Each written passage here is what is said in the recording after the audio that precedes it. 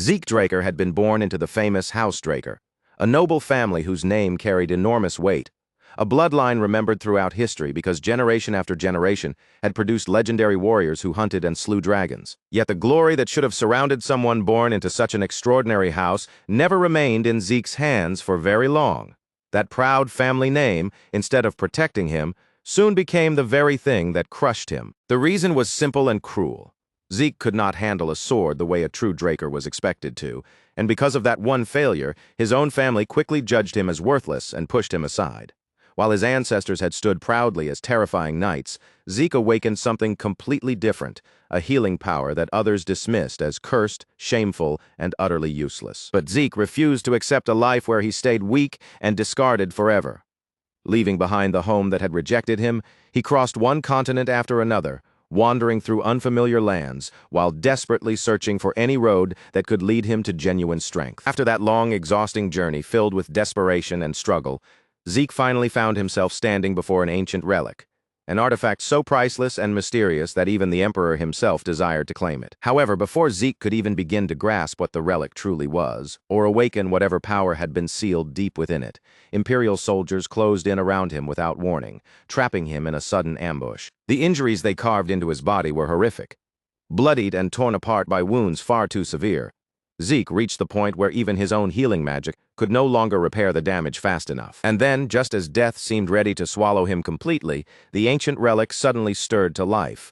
A mysterious upgrade system burst awake, twisting time itself backward and restoring Zeke's wounded body to the younger form he once had. Along with that impossible return to the past, the ancient powers that had been lying dormant somewhere deep inside him also began to awaken, as if something long asleep had finally opened its eyes. From that moment forward, Zeke Draker's true story began once again.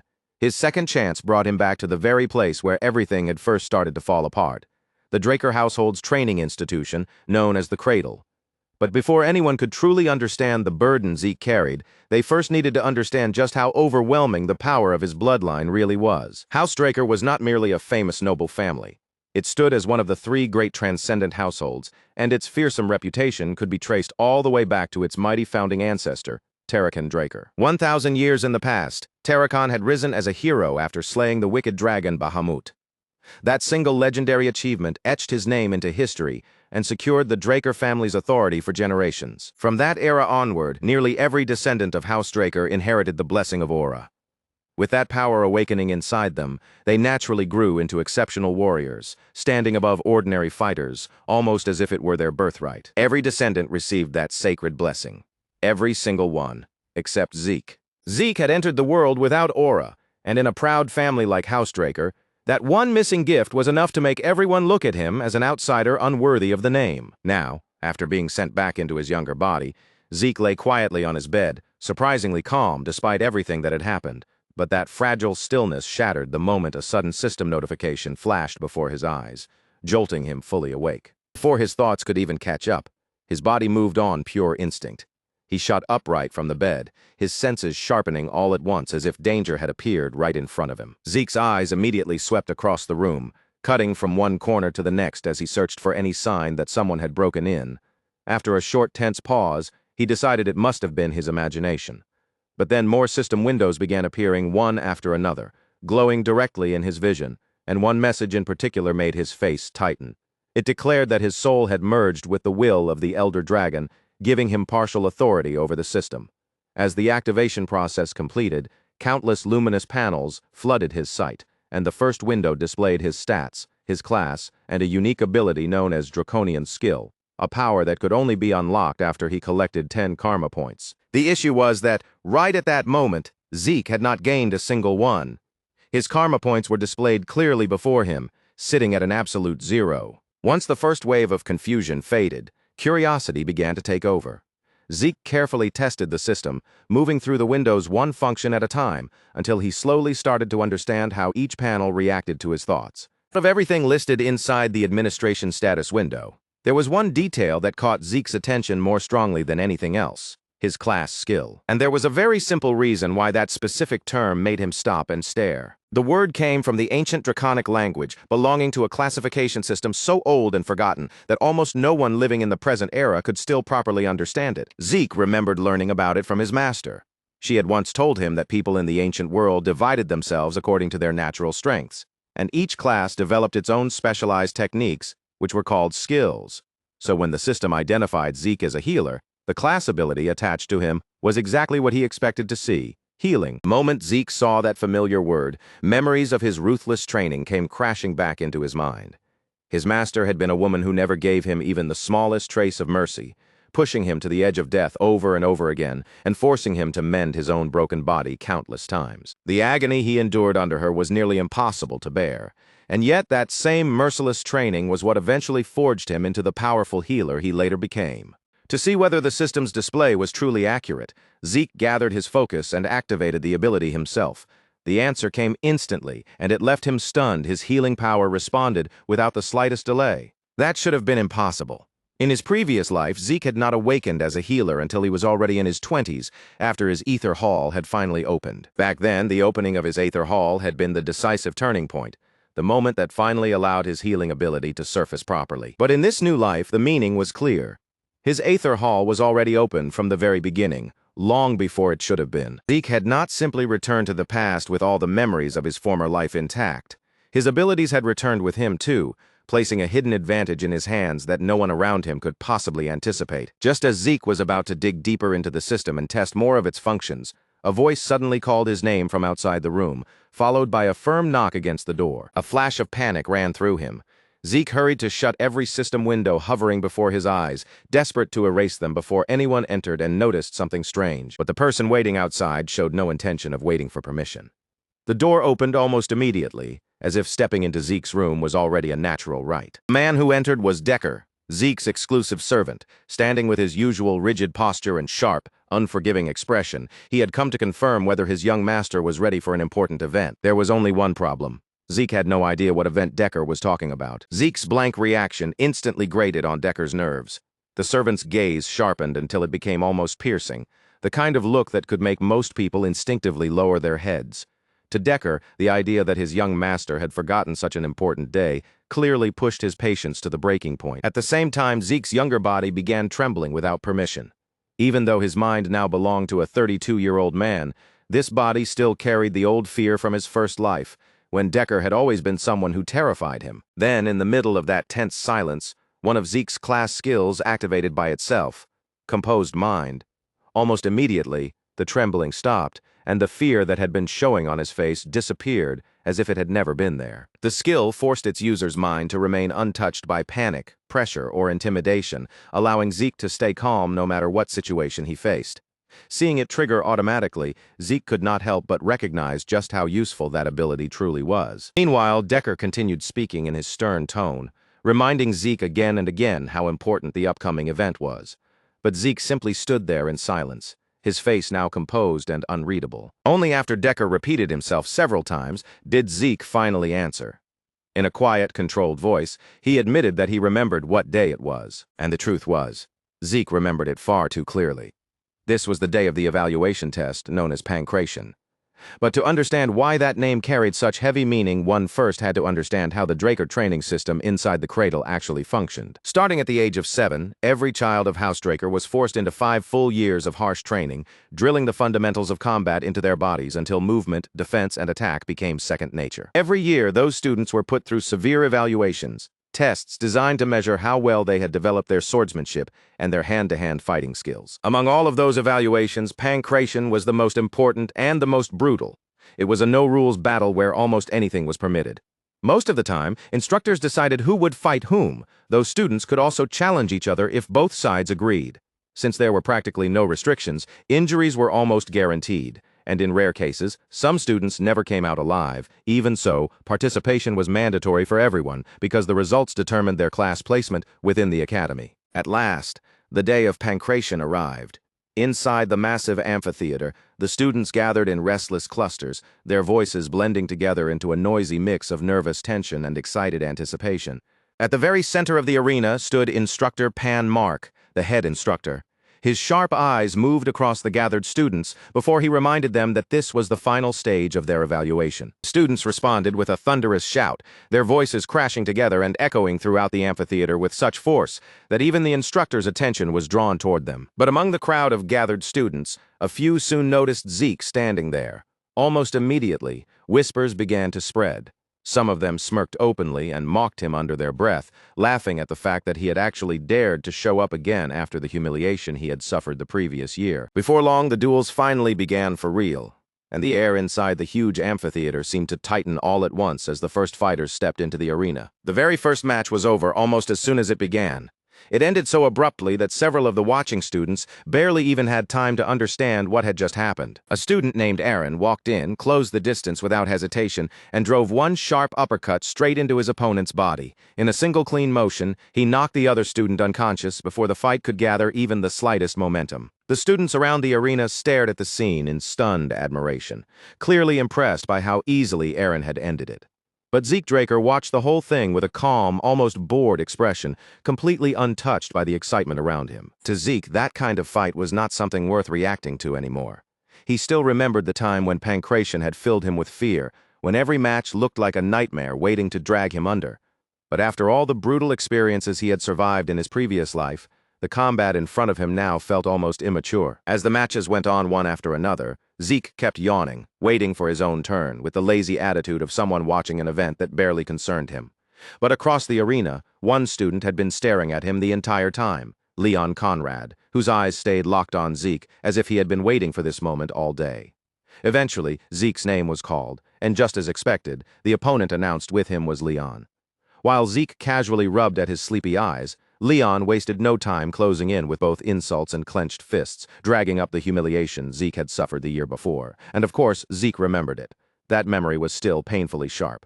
The image of his younger self begging Leon for mercy. The helpless Zeke who had once trembled in front of Leon belonged to another time. That weak version of him had already been left behind in the past. Leon had been arranged as Zeke's opponent year after year, so Zeke knew him far too well. He knew Leon's petty tricks, his ugly arrogance, and the spoiled pride that came from having a rotten family standing behind him. In Zeke's mind, it was obvious that Leon had worked things out behind the scenes to make sure they would face each other again. Honestly, Zeke would have rather dealt with a loyal dog that might bite than a cousin like Leon. In his previous life, he had never even been given the chance to meet his 4 direct siblings. What he did have, though, was an endless supply of cousins, and most of them had never missed a chance to treat him like an easy target whenever he appeared in front of them. Leon called out to him again, his voice thick with mockery as he threw one insult after another, deliberately bringing up Zeke's disgraceful defeat from the previous year. With a sneer on his face, Leon even asked whether that humiliation still had not been enough to frighten Zeke away from Pancration for good. But no matter how much Leon kept talking, Zeke's face remained unchanged. Thanks to composed mind, his thoughts stayed steady, his breathing stayed even, and his emotions refused to be shaken. Still, being calm did not mean Zeke was willing to tolerate everything. He could let plenty of things pass, but even he had a limit to how much disrespect he would quietly endure. When Zeke finally answered in a short, icy tone, the response only poured more oil onto Leon's temper. His anger flared, and in the next moment, he crossed the line completely. Without warning, Leon reached out and grabbed Zeke by the head, trying to shove him down and make a public show of who was supposed to be standing above whom in that arena. That choice turned out to be a disastrous mistake. Before Leon could even grasp what had changed, Zeke's fist slammed straight into his face and hurled him backward, and in that single instant, the entire amphitheater went completely silent. That devastating hit was not just an ordinary punch thrown because Zeke had lost his temper. The blow had been enhanced by critical strike, a skill that greatly amplified the damage of an attack. But the skill was not without risk. If the strike missed or failed to land properly, it could leave the user open and give the opponent a chance to counterattack. This time, however, Zeke's fist connected perfectly. There was no opening for Leon to exploit, no chance for him to recover. He collapsed onto the ground, twisting in pain as he clutched his injured face. Zeke stood still for a brief moment and looked down at him, realizing that he had only intended to knock Leon unconscious. Activating critical strike by accident had not been part of his plan. But the punch had already landed, and there was no undoing it now. The instructor quickly rushed over to inspect the injured brat, scolding Zeke for attacking before the match had officially started.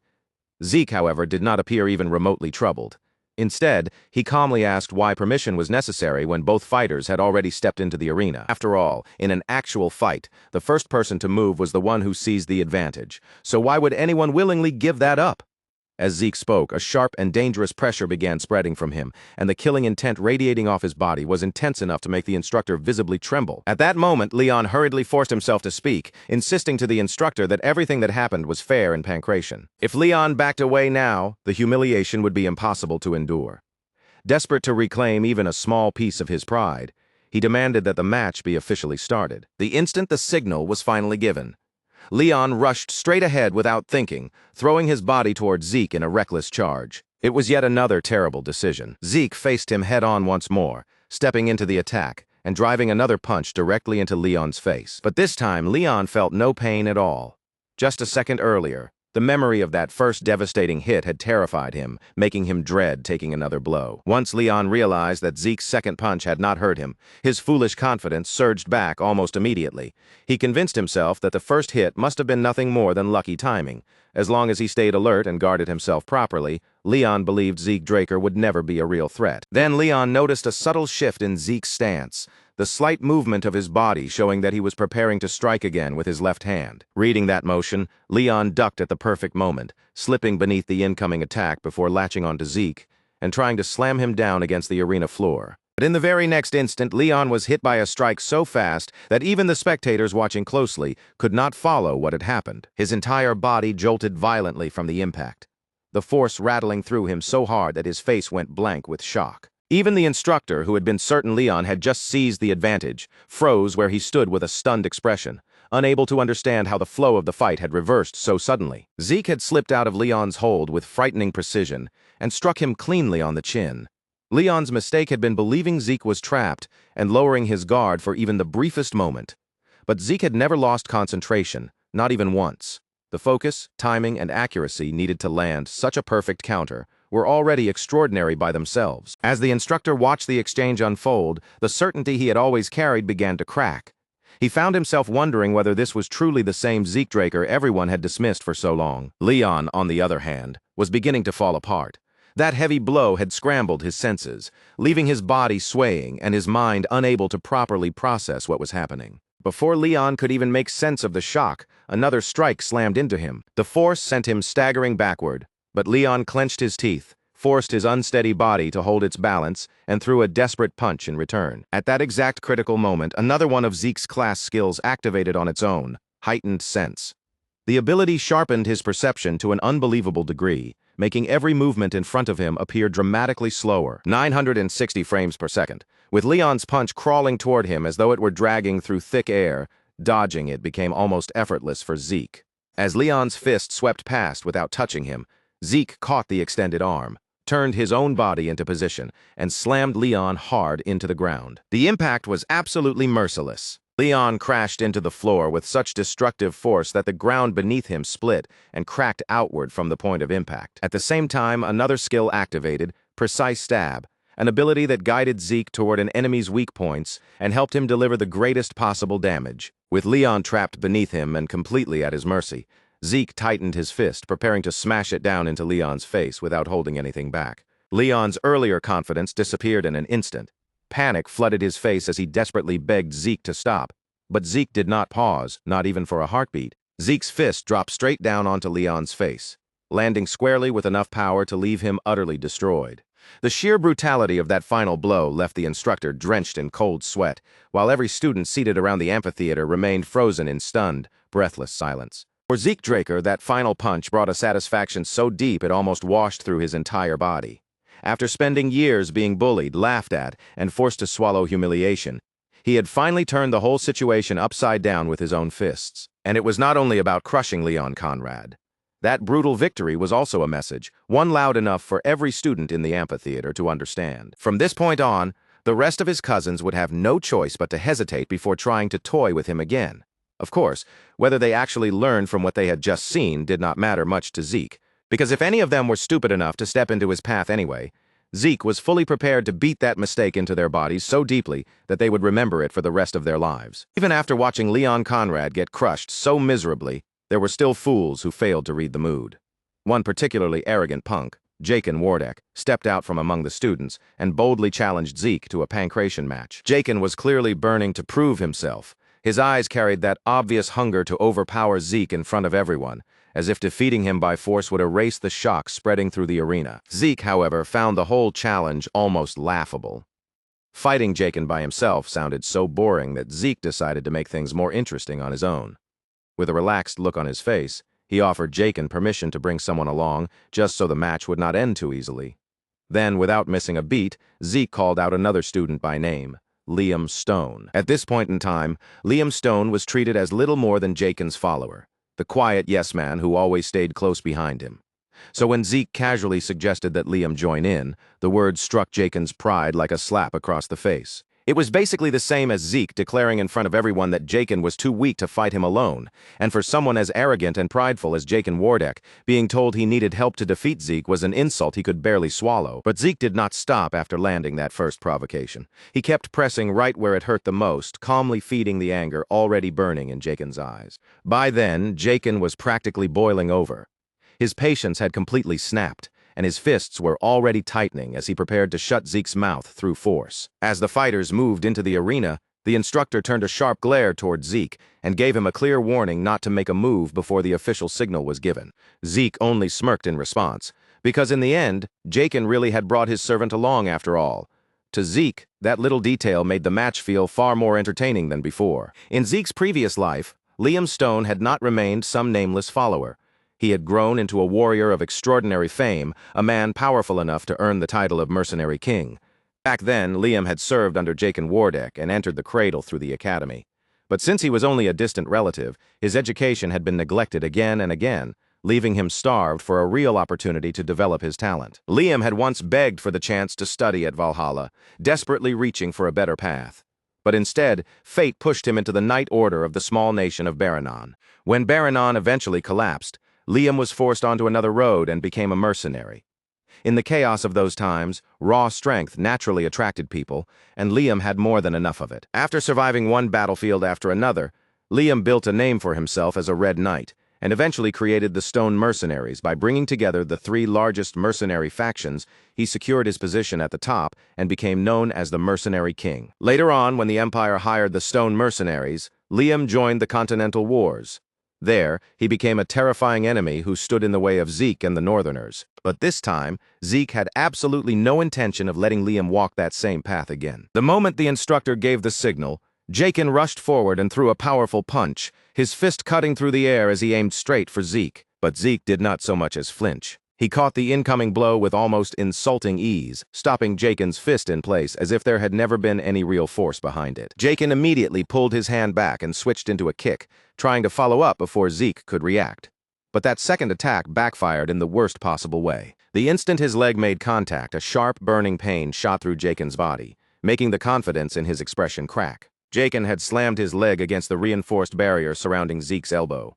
Instead of damaging Zeke, he had ended up injuring himself badly. Still staggering from the shock, Jacen barely had enough time to understand what had happened before Zeke rushed forward, his fist beginning to glow as an activated skill gathered power around it. Panic flashed across Jacen's face. He instantly raised both arms to protect his head from the incoming strike, but he had completely misunderstood where Zeke was aiming. Zeke had never been targeting Jacen's face in the first place. Instead, he drove the attack straight into Jacen's already injured leg, striking the damaged spot with ruthless precision exactly where it would hurt the most. Jacen barely had time to register that fresh wave of pain before Zeke followed up with a crushing punch into his ribs, the impact hitting so hard that blood burst from his mouth. The same arrogant fighter who had stepped forward so confidently was now sprawled across the arena floor, his pride stripped away in front of everyone watching. Humiliation and rage twisted together on Jacen's face. Unable to accept what had happened, he snapped at his sidekick and ordered Liam Stone to finish Zeke off immediately. And with that command, it was finally Liam's turn to step into the fight. As Liam moved forward, a heavy and unmistakable killing intent began to radiate from him, changing the air around the arena in an instant. The most dangerous thing about facing Liam was his ridiculous reach.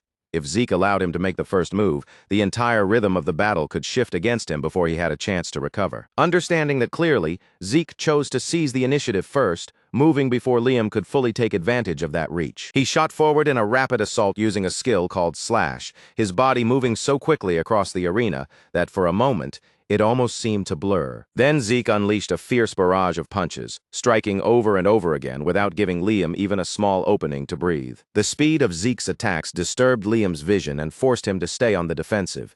Even so, it was obvious from the atmosphere that the real fight had only just begun. The students watching from the sidelines could hardly believe the sight unfolding in front of them. A cold sense of despair slowly spread through the crowd as they realized just how overwhelming Zeke Draker's strength truly was. They were curious, stunned, and utterly confused all at once because none of them had ever seen anyone fight in such a strange and explosive way before. In a world where swords ruled the battlefield and warriors built their pride around blades, someone who fought purely with his fists was almost unheard of. Zeke's technique was impressive without question. But even that sharp and relentless movement was beginning to put a serious strain on his body. And yet the burden on Zeke's body was not even the greatest problem. The true obstacle standing in front of him was Liam Stone's monstrous physique. Liam did not counterattack. He did not try to dodge. He simply planted his feet firmly, lifted his guard, and absorbed every single hit Zeke threw at him. If Liam was already this tough in the present, Zeke could only imagine how terrifying he would become in the future, when he ruled the battlefield as the mercenary king. Realizing that ordinary attacks were not breaking through Liam's defense, Zeke decided to pour everything he had into one final devastating blow, a strike powerful enough to smash through that sturdy guard no matter how tough Liam was. But the moment Zeke launched the attack, Liam avoided it with infuriating ease. He did not flinch, and he did not even bother turning his head. He simply redirected the strike as though it meant nothing, and that calm arrogance immediately irritated Zeke. Before Zeke Draker could properly recover or adjust his stance, Liam Stone seized the opening right in front of him. With terrifying raw strength, Liam grabbed hold of Zeke and hoisted him high into the air, clearly preparing to crush him down against the arena floor through sheer brute force. But Zeke had no intention of simply letting himself be thrown around like a helpless rag doll. Even while his body was hanging in midair, his mind moved fast, and he twisted sharply before driving a precise strike straight toward Liam's head. At that exact moment, Zeke's class skill, heightened sense, triggered once again. His perception sharpened dramatically, allowing him to catch the tiny gap he had created and use it before Liam could fully react. In the next flash of movement, Zeke wrapped both legs tightly around Liam's neck. He locked himself in place with a firm grip, cutting off Liam's breathing before the larger fighter could shake him free. No matter how unbelievably tough Liam Stone's body was, even someone built like him could not continue fighting properly once oxygen stopped reaching his brain. But Zeke had miscalculated one crucial thing. He had underestimated just how dangerous Liam could still be, even while trapped in a chokehold. Liam answered with frightening violence, hammering Zeke over and over again with brutal blows that crashed into him one after another without the slightest mercy. That relentless barrage tore through Zeke's body, each impact sending pain exploding through him until blood burst from his mouth and every nerve screamed under Liam's full-force attacks. Even so, Liam's overwhelming strength slowly began to fade. With every passing second, his movements grew heavier and slower. His powerful body started weakening as the lack of air dragged him closer and closer to the edge. At last, Liam could no longer hold out. His body finally gave way, and he collapsed unconscious on the arena floor, defeated by the chokehold that had drained him completely. All around the arena, the spectators were left utterly speechless, their breaths caught in their throats as they stared at the result in disbelief. The sheer intensity of the battle had overwhelmed them. Everyone sat frozen, stunned by the brutal exchange they had just witnessed. But somewhere within that shaken crowd, one student stood out from the rest. She was not trembling, and she did not look frightened like the others. Instead, her eyes were shining with excitement, as if that fierce battle had ignited something inside her. Rather than being scared of Zeke Draker's strength, she looked as though she could barely wait for the day when she would finally get to face him herself. Later that evening, after the long day of exhausting and brutal matches finally came to an end, Zeke returned quietly to his quarters. Draker had already heard about the savage match, and the moment Zeke came back, he immediately asked about his condition. Rumors of Zeke's serious injuries had spread quickly, and Draker's concern was too obvious to hide. Zeke brushed it off casually and said he was fine, but Draker clearly did not accept that answer. Ignoring Zeke's attempt to dismiss the matter, he insisted on checking his pulse himself, determined to confirm with his own hands whether his young master was truly all right. Zeke understood exactly what Draker was trying to do. This was not simply a check for injuries. Draker was also using the opportunity to find out whether Zeke had awakened his aura. In the end, Zeke extended his hand without resistance, and Draker immediately sent a thin stream of blue energy flowing into his body. The sight made Zeke pause for a brief moment. That blue energy instantly raised a question in his mind. Could Decker actually be a blue knight? Under normal circumstances, when someone examined another person's awakening, they only checked the dantian. But Decker was going much deeper than that, using a technique so refined and precise that Zeke noticed it right away. Sending aura into someone else's body was already difficult on its own. Controlling it with such delicate accuracy, however, required a completely different level of mastery. And if Decker really was a blue knight, then that only created an even greater mystery. Why would a man with that kind of skill be serving as an attendant? After all, not every knight stood on the same level. A knight's rank was determined not only by martial strength, but also by how deeply they had mastered the manipulation of aura. At the lowest level were white swordsmen, the stage where most children remained before they received their blessing rite. Once someone awakened aura and opened their dantian, they became a yellow swordsman, the level all cradle trainees reached after the ritual. Those who learned to control that aura properly earned the title of knight, and those capable of reinforcing their swords with aura advanced even further, becoming purple knights. The rank of blue knight belonged to warriors who could manifest an aura blade, a difficult feat that only a limited number of people were ever able to achieve. Above them were those who had truly pushed beyond ordinary limits. The Red Knights, the very rank that both Liam Stone and Zeke had reached before Zeke's regression.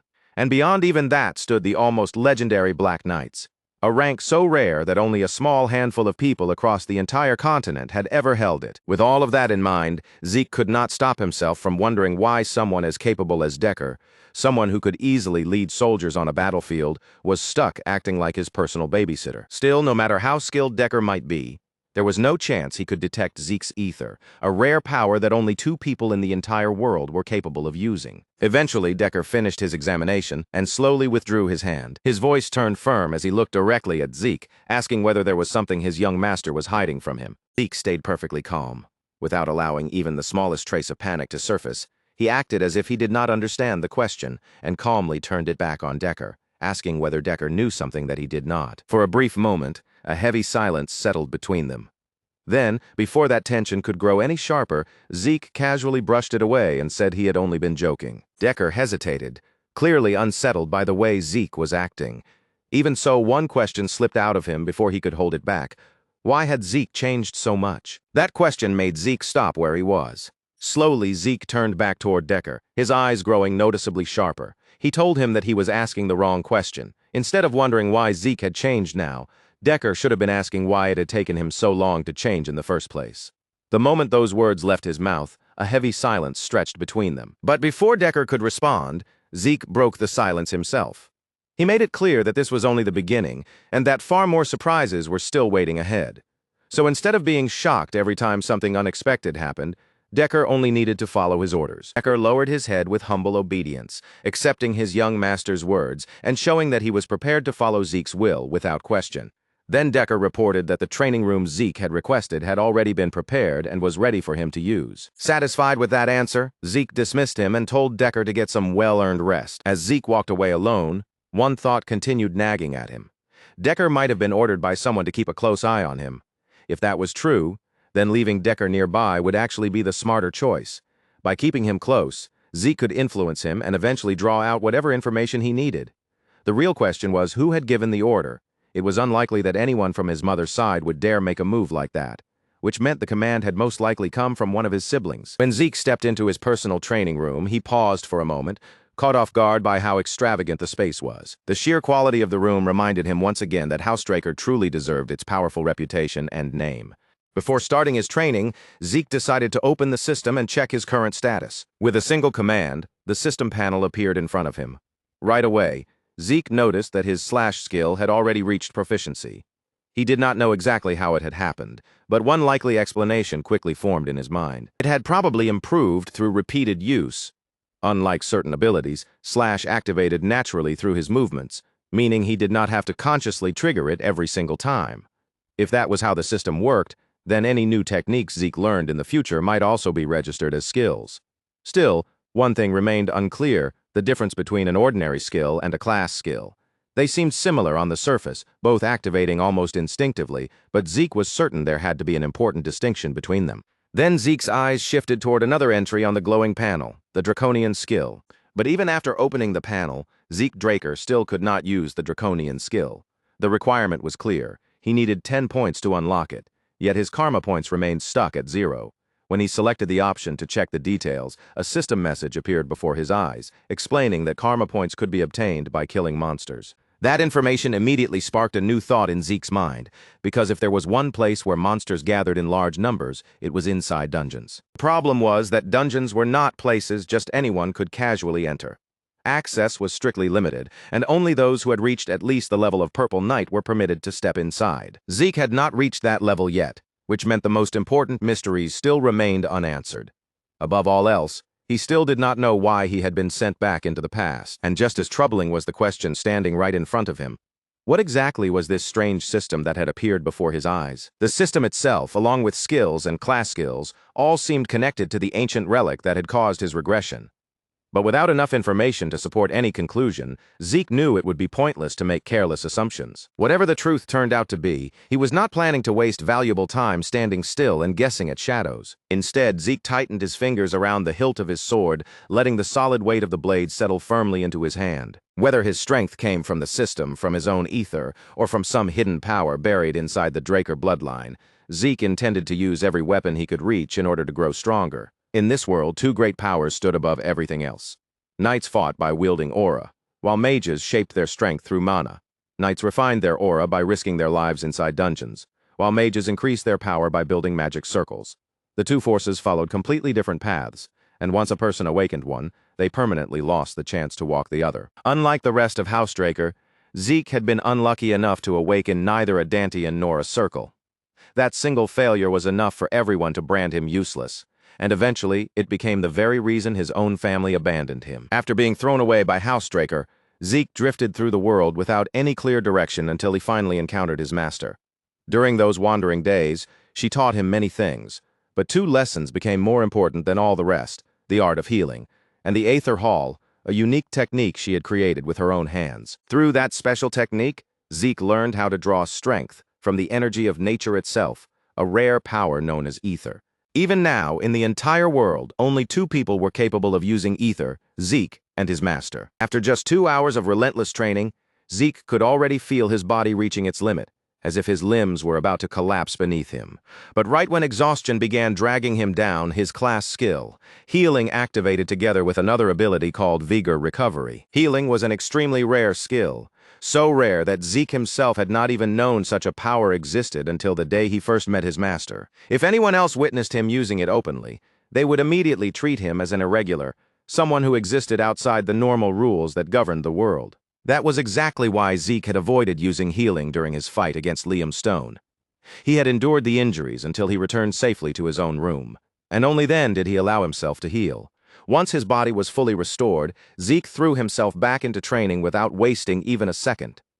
By the time dawn arrived, exhaustion pressed down on him like a heavy block of lead, and the entire training hall showed the marks of his effort.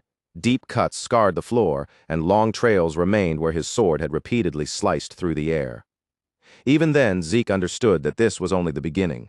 A week passed, and inside the Cradle cafeteria, the students could not stop whispering about him.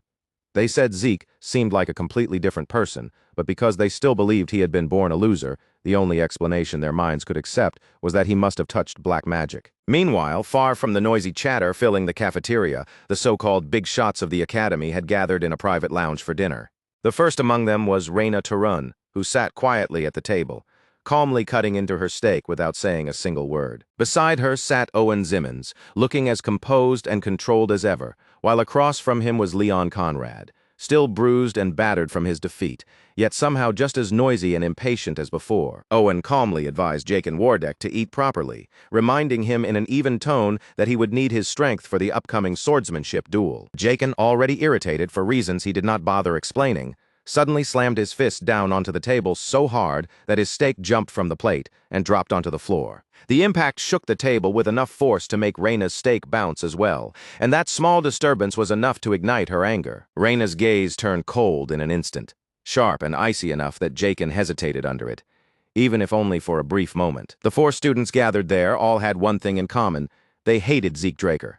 So it was not surprising to see them sitting together, but even at a glance it was obvious they did not actually like one another. The only thread holding that fragile group together was their shared resentment toward Zeke. Owen admitted that Zeke had shown unexpected courage and surprising skill during Pancration, But he still believed that swordsmanship would expose him completely. As far as Owen knew, Zeke could not even hold a sword properly, which meant there was no possible way he could become a real threat in an actual duel. One of the others added to the mockery, pointing out just how weak Zeke was supposed to be.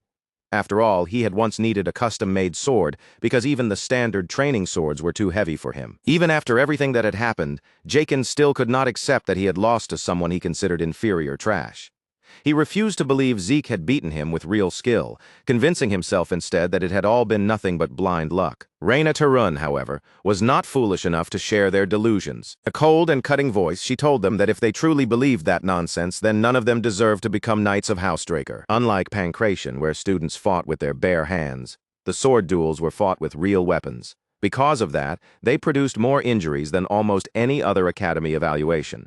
And they were also where the true gap between cadets became painfully obvious. 1 month after the current final exams, the blessing rite would take place, marking the moment when the children of House Draker awakened their aura. Until that day arrived, the sword duels served as an important proving ground. And now the day of the duel had finally come. The instructor called Zeke forward, and in an instant, every eye in the arena shifted toward him. Without even a hint of hesitation, Zeke stepped onto the battlefield, casually resting a massive sword across his shoulder as though its enormous weight meant nothing to him. The blade was so ridiculously large that laughter immediately spread through the crowd. To the watching students, the sight looked absurd, as if Zeke had completely lost his mind. They assumed Zeke must have believed that a bigger weapon would automatically give him a stronger advantage, and that ridiculous idea only made them laugh even harder. From the opposite side of the battlefield, Reyna Tarun stepped forward, her fighting spirit already burning in her eyes. With a dramatic motion, she threw down the gauntlet and officially challenged Zeke to a duel. Zeke accepted immediately, showing no hesitation and no uncertainty as he agreed to face her. But as Reyna looked at him, something about Zeke made a faint uneasiness stir inside her. Watching him lift that enormous claymore so effortlessly, she realized that the Zeke standing before her was not the same person she remembered. The Zeke in her memories had struggled just to hold a sword the proper way. But now the presence coming from him felt completely different. Heavier, sharper, and strangely impossible to ignore. For one brief instant, Reyna felt something she had never imagined she would feel from Zeke Draker: intimidation.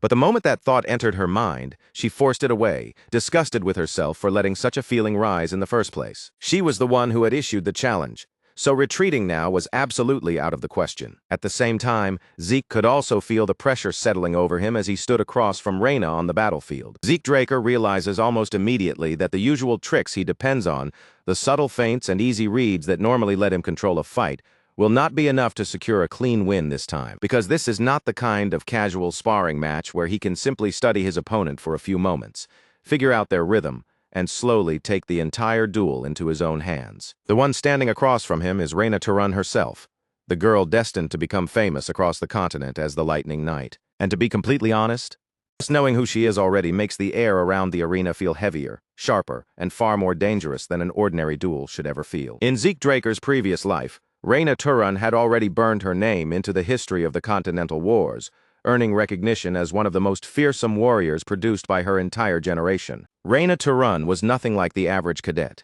Years before she ever received the blessing rite, she had already awakened her aura, an achievement so rare that it placed her on a completely different level from everyone around her.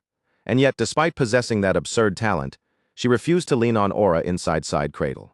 Instead, she obsessively threw herself into refining the most fundamental pieces of swordsmanship. But the fact that Reyna Tarun chooses not to use that power does not make her any easier to face. If anything, that restraint only makes her more frightening. The very instant the duel begins, a sharp metallic ring slices through the air, announcing the first clash between them. Their swords slam together with brutal force, sparks bursting out between the crossed blades as Zeke Draker and Reyna Tarun hold their ground, neither one willing to give even a single step. Right after that first crushing collision, Reyna Tarun springs back, adjusts her stance in a flash, plants her feet again, and launches herself forward without hesitation. With just one heavy strike, she forces Zeke Draker backward, the impact driving through his guard as his feet scrape and slide across the arena floor. That one exchange alone tells Zeke Draker everything he needs to know about the situation in front of him. Reyna Tarun is faster, stronger, sharper, and far more refined than even he had expected her to be. Without allowing him even a single breath of space, Reyna Tarun attacks again. Her sword flashes forward at a terrifying speed, each swing carving through the air like a bolt of lightning, filling the gap between them with bright, lethal arcs of steel. Behind them, the cadets who are supposed to be cheering for Reina to run begin to grow impatient. One of them yells for her to stop dragging things out and finish Zeke Draker already. But another person watching the duel with clearer eyes immediately snaps back, calling them idiots. Reina to run is not holding back at all. In fact, if they look closely, Zeke Draker is the one gradually pressing her and forcing her backward. From Reina to run's side of the fight, she can clearly spot gaps in Zeke Draker's guard, tiny openings that look like they should be easy to cut through. But every time she steps in to punish one, his sword is already waiting there, stopping her blade as if he had deliberately shown her the weakness just to lure her in. That is the part that irritates her the most. The longer their swords continue to clash, the more it feels like Zeke Draker is not treating this as a serious duel at all. From the way he moves, it feels less like he is fighting her and more like he is teaching her. Whenever Reina to run manages to push closer or land pressure on him, Zeke Draker leaves another gap behind, almost daring her to step into it, challenging her to prove that she can truly break through his defense. After several fierce exchanges, Reina to run finally pulls back by a step, her shoulders rising and falling as the relentless back and forth begins to show in her breathing. But Zeke Draker shows no sign of exhaustion whatsoever. There is no sweat running down his face, no tightness in his posture, and not even the smallest hint that the pressure is getting to him. If anything, he almost looks bored.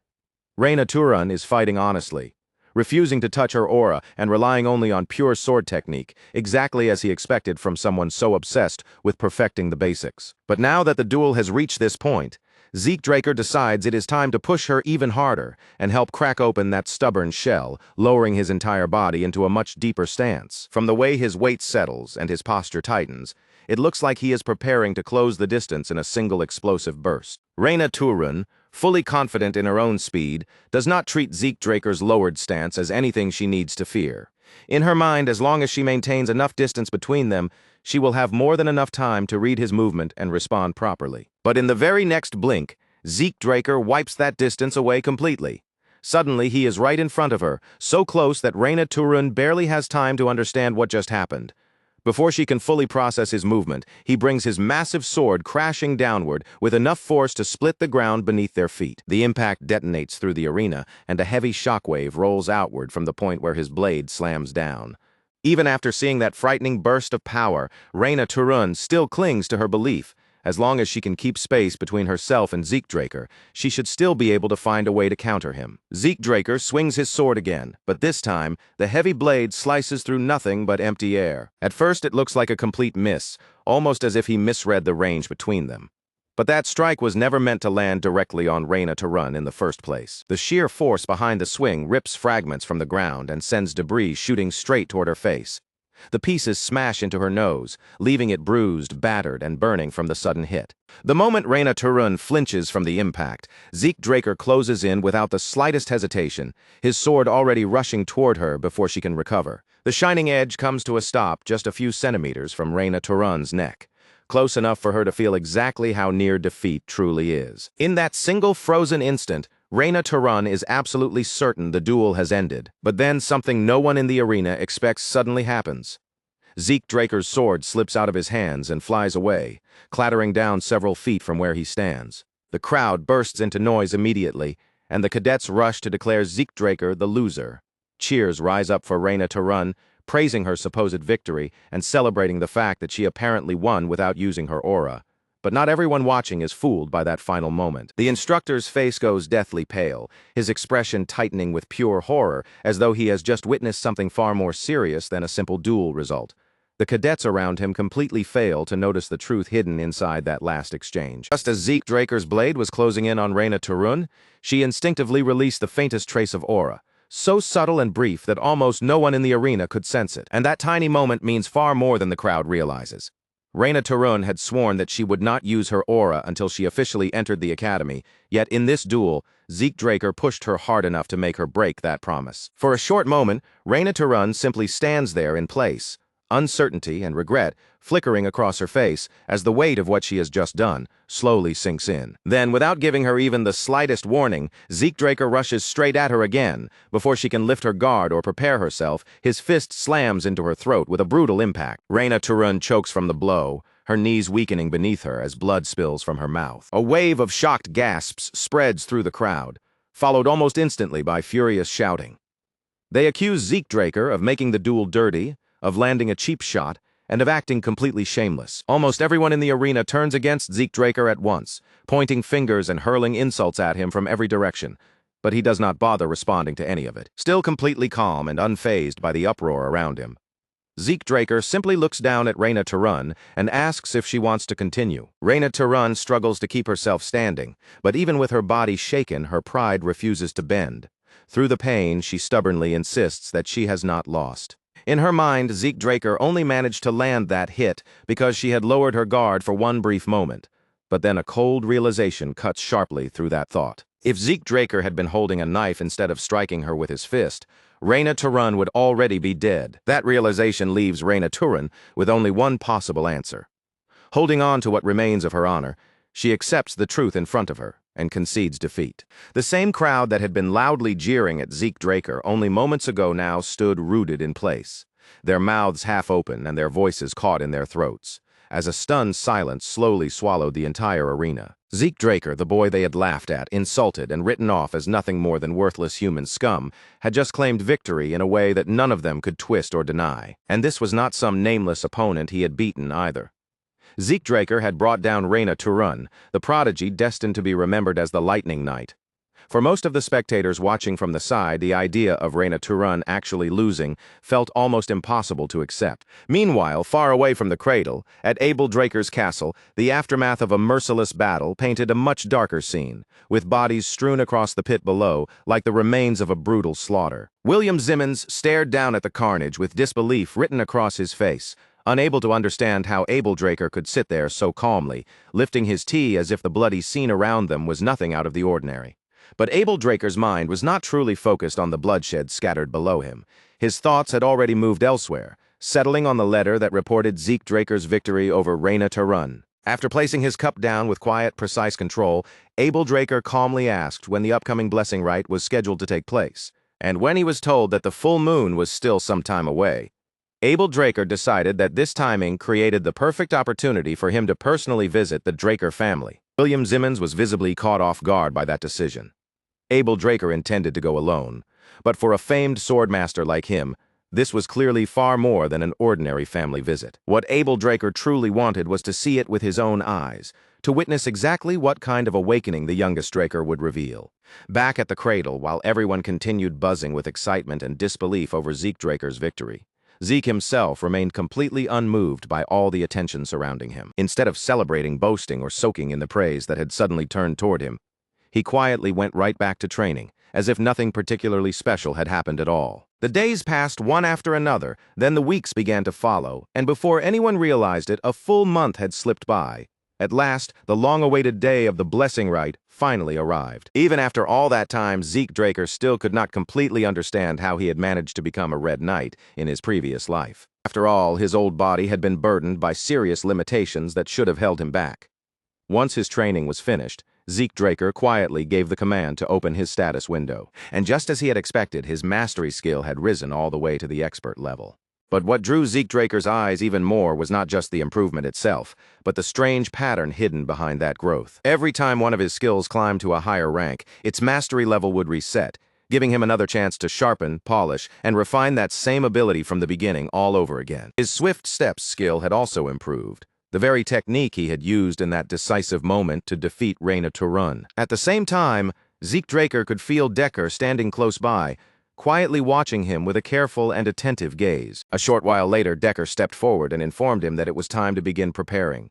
They would be leaving for the blessing rite in 2 hours. It had been a long time since Zeke Draker had last gone anywhere near the Draker family's main estate, the great residence that stood within the Troy Duchy. Although the family's central home was located at the heart of the continent, the blessing rite itself was not held there, but at a legendary place known as the Dragonslayer's Tail. When Zeke Draker finally arrived, he stepped down from the carriage and made his way into the lair of the dragon's nest. As he moved deeper inside, Zeke Draker quickly realized just how important the people gathered in that place truly were. The chamber was filled with powerful VIPs, each one carrying enough status and influence to make the atmosphere inside feel dense, heavy, and difficult to ignore. Zeke Draker was certain that some of them had come as envoys, sent there specifically to watch his awakening and judge the result with their own eyes. Even so, Zeke Draker remained confident. Once his true awakening was revealed, every expectation those people had brought with them would be completely shattered. That steady confidence wavered the instant his gaze landed on one particular man standing among the crowd. It was a man whose very presence alone was enough to make Zeke Draker's blood burn hot beneath his skin. Abel Draker was there, casually shaking hands with another guest, acting as though his sudden appearance at the ceremony was perfectly normal. From the calm look on Abel Draker's face, he did not seem especially interested in the ceremony itself. There was only one thing at this event that had truly caught his attention: his youngest brother, Zeke Draker. To the public, the Draker family's second son was known as the Lion Blade. But in Zeke Draker's memories from the past, Abel Draker was remembered by a far darker title: the Butchering Knight. Standing in front of his older brother, Zeke Draker forced his face to remain calm, locking every surge of anger and emotion deep behind a composed expression. For now, there was not much else Zeke Draker could do. In his previous life, Abel Draker had never come to the blessing rite to witness his awakening. That could only mean one thing: Zeke Draker's actions during the Pancration competition had already begun changing the path of fate. Zeke Draker clenched his fists in frustration, but almost immediately, the meaning of this change struck him. This was not only a dangerous complication, it was also a rare opportunity. Before much more time could pass, the ceremony officially began, and the attention of the entire chamber shifted toward the ritual. Aaron was the first warrior to be called forward to undergo the blessing rite. Without showing even the smallest trace of hesitation, Aaron stepped up to the mystical pool and lowered his arm into its surface. Almost instantly, blue energy surged through Aaron's body, wrapping around him in a vivid pulse of power that made the ritual's presence impossible to ignore. An elder explained that every Draker descendant had their aura sealed until they graduated from the cradle at the age of 12. This ritual was the process that awakened that hidden power, separating them from ordinary warriors. Most knights only reached awakening in their 20s, but the Draker bloodline arrived at that stage with astonishing speed.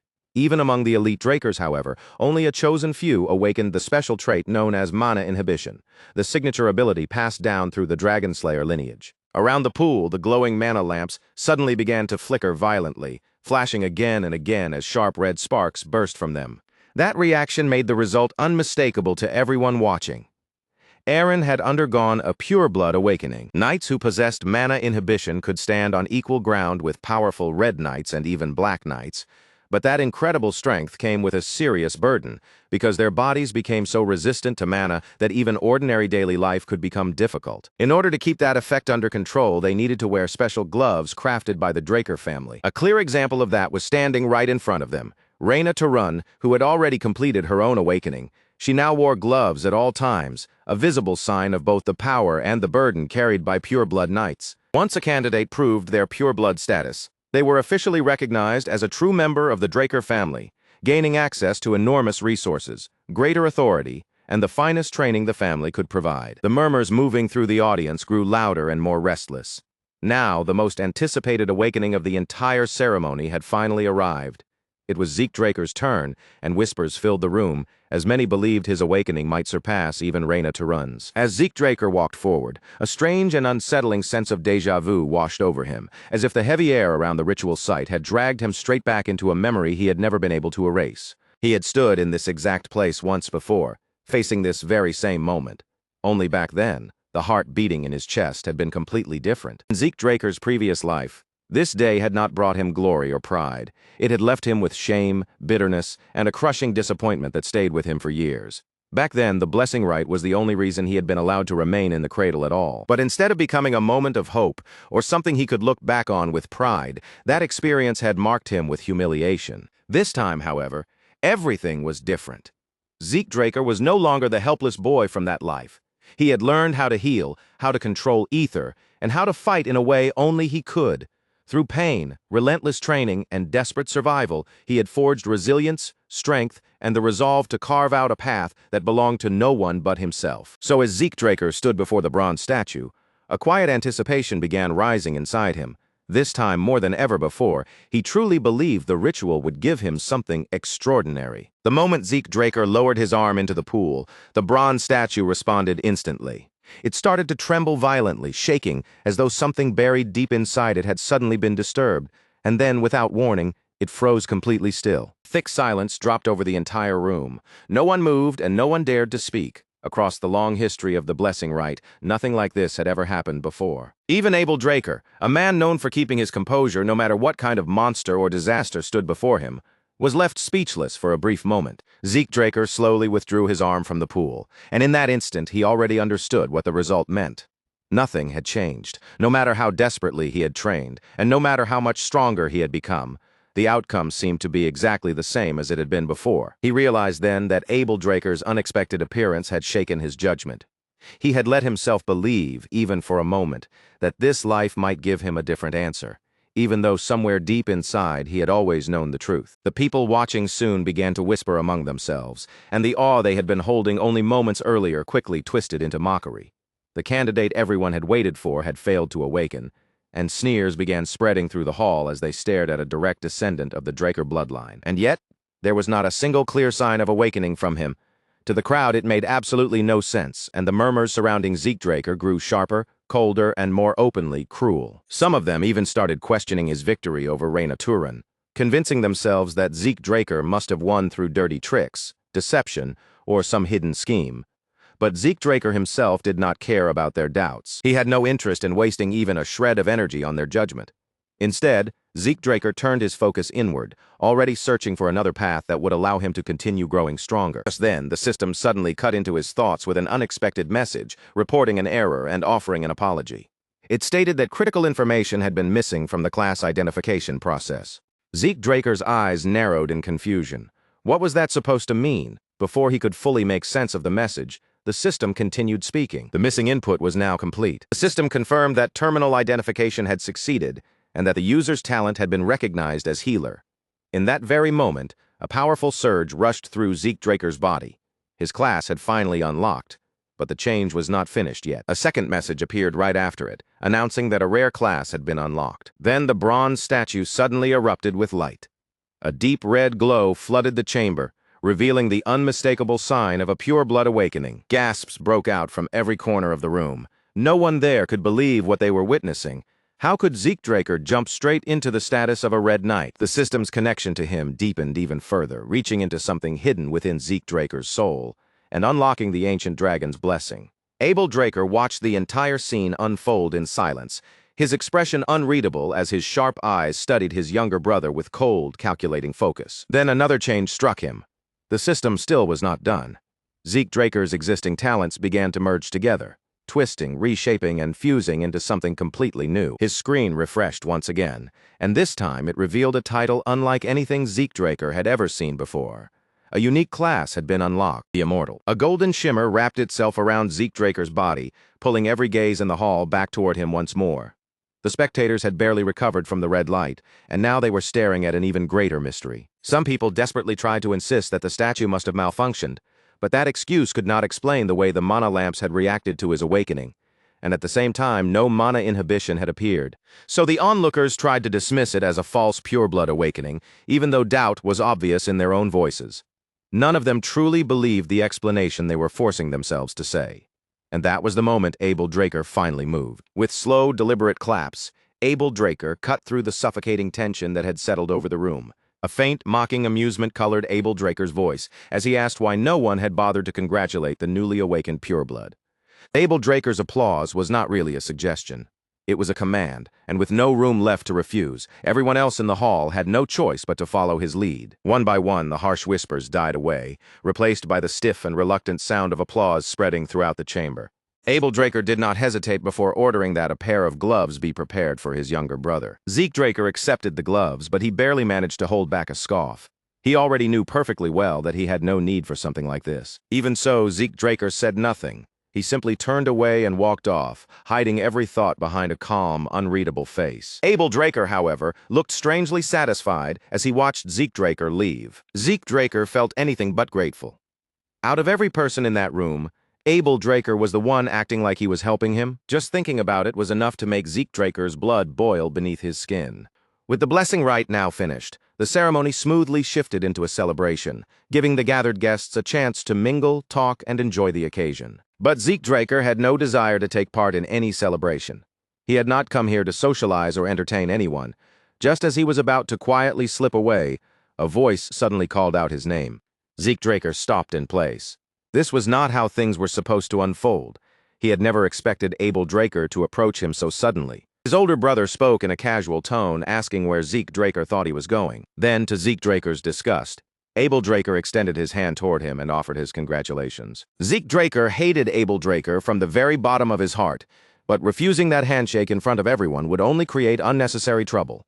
Forcing a polite expression onto his face, he reached out to accept it. Then, all at once, Zeke Draker stopped. A sudden flash of blood ripped through Zeke Draker's mind, cutting across his thoughts before he could stop it, and dragging up a brutal memory from his previous life. Before Zeke Draker could even fully understand what he had just seen, his body reacted on its own, moving faster than his thoughts and pulling him back by pure instinct. Zeke Draker immediately withdrew his hand. He gave no explanation, offered no polite excuse, and simply stood there in a tense, heavy silence. A slow smirk crept across Abel Draker's lips. His voice remained light, almost casual, but there was a sharp edge buried beneath every word as he remarked how awkward this was, saying that his dear little brother had just embarrassed him. Zeke Draker clenched his jaw so tightly it nearly ached. No matter how many people were watching, he could not force himself to shake Abel Draker's hand. Not after everything he remembered. Not after knowing exactly what kind of monster his older brother truly was. Abel Draker, however, did not seem especially offended. With a small, dismissive wave of his hand, he turned away as though the insult meant almost nothing to him. Abel Draker simply said that they would surely meet again soon, and on that one point, Zeke Draker silently agreed. Someday, Zeke Draker would face Abel Draker properly. But when that day finally came, it would happen on Zeke Draker's terms, not his brother's. At the celebration party, the room filled with nobles and warriors speaking in heated voices. 2 pure-blood awakenings in a single ceremony was already something none of them had ever heard of, but what truly disturbed them was Zeke Draker's awakening. No one had ever seen a golden light before, and questions spread through the hall one after another. What did it mean? Was it some kind of awakening even greater than pure blood? And yet, even though Zeke Draker had become the center of everyone's curiosity and speculation, the person they all wanted to see was nowhere in sight. That was because Zeke Draker had already slipped away quietly, choosing silence and solitude over the empty chatter and probing stares of the crowd. Inside a quiet room away from the celebration, Zeke Draker sat down and released a slow breath, finally free from the suffocating pressure of all those watchful eyes. Even then, his mind refused to settle. Something about the awakening felt wrong, because he was not experiencing mana inhibition at all. A true pure-blood awakening was supposed to completely reject mana. After all, the Draker family took pride in standing against dragons, the very beings said to be the source of all mana in the world. That was the reason every pure-blood awakener needed those special gloves. Their bodies could no longer interact properly with mana-based tools and devices, so the gloves existed to suppress that resistance and make daily life manageable. But Zeke Draker was sitting there without feeling any of those effects. He removed the gloves and slowly flexed his fingers, carefully testing the sensation for himself. There was nothing. No resistance, no rejection, and no strange discomfort running through his body at all. Something clearly did not add up. When Zeke Draker opened his status window, he immediately found the difference. His trait was not mana inhibition. It was something entirely different. Mana reflection. With a frown, he tapped for more details, and the explanation appeared.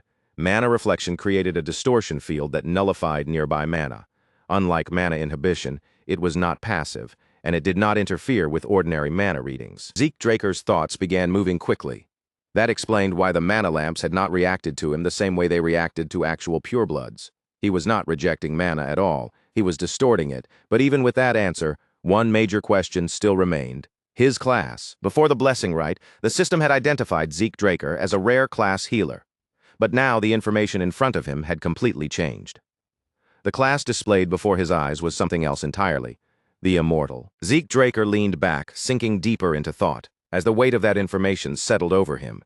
At first glance, none of it made any sense. At the graduation ceremony, every Draker Awakener was supposed to emerge with a blue aura, the standard result tied to their bloodline. The only exception had been Reyna Turun, who had awakened as a Red Knight, and now there was Zeke Draker, wrapped in golden light, carrying a class called the Immortal and possessing a trait that should not even exist. Whatever had happened during his awakening was clearly far from normal. At first, his case seemed to follow the same pattern as before, until something suddenly shifted and his classification changed from bronze to gold. But the system had also flagged an issue during the process, saying that crucial classification information had been missing.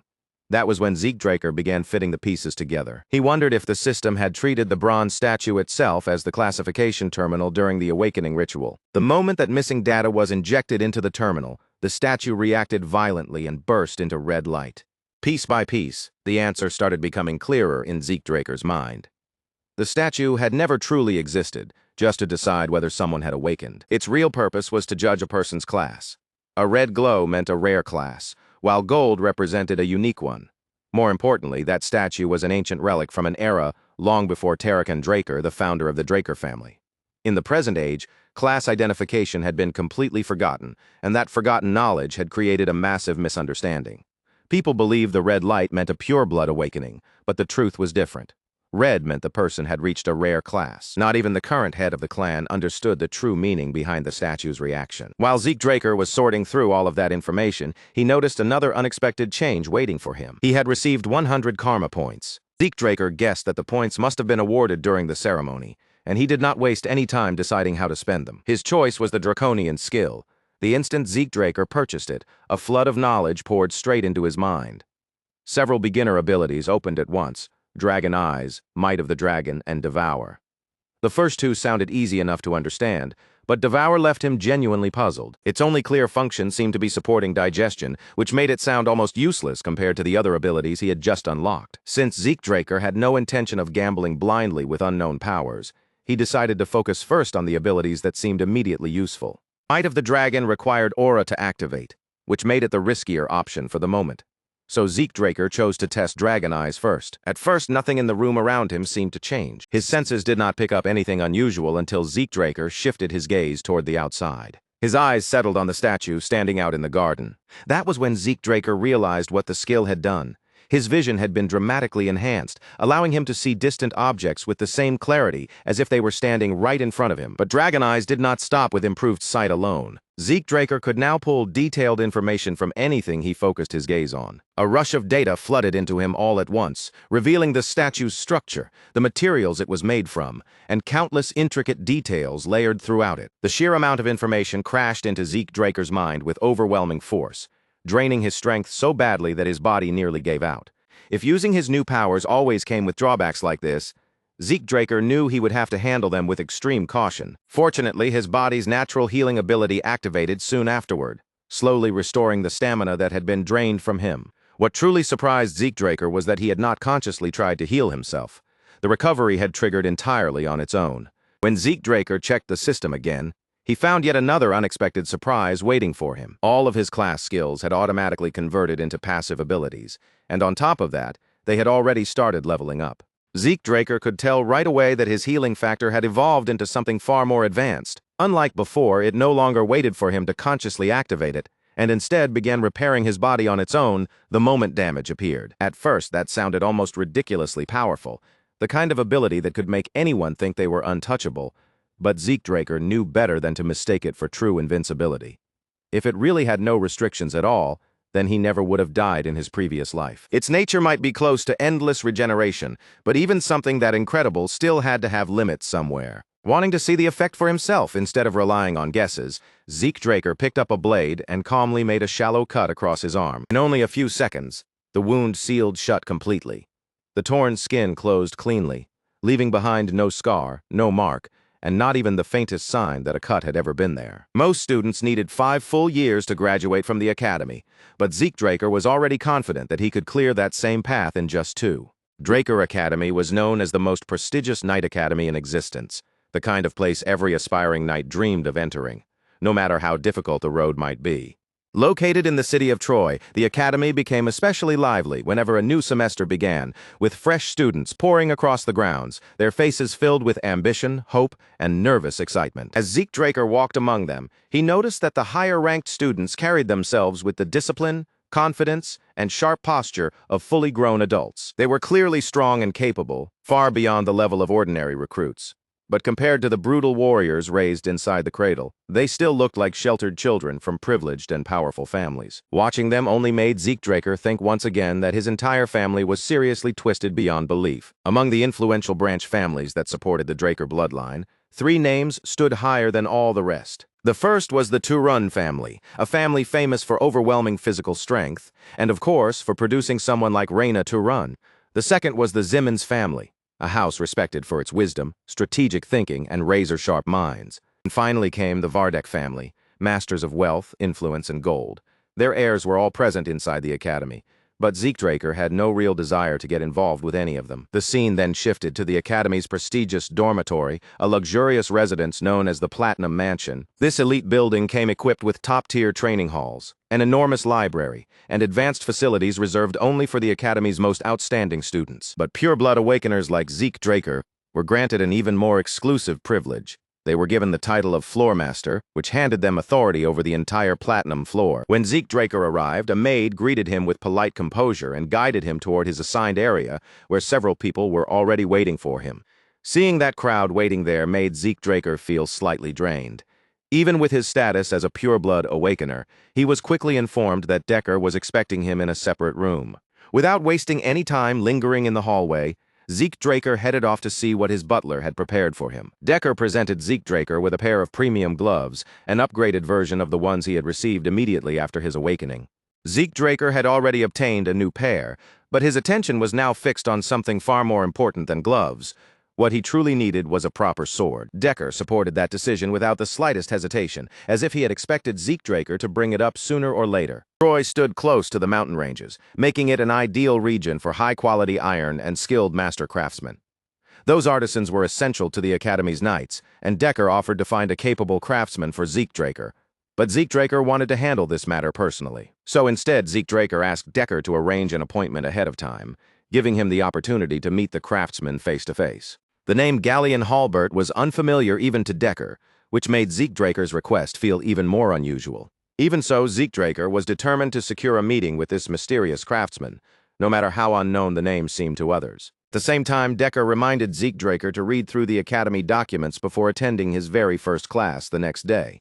Later that evening, while Zeke Draker was calmly going through his notes, an interesting realization crossed his mind. The entire Platinum floor belonged exclusively to him. That meant he now had the perfect private space to train, experiment, and develop his draconian skills without anyone interrupting him. Just then, a maid arrived with an unexpected message for him. Raina Turan had invited Zeke Draker to dinner. The sudden invitation caught Zeke Draker slightly off guard, but after a moment he decided to accept it. When Zeke Draker arrived at Raina Turan's floor, the sight waiting for him made him pause for a brief moment. Raina Turan had arranged the dinner in a way that looked less like a normal meal and more like something straight out of a gangster film. She welcomed Zeke Draker with a smirk and apologized for the strange atmosphere, but Zeke Draker did not seem especially bothered by the setup. He simply took his seat, and the two of them silently agreed to eat first and leave the serious conversation for later. As the meal continued, Zeke Draker quietly observed Raina Turan from across the table. Even in such a casual setting, Raina Turan was still channeling aura into her lower abdomen. It did not take Zeke Draker long to understand the likely reason. Raina Turan was probably aiming to become a purple knight. If that was true, then it also explained why her swordsmanship had already reached such an impressive and polished level. In Zeke Draker's eyes, however, talent like that had far better ways to be used. By the time the meal finally ended, Zeke Draker felt strangely exhausted, and at the same time, mildly impressed by just how much more Raina Turan had eaten compared to him. Now that their hunger had been satisfied and the plates had been cleared, Raina Turan was finally ready to bring up the true reason she had invited him there. Raina Turan offered Zeke Draker the full support of the Turan family. Zeke Draker immediately sensed that some kind of misunderstanding was taking place, so he reminded her that both of them were pure-blood awakeners. Raina Turan quickly cut off that assumption, telling him that he had the wrong idea. Being a pure-blood awakener certainly came with privileges, including access to the Platinum floor, but it also carried a serious disadvantage. Other students could depend on centuries of accumulated academic and combat knowledge, along with personal instructors who guided them, corrected them, and refined their abilities. Purebloods, however, were not given that same structured path for growth. Without proper support standing behind them, even someone blessed with extraordinary talent could eventually lose their lead and fall behind. To make sure her meaning landed properly, Raina Turan brought up a name that carried real weight: Abel Draker. He was a pure blood from House Draker, and on top of that, he had become the youngest person in history to ever earn the title of White Knight. Now, Abel stood as one of the most powerful Black Knights still alive. And yet, even someone blessed with that level of talent, bloodline, and status had still relied on the backing of the Zimmons family. Then, Raina Turan finally revealed just how serious this offer truly was. This was not some casual invitation she had decided on by herself. The patriarch of the Turan family had personally ordered her, with absolute authority, to place the family's support behind Zeke Draker. With that command standing behind every word she spoke, Raina repeated the proposal once again, clearly expecting Zeke to realize just how rare and valuable this chance was. But Zeke Draker was already watching the confidence written all over Reina's face, and he seemed almost amused by it. Instead of reacting the way she expected, he answered her in a calm, almost effortless tone. Without pausing, wavering, or showing even a flicker of temptation, Zeke rejected the offer outright. That quiet refusal struck Reina Turun far harder than she had been prepared for. Her eyes widened in disbelief, and for a brief moment she could only stare at him as if her thoughts had completely stopped. She simply could not understand how anyone could turn down such an advantageous deal so easily, as though it meant nothing at all. Zeke Draker then rose from his seat with the relaxed air of someone who had already decided the conversation was over. His voice stayed even as he made his position perfectly clear. He had no interest in alliances, no desire to be tangled up in family politics, and absolutely no intention of becoming a piece in someone else's power game. From Zeke Draker's point of view, the only part of all this that had anything to do with him was the fact that he was a pure-blood awakener. Beyond that, every complicated political scheme and family arrangement being placed around him was simply none of his concern. With that said, Zeke Draker turned as if he was ready to leave, leaving Reina Turun still staring after him in stunned silence. But since she had paid for the meal, he decided to repay her in the only way he felt like offering, by giving her a piece of personal advice. He told her that her sword was far too strong, almost unnaturally powerful, and that this strength was most likely tied to the people standing behind her. But in his eyes, that was exactly the problem, because overwhelming force had never been where her real talent truly lay. What Reina Turun actually possessed was adaptability. Instead of trying to smash every opponent head-on with raw strength, Zeke Draker told her she should make better use of her fluid movement, let the enemy's power slide past her, redirect that force, and then finish the exchange with one clean, perfectly timed strike. If she learned to fight in that way, then breaking through the wall holding her back would no longer feel like some distant dream. It would become almost effortless. After leaving those words behind, Zeke Draker simply walked away, while Reina Turun remained there, frustration tightening inside her. For her entire life, she had trained beneath the heavy shadow of her family's legacy, always relying on the crushing power the Turun name was famous for.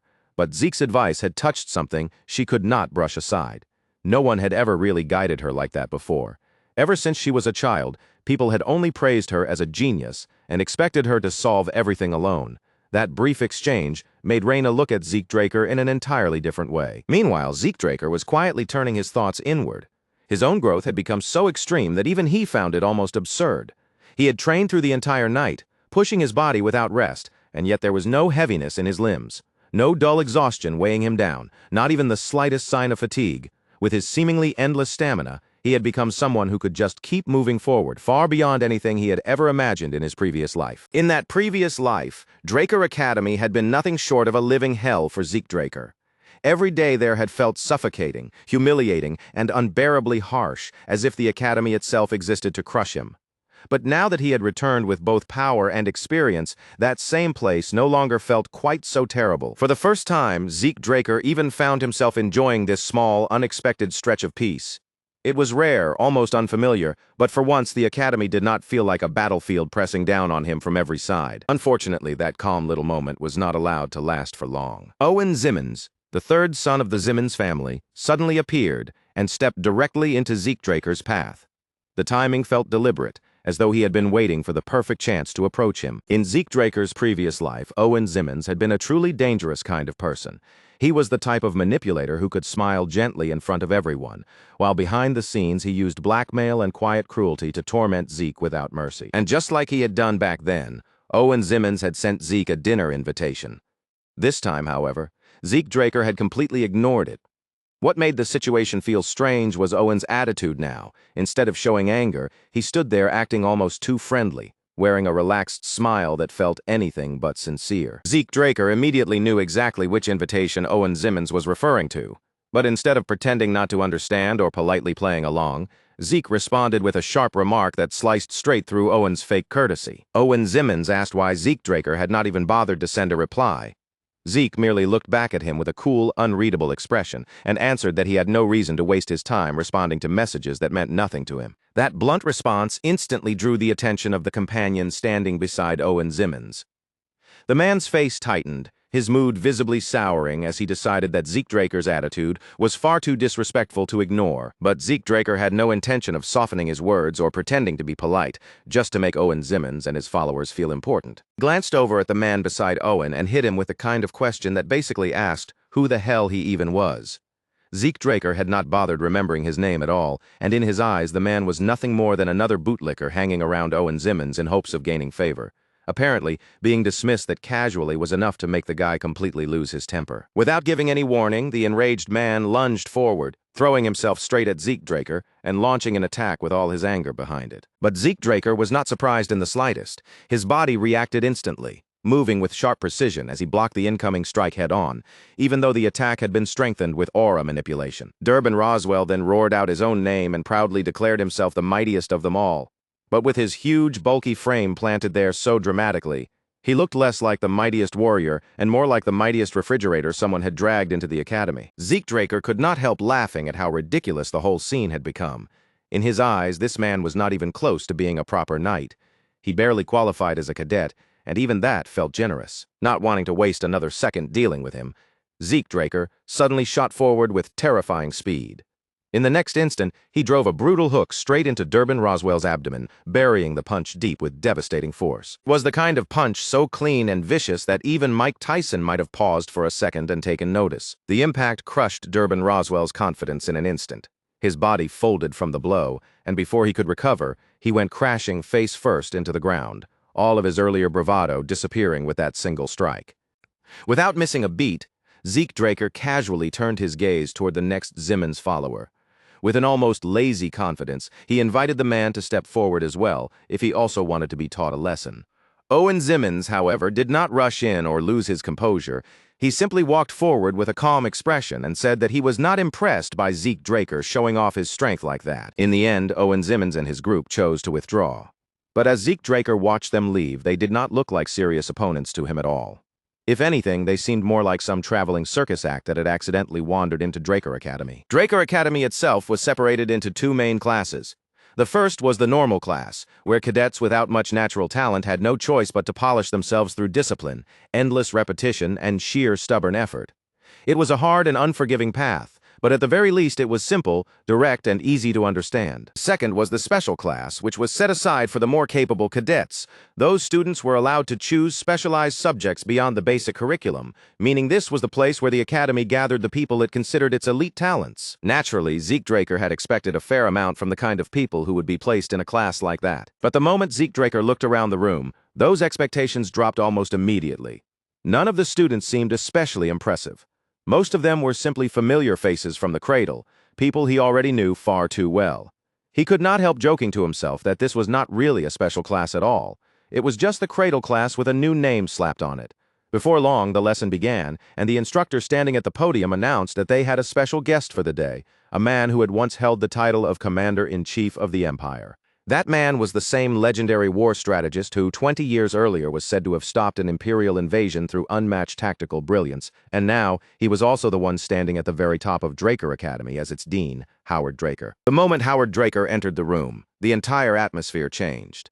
The cadets burst into excitement, their faces lighting up with admiration as they welcomed him with open enthusiasm. To everyone else in the world, that kind of reaction probably seemed completely natural. After all, Howard Draker was viewed as a war hero, a symbol of hope, and a genius tactician whose name was praised all across the empire. But Zeke Draker knew what was hidden behind that shining reputation. To him, Howard Draker was no hero at all. He was a fraud. The only reason Howard Draker had survived long enough to be praised as the Empire's savior was because he had leaked critical information to the enemy in order to protect himself. Pure luck had let him escape without being harmed, and ever since then, he had been bathing in glory he had never earned. Zeke Draker despised him from the bottom of his heart. After all, Howard was the very man responsible for Zeke being expelled from the academy in his previous life. After that expulsion, Zeke Draker had been left with nowhere to go, cut off and directionless. He wandered through the streets of Troy until slave traders eventually captured him and sold him away to the Southern Cartel. Just seeing Howard Draker standing there was enough to pull Zeke Draker back into the darkest chapter of his life. One day, he would make that man pay for everything. But for now, Howard finished his speech, and once the room settled, the teacher stepped forward to begin the actual lesson. Soon after, the cadets were called over to the arena for an indoor training session. the wide training space filled with the sound of footsteps, shifting bodies, and the quiet buzz of anticipation. Zeke Draker was not exactly excited about it. What awaited him was a lesson on the fundamentals of dragon slaying, the very same basic material that had once frustrated him endlessly in his previous life. Back then, because Zeke Draker had been unable to use aura, he had spent 2 long years struggling with material that an ordinary cadet should have been able to understand in only 3 months. Their instructor stepped forward in front of the cadets and introduced himself with a composed presence as the Rose Knight Andre Draker. Most of the students did not look particularly impressed, mainly because the name meant nothing to them. They simply did not recognize who he was. Zeke Draker, however, knew exactly what kind of person Andre Draker truly was. Andre Draker had not been born from an Awakener bloodline, and he did not have the advantage of that kind of inherited power. Even so, he had graduated from Valhalla Academy as the valedictorian. His talent had been so overwhelming and undeniable that he was granted the prestigious Draker name, despite having no blood connection to the family at all. In other words, Andre Draker was precisely the kind of person no one should ever look down on. Zeke Draker also remembered one important detail about the instructors assigned to the special class. Their actual ability could be wildly inconsistent, with some being impressive and others falling short. But when it came to Andre Draker, there was one thing everyone seemed to agree on. His skill was real, and his personality was absolutely terrible. Andre Draker did not bother easing the cadets into the lesson with a friendly introduction or some long, polished speech. He simply stepped out in front of them, swept his sharp gaze across the entire class, and gave a direct command for every single student to draw their sword. The cadets quickly followed his order, the sound of blades being drawn spreading through the arena. But as Andre Draker looked over them, his eyes suddenly came to a stop on the weapon in Zeke Draker's hands. Compared to the swords carried by the other cadets, Zeke Draker's blade was almost ridiculously large. It stood out immediately, heavy and intimidating, yet Zeke held it with complete ease, as if the massive weapon had no weight at all. There was no shaking in his arms, no stiffness in his posture, and not the slightest hint of strain on his face. Andre Draker clearly did not take that sight in a positive way. To him, Zeke Draker's oversized sword did not look like confidence or proper preparation. It looked like arrogance dressed up as skill. So, with a cold edge in his voice, he called Zeke into the arena, fully intending to use him as an example and teach him a lesson. But the moment Andre Draker reacted that way, everything was already moving exactly as Zeke Draker had planned from the very beginning. Zeke Draker stepped forward without hesitation and openly declared that he could defeat Andre Draker while using that very sword. The challenge landed exactly where he wanted it to. For a brief instant, Andre Draker's expression shifted, and irritation flashed across his face before he could fully hide it. The atmosphere between them immediately tightened.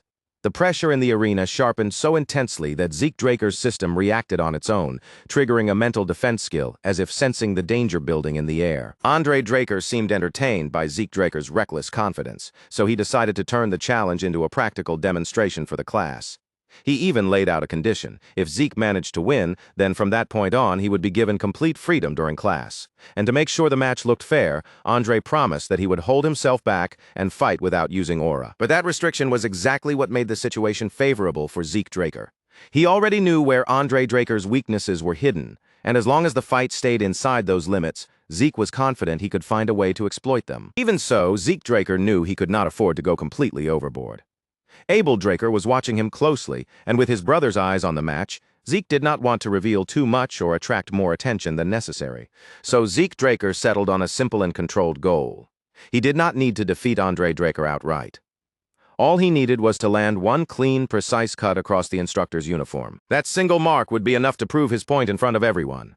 After that, Zeke Draker could step back, accept defeat on his own terms, and make the whole outcome look controlled rather than suspicious. The instant the fight began, Zeke Draker did not waste even a fraction of a second. His body moved right away, launching into action before the arena could settle into silence. He brought his massive blade around and swung it straight toward Andre Draker's neck, using the first strike to apply pressure immediately and force the instructor to respond from the very opening exchange. But Andre Draker handled the attack as if it was nothing unexpected. With a small, efficient movement, he shifted his sword into place and cleanly deflected the heavy blow before it could reach him. That single parry was enough to show the difference in polish. Andre Draker's movement was refined, practical, and precise, the kind of swordsmanship one would expect from someone who had truly earned the rank of Blue Knight. Zeke Draker understood immediately that this match would not be easy. Even with Andre Draker deliberately holding himself back, the man's foundation was still far too solid to be treated like an ordinary opponent. Zeke Draker began moving around the arena, dashing from one position to the next and sending attacks in from different angles. But no matter where the strikes came from, Andre Draker stopped them with almost flawless timing, his defenses landing with calm and precise efficiency every time. The other cadets could only watch in stunned silence as the fight stretched on. Andre Draker stood his ground while Zeke Draker kept up a relentless assault, and somehow that exchange continued for a full 30 minutes. Yet the longer the match went on, the more something about it started to feel strange. Andre Draker's hand tightened around the grip of his sword.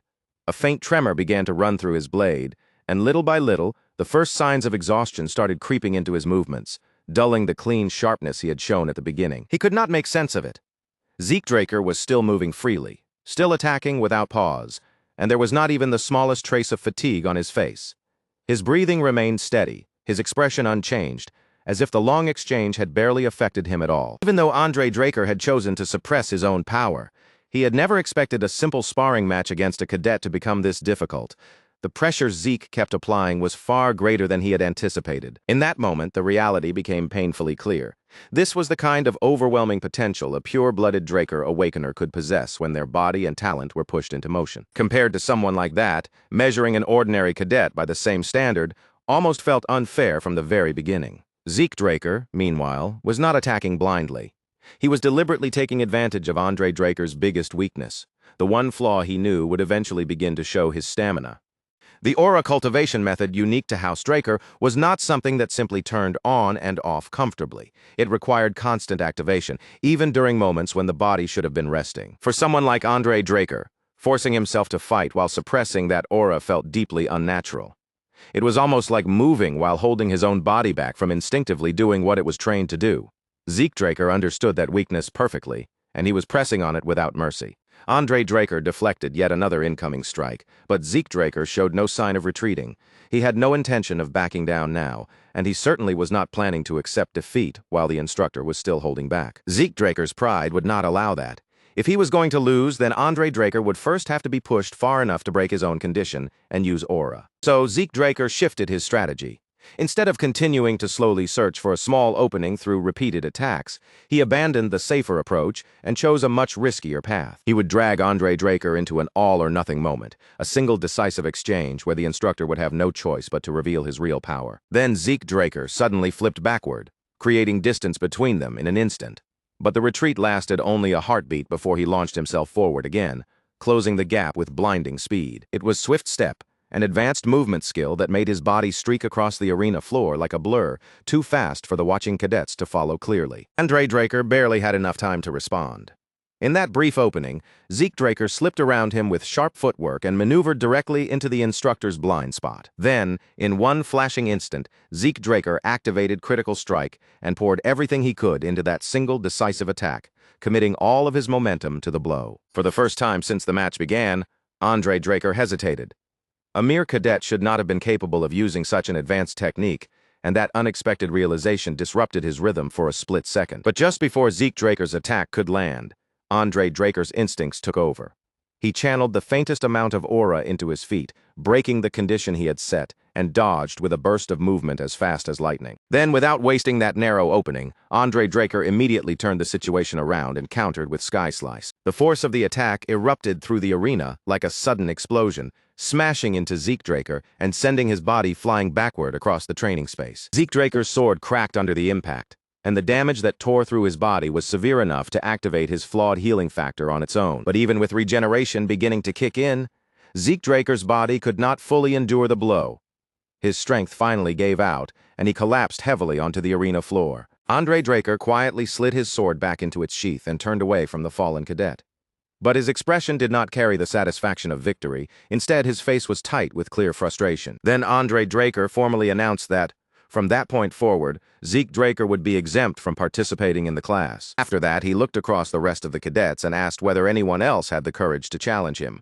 But after watching Zeke Draker get blasted away so violently, not a single student dared to move forward. With that, the lesson continued for the remaining cadets as if nothing more needed to be said.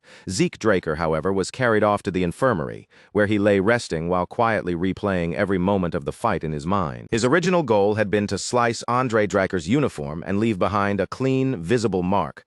That part of the plan had failed. But forcing the instructor to use aura was an even greater victory than the one Zeke had first intended. By pushing Andre Draker that far, Zeke Draker had forced the instructor to acknowledge his strength. In the end, he had proven himself in a way that even he had not completely expected when the match began. That final attack, Sky Slice, was actually the most basic technique found within the dragon-slaying arts. But when even a basic technique was amplified by the power of a blue knight, it transformed into a devastating strike capable of crushing almost anyone who faced it. And despite that, Zeke Draker had still managed to endure the exchange and hold his own against it. Zeke Draker's bottomless stamina and imperfect healing factor had been the only reasons he could keep enduring against someone as skilled as Andre Draker. Those advantages had let him stay in the fight far longer than a normal cadet ever could. But as he lay there in the infirmary, quietly turning the battle over in his mind, Zeke understood one thing very clearly. Those abilities alone would never be enough. If Zeke Draker truly wanted to live freely, then simple survival strength would not cut it. What he needed was absolute power, the kind of overwhelming force that did more than keep him alive. He needed enough strength to make even the people standing far above him pause, hesitate, and think twice before ever trying to touch him. While Zeke Draker was buried in those heavy thoughts, an unexpected figure suddenly stumbled into the infirmary. The man looked drunk, his body loose and unsteady, and the sharp smell of alcohol seemed to cling to him. Yet despite his unfocused gaze, his eyes were strangely fixed on Zeke, as if he had come there for him from the start. What disturbed Zeke Draker even more was not the man's drunken appearance.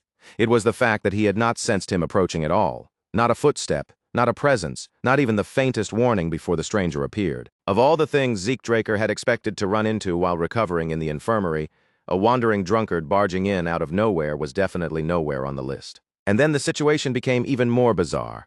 The man casually opened his mouth and insulted Arthur Draker, the patriarch of House Draker, speaking about him with the kind of careless disrespect most people would never dare show. Zeke Draker narrowed his attention and tried to read the man's intentions, watching every small movement and expression. But the stranger did not seem interested in explaining himself. Instead, he appeared far more focused on lifting his bottle again and pouring more liquor down his throat. Then, without giving even the slightest warning, the drunkard suddenly asked Zeke Draker about his rapid regeneration. The question landed like a blade in the room, making it obvious that this man had noticed Zeke's unnatural healing ability. The moment Zeke Draker heard that, warning bells rang sharply in his head. The Academy should not have known anything about that power. And yet this drunken stranger had pointed it out, as if he had seen straight through him. At that exact moment, Zeke Draker's system responded on its own, activating mental defense as if recognizing the threat hidden beneath the man's casual tone. Zeke Draker kept his face completely blank, refusing to let even a hint of alarm show. He played dumb, acting as though he had no idea what the man was talking about. But the stranger did not buy that performance for even a single second. Without warning, the man suddenly lunged forward. His palm shot out with terrifying sharpness and force, slicing clean through the infirmary bed as if the solid frame had been nothing more than paper. Zeke Draker dodged in an instant, his body moving almost before his thoughts could catch up. As he pulled away from the shattered bed, one suspicion hardened in his mind: this drunken lunatic might actually be an assassin. Thinking quickly, Zeke Draker grabbed the bedsheet and snapped it toward the man's face. The cloth whipped through the air, not as a real attack, but as a desperate way to block the lunatic's vision, even if only for a split second. But the pressure closing in around Zeke Draker only became sharper and more suffocating. The danger was too real now, forcing him to abandon any thought of holding back. Zeke Draker activated every skill available to him and threw himself forward into an all-out attack, pouring his full focus and momentum into the assault. Yet even with his vision blocked, the man moved as though nothing had changed. He reacted effortlessly and caught Zeke Draker's blade with such ease that the attack seemed to have never threatened him in the first place. Instead of immediately counterattacking, the drunkard simply smirked. There was amusement in his face as he praised Zeke Draker for adapting so quickly under pressure, as though he were watching an entertaining test rather than a life-or-death struggle. Zeke Draker staggered back, keeping his guard raised while the stranger's words sank into him. A mercenary? What did that even mean? Was this man somehow aware of something from Zeke's past? The drunkard studied him closely, then scoffed at the sight of a Draker willing to throw away his sword just to stay alive. To the stranger, Zeke Draker did not look like someone shaped to be a proper knight. He looked far more suited to the rough, survival-driven life of a mercenary. And in that instant, Zeke Draker felt a chill run through him, because he realized this man was not guessing blindly, he was seeing straight through him. Even worse, Zeke Draker could feel the gap between them with painful clarity. The difference in power was not small, not something he could close with cleverness or a sudden trick. If this man truly wanted to kill Zeke Draker, there would be no long battle. No dramatic exchange, and no desperate chance to turn things around. He was at least on the level of a red knight, and that alone made him terrifying. Then the man casually gestured toward Zeke Draker's heavy claymore, as if dismissing it with a glance. He seemed to assume it was nothing more than a basic weapon picked up from the Academy's supply, and with Zeke's talent, he said swinging around that kind of blade was a complete waste. The relaxed way the man judged Zeke Draker's potential only made the truth even clearer. This drunkard was far more powerful than he had first appeared. But before Zeke could think any deeper about who he really was, a familiar voice suddenly cut through the tense air of the infirmary. Andre Draker had arrived. To Zeke Draker's shock, Andre Draker did not treat the stranger like some random intruder. Instead, he called him by name, Dexter. Zeke Draker could barely believe what he had just heard. Meanwhile, Dexter only wore that same smug, careless look and asked how Andre Draker had managed to track him down. Andre Draker calmly recalled that he had seen Dexter earlier in the training room. Then, without lingering on the matter any longer, he turned his attention away from the drunkard and looked toward Zeke Draker. Andre Draker told Zeke Draker that if he had already recovered, then he should leave the infirmary. Zeke awkwardly prepared to get out as instructed, but before he could go, Dexter suddenly stopped him. With amusement still lingering on his face, Dexter made Zeke Draker an offer. If Zeke wanted to learn something that was actually useful, then he should come to the western greenhouse of the Academy. For a brief moment, silence settled between them. Then Zeke Draker, still carrying that same arrogant edge, rejected the offer without hesitation and walked away. Dexter let out a weary sigh and shook his head as he watched him go, muttering that Zeke Draker's attitude was far too similar to his father's. For just a moment, something softer seemed to pass through Dexter's expression. A faint trace of nostalgia hidden beneath all that drunken carelessness. Zeke Draker, however, was already fitting the pieces together in his mind. If this so-called gardener could speak about Arthur Draker, the patriarch of House Draker, with such casual familiarity, then there was only one explanation that made sense. Dexter was not merely some strange drunk hiding around the Academy grounds. He was the legendary Duke Draker, the Gale Knight himself. Realization hit Zeke Draker with real force. This was the very same man who had once challenged an entire kingdom all on his own. Duke Draker was one of the rare knights capable of wielding martial force, a warrior so unpredictable and unconventional that people even claimed he became a black knight simply because he liked the color black. And yet, despite carrying such a terrifying reputation, Duke Draker had disappeared without a trace. Now, of all places, he had resurfaced here, quietly living within the Academy like some ordinary hidden resident. Zeke Draker glanced back toward Andre Draker. Maybe Andre had also ended up at the Academy because of Duke Draker's presence. But after thinking about it for a moment, Zeke decided that detail did not really matter to him. Zeke Draker had no interest in ordinary training. He was not looking for simple lessons that any decent instructor could teach with enough time and patience. If Zeke Draker was going to learn anything from Duke Draker, then it could not be something small, basic, or ordinary. A man like that had to be worth far more than routine instruction. What Zeke Draker wanted was the man's ultimate technique. A smirk slowly tugged at the edge of Zeke Draker's lips as his hunger for power sharpened into clear determination. If he was going to pursue Duke Draker's strength, then he would not settle for fragments, hints, or half-measures. He wanted everything. Over at the Magic Academy, Professor Fanon continued his lecture with visible awkwardness, glancing across the room as if searching for even one student who was actually following along. He asked whether anyone had questions, though the look on his face made it clear he already expected the same heavy silence as always. Most of the class looked completely checked out. Some students were practically half asleep, while others barely made an effort to pretend they were listening, their dull eyes drifting through the lecture as if it were nothing more than background noise. It was a discouraging sight for any teacher, but Professor Fanon still tried to keep going. Then, just when he seemed prepared for no response at all, a single hand rose from among the students. Zeke Draker asked Professor Fanon about the mana energy transfer law he had just mentioned, his question cutting through the sleepy atmosphere of the classroom. Professor Fanon's entire demeanor changed almost instantly. The awkwardness in his face disappeared, replaced by genuine excitement, because it had been ages since any student had shown real interest in his lecture. With obvious enthusiasm, he began explaining the concept in detail, carefully breaking it down, so Zeke Draker could properly understand the idea. After the class ended, the other students grumbled that the subject was far too theoretical, treating the entire lesson like nothing more than a scheduled nap they had been forced to sit through. Zeke Draker, however, walked away with a completely different impression. The material had been surprisingly easy for him to understand, and for the first time, he began to see Professor Fanon differently. The man was not just an awkward lecturer, he was actually competent. Just as Zeke Draker was about to step out of the classroom and leave the lecture behind, Professor Fanon suddenly called after him. His voice stopped Zeke right before he could pass through the doorway. For once, Professor Fanon's usual awkward expression softened into something much more genuine. He thanked Zeke Draker for actually showing curiosity about the lesson, because it had been far too long since he had been able to properly teach a student who truly cared about what he was explaining. Professor Fanon even gave Zeke Draker an open invitation. If Zeke ever had questions, he could come to him any time without hesitation. Then, almost bashfully, Fanon added that he was still an alumnus of Delphoa Magic University, the very place known as the birthplace of modern magic. That unexpected detail immediately drew Zeke Draker's attention. He had not imagined that Professor Fanon carried such a serious academic background.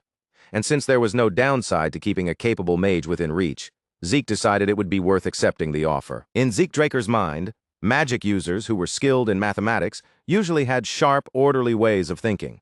They were the kind of people who could break complicated problems down with structure instead of relying only on instinct. And honestly, having a smart mage as a potential ally sounded far more useful than being forced to deal with yet another rigid, prideful knight who only knew how to posture. Zeke Draker figured Professor Fanon might become useful to him someday. But the moment he stepped out of the academy and let his thoughts continue, that train of thought was suddenly cut off. Dexter was waiting for him outside. And judging from the look on his face, whatever little patience he had been trying to hold on to had already burned away completely. Dexter stood there with his arms crossed, staring at Zeke Draker as he asked whether he was finally done. But before Zeke could even give him an answer, Dexter skipped past the small talk and went straight to the real reason he had been waiting. Dexter demanded to know why Zeke Draker had never shown up at the Western Greenhouse like he was supposed to. Clearly, when Dexter had first offered to teach Zeke Draker something useful, he had expected the meaning behind his words to be obvious. In his mind, Zeke should have understood the hint immediately and come running without needing another invitation. But Zeke Draker only gave a careless shrug, completely unmoved by Dexter's impatience. In the same blunt tone as before, he repeated that he simply was not interested. Dexter's irritation flared almost instantly. He started acting less like a legendary figure and more like a sulking child who had been ignored after offering something important. Even then, Zeke Draker's stance did not soften in the slightest. Zeke Draker admitted that Dexter was clearly no ordinary person, but right now he was already focused on his own training path. For one brief moment, Dexter looked as though he might accept that answer until, just as suddenly, he clearly decided he would not. Without warning, Dexter vanished from Zeke Draker's sight. Before Zeke could even process where he had gone, a sharp impact struck him, and in the next instant, his vision was swallowed by complete darkness. When Zeke Draker finally regained consciousness, he immediately realized he was no longer in the same place where he had been standing before. He blinked slowly, his senses returning piece by piece as he took in the unfamiliar space around him. The air, the surroundings, and the feeling of the place all told him he had been moved somewhere else. It was the Western Greenhouse. Dexter stood above him with a tired sigh, looking down at Zeke Draker as if Zeke had been the one making this whole situation unnecessarily troublesome. Dexter asked if Zeke Draker was finally awake.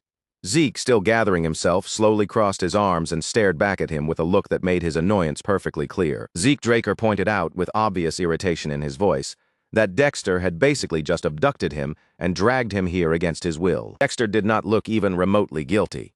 He only shrugged as though kidnapping someone into a greenhouse was the most normal thing in the world, flashing a shameless little smirk that said everything about his attitude. By this point, Dexter's interest in Zeke Draker was completely obvious.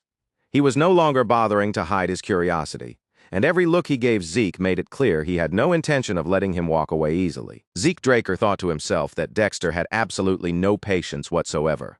But even so, he had no plan to stay there and entertain the man's whims. Without wasting time, Zeke Draker activated Swift Step and shot forward, trying to blast out of the greenhouse in one sudden burst of speed before Dexter could stop him. At least that was what Zeke Draker intended to do. In the blink of an eye, Dexter appeared directly in front of him.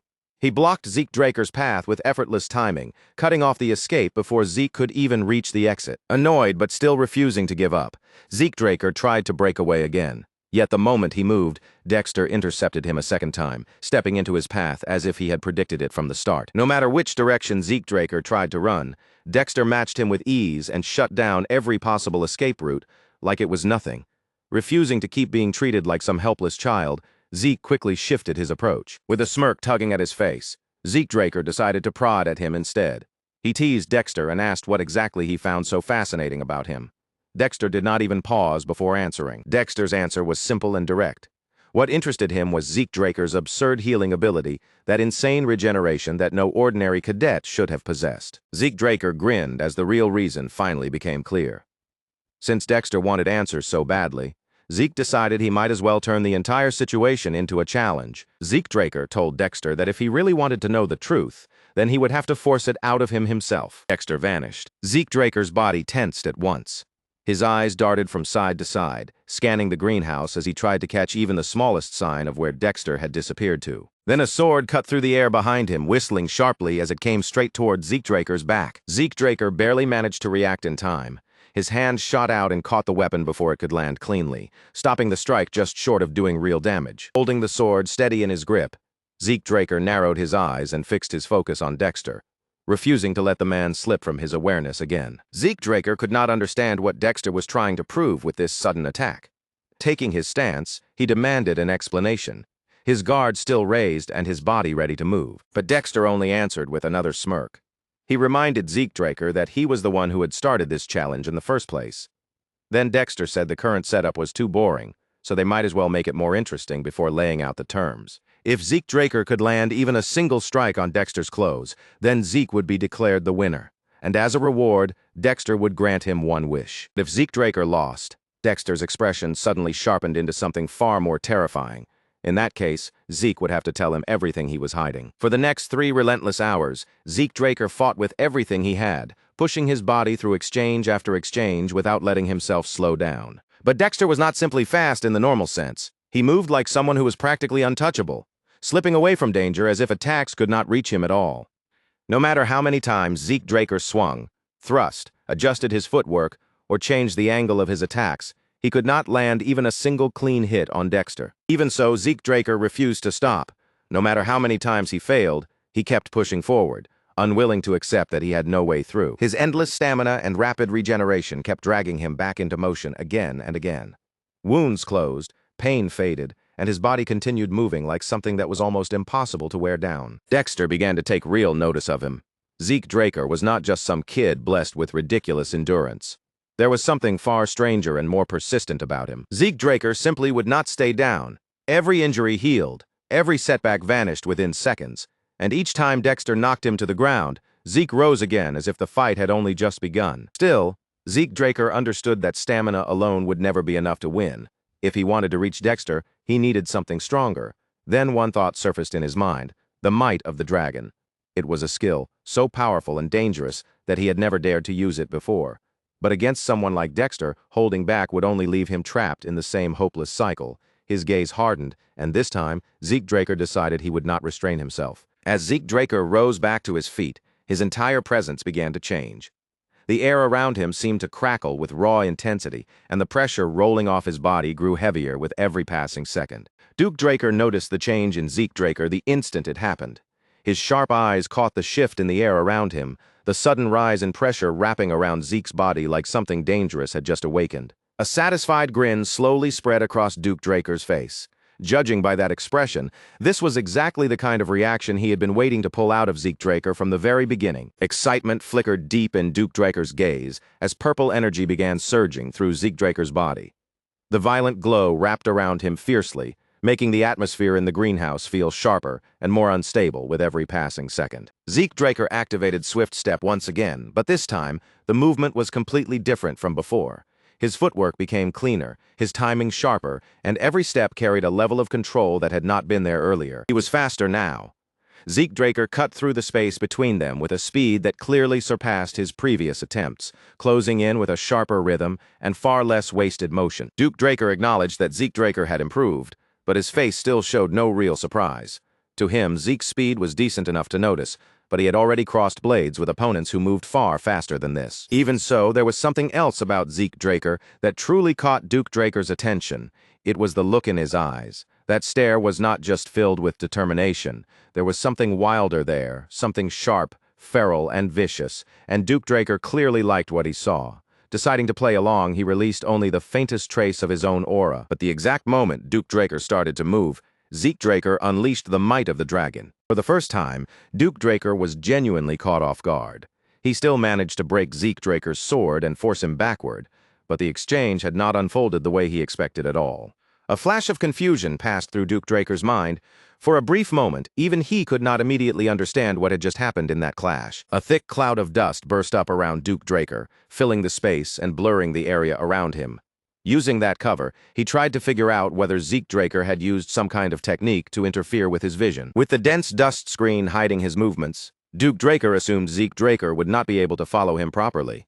In that haze, tracking him should have been nearly impossible. Zeke Draker had dragon eyes. Through the dust, the confusion, and the shifting air, he locked onto Duke Draker's presence and struck at him from behind. This time, Zeke Draker finally landed a hit. But in the very next instant, the Black Knight vanished from where he had been standing, leaving Zeke frozen in surprise as his attack met empty space. Then, little by little, understanding began to settle in Zeke Draker's mind. That had to be Duke Draker's secret technique. It was some kind of movement ability that allowed him to shift positions instantly while leaving behind a violent gust of wind in his wake. Only then did Zeke Draker truly understand why Duke Draker had earned the name Gale Knight. While Zeke Draker was still trying to process the technique he had just witnessed, Duke Draker suddenly appeared behind him as if the space between them had never mattered. With almost no effort in his voice, Duke Draker declared the match a draw. Then, before Zeke Draker could respond, he completely overwhelmed him and brought the fight to an abrupt end. The system immediately sent Zeke Draker a warning. Because he had used too many skills in such a short period of time, his fatigue had exceeded the safe limit, and his body had finally reached a point where it could no longer keep up. His consciousness began shutting down by force. No matter how much Zeke Draker wanted to resist, his body was no longer giving him a choice. Zeke Draker's vision started to fade as he struggled to move, but his limbs refused to listen. Darkness closed in around him, swallowing everything until he finally lost consciousness completely. Several hours later, Zeke Draker opened his eyes in his own room. From the situation, it seemed likely that Duke Draker himself had carried him back after the fight ended. Although the sting of defeat still lingered inside him, Zeke Draker understood the result clearly. Losing against a Black Knight was only natural, no matter how frustrating it felt. He had thrown everything he had at Duke Draker. Every skill, every trick, every burst of strength he could force out of his body. And even after all that, it still had not been enough. Zeke Draker looked back over his strategy, remembering how he had repeated the same attack pattern again and again on purpose. He had wanted Duke Draker to lower his guard, only to change everything at the final second by unleashing the full force of the dragon's power. And yet, even with all that preparation and risk, Zeke Draker had barely managed to land a single hit. Zeke Draker felt certain that the movement Duke Draker had used at the end was his trump card, the hidden technique that defined his strength. Regret washed over him as he thought about it. If Zeke Draker had not pushed his draconic skills too far, he might have stayed conscious long enough to observe more of that technique. Still, even for just a moment, he had seen it with his own eyes. That absurd speed paired with Duke Draker's perfectly trained physique was probably the same kind of skill that had allowed Andre Draker to rise through the ranks despite his weak stamina.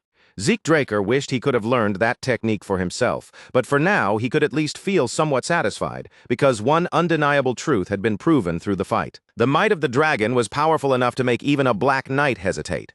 If Zeke Draker ever unleashed it against weaker opponents, most of them would have almost no chance of standing against him. Just then, a system notification appeared before Zeke Draker. Curious about what had changed, Zeke Draker checked his status and discovered that Swift Step had leveled up, and that was not the only change. His soul had developed even further, unlocking new system functions that could now be accessed through karma points. As Zeke Draker scrolled through the available options, he was surprised to see features like a mini-map, an inventory, and a quest book, each one ready to unlock as long as he had enough points to spend. After taking his time to look over the choices and understand what each function might offer, Zeke Draker decided that the inventory should be unlocked first. The system explained the function in a simple and direct way. Zeke Draker could store and retrieve items just by thinking of their name or their shape. To test whether it worked as smoothly as the system claimed, Zeke Draker selected his sword. The moment he activated the function, the claymore disappeared from his hand and appeared inside the inventory window. Impressed by how naturally the process worked, Zeke Draker immediately tried calling the weapon back again. With nothing more than a thought, the claymore instantly reappeared in Zeke Draker's grasp, solid and ready in his hand, as if it had never vanished. He had assumed the inventory would be a basic storage space and nothing more. But after trying it himself, Zeke Draker realized it was far more advanced, convenient, and useful than he had expected. Zeke Draker remembered how much he had struggled in his past life to find secure places to hide valuable artifacts. If he had possessed this function back then, so many things would have been completely different. The system also revealed that the storage capacity could be expanded by spending more karma points. Surprisingly, Even with that level of usefulness, the entire function was still considered only a low-rank administrator skill. That made Zeke Draker wonder what kind of powers might appear once he reached the high-rank administrator level. And now that he understood just how valuable karma points truly were, he decided he would need to spend them carefully. As Zeke Draker began reconsidering his future plans with this new function in mind, a knock suddenly sounded at the door. A moment later, Decker stepped inside and politely asked for permission to enter. A little surprised by the visit, Zeke Draker allowed Decker to come in. The butler then delivered a message explaining that Zeke would understand what it meant the moment he heard who had sent it. The message was from the garden keeper. The moment Zeke Draker heard that title, he paused for a brief second before a smile slowly began to form on his face. That message alone confirmed it.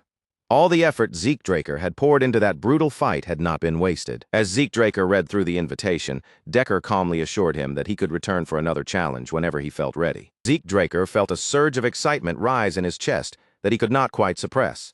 After all, Duke Draker had called their fight a draw before completely overpowering him. And to Zeke Draker, that meant one thing very clearly. He still had another chance to prove himself. Just before Zeke Draker can take his leave, Decker stops him, as if remembering one final matter he cannot let slip by.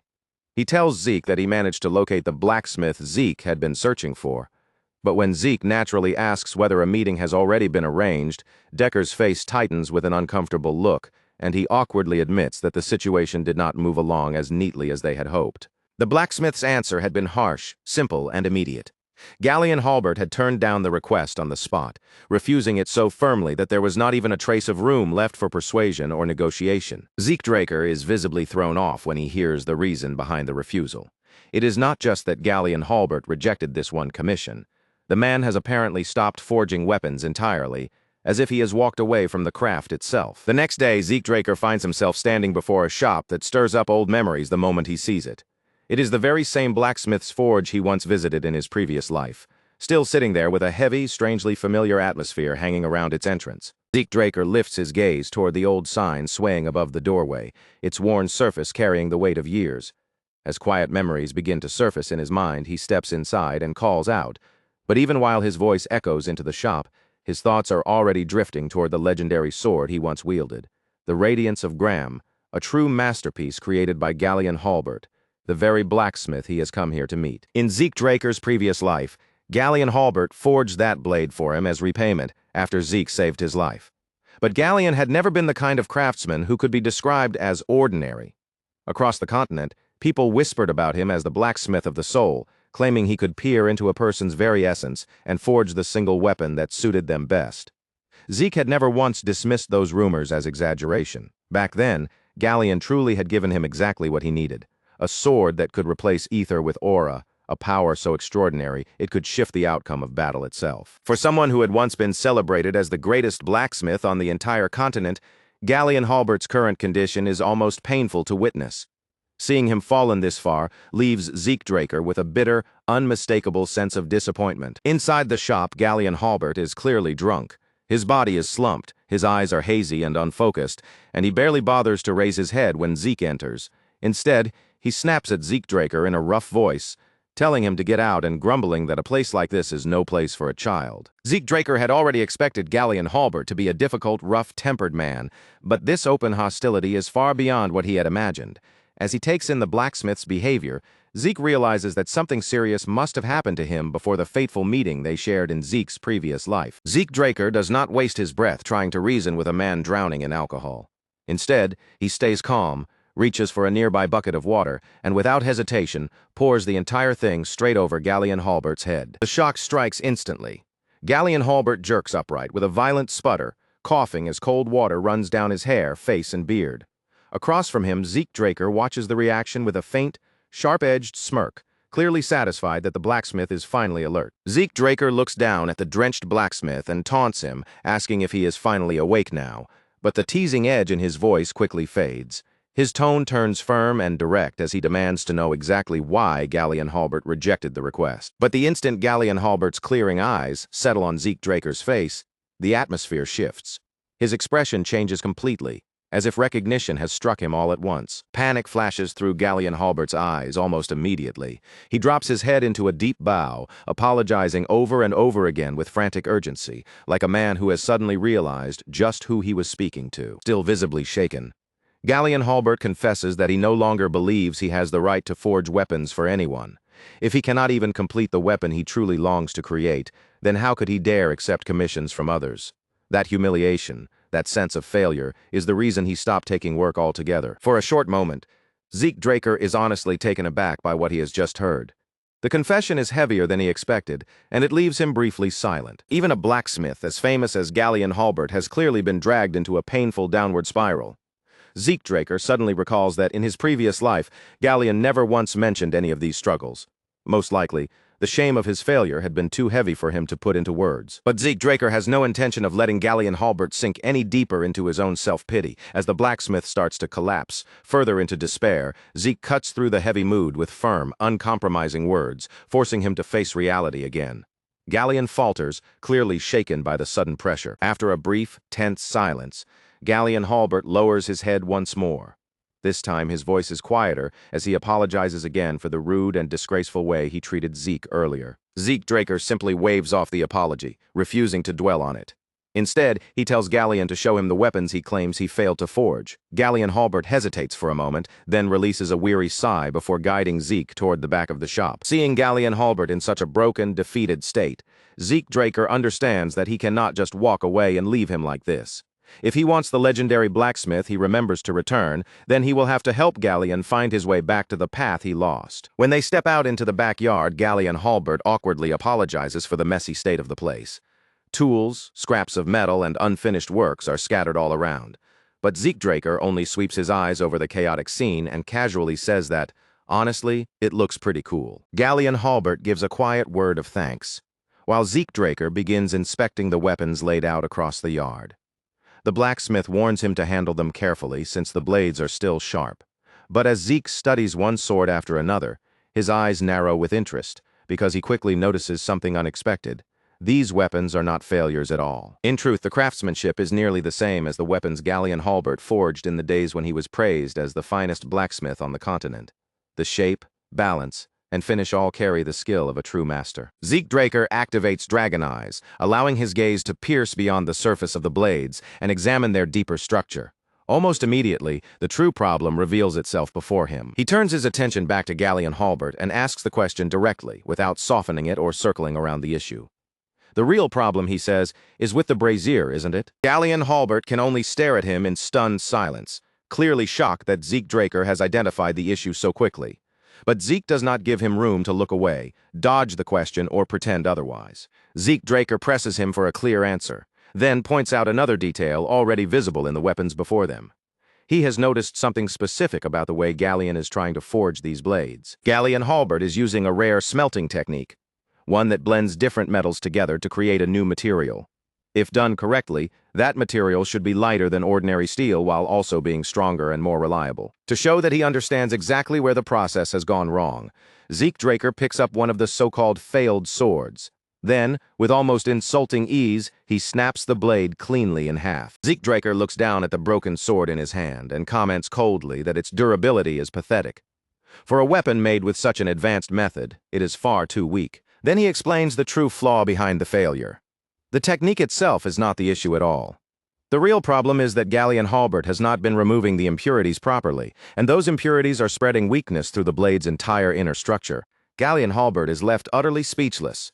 With what seems like a single glance, Zeke Draker has seen through his whole forging process, understood the rare method he was using, and pinpointed the exact defect as though it were obvious from the start. After a long, heavy silence, Galleon Halbert finally calls out to him. His voice sounds hesitant and almost embarrassed, and he admits that what he is about to say may seem strange, but he has a request to make. Back inside the shop, Galleon Halbert pulls out a blueprint and carefully spreads it open in front of Zeke Draker. He does not try to conceal even the smallest part of the design, laying every detail bare before him. The moment Zeke Draker's eyes land on the page, he recognizes it instantly. There is no mistaking what he is looking at. It is the blueprint for the magic brazier. Zeke Draker remembers this design with perfect clarity from his previous life. This exact brazier was the key that allowed Galleon Halbert to perfect his craft and rise all the way to the peak of blacksmithing. Back then, Galleon Halbert had trusted Zeke Draker enough to reveal this greatest secret to him. And now, in this life, it feels as if that same moment is unfolding before him once again. Zeke Draker studies the blueprint in silence, his eyes tracing over the structure, the markings, and the symbols drawn across the page. It does not take him long to understand what the design is meant to accomplish. If Galleon Halbert can complete this magic brazier, then the flaws in his smelting process will vanish. The impurities weakening his weapons will no longer remain, and his forging will become flawless. But even as Zeke Draker understands the purpose of the design, one part of the situation feels odd. Something about it does not quite add up. Zeke Draker looks up from the blueprint and fixes his gaze on Galleon Halbert. If the design is already in his hands, he asks, then why has he not built it yet? The question lingers in the shop's heavy air. Zeke Draker waits calmly, watching Galleon Halbert for the answer that must explain everything. Galleon Halbert lets out a deep, exhausted sigh before finally explaining the problem. He is missing the most critical component needed to complete the brazier, the magic core, and just commissioning that one part would cost 10,000 gold coins. Zeke Draker's eyes widen slightly at the sheer amount. The price is ridiculous. An ordinary family might only spend around 10 gold coins across an entire month, which means this single component costs 1,000 times that amount. Hearing that, Zeke understands why it took Galleon Halbert a full decade to become the continent's greatest blacksmith in his previous life. Galleon Halbert knows perfectly well how unreasonable his request sounds, but desperation pushes him to say it anyway. Since Zeke Draker is a Draker and also a pure-blooded awakener, there may be a chance he can help acquire the core. In return, Galleon makes an astonishing promise. If Zeke helps him, he will forge any weapon Zeke wants, completely free of charge, for the rest of his life. Zeke Draker thinks through the request and quickly grasps just how difficult it really is. In practical terms, it should be impossible. He is not the family's guardian knight, so there is no way for him to casually secure such an outrageous amount of money. Even with his status as a pure-blooded awakener, 10,000 gold coins is still far beyond what he can currently reach. But he needs Gram, the Sword of Radiance, and that means he has to find some way forward no matter what. The real issue is connected to the laws of mana energy, and then, all at once, a reckless idea flashes through his mind. Zeke Draker does not drag out the decision any longer. Once the idea takes shape, he accepts Galleon Halbert's request and takes the blueprint into his own hands. Galleon Halbert still looks uncertain, unable to fully believe that Zeke Draker might actually solve a problem this impossible. But Zeke speaks with calm confidence, telling him that he knows a mage who may be able to help. If everything goes well, he will contact Galleon Halbert again with the results. As Zeke Draker turns away from the workshop and prepares to leave, he stops for just a brief moment at the doorway. Without even fully looking back, he throws one final command over his shoulder, telling Galleon Halbert to stop wasting himself by drowning in alcohol. But Galleon Halbert does not snap back, argue, or try to defend himself. Instead, he suddenly drops to his knees with a heavy thud and clutches tightly onto Zeke Draker's leg. Tears stream down his face as he clings to him in desperation, swearing with a trembling voice that if this plan truly succeeds, he will dedicate himself to Zeke for the rest of his life. Galleon Halbert keeps pouring out his gratitude again and again, his voice shaking so badly that the words almost blur together. But Zeke Draker does not let the emotional scene continue any longer. He simply shakes the man off, steps away, and walks out of the workshop as if the matter has already been settled. Later, at Draker Academy's professorial research building, Zeke Draker arrives at the research facility with a dark, stormy expression on his face. The absurd situation surrounding the magic brazier is still fresh in his mind, and the more he thinks about it, the more irritated he becomes. To Zeke Draker, the scumbags from the Magic Tower are clearly taking advantage of the situation. They have inflated the price to a ridiculous level, even though the work itself does not appear difficult enough to justify such an outrageous fee.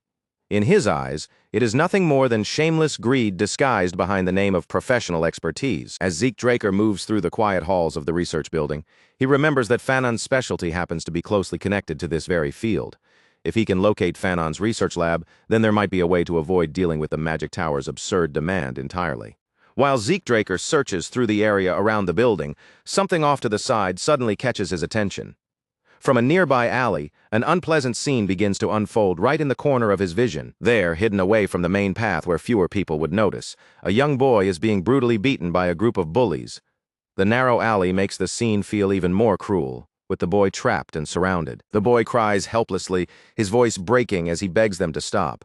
But surrounded by several attackers and with no way to fight back, he is completely powerless against the group pressing in around him. Zeke Draker grits his teeth as the sight lands in his chest with an unpleasant, familiar sting.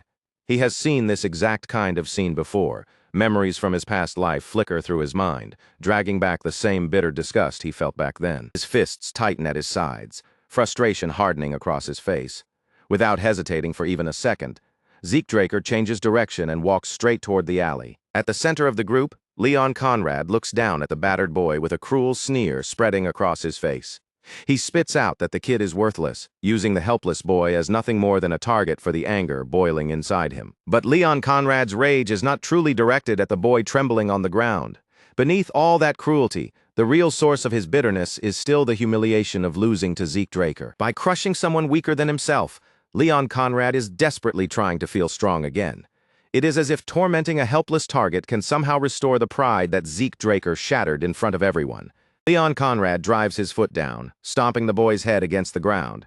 His face twists with frustration, and through clenched teeth, he snarls as though he is trying to crush his own humiliation along with the boy beneath him. He insists that his fight with Zeke Draker was never a proper fight to begin with.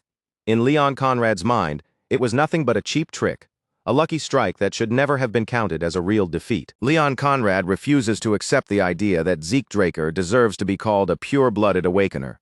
To him, admitting that would mean admitting his own defeat was real. But the moment Zeke Draker steps into the alley and speaks, Leon Conrad's expression shifts instantly. The arrogance on his face freezes, as if the very sound of Zeke's voice has cut through the scene. At first, Zeke Draker wears a cocky, almost playful smirk. But in the next instant, that faint warmth disappears from his face, and his eyes turn frighteningly cold. His voice drops low, sharp, and commanding, slicing through the tense air of the alley. Every word lands with enough force to make the bullies feel the pressure behind it. Zeke Draker tells Leon Conrad that if he values his life, he should get down on his knees. Leon Conrad scoffs at the threat, trying to laugh it off, still refusing to believe that Zeke's awakening could possibly be genuine. But Zeke Draker does not waste time entertaining Leon Conrad's denial. His voice grows even colder as he orders him to bow immediately, warning him that if he refuses, this will be where it ends for him. Chilling pressure suddenly spreads through the alley, like a wave of ice. Leon Conrad shudders as his entire body stiffens, locking up before he can even decide how to move. Cold sweat begins to slide down Leon Conrad's face, as fear grips him from deep inside his body. He cannot understand what is happening. He cannot make sense of why Zeke Draker feels so terrifying all of a sudden. Only a few months ago, Zeke Draker had been nothing in Leon Conrad's eyes, someone he could easily look down on, but now, standing before them in that alley, Zeke feels like an entirely different beast. Leon Conrad clenches his teeth, his body trembling with frustration as the pride he has been desperately clinging to begins to crack apart. He can feel his confidence slipping, and it only makes him angrier, desperate to reject the fear crawling through him. Leon Conrad snarls and calls Zeke Draker an inferior. Then, in a reckless attempt to seize control of the situation again, he orders his goons to rush Zeke all at once. Zeke Draker does not even flinch as the first attack comes flying toward him. He slips away from the incoming punch with effortless ease, and while moving, he gives them one final warning. Then, without showing even the smallest sign of strain, Zeke Draker begins dismantling the entire group. His movements are calm, precise, and far too fast for them to properly follow. The first attacker goes down almost instantly. One clean counter is all it takes, and the bully collapses before he can even understand how badly he has misjudged his opponent. The next one barely has enough time to react before Zeke Draker brings him down as well, and just as that body falls, another attacker comes hurtling toward Zeke from the side. Zeke Draker simply catches the incoming attacker as if stopping him requires no effort at all. Then he hurls him backward with ease, tossing him aside like he weighs almost nothing. In only a few short moments, the entire gang is scattered across the ground. They are beaten so quickly and completely that none of them even have time to understand what just happened. Leon Conrad watches the scene unfold in pure horror. Sweat pours down his face as the confidence he tried so hard to maintain collapses completely in front of Zeke's overwhelming strength. He cannot believe what his own eyes are showing him. The reality standing in front of him feels too impossible to accept. This is supposed to be the same Zeke Draker he once looked down on so easily. Yet now Zeke Draker walks toward him with a cocky smirk and mockingly tells him to relax, because the pain will only last for a second. Terrified, Leon Conrad staggers backward and yanks out his sword. He holds the blade out in front of himself like a shield, using steel to hide the fear he can no longer control. Leon Conrad shouts for Zeke Draker to stay away, his hands trembling around the hilt of the sword. In a panicked voice, he warns that he will cut Zeke if he takes even one step closer. Zeke Draker's expression darkens the moment he sees the blade. Calmly, he reminds Leon Conrad of the Academy rules, making it very clear that drawing a weapon inside the training area is not something that can be brushed aside. Leon Conrad's breath catches hard in his throat. In his panic, he has completely forgotten that rule, and now the weight of his own reckless decision crashes down on him all at once. Zeke Draker has no intention of letting Leon Conrad escape the consequences of what he just did. The moment the sword was drawn, the situation had changed. Zeke Draker draws his own sword in response and declares that, according to the Academy's laws, this fight can only end when one of them is dead. The person who pulled his blade first must take full responsibility for everything that follows. No matter how the battle ends, no one will have the right to blame the other side afterward. To make the duel official, Zeke Draker turns his attention toward one of the beaten boys, Liam Stone. He names Liam as the witness, ensuring that the situation cannot be denied or twisted later. Just as Zeke Draker prepares to begin the fight, Leon Conrad's remaining composure finally breaks apart completely. The arrogance he had been clinging to vanishes in an instant. Leon Conrad stammers in terror, his voice cracking as his knees give out beneath him. Throwing away every last shred of pride, the bully drops to the ground and desperately begs Zeke for mercy. Zeke Draker glares down at him in silence, and for a brief moment, sharp memories from his past life flash through his mind. The scene in front of him overlaps with the bitterness he remembers all too well. How pathetic. Zeke Draker coldly says exactly what Leon Conrad is, a filthy, trashy scumbag.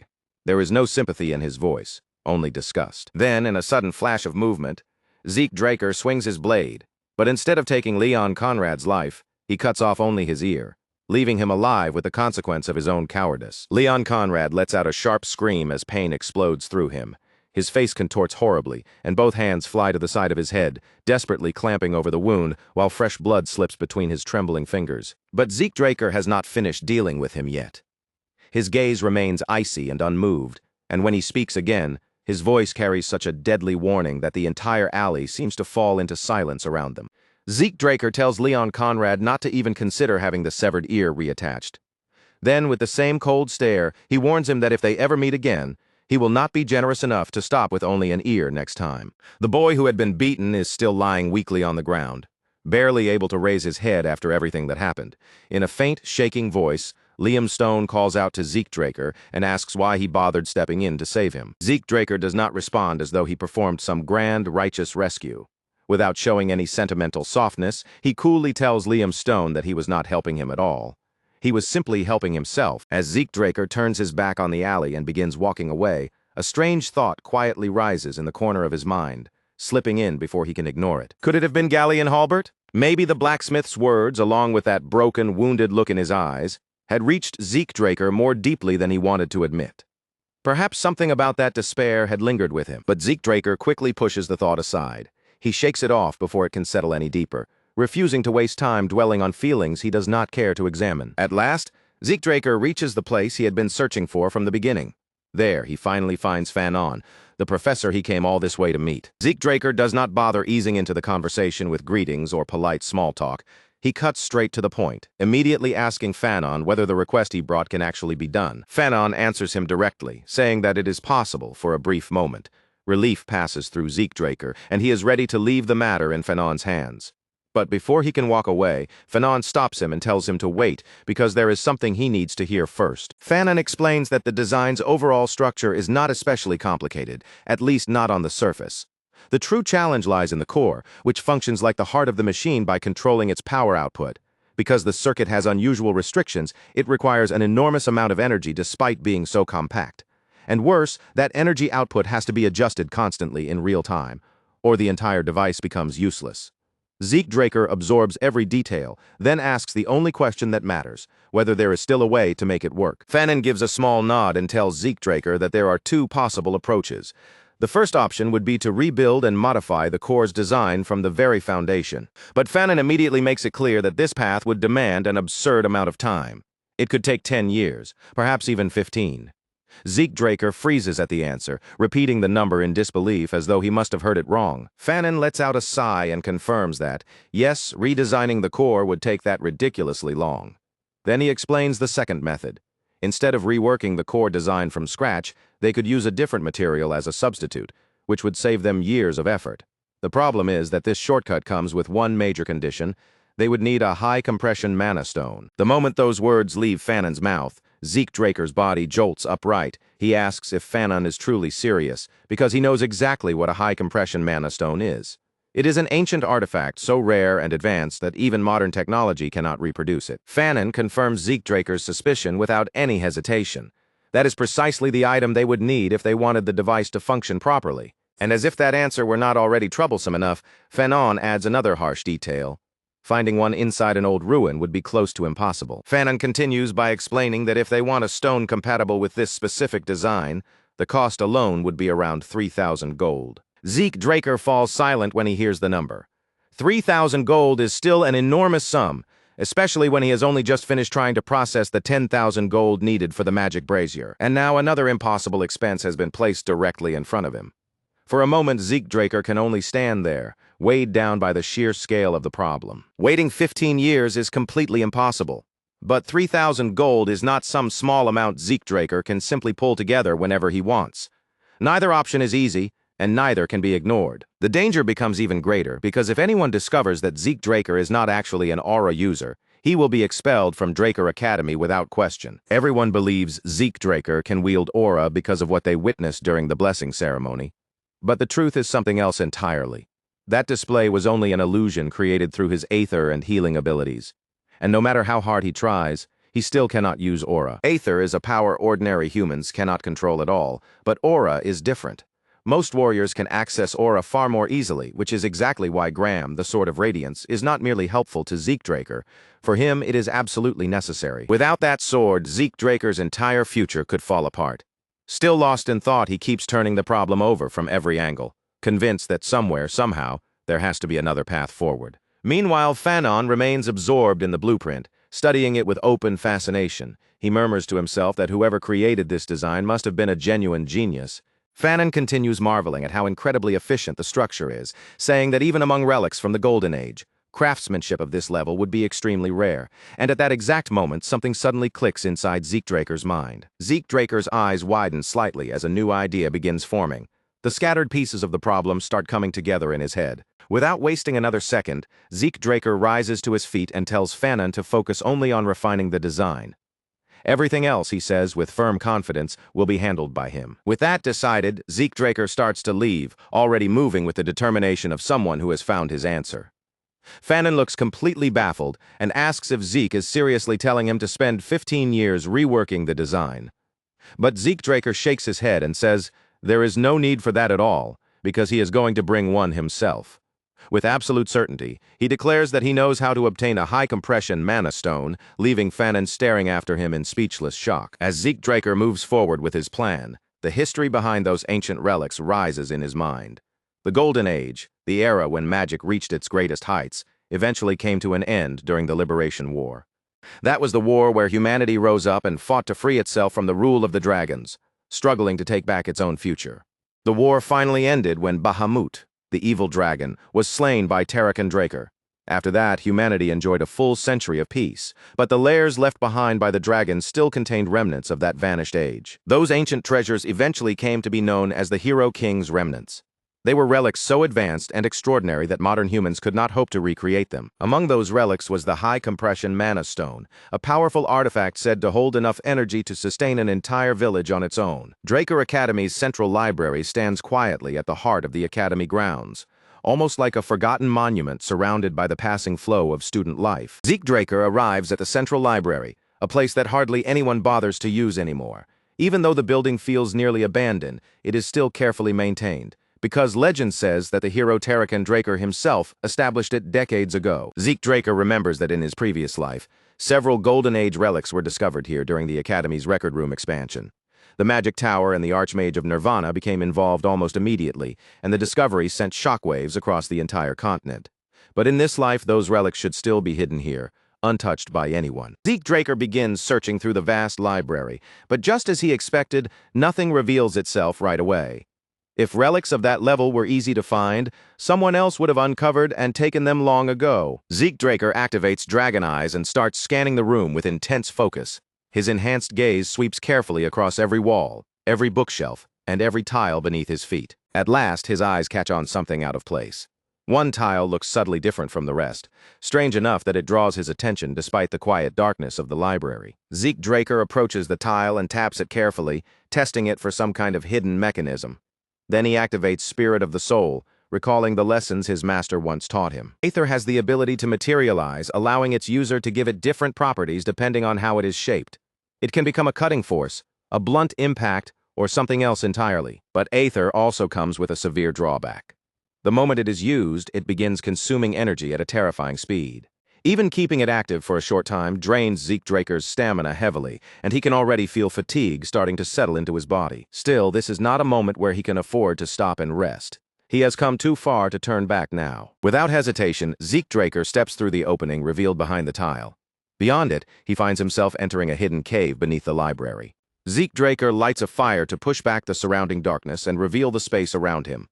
But as the dim glow spreads across the cave walls, his expression tightens, and a deep frown forms on his face. In Zeke Draker's previous life, these ruins were not supposed to be found until almost 10 years later, and he certainly does not remember them being buried this deep beneath the academy. Just then, a faint sound of movement echoes from somewhere farther inside the darkness, making his heart beat harder.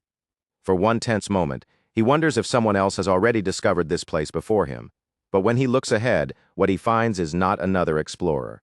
It is a group of skeletons, undead workers, not lifeless remains, gripping shovels and pickaxes as they continue digging endlessly, as though they are searching for something buried in the depths.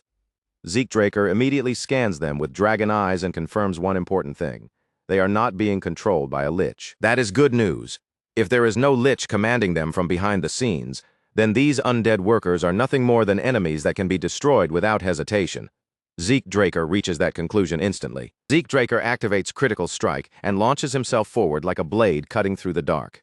In a single burst, he closes the distance before the undead workers can even properly sense him, then strikes with full force, smashing their brittle bones apart and crushing them one after another. As the final skeleton crumbles into scattered fragments across the ground, a system notification suddenly appears in front of Zeke Draker, cutting through the silence of the ruins. Zeke Draker has earned 2 karma points. A grin slowly spreads across Zeke Draker's face.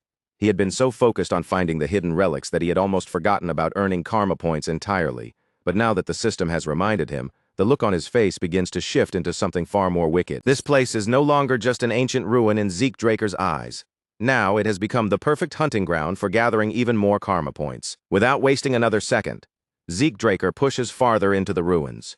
He cuts down 20 more skeletons with ease, destroying them one after another while steadily piling up additional points along the way. Once Zeke Draker feels satisfied with the amount he has collected, he opens the system menu and checks the list of new functions available for purchase. Unfortunately, most of the options are still far too expensive for Zeke Draker to afford at his current level. Only one useful option is actually within reach for him right now, the minimap. Zeke Draker purchases it immediately. The system responds at once, updating his display and showing him his exact current location inside the ruins. At first glance, it resembles a magic map, which is already impressive enough on its own. But then, right before Zeke Draker's eyes, something even more surprising begins to happen. The minimap shifts, expands, and transforms into a full 3-dimensional display. Zeke Draker watches in amazement as the structure of the ruins unfolds before him. Passages, rooms, and hidden routes appear in clear detail, revealing the layout in a way that no ordinary map could ever manage. Then, among all the information spreading across the display, Zeke Draker notices one detail that immediately stands out from the rest. A single room on the map is marked in a different color. Drawn in by curiosity, Zeke Draker focuses on that highlighted space and selects it. The system identifies the marked area as a storage room. Then, without missing a beat, it offers to guide Zeke Draker along the most efficient route to reach it. Zeke Draker is stunned by how convenient it is. In his past life, the search party needed several days just to locate the storage room, yet now the system has found it for him almost instantly. To test the function, Zeke Draker follows the route shown by the system. As he moves through the maze-like ruins, he quietly marvels at how smoothly and precisely it guides him forward. With a skill like this, Zeke Draker realizes there is almost no chance he will ever get lost again, no matter how complicated the ruins become. At last, Zeke Draker reaches the destination marked by the minimap. But the moment he arrives, A new obstacle appears directly in front of him. A massive door blocks the way, standing firmly between Zeke Draker and the storage room waiting beyond it. Zeke Draker frowns as he studies the heavy surface of the door. Something this solid clearly will not open with a simple push, but he decides to test it anyway just to see how it reacts. The instant Zeke Draker's hand makes contact with the door, a violent surge of magic bursts from its surface and forcefully repels him backward. His glove catches fire in an instant, forcing Zeke Draker to pull his hand away immediately. A cold chill runs through him as he realizes the spell could easily have torn off his entire hand. Now Zeke Draker understands why the Archmage of Nirvana and the Magic Tower became involved so quickly when this place was discovered in his previous life. Realizing that brute force is not going to get him through this door, Zeke Draker shifts his attention away from the barrier and turns to the system instead. Zeke Draker asks the system if it has any ideas for breaking through or bypassing the security device in front of him. In response, the system connects directly to the security mechanism and begins attempting to override the door's protection. A few tense moments pass, but the override attempt ultimately fails. Instead of stopping there, the system changes its approach and activates a manual override function. Zeke Draker blinks in surprise, caught completely off guard by what just happened. He asks, almost unable to believe it, whether the system has actually responded to him. The system answers clearly, confirming that it has indeed responded. Zeke Draker's eyes widen at the reply. He had never expected the system to give him an actual answer like this. And in that instant, a dangerous but hopeful thought flashes through his mind. If the system can answer him, then maybe, just maybe, it can also answer the questions that have been haunting him. Without hesitating, Zeke Draker asks why he was regressed. No answer comes back. Zeke Draker's expression hardens. He changes the question and asks who is behind the administrator system. Once again, there is no response. Frustration begins to rise inside him. But Zeke Draker tries one final time and asks who created the system in the first place. Silence.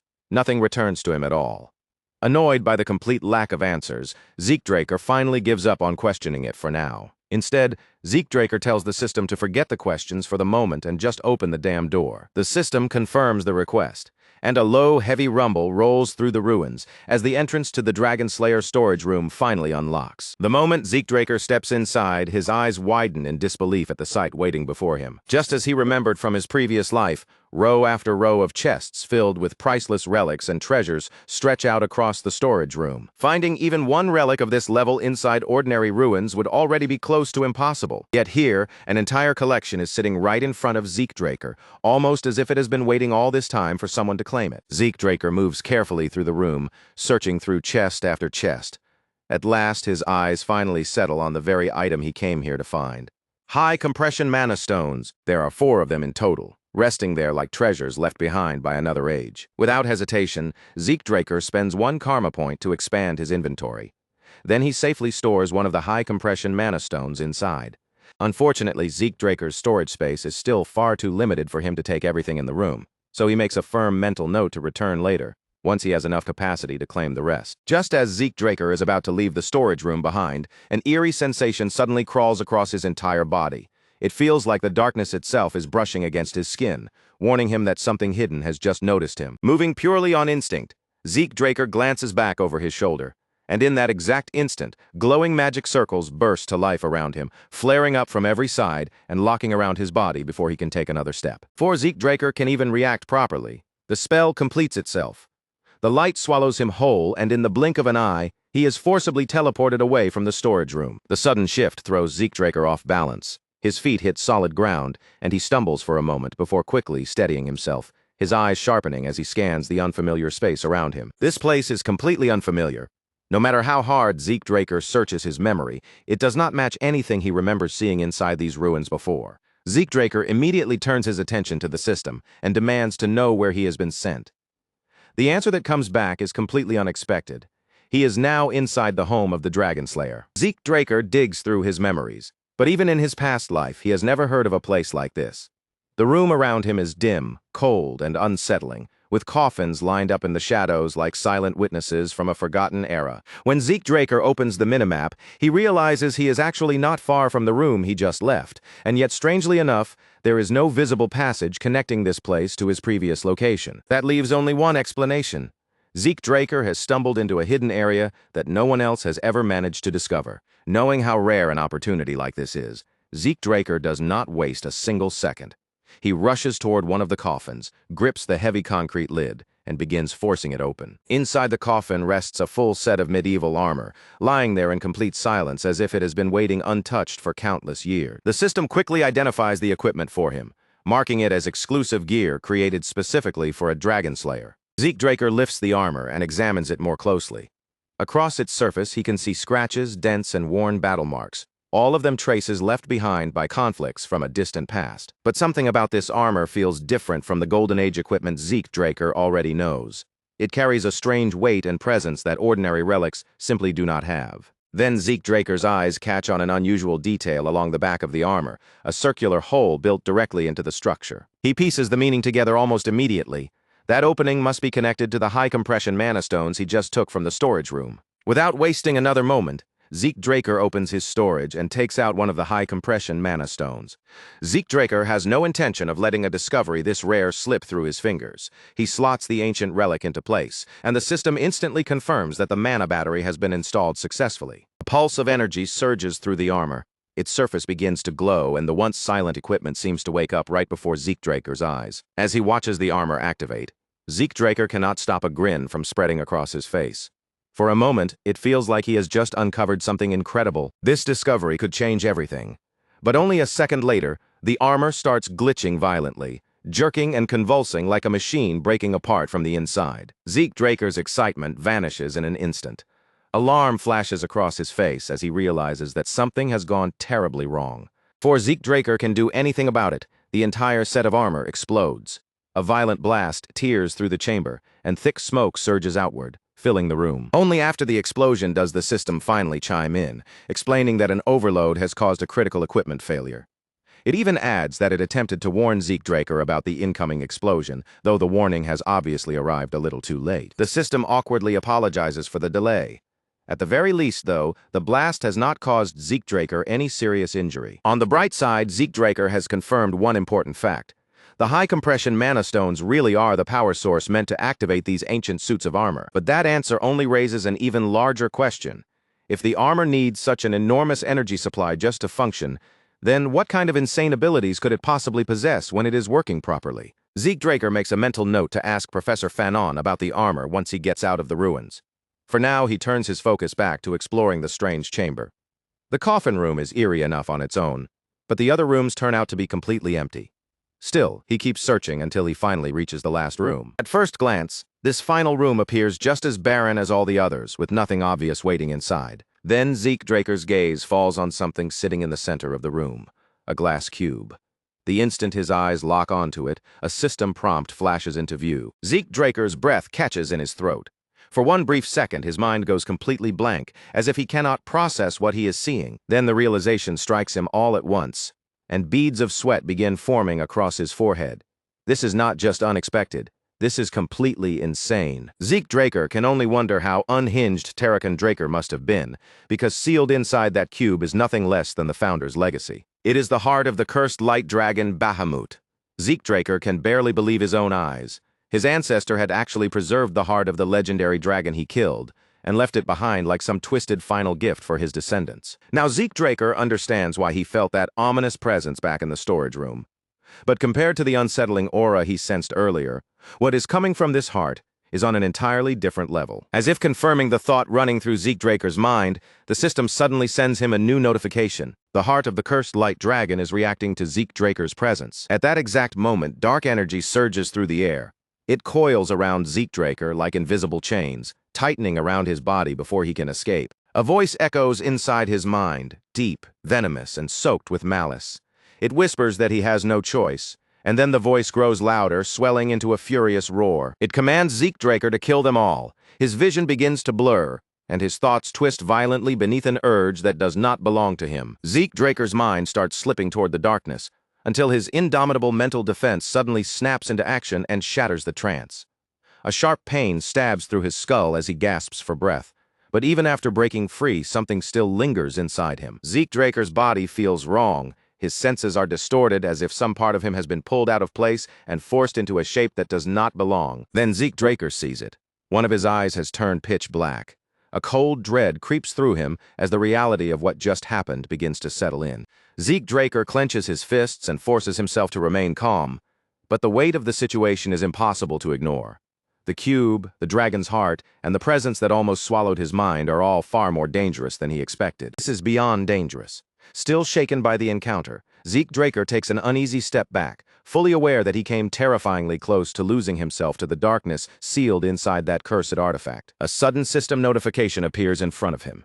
It is an urgent quest, Dragon Draker's test, and Zeke Draker must defeat the powerful curse embedded within Bahamut's heart. Before Zeke Draker can even fully process the challenge placed before him, the dark presence flares up again, stronger and more violent than before. His indomitable mental defense activates at once, trying to purge the corruption from his mind. But for the first time, the defense does not succeed. A surge of murderous intent crashes over Zeke Draker, like a tidal wave. The voice that once whispered now roars inside his skull, ordering him to kill them all. The words drill deeper into his mind, demanding obedience, while his vision darkens and his entire body stiffens beneath the overwhelming force. Both of Zeke Draker's eyes turn pitch black. The voice tempts him with freedom, true freedom, if he would only surrender himself to it. But Zeke Draker has always had his own definition of freedom. Through nothing but raw willpower, Zeke Draker managed to drag back the faintest sliver of control over himself. And before that crushing darkness could close around his mind for good, he forced his fading consciousness to make one final, desperate choice. He didn't allow himself even a heartbeat to think twice. Gathering every last bit of strength still left in his body, Zeke slammed his head straight into the glass cube in front of him. The impact sent a savage burst of pain, tearing through his skull, so sharp and violent that it yanked his mind back from the brink. Thin streams of dark blood slid down his face, but even then, Zeke's lips twisted into a fierce, almost mocking grin.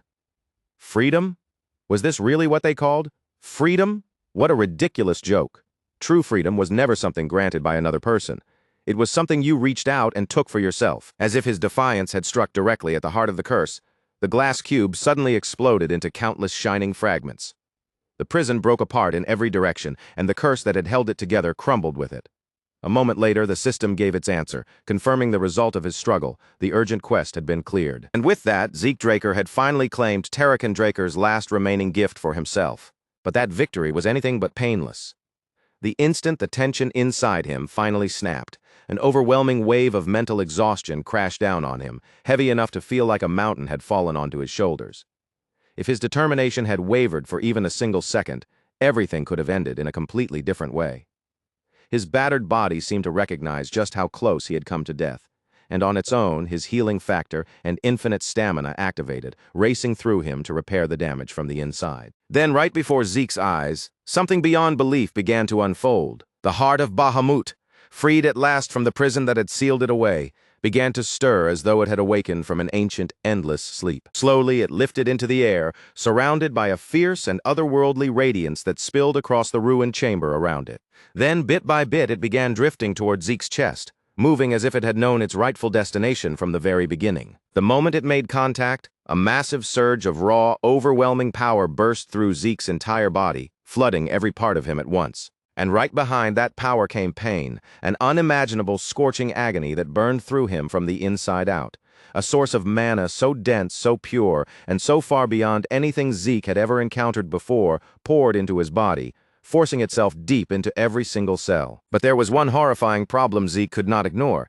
He had no mana circles strong enough, or even capable at all, of containing such an enormous torrent of energy. With no proper place to settle, that violent power began rampaging through him from within, ripping at his body as though it might tear him apart at any second. There was no time left to hesitate. If Zeke wanted to live, he had to act immediately. In one desperate high-risk gamble, Zeke summoned his purple ether through the spirit of the soul. He poured everything he had into that single move, creating a tiny black hole in the palm of his hand and using it as a makeshift seal to contain the monstrous mana. It was reckless, dangerous, and almost insane. But with the abilities Zeke had right now, it was the only possible path to survival. Zeke clenched his jaw so hard it began to ache, forcing every remaining shred of focus into keeping that ether hole from collapsing. But the power inside him resisted like a living beast, thrashing violently against his control. The pressure kept building, swelling higher and higher inside his body, until at last it erupted all at once. A gigantic explosion blasted outward, and Zeke was standing right at the heart of it. The force tore through the entire room, wiping it out completely and carving a massive crater into the ground, where solid floor had stood only moments before. Smoke billowed through the wrecked space. Broken debris rained down all around him, and for one brief moment after the destruction, an unnatural silence settled over the ruins. When the dust finally started to thin, Zeke was still there, standing alone in the middle of the shattered remains, but only barely. His entire body felt as if it had been thrown into fire, and every nerve screamed in protest from the unbearable strain. He released a sharp, ragged breath, and as the worst of the pain slowly began to recede, a wave of relief finally washed through him. He had lived. His uniform was hanging from his body in torn, ruined strips, but across his chest, something entirely new had appeared. A mark had formed there, the unmistakable mark of Bahamut. The broken remnants of the glass cube had disappeared completely, leaving not even the smallest trace behind. Bahamut's raw mana was far from something anyone could take lightly, and the fact that Zeke had managed to endure it at all was nothing short of a miracle. In the end, it was his quick thinking that had kept him alive. As his eyes lowered toward the shattered pieces scattered across the floor, a faint reflection flashed back at him, revealing the mark now engraved on his chest. It looked like sealing away Bahamut's rampaging energy had left Zeke with more than just survival. There had been unexpected consequences as well. Just then, a new system notification appeared in front of him. The absorption of the cursed light dragon's heart had been completed. Immediately afterward, a torrent of new information surged into Zeke's mind. The immense amount of mana he had absorbed had completely remade his body. His constitution was no longer normal, and in the usual sense, it could hardly even be called human anymore. It had been elevated into something far greater, a divine body, but there was a dangerous limitation attached to it. According to the system, Zeke's current abilities were still far too weak to fully control this new power, so in order to prevent him from destroying himself, 95% of that energy had been forcibly compressed and sealed away. And that was not the only thing he had received. As the inheritor of his ancestors' legacy, Zeke had also been granted access to Zeke Draker's secure library. Along with that authority, a beginner quest book had been unlocked, and a low-level administrator tutorial had become available as well. Zeke raised one hand and scratched his head, staring at the flood of information with open disbelief. A divine body, a hidden secure library, and now even a tutorial? What the hell was he supposed to do with all of this? The sheer amount of new information pressing into his head was almost too much for him to process all at once. So for now, Zeke shoved most of the notifications aside, deciding that he would deal with them later. There was only one exception. Apparently, the first Dragonslayer had been feeling especially generous in his final moments. A fresh system prompt appeared before Zeke's eyes, asking whether he wanted to open Zeke Draker's second dying gift. Just when Zeke thought there was no possible way anything else could surprise him, yet another hidden secret was placed directly in front of him. After barely surviving the cursed chamber and escaping death by the thinnest margin, Zeke finally made his way back to his mansion. Once he returned, he carefully secured every treasure he had managed to bring back with him. Even then, his gaze kept drifting back to the system prompt, still floating before his eyes. His title had changed. Zeke was now recognized as the one who had received the blessing of the ancient dragon, as well as the inheritor of Zeke Draker, and those titles were not empty decorations meant only to look impressive. They carried benefits so powerful that they almost sounded ridiculous. Among those rewards, Zeke had obtained draconic control, along with the constitution of a divine body. But out of all the new abilities displayed before him, one stood out more sharply than the rest: incantation. Its description was brief, yet terrifyingly straightforward. This locked skill would allow his words to carry power. Just that much was enough to make it sound absurdly dangerous. Still, no matter how unbelievable these rewards were, one harsh reality had not changed at all. Zeke was still too weak to properly wield most of them. Draconic control meant that Zeke had the authority to command dragonkin. Any dragons placed under his rule would follow his orders without hesitation or question. The divine body, on the other hand, raised his combat potential to a completely different level. His ability to learn combat techniques had increased dramatically, and the efficiency of his ether circulation had improved by an enormous margin. But seeing those effects written inside a system window and actually experiencing them in combat were two very different things. If Zeke wanted to understand what this new power could truly do, he would need to test it with his own body. And just as he began considering what his next step should be, another system window appeared before him. This new message was still connected to Zeke Draker. Zeke had already been granted access to the secure library, but before he could actually use it, the system required an information update. Just like always, the system answered as though it had already been sitting there waiting for Zeke Draker to ask the right question. In that same strangely polite manner, it offered to mark the exact location of the required update directly on his minimap. Zeke Draker was not exactly happy about being given yet another task so soon after barely surviving that nightmare. His body and mind had only just escaped one crisis, and now another errand had been dropped into his lap. But because this was connected to Terracon Draker's legacy, he knew he could not simply ignore it no matter how troublesome it seemed. Then Zeke's gaze sharpened. The longer he stared at the shape displayed on the map, the more something about it pulled at his memory. The arrangement of the paths and structures felt oddly familiar, as if he had seen this layout somewhere before. And after a moment, one particular place came to mind: Valhalla. Valhalla was known as the greatest knight training institution in the entire world, a place reserved only for warriors who possessed extraordinary talent, bloodline, or status.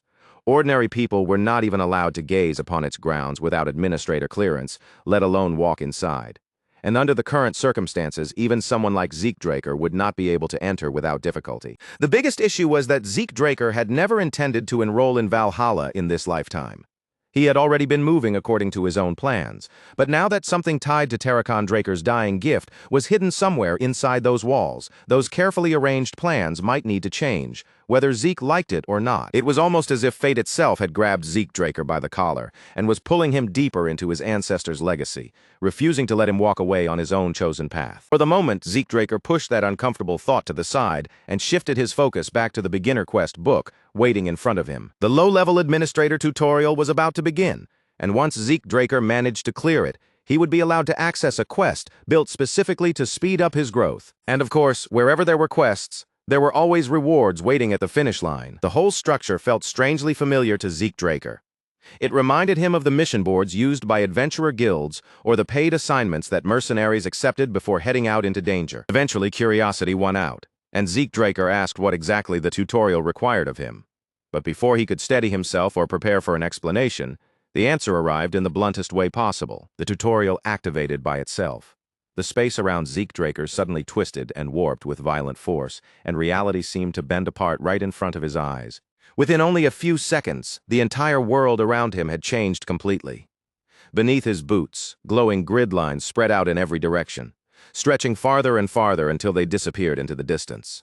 Beyond those bright lines, everything was swallowed by a deep, bottomless darkness. Even with that unreal space pressing in around him from all sides, Zeke Draker remained calm, carefully moving his eyes across the area as he tried to figure out where the system had brought him. This did not feel like the kind of teleportation Zeke Draker had experienced in the past. It was not as simple as being moved from one physical location to another. Instead, it felt as though the very rules of the world had been altered around him. And before Zeke Draker could fully organize that thought, a dangerous presence suddenly surged up from behind his back. Zeke Draker reacted without the slightest delay, twisting his body sharply and spinning around toward the incoming threat. From inside the darkness, a group of orcs came bursting forward with brutal momentum, their massive spiked clubs already raised overhead as they charged in to smash him down. Only then did the system finally decide to explain the situation, almost as if it had intentionally waited for the most dangerous possible timing. The tutorial quest had officially begun. Zeke Draker was given 60 minutes to defeat the monsters, and he had to use 2 or more different skills while doing it. If he succeeded, he would receive system points and unlock access to the system store. That reward was not bad at all. Zeke Draker's instincts as a fighter took control immediately, and just as the first wave of attacks came crashing toward him, a sword formed solidly in his hand. So this tutorial was meant to show him how to properly use the advantages provided by the system. Zeke Draker could not help but think that having something this useful earlier would have made things much easier. First 3 orcs rushed him together, their heavy weapons descending from separate angles at almost the same time. But every one of those vicious strikes met nothing but empty air. Zeke Draker had already slipped out of their range. The force of the missed attacks was so heavy that even the tutorial space itself seemed to ripple from the impact. And before the orcs could process where he had gone, Zeke appeared again, moving at a speed far beyond normal human limits. Swift steps, continuous slash. With smooth, precise movements that looked almost effortless, Zeke Draker cut through them before the monsters could even track his path with their eyes. Monsters at this level could no longer be considered true threats to him.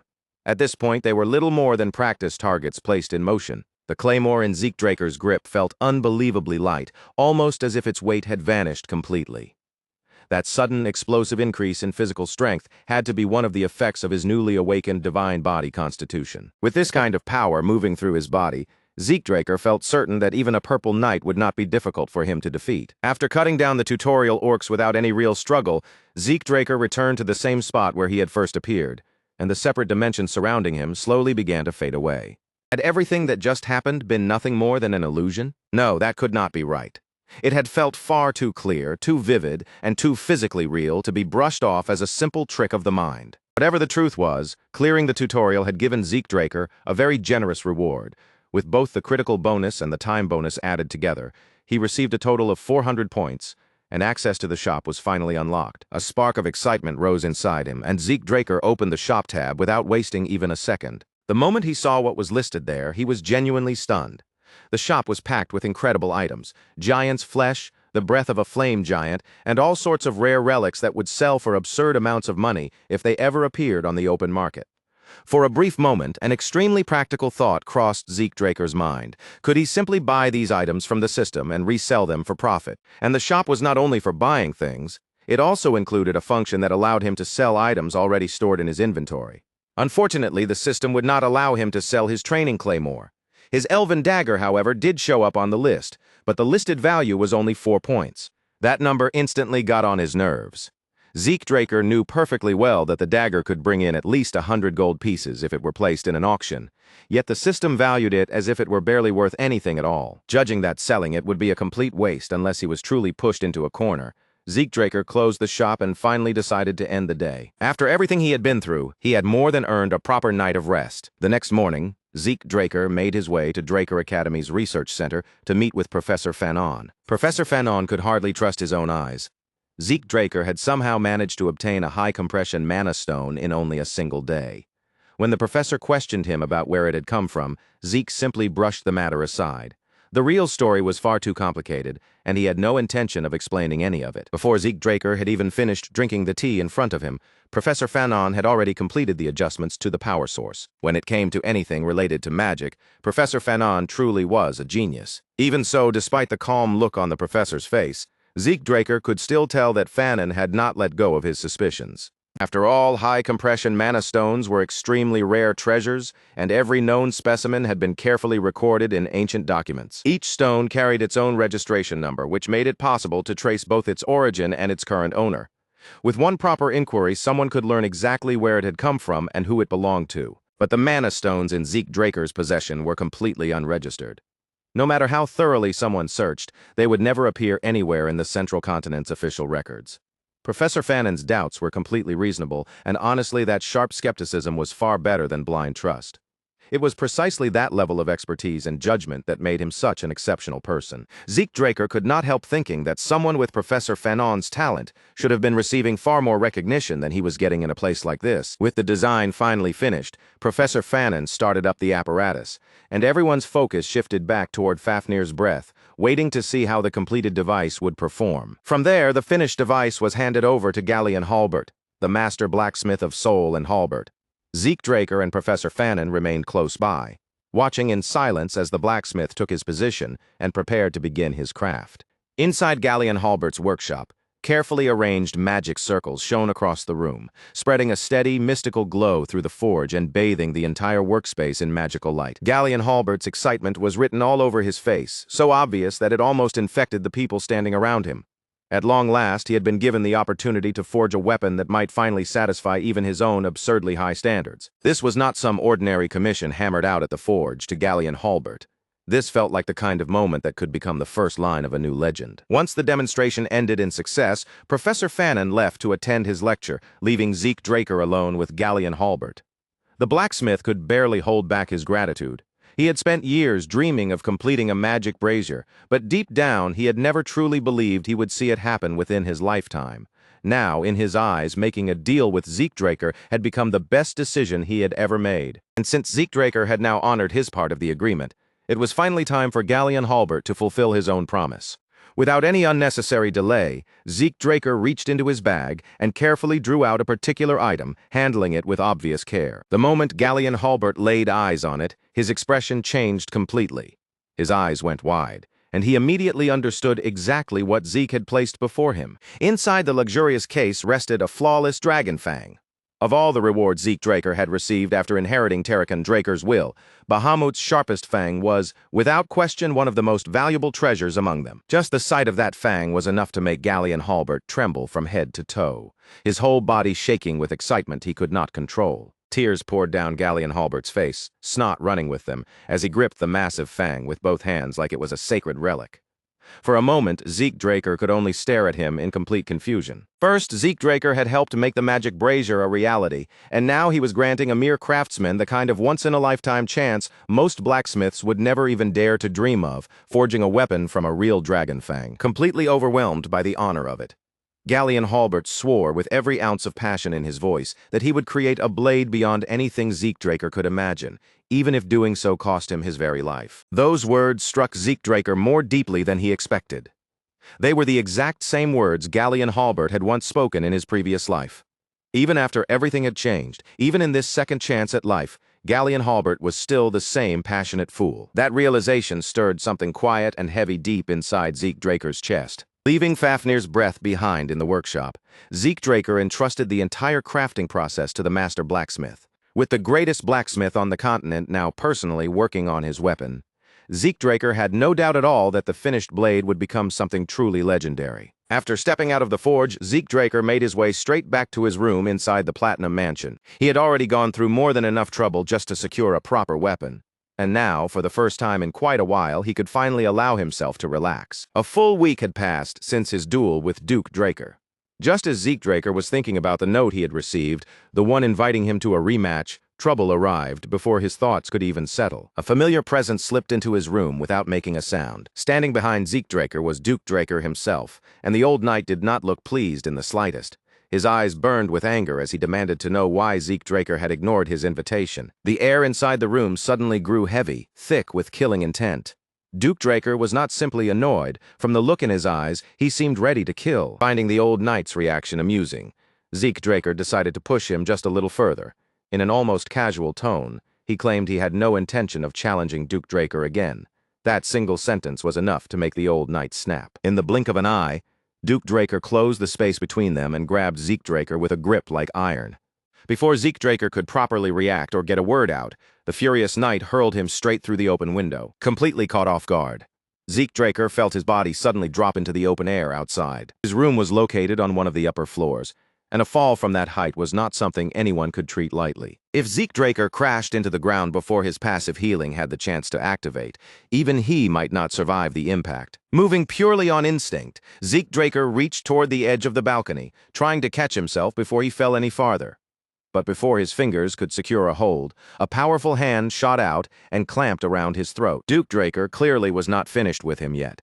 His grip tightened around Zeke Draker's neck as he glared down at him, his anger still blazing fiercely in his eyes.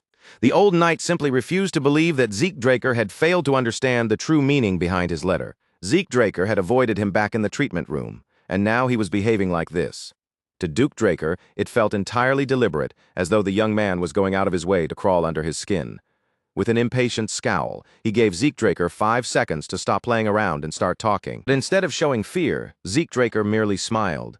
In a calm voice, he pointed out that Duke Draker was the dishonest one, still pretending to be a gardener while demanding honesty from someone else. At that instant, a subtle change passed across Duke Draker's face. The old knight had expected Zeke Draker to show fear, or at least a trace of hesitation, but there was nothing like that in his expression. As the countdown reached its final second, Duke Draker's fingers loosened slightly around Zeke's neck, and a grin slowly spread across the old knight's face. Without any warning, Duke Draker tossed Zeke Draker back into the room as if he weighed nothing. Zeke hit the floor hard, smashing through enough furniture to wreck half the room, but thanks to his reinforced body, he avoided any serious injury. As Zeke Draker brushed himself off and lifted his gaze, he saw Duke Draker standing in front of him. No, in that moment it was garden keeper, Dexter, who extended a hand toward him. With a faint smirk on his face, the old knight finally admitted the truth he had been keeping hidden. He was not just some strange old gardener wandering around the estate. In the past, he had been a Black Knight of Draker. Zeke Draker put on an expression of surprise, though in reality, He had already figured that out long ago. Even so, Zeke Draker committed fully to the act, offering an exaggerated apology for failing to recognize such an esteemed member of House Draker and a once honorable Black Knight. Duke Draker narrowed his eyes, suspicion still lingering in his gaze, and asked whether this had been Zeke Draker's plan from the very beginning. Zeke Draker, shameless as ever, continued pretending he had no idea what the old knight meant, dragging the moment out for as long as he possibly could. Taking advantage of this rare opening in the conversation, Zeke Draker casually asked why Duke Draker had called himself a former Black Knight. The old knight's expression darkened immediately. He answered flatly that he simply no longer held the title, then refused to say anything more. Zeke Draker had known that knights could rise through the ranks, but he had not realized that their standing could apparently be taken away just as easily. Seeing that Duke Draker had no intention of explaining further, Zeke Draker let the subject drop. Even so, he did not fail to notice the faint tremble in the old man's hand. Perhaps Duke Draker's past carried far more weight than Zeke Draker had first assumed, and since the old knight had been willing to reveal his true identity, Zeke Draker decided it was only fair to answer that honesty with some of his own. Zeke Draker lowered himself before the knight and confessed the truth directly, holding nothing back. Zeke Draker admitted it plainly. He had known who Duke Draker really was from the very start. In fact, every move he had made until now, the provocations, the reckless attitude, even the moments that looked careless, had all been aimed at one goal, forcing Duke Draker to accept him as an apprentice. But Duke Draker did not explode in anger the way Zeke had expected. Instead, the old knight's mouth slowly curved into a smile, as though the sheer audacity of the boy in front of him had genuinely amused him. And in that moment, the Gale Knight finally made his decision. "Fine," Duke Draker said at last. From that moment forward, Zeke Draker would officially become his apprentice. For a brief second, Zeke Draker froze where he stood. That was all it took. He had braced himself for impossible trials and brutal tests, expecting Duke Draker to force him to prove his worth the hard way. And yet somehow, through nothing but stubbornness, perfect timing, and relentless persistence, Zeke had managed to secure a legendary master for himself. Not wanting to waste even a single breath, Zeke Draker immediately lowered his head in a deep, formal bow. With sincere resolve in his voice, he gave the apprentice's vow, swearing as Zeke Draker to bring honor to his master's name, follow his teachings, and pursue both wisdom and strength under his guidance. Duke Draker lifted an eyebrow, clearly caught off guard. Zeke Draker actually knew the old apprentice's vow. Most young knights these days had already forgotten traditions like that completely. But to Zeke Draker, those traditions still carried weight. Culture, discipline, and respect were not just empty decorations used to make knights look noble. They were virtues that every true knight should hold on to. Still, before they could move forward, there was one last question Zeke Draker wanted answered. He raised his eyes carefully and began by asking permission to speak to his master. The instant Duke Draker heard that word, his face twisted into a deep frown, and he snapped at Zeke Draker not to call him that. Zeke Draker smirked faintly at the old knight's reaction, but he continued as if nothing had happened. What he truly wanted to know was simple. Why had Duke Draker decided to accept him as an apprentice? After all, Duke Draker was infamous for turning away almost everyone who approached him. Even Andre Draker, the genius praised as the talent of the century, had been forced to beg for years before Duke finally took him in. Zeke Draker already had a few guesses of his own, but he wanted to hear the reason directly from Duke Draker's mouth. The old knight let out a low chuckle, then casually threw the question right back at him, telling Zeke Draker to try guessing for himself. Zeke Draker grinned without the slightest hesitation and answered that maybe it was because he was the family's genius. Duke Draker burst into loud laughter at that, clearly entertained by the confidence in his answer. Duke Draker quickly made it clear that talent had nothing to do with it. If raw talent was all he cared about, he would have chosen the girl from the Turun family instead. Then his expression grew firm, and he gave Zeke the real answer. The reason he chose him was tenacity. Talent alone, Duke Draker said, could never carry someone to the level of a Red Knight, much less all the way to a Black Knight. In reality, people blessed with extraordinary talent often shattered the moment true hardship blocked their path. Their potential was extinguished before it ever had the chance to fully bloom. Hearing that, Zeke Draker could not help but agree. He had already lived through an entire lifetime filled with struggle and disappointment. Time and time again, he had seen so-called geniuses, people everyone believed were destined to become Red Knights, fail to meet those dazzling expectations. Most of them never even advanced beyond the level of Blue Knight. The moment they ran into a wall they could not climb through talent alone, their growth came to a dead stop. With that, Duke Draker ended the conversation and rose to his feet. They had talked more than enough. Now it was time for Zeke Draker's very first lesson. Zeke Draker followed the old knight all the way to the empty western greenhouse. only to find something completely unexpected waiting beneath the quiet structure. Hidden underground below the greenhouse was an entire gymnasium. Zeke Draker had not even known a place like this existed. Duke Draker gave no explanation whatsoever and simply ordered him to start running. So Zeke Draker ran for 3 straight hours. He circled the track over and over again while Duke Draker stood there watching him in complete silence. There was no advice, no correction, and not a single proper instruction. Only Duke Draker's sharp eyes followed him, studying every step he took, every breath he drew, and every small shift in his movement. Zeke Draker could not stop himself from wondering what exactly his new master was trying to measure. Then, after what felt like an endless series of laps, Duke Draker finally called out and told him to stop. Zeke Draker halted immediately, relieved that the meaningless running had finally come to an end. But before he could even properly catch his breath, Duke Draker was already behind him. The old knight moved like a phantom, appearing without warning as his hand shot toward Zeke Draker's wrist with frightening speed. Zeke Draker's instincts moved faster than his thoughts. At the very last instant, he twisted his body away, narrowly slipping out of Duke Draker's grasp. Every fiber of his body screamed the same warning at once: create distance, and do it immediately. Duke Draker narrowed his eyes and looked down at his own hand. He had failed to grab Zeke Draker properly, but even that brief contact had nearly damaged the special glove the young man was wearing. That small exchange was enough to confirm Duke Draker's suspicion. His voice grew sharper as he asked whether Zeke Draker had some kind of problem with letting his pulse be checked. Zeke Draker knew better than to believe that a simple pulse check was all Duke Draker had been after. This sly old fox had been suspicious of him from the very beginning. It had started during their clash in the infirmary, and those doubts had only deepened during their fight in the greenhouse. And now, even after making Zeke Draker run 500 laps, Duke Draker still had not sensed even the faintest trace of aura coming from his body. On top of that, the moment Duke Draker reached for his wrist, Zeke Draker had pulled away on instinct. Duke Draker was finished circling around the truth. His gaze locked onto Zeke Draker, steady and unblinking, as he asked the question directly. Zeke Draker could not use aura, could he? The question hit Zeke Draker like a hammer to the chest, stealing his breath for a brief moment. Duke Draker had clearly investigated him. He knew about the bronze statue, and he had heard about the chaos caused by the unprecedented golden light Zeke had triggered. Now Duke Draker wanted the truth. If his suspicion was wrong, he said calmly, then all Zeke Draker had to do was let him check his pulse. Zeke Draker stared directly into his master's eyes.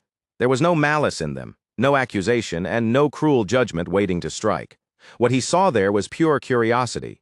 For a Draker, aura was everything, and if anyone discovered that a noble of their bloodline could not wield it, the scandal would be devastating. Even knowing how dangerous that truth could become, Duke Draker did not seem concerned with politics, reputation, or family disgrace in that moment. He simply wanted to know what was real. Zeke Draker was lucky that Duke Draker was such an eccentric old bastard. If anyone else had cornered him like this, things could have turned ugly very quickly. For now, Zeke's goal remained the same. He needed to obtain Graham, his blade. Until that happened, Zeke Draker had to be extremely careful not to let suspicion about his aura spread any farther. This was a warning he could not afford to overlook, and he could not allow himself another mistake. But unlike his previous life, when he had been branded as the first failed awakener in Draker bloodline history, the situation was different now.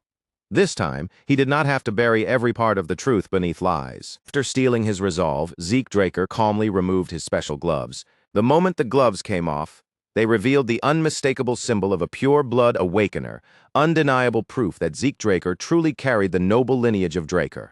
Even so, although he had successfully awakened, Zeke Draker still could not use aura, and the reason remained unknown. By revealing only part of the truth, he hoped he could keep the rest of his secrets safely hidden. Zeke Draker lowered his gaze and released a shaky breath before offering an apology.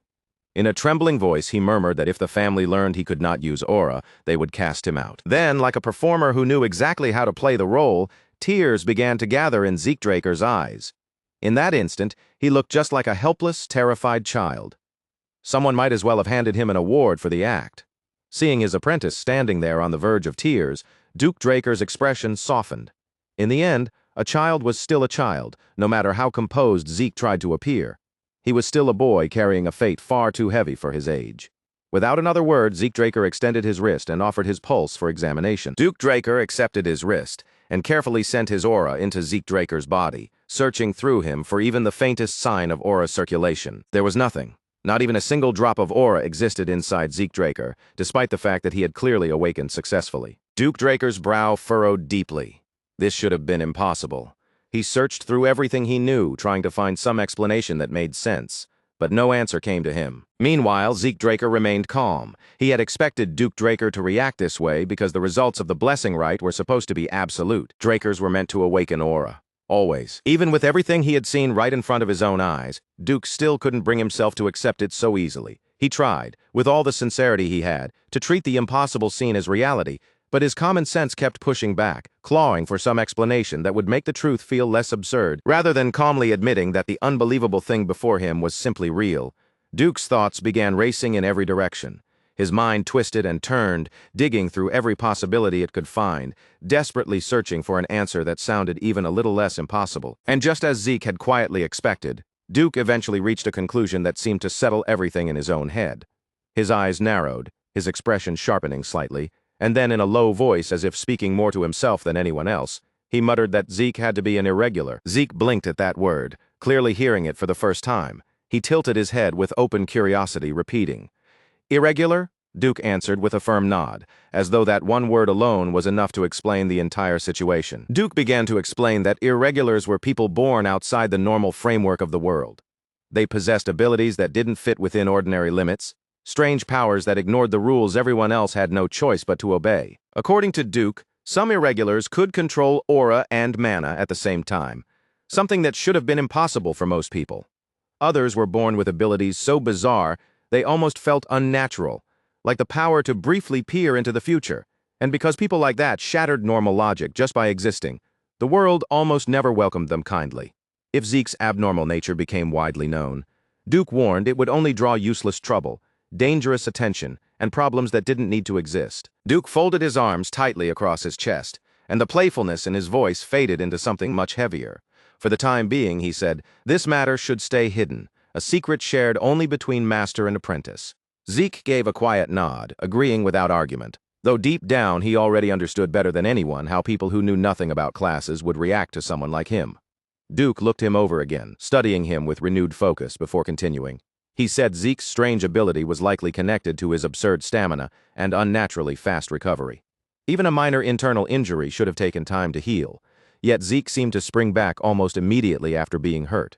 Zeke chose not to say anything. He simply let Duke keep building the explanation by himself, because if this misunderstanding helped conceal Zeke's true secrets, then correcting it would only make things harder. Duke's gaze grew sharper as he thought it through even more deeply.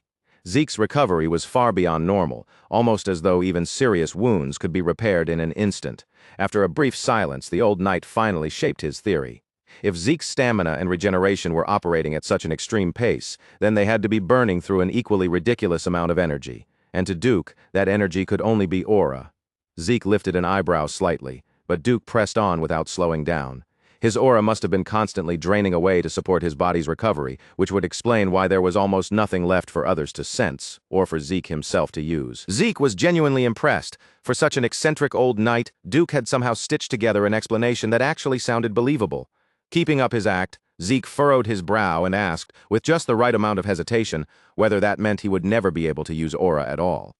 The moment Duke heard that, he burst into loud laughter, clearly amused that this was the part Zeke had decided to worry about. Duke shook his head like that concern was hardly worth losing sleep over. Aura, he said, could be put aside for now, because the Gale arts he intended to teach did not depend on aura in the first place. Zeke listened carefully as Duke moved into his explanation of special arts. A special art was a technique created by a knight who had pushed their abilities to the very limit, refining their skill until it reached a terrifying peak. In most cases, those arts were born from dragon-slaying techniques, and they required aura to unleash their true power. But Gale arts were an exception. They were built entirely on control of the body, turning raw physical mastery into something so sharp and precise that it could become frightening on its own. "Watch carefully," Duke said. And before Zeke even had time to blink, the floor under Duke's feet split apart, cracks bursting outward from the point of impact as a sudden wave of force rippled through the ground. With a single leap, the old knight launched himself across the gymnasium like a storm taking human shape. His speed was almost ridiculous. He cut through the air faster than Zeke's eyes could properly track, yet every motion was so fluid that not even a clear afterimage seemed to linger behind him. In just a few seconds, Duke crossed the arena again and again from different angles, carving through the space with effortless precision before landing lightly back at his starting point. He stood there as casually as if he had merely taken one ordinary step. Duke turned his gaze back to Zeke, a faint challenge glinting in his eyes as he watched for the boy's reaction. He asked whether Zeke had managed to catch everything. Zeke released a slow breath, steady and composed, then calmly asked if it would be all right for him to try the movement himself. For a brief moment, Duke could only stare at him, genuinely taken aback. Most people would have begged to see the footwork several more times before even imagining they could imitate it. But this boy was already stepping toward the idea of attempting it himself. The old knight threw his head back and laughed heartily, calling Zeke bold before finally giving him permission to go ahead. Zeke stepped forward and planted himself firmly, settling his body into position. Inside his mind, he replayed Duke's movements with sharp precision, following every foot placement, every shift in balance, and every explosive burst of power that had sent the old knight flying forward. Then, without another word, Zeke moved. His very first step landed directly over the footprint Duke had left behind. The instant his foot struck the ground, the force dug into the floor and carved a fresh crater beneath him. In the very next moment, Zeke disappeared from sight. Zeke traced his master's path almost flawlessly, stepping into each mark Duke had left behind without making a single mistake. And the moment he felt the movement through his own body, the hidden structure behind it suddenly clicked into place. These weren't random steps thrown together just to create speed. Every movement had a reason, and every shift carried a specific purpose. Some steps were designed to launch the body forward into an attack, while others existed to slip cleanly out of danger. Certain movements closed the distance in an instant, and others created space before an opponent even had the chance to react. After completing the final step, Zeke slowly brought his momentum under control and came to a smooth stop. Across from him, Duke stood completely frozen, staring in silence, too stunned to immediately find his voice. Duke had already known that this boy carried a frightening level of talent.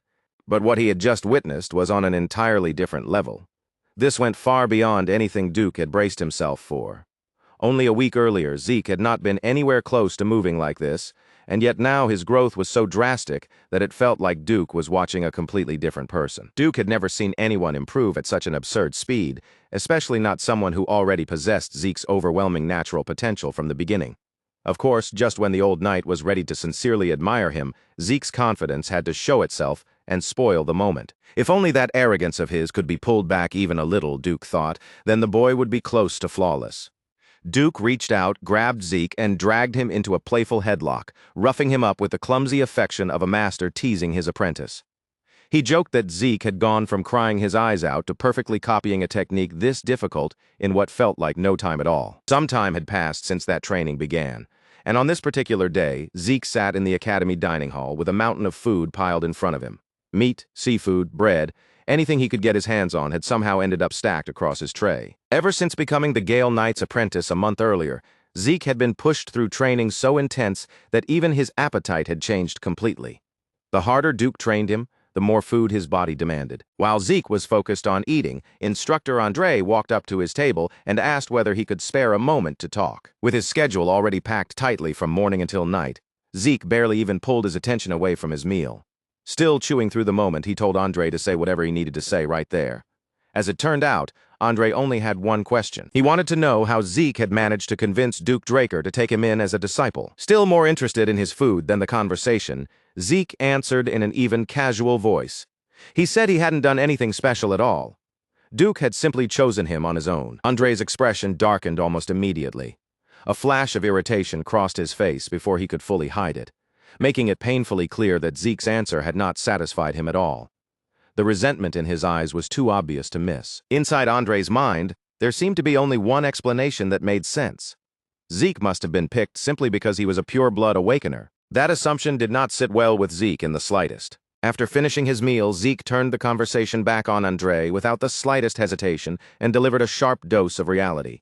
He pointed directly at the inferiority complex Andre had been carrying deep inside himself, exposing a truth the instructor clearly had not been ready to hear out loud. Andre's hands began to tremble with anger as he fought to keep his composure from cracking. Trying to force Zeke back into his place, he snapped that Zeke was still nothing more than a cadet. But Zeke had no intention of backing down there. He challenged Andre's words head-on, asking whether he truly believed someone like Zeke Draker would choose a disciple for such a shallow reason. And even if his bloodline had helped him stand in that position, Zeke asked, didn't that still prove he had strength of his own? After all, the fact that Zeke could take the lineage he had been born with and turn it into a foundation for climbing even higher only made his worth more obvious. And he did not end the exchange there. Instead, he gave Andre advice that was blunt, painful, and impossible to brush aside. Rather than wasting his energy protecting his pride and clinging to that inferiority complex, Andre would be better off working hard enough to become someone worth choosing. The words cut deep, but even Andre could not deny that there was a harsh truth buried inside them. Later that same day, at the Western Greenhouse Arena, the usual training session between Zeke and Duke had unexpectedly gained a third person. Someone had arrived ahead of both of them, and was already running around the track with desperate intensity, sprinting as though every single lap carried more weight than the last. Confused by the sight, Zeke turned toward his master, silently asking for an explanation. But Duke looked just as puzzled as he did, clearly having no idea what had suddenly gotten into the man either. As it turned out, instructor Andre had reached the arena before them and had practically begged Duke to let him train under him. Andre had been willing to begin from the absolute bottom, even if that meant being treated as nothing more than a servant. Amused by the sudden desperation in front of him, Duke decided to give him a test. If Andre could run 300 laps around the track without using aura, Duke told him, then he would at least consider accepting him. Now, right there in front of them, Andre was forcing his body forward one lap after another, driving himself closer to his limit through sheer determination alone. Duke could not completely hide his surprise at Andre's sudden resolve, and even Zeke had to admit that the instructor's effort was genuinely impressive. Andre Draker, as it turned out, was not merely a bitter scholar clinging to his position and pride. Beneath all that resentment, beneath the wounded ego he carried so openly, there was a stubborn core of real grit that refused to bend. And on that same day, while Andre was still driving himself forward in the arena, something much larger began to ripple through Draker Academy, pulling the attention of the entire institution in a completely different direction. Every student had been ordered to assemble at the training grounds, and the reason behind the summons was serious enough to place the whole academy on edge. The patriarch himself was about to arrive. From beyond the campus gates, the deep, heavy sound of hooves thundered through the air. A moment later, an elegant carriage bearing the proud insignia of House Draker rolled into the academy, and almost instantly, every gaze turned toward it. The first to react was the academy dean, Howard Draker, a round, heavy-set man whose entire body seemed to jolt into motion the instant that carriage came into view. Howard quickly began issuing orders to his men, making sure the preparations for the Supreme Leader's arrival were flawless. Then he hurried to place himself at the very front, clearly determined to be the first person there to offer his greeting. When the carriage finally came to a stop and the door opened, Howard immediately bent into a deep, respectful bow. His plump face was filled with open reverence, as though the man before him stood far beyond the reach of ordinary people. Behind Howard, the knights moved with perfect discipline. One after another, they dropped to a knee and raised their blades in a formal salute. Right on time, exactly as noon arrived. The patriarch had entered the academy. At that exact moment, the academy bell rang out over the grounds, its sharp toll cutting through the air with a clarity that felt stronger and heavier than usual. The sound seemed to spread to every corner of the academy, announcing to students, instructors, and knights alike that this was not an ordinary day. Then the man everyone had been waiting for stepped forward. Arthur Draker, the head of the Third Transcendent Household and the living symbol of the Dragonslayer name, finally appeared before them. His presence alone carried a crushing sense of authority, the kind of weight that made people instinctively lower their heads before he had even spoken a single word. Arthur placed one firm hand on Howard's shoulder, standing over the dean with effortless dominance, and gave him a rare word of praise for all the work he had done. Arthur looked less like an ordinary man and more like a force of nature wrapped in human form, someone whose posture alone radiated power, control, and unquestioned command. Still bowing respectfully, Howard hurried to suggest that they move inside, using the fierce midday sun as a convenient excuse. But Arthur Draker was not the sort of man who allowed anyone else to decide the speed or direction of his steps. Meanwhile, several students gathered near the gates managed to catch sight of him. The moment they realized who had arrived, their eyes widened, and awe spread across their faces. Then, at last, Arthur stepped completely into view, allowing the young cadets and knights spread across the training grounds to see his face clearly. Standing before the next generation of Dragonslayers, Arthur faced them head-on. His calm, commanding gaze swept across the gathered crowd, taking in each student with quiet authority. These students were the future of his clan, the strength and hope that would one day carry House Draker forward. Arthur urged them to train with even greater intensity, to break through their own limits, and to sharpen themselves not only for personal growth, but for the honor and glory of the Draker family. Arthur's overwhelming presence and forceful words sank deep into the students' hearts. Stirred by his speech, they answered with loud, unified shouts, their voices rising together across the training grounds with absolute conviction. With the blazing sun still hanging high above them, Arthur finally turned away from the crowd and gave Howard the order to escort him inside. Behind closed doors, Zeke Draker was called before the leader of all knights, the guardian of the Dragonslayer name, and more than anything else, his own father. When Zeke greeted him in a formal tone that sounded almost old-fashioned by modern standards, Arthur let out a faint chuckle, clearly entertained by the rare display. A small smile rested on Arthur's face as he poured tea into 2 cups. Then, with a calm motion of his hand, he invited his son to sit across from him. Arthur said that he had heard Zeke was fond of tea, so he had prepared a particularly rare variety, hoping it would suit his son's taste. To anyone looking at the scene from outside, it might have seemed like a considerate gesture from a caring father. But Zeke understood the hidden meaning right away. Even something as small as his personal preference for tea had already been reported to the upper ranks. There was an old saying that the emperor might fail to notice certain things, but nothing ever escaped the eyes of a Draker. And now, in that quiet room, seated directly across from his father, Zeke could feel the full weight of that saying pressing down around him. Arthur did not waste much time circling around the real reason he had called Zeke there. He had summoned Zeke because he had heard that Duke Draker had taken him in as a disciple, and true to his nature, the patriarch showed little patience for meaningless small talk or gentle lead-ins. Zeke, however, kept his voice humble and restrained. He downplayed the matter, saying that Duke was merely doing him a favor. Arthur admitted that he still could not clearly see what destination his youngest son was truly aiming for. Even so, he acknowledged that if Zeke continued learning under Duke's guidance, it would undoubtedly open the door to a remarkable future. But before Arthur could continue any further, Zeke interrupted him. Learning from Duke was not the end of his ambition. What Zeke wanted was much greater than that. He intended to become the strongest man on the entire continent. The instant Arthur heard that declaration, his eyes sharpened with interest. But Zeke had not finished speaking yet. Zeke declared that he would rise above everyone, climbing to a height of power so overwhelming that no one would ever be able to restrain the way he chose to live. That was the ambition burning fiercely inside him, and no matter what kind of obstacle stood in his path, Zeke had no intention of stopping until he reached that distant peak. Arthur studied his son in silence, his expression unreadable. Then, without warning and without uttering a single word, he let the faintest trace of his aura slip into the room, just enough to make his message clear. In an instant, the air itself seemed to grow heavy. Zeke's body stiffened as invisible pressure closed around him from every side. It pressed down on him like a force he could not see, but one his body could feel with terrifying clarity. Cold shiver crawled down Zeke's spine, sharp enough to make his entire body tense. This was not ordinary aura. This was the astral sword, a power said to grant its wielder control over every living being caught within its range. It was the highest realm of aura manipulation, a level that only the most elite Black Knights could ever hope to touch. The sheer weight of Arthur's presence pressed against Zeke so heavily that his breath caught in his throat. Arthur's eyes gleamed with an emotion Zeke could not quite read.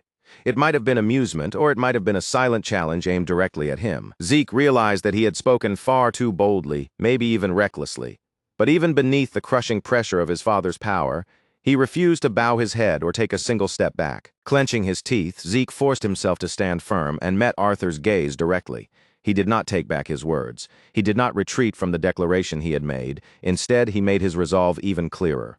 Yes, his goal was to surpass even his own father, and no matter what it required of him, he would turn that ambition into reality. Arthur watched Zeke closely for a brief moment. Then, as though the answer had satisfied him, he calmly withdrew the astral sword. The suffocating pressure disappeared from the room all at once, and Arthur simply lifted his cup as if nothing had happened, taking a calm sip of tea. Arthur admitted that Zeke's declaration was the most interesting thing he had heard in years. At first, he had come to the academy to support both the institution and his youngest son. But after witnessing Zeke's growth with his own eyes, Arthur began to wonder if that alone would truly be enough. Reaching into his finely tailored suit, Arthur drew out a small object and slid it across the table toward Zeke. Zeke's gaze immediately lowered, focusing on the item that now rested in front of him. It was a black card, marked clearly with the unmistakable insignia of the Draker family. For a brief moment, Zeke could only stare in stunned silence. Up until then, he had always believed that Black Knights like Duke stood at the absolute peak of strength. But Arthur Draker was different. Zeke could feel it now with chilling clarity. His father existed on a height that seemed completely separate from even the strongest knights Zeke had ever known, and the instant his eyes landed on that black card, a heavy, uneasy feeling began to settle deep in his chest. Zeke's words caught slightly in his throat, and Arthur's lips curved into a faint, knowing smirk. That small reaction was enough for him to understand that his son already knew exactly what had been placed before him. This was no simple luxury item or expensive family token. It was the black card itself, a symbol of absolute privilege granted only to a tiny handful of people. Privileges attached to that card were almost unreasonable. It had no spending limit, carried none of the usual restrictions, and opened doors to elite establishments and powerful circles that ordinary people could never even get close to. Put simply, it was like holding an endless stream of wealth and authority in the palm of one's hand. Arthur explained it as if it were nothing unusual, saying the card would be registered under both his name and Zeke's, which meant Zeke could use it however he wished. But Zeke was not innocent enough to accept such generosity at face value. He understood there had to be another intention hidden beneath the gift. Every transaction made with a black card would leave a record behind, which meant it could also serve as a perfect tool for tracking where he went and what he did. Even so, the fact that Arthur chose this method, instead of sending a squad of Black Knights to follow him, revealed something important. For now, the patriarch did not consider Zeke a genuine threat. At least, not yet. Zeke pushed down the discomfort rising inside him and accepted the card, silently deciding that he would only rely on it when he truly had no other choice. Arthur then dismissed him with one final word of encouragement, telling Zeke that if he truly wanted to become the strongest, then he would have to prove that ambition through his own effort. Zeke bowed once more, offering proper thanks to the master of House Draker with all the formality expected of him. Then he turned away and left the room, though his thoughts were already churning too violently to be easily pushed aside. After the door shut behind Zeke, Arthur remained seated for a moment. He leaned back in his chair, slowly closed his eyes, and let the quiet room pull him into deep contemplation. His youngest son's ambition had been far more unexpected than Arthur had imagined, and yet that very boldness made it impossible to ignore. Then, right in the middle of that heavy silence, the stillness of the room was suddenly broken. Duke Draker strode in as if formalities meant absolutely nothing to him. His voice carried a sharp, biting edge, and his expression was hard to read as he faced Arthur head-on without the slightest hesitation. Without softening his words in the least, Duke called Arthur a sickening old man straight to his face. Arthur only opened one eye, looking completely unmoved by the blunt insult. In a calm voice, he asked Duke why he was so angry. Duke crossed his arms, his tone dripping with contempt as he asked whether Arthur had suddenly decided to act like a father after spending a lifetime neglecting his own son. Arthur did not flinch at the accusation, but it had been years since anyone had dared to confront him that directly, and Duke was nearly the only man alive with both the strength and the nerve to do it. Arthur released a quiet sigh and insisted that he had no choice. This, he said, was simply the price of standing at the head of the household, because leadership always demanded sacrifices. Arthur added that Duke's words were dangerously close to slandering the patriarch himself, but Duke clearly did not care at all. He dropped onto the couch and stretched out like he owned the place, meeting Arthur's gaze as if daring him to do something about it. If Arthur had a problem with it, Duke told him to go ahead, put him in cuffs, and drag him away. Arthur chuckled, allowing the stiff formal mask to fall aside for once. Out of everyone on the continent, Duke was the only person he could speak to like this. Then Arthur reached into his suit again and pulled out something far more tempting than gold. What he produced was a bottle of dragon's breath, an extremely rare liquor so prized that even powerful people would struggle to get their hands on it. Arthur offered Duke a drink, as though the most natural way to continue such a tense conversation was to share a glass of something extraordinary. And almost at once, Duke's mood began to shift. A faint smirk pulled at the corner of Duke's mouth as he admitted that, if nothing else, Arthur truly did have excellent taste in alcohol. Once the liquor was poured and the glasses were in their hands, Arthur finally turned the conversation toward the real issue, the strange unrest that had begun spreading across the continent. Duke acted as though he had no idea what Arthur was talking about, claiming that he had simply been keeping to himself quietly at the academy. But Arthur knew Duke far too well to believe such a flimsy excuse. Duke had eyes and ears in far more places than most people would ever suspect. With a tired sigh, Duke set his glass down and asked why Arthur would bother asking a question when he clearly already knew the answer. Arthur did not argue or push him. He simply waited for Duke to continue. After a short pause, Duke leaned forward and his voice sank into a much more serious tone. The Emperor, he said, had lost his mind in pursuit of immortality. He was combing through the entire continent for anything at all, no matter how faint or uncertain, that might lead him toward eternal life. Arthur nodded, showing no surprise at the assessment. He had already reached the same conclusion on his own. Magic could slow aging to some degree, but true immortality was nothing more than legend, a mythical state no one had ever achieved and likely never would. Even so, one detail continued to trouble Arthur. The Emperor did not seem to be chasing a completely empty dream.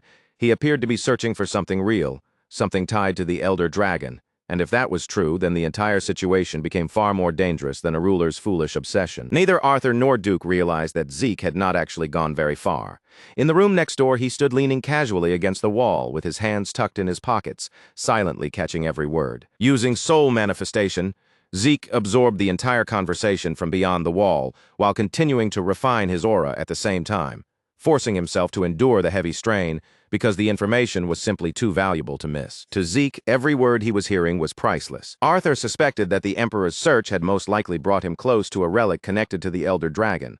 Duke considered the possibility in silence for a moment, and the more he thought about it, the more disturbingly plausible the theory became. And that led them to an even more serious question. What if the Emperor had already found it? Arthur slowly turned his glass in his hand as he weighed the possibility. It was not impossible. His personal unit, the Order of Black Knights, had been gathering intelligence, and every clue they had found pointed toward a single place, the northern continent. Duke's eyes sharpened the moment he heard that name. If this information was only now reaching him, then the Empire's spies had not obtained it yet, but sooner or later they would. It was only a matter of time, and this entire obsession with immortality dragged Duke's thoughts back to an old memory he would have preferred to leave buried. Duke remembered the past far too clearly. The moment that insane emperor took the throne, he threw the world into a war meant to unify the continent. It was only after conquering half of the central continent that he finally stopped the bloodshed. Now it felt as though history was preparing to repeat itself. Back then, Duke had believed the emperor would eventually abandon that absurd, rotting dream of his. But Duke had been completely wrong. If that madman truly got his hands on an artifact capable of granting immortality, the whole continent could be dragged into a war unlike anything it had ever seen, a catastrophe so massive it might leave nothing behind but flames, corpses, and ruin. Arthur Draker had no intention of sitting quietly while a disaster like that unfolded. With the situation already this serious, he had made his choice. He would head north himself and deal with the matter directly. That single statement was enough to leave Duke visibly stunned. Arthur leaving his seat in the central continent was practically the same as inviting catastrophe to walk through the front door. If the patriarch was not there to keep the emperor in check, that power-hungry bastard could run wild without anyone restraining him. But that was exactly why Arthur had come to the academy in the first place. Aside from giving a half-hearted speech to the trainees, he had come to inform Duke of his plan, and because Arthur understood Duke so well, he had already predicted precisely how the old knight would react. There was no point in resisting the decision. Realizing that there was no real way to talk him out of it, Duke let out a long, heavy sigh. Then, wearing a reluctant smirk, he lifted his glass for a toast. Duke told Arthur fine, but warned him not to expect polite behavior from him while he was gone. Arthur chuckled at that because he had never expected Duke to behave nicely in the first place. The grumpy old guardian of the academy groaned in annoyance, but Arthur knew the truth very well. No matter how loudly Duke complained, he was more than capable of holding the fort. Meanwhile, in the room next door, Zeke was beginning to pay the price for listening in for far too long. Pain spread through his entire body, his vision started to blur, and the backlash from overusing soul manifestation finally came crashing down on him all at once. His knees buckled beneath him, and before he could catch himself, Zeke collapsed onto the floor. His breathing turned rough and uneven, and his bloodshot eyes made it painfully clear just how far the technique had pushed him. Even after absorbing the heart of Bahamut, Zeke still could not fully escape the side effects of soul manifestation. But the pain was worth enduring, because the information he had just obtained was far too valuable. Piece by piece, the scattered fragments were finally beginning to connect. The statue Zeke had obtained before his regression had never been some ordinary relic.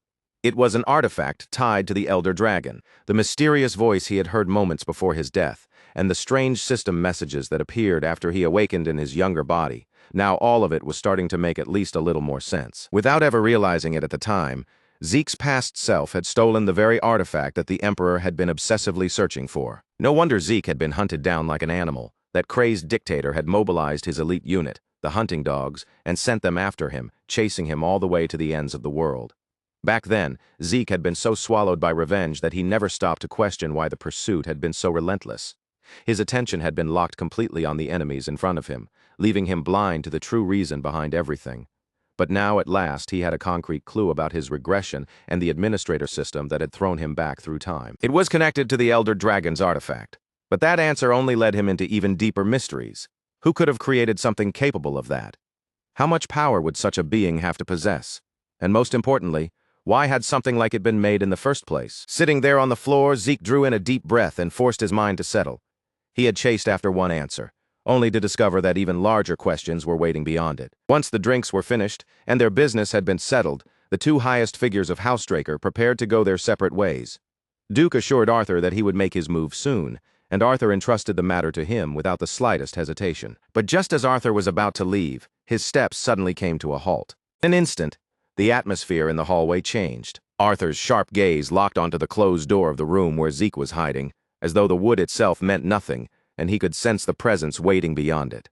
Inside, completely unaware that danger was now moving closer, Zeke remained lost in his thoughts, turning over the mysteries of immortality and time travel. If he really had stolen the Emperor's artifact, then what exactly had convinced them it was tied to eternal life? Then he heard it, the heavy sound of footsteps approaching. The moment that sound reached Zeke's ears, every instinct in his body screamed a warning. Arthur Draker was getting far too close. In the very next instant, the door was thrown open, and Arthur Draker stepped into the room. His sharp, unreadable gaze swept from one corner to the other, scanning the entire space with the calm precision of a man who missed almost nothing. But the room was empty. Zeke Draker had felt the danger closing in and moved at the very last possible moment, slipping away before Arthur could catch him there. By the time Arthur crossed the threshold, Zeke was already sliding out through the window, escaping by such a narrow margin that even a breath of hesitation would have exposed him.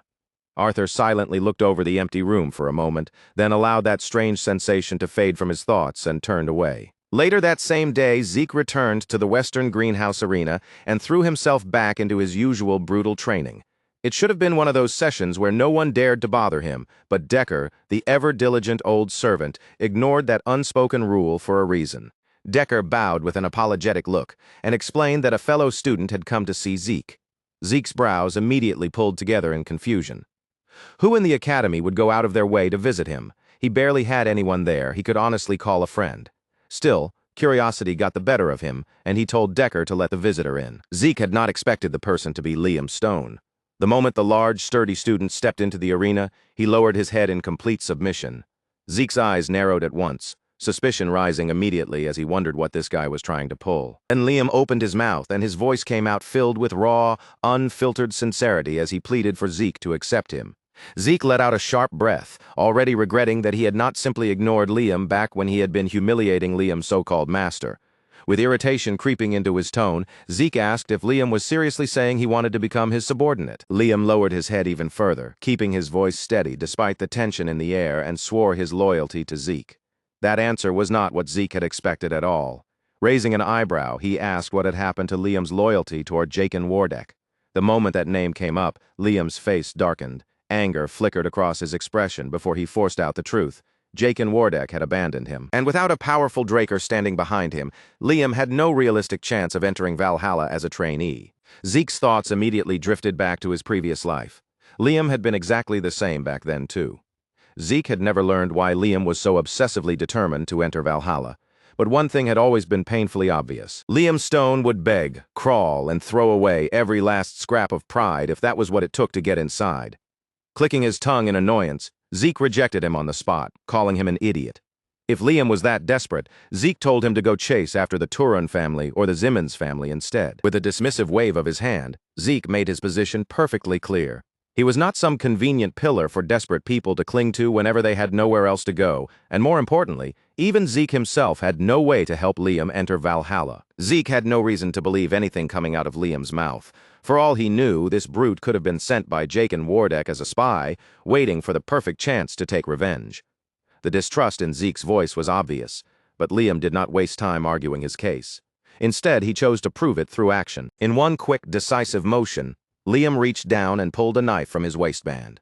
Zeke's eyes sharpened instantly, and his body prepared itself for an attack, but Liam did not charge toward him. Instead, that fool turned the edge of the blade toward himself. Then, without even a flicker of hesitation, Liam made one vicious slash, cut off his own left ear. Blood burst across the arena floor, splattering down in dark, ugly drops beneath him. Zeke said nothing. He simply watched in silence as Liam let the severed ear drop to the ground, treating it as though it were nothing more than a useless object he had thrown away. Liam drew in a shaky breath, but the look on his face did not collapse. He admitted that Zeke had every reason to doubt him, then swore that he would do whatever it took to prove himself. And then he went even further, speaking with such frightening sincerity that the air itself seemed to grow colder. If Zeke wanted him mute, Liam would cut out his own tongue. If Zeke wanted him crippled, Liam would sever his own foot. Zeke could not deny what was right in front of him. This was an extreme, almost deranged display of loyalty, and Liam was not bluffing. The desperation in his voice and the blood streaming down the side of his face made that painfully clear. As Zeke watched Liam tremble while gritting his teeth through the pain, a different memory suddenly rose from the depths of his mind. It was the memory of another severed ear, one Zeke would have preferred never to think about again. And yet, seeing Liam in front of him now, watching him drive himself all the way to the edge, just for the chance to follow him, Zeke could not stop himself from remembering a time when he had once stood in a strangely similar position. In that memory, a battle-scarred veteran with hatred burning in his eyes knelt before the master from Zeke's past life, begging desperately to be made stronger than anyone else. Liam's voice shook as he pleaded again and again, clinging to the hope that Zeke would accept him. At last, after watching him for a long moment, Zeke finally moved. Without offering another word, Zeke tossed a training sword down in front of Liam, letting it land at his feet. Zeke declared that if Liam could endure even a single strike from him, then he would take him in. Liam's body was already swaying from blood loss, but the moment he heard those words, his face lit up. Even while half delirious from pain, he somehow managed to grin and rasp out his thanks, barely keeping himself upright. Zeke was not completely heartless, so he gave the idiot enough time to have his wound treated before the match began. Liam tightened his grip around the training sword, his thoughts racing wildly. He believed he still had a chance. After all, he could use draconic aura, even if only to a limited degree. But then Liam lifted his eyes and saw Zeke's stance, the way he held himself, and the sheer presence pressing out from around him. In that instant, it no longer felt like he was standing across from another student. It felt as if Liam was looking straight into the eyes of a monster. For the first time, Liam found himself wondering whether he and Zeke could even be called peers. Zeke had not taken a single step yet, but Liam could already feel the crushing weight of his aura bearing down on him. Liam's chest tightened painfully. His breathing came out in rough, uneven gasps, and his vision began to blur around the edges.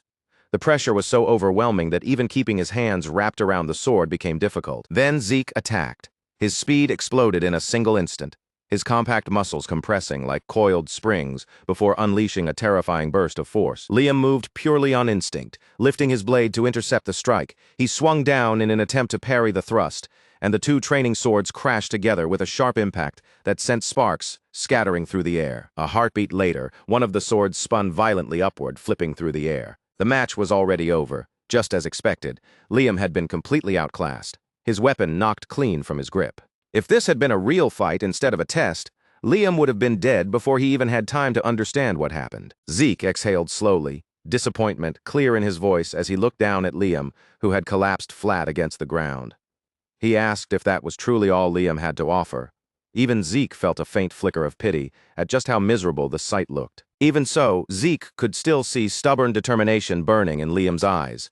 With a sigh, he offered him a piece of advice. Forget Valhalla and find some other path, but Liam refused to let go. He understood his situation better than anyone. After Zeke humiliated that spoiled brat Jacen, Liam had been discarded without a second thought. He came from a distant branch family, meaning that without his role as Jacen attendant, he never would have been permitted to step foot in the cradle in the first place. And if Draker Academy could expel Zeke, a direct descendant of House Draker, then it would not hesitate for even a moment to throw away someone like Liam. Zeke turned to leave, believing the matter had already been settled. But then, something heavy suddenly clamped onto his leg. When Zeke looked down, he found Liam clinging to him with every bit of strength he had left, as though releasing his grip would mean losing everything. Zeke could not help wondering why this guy was so unbelievably desperate. In the previous timeline, Liam had been expelled from the academy, and the order he served had eventually collapsed as well. Yet through nothing but raw willpower, brutal battle experience, and a stubborn refusal to die, Liam had clawed his way upward until he eventually became a Red Knight and earned the title of Mercenary King. Now, with tears streaming down his face, Liam begged Zeke to give him one more chance to prove himself. Zeke narrowed his eyes as the last of his patience began to thin. Liam Stone was seriously, almost absurdly stubborn. In the end, Zeke finally gave in and told him he would get one final chance, warning him not to waste it. With that, Zeke agreed to take Liam under his wing. But there was one condition. Liam had been the one to claim that he would do anything. Liam Stone had been the one to say it first. If Zeke Draker wanted a servant who could never speak, then he would cut out his own tongue without even pausing to think. He had even gone as far as claiming that, if Zeke ordered it, he would sever his own feet. So Zeke decided to push that declaration to its absolute limit, giving Liam a command so cruel, so unreasonable, and so impossible that almost anyone else would finally break. Zeke placed a firm hand on Liam's shoulder, his grip heavy and unyielding. His expression darkened into something impossible to read, and in a grim voice he told Liam that if he was truly serious, then he should cut off his right arm. Those words hit Liam like a blade made of ice, and a cold shiver ran straight down his spine. Zeke did not soften the demand or laugh it off as a joke. His eyes stayed locked on Liam as he asked him which mattered more, his right arm or the chance to serve under Zeke. Zeke understood exactly what kind of choice he had forced in front of him. For Liam, losing that arm would mean throwing away almost every chance he had of ever becoming a proper swordsman. Any ordinary person, anyone with even the smallest trace of sanity left, would have backed down the moment they heard that condition. After saying his piece, Zeke turned away and slipped back into his training stance, fully expecting Liam to finally face reality, give up on this madness, and walk out of the arena on his own. But Liam did not head for the exit. Instead, without saying a word, he began walking silently toward a sword. Zeke's eyes narrowed the instant he noticed Liam's movement. At first, Zeke had thought this would not matter all that much. Even if Liam was expelled, the future would still keep moving forward. Liam would eventually suffer through hardship, rise through battle, become a Red Knight, and carve out his legend as the mercenary king. But the way Liam moved now made something feel deeply wrong. Then the realization struck Zeke all at once. Liam was not giving up.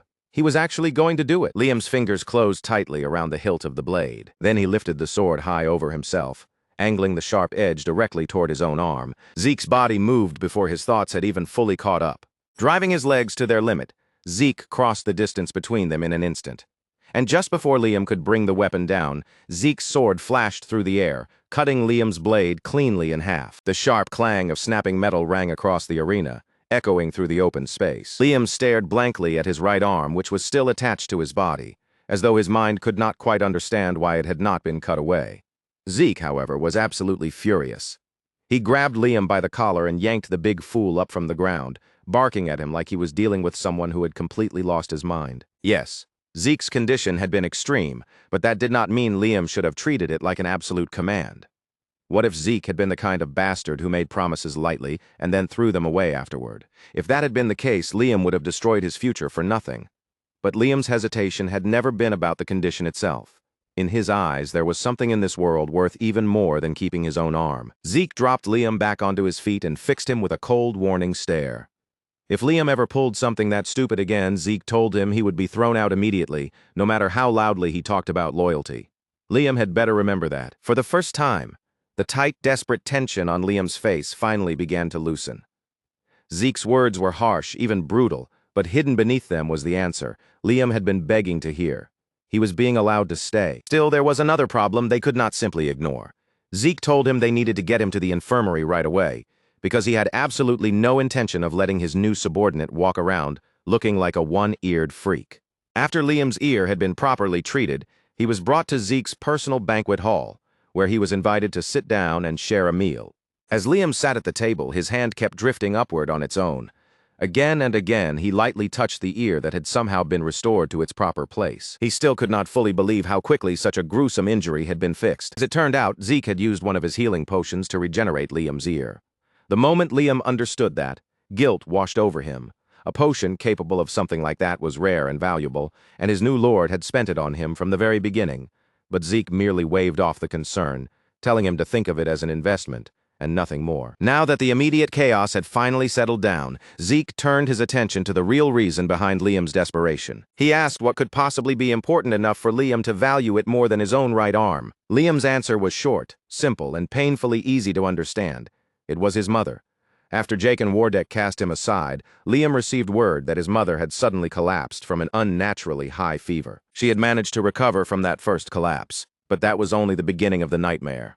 Soon after, strange markings shaped like red roses began spreading across her body, draining more of her strength with every passing day. Zeke's expression grew darker as he listened. Those symptoms sounded far too familiar to ignore. Liam had gone to such extreme lengths because he truly had no other choice. The village healers did not even know what illness she had, let alone how to cure it. The only hope Liam could still hold on to was Valhalla. Students of the academy, along with their families, were eligible to receive some of the finest medical treatment available anywhere on the continent. If Liam could somehow enter Valhalla, Then maybe his mother would still have a chance to survive. Zeke let out a long sigh as all the pieces finally fell into place. Without wasting another word, Zeke picked up a pen, dipped it into the inkwell, and began writing down the symptoms exactly as Liam had described them. Red rose-shaped markings, repeated high fevers. Zeke knew that disease far too well. 5 years from now, the entire central continent would be ravaged by the Rose Plague, a highly contagious illness that would leave behind an unimaginable number of deaths. Countless people would lose their lives before a radical treatment was finally discovered, a medicine powerful enough to wipe the disease out completely. After finishing his notes, Zeke leaned back in his chair for a moment, his mind already racing through everything he remembered from the future. Then Zeke held out the sheet of paper and handed it to Liam. Written on that paper was the formula for a medicine capable of treating Liam's mother's illness. The method was not especially complicated, and the necessary ingredients were not rare either. Any village healer with even basic skills should be able to prepare it. Liam stared down at the sheet, caught somewhere between disbelief, confusion, and overwhelming relief. How could something like this be possible? The village healers, people who had spent their entire lives learning medicine, had been completely powerless. Yet Zeke, a young swordsman sitting across from him, had written down a cure in only a few moments. In the future, the genius alchemist brothers, Al and Jeff, would be the ones to create this treatment and save countless lives across the continent. But before their discovery could spread freely, the Alchemist Association would monopolize the medicine, selling the cure for outrageous prices while exploiting desperate patients and their families. Eventually, Al and Jeff would reveal the formula to the public, and that was how even warriors like Zeke came to know about it. Of course, Zeke could not possibly explain any of that to Liam, so he offered the simplest answer he could and said he happened to know a good alchemist. With the cure now in his hands, Liam technically no longer had any reason to enter Valhalla or swear his life to Zeke. The greatest problem that had been driving him forward had just been solved in an instant. But Liam did not see it that way. He slowly rose from his seat, his expression firm, steady, and completely unwavering. Liam was the kind of man who kept his word, and he had already vowed to dedicate his life to serving Zeke. Clenching his fist tightly, Liam lowered himself onto one knee before the young lord and swore lifelong loyalty to him. Zeke had spent the entire day trying to push this big fool away, only to end up with Liam kneeling before him more determined than ever. Even so, hearing the future mercenary king pledge his loyalty out loud with his own voice gave Zeke Draker an unexpectedly calm sense of relief. He accepted Liam Stone's oath without any dramatic display, then looked him straight in the eye and left him with one final warning. Don't fall behind. If you can't keep up, I'll leave you behind. At that very same time, in a place far removed from Zeke Draker and Liam Stone, another meeting of a completely different nature was taking place behind the firmly closed doors of Dean Howard Draker's office. Cadet Owen Zimmons had come in person to meet the round, heavy-set Dean, and the serious look on his face made it clear that this visit had not been made for small talk. Owen Zimmons had arrived with a proposal, and the moment he calmly put it into words, Howard Draker was visibly taken aback. Owen suggested that this semester's exam should be adjusted to a higher difficulty. Howard Draker's eyebrow rose immediately. It was already unusual for a student to bring up the exam directly, but a cadet asking the academy to make the test harder was something he almost never heard. Owen Zimmons quickly lowered his voice and apologized in case his request sounded arrogant. Then he explained the reason he had come. The first-year cadets this year were far more talented than usual. Several powerful families had sent exceptional candidates, and beyond that, 2 pure-blood awakeners were among them as well. If the academy kept the exam at last year's level, Owen Zimmons continued, it would not properly reveal what those cadets were truly capable of. Howard Draker went quiet, slowly considering the suggestion. As irritating as it was to admit, the boy's logic was sound. After a brief silence, the dean gave a small nod, accepting the reasoning behind Owen's request. With the matter now decided, Owen Zimmons bowed with polished manners, stepped back without breaking his composed expression, and quietly left Howard Draker's office. After Owen was gone, Howard Draker leaned back into his chair, his eyes drifting toward the window. Then in a low murmur, he remarked that the apple truly did not fall far from the tree. Owen Zimmons was already thinking several moves ahead, just like his father. He could identify problems before they fully appeared and tried to handle them before they had the chance to grow into something troublesome. A few days later, the dungeon exploration exam finally began. The first-year cadets gathered in front of the ancient ruins, each pair waiting for their turn with weapons and supplies prepared. Draker Academy's semester evaluation was not some ordinary classroom test. The cadets would enter as duos, be sent into randomly assigned dungeons of different difficulty levels, and on paper, the goal sounded simple: escape before the time limit ran out. Just as expected, Zeke Draker and Liam Stone were paired together. Their preparations were already finished, and both of them stood ready to move. But Liam's stiff shoulders and restless expression made it obvious that tension was eating away at him. Zeke noticed it right away and spoke in a steady voice, telling him that nerves were normal, but fear must never be allowed to take control. Zeke Draker added that too much anxiety would make a person's hands slip at the worst possible moment, but becoming too relaxed was just as dangerous, because comfort could turn into carelessness. What Liam needed was a clear head and a sharp mind. Around them, some cadets chattered with excitement, while others stood rigid and silent, already swallowed by the pressure of the exam. Then, cutting cleanly through the noise, a guard called out their names: Zeke Draker and Liam Stone. Zeke Draker and Liam Stone stepped forward at once, heading directly toward the nearest ruined entrance, where their assigned trial appeared to be waiting for them. But right before they could pass through the entrance, a figure wearing black gloves moved into their path and stopped them from going any farther. "Wait," the man ordered in a sharp voice. Nearby, an armed academy guard raised his hand and pointed toward a different entrance instead, one set much farther away on the opposite side. The guard insisted that their assigned dungeon was over there, speaking in a tone firm enough to make it clear he was not inviting discussion. Zeke Draker's eyes shifted briefly toward the guard, and in that short instant he felt it clearly. Something about this situation was wrong. The man's expression remained stiff and unchanged, but that rigid calm seemed almost too forced, as though he was using that blank face to hide something underneath. Zeke Draker released a quiet sigh. Whatever scheme had been prepared for him, he was confident he could handle it. "Let's go," he muttered, leading Liam Stone toward the door they had been pointed to, even though the place practically reeked of a trap. Although the dungeons differed in difficulty, these ruins had been specially prepared for Draker Academy's exams, which meant they were still supposed to remain under the supervision of House Draker. The point of the test was not to throw cadets into a brutal death match. Their main objective was simply to survive inside the dungeon and locate the exit before the time limit expired. Each pair was given exactly 96 hours to complete the trial. In reality, time was the real opponent they had to defeat. Combat ability would still be judged, and students could earn additional points by bringing back monster heads as proof of their kills. But none of those bonus points meant anything if they failed to escape before the deadline. The moment the clock ran out, they would receive an automatic failing grade no matter how well they had fought. After Zeke Draker and Liam Stone entered the dungeon, the first part of their journey was strangely uneventful. No monsters charged out at them, no hidden traps snapped from the walls. They simply moved through the old ruins, surrounded by worn stone and an unsettling silence. After they had traveled for quite some time, the two finally stopped to rest. Their stomachs were full. There was no immediate danger pressing down on them, and it seemed like the right moment to get some sleep. Oddly enough, despite being the subordinate, Liam Stone was the one who urged Zeke Draker to rest first.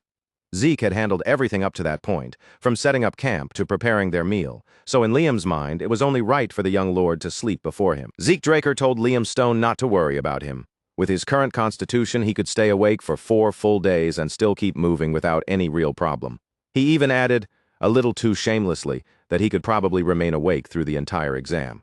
Liam knew there was no point arguing, so with a reluctant grunt, he dragged his large body into the tent and finally lay down to rest. Left alone beside the bonfire, Zeke Draker sat in silence, watching the flames flicker and crackle as his thoughts slowly began to wander. 16 hours had already passed since they first stepped into the dungeon. On top of that, Zeke Draker had spent the 3 days before the exam training non-stop. Added together, that meant he had been awake for nearly 90 hours. His infinite stamina could keep his body functioning, but it did nothing to clear the thick mental fog gathering inside his head. And inside a dungeon where danger could emerge from any dark corner without warning, losing focus for even a single second could become fatal. The unnatural stillness around him stretched on, and the slow, silent passage of the night began gnawing at his exhausted thoughts. Zeke Draker could feel fatigue creeping over him, slowly dulling his senses one layer at a time. He considered waking Liam Stone and switching watches, but then he made the worst mistake he possibly could. His eyes slipped shut, and before he realized it, he dozed off. In his dream, Zeke Draker was dragged back to the frozen plains of the northern regions. Back to a merciless land where the Emperor's crimson flag stood as a symbol of cruelty, slaughter, and endless bloodshed. A woman's corpse lay motionless in front of him, collapsed against the snow while blood slowly seeped out from beneath her body. That red stain spread wider and wider across the pure white ground, forming a horrifying contrast so vivid that it burned itself deep into Zeke Draker's memory. Zeke Draker's eyes snapped open, his breathing came out rough and uneven, and cold sweat clung to his skin. For a moment he sat frozen beside the dying warmth of the fire, as if the nightmare might still be bleeding into the world around him. But the bonfire was still crackling quietly, and the dungeon around him remained wrapped in silence. It had only been a dream. Even so, Zeke Draker would rather face an entire horde of monsters than be forced to relive that memory one more time. Then, in the middle of that silence, something suddenly pulled his attention sharply to the side. A sound rang out through the darkness. One of the bell traps he had set earlier had just been triggered. Zeke Draker's senses sharpened instantly. Whatever had entered the area, he was no longer alone. He snatched up his water canister and poured it over the bonfire without hesitation, killing the flames at once and dropping the entire campsite into darkness. Then his voice sliced through the tent like a blade. "Liam, wake the hell up." As Liam Stone began stirring inside the tent, Zeke Draker pressed his back against the nearby wall, positioning himself close to the direction where the disturbance had come from. He read the situation carefully without rushing. Using his dragon eyes during a 4-day academy exam would draw far too much attention, so for now he forced himself to rely on his ordinary vision and waited for his eyes to adjust to the darkness. Then a smell drifted toward him through the air, sharp, foul, and strong enough to sting his nose. Sulfur. Zeke Draker connected the clues immediately.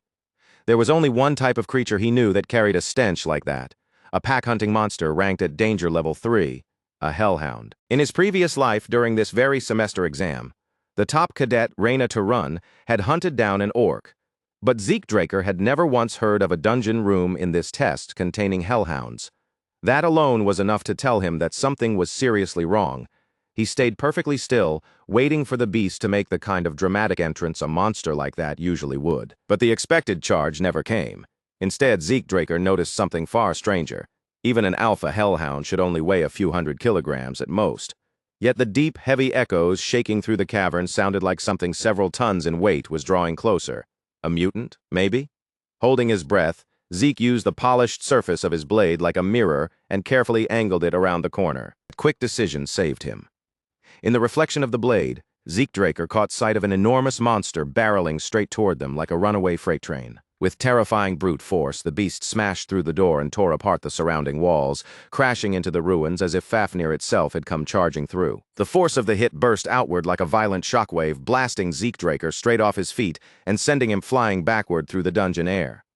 But even while his body was being thrown away, Zeke twisted with frightening control, turning smoothly in midair before dropping down and landing on both feet, steady as if the impact had barely moved him at all. Liam Stone immediately rushed to Zeke Draker's side, his face drained of color and his eyes stretched wide with alarm after that sudden ambush. But Zeke wasn't looking at the monster with fear or hesitation. His gaze had gone sharp and heavy, and as his expression darkened, he muttered a curse through clenched teeth. The Zimmons. Right before the clash happened, in that tiny instant, where most people would have missed everything, Zeke Draker had caught sight of one small detail. Tucked away on the Academy Guard's uniform was a trinket, and the symbol carved into it was unmistakably tied to the Zimmons family. So this was the kind of game they wanted to play. Zeke had already expected them to rely on schemes, traps, and dirty methods, but this crossed far beyond ordinary interference. This was not just a matter of passing the exam anymore. From this moment on, Zeke had another objective: break apart the enemy's plot and drag the hidden hands behind it into the light. That was when Zeke Draker finally took in the true danger standing before him. The hellhound he had been prepared to fight was already dead. Its head had been severed cleanly from its body, lying apart as its empty, lifeless eyes stared into the darkness. It looked almost as if the creature had died before it could even understand what kind of monster had killed it. And behind that brutal corpse stood the real culprit. A huge green-skinned figure loomed there, its white beard hanging beneath a savage face, its thick limbs packed with swollen muscle that twitched with violent strength. It looked less like a living creature and more like pure rage given flesh and bone. A troll. The instant Zeke Draker recognized it, his eyes narrowed with cold understanding. Their enemies hadn't simply released hellhounds into the exam dungeon. They had gone much further than that, sending in trolls as assassination tools. Liam Stone, however, could only stand there frozen, his entire body locked in terror. Trolls were rank 1 monsters, terrifying creatures with so much raw power that beasts like hellhounds and orcs were treated as nothing more than prey beneath them. Their blood was also famously precious, used as a key ingredient in healing medicine. The reason was simple. Trolls possessed an absurd level of regeneration, allowing their bodies to recover even from wounds that should have been fatal. Finally, Liam Stone forced himself out of his dazed fear. He clenched his jaw, tightened both hands around his sword, and stepped forward until he stood directly in front of Zeke Draker, putting his own body between his lord and the monster. "I'll hold it off," Liam Stone said, pushing as much strength as he could into his trembling voice, even though fear was still obvious in his eyes. "My lord, you need to get out of here." Zeke Draker released a short breath, almost like he found the situation ridiculous despite the deadly monster in front of them. This idiot. For a moment, he didn't even bother giving Liam a proper answer. Instead, Zeke Draker simply reached out and gave Liam Stone a light tap, nudging him aside as though he were correcting a child who had stepped into the wrong place. "Don't ever say something that pathetic again." Zeke Draker kept his eyes locked on the approaching troll, his gaze sharp, calm, and completely untouched by fear. "Besides, I'm not the kind of lord who abandons his subordinate when things get dangerous." Then, still watching the monster instead of turning back, he left Liam Stone with one final command. "Don't believe in me. Believe in your own strength," because the truth was simple. Liam Stone was not weak at all. In fact, he was nowhere close to being weak. To prove that belief, Zeke Draker chose to pull himself away from the front line. He would step back and let Liam Stone face the battle with his own hands. The moment Zeke Draker moved out of the way, the crushing tension sitting on Liam Stone's shoulders seemed to ease. It was as if some invisible weight had finally been lifted from him. Confidence slowly returned to his eyes, and after fixing his focus on the troll, Liam gave Zeke a grateful nod. Then Zeke Draker and Liam Stone moved at the same time, rushing toward the troll from opposite sides and forcing the massive creature to divide its attention between two incoming blades. For a brief moment, the oversized brute just stood there in confusion, unable to properly react as their swords cut into its body from two separate angles. Zeke Draker was deliberately restraining himself, adjusting his pace to Liam Stone's rhythm instead of simply overpowering the monster on his own. And as he watched Liam fight up close, Zeke found himself quietly impressed. Even against the troll's absurdly tough hide, Liam Stone was already landing clean strikes that actually mattered, his blade biting into the monster instead of just glancing off. What impressed Zeke Draker even more was Liam Stone's choice of targets. He kept aiming for the joints, cutting toward the places where the monster's movement could be weakened, which proved he had studied monster anatomy seriously on his own time. He was sharp, diligent, and much more thoughtful than his appearance suggested. As a subordinate, Zeke could hardly ask for someone better. Still, that did not mean Liam had finished growing. One of Liam Stone's flaws almost turned deadly in the next instant. The troll swung its enormous spiked club down with terrifying force, aiming to crush Liam into the dungeon floor as if he were nothing but paste. Zeke Draker moved the very second danger appeared. His footwork shifted in a flash, and before the troll's blow could land, he closed the distance and parried the attack with clean, effortless precision. Without even giving the troll his full attention, Zeke Draker's blade flashed through the air and cut straight through its weapon, splitting the huge club neatly in half. Liam Stone stumbled back, shaken by how close it had been, but still unharmed, then lowered his head in shame. "I'm sorry, my lord. I should have handled that better." Zeke Draker only shook his head, his voice calm and steady. "There's no need to apologize for your first real life or death battle. You did well." The troll, now robbed of its weapon, threw its head back and released a furious roar, its anger spilling out in a blind, bestial scream. The muscles beneath its green skin bulged grotesquely as it lifted both of its massive arms, preparing to rip into them using nothing but its bare strength. Before Liam Stone could be pulled into another dangerous mistake, Zeke Draker took full control of the fight. "All right," he said, raising his blade with a calm finality. "Time to wrap this up." Then his body blurred forward, and in the next breath, his sword strikes came down like a storm, ripping through the troll again and again so quickly that the monster had no chance to even catch its breath. The beast barely had enough time to understand what was happening before its enormous body gave out. With a heavy crash, it collapsed onto the dungeon floor, reduced to a mangled, blood-soaked heap. By killing the troll, Zeke Draker earned 30 karma points, a reward large enough that the danger they had just faced almost felt worth it. And on top of that, bringing down a troll during the academy exam would absolutely earn them a massive amount of bonus points. Once the battle was over, Liam Stone immediately moved to dismantle the corpse, cutting away whatever useful materials could be salvaged. While Liam worked, Zeke Draker's attention shifted elsewhere, focusing on a new message that suddenly appeared in front of him. Sudden quest. The mission itself was simple but intense. Within 72 hours, he had to hunt 100 monsters from 10 different species. Every kill would grant double karma points, and the final reward also included 2 random boxes. As Zeke Draker read the details, a smirk slowly formed on his lips. Things had become much more entertaining all at once. and the moment the word double appeared in the system prompt, the greed in his eyes was impossible to hide. There were still 79 hours remaining before the exam came to an end.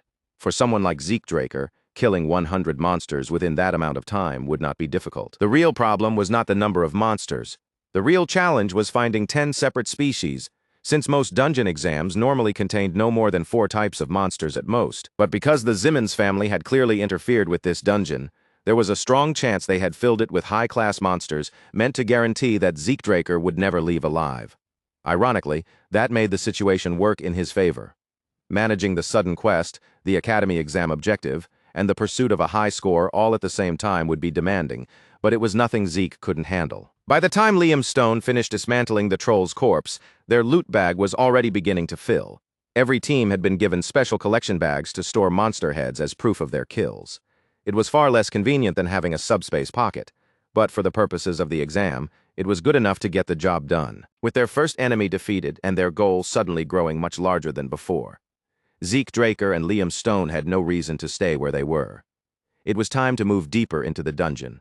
From here on, the hunt had truly begun. After that, time seemed to start slipping away faster and faster, each hour disappearing beneath the rhythm of battle and movement. A pack of burning wolves soon appeared in their path, flames flickering around their bodies, but they were wiped out before they could do anything to slow the two down. Before long, the remaining time had already dropped to 56 hours. Next came a nest of goblins, swarming in as another obstacle, but Zeke Draker turned them into easy prey.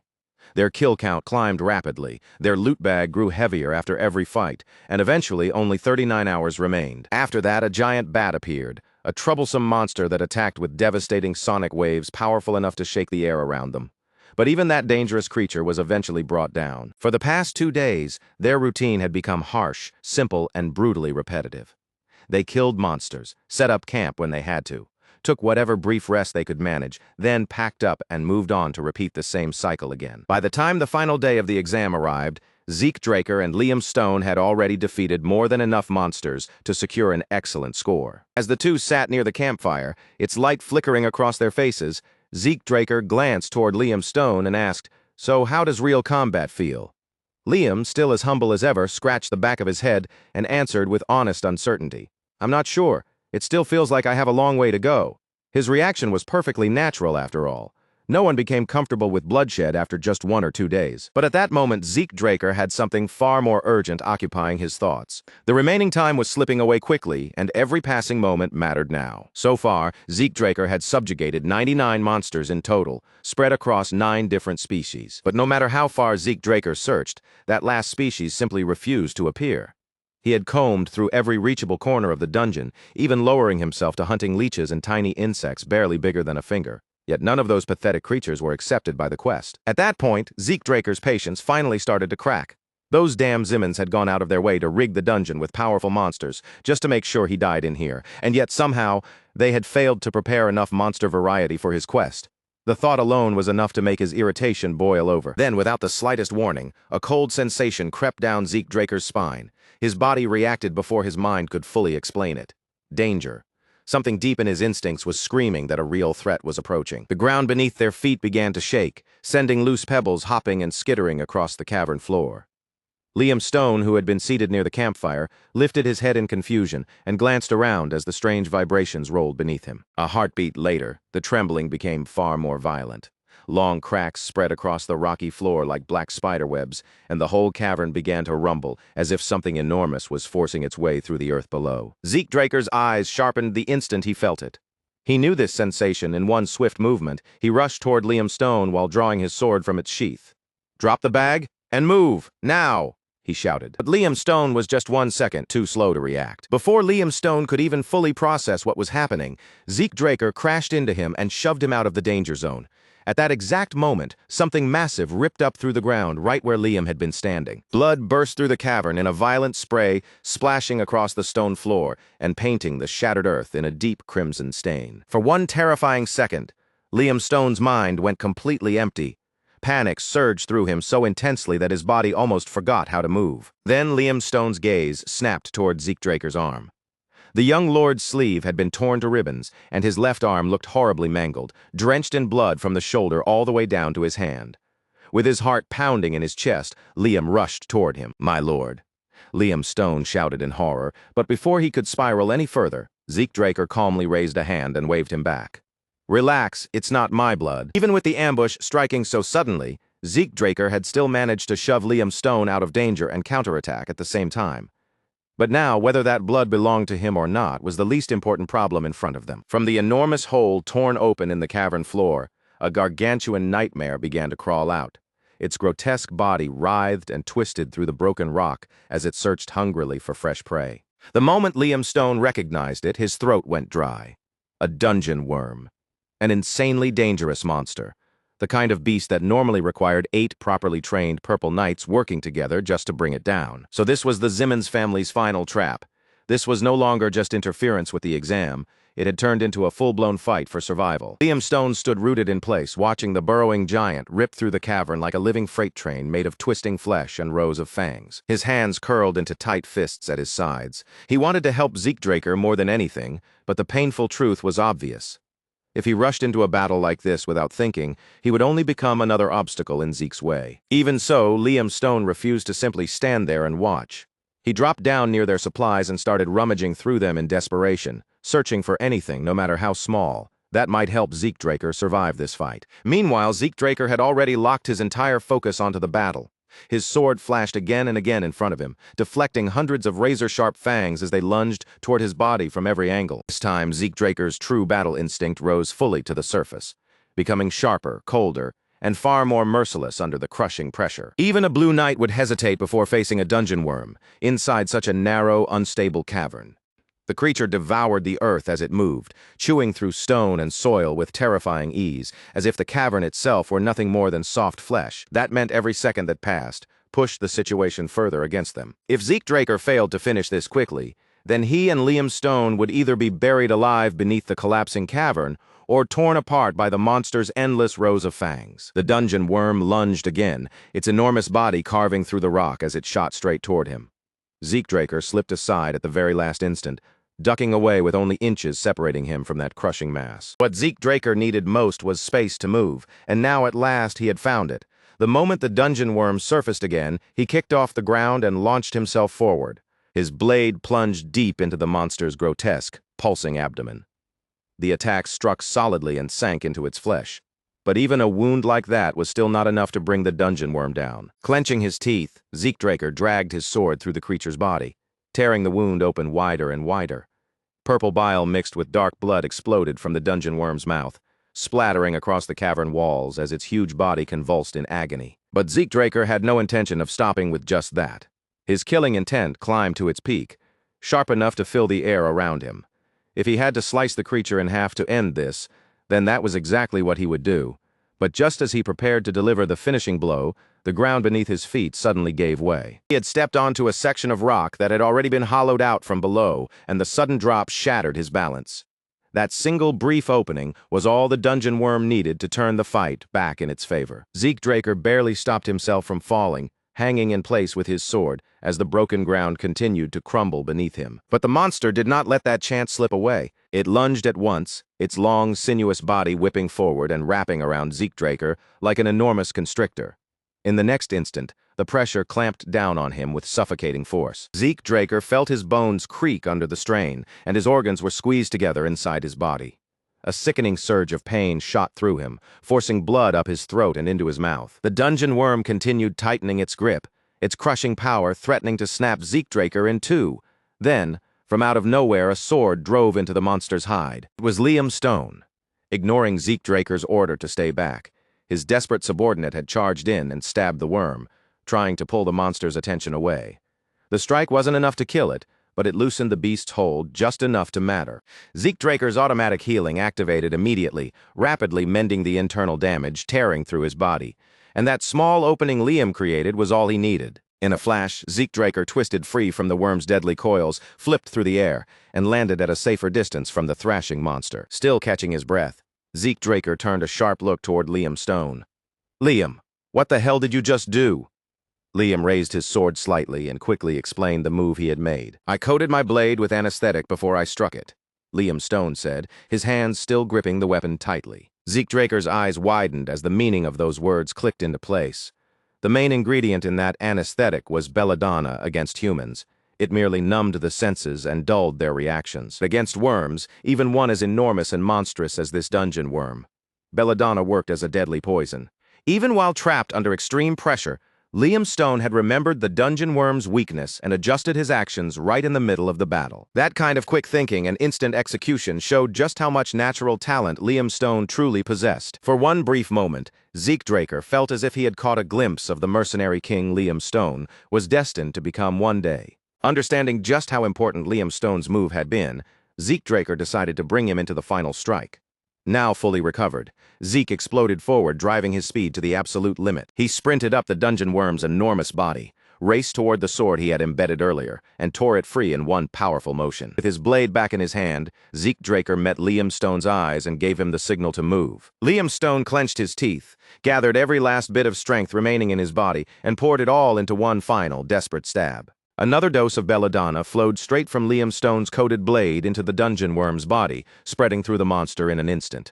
Almost immediately, the gigantic creature began to convulse, its long, hideous body thrashing and spasming violently as the poison took hold. The dungeon worm slammed heavily against the cavern floor, its enormous frame losing strength as its movements turned slow, clumsy, and unstable. The moment Zeke Draker saw that opening appear, he didn't hesitate for even a breath. He activated soul manifestation at once. Misty purple aura ignited around Zeke Draker's sword, wrapping along the blade like a dangerous haze and coating its edge in a strange, lethal glow. And just as he had said he would, Zeke Draker stepped in with a single, smooth, precise slash. There was no wasted motion, no hesitation at all, and his blade carved clean through the dungeon worm's monstrous body, splitting it straight in two. The dungeon worm's massive corpse came crashing down with a wet, thunderous impact, its two severed halves twitching and shuddering across the cavern floor, before they finally went still. Zeke Draker landed back on solid ground as calmly as if he had only finished a simple exercise, while system notifications poured across his vision one after another. The sudden quest had been completed. Every karma point he had earned was doubled, and as promised, 2 random boxes were added to his rewards. His total had now climbed to 780 karma points, giving him more than enough room to choose his next moves. On evaluation day, outside the dungeon gates, the cadets who had managed to survive gathered beneath the open sky in a wide formation. An instructor walked forward with a firm, businesslike expression and called for everyone who had escaped the dungeon to step up for scoring, while those with no further business were dismissed from the area. When Reyna Turan's name was called, she moved forward with quiet control, her posture composed and steady. The instructor looked directly at her and announced that her assessment would now begin. Reyna responded with a respectful nod and a calm, "Yes, sir." Then the instructor lowered his gaze to the clipboard in his hands and started reading out her results. "Escaping the dungeon gives you 30 points, the instructor stated clearly. In addition, you defeated 20 goblins, 2 hobgoblins, and 1 orc. That brings your final score to 180. A low wave of murmurs immediately spread through the cadets as the number settled over them. Everyone was stunned. Reyna Turan had fallen only just short of Abel Draker's 200-point record, delivering the kind of overwhelming result people would expect from someone with true, pure-blood talent. The instructor went on, explaining that Reyna Turan had passed with a margin of 130 points. Reyna simply nodded again and thanked him with calm politeness. Then the next name rang out across the field: Owen Zimmons. The instructor informed Owen Zimmons that his final score was 120, placing him 70 points above the minimum passing requirement. After glancing over the numbers, the instructor added in a measured tone that it was not a bad result at all. After her evaluation ended, Reyna Turan stood off to the side in silence. She remained still and composed, but her eyes continued to follow everything happening around her. Her gaze grew sharper as she reminded herself inwardly that pride would only become a chain around her neck. She had already been caught by that mistake once before, and she had no intention of letting herself fall into the same trap again. But then another thought slipped into her mind, one far colder and darker than the warning she had just given herself. If Owen Zimmons ever turned into a real threat, then he would be handled the same way they had tried to handle Zeke Draker. Just then, a nearby voice sliced through the tense air, sounding light, casual, and almost irritatingly relaxed. "Man, how long has it been since I saw sunlight?" The moment Owen Zimmons heard that voice, his eyes darted around sharply, searching for the speaker until his gaze finally landed on the person stepping into view. It was Zeke Draker. He emerged from behind a jagged tusk, one hand holding the severed head of a beast as casually as if he had just come back from an ordinary hunt. Gasps broke out among the cadets, quickly followed by frantic whispers. How was Zeke Draker still alive? Was that really the head of a dungeon worm? Wasn't the orc supposed to be the dungeon boss? Had Zeke and Liam Stone actually killed something like that on their own? Liam Stone stepped forward without saying a word and carefully set an urn down on the ground. Zeke Draker gave a dry little chuckle, his eyes settling directly on Owen Zimmons. You look surprised. Don't tell me you're actually happy to see me. Owen Zimmons's jaw clenched so hard that the tension showed across his face, and through gritted teeth he muttered, "Cocky bastard." Zeke Draker bent down slightly, a teasing grin spreading across his face as he looked Owen over. That poker face of yours looks way better when it cracks. Owen Zimmons offered no reply. Instead, he turned sharply on his heel and stormed away, his silence making the anger burning inside him even easier to see. Behind him, Zeke Draker watched him leave with a smirk pulling at the corner of his mouth. "Leaving already?" he called out after him, openly mocking him in front of everyone. As Owen Zimmons walked away, he cursed bitterly under his breath. Pure bloods were always acting as though he belonged beneath them. One day he would make them pay for looking down on him like that. Some of the cadets glanced uneasily between Zeke Draker and Owen Zimmons, their hands tightening around their gold tokens as uncertainty spread through the group. Zeke only shrugged, letting out a small laugh as he said with dry amusement, "Terrifying." Instructor Andre Draker then stepped forward, his stern expression cutting through the awkward mood like a blade. "Are you finished showing off?" Zeke Draker tilted his head a little, almost like he was greeting someone he had not seen in a while. Andre Draker sighed, then calmly pulled on a pair of gloves. "Let's begin your evaluation." Zeke Draker glanced toward the severed dungeon worm head and asked, "Is this really necessary? What if there's nothing else?" Andre Draker's tone immediately turned firm. "As long as I'm the one evaluating you, nothing gets skipped." Andre Draker's eyes shifted toward Zeke Draker's side. "Your collection bag is missing," Zeke answered with a simple nod. "Yeah, I lost it." Andre crouched down beside the dungeon worm's head and began inspecting it carefully before finally saying, "You got lucky." Zeke Draker remained silent, but the memory of what had happened flickered through his mind. The dungeon worm had ambushed him without warning, and in the chaos that followed, everything he and Liam Stone had gathered over 3 exhausting days had been lost. After going through all of that, Zeke Draker could not afford to walk back with nothing to show for it. So instead, Zeke Draker had taken the creature's head, and only someone as meticulous as Andre Draker would inspect the teeth closely enough to notice the scraps of leather and flesh still wedged between them, leftovers from the monster's earlier meals. At last, Andre Draker removed his blood-stained gloves and began calmly listing what he had found from the remains. Gremlins, goblins, hobgoblins, hellhounds, orcs, and a troll. The instant Andre Draker said those words, sharp gasps rang out across the field. Andre Draker straightened to his full height and continued in an even voice. "There were more, but to keep the scoring fair, we'll only count one of each. Trolls and dungeon worms are not included in the normal scoring list," Andre Draker explained. "However, according to the official records, 1 troll is valued the same as 3 orcs. A dungeon worm is valued at 6. He paused for a brief moment, mentally calculating the numbers. "That makes 90 points for the troll and 180 for the dungeon worm. Your final total comes to 368. You pass." One of the other instructors stepped closer, narrowing his eyes at the score as if he could hardly believe what he was seeing. "What was the top score back in our day?" The man beside him gave a small chuckle and replied, "Back then, hellhounds weren't even part of the evaluation." The cadets fell into silence, and the weight of Zeke Draker's unbelievable score settled over the entire field like a heavy pressure. Owen Zimmons suddenly stormed back into view, his voice rising with open outrage. "This is a scam! There's only one corpse, the dungeon worm!" He jabbed a finger toward the severed head, his eyes burning with anger. Zeke Draker answered without missing a beat.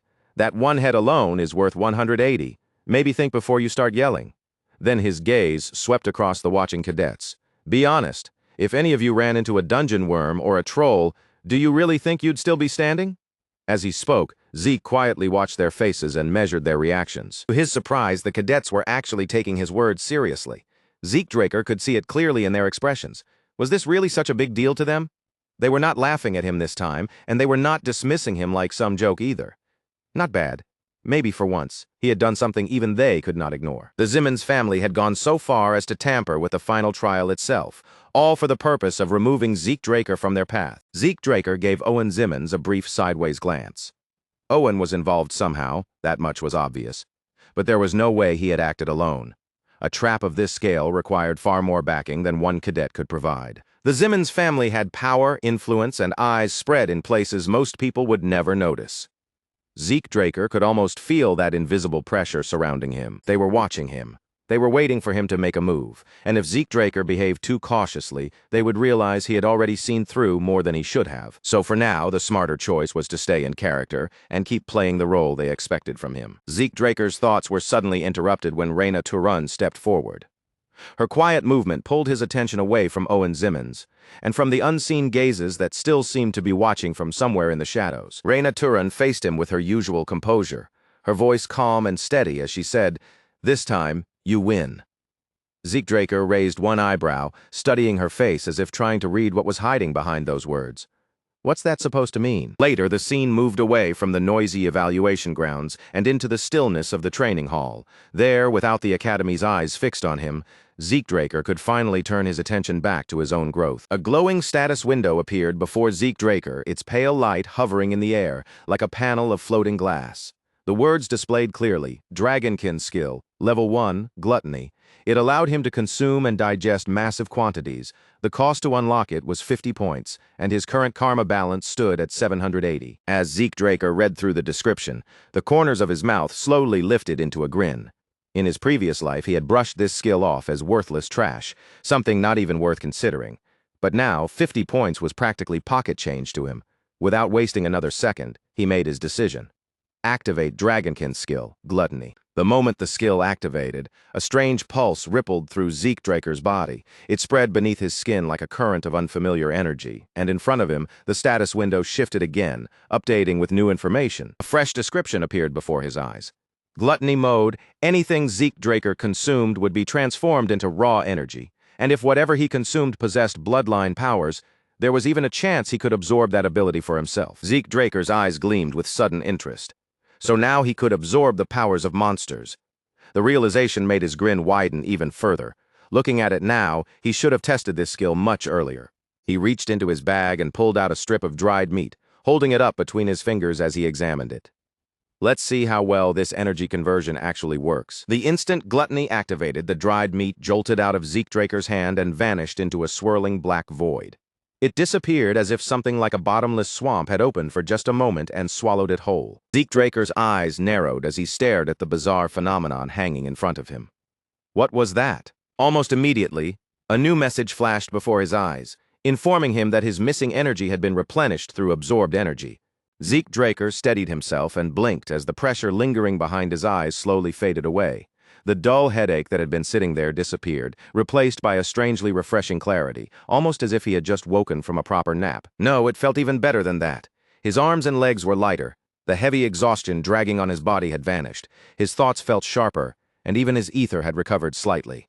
The effect was not massive, but it was definitely there. Another message appeared before him, officially confirming the activation of the Dragonkin skill. Gluttony.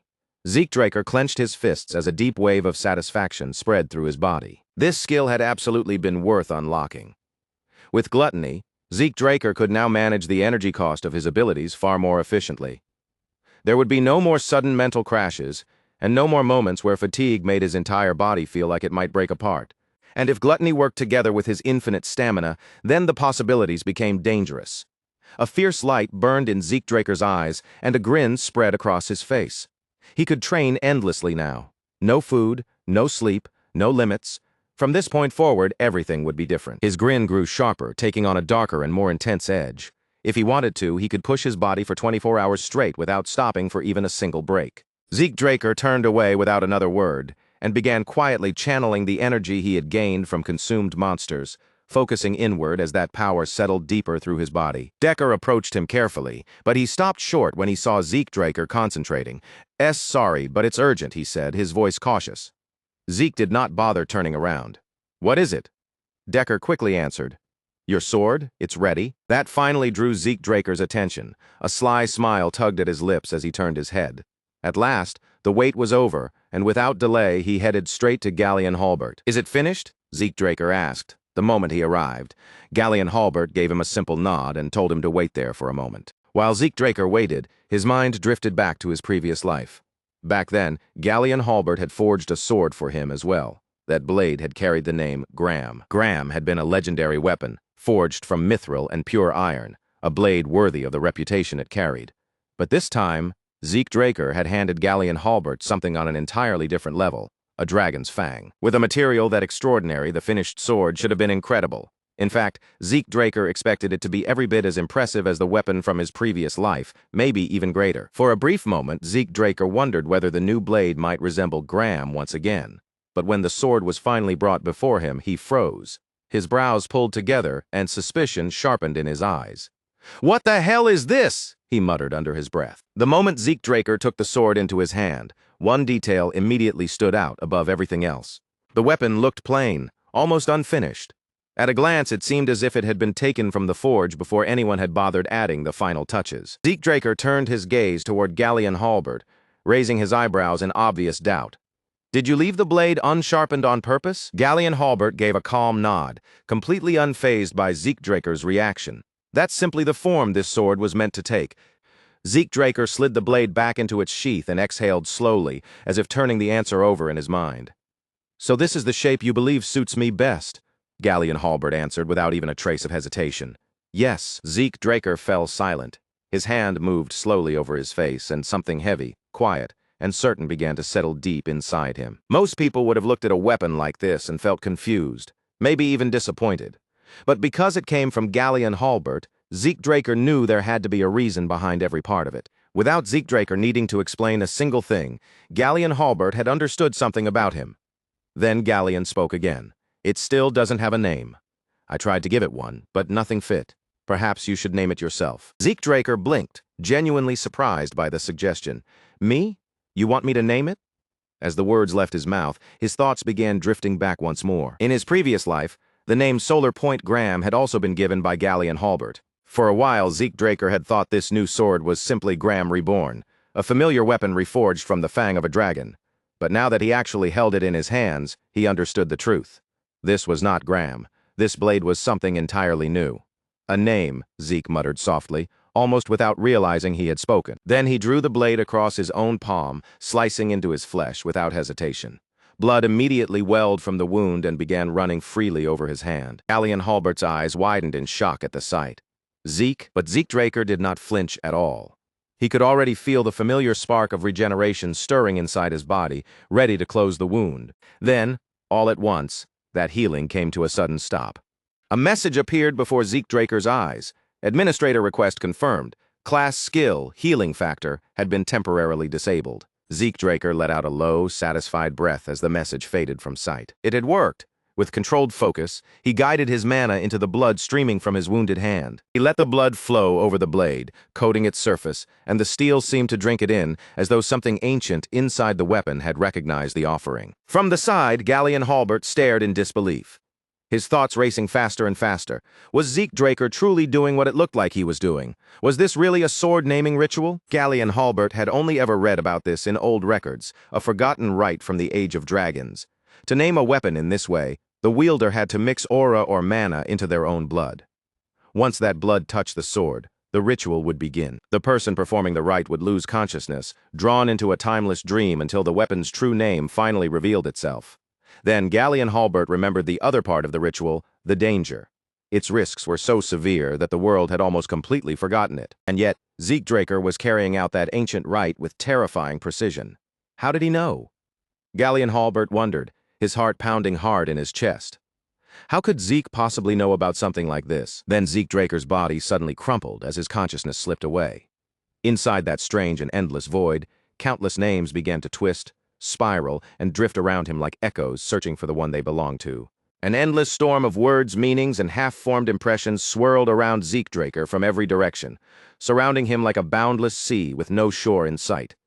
He floated weightlessly at the center of it all, reaching through the chaos again and again, searching for the one name that felt as though it had been waiting for him. A new path was beginning to open in front of him, and for the journey ahead, this blade could not remain nameless. It needed a title worthy of what it had become, something that could carry the weight of its power. Then, from within that overwhelming flood of countless possibilities, a single name cut cleanly through the noise. It rose above everything else, sharp, clear, and impossible to ignore. Black Sword, Bahamut. A system message formed before him, its words appearing with crisp, unmistakable clarity. Black Sword Bahamut had been registered as equipment. The very instant Zeke Draker saw those words, his eyes snapped open. Zeke Draker had returned to himself. As he lowered his gaze to the blade resting in his hand, red mana began curling around the weapon, flickering along the metal and twisting through the air, like embers that had come alive. Then the meaning of the name truly settled inside his mind all at once. Bahamut. Out of every possible name, that was the one he chose. That dragon had been nothing but pure evil. What was wrong with him? While Zeke Draker questioned himself in silence, Galleon Halbert stepped closer, his eyes widened with open admiration. Truly incredible, he murmured, his voice low and filled with respect. Even among dwarves, hardly anyone remembers the sword-naming ritual anymore. Zeke Draker kept his face calm and answered in a steady, even voice. I happened to come across it while studying ancient dragon history. Then his gaze lowered to the bandage wrapped around his palm. It has been a long time since I actually needed one of these. Galleon Halbert gave him a small, respectful bow. My lord, please rest for a moment. There is something I have been meaning to give you. Zeke Draker tilted his head slightly, curiosity flickering in his eyes. All right, take your time, and thanks. What was he planning? Zeke Draker wondered as he watched Galleon Halbert step away.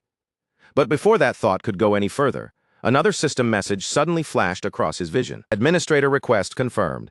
Class skill, healing factor temporarily disabled. Zeke Draker blinked as the meaning of the message sank in, so even passive skills could be switched off. That changed everything. It meant he no longer had to reveal every ability he possessed. When necessary, he could hide them. Even if he were standing in front of Duke Draker himself, Zeke Draker realized he would not have to show every card in his hand all at once. His eyes drifted back down to the bandage wrapped around his palm. He could remove it later, he decided, leaving it in place for the moment. But right then, something far more important had taken hold of his attention completely. The sword. The moment Zeke Draker focused on it again, a fresh system screen appeared before his eyes. Black Sword Bahamut.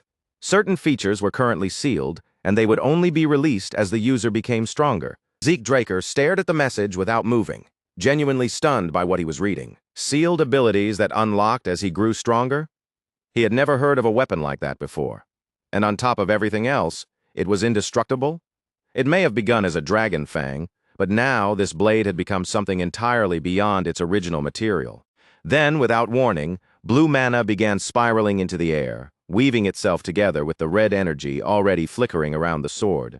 Even with that strange and beautiful swirl of power dancing around the blade, Zeke Draker's mind fixed on one thing above all else: aura conversion. He thought back to everything he had done to persuade Galleon Halbert to forge this sword. It had not been only because Galleon was a master blacksmith. It was also because he carried the legacy of Graham. Aura conversion, the rare ability to take ordinary raw mana and transform it into pure aura. That was the true reason this sword mattered so much. As Zeke Draker tightened his fingers around the hilt, the blue mana circling the weapon burned even brighter, casting a faint cold glow across the dark surface of the blade. I was born unable to use aura, Zeke Draker reminded himself. And now this was the power that could carry him all the way to the level of a red knight. Just then, Galleon Halbert returned, breathing a little harder as he hurried back toward Zeke Draker. There it is, he said, clutching something tightly in his hand. I finally found it. He lifted his head, ready to speak again, but the moment his eyes landed on Zeke Draker holding the sword, the words caught in his throat before they could fully come out. My lord, have you been? Galleon Halbert stopped dead in the middle of his sentence, his eyes widening as he saw Zeke Draker surrounded by that luminous, aura-like glow. A slow, proud smile spread across Galleon Halbert's face. You have already surpassed the Purple Knights. Zeke Draker looked down at the sword in his hand and muttered quietly, almost as if he could not believe it himself. This thing is ridiculous. Galleon really outdid himself. Galleon Halbert gave a short, modest laugh. Compared to building that furnace, forging this was the easy part. Then his expression changed, becoming a little more serious as he added, but I brought something even more important. Would you take a look at this? He held out a small metallic object carefully in both hands. It was shaped like a scarab, delicate and intricate, with a polished surface that caught the light and revealed the unmistakable touch of master craftsmanship. Zeke Draker studied the object closely, his curiosity sharpening as his eyes traced over its details. What is this? Galleon Halbert lowered his voice and answered quietly. My master made it. Zeke's brow lifted slightly, and a low hum escaped him as the meaning of that answer began to settle in. Even in his previous life, Zeke Draker had never once heard Galleon Halbert's name mentioned. But Gulrin Yober was different. That name struck him like a heavy drumbeat. The Gulrin Yober. A legend among blacksmiths, a craftsman spoken of, with more awe than even the most famous dwarves. Every creation Golrin Yober left behind was said to be incomparable. Each piece carried properties that no ordinary craftsman could ever reproduce, and some of his works were valued higher than entire territories. Zeke Draker looked back at Galleon Halbert, his voice lowering with genuine surprise. "You were Golrin's apprentice?" Galleon grinned, clearly pleased by the reaction. "I knew you could read Dwarven." Zeke Draker turned his attention back to the scarab resting before him. If this had truly been made by Golrin Yober, then there was no way it was just a simple ornament. Galleon Halbert puffed up a little, looking proud to confirm that suspicion. "Of course it is not. Turn the dial near its arms," Galleon Halbert instructed. Zeke Draker watched closely as Galleon placed his fingers on the tiny mechanism and carefully twisted it. With a smooth chain of mechanical clicks, the scarab unfolded piece by piece, expanding outward until it became a sleek, gleaming shield. "Mithril and wyvern bone," Galleon Halbert explained. "It can block almost anything. And if you turn the dial on the handle like this," he continued, demonstrating once more, the shield folded neatly back into itself and returned to its compact scarab shape. "It folds right back." Holding it out with both hands, Galleon Halbert lowered his head slightly. "It is not enough to repay your kindness, my lord, but I hope you will accept it." Zeke Draker stared at him for a moment before answering slowly. "You know you could have sold this and built yourself an entirely new furnace." Galleon's expression turned serious at once. "There is no way I could sell something my master made, not to just anyone." Zeke Draker blinked, genuinely taken aback by that answer. "You do understand this thing is worth tens of thousands of gold, right?" Galleon Halbert paused, visibly surprised by the number. "It is?" Then he let out a soft chuckle and gave a small shrug. "Then that is all the more reason I would be honored if you accepted it." Zeke Draker accepted the scarab from Galleon Halbert's hands and carefully turned it over, feeling its weight and texture against his palm. It was small compared to Blacksword Bahamut, but if it truly came from Golrin Yober, then it was anything but ordinary. Slowly, he placed the scarab on top of the blade. The instant the scarab touched the sword, a powerful surge pulsed through Zeke Draker's body. A rush of unmistakable energy flooded into him, confirming his suspicion. Just as he thought. This object was far more than it appeared to be. Zeke Draker closed his fingers firmly around the scarab, feeling the rare power hidden inside it. This was not some ordinary keepsake. It was precious. It was real. "Thank you, Galleon," he said quietly. Galleon Halbert's face brightened with a wide, heartfelt smile. "I'm just glad you like it." Back at the training hall, Zeke Draker opened the box placed in front of him and lifted out a pair of heavy, dark gauntlets. They were made from meteoric iron, a rare and powerful material so difficult to refine that most craftsmen would never even dare attempt it. As Zeke Draker looks down at the gauntlets resting in his hands, turning them slightly as if trying to read every detail in the metal, a system window abruptly flashes into existence before his eyes. The message is blunt and unmistakable. The special ability is still locked. To activate it, he needs the full meteoric iron set equipped, not just this single piece. Zeke's expression sharpens, his eyes narrowing as he reads the notice again with far more attention than before. These gauntlets clearly are not just some ordinary equipment drop. His thoughts drift back to the moment he first obtained them, when those two random containers appeared under the label of Surprise Quest rewards.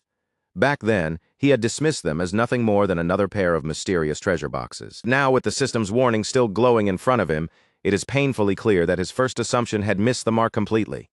The more Zeke thinks about it, the more his curiosity begins to rise. Slowly, he shifts his focus away from the gauntlets and toward the second box sitting beside him. Zeke reaches out, lifts the lid, and peers inside.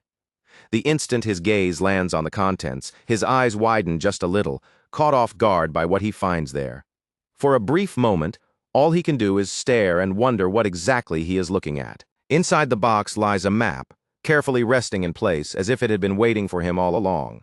But before Zeke can even make sense of its markings or understand why it was included among his rewards, another system message appears right in front of him. The system identifies the map and reveals that it is connected to a figure known as Grandmaster Gezer, making the item feel far more important than it first appeared.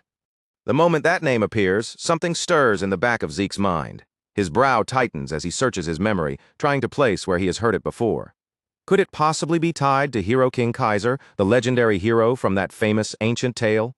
The story of Hero King Kaiser and the Knights of the Clock Tower, the group said to have founded the Kingdom of Kronos, is a legend known across the entire continent. Even so, most people have always treated that story as nothing more than a beautiful fantasy. It sounds too magnificent, too perfectly heroic, and far too polished to be taken as serious history. Since there has never been any solid evidence to support it, scholars never placed much trust in the tale. But standing there now with this strange map in front of him, Zeke can no longer be completely sure. What if Kaiser had not been just a legend after all? What if he had truly existed somewhere in the past? The thought barely finishes forming in Zeke's mind before another system notification flickers into view. The system announces that the examination of the map has been completed, confirming that it has finished analyzing whatever secrets were hidden within it. At the same time, the final coordinates are transferred directly onto Zeke's mini-map, marking a destination he can now clearly track. A new image opens before him, revealing the Gain Mountains, a distant region known for being remote, rugged, and dangerous, far removed from ordinary civilization. Zeke studies the image for only a moment before recognition settles in. He knows this place. Those mountains lie deep within barbarian territory, yet strangely, instead of filling Zeke with unease, that fact gives him a small but noticeable sense of confidence. If that is the location, then perhaps this journey will not be as difficult or troublesome as he first assumed. Before Zeke can dwell on it for long, more system notifications begin appearing in rapid succession, one after another. One message declares that the tutorial has ended due to the skills Zeke has accumulated, while another informs him that he has obtained a potential quest item, causing new achievement quest data to unlock. As Zeke calmly reads through each message, the meaning behind the entire process starts to become clear. This tutorial was never just a simple introduction or a harmless warm-up. It had been deliberately structured to build him up piece by piece, sharpening his abilities and preparing him for whatever challenge was waiting beyond this point. Then the final message appears, tying everything together. The tutorial for a low-tier administrator is about to begin. Zeke reads it without the slightest tremble in his face, remaining completely steady. Now he understands exactly what this means. The real trial begins here. From this point forward, there will be no more gentle guidance, no more simple wins handed to him, and no easy path laid out in front of his feet. Zeke's gaze shifts toward the list of rewards displayed before him, his eyes moving over each item with quiet focus. Compared to the rewards he had received earlier, these are in a completely different class. Their value is obvious at a glance, and this time, Zeke has no intention of letting even a single one slip away. He is ready to claim them all. Zeke opens his status screen and finally makes up his mind. The points he has been holding back until now are no longer going to sit unused, and he begins spending them with a clear purpose. The system responds immediately.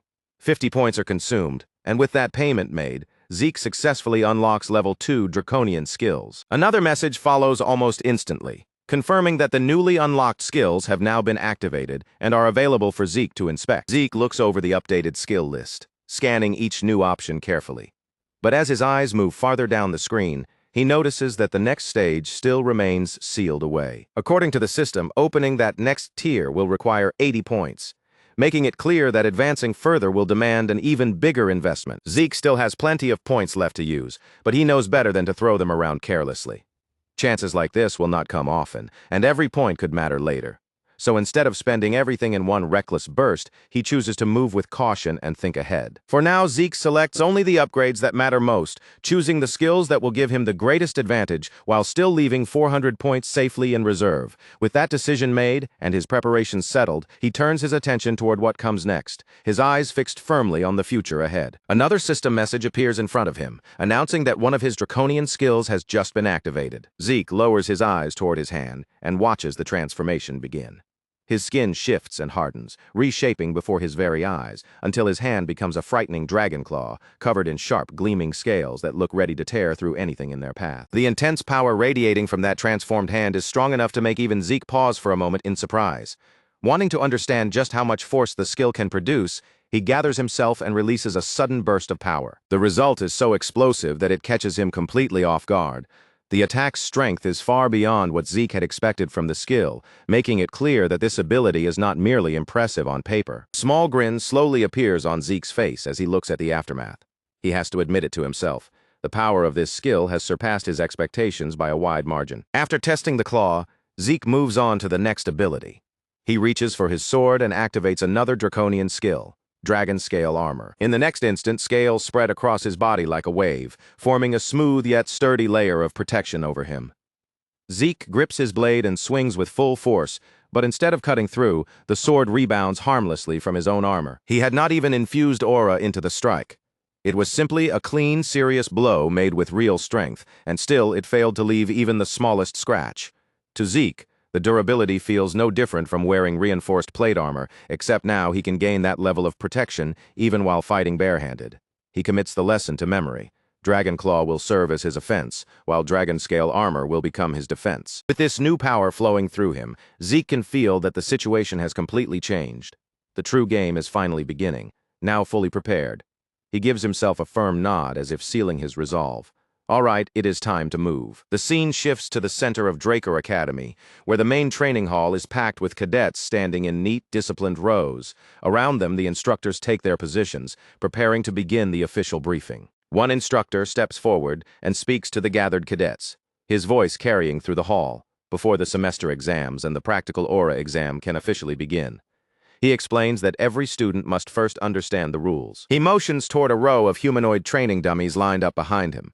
At first glance, they may look like simple practice targets, but these are anything but ordinary. They have been specially built to endure tremendous punishment, and basic physical attacks will not so much as dent their surfaces. To demonstrate, the instructor gathers aura around his fist, the energy tightening as he prepares his strike. Then he drives a clean punch straight into one of the dummies, and the target breaks apart under the force of the impact. The instructor turns back to the cadets, making sure every one of them understands the warning. With proper aura control, destroying one of these dummies is not difficult. But if a cadet cannot even leave a single mark on their assigned target, they fail immediately. There will be no second attempt, no chance to continue to the other exams, only an instant return to basic training. The seriousness of those words settles heavily over the training hall. A low wave of whispers begins spreading among the cadets, because none of them wants to picture the shame of being sent all the way back to the very beginning. Then the instructor calls out the first name, Aaron. Aaron steps forward, a hint of nervousness showing on his face, but he still moves without hesitation, off to the side.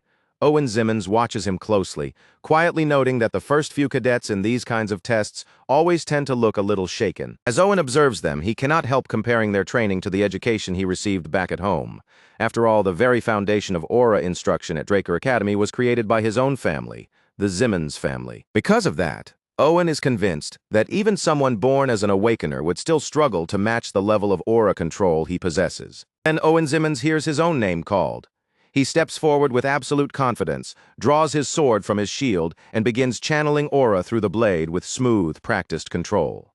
The cadets watching from nearby immediately begin murmuring among themselves, their eyes drawn to the energy gathering around his weapon.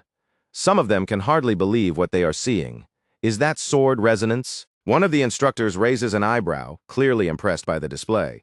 For a 13-year-old to show that level of control is rare. Another instructor nods knowingly, as if the explanation is obvious. Since Owen comes from the Zimmons family, it only makes sense. Owen does not waste a single second with his aura already flowing through the sword. He drives the blade into the dummy and destroys it cleanly in one decisive strike. Watching cadets immediately erupt into laughter and applause, their excitement filling the hall as they react to Owen's effortless performance. A surge of pride rises inside Owen Zimmons as he turns his eyes toward Abel Draker, clearly wanting his display to be seen. The instructor brings his hands together with a crisp, echoing clap that cuts through the noise of the hall. With an approving look, he praises Owen openly, saying that the result is impressive and exactly what one would expect from someone born into the Zimmons family. Owen Zimmons allows a self-assured smirk to spread across his face, clearly enjoying the attention. Then, as if the victory already belongs to him, he walks over to Abel Draker with an easy stride and casually pats him on the shoulder. In a relaxed, almost teasing tone, Owen begins to say that at this rate, it will not be long before Abel. But Abel Draker does not let him finish. With a cold, dismissive motion, he brushes Owen's hand off his shoulder and cuts him down on the spot, telling him not to act so smug because it is rude. Owen's face stiffens at once, his jaw clenching as irritation flashes sharply in his eyes. He looks ready to snap back with something of his own, but before he can get a word out, the instructor calls the next cadet's name, forcing the exam to continue. As the test moves on and cadet after cadet steps into position, the instructors begin to pick up on something unusual in the flow of the exam. Technically, no one has failed yet, but the atmosphere is clearly off. Many of the cadets look unsettled, their shoulders tense, their movements stiff, and their timing just a little wrong. Owen Zimmons' performance has shaken them far more deeply than they want to show. Standing off to the side, Raina Turin watches everything unfold in silence. Every student in the special class may be capable of channeling aura, But from the way they move and control their power, Reina can tell that only a small handful truly rise above the others. Then Reina Turun steps forward from the line, taking a quiet breath as she gathers herself. Her voice comes out calm and clear as she addresses the instructor, saying that she has a request. The instructor turns his gaze toward her, his expression sharpening slightly as the hall grows a little more attentive. He asks her what it is. Reina Turun holds his gaze without flinching and states her request plainly. She wants to be evaluated according to the dragon-slaying arts standard. The instructor raises an eyebrow, clearly aware of how serious that request is. He reminds her that the grading system is intended for higher-ranking cadets and that it is far more demanding than the usual standard. Reina answers without the slightest hesitation, her voice steady as she says she understands. Hearing this from the side, Owen Zimmons frowns, thinking that ever since Reina Turun became a pure-blood awakener, she has certainly grown bold, perhaps even a little too bold. Owen Zimmons knows better than most how difficult it is just to keep aura stable inside a blade. But the dragon-slaying arts are far beyond ordinary aura handling. Every attack requires complete precision with the aura flow controlled down to the smallest adjustment. The moment that balance slips, even slightly, the technique falls apart. Inwardly, Owen Zimmons scoffs at her confidence as far as he is concerned. Reina will be fortunate if she can land even a few proper strikes before her aura runs dry. To him, she is reaching too high, trying desperately to stand on the same stage as him, and all she is doing is preparing herself for a humiliating failure. The instructor, knowing exactly how unforgiving the dragon-slaying arts standard can be, studies Reina Turun once more and asks if she is truly certain. He makes it clear that failing under those conditions will not be treated lightly. Reina does not pause for even a heartbeat before confirming that she is certain. After a moment, the instructor gives a slow nod and accepts her request. Reina Turun lowers her head in a brief, composed bow, thanking him with quiet respect before turning toward the testing area. She walks into position, plants herself firmly before the dummy, and wraps her fingers tightly around the hilt of her sword. Then, with controlled breathing, she begins drawing aura into the blade. The very instant Reina Turun moves her sword, the mood inside the training hall changes, as if every pair of eyes in the room can feel something powerful about to happen. Her strike lands against the dummy, and a destructive wave surges forward from the impact, tearing through the target with frightening force. It is not just a rough burst of power. The energy explodes outward with raw intensity, yet every bit of it is focused into one clean, devastating blow. The dummy does not merely split, crack, or collapse. It is completely demolished, blown apart so thoroughly that shocked gasps immediately burst through the training hall. For a moment, the cadets can only stare at the wreckage in stunned disbelief. Then whispers begin racing through the crowd like sparks catching dry grass. Reina Turun is not simply competing with Owen Zimmons at all. Her aura control stands on an entirely different level. Everyone had been treating Owen Zimmons as the aura prodigy of the room. But what Reina Turun just revealed is far beyond what most of them ever imagined. Owen Zimmons hears the whispers spreading around him, and every single word seems to dig deeper beneath his skin. His hands curl into tight fists at his sides, and his jaw locks as he struggles to contain the anger rising inside him. He mutters quietly under his breath, trying to force down the fury boiling in his chest before it can spill out in front of everyone. Reina Turun remains where she is, her sword still extended in Owen Zimmons' direction, silent and unmoving. Owen narrows his eyes at the sight, convinced that her silence is not accidental, that it is a challenge aimed at him, maybe even a quiet taunt. But behind Owen Zimmons, Zeke Draker watches the whole scene with quiet amusement. A sly grin tugs at his lips. Because from the beginning, Zeke knows Reina Turun was never paying Owen the slightest attention. And now, whether Owen likes it or not, the gap between them has been made clear to everyone in the hall. Zeke Draker steps forward, sensing that the tension surrounding the exam is beginning to twist in a direction no one expected. A sharp memory flashes through his mind. Owen Zimmons staring straight at him, that intense gaze demanding some kind of answer. There is no real point in looking away from a look like that. And if this is what they expect from him, then perhaps, just this once, Zeke Draker should answer those expectations directly. Zeke Draker raises his hand calmly, drawing the attention of the instructors and cadets alike. In an even voice, he says that he would also like to be evaluated under the dragon-slaying arts criteria. One of the instructors lifts an eyebrow at once, his expression showing clear doubt and very little patience for what he assumes is a reckless request. He snaps back, asking whether Zeke thinks the test is easy just because Reina Turun managed to pass it, reminding him that she is a pure-blood awakener.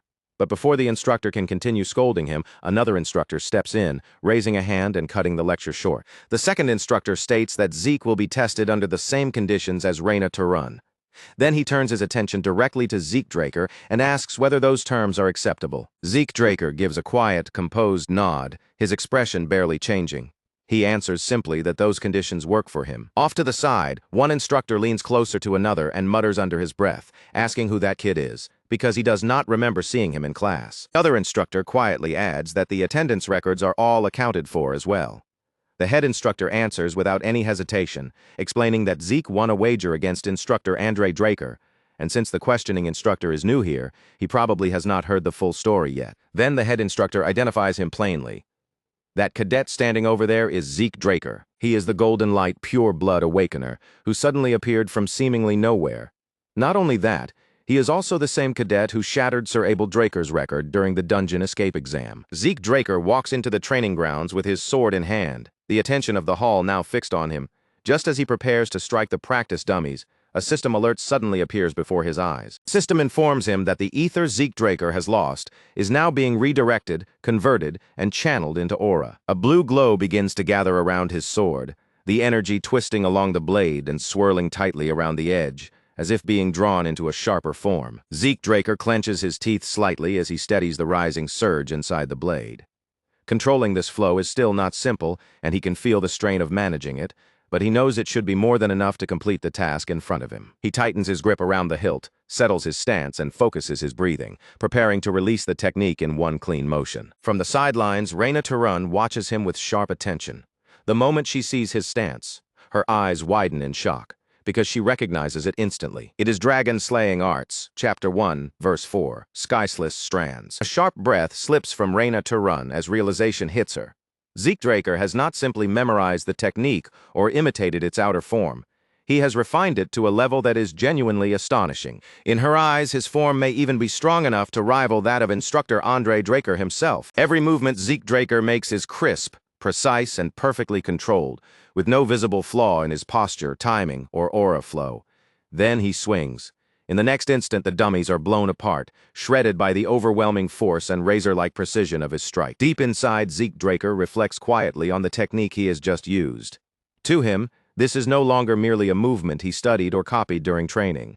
For his regression, Zeke Draker spent 2 full years drilling this technique into his body over and over again, repeating it until the motion became part of him. Now, every step, every shift of aura, and every movement of the blade comes to Zeke Draker as naturally as instinct itself. As the final ripple from Zeke Draker's strike dies away inside the training hall, he slowly exhales, letting the tension leave his body. There was once a time when he considered the dragon-slaying arts nothing but dull, repetitive practice.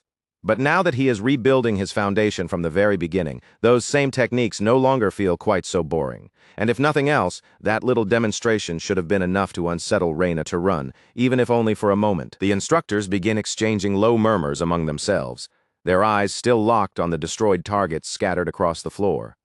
One of them notes how smoothly Zeke Draker wrapped aura around his sword, while another quietly points out the sheer destructive force compressed into that single strike. Those quiet comments quickly begin to spread between the instructors, and before long, a few of them start wondering in disbelief whether Zeke Draker might already be approaching the level of a purple knight. Zeke Draker lowers his eyes toward the shattered remains lying across the ground in front of him, taking in the damage his own attack left behind. Yeah, there is no denying it now.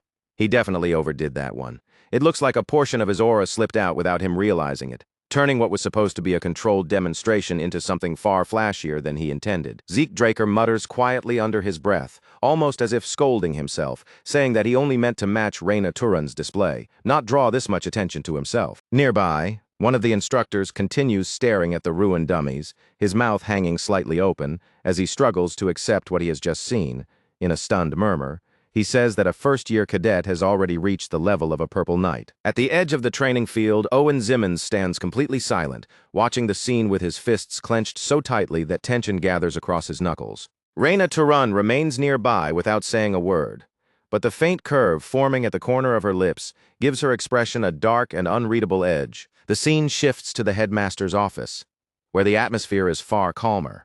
The headmaster calmly offers Zeke Draker a cup of tea, then brings up his unexpectedly outstanding results from the semester exam. Zeke Draker answers with modest restraint, saying that he only got lucky. The headmaster lets out a soft chuckle, his tone gentle but clearly unconvinced.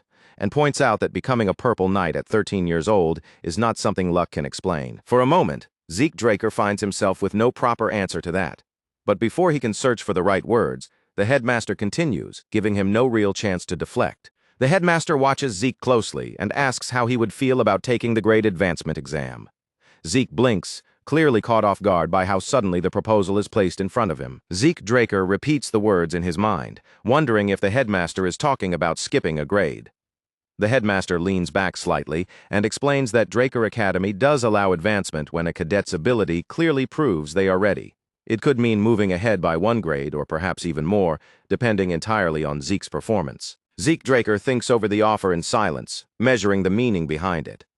The headmaster is moving much faster than Zeke expected, but the decision itself is not unreasonable. After all, Zeke has already attracted far more attention than he originally meant to. With a polite smile, Zeke Draker accepts the offer. He understands perfectly well that agreeing to this means stepping into something far larger than just another ordinary academy exam. After leaving the office, Zeke Draker walks away and mutters quietly under his breath that the headmaster is definitely scheming something behind that calm expression. Even so, Zeke Draker decides that for the time being there is no harm in playing along and watching where this path takes him. Back inside the headmaster's office, the headmaster turns slightly toward the person seated across from him, his calm demeanor still unchanged. In a measured tone, the headmaster says that both Reyna Turun and Zeke Draker, 2 pure-blood awakeners, have agreed to take the exam. The figure seated opposite him gives a small, controlled nod, answering that they understand and will make the necessary arrangements. The headmaster folds his hands together in front of him, and a faint smile slowly appears on his face. From the look in his eyes, things are about to become very interesting. Inside the upper-class aura training hall of Draker Academy, Zeke Draker and Reyna Turun stand side by side, both waiting quietly for the grade advancement exam to begin. A tense silence fills the hall, so heavy and still that even the smallest shift of posture or breath feels impossible to ignore. Reyna Turun keeps her eyes fixed on Zeke Draker without blinking, staring at him as though she is trying to read something hidden beneath his calm face. Zeke Draker lets out a quiet sigh, silently wishing that Reyna Turun would stop staring at him with such intensity. But before that silence can drag on any longer, a voice suddenly calls out from the far end of the hall. The voice offers an apology for keeping them waiting, cutting cleanly through the stillness of the training hall. A tall man strides into the room, his armor catching the light as he moves with the steady, composed presence of someone who has spent years on the battlefield. The man is Sir Owl Draker, the official examiner assigned to the Great Advancement exam, and a knight who belongs to the Draker main family. The moment Zeke Draker sees him, his expression shifts ever so slightly. He murmurs the name Owl Draker under his breath, wondering if this man could really be the same person once known as the Dieback Blade. Almost immediately, Zeke's thoughts begin drifting backward. A memory flickers through his mind, carrying with it the chill of night air, the heavy weight of a lifeless body in his arms, and the rough scrape of fingers digging into the earth to make a grave. In that memory, Zeke Murray approaches the scene and gradually slows his steps, his attention drawn to the unfamiliar man standing near the corpse. His voice turns sharp and cold as he mutters the words Empire's Mutt, clearly recognizing what the man represents. Zeke Murray then moves toward the corpse, kneels down beside it, and presses the shovel into the soil as he prepares to help with the burial. In a quiet voice, Zeke Murray says that even if he had been told not to do it, he would still have gone through with it anyway. Then he introduces himself in a steady tone, giving his name as Zeke Murray from the Northern Allied Forces. Zeke Murray looks up at the man and asks if he is a Draker. The man shakes his head and says that life is already behind him. Zeke lets out a short laugh and says he walked away as well, before asking what he should call him now. The man meets Zeke Murray's eyes directly, his gaze calm and unwavering, and answers with quiet certainty. He calls himself the Dieback Blade. As the memory fades away, Zeke Draker blinks back into the present and softly repeats that name to himself. Owl. Somehow, that name fits the Dieback Blade far too well. Zeke Draker pulls his attention fully back to the present, just as the formal proceedings of the exam begin. Zeke Draker and Reyna Turun both lower their heads in a deep, respectful bow and address him as Sir Draker in unison. Then an instructor steps forward and begins explaining the rules of the exam. The instructor announces that this exam will follow the Illumin Cradle method, meaning it will be conducted as a sword duel with no time limit. He continues by explaining that the match will only end when one side yields or becomes unable to continue, and that both examinees are expected to give everything they have. Without hesitating, Reyna Turun steps forward and declares that she will go first. But Owl Draker remains perfectly calm and raises one hand to stop her, saying there is no need for them to take turns. Instead, he tells them to come at him together. For a brief heartbeat, both Zeke Draker and Reyna Turun freeze in place, their eyes widening as the meaning of his words sinks in. Together, they are not being examined one at a time. They have to face Owl Draker at the same time. After Owl Draker openly challenges both of them to attack at once, Zeke Draker casts a quick glance toward Reyna Turun, checking her reaction. In a steady, level voice, Zeke Draker tells Reyna Turun to stay calm.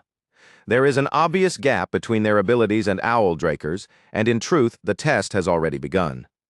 Reyna shoots him a sharp, irritated look, but Zeke remains completely unfazed. Zeke Draker warns her that if she rushes in recklessly without thinking, she will only lose points before the fight has even properly started. Reyna Turun gives no verbal response. Instead, her eyes snap forward, her gaze becoming sharper and more focused as she processes the situation. A small, hidden smile tugs at Zeke Draker's lips. Her ability to understand quickly is still as sharp as ever. He leans in just slightly, keeping his voice low, and tells Reyna Turun that they only need to land one clean hit. And there is a way to make that happen. Zeke Draker and Reyna Turun both sink into position, their feet settling against the floor as their bodies lower just enough to prepare for the first strike.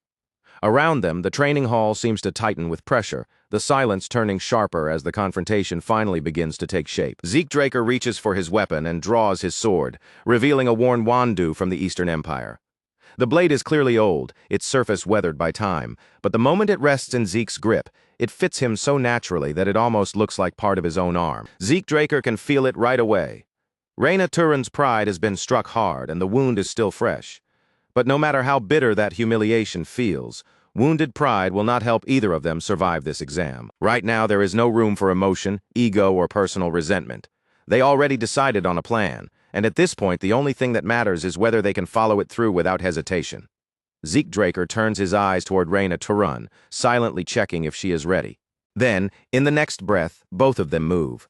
The clash erupts instantly, their blades driving forward with explosive speed, the force of the opening exchange cutting through the tension like a thunderclap. Steel shrieks through the air as Zeke Draker and Reyna Turun attack Owl Draker together, pressing him from opposite sides and trying to trap him between their blades before he can slip away. Reyna Turun clenches her jaw as the pressure crashes down on her from every direction. In that moment, she finally understands what true strength feels like when it is standing directly in front of her. Just as Zeke Draker instructed her, Reyna Turun aims carefully for weak points, tiny gaps, and the briefest openings in Owl Draker's movements. But no matter how sharply she strikes, she cannot land even one solid hit, let alone deal damage that would actually matter. Then Zeke Draker hears the words resound inside his mind. Dragon Slaying Arts, Chapter 3, Verse 1. Blue mana begins gathering along the edge of his blade, pulsing with dangerous intensity. This technique demands more than strength. It requires the will to kill. With that intent locked firmly in place, Zeke launches himself forward, his sword carving a sharp path through the air. But Owl Draker moves aside with terrifying smoothness, his body shifting just enough to let the attack pass him by. He slips beyond the strike so effortlessly that it feels as though he had predicted Zeke's move before it even began. And in that same split second, Owl Draker turns the opening against them, unleashing a fast counterattack that slams into Reyna Turun from the side. Reyna Turun's guard shatters beneath the impact, her defense giving way all at once under the force of Owl Draker's strike. Blood scatters from Reyna Turun as her body is thrown off balance and crashes violently onto the floor of the training hall. One of the instructors cries out in alarm, their voice cutting through the hall as they urgently ask whether Lady Reyna Turun is all right. Reyna Turun refuses to stay down. She forces herself back onto her feet, breathing harshly and unevenly, her body trembling as she fights to steady herself. "I am fine," Reyna Turun answers, though her rough breathing makes it clear the blow hit hard. Then she warns the instructors not to come any closer because this fight is far from safe. And right then, the truth sinks in. She had blacked out, even if it was only for a single second. If she cannot even keep herself conscious under that pressure, how can she possibly create an opening? Reyna Turun finally understands that with her current level of skill, facing Owl Draker head-on gives her no chance of victory. Reyna Turun's eyes narrow as she looks at Zeke Draker, disbelief flashing across her face. He cannot possibly be suggesting what she thinks he is suggesting. There is no way she would stoop so low as to use such a disgraceful tactic. To Reyna Turun, relying on something that underhanded would tarnish the dignity of a proper duel. The very idea clashes with everything she believes a fair fight should be, and she is not willing to accept it so easily. Zeke Draker only gives a casual shrug, completely unmoved by the disgust in her expression. Honor does not feed you, he says bluntly, his voice flat and practical. This is not some noble showdown. It is an exam, and it is meant to test whether we can kill. As he says it, Zeke Draker places a hand firmly on Reyna Turun's shoulder, as though that simple touch is enough to end the argument. Reyna Turun lets out a sharp breath, frustration tightening across her face. Still, she cannot deny the truth of the situation. She was the one who asked Zeke Draker for help in the first place. Even then, Reyna Turun cannot stop herself from challenging him. Does Zeke Draker really believe that strategy alone can take down someone on Owl Draker's level? But Zeke's confidence does not shake for even a moment. We are not overpowering him, he tells her. We are just opening a crack. One clean chance. That is all we need. Zeke Draker leans in a little, keeping his tone steady and controlled, then reminds Reyna Turun of the match they fought back at the cradle. Why did you miss the rope? Zeke Draker asks. Reyna Turun's expression twists into a scowl as that memory rises back to the surface. I did not expect you to use something like that. Reyna Turun admits, still clearly irritated by the memory. Zeke Draker gives a small nod, as if she has just proven his entire point. Exactly. And Owl Draker will not expect it either, Zeke Draker says, letting the meaning of those words settle between them. Lifting his blade up onto his shoulder, Zeke Draker points toward Reyna Turun with a knowing glint in his eyes.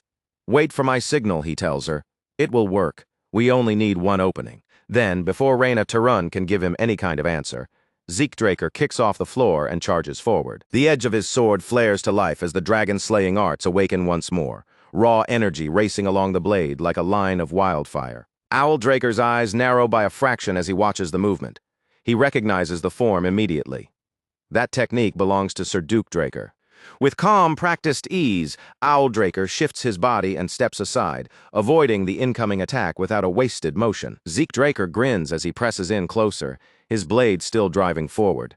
No more holding back, right? He says, almost daring him. Their swords crash together, and the moment steel meets steel, a brilliant burst of light explodes between them. Owl Draker flinches, thrown off for barely half a second, as a strange glint flashes within the mana. His eyes widen in recognition. Mana inheritance. The raw radiance of a pure-blood awakener floods the area, spreading outward into a blinding flare that swallows everything in sight. Cheap tricks, Owl Draker mutters under his breath. Blinding me will not be enough. But even as he says the words, a faint thread of doubt begins to slip into his mind. How is Zeke Draker still moving so accurately inside this churning darkness, as though he can see every detail perfectly? The shadows roll across the training hall until they swallow it completely, erasing the walls, the floor, and every clear line of sight. And yet Zeke Draker moves through that darkness with unnatural ease, gliding forward as if the light had never vanished at all. Concealed within the pitch-black veil, Zeke Draker lets a small smirk appear on his face, hidden from the others by the darkness surrounding him. Perfect timing to test it, he thinks to himself.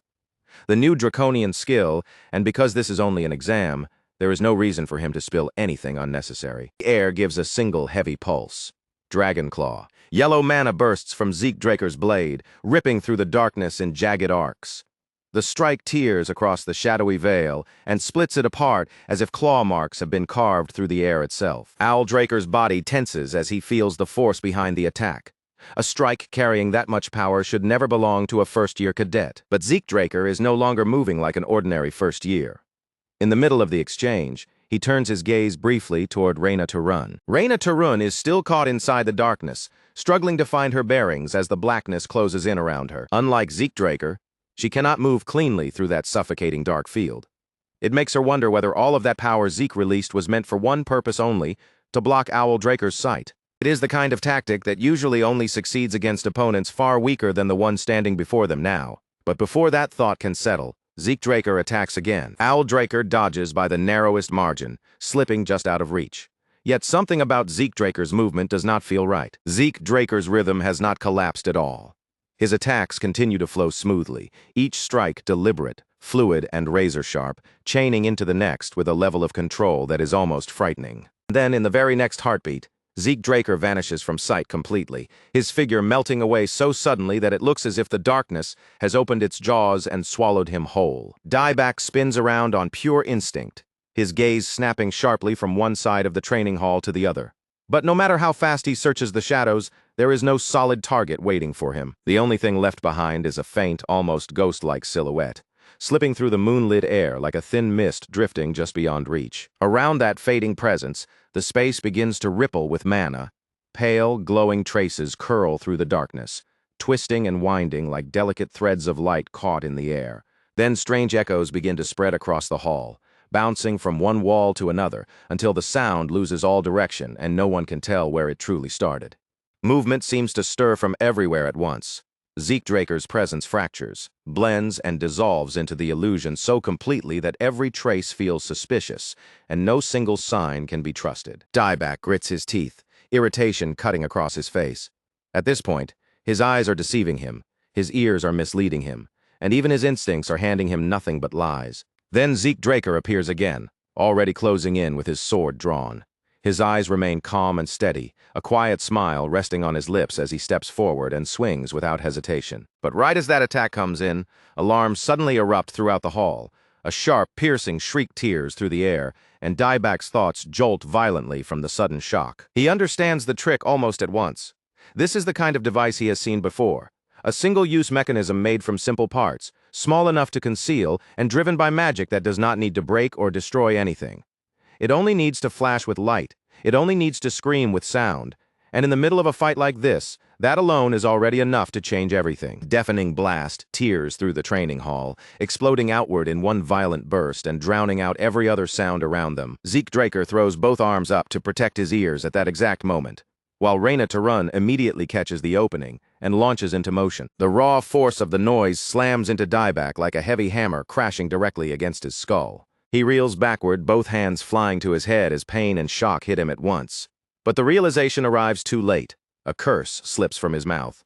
He had underestimated Reina to Run's plan, and now that mistake is cutting into him in the worst possible moment. Reina to Run and Zeke Draker rush in together, closing the distance side by side as their blades flare to life in perfect rhythm. Standing shoulder to shoulder, they pour their strength into the same technique, drawing on the power of the dragon-slaying art together. Chapter 4, Verse 1.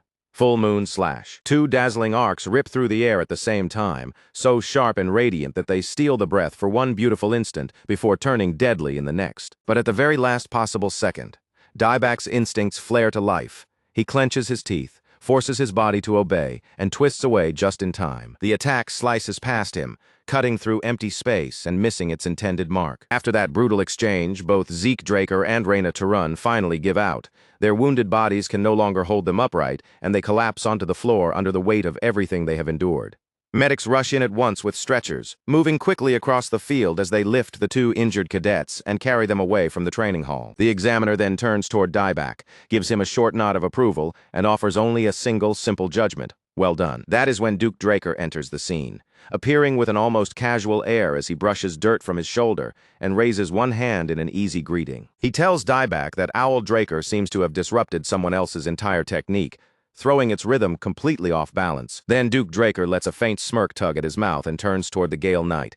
He asks if he is still as stiff and rigid as ever, casually wondering aloud how his own discipline compares these days. Dieback does not respond. His expression remains still and unreadable, but his thoughts have already slipped back to Duke Draker's final move. He remembers it with perfect clarity. In the middle of the fight, Duke Draker had actually dropped his sword just to raise his guard, throwing away a perfect chance to counterattack. Dieback cannot help wondering whether he ever truly fights to win, or if he always reveals only the absolute minimum needed to pass. His gaze slowly lowers to his injured hand, and in the silence that follows, one name settles heavily inside his mind: Zeke Draker. That boy has already gone far beyond anything I have the right to judge. The scene then shifts to a dignified meeting hall, where the instructors have gathered together with the dean to finalize the exam results. The dean rises from his seat, and in a calm voice assumes that there are no objections. One by one, the instructors give silent nods. No one speaks against the decision, and with everyone in agreement, the final result is settled unanimously. Not long after, the results are posted on the board for all to see. Reina to Run and Zeke Draker have both advanced, moving up into the 3rd and 5th grade. After that day, Zeke Draker's life finally begins to calm down, settling into a rhythm far quieter than the chaos of the exam. For a time, he trains directly under Duke Draker in the Gale Arts, receiving personal instruction from him. But eventually, that role is handed over to Andre Draker instead. Zeke Draker also keeps exchanging messages with Professor Fanon for a while, though Fanon later transfers to the Royal Magic Laboratory in Delphoa. Bit by bit, Zeke drifts away from the world of noble families, Strangely enough, Owl Draker still shows up every few months to challenge him, and whenever Zeke remembers that, he cannot help letting out a quiet laugh. Then one day, something inside him seems to click into place. Zeke Draker takes a leave of absence, shuts himself inside a training hall, and throws himself completely into improving. 2 full years pass in that secluded routine, and by the end of it, he graduates. Now the scene shifts once more, this time into the towering corridors of the Valhalla institution. Draker approaches Zeke Draker with a respectful smile and offers his congratulations. Zeke Draker has just become the youngest person ever admitted, and Decker remarks that the patriarch must be delighted by the news. On the screen, his name appears clearly, Zeke Draker, 15 years old. Then Decker adds, with a hint of genuine surprise, that even the dean personally wrote him a letter of recommendation. Zeke simply answers with a faint smile and a small nod. And with that, the quiet 2 years Zeke Draker spent in seclusion finally come to an end. Since there are still 3 months left before the entrance ceremony, Zeke tells Decker to go ahead to Atlas without him. Decker begins to speak, but Zeke Draker lifts one hand and gently cuts him off with a small wave. He says he wants to spend some time alone, with no visitors and no interruptions. Surely Decker understands exactly what he means. Decker lowers his head respectfully and answers, "Yes, young master." Zeke Draker closes his eyes, and his thoughts drift toward the Gate Mountains, where Gezer's remains are hidden away. This vacation gives him the perfect excuse. He can enter the mountains through the Argos Adventurers Guild without reporting it to anyone. But just as that plan settles in his mind, a knock sounds at the door. The person at the door is Liam Stone. Liam Stone steps inside the room, bows with polite formality, and greets him in a respectful voice. "Greetings, Zeke Draker." Zeke Draker raises an eyebrow at the stiff greeting and lightly reminds him not to be so formal, just as he has already told him before. Liam Stone immediately straightens his posture. But before the conversation can go any further, Decker excuses himself from the room. Zeke Draker gives him a small nod and reminds him not to forget about the Blackheart issue at Valhalla. As Liam Stone reaches the doorway, he pauses and asks why he was called all the way to the Platinum Mansion. Zeke Draker walks over and places a notebook directly into his hands. He explains that he heard Liam has been transferred into the special class, and that is not something he can simply overlook. Inside the notebook is everything Liam Stone is going to need. Likely exam topics, training methods, and even a checklist of essential equipment. Zeke Draker tells him that if he brings it to Fafnir's Breath, they will prepare everything for him. And by the time Liam Stone reaches his 4th year, he will need a sword of his own. Fafnir's Breath will forge that blade for him, and Zeke Draker has already handled the cost in advance. Tears start to well up in Liam Stone's eyes as he clutches the notebook with both hands, holding it as if it is something precious. His voice shakes with emotion while he looks at Zeke Draker and promises, with all the sincerity he can gather, that he will never disappoint him. Zeke Draker lets out a quiet sigh, his expression showing a faint hint of exasperation as he watches Liam Stone grow so emotional. Instead of accepting the promise dramatically, he tells him to relax a little and stop treating every single word like some life or death oath. But Liam Stone only stiffens even more. His back snaps straighter until he is standing like a board, and with complete seriousness, he earnestly promises that from this moment on, he will correct that behavior as well. Time continues to move forward, and the story slowly leaves the quiet halls of the mansion behind, opening out toward a new land and the beginning of a very different journey. At the far northern border of the central continent lies the kingdom of Argos, a powerful nation counted among the 4 great kingdoms, standing alongside Delphoa, Thebia, and Alencia. Across Argos, the enormous giant mountains rise like a massive stone wall, stretching over the land with countless dungeons hidden deep within their rugged depths. Those dungeons attract adventurers from every direction, all chasing wealth, fame, and a chance to change their lives. Long ago, the first king of Argos built the kingdom's economy around dungeon exploration and created the Adventurers Guild, an organization that has since expanded across the continent under the authority of the royal family. Inside one of those crowded guild halls, the noise of adventurers fills the air until a clerk's voice suddenly rings out clearly over the commotion, calling for number 546. When that number is called, Zeke Draker steps forward with calm, unhurried movements, blending into the line of applicants as if he is nothing more than another ordinary newcomer. The clerk hands him a registration certificate and congratulates him under the name Zeke Murray, officially welcoming him into the guild before asking him to provide the rest of his documents. Zeke Draker takes the certificate without showing much reaction, offering a quiet word of thanks while keeping his expression composed and difficult to read. For him, using a false name is not just convenient. It is the safest choice he can make in this situation. If he were to walk around openly under the Draker name, he would be practically announcing his identity to every enemy, spy, and greedy opportunist lurking anywhere in the region. Once the registration is finished, he boards a caravan headed for the mountains, slipping into a loud crowd of adventurers and passing himself off as just another traveler hoping to earn rewards from the dungeons. All around him, the caravan is packed with restless noise, rough laughter, endless chatter, and adventurers raising their voices as they brag over one another. One of the adventurers leans closer with a grin, nudging Zeke Draker as he studies that calm, unreadable face. Then he asks, in a familiar tone, whether this is Zeke's first time entering a dungeon. Another adventurer quickly joins the conversation, acting overly friendly as he offers to let Zeke Draker travel with their party, claiming their group is made up of decent, trustworthy people. He goes on to say that the dungeons have been especially brutal lately, warning that one careless step could turn a rookie into monster food. Zeke Draker only lets a silent smirk tug at the corner of his mouth. Trash like this exists everywhere, and anyone familiar with dungeons knows the first party to enter gets half the loot. And when rookies are involved, some are thrown forward as bait, while others simply vanish, sold into the slave trade before anyone even has the chance to ask what happened. Zeke Draker remains quiet for a moment, his eyes narrowing slightly as the men continue running their mouths. Then his voice cuts cleanly through the noise, cold enough to kill the mood in an instant. "Shut up." The man sitting beside him flinches at the sudden chill in Zeke Draker's tone, his grin faltering as he nervously asks whether he said something wrong. Zeke Draker does not bother giving him an answer.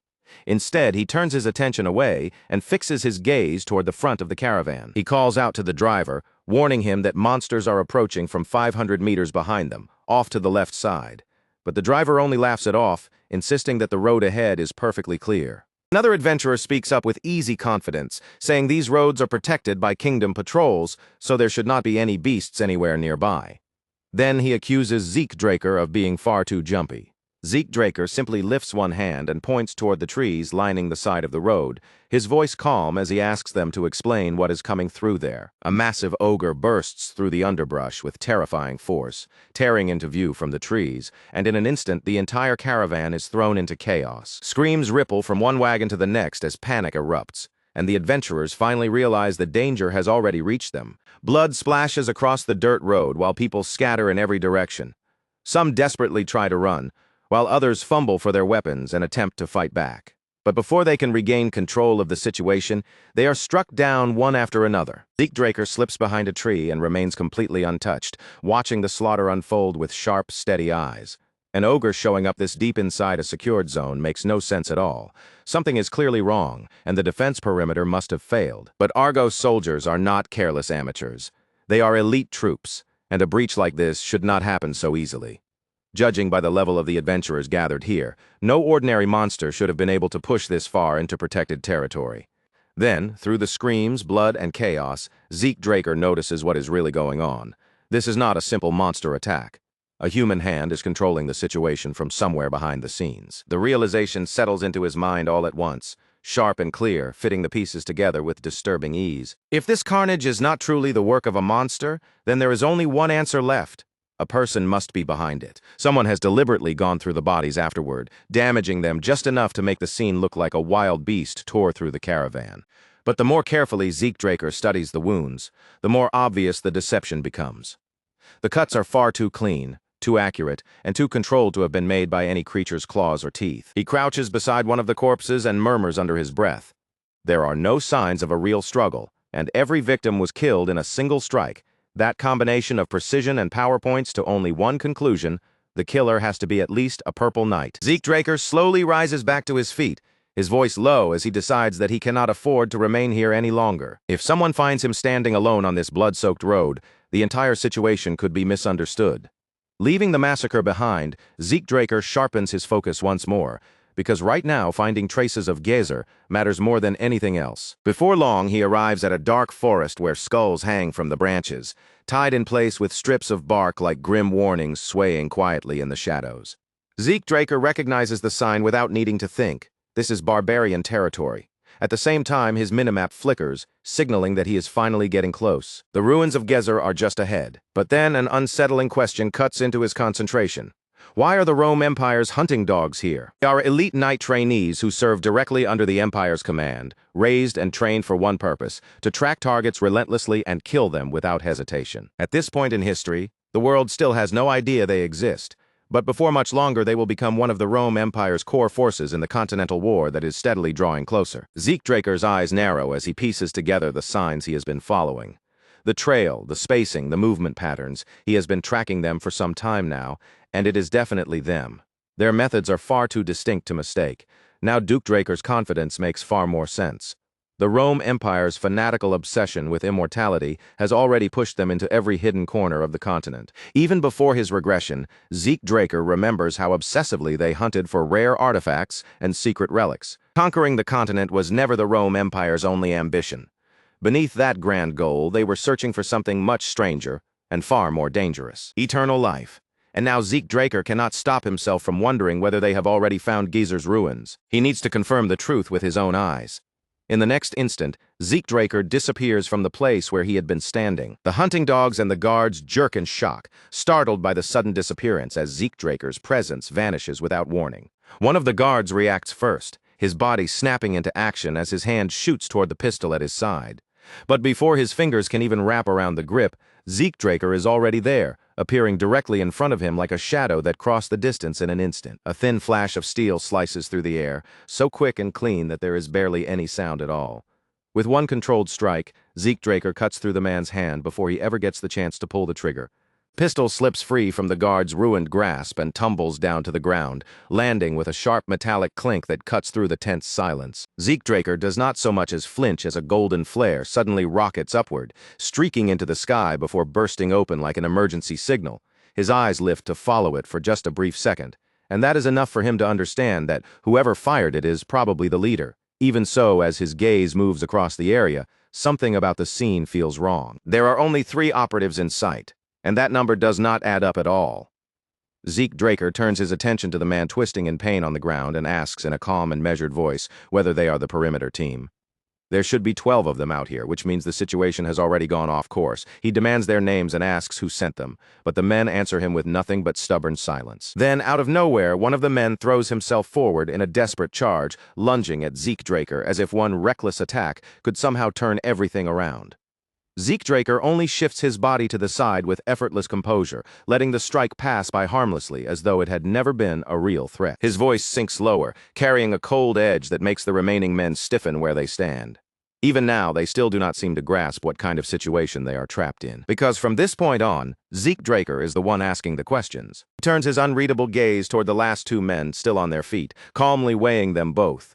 There are 2 mouths left in front of him, but only one needs to stay alive long enough to speak, so he asks which one of them will answer first, and both men freeze, hesitation written all over them. Just then, a faint light flickers across Zeke Draker's screen.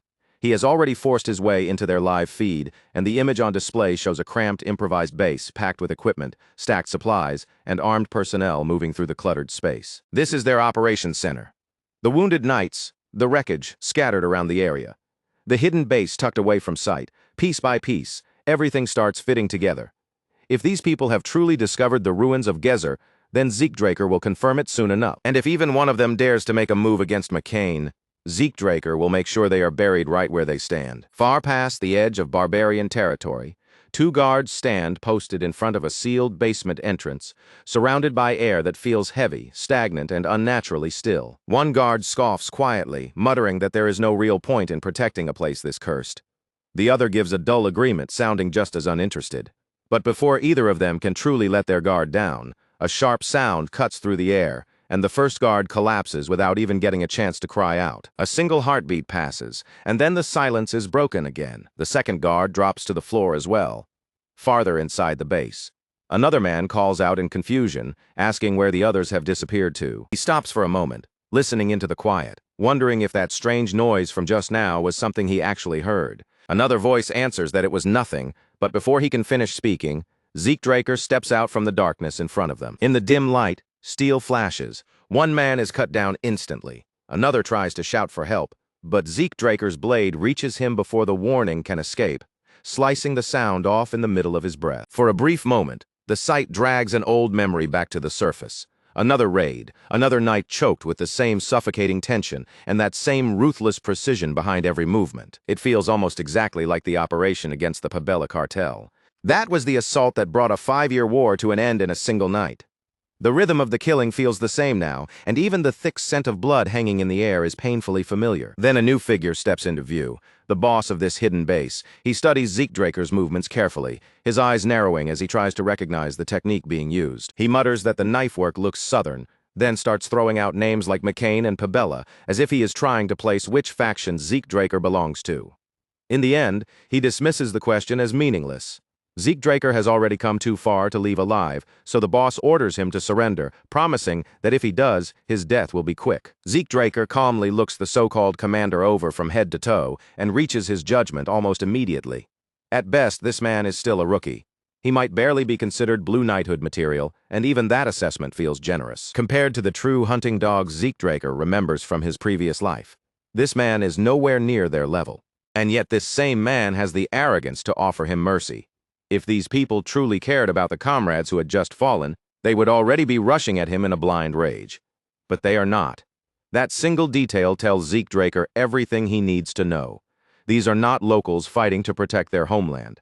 They are agents from the central continent, and he accepts that fact without the slightest flicker of emotion. Another enemy charges in, driven by desperation and fear, throwing himself forward in the hope that he can land even one hit before the entire situation falls apart. Zeke Draker slips through the darkness like drifting smoke. With one fluid turn of his wrist, the first man falls, then another drops, and then another after him, each one brought down by a single clean movement. When he finally comes to a stop, Zeke Draker looks over the bodies with quiet disbelief.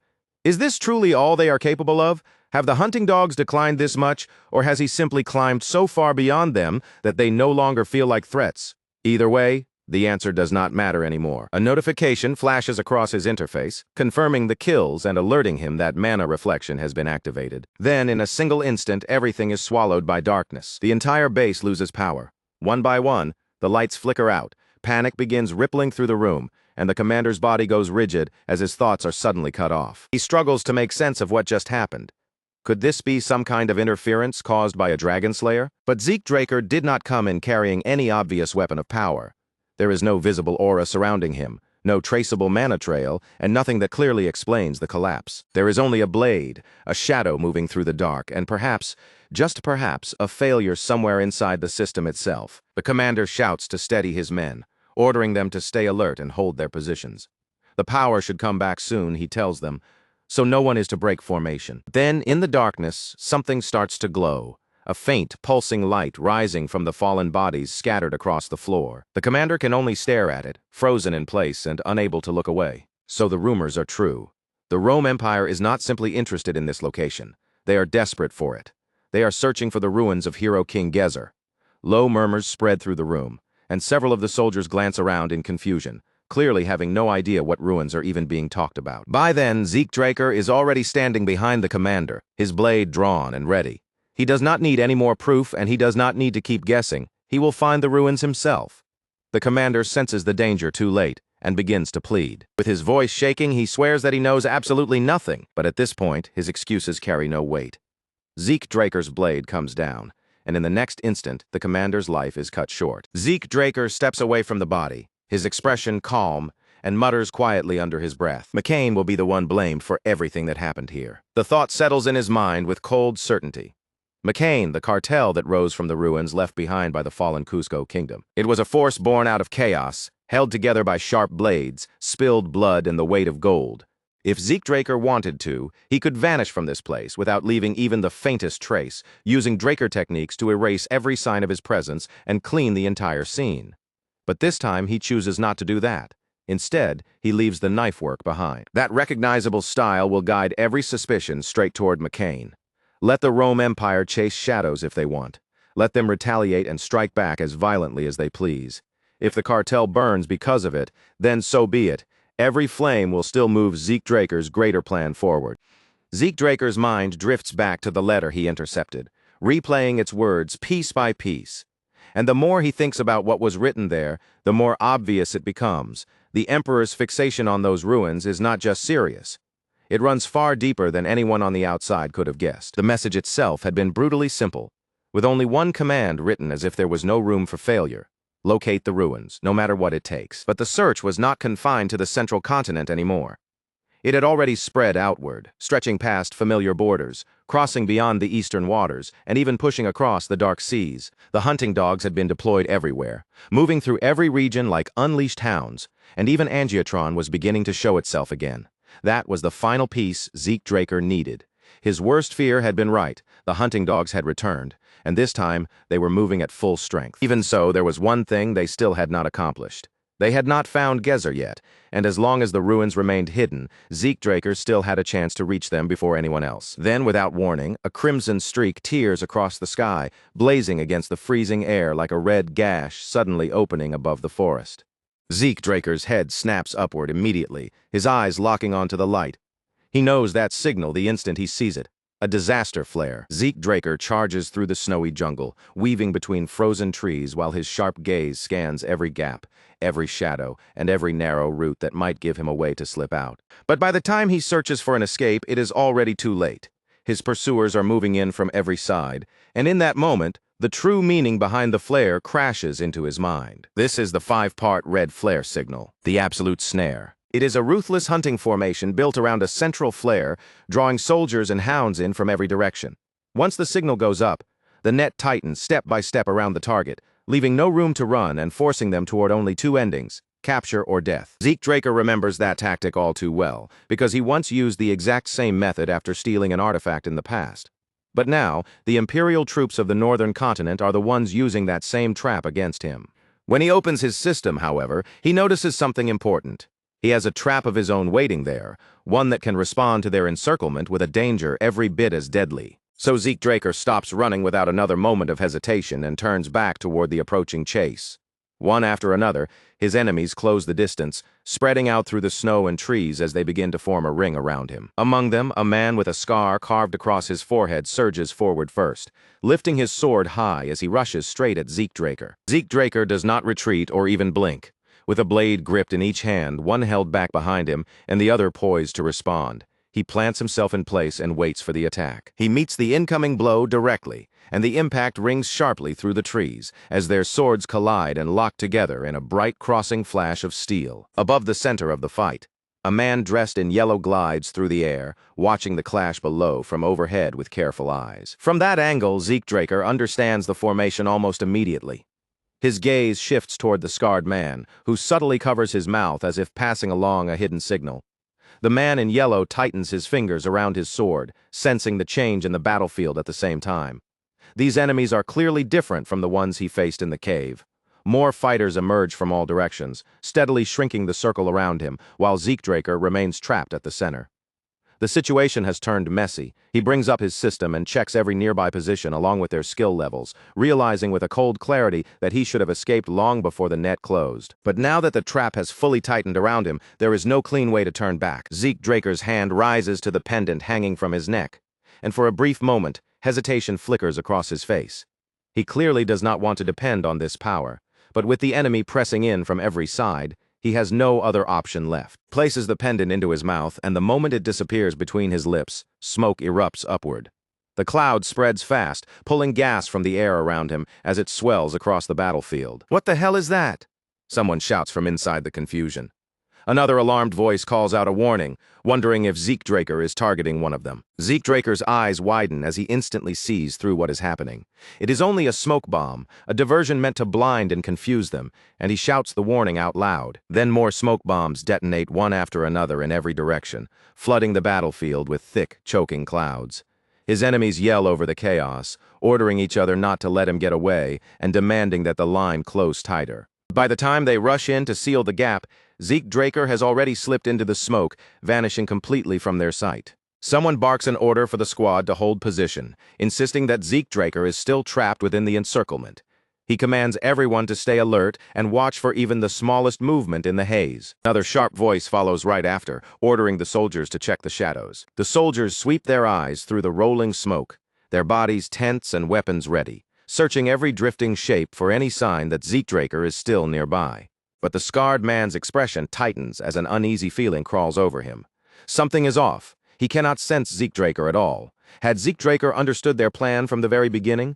Or had the horn they blew changed the entire situation in a way none of them expected? Then, with no warning at all, one of the soldiers is thrown through the air like a shattered doll. The scarred man's eyes go wide with disbelief as he shouts, demanding to know what is going on. There are barbarians nearby, but his squad has not done anything to provoke them, so this level of violence makes no sense.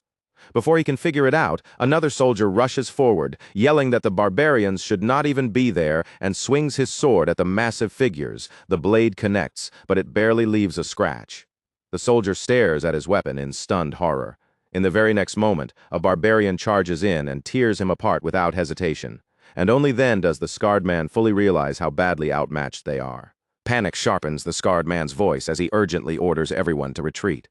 He has never seen the barbarians enraged to this degree before, and he knows his men have no chance of winning against them in this state. He raises his gun and fires a signal flare into the sky, activating the absolute snare again. But this time, the purpose is not to trap Zeke Draker. It is to drag his own squad out of danger. The barbarians roar and surge after them, their voices shaking the jungle. Some shout for their own tribesmen to pull back, while others thunder through the trees in pursuit of the fleeing soldiers. After the soldiers disappear into the trees, the man in yellow lowers himself to one knee in silence, his eyes fixed on the broken ground beneath him. It worked even better than expected. Zeke Draker murmurs this to himself while holding the pendant in his hand, now partly broken and revealed to be shaped like a barbarian horn. A battle horn. Only now does Zeke Draker truly understand that the object was never just some ordinary trinket hanging from his neck. Fragments of old memories begin flickering through his mind, one after another. He remembers the days he spent with the Mohawk tribe, their customs, their warnings, and the way they treated certain sounds not as simple noise, but as something sacred. The sound produced by that horn had never been ordinary at all. It was a sacred call. A warning signal meant to rouse the tribe whenever outsiders or invaders set foot on holy ground. Outsiders may have called them savages, but their traditions carried a depth most people never bothered to understand.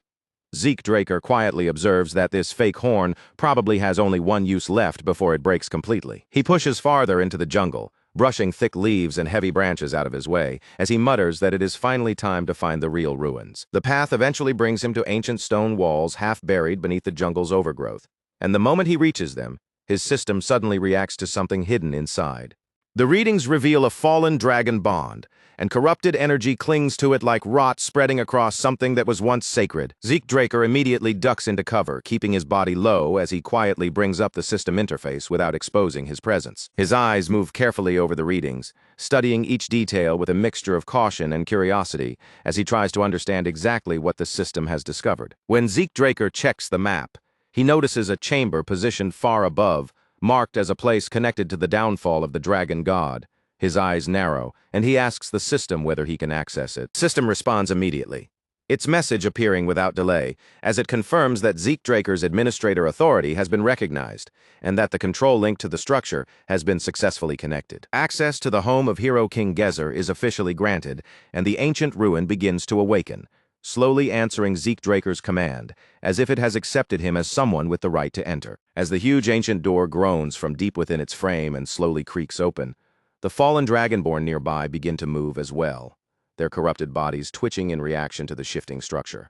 Zeke Draker's eyes narrow sharply, his focus tightening as he watches every small movement around him, tracking each twitch and stir with careful, practiced attention. If Zeke Draker can move before the fallen dragonborn fully react, then there may still be a narrow chance to slip through the opening without being forced into a full-scale battle. In the next instant, he launches himself forward, dragon-slaying arts driving power through his body as he shoots across the stone floor like a bolt of lightning. Wind bursts around Zeke Draker as he activates the Gale arts, and at the same time he lays shadowless traps along his route, blurring the fallen dragonborn's vision and making his path harder to follow. A mana shield pulses into place around him, masking the exact line of his movement, while the traps scatter false traces through the air, confusing anything trying to track him. Using that tiny opening before the monsters can adjust, Zeke Draker drives straight toward the ancient door without looking back. But just as he closes in on the entrance, a monstrous fallen dragonborn rises behind him, its enormous jaws stretching wide as it lunges forward, trying to swallow him in one bite. Zeke Draker does not hesitate for even a fraction of a second. He twists back with his sword already in hand and unleashes the dragon-slaying arts in a single decisive motion. Chapter 7, Verse 1, Dragon Head Severance. His blade rips through the beast in a savage flash of steel, but the moment the creature is split apart, its blood sprays outward and splatters across Zeke Draker's body. Breathing hard, Zeke Draker lowers his gaze to the blood coating him, studying the strange color and texture with a tense, wary look. So this is what fallen dragonborn blood looks like up close. He mutters under his breath, questioning whether the blood is supposed to be acidic, because the way it clings to him feels far too unnatural to be ordinary. Then, without warning, his system lets out a sudden ping. His class-based kill healing factor activates, reacting both to the damage on his body and to the fallen enemy he has just cut down. At that exact moment, a cold and terrible memory rises from the depths of Zeke Draker's mind. He remembers the nine-headed Hydra from his previous life, a monster whose blood was just as unnatural and whose body was nearly impossible to kill.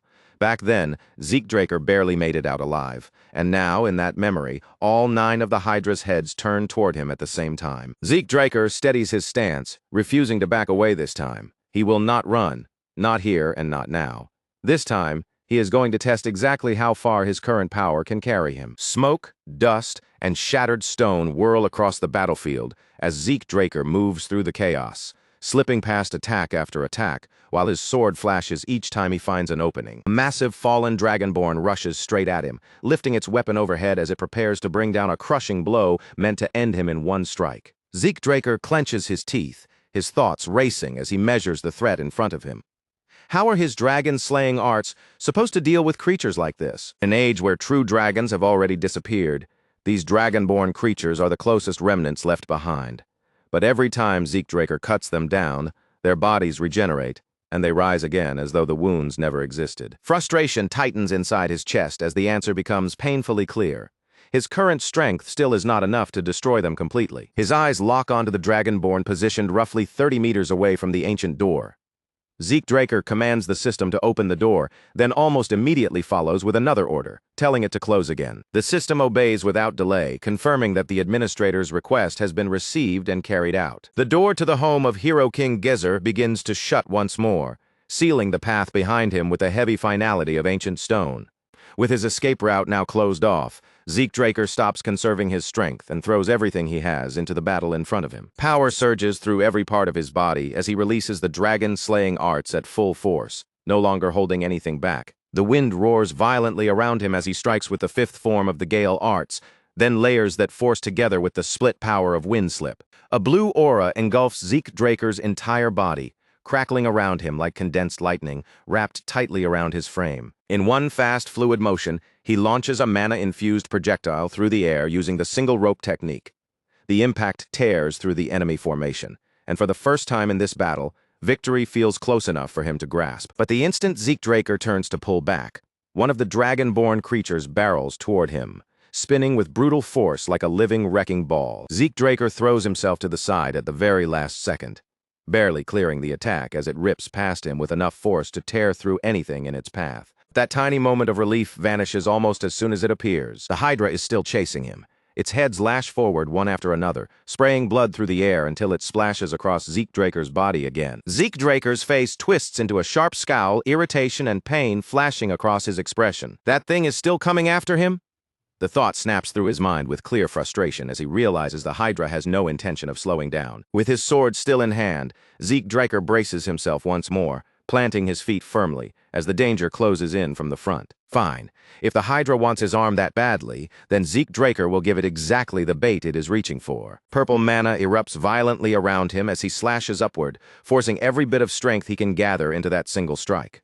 Agonizing pain tears through Zeke Draker's body as his arm begins to burn, the skin peeling away under the damage until raw muscle is exposed beneath. His roar tears through the battlefield, sharp and furious enough to cut across the surrounding chaos. Poison fog.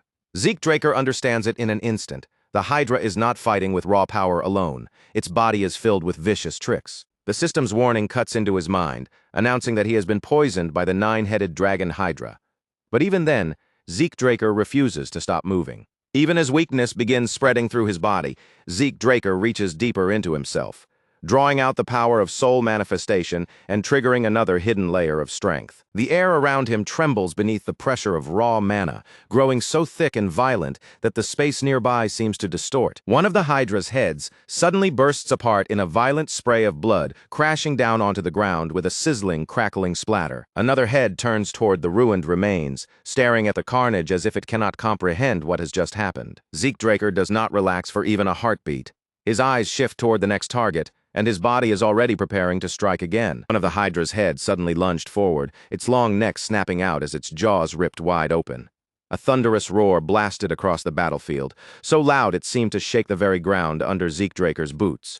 But even with that monstrous pressure crashing toward him, Zeke didn't so much as flinch. His eyes narrowed instead, sharpening as they fixed on one single point. One gap, one target, one chance to break through. A sharp burst of light flashed across the system screen in front of him, cutting through the chaos like a signal flare. At that moment, the draconian skill finally activated.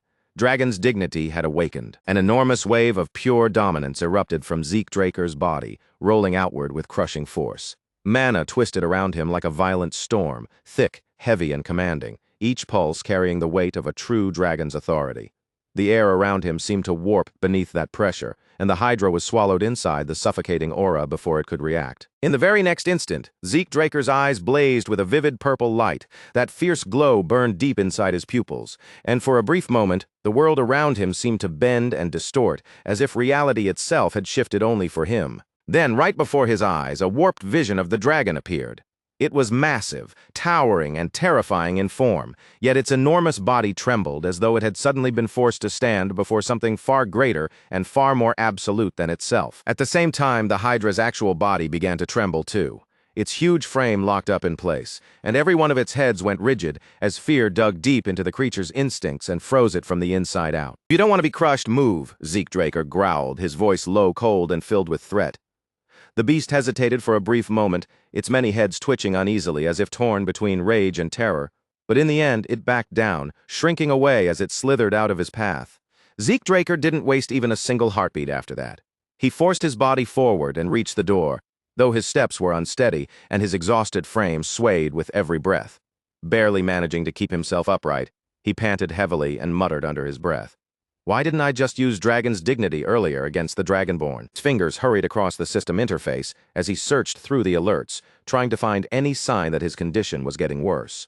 Infinite stamina was still active, but even that couldn't stop the Hydra's poison from continuing to eat away at him from the inside. And the more he checked, the more his worry pressed down on him. Then a new system prompt suddenly flashed into view before him. Fear status had been inflicted on the fallen Dragonborn. Another line appeared immediately after it, asking whether he wished to activate Dragon Control Authority and attempt subjugation. Zeke Draker's eyes narrowed as he stared at the message. So the fear created by Dragon's dignity hadn't just shaken the creature, it had actually taken effect. The instant he tried to reach out through the system and force the creature under his control, the attempt was stopped cold, like he had slammed into an invisible wall. Access denied, administrator authority insufficient. Zeke Draker's fists clenched tightly at his sides, frustration twisting across his face. "I need administrator rights for everything," he muttered bitterly, his voice rising even though the pain was still tearing through him. "I can't even use this power the way I'm supposed to." But before he could curse the system any further, another warning struck the screen with brutal timing. The Hydra's poison had intensified once again, spreading even deeper through his body until it finally reached a lethal stage. Zeke Draker cried out as the pain ripped through him all at once, sharp, merciless, and overwhelming enough to force his body to buckle beneath it. Even his healing factor was beginning to fail him now. His breaths came shallow and strained, and he had to force the words out through the pressure in his chest. There has to be a way to fix this. Almost as soon as that desperate thought left him, the system answered, as if responding directly to the panic tightening around his mind. Activate Glutton, a skill capable of consuming bloodline-based abilities. A sudden flicker of hope flashed through Zeke Draker's eyes. If this poison came from a bloodline trait, then Glutton might be able to devour it directly. His pulse pounded harder as his gaze shifted toward the fallen Dragonborn. Draconian skill flared to life inside him, releasing a strange, ravenous power that felt as if it had been waiting for something to consume. The blood scattered on the ground near Zeke Draker began to glow with a faint red light. Tiny crimson sparks shimmered across the floor like dying embers, flickering weakly in the darkness around him. Dragon stared in shock as that energy was pulled away from the blood and drawn toward Zeke. Fallen Dragonborn energy absorbed, Glutton's skill rank increased. As the last traces of the creature's life force seeped into him, Zeke Draker felt a portion of his strength return, though it was far from a complete recovery. Partial bloodline absorbed. Constitution incomplete. Then the overload slammed through his body, and he collapsed to his knees, shaking violently from the force of it. Then, with a sudden surge of strength, Zeke Draker drove his fist down into the ground, the heavy impact echoing beneath him through the ancient floor. "Bingo," he breathed, and despite how battered and drained he looked, a weak but satisfied grin slowly spread across his face. The system rang out one final time. Hydra poison neutralized. Poison resistance constitution acquired. Zeke Draker looked over the updated stats, taking in the low-rank administrator privileges, the newly obtained skills, and, more than anything else, the single trait that had just saved his life. He leaned back slightly, his thoughts moving quickly as he processed what had just happened. So this was the true meaning of poison resistance. As Glutton leveled up, Zeke Draker paused and wondered whether the increase had occurred because he had absorbed an elimination target. When the system confirmed his guess, his gaze sharpened. This was not just a simple boost in power, it was a clue, and a vital one at that. Zeke Draker forced his battered body back onto its feet and pushed through the ancient doorway. "Time to move," he muttered, still struggling to steady his breathing. "That Hydra cost me way too much time." As he stepped forward, his thoughts began drifting toward the old legend of Hero King Kaiser. According to the legends, Kaiser had been born as a being between two worlds, half human and half fairy, the child of a wise sage and the fairy monarch herself. But from the very moment he came into the world, fate had already turned against him. Betrayed and abandoned deep within the forest, he only survived because a sacred wolf discovered the helpless child and raised him as one of its own. As Kaiser grew older, he fought to free oppressed humans from their suffering. And over time, those battles led him to establish the Kingdom of Kronos here on the central continent. Zeke Draker continued walking deeper into the ruins, recalling just how few reliable records of Kaiser's life had managed to survive through the ages. And yet now, despite all those gaps in history, the proof was right in front of him, silently waiting within these ancient ruins. Kingdom may have been smaller than the grand legends had always claimed, but one thing was now impossible to deny. Kronos had truly existed. At last he came to a stop before a massive door, feeling as though he had reached a place where forgotten legend and the present moment were connected by a single bridge. Then the system chimed again, its sound cutting cleanly through the heavy silence around him. The home of Hero King Kaiser has opened. Zeke Draker drew in a steady breath and stepped through the doorway.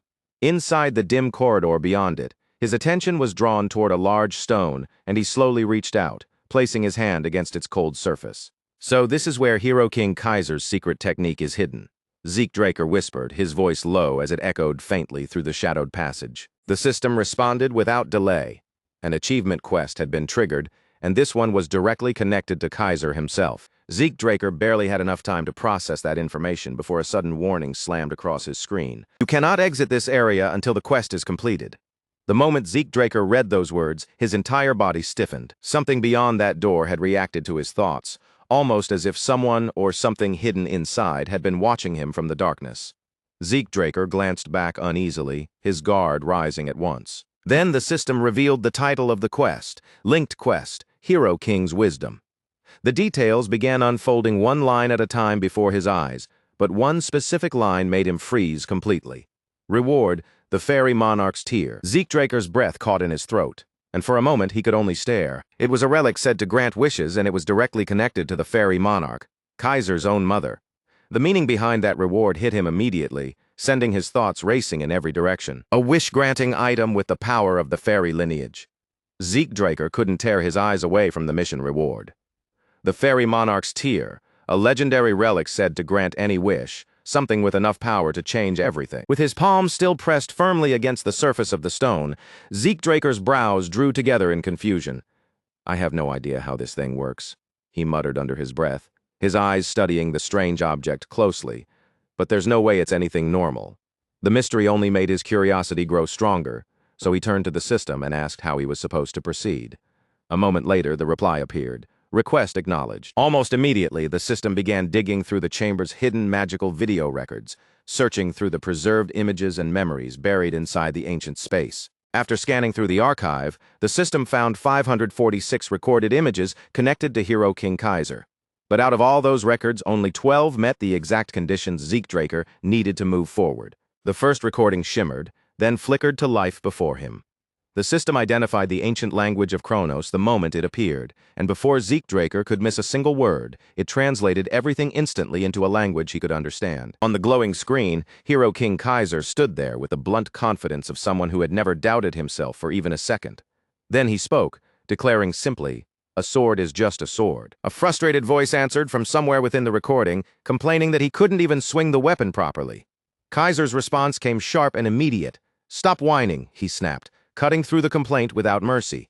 Then, within the image, Zeke Draker appeared. The moment Zeke Draker came into view, Kaiser turned his attention straight toward him. He scolded Zeke Draker harshly, telling him to get himself together instead of standing there making excuses. The recorded image trembled faintly, but Zeke Draker recognized the man almost at once. This was Zeke Draker, the knight known for serving Hero King Kaiser with absolute loyalty, a man who followed his king's commands without ever questioning them. Kaiser continued speaking, breaking down swordsmanship in that rough, brutally direct style of his. There were no complicated secrets, no refined theories, and no graceful explanations. To him it was simple: swing the sword with everything you have, then keep swinging until you can no longer stop. Then, without warning, red mana erupted from the recorded image. It surged outward like a violent wave, rushing across the space and wrapping itself around Zeke Draker's body. The pressure slammed into him with such overwhelming force that his knees nearly buckled instantly, driving him down toward the ground as if the air itself had turned heavy. Zeke Draker clenched his teeth, his face tightening from the strain, but he refused to retreat. Instead of backing away, he dug in and forced himself to endure the crushing weight bearing down on him. This is Hero King Kaiser's advancement. The system's confirmation appeared clearly before him, leaving no doubt about what he was witnessing. A slow grin began to spread across Zeke Draker's face. This was it. This was exactly the kind of legacy he had pushed this far to find. "Play it again," Zeke Draker said, his eyes locked on the recording with renewed intensity. From the very beginning. With his sword gripped firmly in his hand, Zeke Draker threw himself into training right away, carefully copying each movement from the recording with absolute focus. Several days slipped by inside that sealed training space, with Zeke Draker completely cut off from the outside world and locked in with nothing but the legacy before him. Across from the entrance, 3 rooms had been prepared for whoever reached this place. One room was filled with enough supplies to last for months. Another was arranged for rest and everyday needs, and the final room held both a library and training equipment. After looking over the setup, Zeke Draker guessed that this place had most likely been built as a legacy chamber for the successor Kaiser had chosen. Everything about the arrangement fit that purpose. So he returned to his training, raised his sword again, and repeated the same motion over and over until he had swung tens of thousands of times. He eventually managed to reproduce the outward form of the technique almost perfectly. But the deeper sensation hidden behind each movement, that core feeling Kaiser carried in every swing, still continued to slip beyond his grasp. Then a notification appeared in front of him. Advancement acquired. Hero King Kaiser's technique. The word elemental flashed across the system screen, drawing Zeke Draker's attention at once. Wondering what it meant, he asked the system for more information, and the answer came back without delay. Advancement, morning speed, Hero King Kaiser's specialty. Before Zeke Draker could fully process those words, the spirit of Hero King Kaiser suddenly appeared right in front of him. The legendary monarch stepped forward, with a presence so powerful it seemed to fill the entire space. And the system confirmed exactly who he was. Sovereign of the ancient kingdom of Kronos. Zeke Draker stared at him in stunned silence, frozen where he stood, the awe in his eyes impossible to hide. Kaiser didn't say a single word. He simply drew his sword in one smooth motion and lunged forward, launching an attack before Zeke Draker could even prepare himself. Zeke Draker barely dodged in time, twisting away by instinct, but the force behind Kaiser's strike still exploded past him and blasted him backward, slamming his body hard into the wall. "Get on your feet," Kaiser barked, his voice sharp and merciless. Zeke Draker clenched his jaw and forced himself back up, feeling as though he had just been thrown into a fight against a battle-hardened master from a forgotten age. Kaiser, watching him rise, grumbled under his breath. He might actually have a talent for swordsmanship. The old knights would die all over again if they saw this. The raw power radiating from Kaiser was almost ridiculous. Zeke Draker steadied his breathing, trying to calm the shock in his body, while one question rose in his mind. Was this some kind of trial? Kaiser charged again, crossing the distance in an instant. His sword came slicing down with terrifying speed, leaving Zeke Draker almost no time to react. Zeke Draker slipped away by the narrowest margin, barely keeping pace with the attack. As the blade flashed past him, a sharp thought cut through his mind. Was the Hero King actually trying to kill him? His grip tightened around his weapon, knuckles tense against the hilt, and the doubt he had been holding back slipped out of his mouth. Can I really face a Hero King head-on? Kaiser laughed at him, the sound sharp, rough, and openly mocking. Just from that laugh alone, it was clear he had no patience for Zeke Draker's hesitation. For a brief moment, Zeke Draker stopped moving. He pushed away the noise in his mind, lowered his sword, and forced both his body and his thoughts into complete stillness. Then, as he lifted the blade once again, blue mana began surging around him in a fierce, blazing glow. His eyes sharpened with focus, and he said, "All right, my turn." Kaiser looked at the blue light gathering around Zeke Draker and gave a faint smirk. "What? Are you some trainee under Zeke Draker?" he asked, amused by what he saw. "What do you call that power?" Zeke Draker didn't bother answering with words. Instead, he kicked off the ground and rushed straight toward Kaiser, blue energy crackling around his body as he closed the distance. Kaiser raised his sword almost lazily to receive the attack, his eyes glancing over the energy as if he were testing its nature. "You call that aura, do you?" With almost no visible effort, he shifted his blade and turned Zeke Draker's strike aside. "No, that's not it." Zeke Draker's eyes widened as the realization hit him. Even the smallest movement Kaiser made carried a terrifying weight, each motion packed with crushing force. The Hero King stepped in calmly, his blade steady and deadly as it came forward again. "Forget the name. If it's fun, that's enough," Kaiser said, striking once more without hesitation.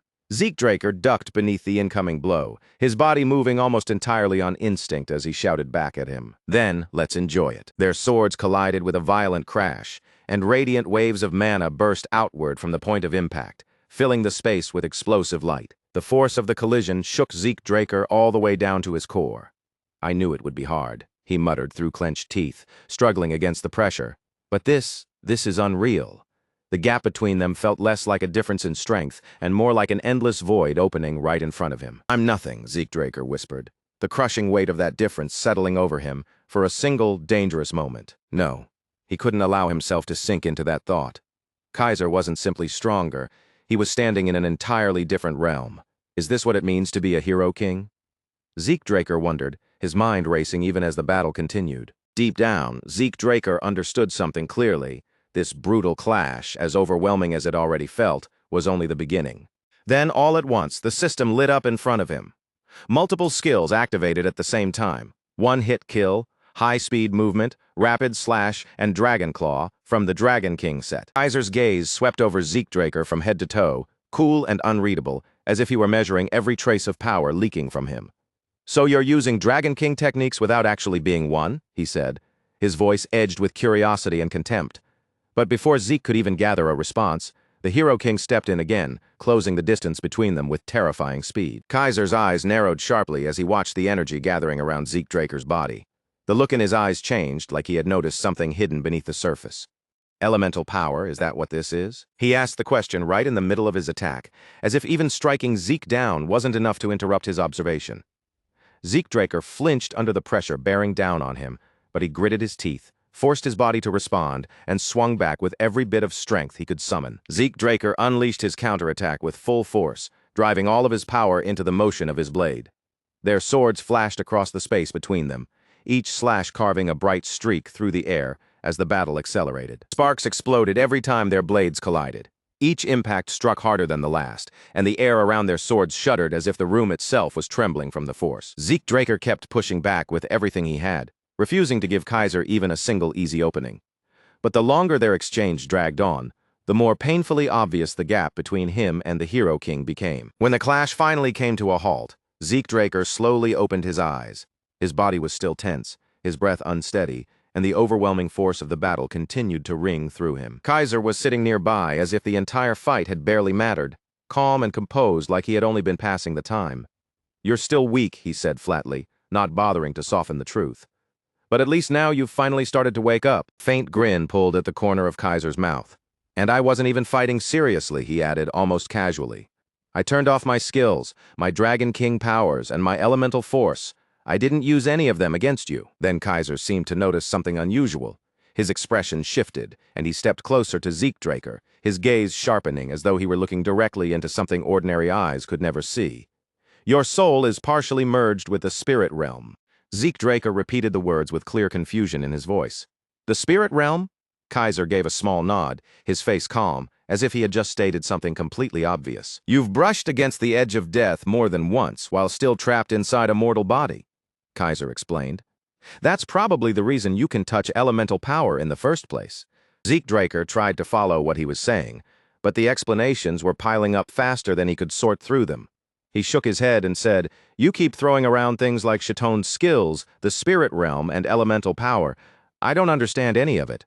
Can you explain it in a way I can actually follow? Kaiser frowned, his eyes narrowing as they pierced straight through Zeke Draker's act of confusion. Quit pretending, he said firmly. You're not nearly as clueless as you're trying to make yourself look. He stepped even closer, lowering his voice as the question became heavier. What is it you're really chasing?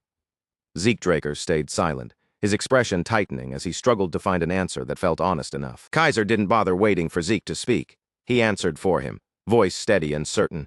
You're pushing forward because of one thing. The elemental sword. Kaiser straightened, his presence becoming firm and unshakable. Elemental power isn't just some ordinary energy, he said with absolute conviction. It's the raw force that supports every part of existence. Water, fire, earth, and wind. Those four elements are what govern everything in this world. And the elemental sword pulls its strength straight from those very forces. Kaiser lifted his blade and the air around him changed in an instant, growing sharper and heavier. Watch closely, he said. This is a wind elemental field combined with a strong blade technique.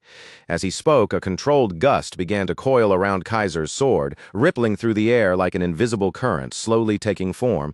The source behind all elemental power, I call it ether. Zeke Draker could only stare in stunned silence. Until that moment, all of it had sounded like theory, something distant and abstract, but now it was unfolding right in front of his eyes. Elemental power was no longer just a vague concept floating in his mind. It felt alive in the space before him, breathing through the air like something closer to ancient magic than ordinary swordsmanship, something primal, deep, and far older than any explanation. Kaiser stepped back slightly and pointed his blade toward Zeke Draker, silently giving him the floor. Your turn, he said. Show me what you've managed to grasp. Zeke Draker hesitated for a brief moment, then voiced the question forming in his mind. If ether is what fuels elemental power, then why can't I sense it clearly from you? Is there a method for converting ether into that kind of force? Kaiser's eyes narrowed a little, and for the first time, genuine surprise flickered across his face. Kaiser drew out more energy, and the wind circling around his sword grew even stronger. The current tightened, sharpening around the blade until the air itself seemed to coil under his control. But when Kaiser finally opened his mouth to answer, the words did not come cleanly. He paused, then admitted with visible reluctance, I can't really explain it. Zeke Draker watched him closely, noticing the hesitation right away. That feeling was familiar. Every mentor he had learned from seemed to operate through instinct, yet none of them could fully describe the deeper mechanics behind the powers they used so naturally. His gaze lowered toward Kaiser's blade, and Zeke Draker sharpened his focus even further. It's not that there's no ether, he muttered, studying the flow carefully. It's just incredibly faint. It's buried deep inside the current. You've refined it so tightly that I can barely detect it at all. Kaiser glanced down at his own weapon, looking genuinely puzzled. Then why can't I sense it that way? Zeke Draker stepped forward, tightening his grip around the hilt of his sword. No matter, he said, his voice growing steadier. I'll find the answer myself. Kaiser raised an eyebrow, a hint of amusement returning to his face. Getting bold now, aren't we? Zeke Draker closed his eyes and slowed his breathing, forcing his mind into focus. Inside his head, he repeated Kaiser's words over and over. A full-force strike is elemental power. That phrase echoed through him again and again, until, at last, something began to click into place. Maybe the secret wasn't only about releasing power. Maybe the real key was restraining it, compressing it, and shaping it into something controlled and precise. Zeke Draker's eyes snapped open, and he swung his sword in one decisive motion. Power erupted from his body as wind burst to life around him, and the entire field seemed to shift under the pressure of his aura. Kaiser watched the movement with visible surprise in his eyes. You just tapped into elemental power, he said, but almost immediately his tone sharpened and his expression grew more serious.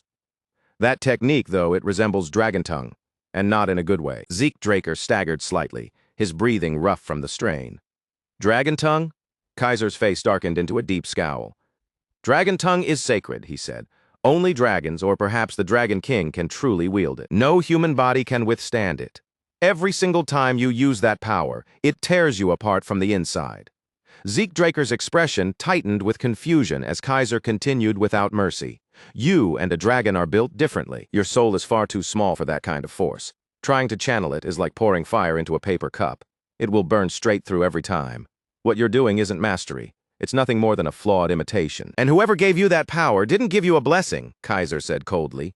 They handed you a broken curse. After a short pause, Kaiser's tone shifted just slightly.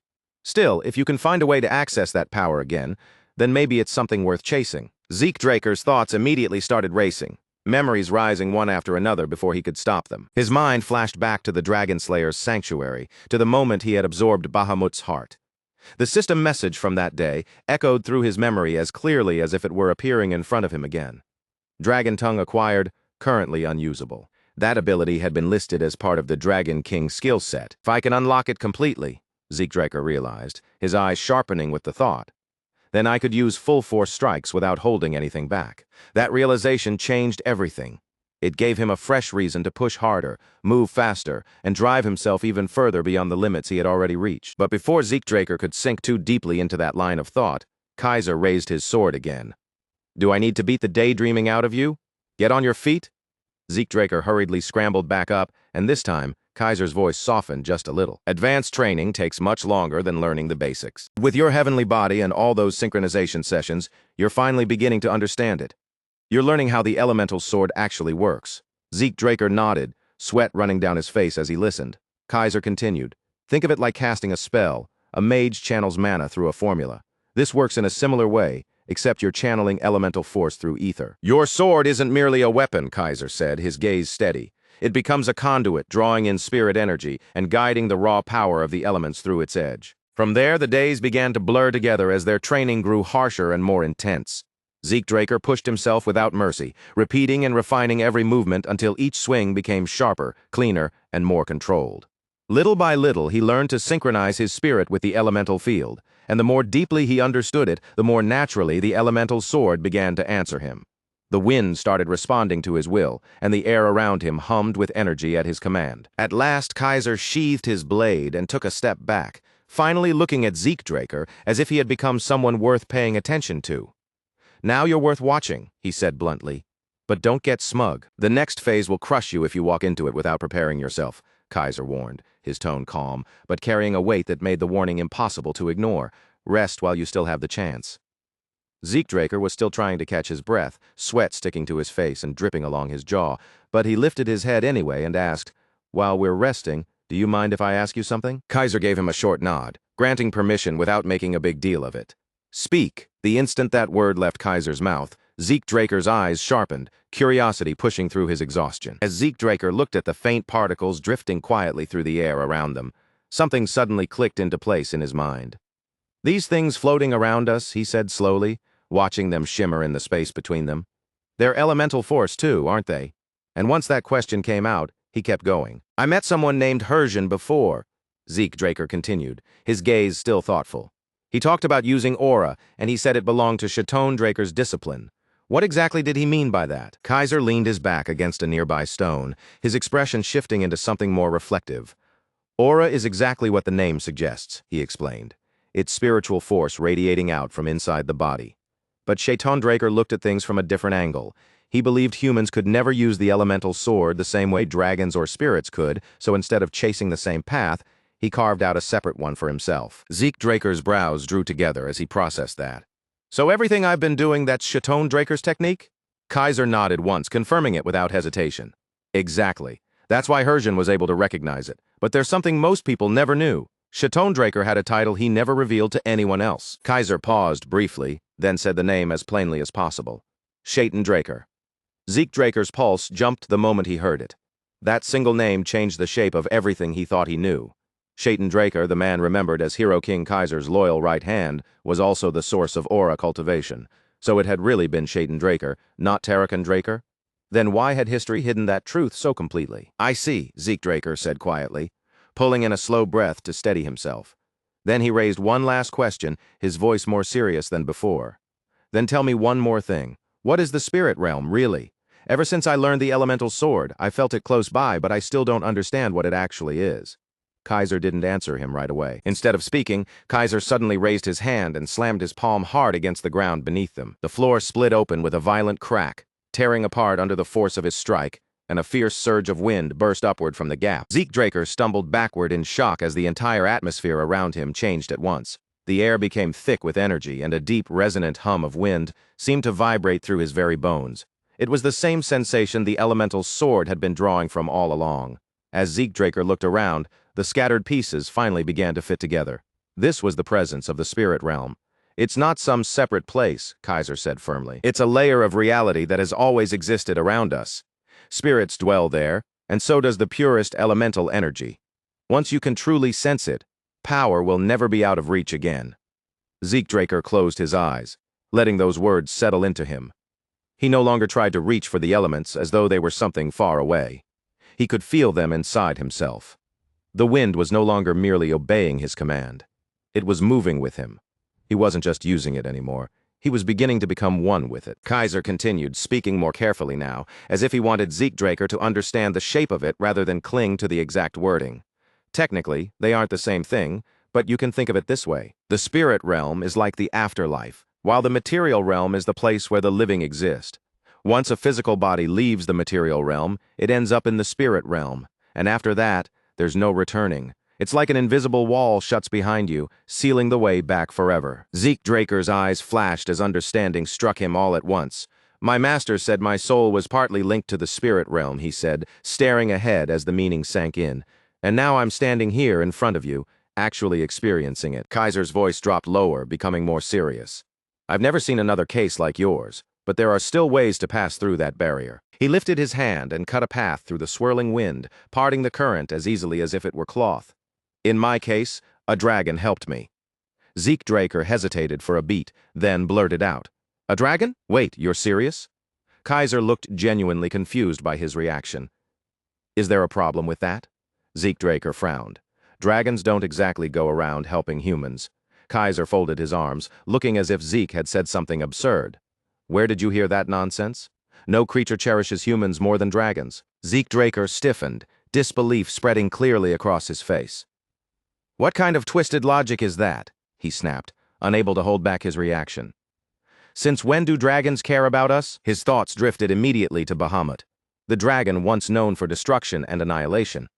Maybe dragons really had been different in the ancient past. But if that was true, then what had changed? Why had such a deep distance formed between dragons and humans? Kaiser straightened his posture, his eyes firm as he looked directly at Zeke Draker.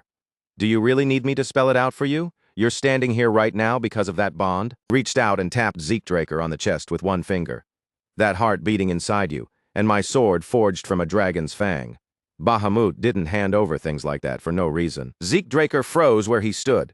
He didn't give them willingly? Kaiser answered with a slow nod. Bahamut has a foul temper. Sure, Kaiser said, speaking as if he knew the dragon all too well. But he also has a heart. He can't turn away from someone who speaks from the soul. Zeke Draker's thoughts spun wildly at that revelation. So Kaiser and Bahamut, the dragon remembered as a destroyer, had actually been allies. That truth felt far too heavy to say out loud, at least for the moment. Zeke Draker rubbed the back of his head, trying to play off the shock before it showed too clearly.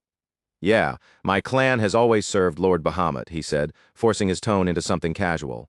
We offered those things to him as part of our duty. Then he pushed a grin onto his face. I guess people just get the wrong idea about me. Kaiser burst into hearty laughter, clearly amused by the answer. You've still got that fierce loyalty running through your blood. Then his voice softened just a little, turning more nostalgic. Bahamut's temper has gotten him into trouble more than once. I had my fair share of clashes with Kronos because of it. Zeke Draker immediately perked up. Kronos? You mean the dragon? His gaze narrowed. Wait? Or are you talking about the kingdom? Old stories passed down through Zeke Draker's ancestors flickered through his mind one after another. Bahamut mentioned him often. Was the kingdom of Kronos really named after Lord Kronos? Kaiser gave a soft chuckle, as though the memory still amused him after all this time. Kronos was my contractor. I couldn't think of a good name for the kingdom, and there he was, lounging around and sipping tea. So I named the kingdom after him. Zeke Draker's eyes widened again. A dragon drinks tea. That has to be one of those shape-shifting things, right? Kaiser smiled faintly, his gaze drifting far into the past. Kronos never seemed surprised by how humans behaved. Honestly, I think he just wanted to make sure his name lived on. Zeke Draker started to respond, but before he could get the words out, Kaiser suddenly went quiet. And in that brief silence, another thought clicked into place inside Zeke Draker's mind. Thousands of years ago, dragons and humans must have lived peacefully side by side. But if dragons openly used their full strength to help people, that overwhelming power would have thrown the balance of the entire world into chaos. To prevent that from happening, Dragons had likely suppressed their own power, taken on human forms, and formed sacred contracts with chosen individuals who could act in their place. People like King Kaiser had not been ordinary rulers. They had been contractors bound to dragons through something far deeper than simple alliance. Zeke Draker's thoughts began to tumble forward even faster. Could that be why ancient artifacts were so absurdly powerful? Had they been created through cooperation with dragons? But then, what had gone wrong? Why had that bond disappeared from the world? Kaiser abruptly lifted his hand, cutting straight through Zeke Draker's spiraling thoughts. If you think any harder, my head's going to fall off from waiting. Zeke Draker snapped back to the present and let out a quiet sigh. Maybe it really was time for him to properly read through those old records. He walked up to Kaiser with a faint smirk tugging at his lips. You waited 2,000 years for someone to inherit your place? A few more minutes won't kill you? Kaiser grinned right back at him. You really do have that attitude. Kaiser's gaze sharpened again as he studied Zeke Draker closely, as if measuring how far that confidence could truly carry him. Let's see how long that confidence lasts, he said. It's time for your final training. With that, he lifted his sword. We're going to spar. The air around them grew heavy the moment Kaiser raised his blade, its edge catching the light with a dangerous gleam. But this won't be like our usual fights. There's a twist. A strange stillness settled across the field, as if even the wind had stopped to hear the rules. From noon onward, no food and no rest. The match ends only when I say it ends. Kaiser leveled the sword directly at Zeke Draker, making the restriction impossible to misunderstand. And you'll be limited. You may use only the elemental sword. No other techniques are allowed. Zeke Draker tilted his head slightly, testing the boundary with a hint of defiance in his voice. And what happens if I decide to break the rules? Kaiser's smirk deepened at once, sharpening into the kind of smile that felt less like amusement and more like a warning. In one swift motion, Kaiser unleashed the elemental sword and ignited a field of fire all around him. Flames exploded outward in wild, chaotic waves as flame dance roared to life. The temperature spiked instantly, and the air turned thick with scorching heat and raw, oppressive force. Kaiser stepped forward through the flames, fire trailing behind him as his eyes locked directly onto Zeke Draker. Want to break the rules? His grin widened, fierce and merciless. Then I hope you've got a few lives to spare because you're going to need them. Sunlight poured down from above as Zeke Draker slowly opened his eyes, finding himself lying flat on his back beneath the brightness. He blinked against the harsh light, his thoughts still groggy and sluggish as they tried to piece together what had happened. Did he black out during the test? That question drifted through his mind for a moment, and then the realization hit him. This was already the second time he had collapsed like this. The first time had been back when he was partnered with Duke Draker. A clear chime rang in his ears, and the system delivered its warning. Excessive skill usage has breached the fatigue threshold. Emergency shutdown of consciousness has been triggered for user safety. Zeke Draker sighed inwardly as the message sank in. Last time he had pushed the Dragon King's abilities too far, and the system had knocked him unconscious by force. But this time was different. This was not backlash from borrowed power. This was pure physical exhaustion. Since his regression, it was the first time his body had been pushed so completely to its limit that he had fainted from sheer bodily strain. Zeke slowly forced himself back upright, his body still heavy as he blinked and took in the dead silence pressing in around him. He turned his head through the ruined space and called out, "King Kaiser!" His voice echoed across the broken remains, but no reply came back. Everywhere Zeke looked, there was only destruction. Shattered stone covered the ground, collapsed walls leaned in jagged piles, and the place that should have been filled with life now felt painfully hollow and empty. There was no one beside him, no sign of movement, and no presence answering his call. Zeke stood there completely alone, his gaze narrowing as a cautious thought crept into his mind. Had he somehow been dragged back into the spirit realm again? He slowly swept his eyes over the broken remains of the kingdom, studying the wreckage while trying to calm the confusion in his head. As he steadied himself, his thoughts drifted back to the trial, and especially to those final moments when he had finally managed to use the field of water much more smoothly than before. Right at that moment, a system message flickered into view before him. The instant Zeke saw it, his eyes lit up. The linked quest had officially been completed. Another line of text appeared immediately after, informing him that extra rewards had been issued because he had cleared everything within the required time limit. A slow, satisfied grin tugged at Zeke's face. Somehow, after all of that, he had really pulled it off. Then the notifications began pouring in one after another. Rewards confirmed. Fairy King's tier obtained. 500 karma points awarded. 3 random skill cards received. Achievement quest complete. Additional rewards granted. Victory officially acknowledged, and on top of all that, his system authority had been upgraded to Intermediate Administrator, unlocking new system functions.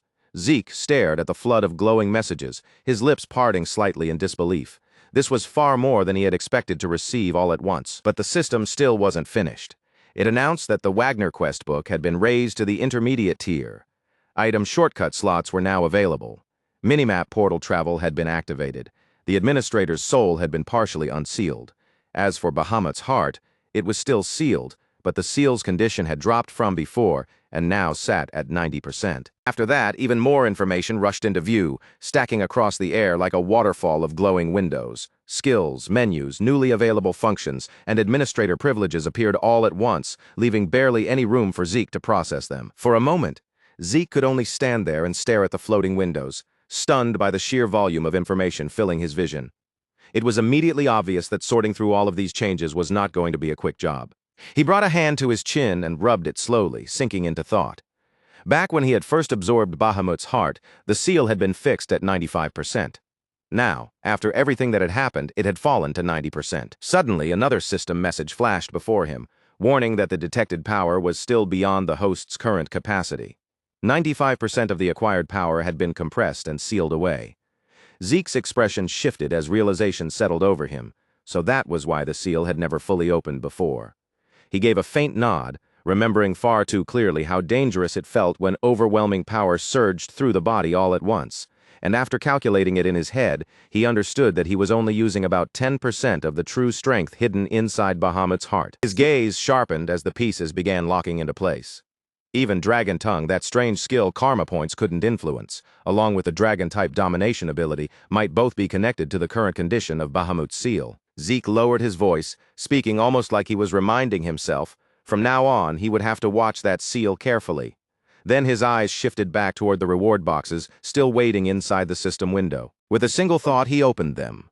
The first reward materialized right away, boots forged from mature iron, described by the system as incredibly light, while still possessing impressive durability. The next item appeared immediately after. It was leg armor, also crafted from mature iron, carrying the same advantages as the boots. A lightweight build combined with sturdy, reliable toughness. And the third reward rose from the list, a pair of crystal earrings, according to the system. They possessed a special effect that boosted mana regeneration speed by 15%. Zeke let out a quiet whistle as he examined the items more closely. These were definitely not ordinary rewards. He lifted the crystal earrings toward his eyes, admiring the delicate craftsmanship and the clean shimmer running through the material. If he ever decided to sell something like this, it could easily bring in a serious amount of money. A pleased grin soon spread across his face. With the mature iron boots and leg armor added to what he already had, they now matched well with his gauntlets. At this pace, Zeke realized he was getting surprisingly close to completing the entire equipment set. Zeke tilted his head slightly, his attention returning to the system menu hovering in front of him. Now that the equipment rewards were checked, it was time to see what those 3 random skill cards had given him. He tapped the option without delay, and the system responded to his command almost instantly. A fresh notification flashed before his eyes, announcing that a new skill had been successfully unlocked. The first skill was Static Electricity, a C-rank ability. As the system began displaying its explanation, the second reward revealed itself as well. Another skill had been unlocked, and this one was called Flash Bomb. The system continued by laying out the details of that ability too. Then, after a brief pause, the third and final card exposed its result, registering the last skill inside the system window. Zeke's brow furrowed slightly when he saw the final results. All 3 skills were C-rank. He released a small sigh, but the disappointment didn't linger for long. After all, if powerful high-tier skills were handed out that easily, then everything he had fought through to earn them would have felt meaningless. A new alert rang out as static electricity activated. At once, the edge of Zeke's sword began to spark, thin arcs of lightning crawling across the blade in sharp, flickering threads. Seeing the electricity dance along the metal, Zeke raised an eyebrow. For something ranked only at C, the effect was much stronger than he had expected. At first glance, it seemed like a simple ability, but the more he looked at it, the more flexible its applications appeared to be. He gave a small nod to himself, already running through possible combinations in his mind. If he connected Flash Bomb with Dissonance, the result might create something even more useful than the artifact he had relied on during the rank advancement test. Zeke glanced back toward his status window and muttered under his breath. Thanks to the system upgrade, several new functions had finally opened up for him. He selected one of the newly unlocked options from the menu and opened it to see what it could do. The system displayed the new item shortcut slots and explained that registered items could now be activated almost the same way as skills. Zeke let out a thoughtful hum as he read through the description. That was definitely convenient, especially as an emergency backup during dangerous situations. He studied the available choices carefully, weighing what would actually be worth placing there. With his infinite stamina and his healing factor, he wondered whether it was even necessary to waste those valuable shortcut slots on ordinary potions. But then a quiet warning tugged at the back of his mind. No ability was perfect, no matter how powerful it seemed. He thought back to Kaiser, an opponent whose overwhelming strength could not be overcome through endurance alone. There was absolutely no guarantee that he would never face someone like that again. In fact, the next enemy might be even more dangerous. And on top of that, Zeke still didn't know whether his healing factor had an actual limit. Once that realization settled in, he stopped hesitating. He quickly moved his hand and clicked the purchase button, locking in his decision without wasting another second. Through the system shop, a top-grade healing potion was purchased. The moment the purchase went through, the item was immediately registered into one of his newly unlocked shortcut slots. Zeke checked the karma points he had left and gave a small, firm nod. It had been expensive, but considering what it could save him from, it was absolutely worth the cost. He read over the potion's effects and details once more, then murmured quietly to himself. This would be his failsafe, his final backup when things truly went wrong, something even more reliable than infinite stamina in the worst possible moment. While the system continued flashing alerts in front of him, Zeke's gaze was caught by one message in particular: the Fairy King's tear. He took out the small bottle and held it carefully in his hand as the system brought up its description. According to the message, this tear had been shed when the hero king fell victim to a treacherous shortcut scheme. The system explained that by using the bottle as a medium, he could summon the Fairy King from the spirit realm one time. Zeke's fingers tightened slightly around the small bottle. Out of every reward he had received, this one might actually be the most valuable. Then he blinked, the meaning suddenly hitting him. The Fairy King he had encountered earlier that day, this item was connected directly to him. Zeke stared down at the tiny bottle resting in his hand. According to legend, the Fairy King was said to grant wishes to humans. And if that old story was true, then this bottle might give Zeke one single wish, maybe even any wish he wanted. His grip tightened just a little more around the bottle. But there was only one chance to use it, and something this precious could not be wasted on a careless impulse. As he looked at the tear inside, Zeke quietly made up his mind. He would keep it with him until the moment truly mattered. With that decision settled in his heart, Zeke turned away from the ruins and started walking forward. When the right time finally came, he was certain he would know exactly when to use it. Not much time had passed before the world around Zeke suddenly warped and changed. He blinked once, then found himself surrounded by familiar counters, familiar walls, and that unmistakable atmosphere. After a brief look around, realization settled in. He had arrived at the Adventurers Guild. Zeke's eyes moved quickly from one side of the room to the other, checking every corner and every detail of his surroundings. It only took a moment for him to understand the situation clearly. He hadn't walked here. He had been teleported. A faint look of interest appeared on Zeke's face as he processed it. This new portal travel function from the system was not just some flashy bonus with no real use. It worked exactly as promised, and almost as if responding to his thoughts, the system chimed again. A system message appeared in front of his eyes, calmly asking whether he wanted to use system portal travel. Before he could fully react, another prompt followed right behind it, instructing him to select the destination he wanted to travel to. Zeke began scrolling through the minimap, his eyes moving over the marked locations as his curiosity grew stronger. So this meant he could simply choose a place from the map and appear there directly. One notification after another began to pop up, showing the required point costs for locations such as King Kaiser's Sanctuary and the Argos Kingdom's 8th Adventurer's Outpost. Zeke nodded slightly as he understood the rule behind it. The farther the destination was, the more points it consumed, but aside from that, there didn't seem to be many harsh restrictions. If he had enough points stored up, then in theory he could even cross between continents in the blink of an eye. Just imagining that possibility made the corner of Zeke's mouth lift into a small smirk. This function was more than just convenient. For someone like Zeke, it was practically the perfect tool for cutting off anyone trying to track him or follow his movements. It would be incredibly useful for the plans he had from here on out. But just then, something nearby pulled his attention away. Zeke glanced back, and his expression changed slightly. Flowers were blooming there, even though the winter air should have made that impossible. As he studied the area more carefully, recognition slowly settled over him, and his brows drew together. There was no doubt about it. This place was Valhalla, the most elite knight training academy on the central continent. Before Zeke could continue thinking through the situation, a man's voice broke through the silence. The speaker said that in all 10 years he had served as principal, he had never once dealt with a case like this. Zeke turned his gaze toward the man who had spoken. The principal let out a weary sigh, and the displeasure on his face was obvious. A student had appeared an entire month after the entrance ceremony, and he clearly was not pleased about it. He had never imagined that he would end up spending 4 whole months tangled in a situation this troublesome. Zeke's eyes shifted toward the guide holding the recommendation letter, and one warning written on it stood out immediately.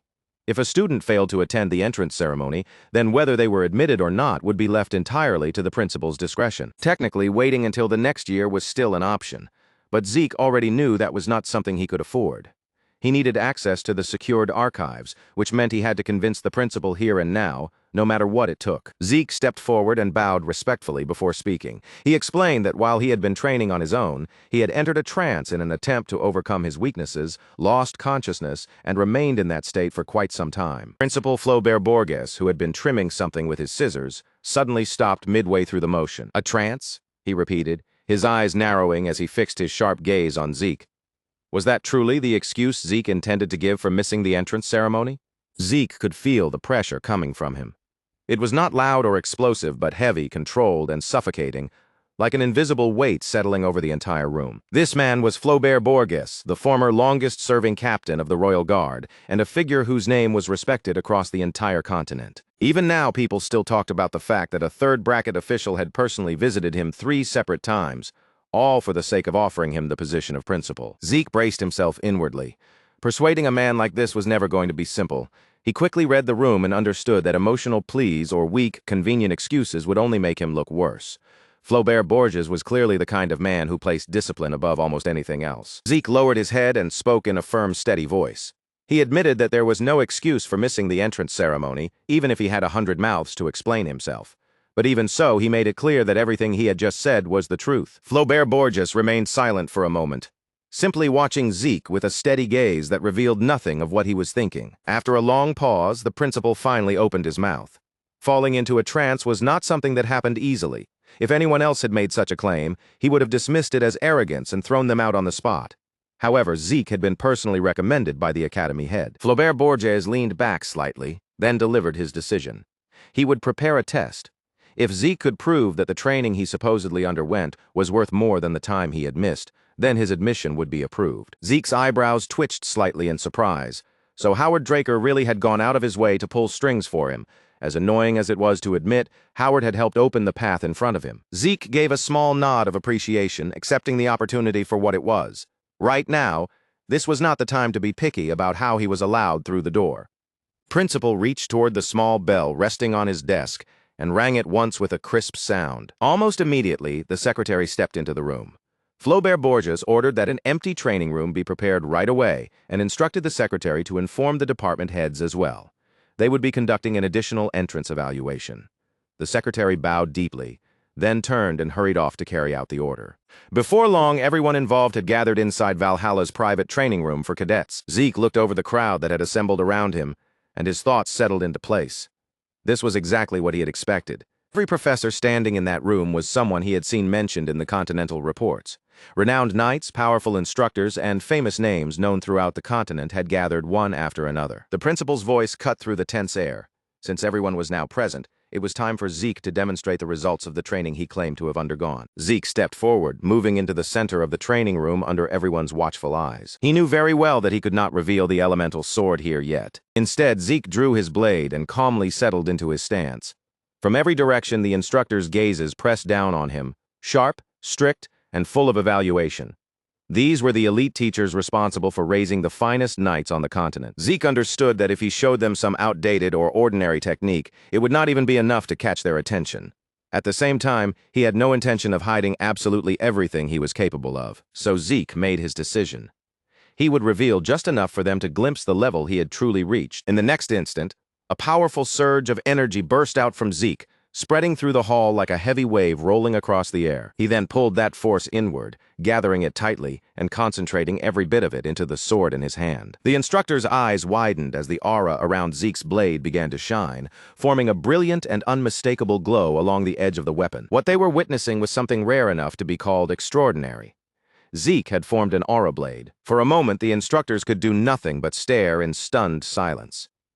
Zeke had already reached the level of a Blue Knight, and he was only 15 years old. Until now, the previous record had belonged to Abel Draker, who had reached that stage at 19. Compared to that, Zeke's achievement was so absurd that it almost felt impossible to accept. The instructors quickly began whispering among themselves, assuming that such an unbelievably early breakthrough must have been possible because Zeke was a Golden Awakener. That was when Zeke realized he had made a mistake. A memory rose in his mind from the time he had asked Kaiser what he thought about Aura. The Hero King had dismissed Aura as nothing more than a cheap trick used by the weak. After sparring with Kaiser and measuring himself against that kind of standard, Zeke had become so accustomed to it that he had forgotten to properly suppress his own aura. As he watched the instructors whisper, debate, and argue among themselves about his level, Zeke felt a quiet sense of relief settle inside him. At the very least, they only believed he was a Blue Knight. And before he had crossed paths with Kaiser, that judgment would have been exactly correct. But after Zeke had learned to master the elemental sword, the nature of his aura had already transformed into something completely different from what it had once been. He was no longer standing at the level of an ordinary Blue Knight. Without the instructors realizing it, Zeke had already crossed that boundary and stepped into the realm of a Red Knight. And the difference between those two ranks was far from minor. At a quick glance, Blue Knights and Red Knights might appear similar, since both were capable of creating an aura blade. An aura blade was a terrifying technique that coated the sword in an extremely thin layer of condensed, sharpened energy, turning an already deadly weapon into something far more lethal than normal steel. However, a Blue Knight could only summon the aura blade and hold its basic shape, while a Red Knight could manipulate that aura freely, changing its form without losing even the slightest bit of cutting power. Zeke felt a quiet wave of relief that he had stopped himself before showing too much. If he had pushed that demonstration even one step further, the entire situation might have become impossible to explain or control. While he watched the instructors struggle to process what they had seen, a loud voice suddenly tore through the heavy atmosphere in the room. Someone shouted out that Zeke was amazing, and the sudden burst of praise made him flinch just a little, caught off guard by how direct it was. The voice belonged to none other than Flaubert Borges, who was now looking at Zeke with a bright, genuinely impressed smile. The principal declared that Zeke had shown more in that single instant than most students managed to show after spending a full month at Valhalla. He even added that if awakening potential alone were the standard, Zeke could have skipped several years of training altogether. As Zeke calmly slid his sword back into its sheath, he stared for a brief moment, because Flaubert Borges's attitude had completely flipped. Zeke lowered his head with proper respect and apologized to Flaubert Borges for failing to attend the entrance ceremony, openly admitting that the responsibility was his. But the principal simply laughed it off, waving away the matter and telling him not to worry about it anymore. After that, Flaubert Borges turned toward the gathered instructors and asked if anyone had any objections to Zeke's admission. At that moment, it became very clear that the principal had a soft spot for truly outstanding talent. The instructors exchanged brief glances with one another. Then, one by one, they gave their approval. One of the instructors even remarked that an aura blade manifestation that clean and distinct was rare, even among knights already serving in active duty. With a display like that, there was no reason to keep testing him any further. Flaubert Borges nodded in clear satisfaction, then formally welcomed Zeke Draker as a new student of Valhalla. Midland Atlas was not the kind of city that could be compared to an ordinary capital. It was massive, so enormous that its scale could rival an entire kingdom, and it stood directly at the heart of Midland. Within that city stood Valhalla, the continent's greatest institution for training knights, carrying unmatched prestige. The Draker family's Four Seasons fortress was also located there, and because the Draker patriarch and the family's most important figures resided within its walls, many people regarded that fortress as the true stronghold of House Draker. Before long, the scene shifted once again. Zeke soon arrived before a grand mansion, an impressive residence that had been prepared specifically for him to use as his own. Even Zeke, who had experienced more than enough luxury in his life, found himself thinking that the mansion was far more extravagant than necessary. As he slowly pushed open the front door and stepped inside, he immediately noticed that two figures were already waiting for him within the mansion. The moment Zeke crossed the entrance, confetti burst into the air in a colorful explosion, and loud, cheerful voices rang out to welcome him to Valhalla. The person who had set off the confetti was none other than Duke Draker. Standing right beside him was Andre Draker, and to make matters even more absurd, both of them were wearing ridiculous clown costumes. Zeke froze on the spot, completely stunned by the sight of his own master dressed like that. Duke Draker casually tapped Zeke on the shoulder with a playful grin and praised him, joking that Zeke was the very first person he had ever seen who somehow managed to miss Valhalla's entrance ceremony. Then Duke Draker declared that since Zeke had finally arrived, it was time to begin. Zeke could only stare back at him in confusion, with absolutely no idea what his master was talking about. As it turned out, after arriving in Atlas, Duke Draker and Andre Draker had gone ahead and prepared a surprise enrollment party for him. Zeke, however, couldn't help wondering why the two of them were inside his mansion at all, instead of being at the academy where they belonged. Apparently, Duke Draker had been called to the Four Seasons Fortress by the Patriarch. Then, roughly a month earlier, he had decided entirely on his own to become Zeke's personal housekeeper at the mansion. Andre Draker then explained that he had taken up a position at Valhalla as an assistant professor. With an apologetic look on his face, he told Zeke he was sorry for appearing so suddenly without any warning. To Zeke, though, this felt far less like coincidence, and far more like Andre Draker had simply followed him all the way here. He was not exactly pleased by the situation. All he had wanted was a little peace and quiet, yet these two had marched straight into his private space without asking him anything. After drinking several bottles of liquor throughout the celebration, Duke Draker and Andre Draker eventually collapsed where they were and passed out. By that point, the night outside had already grown deep, dark, and quiet. The scene shifted again, this time toward a dimly lit bar hidden away in the darkness. A coin dropped onto the counter with a sharp clink as someone placed an order for a beer. The bartender's eyes widened the instant he noticed the Draker emblem marked on the customer's gloves. The person standing in front of him was Zeke. Zeke spoke in a casual tone, almost as if he had simply come in for an ordinary drink, and told the bartender that he wanted to meet Kay. The moment that name left his mouth, the entire bar went silent. Every head turned towards Zeke, and from every direction, weapons were drawn in a flash. Zeke did not flinch in the slightest. He merely raised one hand, calm and completely unshaken, then asked if they really wanted to test him. The moment the men noticed the Draker symbol, the dangerous tension in the bar immediately began to fall apart. They quickly lowered their weapons, sat back down in their seats, and returned to their drinks as though nothing unusual had happened at all. The bartender, now visibly nervous, hurriedly apologized to Zeke for failing to stop the others before the situation escalated. Then he reached up toward the shelf, pulled down a bottle, and revealed a hidden door concealed behind it. The bartender told Zeke that he would personally guide him to the branch manager. As they made their way through the tunnel, Zeke noticed that the passage was covered in multiple layers of protective magic, including both second and third-tier enchantments. He recognized the construction of those spells almost immediately. This was Kay's work. Before Zeke's regression, two major intelligence networks had controlled the continent's flow of information: the Draker family's Order of the Black Knights and the Rome Empire's Imperial Intelligence Bureau. But there had been one more organization operating beneath the surface, moving quietly through the shadows: the Syndicate. Originally, the Syndicate had been nothing more than a loose collection of smugglers. But once Kay joined their ranks, everything changed.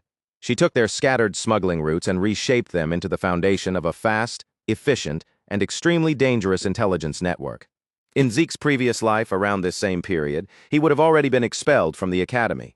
After that, he would have ended up under McCain's command, desperately struggling just to stay alive, before eventually clawing his way up and becoming one of their hitmen. Back then, Kay had only been a branch leader. She had approached Zeke with a job, asking him to clear out an important transportation route. Her real goal had been to expand her influence and rebuild the Syndicate into an organization powerful enough to stand against both the Order of the Black Knights and the Imperial Intelligence Bureau. Through her skill, persistence, and ruthless efficiency, Kay eventually achieved exactly that. Over time, the Syndicate came under her control and became hers in every meaningful sense. Later, after Zeke had lost everything to the Empire, Kay appeared before him once again. She gave him information about the artifact the Emperor had been chasing. At the same time, she warned him that reaching it would be anything but easy and told him to be careful.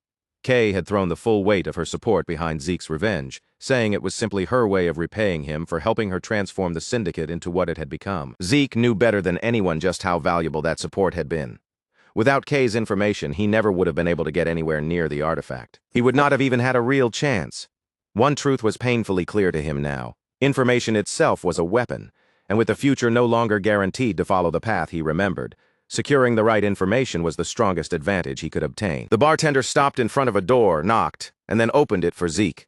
As Zeke stepped forward, he thought to himself that maintaining a connection with Kay through this deal would only work in his favor from this point onward. Zeke stepped through the doorway. The darkness inside swallowed him for a moment. His eyes slowly adjusted to the dim room, and only then did he notice a single figure sitting quietly in the shadows. A match suddenly sparked to life in the gloom, its tiny flame flaring bright for an instant before touching the end of a cigarette. Even after all the time that had passed, the person before him was exactly the same as Zeke remembered. It was Kay. A moment later, a mana lamp flickered on, spreading a soft glow through the room and slowly revealing the space around them. Through the thin veil of cigarette smoke, Kay looked straight at Zeke and asked why he had come all the way there. She was a striking woman with vivid red hair and a bold presence that immediately caught the eye. But the sharpness in her gaze made one thing clear: she had no patience for useless conversation. Kay told Zeke to skip the small talk and get straight to the reason he was here. Zeke did not bother dressing up his answer or circling around the subject. He stated plainly that he wanted to establish a trade arrangement with the syndicate. Kay raised one eyebrow, her eyes narrowing with sharp curiosity as she studied him. A 15-year-old prodigy, a noble, a pure-blooded awakener from House Draker, and already someone who had reached the level of a Blue Knight. Why would a person like that want to work with a criminal organization? Zeke was quietly impressed by how fast she had gathered that much information. What had happened at Valhalla had only just taken place, and yet Kay already knew the details well enough to use them against him. Still, Zeke did not let even the slightest hint of surprise show on his face. He simply reached into his coat. It was obvious that Kay was testing him, and just as obvious that she had not accepted the idea of cooperation yet. So Zeke placed something on the table between them and told her to judge the matter only after seeing it for herself. Kay's gaze dropped to the pair of earrings resting on the table. Zeke explained that they were not ordinary pieces of jewelry but artifacts, and then calmly urged her to put them on and test them herself. Kay asked if they were meant to help with mana recovery, her voice sounding more doubtful than impressed. Artifacts with effects like that were not especially rare, so she clearly was not expecting anything remarkable. Even so, she decided to humor him. With a casual motion, Kay picked up the earrings and slipped them on. The very next instant, the cigarette dropped from her lips. In that single moment, Kay felt it clearly enough that there was no room for doubt. The artifact's power flowed directly into her mana circulation, accelerating her recovery rate by 15%. For someone who truly understood magical items, that number was not just impressive, it was outrageous. Most mana recovery artifacts only improved recovery by about 1%. Even high-end pieces, the kind most people would call exceptional, usually struggled to reach 3%. And yet this pair of earrings was operating 5 times beyond that already rare standard. Kay stared at Zeke in stunned silence. There was no way an artifact like this could have reached the market without her hearing even a whisper of it, which left only one possible explanation. Either Zeke had discovered it through a hidden channel even Kay herself did not know, or he had obtained the artifact directly on his own. As that realization sank in, Kay's expression grew far more cautious. Zeke, still wearing a relaxed smile as if everything was going exactly as expected, asked her casually whether she was finally ready to have a proper conversation. Kay could not help but wonder what kind of person Zeke Draker truly was. After that, Zeke began explaining the arrangement in detail. With the sealed personal statement in Kay's possession, she would be able to open a new account. He had already prepared a representative to handle the process, so all she needed to do was visit the Northern Atlas Bank and deal with the item there. Kay understood that Zeke intended to sell the earrings, but she had not expected him to involve her in moving such mysterious artifacts. Then Zeke laid out his conditions. She would receive 10% from each sale, plus an additional bonus for every 10,000 earned. For Kay, this was exactly the kind of offer she had been waiting for, and honestly it was about as favorable a deal as she could have hoped to receive. At the same time, Kay quickly realized that Zeke was not making reckless guesses. Somehow, he already knew that she was a mage. Kay took the contract into her hands and told Zeke that she accepted the deal. She then offered a brief wish for success, saying she hoped everything would go well for both of them. But just as Kay turned as if to leave, Zeke stopped her with one final question, a faint smile still lingering on his face. He asked whether her ghost ship was doing all right. Kay's eyes narrowed immediately. In the blink of an eye, several men appeared behind Zeke, each of them holding a dagger at the ready. Kay's voice dropped into something cold and sharp as she demanded to know where he had heard about that. Zeke only chuckled, brushing off the danger as if it were nothing more than a harmless question. He teased Kay for reacting so tensely and even invited her to go ahead and threaten him, if that was what she wanted. Then, in the next instant, the entire atmosphere of the room changed. Zeke released his dragon, Fear. Pressure crashed down over everything like an invisible force, smothering the room and overwhelming everyone within reach. To Kay, it struck as though something had clenched her very soul, forcing her to stare into a bottomless abyss. Despite herself, Kay's body began to tremble. The men standing behind Zeke started shaking as well, their hands no longer steady around the daggers they had drawn. In that moment, Kay understood something with chilling clarity. The information she had on Zeke was nowhere near enough. Even if she used the full strength of the syndicate, she could no longer be certain they would be capable of touching him. Zeke then calmly suggested that they move somewhere more appropriate for a real discussion. The setting shifted to the syndicate's Atlas branch office. Kay was now seated behind her desk while Zeke stood across from her, his eyes moving carefully over the contents of an oath contract. Zeke remembered that contracts like this were commonly used among mages, serving as a direct and practical method of binding an agreement through blood. The contract structure itself was simple, but the power enforcing it was absolute. Once both parties signed, a seal would appear on each of their arms, and if either side betrayed the other, death would be the result. Even if someone somehow used betrayal or assassination to dissolve the seal, the punishment would not simply disappear. The consequences would remain severe, leaving behind an endless restriction that would make life almost unbearable. Kay, wanting at least some form of protection, asked Zeke to sign the contract. Someone like him could easily change his mind and kill her, so she had no intention of relying on trust alone. Zeke gave her a knowing smile and agreed without the slightest hesitation. He cut his hand with the pen and signed the document using his own blood. The moment his blood touched the contract, a magic circle formed above him and began to glow. Zeke told Kay that if signing contracts was what it took to earn her trust, then he would sign as many as necessary. Immediately afterward, their signatures burned into existence on both of their arms, appearing like sealed marks etched into their skin. With the formalities finally complete, Zeke sat down across from Kay and said it was time for them to talk properly, not as strangers but as partners. Zeke looked across the desk at Kay and went straight to the point, asking if someone was using her ghost ship to move Soma into the market. Kay released a long, slow sigh, and the tension that tightened across her face told Zeke everything he needed to know. Somehow, he had already found the truth, so trying to deny it now would only be pointless. In the end, Kay admitted it. The ghost ship was indeed being used to distribute Soma throughout the market. Soma was a forbidden drug, and ever since the Civil War caused the Old Kingdom to collapse, the southern region had become a refuge for the people producing it. Zeke quickly sorted through the pieces in his head, then guessed that the reason behind this situation had to be connected to one of the transcendent households. Ki confirmed his suspicion without hesitation. Her clients wanted to avoid clashing with them no matter what. The only land route that connected the central region to the southern region cut across a massive desert controlled by Ishtar, one of the transcendent households. But several years earlier, Ishtar had sealed the entire area off from outsiders, completely cutting off land trade. With the land route blocked and most of the sea routes already under Pabella's control, Zeke understood why Kay had turned to the syndicate's hidden maritime routes for transportation. Kay admitted that she had been lucky enough to find a buyer willing to pay for that service. Markin and Pabella were the two massive criminal organizations that ruled over the lawless South.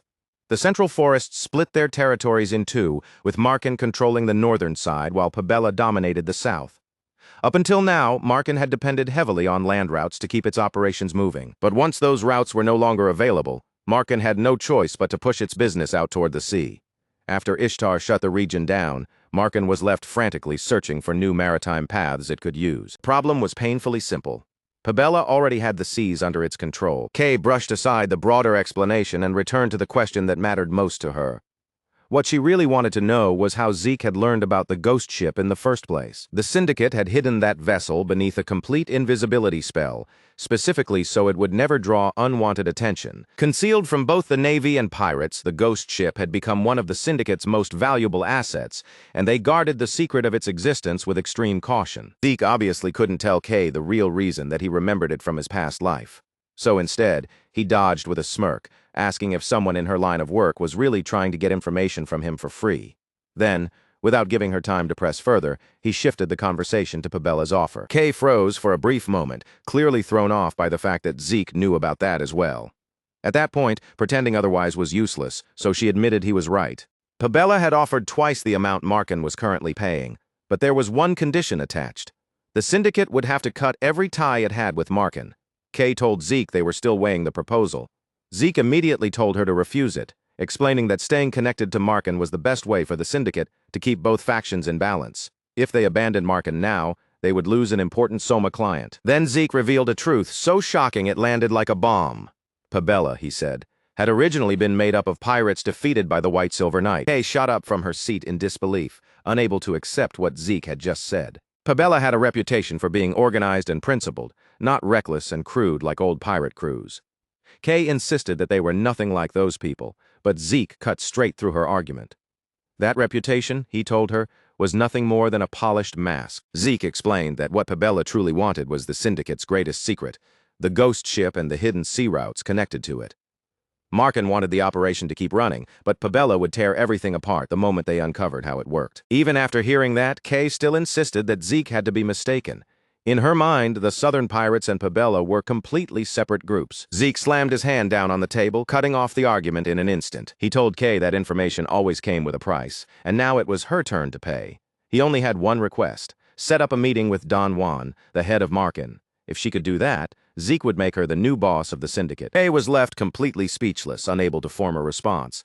With that final statement still hanging heavily in the air, Zeke turned away and walked out of the building. Kay's information network was impressive, but Zeke knew better than anyone where its limits still remained. As things stood now, it still was not enough. In the past, the fastest way to seize control of the syndicate's intelligence had been to level the playing field first, then absorb every rival organization standing in the way. Zeke hoped that the spark he had set today would eventually spread into a wildfire powerful enough to burn all the way to Don Juan himself. The scene then shifted back to Valhalla. Zeke looked around the academy grounds, and right away, he could feel how different this place was from both the Cradle and Draker Academy. The atmosphere here felt freer, rougher, and almost chaotic, as if every student and instructor moved according to their own rhythm instead of following one strict order. As Zeke took in the unfamiliar energy around him, he wondered when the guide assigned by Flaubert Borges would finally show up. Right at that moment, someone called out to him. A boy with a tattoo on his face came strolling toward him with an easy grin, then held out his fist as if he were greeting an old friend rather than meeting Zeke for the first time. Zeke simply stared at him, unable to understand why this complete stranger was acting so familiar. The boy gave Zeke a playful tap on the shoulder and joked that he still had that stiff academy attitude clinging to him. Zeke brushed the boy's hand away without hesitation and asked bluntly if he was supposed to be the guide. The boy copied Zeke's serious tone in a teasing voice, then immediately broke into another grin and told him to relax. Throwing up a rock and roll hand sign, the boy told Zeke to loosen up a little. Yes, he was the guide, personally chosen by Flaubert Borges to show Zeke every corner of Valhalla. And judging by the way he kept talking, he clearly loved the sound of his own voice. Halfway through his rambling, he suddenly realized he had not even introduced himself yet. With dramatic flair, he finally announced his name, Diego Villa. The moment Zeke heard that name, he was caught off guard. Diego Villa introduced himself as the evangelist of New Age fusion, a style that mixed Southern percussion with central melodies. Then he stuck out his tongue in a playful gesture and said he hoped they would get along. Zeke turned his gaze away from Diego and replied flatly that he hoped so too. Surprised by that answer, Diego leaned in closer and asked if Zeke was already starting to warm up to him. Zeke answered in a dry tone that it would depend entirely on his mood. What Zeke had not expected was to meet Diego Villa here of all places, the man who would one day become known as the Metered Knight, one of the legendary 5 Divine Knights. Those 5 would later rise into major figures during the Great Continental War. The first among them was Bishop Kastek, the Silent Knight. The second was Jeffrick Solma, the Haze Knight. Then there was Asta Elidolf, who would later be known across the continent as the Illusory Knight. After them came Reyna Tarun, the Lightning Knight. And completing that legendary group was Diego Villa himself, the Metered Knight. As Zeke thought it through, he remembered hearing that all 5 Divine Knights had once been alumni of Valhalla. This seemed like the perfect opportunity to investigate whether that rumor was actually true. And if it was, then Valhalla might give him an enormous advantage moving forward. As they walked together, Diego glanced over at Zeke and complained that he was starving. Apparently, wandering around had worked up his appetite. Then he asked if Zeke had ever tried Southern food before. Zeke answered that he could not exactly say he had pleasant memories of it. Diego chuckled and told him that he must never have tasted the real thing. A short while later, Zeke took a bite of a taco, paused as he tasted it, and then admitted that it was not bad at all. Diego's face lit up with a proud, satisfied grin, like Zeke Draker had just praised the finest dish in the entire world. Obviously, it tastes good, he said, sounding almost offended that there had ever been any doubt. This isn't the kind of ordinary taco you can just pick up anywhere. It's a special Valhalla-style mix made with shark dragon meat. Even someone from the South like me has to admit food on this level deserves respect. Zeke Draker could not deny it anymore. Whatever he had imagined Southern food would taste like, this was far beyond that. The flavor was deeper, richer, and far more satisfying than he expected. And the second Zeke admitted it out loud, Diego's eyebrow rose slightly, his expression turning smug as if he had been waiting for this exact reaction. "Wait a second," Diego said, suddenly leaning across the table with sharper interest in his eyes. "You've actually been to the Southern continent before?" Zeke Draker stopped for a brief moment, as if weighing how to answer, then replied in his usual calm tone, "Not really. I've only heard stories about it." Once the meal was finished, the two of them bought some tea and settled back down, the atmosphere loosening into a quieter conversation. Zeke Draker lifted his cup, took a slow sip, and then glanced across at Diego. So, he asked, his tone casual but curious, how does someone from the south end up coming all the way to Valhalla? Diego leaned back in his chair as if that was the exact question he had been waiting for all along. That's a long story, he said lightly, almost too casually. But then, with no warning at all, he revealed something completely unexpected. His parents were actually the rulers of a small kingdom on the southern continent. Zeke Draker stared at him and blinked. You're royalty? Diego just nodded, treating the answer like it was nothing unusual. The southern continent was divided among several small kingdoms, each with its own history and struggles. But when the Cusco kingdom collapsed during a vicious civil war, countless people who had lived there were forced to abandon their homes, leave everything behind, and migrate toward the central lands just to survive. Diego raised his cup with a bright, carefree smile, looking far too relaxed for someone making such a ridiculous confession. Yep, I'm a prince, pretty impressive, right? Zeke Draker could only stare at him in stunned disbelief. A prince? Seriously? You? No matter how hard he tried, he could not connect Diego's sloppy, easygoing attitude with the idea of royalty. Diego simply laughed it off, then explained that some stubborn elders back home still treated the royal family's ancient twin sword technique like a sacred treasure. And since Diego happened to be one of those rare talents who could wield two blades with exceptional promise, those same old-fashioned people decided he should be sent all the way to Valhalla to properly sharpen that gift. Then Diego's grin stretched even wider, shameless and completely unapologetic. But honestly, I'm not that interested in swordsmanship, he admitted. My real passion is music. I'm completely devoted to it. After hearing that, Zeke Draker could not stop himself from wondering out loud. What about the people who are counting on you? Zeke Draker asked, his eyes narrowing slightly. Diego dismissed the question with a loose wave of his hand, brushing it aside like it barely mattered, and instantly shifted topics. Hey, want to join the Southern Fusion New Age Music Research Club? Zeke Draker answered without even taking a breath to think. No thanks. And with that, the scene moved on to a lecture hall. Inside the lecture hall, Zeke Draker looked around and immediately noticed that the atmosphere felt different from an ordinary class. There was a strange energy in the room, almost like everyone was waiting for something special. He turned toward Diego and asked, "Are we even allowed to sit in on upperclassmen lectures like this?" Diego only shrugged, completely relaxed. Stop thinking of this place like some normal academy. This is Valhalla. Freedom is kind of the whole point. If it helps you learn, then nobody's going to stop you. Diego leaned a little closer, lowering his voice like he was sharing some secret piece of information only insiders knew. Besides, today's lecture is supposed to be pretty rare. I heard the school is bringing out something seriously huge. Zeke Draker glanced at him with clear irritation and rolled his eyes. Do you ever get tired of running your mouth? Zeke Draker tried to block Diego's voice out and focus on anything else, but as he sat there, the low murmurs spreading through the lecture hall slowly drifted into his ears. The nearby students were whispering about him. Some were calling him the youngest person ever admitted into Valhalla. Others were talking about how he was a direct descendant of House Draker, a terrifying prodigy who had even managed to defeat an instructor. Diego suddenly twisted toward Zeke Draker, his eyes going wide as if the obvious truth had only just slammed into him. Wait, you're a Draker? Zeke Draker looked back at him with a flat stare, the kind of expression that said Diego might genuinely be losing his mind. Without saying anything at first, Zeke Draker raised one of his gloved hands directly in front of Diego's face. Then, in a dry and completely unimpressed voice, he asked, "What exactly did you think these were?" Diego blinked at the gloves, looking honestly puzzled. "Okay, what are they?" Zeke Draker immediately snapped back, unable to hide his disbelief. "You really are an idiot. These are pure-blood gloves. Only pure-blood Draker Awakeners wear them." Diego's mouth fell open as the realization finally caught up with him. He suddenly remembered that Zeke Draker had not even removed those gloves while eating earlier. "Man," Diego muttered, staring at him like his entire impression had just been flipped upside down.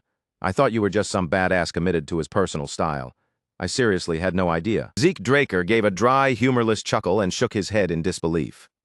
"You came all the way to Valhalla," he said, "and you still didn't know what pure-blood gloves were?" Then Zeke Draker noticed that Diego was starting to panic a little, his casual confidence suddenly cracking around the edges. That nervous reaction was exactly how most people acted once they realized they were sitting beside a pureblood. Oddly enough, seeing such a normal response from Diego made Zeke Draker feel a little more comfortable. For one brief moment, Zeke Draker thought he might finally get some peace and quiet. Diego had gone silent, and the lecture hall noise seemed to settle around them. But right as Zeke began to enjoy it, Diego opened his mouth again. Now it all makes sense. No wonder you act like such a snob. Zeke Draker let out a tired groan under his breath, his shoulders almost sinking from exhaustion. At that point, he truly had no idea how he was supposed to respond to Diego anymore. Diego casually threw an arm around Zeke Draker's shoulders, acting like they had already been close friends for years. Hey, since you're a Draker, you should have paid the bill earlier. Then he burst into loud laughter and quickly added, "Kidding, kidding." His voice echoed through the lecture hall so clearly that students all around them turned to stare. Zeke Draker could barely believe how much louder and more shameless Diego was getting. Just then, from the front of the room, Dean Flaubert sharply clapped his hands together, the crisp sound cutting through the scattered chatter and signaling for everyone to settle down. Almost instantly, the entire lecture hall went quiet, the students falling silent as if the room itself had been placed under command. Zeke Draker looked across the room again, taking in the packed rows of students around him. With that many people gathered in one place, it was obvious that everyone had come specifically for Dean Flaubert's special lecture. Dean Flaubert looked over the crowded lecture hall with a pleased smile. "It seems everyone is looking forward to today's lecture," he said. Meanwhile, Diego had already pulled out a book and slid it towards Zeke Draker, completely ignoring the mood in the room. "Check this out. What do you think of these lyrics? The rhyme scheme is insane, right?" Zeke Draker gave him a sharp sideways look. "Didn't you say we came here to listen? At least pretend to pay attention." Up at the podium, Flaubert skipped over any long greeting and moved straight into the main point. "Let's get straight to it," he announced. It was not easy to invite today's guest. "Please welcome a returning Black Knight of House Draker," Dean Flaubert continued, his voice carrying clearly through the hall, someone who has only just come back from the battlefield. The moment Zeke Draker saw the person stepping forward, his expression immediately brightened with recognition. He remembered that this man had only recently returned to the Four Seasons Fortress. So this was the moment he was finally stepping out onto the wider stage. Zeke Draker thought around him. The entire lecture hall seemed to sink into stunned silence. The man standing before them was none other than Duke Draker. Whispers broke out almost immediately, spreading from row to row. "The Gale Knight," someone breathed in disbelief. "He disappeared for so long," another student murmured nearby. "I heard he'd been spotted near the fortress, but I didn't actually believe it." Duke Draker stood calmly at the podium, and even without raising his voice, his presence alone was enough to seize control of the entire hall. "It is good to see that so many of you still remember me, even after my time away from the front lines," he said. "Make sure you carve today's lesson deep into your soul." Then he revealed that he had once begun as an ordinary academy student, just like all of them, before climbing all the way to the rank of Black Knight. To Zeke Draker's surprise, the lecture turned out to be much more interesting than he had expected at first. The students did their best to stay focused, sitting upright and keeping their eyes forward. But as the minutes stretched on, the weight of exhaustion slowly started pressing down on the room. One after another, students began to lose the battle against sleep, their heads dipping forward as they struggled to keep their eyes open. Diego, however, was not even making the effort to pretend anymore. He had completely disappeared into his own world, absorbed in his lyrics as he scribbled into his book and stared at the page. Beside him, Zeke Draker sat in silence, mentally counting every passing minute. He's been bragging for 2 hours straight, Zeke thought. Is he ever going to stop? Just then, Dean Flaubert stepped forward with a microphone in hand and addressed the tired lecture hall. "For those of you who are actually listening, I understand your pain," he said. "Unfortunately, we are out of time." Zeke Draker quietly released a breath of relief, glad that the lecture had finally reached its end. Flaubert glanced down at his watch before continuing. "Next, we have someone all of you should know, so she hardly needs an introduction. Even with her busy duties as a guardian knight, she still made time to come here today." Zeke Draker's eyebrows lifted slightly at those words. That announcement had caught him off guard, and his attention sharpened almost immediately. Within House Draker's hierarchy, knights were ranked step by step, beginning with normal knights, then rising to intermediate knights, advanced knights, and finally the elite guardian knights at the very top. There were fewer than 10 guardian knights in total. So whoever this next speaker was, she had to be a figure of enormous importance. Flaubert checked his watch again, and this time his expression tightened faintly. Under his breath, with a hint of impatience, he muttered, "What is keeping her?" At that exact moment, a woman with striking platinum blonde hair stepped into the lecture hall, instantly drawing attention toward the entrance. She wore gleaming white full-plate armor from head to toe, and as she moved forward, every polished surface caught the light, making her presence feel bright and impossible to ignore. Even with that unmistakable appearance, Zeke Draker did not recognize her right away.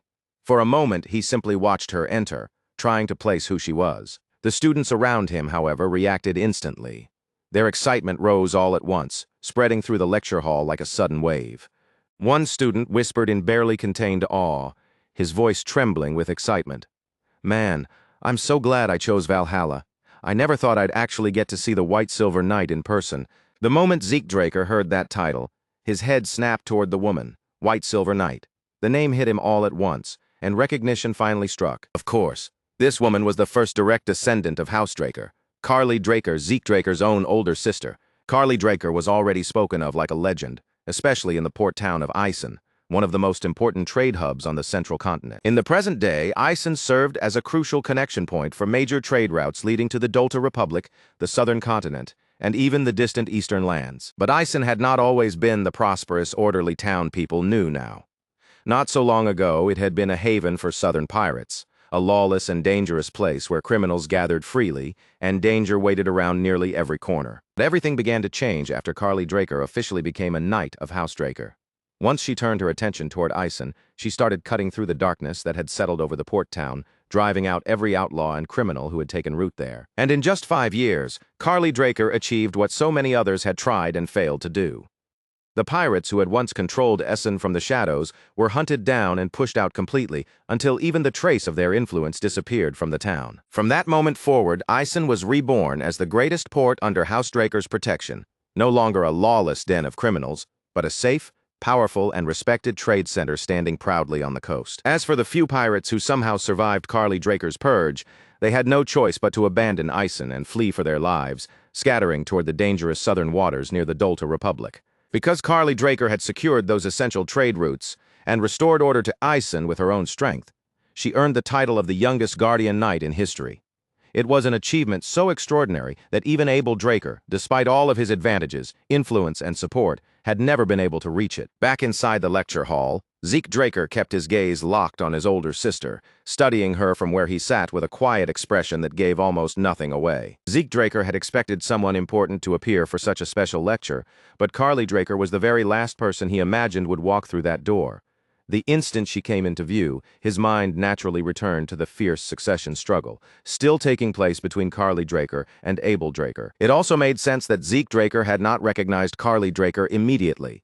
Even before his regression, something serious had happened to her, something significant enough to alter the image of her that remained in his memory. At the front of the hall, Carly Draker released a sharp, irritated sigh. Then she lifted one finger and tapped it against the podium, the crisp sound cutting clearly through the restless atmosphere. After that, Carly Draker raised her voice and gave only one short command: silence. The effect was immediate. In that single instant, the entire lecture hall froze, as if the air itself had been sliced apart. Not even the smallest whisper lingered in the room. Zeke Draker watched the students stiffen and fall silent, but there was not a hint of surprise on his face. When a guardian knight issued an order, people did not stop to argue, question, or hesitate. Fear came first, and obedience followed naturally right behind it. Carly Draker stood before the students with a sharp, commanding stare, her voice slicing cleanly through the heavy silence. She told them that this kind of disorder would never have been accepted in the Valhalla she remembered. In her time, the moment someone stood before them, silence and respect were the bare minimum. Then she said it without softening the blow. If their ancestors could see them behaving like this, they would be ashamed. Carly Draker asked them if they honestly believed the peaceful lives they were enjoying had simply been handed to them for free. It had not. That peace had been carved out through blood, sweat, and sacrifice. The room sank into an even deeper silence, and none of the students could find a response. But Carly Draker had no intention of stopping there. Carly Draker continued, making it clear that simply knowing the truth was meaningless if they failed to show that understanding through their actions. Only when their behavior reflected what they claimed to know would their words carry any real weight. Zeke Draker watched her quietly, his expression still calm and controlled. Even so, this strict, uncompromising side of Carly Draker was something he had not truly seen before. Carly Draker went on, telling them that becoming a true knight required discipline, relentless training, and respect for the rules that shaped their path. Only a life built on that kind of structure could forge the mindset of a proper knight. As Zeke Draker listened, he had to admit that his sister sounded almost like an old soul trapped inside a young body. When the students finally began leaving the lecture hall, quiet complaints started spreading among them. Carly Draker's words clearly had not landed well. Some even grumbled that they wished Duke Draker had been the one to speak instead. Zeke Draker understood that Carly Draker's lecture carried real weight, but it was painfully obvious that most of the students had not taken her message to heart. As Zeke Draker walked along with the flow of departing students, something Diego Villa had said earlier suddenly came back to him. With that same wide grin plastered across his face, Diego Villa had turned to Zeke Draker and apologized for dragging him through what felt like a 5-hour writing class.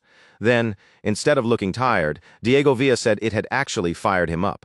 After that, he proudly declared that his Valhalla tour was complete and announced that he was heading out. Zeke Draker was honestly relieved to watch Diego Villa leave. With Diego Villa finally gone, he could focus again on what actually mattered, finding new talent and tracking down Tarakan Draker's hidden library.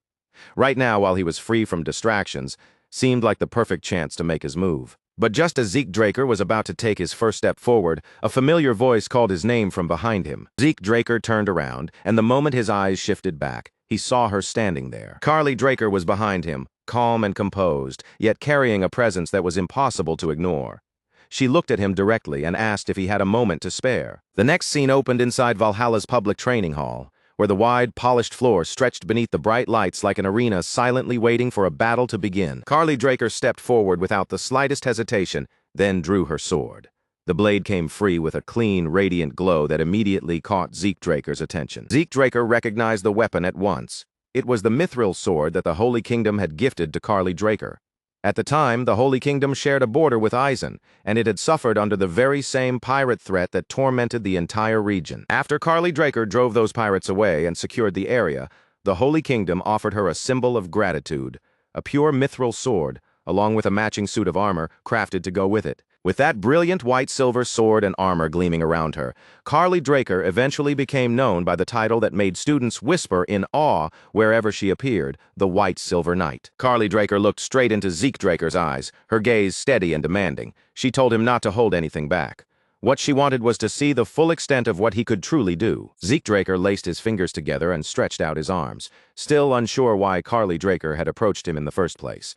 A duel was not what he had expected from this sudden invitation. Then the reason clicked into place. She must have heard the rumors claiming that he had reached the level of a Blue Knight. Without showing any unnecessary reaction, Zeke Draker calmly lowered his sword sheath to the floor. Then he drew his blade, preparing himself for the match in silence. Carly Draker's words echoed through Zeke Draker's mind.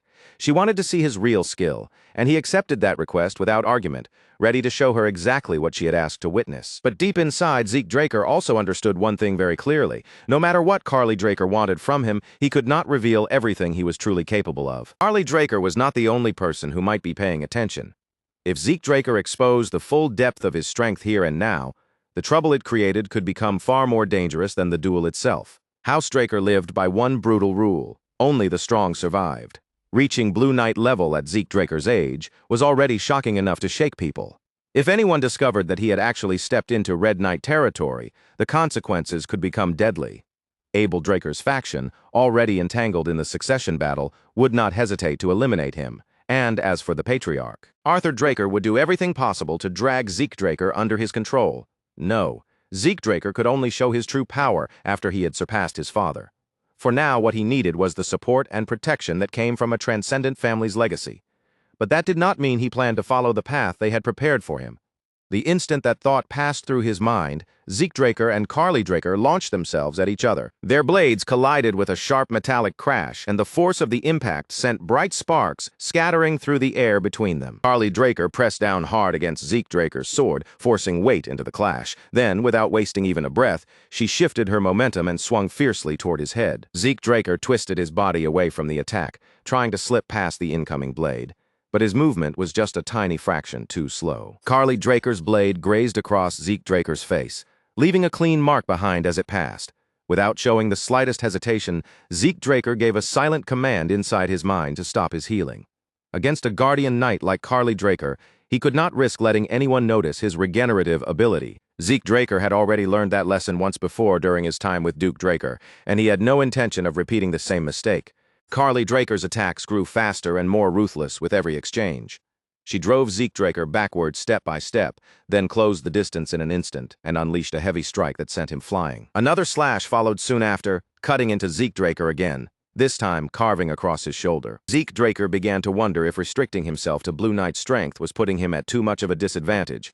Carly Draker gave him no opening and no space to breathe, and at this pace he would not be able to keep up for long. Then Carly Draker rose into the air, her body lifting as her sword came up high above her head, gathering momentum for the next decisive blow. In the next instant, she dropped straight toward Zeke Draker in a full-force dive, bringing the full weight of her attack crashing down in his direction. Zeke Draker braced himself and chose to meet Carly Draker head-on, raising his sword as their blades locked together in midair with brutal force. The power behind Carly Draker's strike exploded outward in a massive burst, and the impact shook the entire training hall like the floor itself had been struck. When the dust finally began to settle, Carly Draker was standing over Zeke Draker, her sword pressed firmly against him as the duel came to a crushing pause. Carly Draker lowered her gaze to Zeke Draker's weapon, studying the blade with a calm, assessing look.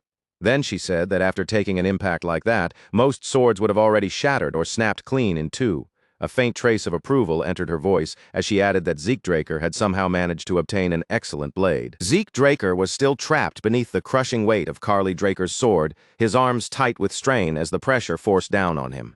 Even with his muscles trembling under the force, he managed to pull a small smile onto his face. Then, in the very next instant, Zeke Draker gathered a quick burst of strength and shoved back. The sudden force pushed Carly Draker away just far enough to open a little space between them and give him room to breathe. Zeke Draker lifted one hand to his cheek and wiped away the blood trailing from the cut. As the warmth smeared across his fingers, one painful truth became impossible for him to ignore. Trying to face someone on the level of a red knight while forcing himself to appear no stronger than a blue knight was practically asking to get crushed. The moment that thought crossed Zeke Draker's mind, Carly Draker's voice cut sharply through the training hall. She asked if he truly believed that creating distance would make him safe. Zeke Draker did not grasp the meaning right away, but when he turned his head to the side, the realization hit him all at once. Zeke Draker had misjudged the situation. Before Carly Draker became famous as the White Silver Knight, she had carried another name, one that was just as fearsome, if not more so. She had once been called the Giant's Blade. Carly Draker's Aura Blade was nothing like the ordinary techniques other knights used. It was massive, broad, and overwhelming, a sweeping edge of power so enormous it looked less like a sword technique and more like a blade forged for a giant. By the time Zeke Draker turned his head, that huge blade of aura was already rushing directly toward him. He clenched his teeth and braced his body for the collision, but even before it landed, he could feel that the force behind it was far beyond something he could simply endure with ease. The attack slammed into Zeke Draker with crushing power, blasting his body backward and sending him flying straight into the wall. Zeke Draker's sword was driven hard into the ground, and Carly Draker's attack tore through the space ahead of it, ripping apart everything in its path and carving destruction across the training hall floor. Carly Draker paused for a moment after the impact, her eyes narrowing as a brief flicker of concern crossed her face. For an instant, she wondered whether she had failed to hold back enough. But right then, from within the broken wreckage and drifting dust, Carly Draker noticed something moving. Zeke Draker slowly stepped out from the rubble, his figure emerging through the dust as fragments slid off his battered body and fell around his feet. He pressed one hand against the damaged wall to keep himself steady, then looked toward Carly Draker and showed her a faint smirk, even though his body clearly looked like it had taken a brutal hit. On the inside, however, Zeke Draker felt quietly satisfied. The way he had taken the attack looked convincing, and the injuries covering him only made the performance feel even more believable. Now all Zeke Draker could do was hope that Carly Draker had accepted what she had seen at face value and had not noticed the truth hidden beneath his act. Carly Draker finally slid her sword back into its sheath and began walking toward him, the sharp tension from the duel gradually fading with each measured step. "You're incredible," Carly Draker said, and this time the surprise on her face was genuine. She could hardly believe that Zeke Draker had actually managed to block that attack at all. Carly Draker studied him carefully for another moment, then admitted that Zeke Draker had exceeded her expectations by far. After that, she let out a quiet sigh and said there was something she needed to talk to him about. But before Carly Draker could continue, the strength suddenly drained from Zeke Draker's body, and he collapsed without warning. Carly Draker rushed to his side immediately, reaching him before he could hit the ground completely. She caught him and pulled him up, supporting his weight against her. When Carly Draker checked Zeke Draker's condition, her expression quickly turned serious. His internal injuries were worse than they appeared from the outside, and she wondered if he had pushed his aura further than his body could safely endure. Carly Draker reached into her pocket without delay, took out a small vial, and carefully poured the medicine inside into Zeke Draker's mouth. "This is the highest-grade recovery potion in our family," Carly Draker told him, keeping her voice steady as she supported him. "Drink it slowly." The moment Zeke Draker swallowed the potion, A soft, gentle glow began to spread across his body. At the same time, he gave a silent command to his system, temporarily activating his healing factor. In a situation like this, using his healing would not look suspicious at all. Every move Zeke Draker had made so far had been part of a much larger plan. Zeke Draker was concealing his true strength while carefully acting like someone who had only recently reached the level of a Blue Knight. So when Carly Draker, the giant's blade, unleashed her attack, Zeke Draker deliberately met it with only the bare minimum defense required, allowing himself to take the hit in a way that looked natural. But just before the impact landed, Zeke Draker noticed something strange. For the briefest instant, a tiny opening appeared inside Carly Draker's strike. Zeke Draker did not know why that opening had appeared. He had taken Carly Draker's aura head-on, not by skillfully manipulating aura himself, but by relying on pure resistance. Since his body could not channel aura normally, it naturally pushed back against the force instead. Carly Draker, however, believed that Zeke Draker was capable of using aura. Because of that misunderstanding, she assumed his injuries came from forcing himself to go beyond his current limits. As Zeke Draker slowly lifted his head, he brought one hand up to it, acting as though he was pushing through a sharp headache. Carly Draker leaned in closer and asked if he was feeling any better. Zeke Draker gave Carly Draker a tired but sincere smile. Then he addressed her respectfully as Dame Carly, and thanked her from the heart for helping him. Carly Draker gently shook her head, correcting him in a softer tone than he expected. She told Zeke Draker that he should call her sister instead. Zeke Draker blinked, caught completely off guard by her response. That was not the kind of answer he had expected to hear from Carly Draker at all. The scene then shifted to the outskirts of Atlas, where a carriage rolled quietly along a calm road, moving away from the noise and movement of the city. Inside the carriage, Carly Draker poured a cup of tea for Zeke Draker, and told him she had prepared it especially for him. She explained that it had been airshipped all the way from the eastern continent because she had heard he liked that particular variety. Zeke Draker thanked her, though the gesture clearly left him a little surprised. Her words immediately reminded Zeke Draker of something Arthur Draker had once said. He could not help wondering just how far the rumor about his preference for tea had actually spread. Zeke Draker glanced around the inside of the carriage, taking in the unexpected comfort and carefully arranged interior. Then he admitted that he never would have guessed it looked like this from the outside. From the exterior, the carriage had looked plain and unremarkable, the kind of vehicle most people would pass without a second glance. Carly Draker explained that it was covered with camouflage magic, because a guardian knight's carriage attracted far too much attention otherwise. Zeke Draker found the situation strange. They had left the training hall and traveled all the way to the outskirts of Atlas by carriage, which meant this conversation was clearly not meant for public ears. He looked at Carly Draker and asked whether what she was about to tell him was something others should not hear. Carly Draker nodded. Then, with a serious expression, she told Zeke Draker that this was about the butchering knight, and that she needed more power if she was going to stop Abel Draker. Zeke Draker was completely caught off guard by that answer. He asked if she meant Abel Draker, the second son. Carly Draker answered calmly that she would explain everything from the beginning. Carly Draker told Zeke Draker that one of House Draker's most important principles was the oath of neutrality, a rule meant to keep the family from interfering in conflicts between nations. But Abel Draker had already violated that principle. He was now supporting the Rome Empire in its conflict against the Kingdom of Valencia. Only then did Zeke Draker realize that Abel Draker had been putting his plans into motion for quite some time. His eyes sharpened as he asked whether the Four Seasons Fortress truly had no idea what Abel Draker was doing. Carly Draker answered in a flat, blunt voice. They knew the problem was that they had chosen to look the other way. Carly Draker explained that the Four Seasons Fortress was no longer standing as one united force. A divide had already formed inside it, and some of the elders in the assembly were now supporting the Rome Empire by backing Abel Draker. Zeke Draker narrowed his eyes as he listened, then asked if every elder had already sided with the Empire. Carly Draker shook her head and replied that some of them were still trying to remain neutral. Zeke Draker was stunned by that response. The assembly had always been known for its rigid pride and lofty ideals, yet now some of those elders were simply sitting on the fence. Something about that did not make sense. At this rate, Zeke Draker said, his voice low with concern, it's only a matter of time before the rest of them fall in line too. Carly Draker nodded quietly, admitting without argument that she saw the situation the same way. Carly Draker admitted that she had been searching for a way to stop Abel Draker before the situation passed the point of no return. Waiting around and hoping he would make a mistake was no longer something she could afford to do. If Abel Draker was allowed to continue moving freely without anyone stopping him, the matter would no longer stay confined to a simple dispute within the family. Sooner or later, the tension would break past every limit, spiral completely out of control, and ignite into a full-scale war. Zeke Draker knew that Carly Draker's warning was right. 3 years had already passed since his regression, and in only 7 more years, the continent would be swallowed by a war unlike anything it had ever experienced. Under Abel Draker's command, House Draker and the Rome Empire would advance side by side. Nations would fall one after another. The sky would seem to darken under the weight of chaos, and blood would stain the entire continent. Carly Draker said her choice had already been made. She would obtain the strength needed to stop Abel Draker with her own hands. At the moment, Abel Draker held influence over the upper ranks of House Draker, and he believed the lower-ranking knights would simply follow wherever those in power led them. But Carly Draker rejected that idea completely. True knights, she told Zeke Draker, did not lower their heads just because authority demanded it.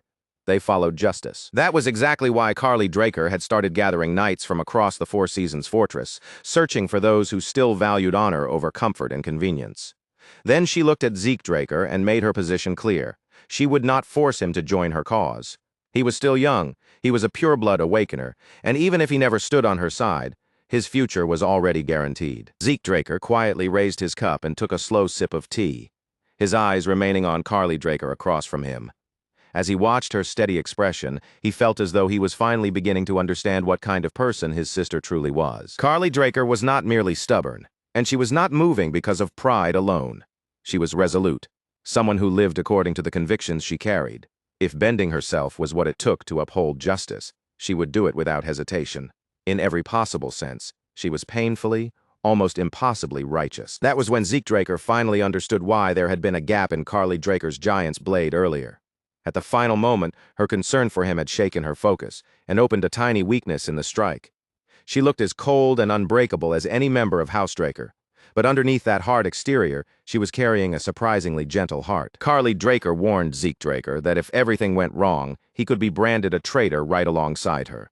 She urged him to think carefully before giving any answer. Zeke Draker appreciated that she was not trying to hide the danger or decorate it with pretty words. She was telling him the truth exactly as it was. Zeke Draker set his teacup down with quiet resolve, then rose from his seat. A moment later, he lowered himself onto one knee in front of Carly Draker. Without showing even the slightest hesitation, Zeke Draker told Carly Draker that his decision had already been made. Even if he was not yet worthy of walking that road, he wanted to follow the same path of chivalry she had chosen. For a short moment, Carly Draker could only look at him in silence, visibly stunned by the answer he had given her. Then her expression slowly softened and a quiet smile appeared on her face. With genuine warmth in her voice, Carly Draker thanked Zeke Draker from the bottom of her heart. The scene shifted to the Valhalla research facility, where Zeke Draker stood in front of a glowing status window in his previous life. He had learned about House Draker's secret movements through Kay, but he had never imagined that corruption had already taken root inside the family, long before the Continental War ever began. Zeke Draker's original plan had been simple. He would leave House Draker early, keep himself outside Abel Draker's reach, and quietly build up his strength for the war that was certain to come. But now that Carly Draker shared part of his vision, staying inside the family began to look like the more powerful move. In truth, Zeke Draker actually preferred this new direction. Remaining close to House Draker would let him monitor Abel Draker's movements far more closely. And with Carly Draker standing at the front, Zeke Draker could avoid taking the full force of the backlash himself. But to make that plan work, he needed to become an official knight and help gather public support behind Carly Draker. Even though Carly Draker was the eldest child and had already climbed all the way to the rank of Guardian Knight, she still had a serious weakness in the eyes of House Draker. She did not possess the bloodline of an awakener, and she did not come from one of the great houses. In Zeke Draker's past life, that very weakness had cost Carly Draker the struggle over the family's future, and in the end she had been defeated by Abel Draker's power. But if a pure-blood awakener like Zeke Draker openly declared his support for Carly Draker, the balance inside the family could shift. Even so, the idea of acting like a proper, upright knight felt strangely awkward to him. It simply did not fit his nature. While Zeke Draker continued turning the entire plan over in his mind, he checked the map in front of him and realized that he had nearly reached his destination. Zeke Draker arrived at Valhalla's enormous central library, a towering building packed with knowledge from end to end, and stepped inside without wasting any time. His purpose was clear from the beginning. He had come here to locate Tarakan Draker's hidden library. Deep between the towering rows of shelves, Zeke Draker entered a restricted section where ordinary students were not supposed to wander. Then a system prompt suddenly flashed before his eyes, confirming that he had arrived at the target location. Zeke Draker could barely believe that this ordinary-looking place was supposed to be the legendary secret library. Zeke Draker slowly scanned his surroundings, but disappointment settled over him almost immediately. Nothing stood out. Nothing seemed mysterious, and nothing about the room gave off the feeling of an important hidden place. Since the system had guided him all the way here, Zeke Draker had expected something far more dramatic. He had even imagined finding some kind of clue connected to Bahamut's heart, or perhaps one of Bahamut's fangs. For a brief moment, Zeke Draker wondered if coming to this place had been nothing more than a complete waste of time. But just as that doubtful thought passed through his mind, Zeke Draker took one more step forward. The system immediately chimed in, notifying Zeke Draker that it had detected a data storage point nearby. The moment that message appeared, an enormous bookshelf suddenly materialized right in front of him. Zeke Draker froze on the spot, stunned not only by the shelf appearing out of nowhere, but also by the new message now glowing across his system screen. The system confirmed that Zeke Draker had discovered the hidden library of none other than Dragon Draker, a figure who had once held the role of an administrator. Zeke Draker could hardly believe what he was seeing. Dragon Draker had possessed access to the same kind of system that Zeke Draker was using now, and that realization struck him with tremendous force. This bookshelf must have been designed to reveal itself only through system recognition. That would explain why no one else had ever accidentally found Dragon Draker's secret library before. Then the system informed Zeke Draker that all of Dragon Draker's stored data had been synced and integrated into his own records. From that point forward, Zeke Draker would have permanent access to this hidden collection of knowledge. To make the enormous contents easier to search through, the system sorted everything into 4 major categories: an organization management manual, dragon slaying manual version 5.21, reference materials, and a collection of proverbs for personal growth. Zeke Draker decided that he would explore each section properly later. For now, he asked the system to search for whatever would help his current growth the most. The system responded almost instantly, informing Zeke Draker that it had located a suitable match for his request. On the massive bookshelf, one book began to glow, separating itself from the countless other volumes around it. A moment later, the book appeared directly in Zeke Draker's hand. When he lowered his gaze to the cover, he read the title written there: The Secret Technique of the True Dragon Swordplay.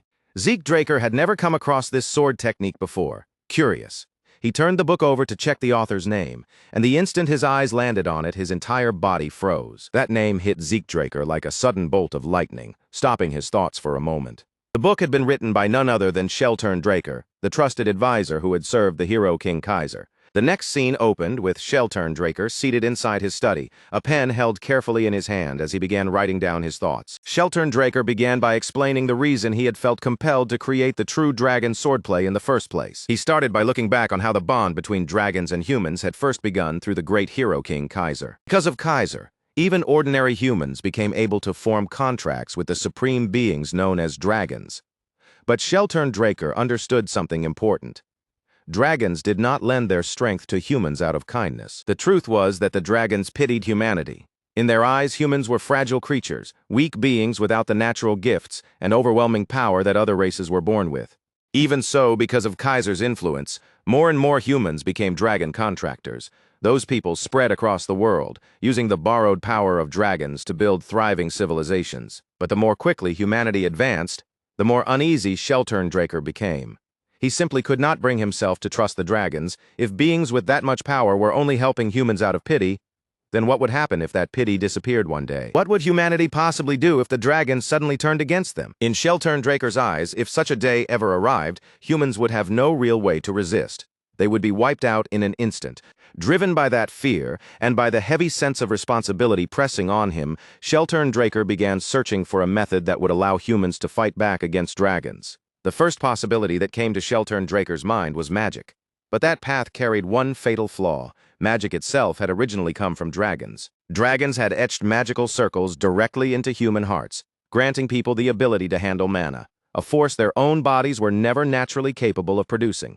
Because of that, trying to turn magic against dragons was almost laughable. It was no different from trying to smother a blazing fire with a sheet of paper. Then Zeke Draker thought of the elemental sword wielded by the hero King Kaiser, a power so extraordinary that even dragons had recognized it with respect. But that strength was not something anyone could simply learn or inherit. It was a unique gift connected to the bloodline of the fairy monarch, and when Kaiser died, that power disappeared from the world with him. With every obvious road blocked off, Draker threw himself deeper into research, desperate to uncover a strength that truly belonged to humanity. He studied the rough and practical sword techniques of the North, then turned his attention to the strange and mysterious martial arts of the East. No method was too crude, no theory too strange, and no possibility too small for him to examine. He chased every lead that might help humans break past the limits they were born with. And just when it seemed like Draker had reached a complete dead end, unexpected help arrived from Kronos, the dragon who had once formed a contract with the hero King Kaiser. Kronos insisted that he was only lending a hand because Draker's research had caught his interest. But there was something deeper behind the dragon's determination, something unspoken that made Draker uneasy. Even so, he accepted the offer and kept pushing his research forward. Eventually, Draker and Kronos discovered an entirely new kind of power, aura. It was not magic, and it was not elemental energy either. It was something separate from both, a force that only humans could truly control.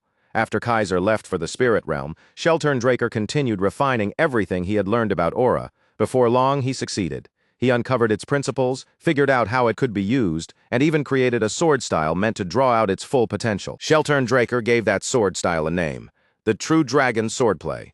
Then he released it to the world, expecting it to become something meaningful, but the response waiting for him was much colder than he had imagined. In an era where people could gain strength quickly through tools and methods created by dragons, almost no one wanted to follow a path that demanded patience, discipline, and brutal effort. Draker's creation was largely ignored. While recording his findings, he admitted that he felt relieved the dragons had not betrayed humanity after all, and yet, even in that peaceful time, he still believed his sword style would someday be needed. So he left his work behind, hoping that one day someone would take it up and truly master it. As Zeke Draker turned through the pages of the book, carefully reading the contents, a new message suddenly appeared in front of his eyes. A new quest had begun, successor of Shelturn.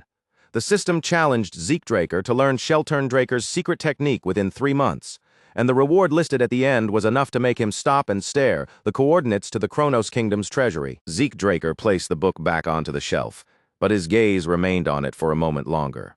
No matter how calmly he tried to act, the reward was undeniably tempting. Zeke Draker imagined what kind of legendary artifacts might be sleeping inside a treasury like that. But 3 months was an incredibly short amount of time.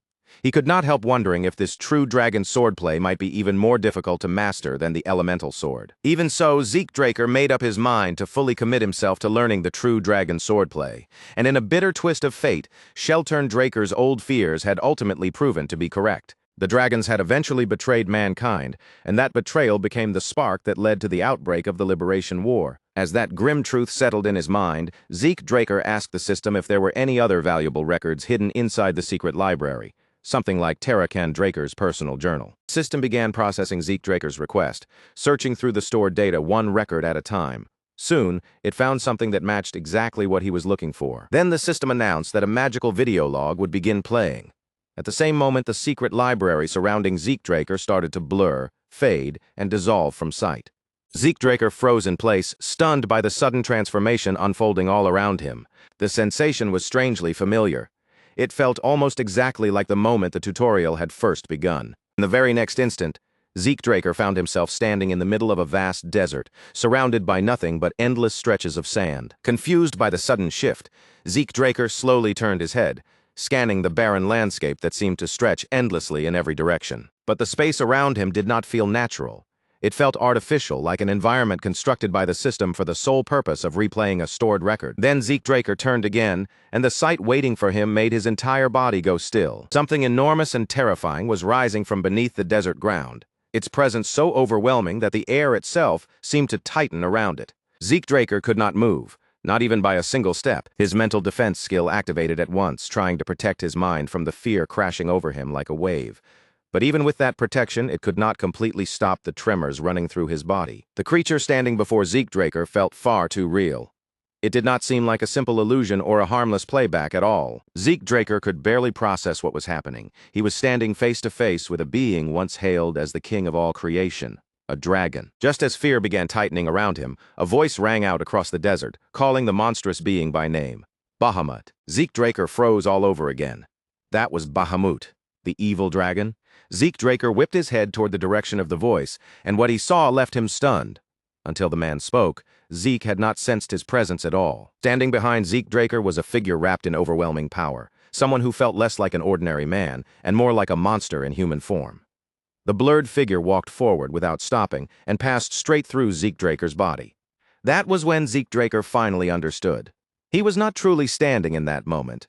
He was only watching a record, most likely a memory left behind inside Draker's journal. Zeke Draker guessed that this might be the legendary confrontation between Bahamut and Draker, the famous battle that had been passed down through the tales of the Dragonslayer. Bahamut lifted one colossal claw high above the desert, casting a terrifying shadow over the sand, then slammed it down into the ground with monstrous force. Zeke Draker watched with his breath caught in his throat, excitement rushing through his chest despite the fear. This was not just some ordinary record. This was history itself unfolding right in front of his eyes. But Draker did not react in the slightest. He did not flinch, did not step back, and did not show even the faintest trace of fear. Bahamut looked down toward Draker, his attention fixed on him, and questioned him. Why the hesitation? Even after Bahamut's words echoed through the desert, Draker remained completely silent. Then Bahamut said something that overturned everything. Zeke Draker thought he understood. In a voice filled with heavy disappointment, Bahamut called Draker his contractor. Zeke Draker was stunned. Draker had been Bahamut's contractor. Did that mean he had been connected to Bahamut the same way Kaiser had once been contracted to Kronos? None of the legends had ever mentioned anything like this. To Zeke Draker, the revelation made no sense at all. If Draker had truly been Bahamut's partner, then how had he ended up defeating the dragon in the first place? What had really happened in that battle? The one that turned Draker into a legend? Zeke Draker's thoughts began spinning in confusion as strange distortions flickered across the desert around him. The world before his eyes started to glitch, crack, and break apart. Something was clearly wrong with the record. Then Zeke Draker noticed Draker speaking, his lips moving as if he were revealing something important. But the words never reached Zeke's ears. The broken playback swallowed the sound completely. Frustration surged through Zeke Draker, and he called out to the system, demanding that it repair the visual error immediately. But the system refused Zeke Draker's request. Zeke Draker clenched his teeth, irritation burning through him. Why did the record have to fail now, right at the most important moment? Then Zeke Draker turned his attention back toward the broken scene, and for the first time, he finally saw Draker clearly. A sharp memory suddenly surged up inside Zeke Draker's mind, cutting through his thoughts like a blade. It was the conversation he had once had with Kaiser, so vivid and immediate that for a moment it felt as though the Hero King's voice was speaking right beside him again. At that time, Zeke Draker had asked Kaiser something that had been quietly troubling him for a while. He wanted to know whether a dragon, after forming a contract with a human, could ever turn against that person and betray them. Kaiser's reaction had been almost dismissive. He had simply laughed, as if the question itself was so ridiculous that it barely needed an answer, brushing the possibility aside without even giving it much thought. According to Kaiser, if betrayal ever occurred between dragons and humans, it was always the humans who abandoned the dragons first. And just as that old answer resurfaced in Zeke Draker's mind, the scene before him showed Draker drawing his sword free from Bahamut's shattered skull. Right in front of Zeke Draker's eyes, Bahamut's colossal body began to collapse. The once overwhelming dragon slowly broke apart, its flesh and form crumbling piece by piece into gray ash until there was nothing left of its massive body at all. Zeke Draker could do nothing but stare, rooted in place by disbelief. Then, after the last trace of Bahamut's remains vanished into ash, two objects appeared before Draker, Bahamut's heart and Bahamut's fang. Zeke Draker's breath caught the instant he recognized them. Those were the exact same relics he had once received at the Dragonslayer's residence, and seeing them appear here, in this memory, made the entire scene feel even more unsettling. A new question began pressing into Zeke Draker's thoughts. Did all dragons leave behind something like this when they died, some final remnant of their existence, or was this strange phenomenon only connected to certain special beings? He remembered the pureblood gloves he was wearing, gloves that had been crafted from dragon hide. But even with that example in mind, he still could not shake the feeling that Bahamut's case was different, far too unusual to be treated as ordinary. While Zeke Draker was still turning that thought over, the sky above him suddenly tore open with a violent distortion. The world itself seemed to warp and glitch, shaking the memory apart, and that force dragged him out of the scene. For one brief second, he wondered if the recording had finally reached its end. Now, sitting on the ground, Zeke Draker stayed still for a moment, forcing himself to breathe and gather his scattered thoughts. What he had just seen did not fit neatly with the stories and explanations he had always known. After thinking it through for a while, Zeke Draker decided that it was time to head back. But just as he was about to leave, something unexpected caught his attention and made him stop. Draker's hidden library had now been completely absorbed into the system. From this point on, Zeke Draker would be able to access it whenever he wanted, as if the entire space had become part of his own available resources. Zeke Draker wasted no time testing it. He immediately tried to replay the memory once more, hoping that this time he might be able to hear the final words exchanged between Bahamut and Draker. But the result was no different. That same warped distortion appeared again, blocking the most important moment as though some unseen force had deliberately sealed it away. The final conversation between them remained just out of reach. Still, Zeke Draker understood that the experience had not been worthless, because he had still gained something important from what he had witnessed. He had uncovered a hidden truth. The famous dragon-slaying arts were not truly an original combat style. They had actually developed from the deeper foundation of true dragon swordplay. Draker had taken the complex and highly difficult techniques created by Draker, then stripped them down and reshaped them into something more practical for real battle.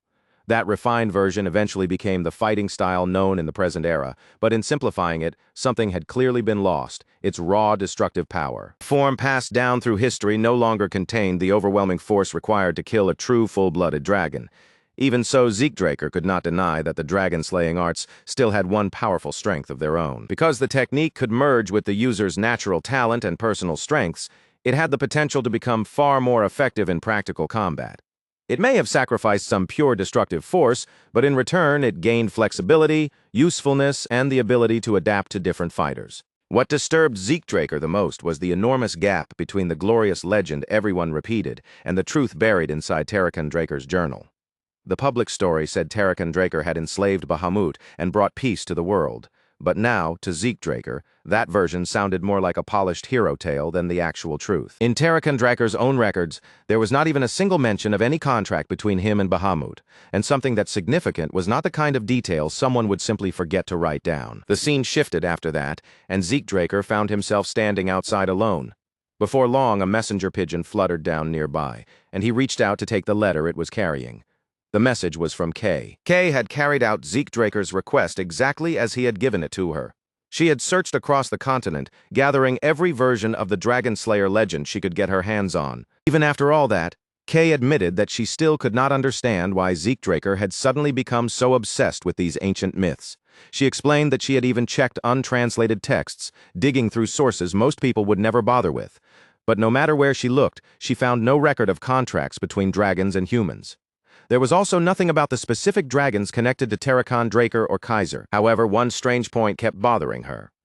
Across different regions and separate records, the wording was strangely alike, so similar that it almost felt as though someone had carefully shaped every account to follow the same approved version of history. The further Kay investigated, the more obvious it became that something about the history had been altered. And with each new discovery, the sense of unease surrounding those records only grew heavier. Then, just when Kay seemed to be getting close to something more, a warning came down. The Draker family had stepped in, and the syndicate immediately pulled back, unwilling to provoke one of the most powerful bloodlines on the continent. Zeke Draker read the entire message in silence, his expression unreadable. Then, without even a moment of hesitation, he set the letter on fire and watched as the flames consumed it completely. A cold, heavy sense of alarm settled deep in his stomach, the kind of warning feeling that could not be ignored no matter how calmly he tried to think. The Drakers, his own family, were actively suppressing information about Draker, but the question that kept clawing at Zeke Draker's mind was simple: why would they do that? After all, the entire prestige of the Draker family had been built on Draker's legend, on the name and glory of the so-called first Dragonslayer. For the Draker family to hide the truth about Draker or about Bahamut did not make sense at all when viewed from the surface. And yet Zeke Draker could not shake the pressure tightening in his chest. Somewhere out there, someone was deliberately keeping something hidden from him. Determined to uncover that missing piece with his own hands, Zeke Draker turned away and headed back toward the house. As he stepped inside, his mind was already focused on the system, preparing to call it out and give his next command. But before the words could fully leave his mouth, a strange feeling struck him. Something was wrong. Wrong enough that Zeke Draker stopped immediately. He paused near the door, quietly closed it behind him, and swept his gaze across the room with calm, sharpened caution, taking in every corner as if the air itself had changed. Everyone should have been gone that day. Decker and the rest of the staff were off duty, while Duke Draker and Andre Draker were both occupied with their own matters elsewhere. So if nobody was supposed to be inside the house, only one question remained in Zeke Draker's mind. Who exactly was watching him? Zeke Draker moved carefully and started up the stairs, keeping each step quiet while his senses sharpened to a dangerous, razor-like edge. Inside his mind, he gave the system a silent order to bring up the mini-map, needing a clear reading on anything or anyone hidden nearby. System answered immediately. Two unfamiliar presences appeared in his awareness, one inside the house itself, and another positioned outside. For a brief moment, Zeke Draker considered the possibility that the hunting dogs from the giant mountains had somehow tracked him all the way back here, but he dismissed that idea almost as soon as it appeared. He had not drawn his sword, and he had not used any dragon-slaying techniques, so even they should not have had any trail to follow. No, this situation felt different. Whoever these intruders were, they had not come by chance. Someone else had clearly sent them, and Zeke Draker intended to find out exactly who was behind it.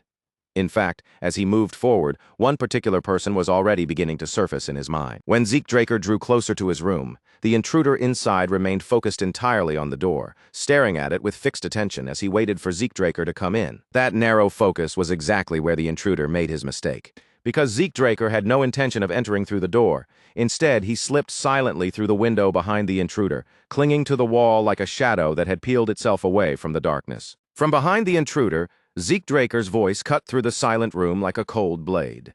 His tone was low, steady, and merciless as he asked, "Did Abel Draker send you?" The intruder's shoulders jolted the moment he heard that voice behind him. In the very next instant, he spun sharply toward the window, his body moving on instinct before his mind even had time to understand what had happened. But Zeke Draker was not truly waiting for an answer. In his head, the explanation had already taken shape. Abel Draker must have discovered his connection with Carly Draker and decided to send an assassin before Zeke could become an inconvenient loose end. Zeke Draker landed lightly inside the room, almost without a sound, and with one smooth motion of his hand, he pulled a dagger from his inventory. His eyes remained calm and unreadable as he said, "You don't need to answer." Then, before the intruder could fully brace himself, Zeke Draker shot forward in a blur, closing the distance instantly and slashing straight toward him without warning. The dagger was stopped at the very last moment, halting just before it could carve into the intruder's throat. But Zeke Draker did not retreat even a step, keeping the pressure locked on him with ruthless control. His gaze narrowed, cold and sharp, as he warned the man in an unnervingly calm voice. "I have plenty of ways to make you talk." Their weapons collided over and over again, filling the room with the piercing ring of steel. Each impact threw out quick flashes of sparks, briefly lighting the tense space between them. Zeke Draker pressed forward with relentless speed, forcing the battle to move at his pace. But the intruder was no easy opponent either, matching every strike with clean, controlled blocks that showed real skill. When Zeke Draker shifted his footing and drove in a heavier attack to break the exchange, the man read the motion immediately. He countered without delay and shoved Zeke Draker back with a level of force that was far from ordinary. Zeke Draker planted one foot against the ceiling, kicked off with precise control, and twisted his body through the air. A moment later, he landed smoothly back on the floor, as if that acrobatic movement had taken no effort at all. As the clash continued, Zeke Draker's eyes grew sharper. While his body kept moving, his mind began piecing together the intruder's identity from the details hidden inside each exchange. No matter how thoroughly someone covered their face or concealed their name, the habits engraved into their swordsmanship were not so easily erased. The rhythm behind the man's attacks, the angle of his blade, and even the way his feet shifted across the floor all pointed to one unmistakable origin. This was a combat style from the northern Gorkha kingdom. The rangers of that region were famous throughout the continent. As elite scouts and warriors from the northern lands, they were known for carrying their distinct kukri blades and were often praised as guardians who protected the continent itself. Because their skills were so specialized, Gorkha Rangers were treated as valuable assets even in the central lands, especially when a mission required stealth, discipline, and flawless precision. That realization instantly changed Zeke Draker's understanding of the situation. This was not Abel Draker's doing. He adjusted his stance and struck again, all while questioning why a Gorkha Ranger would be here in the first place, because assassination did not fit their code, and they usually avoided jobs that could spark blood feuds. Zeke Draker steadied his blade and began watching the man more closely. The Ranger was clearly holding back, and Zeke had already created several openings on purpose, gaps that any skilled fighter should have taken immediately. The man ignored every one of them. He had more than enough skill to push the offensive, yet whenever a chance appeared, he deliberately let it slip by. That was when Zeke Draker finally understood the true shape of the situation. These intruders had not come here with the intention of killing him. Their real goal was to seize Zeke Draker alive and take him somewhere else, not leave his body behind in that room. At that exact moment, Zeke Draker noticed a small round object rolling in through the window, bouncing lightly before it slipped toward the hallway. The second intruder, the one waiting outside, had finally decided to make a move. Zeke Draker recognized the object right away. It was a sedative device, the kind used to bring down a target without causing serious injuries. Without wasting even a breath, Zeke Draker swung his sword and struck the device in midair. But he was already a step too late. The mechanism inside had been triggered. A dense cloud of gas exploded outward, spreading through the room almost instantly and swallowing the surrounding space in a thick haze. The moment that sharp, earthy smell reached his nose, Zeke Draker identified it at once. It was mandragora rootlets, a common ingredient often used in sleep-inducing mixtures. Zeke Draker let the dagger slide from his fingers and allowed his body to slump forward, deliberately choosing to play along with the trap they had prepared. As soon as the system detected the mandragora compound spreading through the air, it activated Zeke Draker's poison resistance on its own. Even so, Zeke Draker dropped to the floor as though the sedative had taken effect. He kept his breathing slow, his muscles loose, and his body completely limp while pretending to lose consciousness. The ranger moved closer and lifted Zeke Draker's body from the floor. Not long after, the second figure climbed in through the window as well, joining him to help carry Zeke away. While they began securing Zeke Draker for transport, he remained perfectly limp and silent. Behind that fake unconsciousness, however, his mind kept turning, wondering who had sent them and why they wanted him alive badly enough to go this far. The scene then shifted to a secluded house on the outskirts of Atlas, standing far away from the city's noise, crowds, and constant movement. Inside that isolated house, Zeke Draker sat bound in heavy iron chains. Around him, armed Gorka Rangers stood positioned on every side, watching him closely with weapons ready. Zeke Draker's eyes passed over the guards and their weapons without lingering for long. Instead, his attention settled on the man seated directly across from him. To Zeke Draker's surprise, the person in front of him was not some local authority from Atlas. It was Cliff Reinhardt, the head of the Reinhardt Merchant Group, and when Cliff noticed recognition flicker in Zeke's eyes, he seemed to think the conversation would become easier from that point on. Zeke Draker did know Cliff Reinhardt. In fact, this was not the first time their paths had crossed, even if Cliff himself had no way of knowing that. In Zeke Draker's previous life, Cliff Reinhardt had been an important figure. The Reinhardt Merchant Group had been counted among the 10 greatest trading powers based in the Kingdom of Valencia.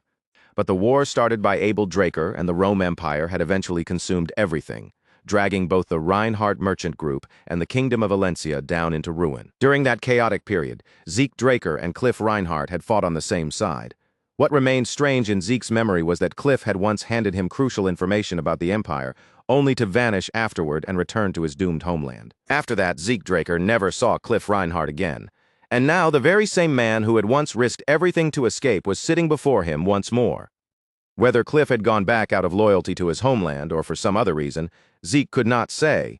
But from his point of view, it had always seemed like a sacrifice without meaning. Cliff Reinhardt began by apologizing, his voice calm as he acknowledged the rough and forceful manner in which Zeke Draker had been brought to this place. At Cliff Reinhardt's signal, one of the Gorka Rangers stepped forward, the same man who had captured Zeke Draker and unlocked the heavy chains around him.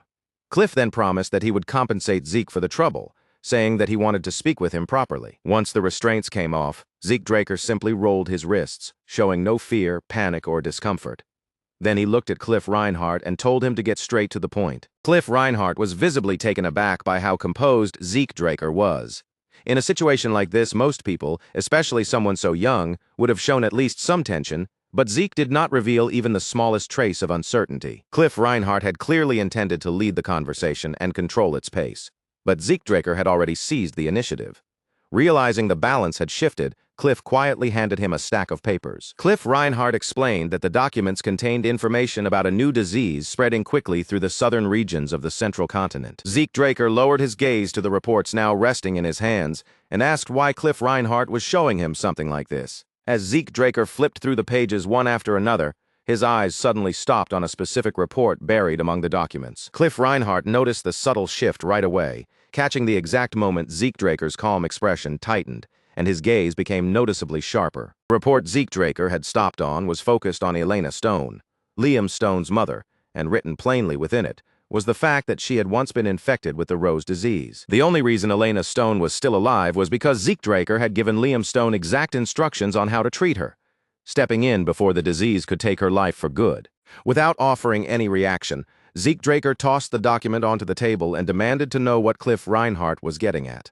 Cliff answered in a calm voice, confirming that the sickness now spreading through the region was indeed the rose disease, a cruel illness, infamous for killing every single person it infected. And yet Elena Stone had not just escaped death. She had recovered completely, as if the absolute fate tied to that deadly disease had somehow been overturned. Cliff Reinhardt explained that he had already questioned Elena Stone's attending physician, but the doctor had refused to say a single useful word. So Cliff turned his attention straight to Zeke Draker, watching him carefully as he asked whether Zeke knew something about it. Zeke Draker let a faint smile touch his face. From Cliff Reinhardt's tone, his timing, and the way he was steering the conversation, it was obvious that the merchant had already guessed the truth, but was still probing carefully for confirmation like a proper businessman. Zeke Draker assumed Cliff Reinhardt was trying to get his hands on the cure for himself, and with an illness this lethal, that was an incredibly sharp move. A medicine capable of saving rose disease victims would be worth an unimaginable fortune, greater than even the combined wealth of the entire continent could easily measure. But Zeke Draker also understood Cliff Reinhardt well enough to doubt that simple profit was the only motive. No ordinary merchant, no matter how bold or greedy, would dare kidnap someone from a transcendent family unless there was something far more urgent behind it. So Zeke Draker did not bother denying it. He admitted openly that he was the one who had provided the cure that saved Elena Stone's life. The moment those words reached Cliff Reinhardt, his expression shifted at once, and visible relief spread across his face like a weight had finally been lifted from him. Cliff Reinhardt rose from his seat, unable to fully contain the excitement pushing through his composure, and quickly told Zeke Draker to name whatever price he wanted.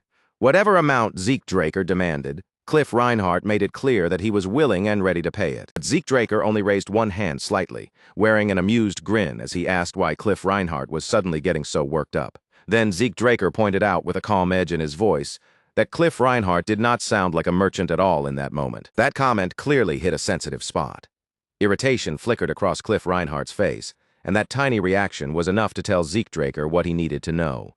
This was not about making money. Cliff Reinhardt was trying to save someone who mattered to him. Zeke Draker leaned back in his seat, his posture loose and relaxed, and suggested that the two of them make a deal. Cliff Reinhardt sat down again, his eyes fixed carefully on Zeke Draker. Zeke offered to hand over the formula in exchange for 3 favors to be paid later, and Cliff immediately asked what kind of favors he meant. Zeke Draker answered that he had not decided yet, but when the time came, he would let Cliff Reinhardt know. He also assured him that none of the favors would go beyond what the Reinhardt Merchant Group could handle, so there was no reason for Cliff to look so alarmed. Even after hearing that, Cliff Reinhardt remained cautious. He asked whether they could establish some limits ahead of time, just to make the terms of the agreement clear from the beginning. Zeke Draker simply smiled at that request. After letting the silence hang for a moment, he wrote down the treatment instructions for the cure and slid the paper across the table toward Cliff Reinhardt. Told Cliff Reinhardt that every step had to be followed exactly as written, but just as Cliff reached out to take the paper, Zeke Draker drew it back slightly, keeping it just out of his grasp. There was still one thing Zeke Draker wanted answered before he handed it over. Who was this medicine really meant to save? The instant Cliff Reinhardt heard that question, his body went stiff, and the change in his posture was impossible to miss. After hesitating for a short moment, Cliff Reinhardt answered in a nervous voice that it was merely a business decision, a way to secure a valuable product before anyone else could. But Zeke Draker did not buy that explanation. He calmly pointed out the obvious holes in the story. Cliff had gone so far as to hire Northern Rangers to abduct someone from a transcendent bloodline. On top of that, Cliff Reinhardt's reactions were far too emotional for a cold, profit-driven merchant.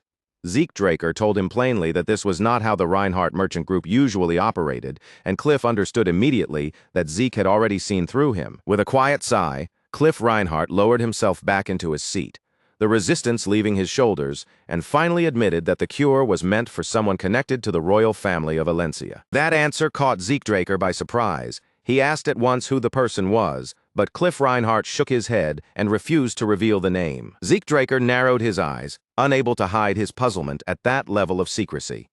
Did Cliff Reinhardt understand just how many people belonged to Valencia's royal family? Then Zeke Draker noticed something in Cliff Reinhardt's eyes, a firm, heavy resolve that felt strangely familiar, as if he had seen that look somewhere before. He remembered Cliff Reinhardt once saying that he intended to return to Valencia. Back then, Zeke Draker had warned him to think carefully, because both the kingdom and the Reinhardt Merchant Group were already moving toward ruin, and going back would only lead Cliff straight to his death. Zeke Draker had urged him to flee north and preserve his own life instead. Cliff Reinhardt had quietly thanked him for the warning, but then said he was done running away, He had wanted to face whatever was waiting for him in Alencia, even if the road ahead led directly into disaster. The eyes Cliff Reinhardt showed now were not the same eyes Zeke Draker remembered from his previous life. Back then, they had burned with fierce determination, but now they carried the heavy stillness of resignation. Cliff Reinhardt apologized and said he could not reveal anything more. By that point, Zeke Draker understood clearly that this situation was far larger than a simple chance to make money. Whoever needed that cure truly mattered to Cliff Reinhardt. Then Zeke Draker remembered something his sister had once told him. Abel Draker had supported the Rome Empire during its war against Alencia. The kingdom had already been weakening under racial tension and royal infighting, and with the Continental War still waiting in the future, Zeke Draker saw an opportunity. A direct link to Alencia's royal bloodline could become extremely useful later. Without pressing Cliff Reinhardt any further, Zeke held the paper out to him and said it was fine if he did not want to explain. As Cliff Reinhardt accepted the formula, Zeke Draker told him their contract was now officially in effect. Cliff Reinhardt's hands trembled slightly as he held the paper, clutching it close to his chest like someone had just placed a lifeline directly into his grasp. From the look on his face, anyone could tell that this formula was not just valuable to him. It meant everything. Zeke Draker broke the heavy silence by apologizing for interrupting the moment. Then, with almost casual ease, he asked whether Cliff Reinhardt would mind if he used his first favor immediately. Cliff Reinhardt drew in a steadying breath and carefully secured the paper, handling it as though even the smallest crease would be unforgivable. Then he nodded and said Zeke Draker could ask for anything, as long as it remained within the Reinhardt Merchant Group's ability. Zeke Draker smiled when he heard that. His first request was surprisingly simple. He wanted the Reinhardt Merchant Group to hire him. Cliff Reinhardt clearly had not expected that answer, and for a moment he seemed to wonder whether Zeke Draker was planning to start some sort of business. Zeke then explained that what he actually needed was a false identity he could use for a short time. Cliff Reinhardt remarked that if Zeke Draker merely wanted a fake identity, he should have been able to obtain one easily enough without relying on him. If that was truly all he needed, there was no reason to spend a favor on it. So Cliff pressed him to say what he was really after. Zeke Draker clarified that he intended to use the identity on the southern continent, a dangerous territory overrun with crime, where careless preparation could easily get someone killed. The Reinhardt Merchant Group, however, had built enough trust there to conduct trade even with the cartels. Cliff Reinhardt admitted that Zeke Draker's assessment was correct. He said he was not especially proud of the kind of dealings the group had carried out in that region, but he understood what Zeke needed. Then he suggested that Zeke use his cousin's name, assuring him that the cartels would not openly doubt him if he moved under that identity. Zeke Draker was satisfied with that arrangement and asked Cliff Reinhardt to prepare regular transportation to the south as well.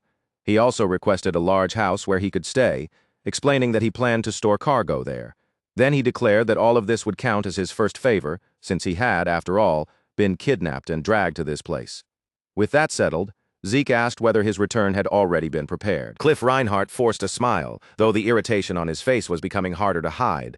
The requests were turning more and more troublesome, and he could not help wondering whether Zeke Draker had any conscience at all. Even so, Cliff Reinhardt accepted the request and promised to contact Zeke Draker once all the preparations were complete. He then added that the Gorka Rangers would provide a horse for Zeke's return. Zeke Draker was slightly surprised by how calmly Cliff Reinhardt agreed to everything, and that reaction only confirmed his earlier suspicion.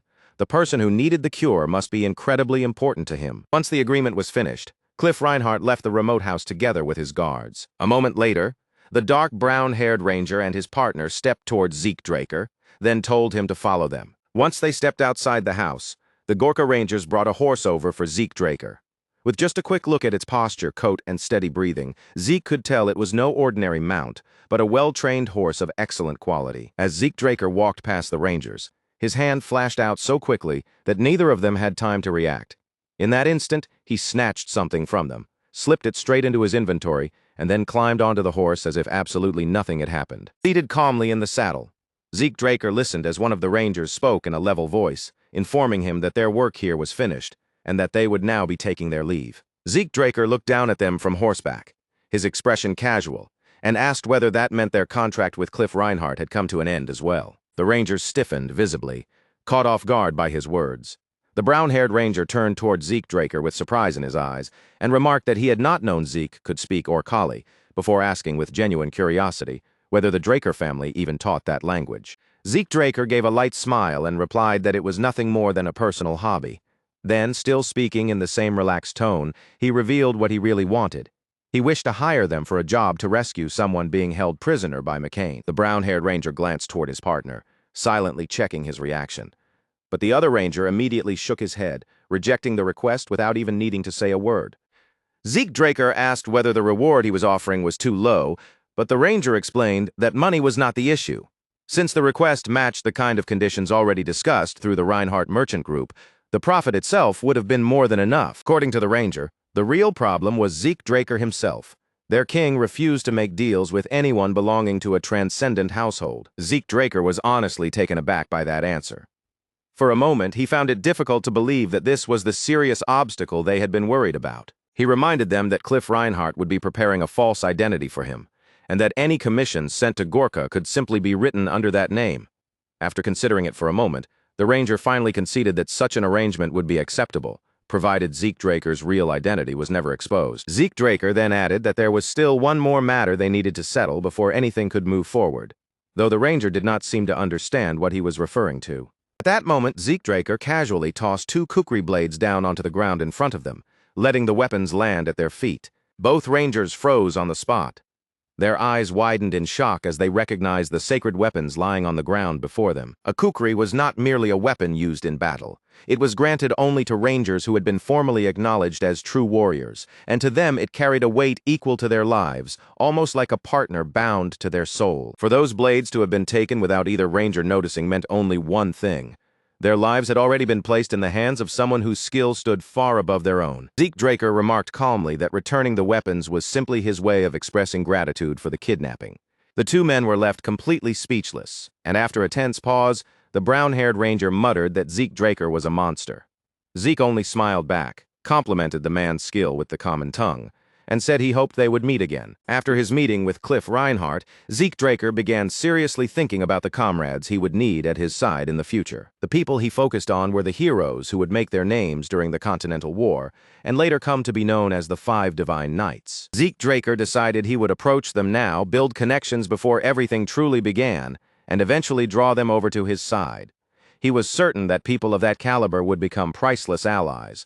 Fortunately, Dean Flaubert Borges supported him in an extraordinary way and revealed that all 5 of them had graduated from Valhalla.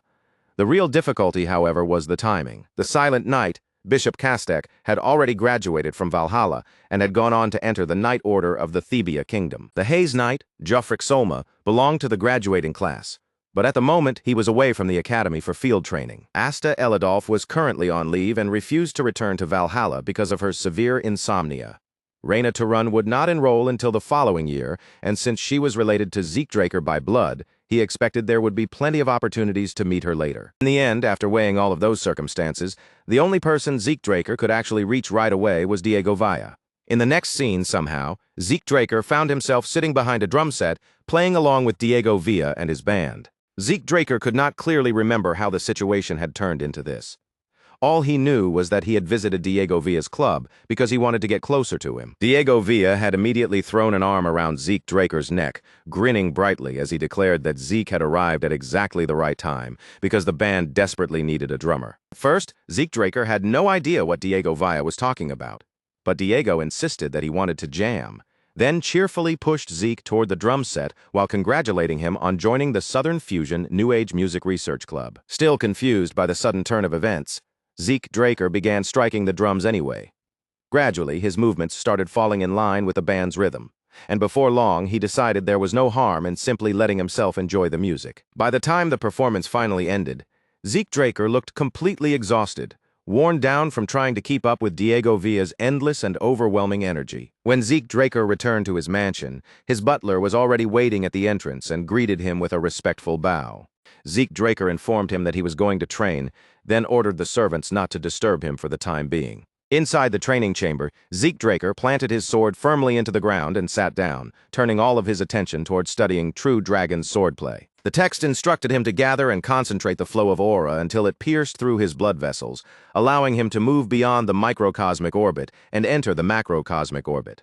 Zeke Draker had never come across terminology like that before, but once he studied the book himself, he finally understood why Tarrakin Draker had reworked the original style into the dragon-slaying arts. Every technique demanded an extreme level of aura compression and release. This was not ordinary swordsmanship meant for fighting humans. It was a style created purely to battle dragons, and its killing power reached the same level as an elemental sword. Zeke Draker rose to his feet, drew his weapon, and settled into a firm stance, his gaze fixed straight ahead with steady concentration. He released his energy and pushed himself to create a sword art that could surpass even the dragon-slaying arts he already knew. The method required him to compress his aura until it became so dense that it could not be compressed any further, building enough force to cut through a great dragon with a single strike. Following those instructions, Zeke Draker swung his blade. At that moment, Decker stepped into the training ground and saw his master's sword moving at a speed so astonishing that it immediately caught his attention. A smile spread across Zeke Draker's face as he continued performing each slash. His divine body allowed him to move at an exceptional level almost naturally, speeding up the way he absorbed and learned combat techniques. It also allowed ether to travel through his body at remarkable speed, making every movement sharper, smoother, and more fluid than before. The divine body seemed to show Zeke Draker the exact steps he needed to follow, as though the completed form of the technique had been laid out before him like a clear path. Zeke Draker followed that guidance without hesitation, and with each repeated motion, his understanding and mastery deepened faster and faster. At last, Zeke Draker raised his sword and unleashed a clean, flawless strike, refined to the point that it looked almost perfect. In that instant, he felt something shift inside him.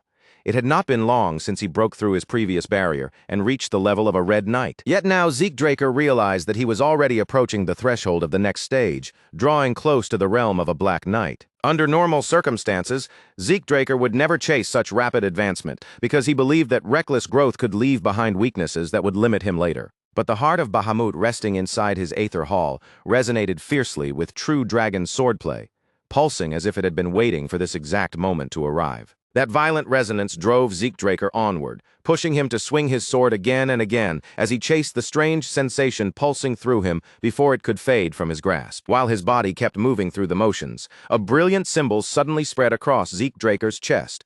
Along with it, unfamiliar letters appeared, glowing with an eerie, almost otherworldly light that did not belong to any ordinary language. Zeke Draker's body stiffened in surprise as a mysterious energy surged over him all at once. It wrapped around him from head to toe, and before long even his eyes darkened completely, turning black as though something ancient had awakened inside him. Before Zeke Draker could even begin to understand what was happening to his body, a system message appeared clearly inside his mind. Bahamut's heart had reacted to Sheltern Draker's true dragon swordplay, and now the memories carved deep within that heart were about to be revealed before Zeke Draker's eyes. The instant Zeke Draker understood the meaning behind those words, shock ran through him. Then, his surroundings collapsed into darkness, and his consciousness was pulled away into a place he had never seen before. At first, there was nothing around him but pitch-black emptiness. Then, from somewhere within the dark, the sound of footsteps began to approach, and when Zeke Draker lowered his gaze, he saw an enormous dragon standing before him. A figure addressed the massive beast as the Lord of Dusk, Bahamut. The man said he had come with a request, and at the sound of those words, Bahamut slowly opened his eyes. The man then took out a book and asked Bahamut to protect the true dragon swordplay he had created. Only at that moment did the identity of the mysterious figure become clear. This man was Sheltern Draker. Bahamut rose to his feet, his enormous body filling the cavern with a suffocating presence. He told Sheltern Draker that he had always known him to be detestable, but he had never once imagined the man was actually insane. At that moment, Zeke Draker finally understood without any doubt. The man standing before Bahamut, speaking to the dragon without flinching, was none other than Sheltern Draker himself. Bahamut demanded to know whether Sheltern Draker was truly planning to hand over a technique created to kill dragons to an actual dragon. Sheltern Draker answered without the slightest hesitation, revealing that Kronos had already given his approval. The moment Bahamut heard that, his rage exploded. He slammed his hand down against the ground, and the energy gathered throughout the cavern began to take shape, forming enormous weapons that hovered threateningly in the air. Bahamut declared that Kronos had been deceived by humans and had lost the clear judgment required of a mediator. Realizing that Bahamut had no intention of listening calmly, Sheltern Draker placed his hand on the hilt of his sword. In response, Bahamut formed even more spears above him, their sharp points filling the air as he roared that he had no faith in Kronos' rambling prophecies. The instant Bahamut finished speaking, he released the spears, sending them shooting straight toward Sheltern Draker with terrifying speed. Sheltern Draker drew his sword in one swift, precise motion. He met the first massive spear head-on and deflected it aside with such smooth control that it looked almost effortless. But that was only the beginning. Countless spears still remained in the air.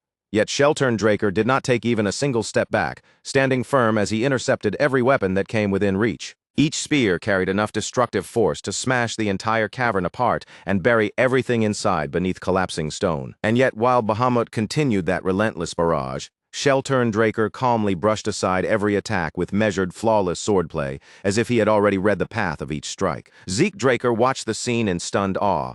For the first time, he felt like he was truly witnessing the pinnacle of creation itself, the overwhelming power of draconic magic. The pressure radiating from those spears was so intense that it almost felt unreal, as though attacks of that scale should not be able to exist in the world. Zeke Draker admitted inwardly that, at his current level, he would barely be able to knock down one or two of those spears.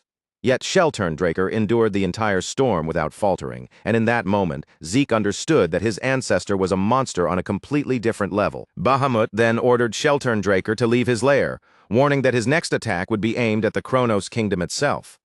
Draker remained calm and asked whether Bahamut was truly prepared to go that far, reminding him that even he would face karmic sanction. As soon as Draker spoke those words, the countless spears hanging in the air began to fade away one after another. Bahamut scoffed, dismissing karmic sanction as nothing more than a joke, and withdrew the energy he had unleashed. Raising one hand, he absorbed the remaining power scattered through the cave, then mocked Draker, asking what a mere human could possibly understand about karmic sanction. He declared that no matter how many humans he crushed beneath his feet, that punishment would never apply to him. Draker drove his sword into the ground and quietly remarked that everything had unfolded exactly as Kronos had foretold. Then, from inside his coat, Draker pulled out a luxurious pocket watch. The moment Bahamut laid eyes on it, his eyes widened with unmistakable surprise. Bahamut spread his wings wide, condensing his energy into a colossal sword of terrifying size.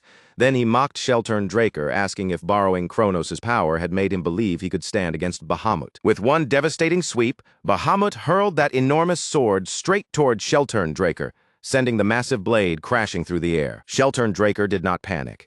He simply raised the pocket watch in his hand and pressed its mechanism with calm precision. In the next instant, a vast magical circle shaped like a clock appeared beneath Draker's feet, and Bahamut's destructive attack froze completely in midair. Zeke Draker was stunned by what he was seeing, almost unable to believe the impossible sight unfolding right in front of him. But there was no denying it.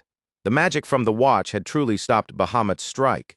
Zeke Draker's shock only deepened when he realized that clock-like magic circles had also spread above and below Bahamut, restraining the dragon and locking his massive body in place. Zeke Draker concluded that this incredible magic must have come from the watch itself, and at the same time he remembered what Bahamut had said earlier about Kronos' power. Only then did Zeke Draker understand the truth. That pocket watch was not an ordinary artifact. It was an item infused with Kronos' essence. As Zeke Draker studied the watch, Bahamut roared in frustration. The deafening sound crashed through the cavern so violently that Zeke had no choice but to cover his ears. Bahamut smashed his hand into the ground, then drove his head down with brutal force, shattering the magic circle beneath him. Drool spilled from between his fangs as fury completely overtook him. He demanded that Draker explain the vision he had just been forced to witness. Draker told him that what he had seen was Kronos' prophecy. Then he asked whether Bahamut finally understood why true dragon's swordplay had to be entrusted to him. Bahamut growled that dragons forming contracts with humans had been a mistake from the very beginning. Draker did not deny that statement, but he insisted that humans should rise through their own strength instead. Bahamut exhaled heavily through his bared fangs, still glaring at Draker, and ordered him to hand over the book containing the dragon-killing technique. Using magic, Bahamut flipped through the pages at incredible speed, scanning the contents in only a few moments. Then he snapped the book shut and acknowledged the quality of Draker's work. Draker said that the technique had been created to protect the world.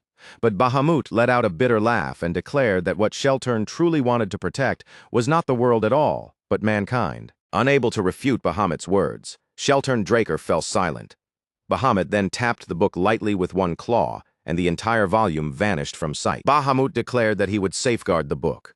It would remain sealed away, never to see the light of day unless Kronos' prophecy truly came to pass. Draker turned away and said it hardly mattered in the end, because given enough time, humans would inevitably learn how to wield aura. Bahamut warned that if such a day ever came, he would personally exterminate humanity, convinced that creatures so small and insignificant could never truly master that power. Draker merely smiled and explained that this was exactly why he had created true dragon swordplay, because what he feared most was not humanity, but the dragons themselves. Even after everything that had happened, he still chose to believe in Bahamut and Kronos. And for a dragon who had spent so long expecting nothing from mankind, hearing words like that did not simply pass him by. They sank in far deeper than he had ever thought possible. As Sheltern Draker finally turned away to leave, he shared one last truth with Bahamut. Kronos had always foreseen that one day Bahamut would encounter a human contractor, someone he could stop guarding himself against, someone he might eventually allow into his heart. With those final words left behind in the quiet air, Sheltern Draker departed without another sound. Bahamut slowly lowered his massive body back down, and a sharp, icy scoff slipped from him, as though the very suggestion disgusted him. In his mind, the idea that he would ever open his heart to something as insignificant as a mere contractor was so absurd that it was not even worth taking seriously. And with that dismissive thought still hanging heavily in the silence around him, Bahamut let his eyelids fall shut, slowly closing himself away from the world. The very next instant, Zeke Draker was violently pulled back into the present. He found himself sitting on the ground, his body still weighed down by the aftershock of the vision, while his unfocused eyes stared emptily up at the ceiling above him. Zeke Draker still could not fully grasp the true weight behind everything that had passed between Bahamut and Sheltern Draker, but even through that confusion, one thing had become painfully, unmistakably clear to him. Bahamut carried a hatred and distrust toward humanity, so deep it felt almost bottomless. And because Bahamut's heart was now resting inside Zeke Draker's own body, that bitterness no longer felt like something distant or separate. Whether he wanted to or not, Zeke Draker could sense the dragon's old wounds, his rage, and his sorrow brushing painfully against his own heart. At the same time, Zeke Draker could not forget one important fact. In the end, Bahamut had still formed a contract with Terrakan Draker. That alone made him wonder what could have possibly happened to make such an arrogant, mighty dragon change his mind. After witnessing those broken fragments of the past, Zeke Draker threw himself even deeper into researching the old war, pushed forward by a curiosity that refused to quiet down. Yet the more records he examined, the more obvious it became that every historical account connected to Terrakan Draker had been intentionally distorted by House Draker. In the current era, Terrakan Draker's contracted dragon was remembered by the world as nothing more than an evil dragon, and because that corrupted reputation had been accepted as fact, finding even one reliable document that told the real truth had become almost impossible. While Zeke Draker continued splitting his days between investigating the past and training in true dragon swordplay, a message from Cliff Reinhardt finally reached him. Inside the letter, Cliff informed him that all preparations for the first request had been completed. Zeke Draker had only asked for a fake identity, something believable enough to stop people from questioning his movements. But when he saw that Cliff Reinhardt had arranged for him to become the deputy manager of the Reinhardt Merchant Group's southern branch, he stopped for a moment in disbelief, feeling that Cliff had handed him a position far more impressive than anything he actually needed. As Zeke Draker continued reading through the letter, a soft tapping sound suddenly came from the window. A bird was pecking lightly against the glass, and the moment he noticed the messenger pigeon waiting outside, a faint smile appeared on his face. He understood right away that Kay had finally reached her decision. Their meeting place was the Secret Garden Hotel, a hidden establishment located in Atlas, right within the syndicate's sphere of influence. On the top floor of that discreet hotel, Zeke Draker stepped into a private room, prepared away from prying eyes. Kay was already waiting for him inside the room. Zeke Draker arrived wearing his disguise, carefully concealing the identity that would have drawn far too much attention if anyone recognized him. The moment Zeke Draker entered, Kay greeted him as her partner, welcoming him into the VIP lounge in a voice that sounded noticeably more relaxed and familiar than it had before. Zeke Draker gave a faint smile, clearly amused by how naturally Kay had started calling him her partner. But before he could say anything in return, his gaze slipped past her and came to rest on the wide, transparent glass wall overlooking the city beyond. Kay could not understand why that view seemed to seize his attention so completely. Zeke Draker had spent time in Atlas before, but he had never once seen the city from a height like this.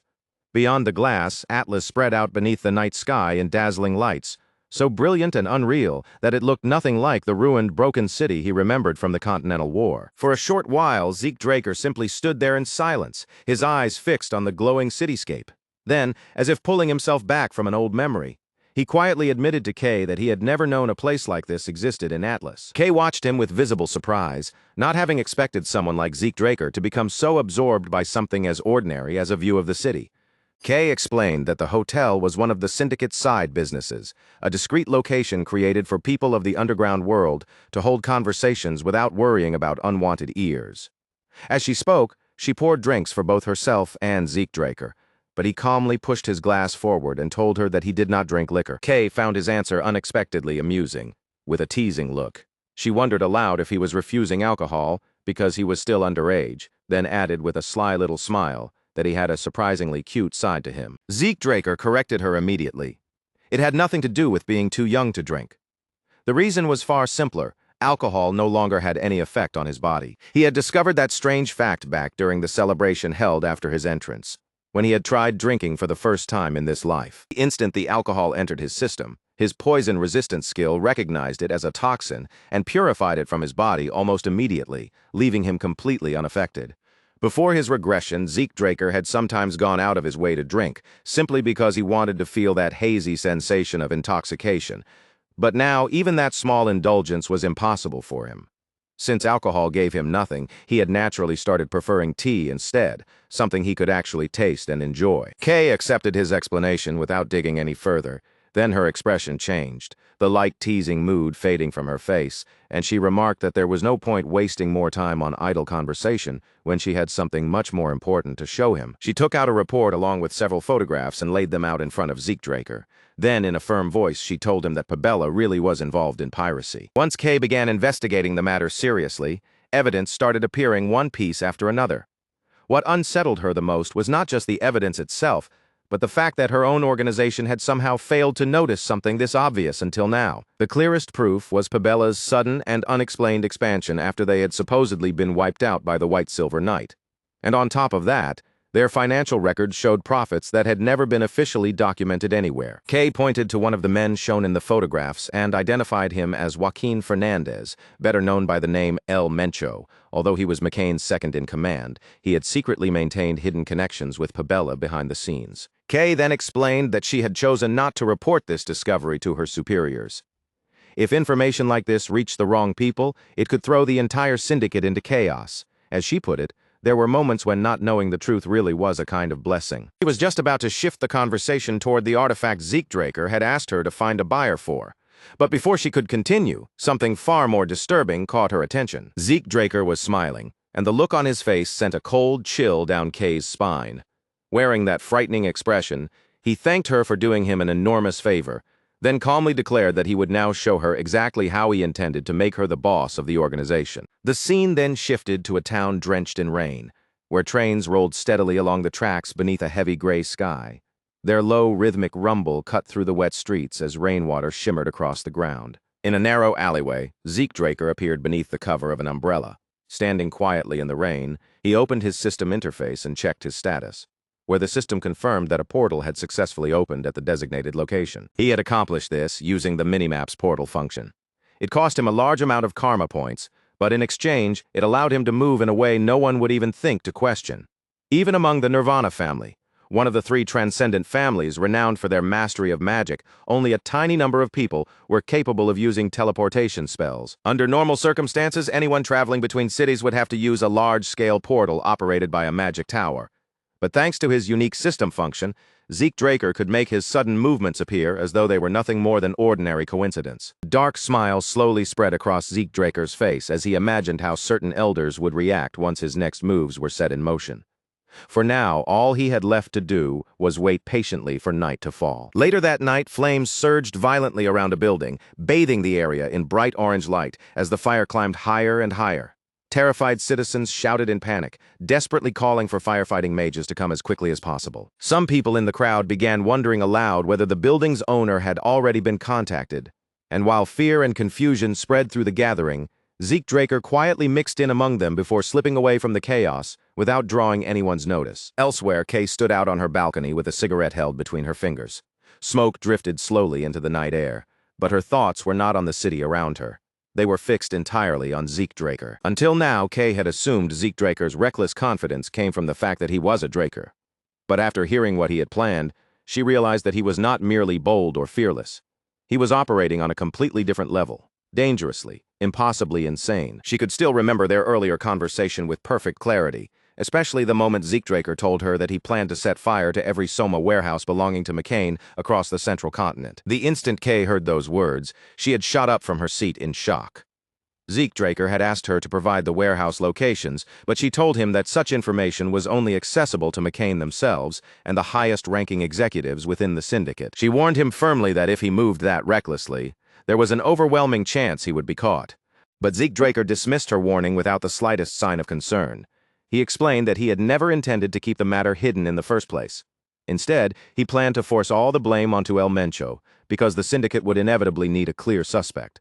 And when Kay admitted that she had not yet reported Pabella's connection to piracy, she instantly understood what he was truly trying to do. Zeke Draker praised her quick instincts, then calmly moved the glasses and drinks aside from the table.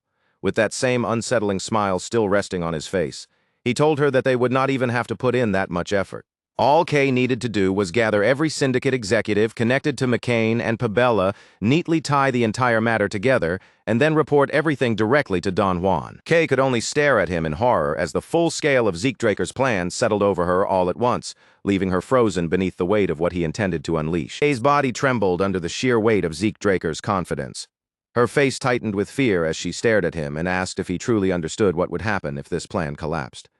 But Zeke Draker did not waver for even a heartbeat, calmly telling her that he understood the consequences better than anyone. Still shaken, Kay forced herself to speak, her voice strained as she reminded him that traitors inside the syndicate were not simply executed and forgotten.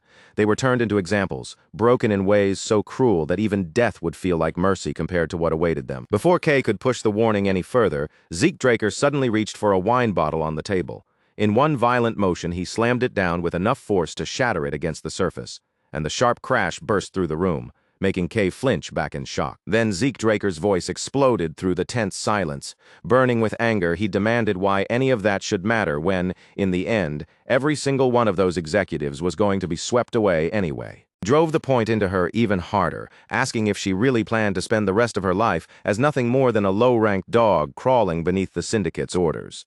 After all, she had already accepted his proposal, the plan to rise all the way to the top and seize control of the organization itself. Zeke Draker's eyes bore into Kay like a sharpened blade as he told her there was no longer any space left for fear or hesitation. She had already set foot on this road, and from now on, her only choices were to raise the stakes and keep moving forward, or fold completely. He demanded that Kay decide, right then and there, what kind of future she wanted to claim for herself. His words hit her hard and left her visibly shaken, but somewhere deep down, Kay knew that he was not wrong. Kay reminded herself that she had never entered the syndicate just so she could spend her whole life doing the dirty work other people shoved onto her. And the man standing before her was anything but ordinary. Zeke Draker was the genius who had exposed Pabella's hidden identity when everyone else had missed it, the one who uncovered ancient ruins buried beyond the reach of recorded history, and the one who retrieved countless high-grade artifacts with an almost terrifying level of precision. When faced with that kind of ability, Kay could no longer treat this as some reckless, ordinary gamble. If she chose to follow Zeke Draker, then she had to accept that she was placing every last thing she had on the line. Then, without warning, Kay reached for the wine bottle, pulled it toward herself, and drank it down in one swift motion, as though she were burning her hesitation away and sealing her decision with fire. For a brief moment, even Zeke Draker looked surprised by her sudden action. But Kay held his gaze without backing down and declared that she would bet everything on this because if they failed, death was already guaranteed either way. With fierce resolve blazing in her eyes, Kay made her answer unmistakably clear. She was no longer hesitating, she was going all in. Zeke Draker's expression softened into one of satisfaction, pleased by the determination she had finally shown. Then he assured her that she would not regret choosing to stand on his side. But later, when Kay looked back on that moment by herself, the confidence she had shown in front of him was nowhere to be seen. Her hands trembled so violently that she could barely keep them steady. She gripped her own arm tightly, forcing herself to breathe and calm the shaking in her body. Then, in a quiet whisper meant only for herself, she said she would believe in Zeke Draker and place everything she had on the line. On her desk lay a newspaper reporting that sudden fires had broken out almost simultaneously across the central continent. Investigators were still debating whether the incidents were coincidence or deliberate arson, but the official conclusion had already written them off as negligence. At that very same time, in a grand mansion far away from Kay's balcony, another man sat behind an expensive desk, reading the exact same newspaper with a heavy silence around him. With a drink clenched tightly in his hand, the man cursed the unknown culprit under his breath.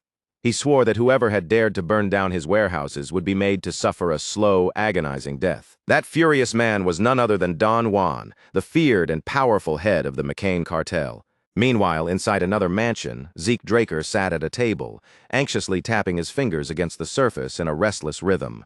He muttered to himself that the semester was almost over and that half a year had already passed since he revealed he had reached the level of a Blue Knight. Zeke Draker had always expected that something would eventually come to him after making that revelation. Still, he had not imagined that it would arrive quite this quickly. The invitation to the promotion celebration banquet left him feeling uneasy. Among young Drakers, this kind of banquet was held when someone crossed the wall from being a yellow swordsman and officially stepped into the rank of a true knight. Even within House Draker, reaching the level of a purple knight or a blue knight usually happened around the age of 20. Because of that, the promotion celebration was treated almost like a Draker-style debutante, a formal occasion where one's name and status were announced to the world. Zeke Draker thought back and realized that it had been nearly 3 years since he had last stood face-to-face with the Patriarch. At this point, all he could do was hope that the entire event would pass without trouble. Before long, the scene shifted to the central banquet hall of the Four Seasons Fortress, where the celebration was about to unfold. There, the Patriarch stood, dressed in white, his presence calm and dignified as he spoke with the honored guests who had gathered for the occasion. In the middle of the gathering, Abel Draker approached him and offered a respectful greeting. The Patriarch turned toward his son, and his expression warmed as he welcomed him. Abel Draker glanced across the banquet hall, taking in the crowd of prominent faces, before remarking that this was the first time he had ever seen so many distinguished figures gather for a promotion celebration banquet. His father agreed without hesitation and explained that such attention was only natural. After all, everyone's eyes were now fixed on Zeke Draker, the youngest person on the entire continent to reach the rank of Blue Knight. Abel Draker immediately understood the quiet sting hidden beneath his father's words. Before Zeke Draker had appeared and shattered expectations, that record had belonged to him. The Patriarch then reminded Abel Draker that he needed to prepare for the rite, since Zeke Draker would be arriving very soon. He added that it was a shame they could not talk longer, especially after being apart for so much time. Abel Draker bowed with controlled respect and told his father not to worry, while the Patriarch smiled and instructed him to enjoy the evening. But as Abel Draker watched his father walk away, the polite expression on his face slowly faded. Deep within his eyes, a dark flicker of hatred began to burn. Outside the banquet hall, Zeke Draker walked beside his master, Duke Draker. Zeke Draker wore the formal attire of House Draker, while Duke Draker, dressed in a suit, looked far more proper and restrained than usual. Zeke Draker mentioned that he rarely saw his master at home these days. Duke Draker answered bitterly, complaining that the Patriarch had been working a retired man to the bone, leaving him with barely enough time to return home, and as if that were not enough, he had even been forced to serve as Zeke Draker's escort despite already being buried in responsibilities. Duke Draker grumbled on, saying the Patriarch had justified the order by claiming that, on such an important day, it was only proper for a master to personally escort his disciple. From the sharp irritation in his master's voice, Zeke Draker quickly understood the real reason behind Duke Draker's sour mood. He was exhausted, overworked, and clearly running on very little patience. Curious about their destination, Zeke Draker asked if they were heading to the Spring Garden.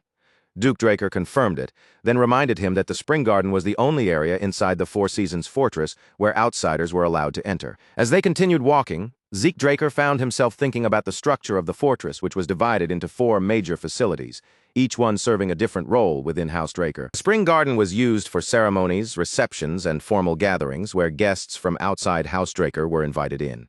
The Summer Lock was the place where most of House Draker's business affairs, administrative duties, and internal operations were handled. The Autumn Fell served as the ceremonial hall for rites conducted within the household itself, including important events such as formal knighting ceremonies. And finally, the Winter Keeps protected the rare artifacts that House Draker had collected throughout more than 1,000 years of history. For Zeke Draker, this was the very first time he had ever entered the Four Seasons Fortress. In his previous life, he had already been expelled from the academy by this point, so he had never once been given the chance to stand in this place. When they arrived at the entrance, Duke Draker explained that only the central figure of the event was permitted to pass through those doors.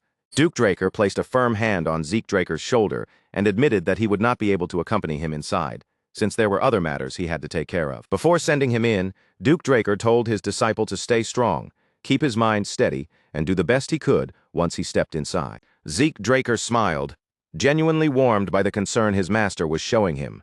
Then he laughed softly and said that Duke Draker was worrying far too much. Duke Draker laughed in return and told him that, to be honest, he would be satisfied as long as his disciple managed to get through the event without causing some kind of scene. As Zeke Draker drew near the entrance, a brilliant fanfare suddenly burst through the hall. The sharp sound of trumpets sliced cleanly through the low murmur of conversation, announcing his arrival before he had even fully stepped inside. Right after the music rang out, the herald's powerful voice carried across the banquet hall, proudly declaring that the star of the evening had arrived. In that instant, the scattered conversations fell away one by one, and countless pairs of eyes turned directly toward Zeke Draker. The musicians lowered their instruments in perfect order and shifted into neat formation, opening a formal path to welcome him. With the full weight of the hall's attention pressing down on him, Zeke Draker stepped inside and began descending the stairs at a slow, composed pace. A ripple of gasps and hushed whispers quickly spread among the guests.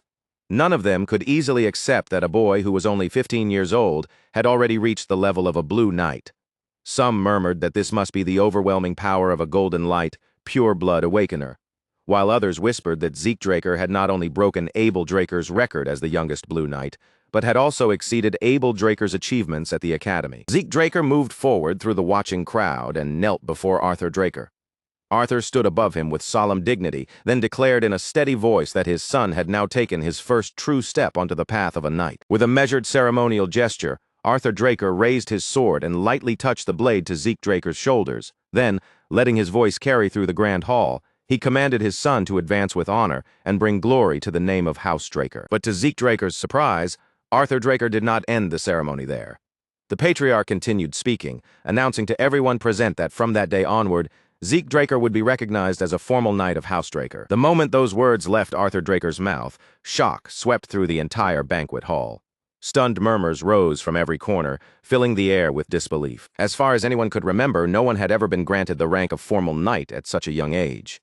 After all, that title required far more than talent alone. The Drakers, blessed with aura, could often reach Purple Knight or Blue Knight earlier than others, but House Draker had always placed actual accomplishments above mere aura proficiency. Even Abel Draker, who had once been celebrated as the youngest Blue Knight in history, had still needed 3 full months of effort to gather enough achievements before receiving official recognition. Arthur Draker's announcement overturned that precedent completely. And yet, despite the shock spreading through the hall, no one dared to raise an objection, because the authority to grant such a rank belonged to the patriarch alone. Zeke Draker remained kneeling in place, his posture steady on the outside, while inside he struggled to understand what his father was truly thinking by making such an unexpected decision. Arthur Draker smiled broadly as he introduced his son with unmistakable pride before the gathered guests. He spoke of Zeke Draker's golden light awakening, his unprecedented achievement as the youngest Blue Knight, and even said that one day Zeke Draker might surpass him. Then, as if catching himself, he made a light-hearted comment about not wanting to sound like too much of an overly doting parent, and laughter spread throughout the hall. Arthur Draker then lifted his glass of wine high into the air. In a clear voice, he prayed for Zeke Draker's blessed future, for peace across the continent, and for the eternal glory of House Draker. His words rang out beneath the high ceiling of the grand banquet hall, and in response, every guest raised their glass together in perfect unison. Zeke Draker lowered his head, maintaining the proper posture expected of him before the crowd. But inwardly, his gaze turned cold, filled with disbelief as he watched his father put on such a convincing performance. He could not erase the memory of how indifferent Arthur Draker had been when he was exiled in his previous life. That cold memory clashed painfully with the proud and affectionate father now smiling before the crowd. Then Arthur Draker called out to him, pulling him back to the present. Zeke Draker quickly buried those thoughts, lowered his gaze again, and made it seem as though nothing had crossed his mind at all.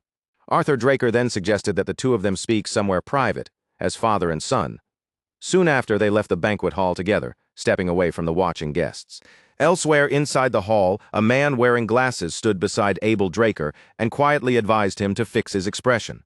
In a low voice, he pointed out that the way Abel was looking at his father and younger brother seemed far too hostile. The bespectacled man reminded Abel Draker that an older brother should not be glaring at his younger sibling during a moment meant for celebration and congratulations. Abel Draker forced his face back into a calm, controlled expression. Then, as if shifting the conversation away from his own emotions, he asked about the prince. The bespectacled man explained that the prince had said he would come once the rite was finished, so he was expected to appear at the banquet very soon. Abel Draker then suggested that they step away for the moment. The man beside him accepted the suggestion without any objection. Later, Zeke Draker emerged from Arthur Draker's office with a small token held in his hand. It was far from an ordinary token. With this item, Zeke Draker would be able to exchange it for one of House Draker's treasured artifacts. Zeke Draker stared down at the token in his palm, wondering why the patriarch had gone so far as to give him something this valuable. But after thinking for a moment, he decided there was no real use dwelling on it too deeply. He began making his way back toward the banquet hall, thinking about how the celebration was supposed to continue for several more days. Just imagining the long stretch of forced smiles and formal manners made him doubt whether he could keep a proper expression the entire time. Zeke Draker quietly reflected that the life of nobility truly was not something just anyone could endure. While that thought was still passing through his mind, someone called out to him. Zeke Draker turned slightly to the side, and a gentle voice spoke up, saying that this was her first time meeting him in person. Standing before him was a beautiful young woman with striking blue hair. She placed one hand gracefully over her chest, bowed with refined elegance, and introduced herself as Melissa Alencia, the first princess of the Kingdom of Alencia. Zeke Draker's brows tightened ever so slightly as he silently studied the girl before him. This was Melissa Alencia, the leading candidate to inherit the throne of Alencia. At present, Melissa Alencia was already acting in place of this sick and ineffective king. She had pushed forward bold policies meant to improve the lives of common citizens, and those reforms had earned her overwhelming support from the public. But those very reforms had also placed her in constant conflict with the deeply entrenched nobility of Alencia. Zeke Draker thought grimly that once Melissa Alencia officially rose to the throne, those same aristocrats would almost certainly scramble to win her favor. A vivid memory from Zeke Draker's previous life surfaced in his mind. That once promising princess had mysteriously vanished just as tensions with the Rome Empire began to escalate. Rumors spread across the continent that she had been assassinated by imperial forces, and when Alencia eventually fell in the war, the truth vanished along with it. Zeke Draker observed Melissa Alencia even more carefully, his caution growing stronger behind his calm face. In this life she had been keeping a low profile, but if she was willing to appear at such a formal gathering, then perhaps the flow of fate had not shifted as much as he wanted to believe. A sharp glint flashed through Zeke Draker's eyes as he remembered something Cliff Reinhardt had once told him about the royal family of Alencia. His gaze returned to the blue-haired princess, who continued smiling kindly at him. But beneath Zeke Draker's composed expression, quiet suspicion began to stir. Zeke Draker placed one hand over his chest and bowed with polished respect. Wearing a dignified smile, he stepped forward and told Melissa Alencia that it was an honor to meet her, extending his hand with practiced grace. He spoke smoothly of her reputation and of the privilege of having her attend the banquet. His composed voice blended naturally into the soft hum of conversation moving around them. But Zeke Draker's words were not simple flattery. He acknowledged her reforms as something far beyond shallow gestures of goodwill, speaking as though he understood the careful budgeting, planning, and execution required to make those policies a reality. Melissa Alencia was caught off guard for a brief moment. She seemed nearly speechless, surprised by how clearly Zeke Draker understood the hidden difficulties behind the work she had been carrying. She gently covered her mouth with a faint smile, quietly realizing that the rumors describing Zeke Draker as someone unlike anyone else had not been exaggerated. In a soft and sincere voice, Melissa Alencia admitted that she was genuinely touched to meet someone who understood just how difficult her position truly was. After offering him another elegant bow, Melissa Alencia excused herself with graceful restraint. She said she could not monopolize the guest of honor for too long, then prepared to take her leave. Zeke Draker's eyes narrowed slightly as he noticed the subtle, uncomfortable glances being directed toward the two of them from around the hall. Most of the guests continued chatting as if nothing unusual had happened, but a few lingering looks remained fixed on Zeke Draker and Melissa Alencia, watching them more closely than before. Melissa Alencia gently reassured him before leaving, saying that she was certain they would meet again someday under better circumstances. Zeke Draker offered her a polite farewell and watched as she walked away with calm, elegant steps. Only after Melissa Alencia had disappeared from his side did he let out a quiet sigh of relief. Although Zeke Draker had maintained a calm and composed expression throughout the evening, the exhaustion was already pressing heavily down on him. Banquets like this had never suited him. Honestly, he would have much rather been sparring with Kaiser instead. All at once, heavy footsteps began echoing across the floor, each one landing with sharp, deliberate weight. A second later, the unmistakable clatter of metal armor rang through the banquet hall, cutting through the elegant atmosphere like a warning bell. Zeke Draker's expression darkened the instant that sound reached his ears. Someone had entered a formal banquet, dressed in full armor, and that single detail was strange enough to make him sharpen his guard. Then a loud, booming voice rolled across the hall, powerful enough to seize the attention of every guest in the room at once. At the same time, a crimson cape swept through the air with dramatic flair, turning the entrance into something far more theatrical than a simple arrival. A man in gleaming armor strode forward with absolute confidence, a long sword hanging at his hip. Around him, a group of knights followed closely, making his appearance even harder to ignore. Everything about him was bold, exaggerated, and impossible to overlook, with confidence written plainly across his face. He addressed Zeke Draker directly, acknowledging him as the youngest Blue Knight in history. The man was Callus Nerva Constantinus, the fourth prince of the Rome Empire.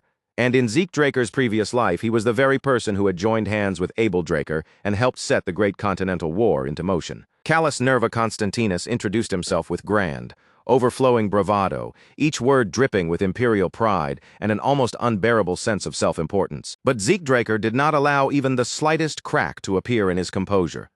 He placed one hand over his chest and bowed with proper respect. Yet he deliberately left the prince's extended hand untouched. For just a brief moment, Callus Nerva Constantinus's face stiffened at the quiet rejection. Still, he quickly forced a strained smile back into place, then threw an arm around Zeke Draker's shoulders with exaggerated friendliness, acting as if the two of them had been close companions for years. Then, carrying on with the same loud, flamboyant energy he had brought into the hall, the prince demanded wine. Callus Nerva Constantinus declared that this was a historic meeting between the most charming man in the entire empire and the future strongest knight on the continent. As red wine was poured and glasses were lifted, Zeke Draker accepted his own glass without letting any disturbance show on his face. But around them, uneasy murmurs began spreading quietly among the guests. Some whispered that Zeke Draker was still too young and had accepted the prince's gesture far too readily. Others muttered that Callus Nerva Constantinus was behaving far too recklessly, showing almost no caution even while standing before Draker. The prince merely laughed even louder, as if the tense atmosphere amused him. Brushing it all aside, he declared that they should drink until they could no longer stay on their feet. Before Zeke Draker could respond, Abel Draker stepped into the scene and greeted the fourth prince with a respectful bow. Callus Nerva Constantinus welcomed him warmly and tried to drag him into the revelry, but Abel Draker calmly suggested that they speak in private instead, pointing out that there were far too many eyes watching them inside the hall. Callus Nerva Constantinus hesitated for a moment, as if reluctant to abandon the spectacle, but eventually agreed. Before leaving, he looked back at Zeke Draker and apologized, promising that next time they would drink together beneath the moonlight and raise a toast to the legends of the Dragonslayers. With that, Callus Nerva Constantinus left the hall with his entourage trailing behind him, and Abel Draker went along with them. Once they were gone, the banquet hall fell into a tense silence, broken only by the uneasy whispers drifting through the crowd. Guests soon began murmuring among themselves, commenting on the prince's strange behavior and praising Abel Draker for handling the situation so smoothly. Zeke Draker listened without saying a word, his expression darkening as he realized that all that admiration was now being directed toward Abel Draker. What bothered Zeke Draker even more was the timing.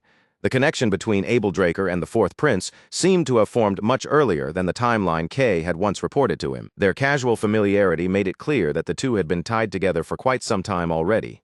To Zeke Draker, that was a grim warning sign that the Continental War might begin sooner than he had originally expected. Later, inside a grand building bathed in sunlight, Zeke Draker stood quietly while looking down at the badge resting in his hand. It was a badge that could be exchanged for internal reports belonging to House Draker. As he stared at it, he thought back to his private meeting with Arthur Draker, remembering how the Patriarch had casually asked about his progress toward becoming the strongest on the continent. Arthur Draker's words had sounded friendly, and on the surface his tone had seemed harmless. But Zeke Draker could clearly feel the hidden pressure buried beneath that gentle way of speaking. Arthur Draker had then insisted that Zeke Draker call him father whenever they were alone. That request stirred up an unpleasant memory of Carly Draker once making an eerily similar demand. As Zeke Draker thought through the situation, he realized that Abel Draker was already acting boldly enough to gather elders to his side. Carly Draker had sensed the danger and was already preparing countermeasures. Arthur Draker, however, appeared either completely unaware of it or deliberately pretending not to notice. Because of that, Zeke Draker could only assume that the Patriarch was quietly aligned with Abel Draker for his own safety. He decided it was better to treat that suspicion as the truth, so he answered Arthur Draker with careful calm and addressed him as father. Arthur Draker gave a faint smirk, almost as if Zeke Draker's response amused him.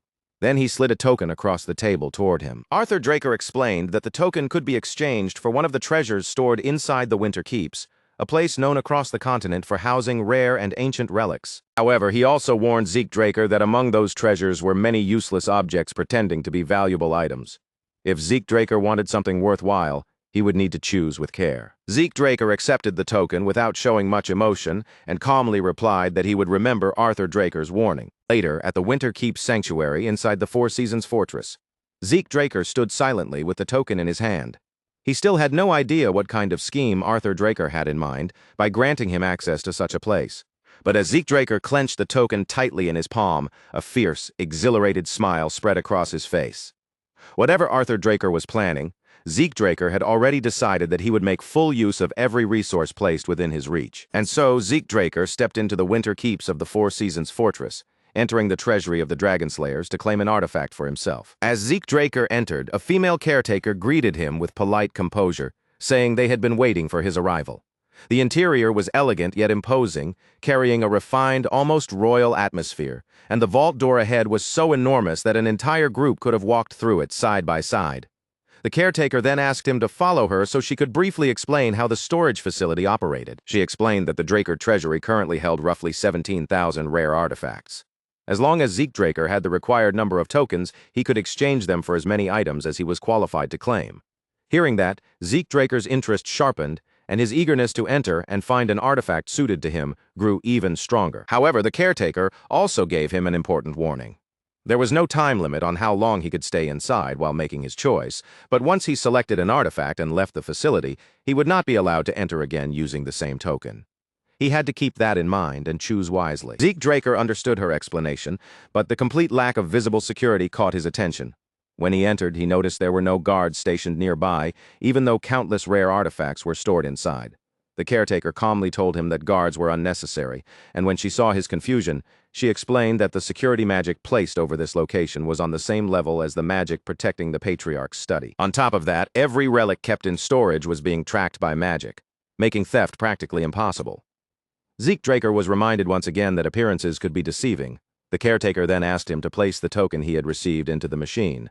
Zeke Draker took out the token and, following the caretaker's instructions, dropped it into the machine. A moment later, the enormous vault door in front of him began to open with a deep, heavy motion. What Zeke Draker had not expected was the sheer scale of the space waiting beyond the door. The inside of the vault was far larger than its outer appearance had suggested. Rows upon rows of shelves stretched deep into the storage area, lined with relics and rare artifacts that seemed to continue endlessly into the distance.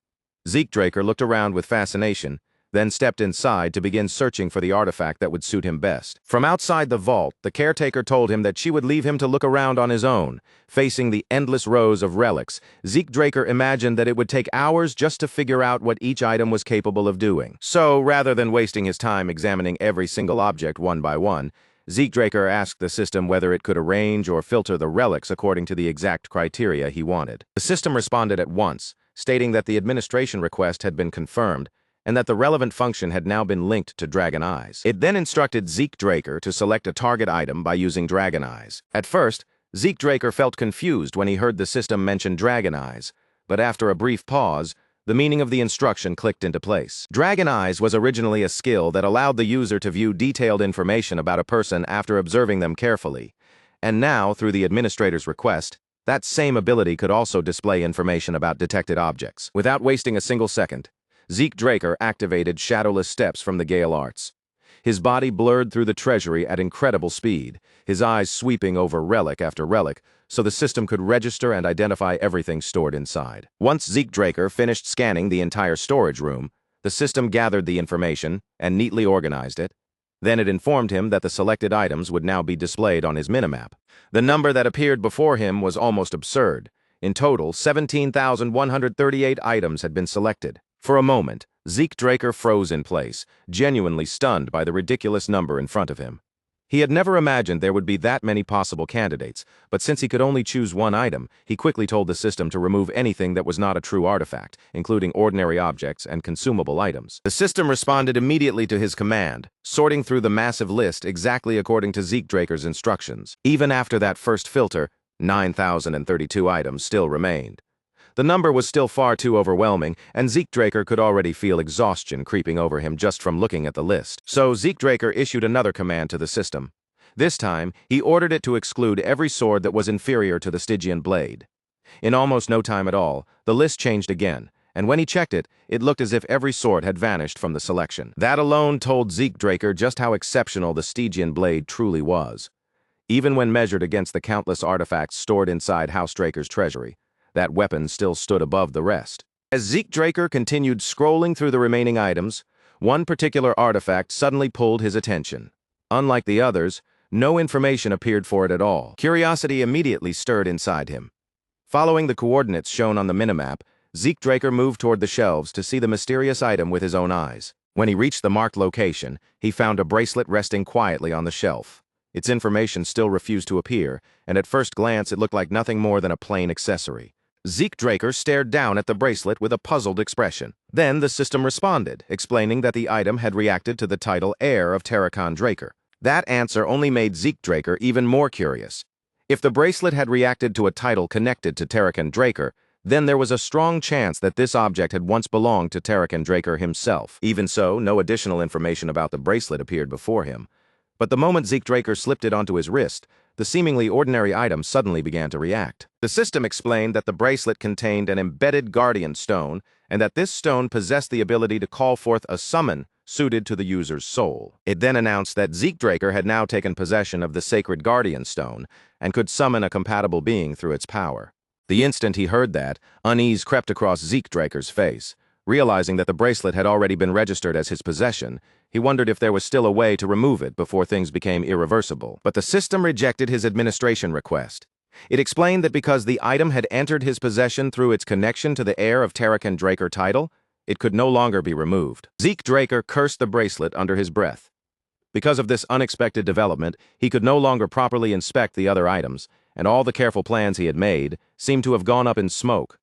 Still, after forcing himself to think it over, he decided that this outcome might not be as terrible as it first appeared. Looking at it more positively, the bracelet was part of Terracon Draker's legacy, which meant it was likely far more valuable than most ordinary artifacts. With that thought in mind, Zeke Draker asked the system to activate the bracelet's properties, and the system replied that it was activating the sacred guardian stone and searching for a summon suited to the user's soul. Suddenly, lightning flashed through the storage room, filling the quiet treasury with crackling blue light. The system announced that the summoning process had begun, and because the blessing of the fairy monarch was ranked even higher, a holy beast had also been included in the search parameters. Zeke Draker stood still and waited as the gathering energy swirled around him.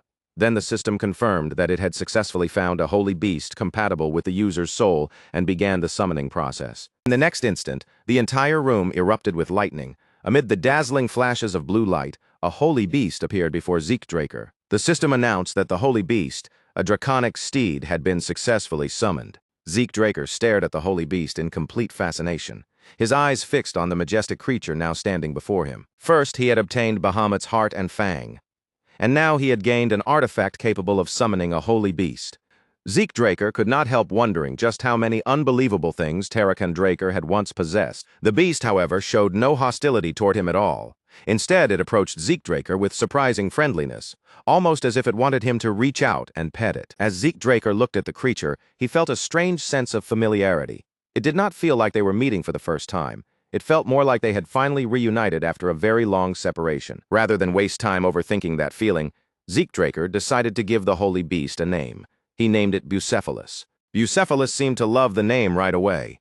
The holy beast moved closer to Zeke Draker and urged him upward, practically pulling him onto its back. It was a holy beast that seemed to understand Zeke Draker's intentions without needing a single word.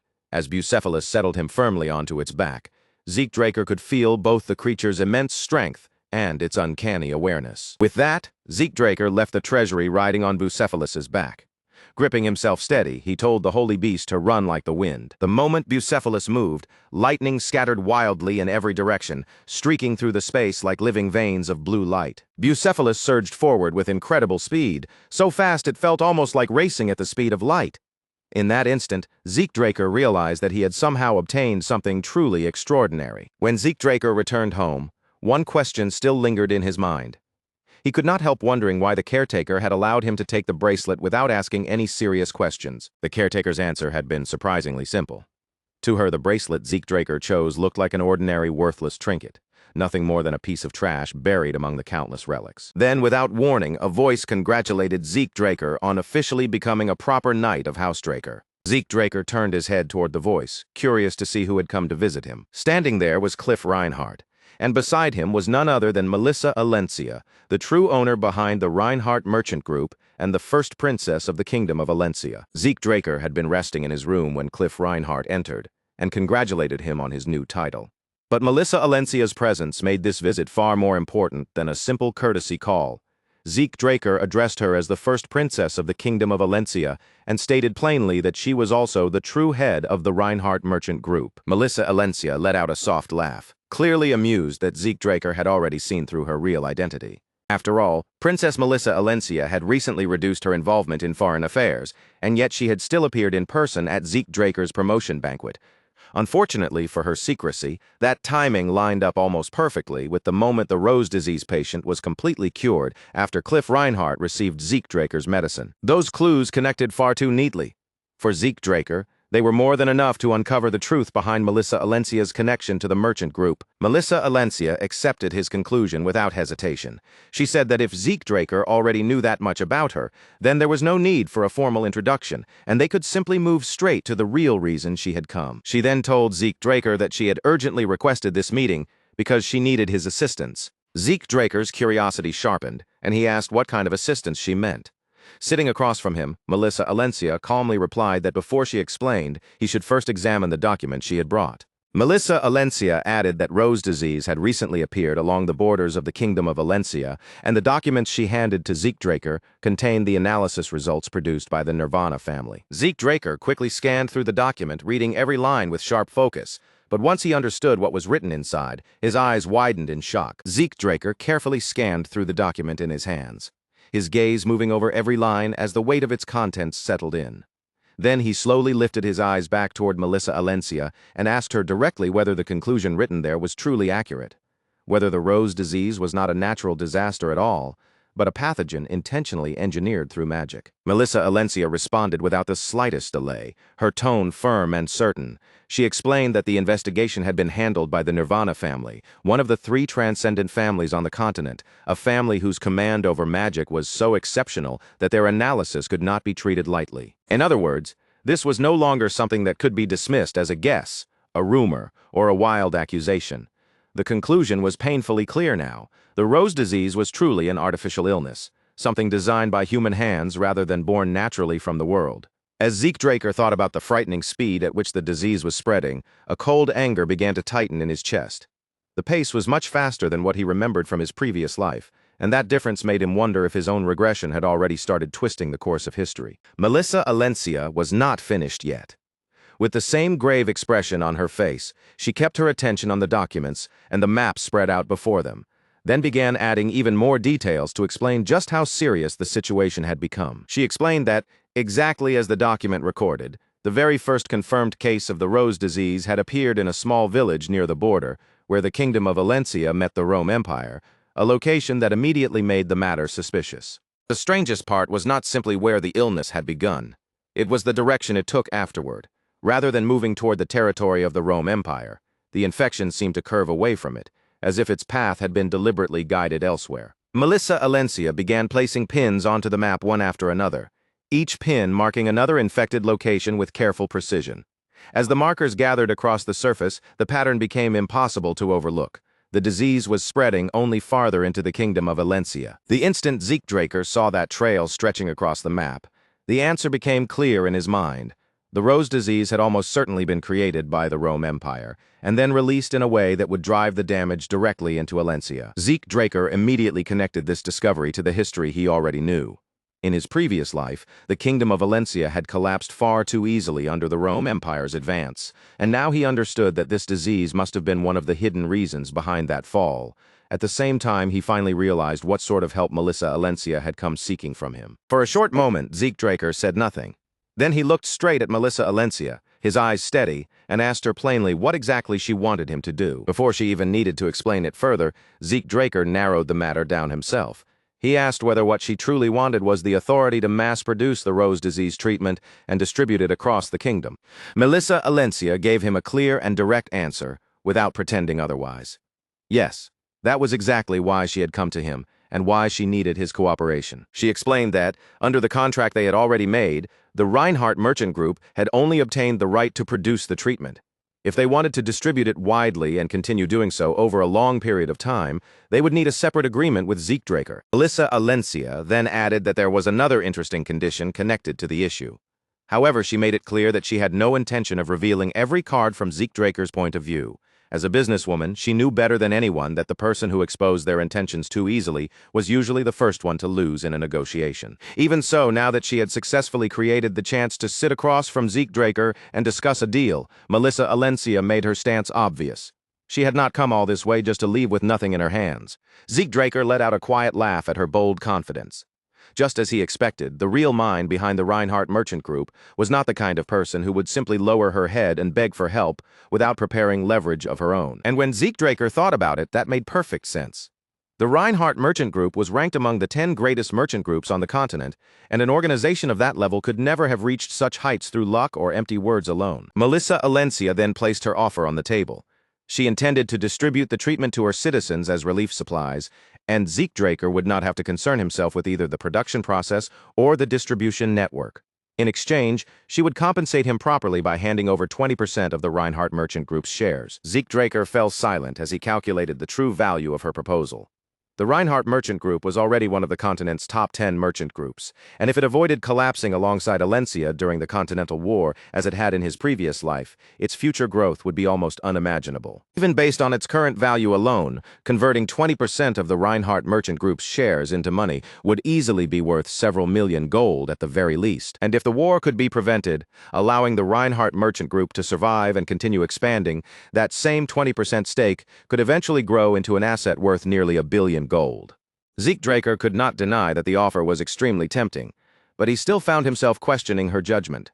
What if he had secretly been aligned with the Rome Empire? She had revealed her plans to him without truly confirming where his loyalty stood. On top of that, she was offering him an enormous 20% share of her merchant group as compensation. From Zeke Draker's perspective, the amount of trust and risk involved in that decision was hard to fully understand. Melissa Alencia smiled faintly, as though she had already expected that exact question from him. Then, with calm confidence, she answered that she already knew Zeke Draker was not someone standing on the Rome Empire's side. She explained that living as a princess while also building and managing a merchant group had given her one particular advantage. It had sharpened her ability to read people and notice the subtle signs others often missed. To be honest, ever since their conversation at the banquet, Melissa Alencia had been quietly watching Zeke Draker from a distance. His behavior had been subtle, but to her the pattern was clear. He treated anyone connected to the Rome Empire with a coldness that could not be ignored. And when Zeke Draker refused to shake hands with Callus Nerva Constantinus, the fourth prince of the Rome Empire, her suspicion turned into certainty. To everyone else, it might have seemed like Zeke Draker was simply being courteous by bowing instead of extending his hand. But Melissa Alencia saw something else in that gesture. It felt like instinctive rejection, almost disgust, as if he could not even bring himself to touch Callus Nerva Constantinus. That was the moment she knew Zeke Draker was not aligned with the Rome Empire. Zeke Draker could not help but feel genuinely impressed. Melissa Alencia had managed to read far more from his smallest movements and restrained reactions than most people would ever have noticed. Then Melissa Alencia addressed the matter of money as well.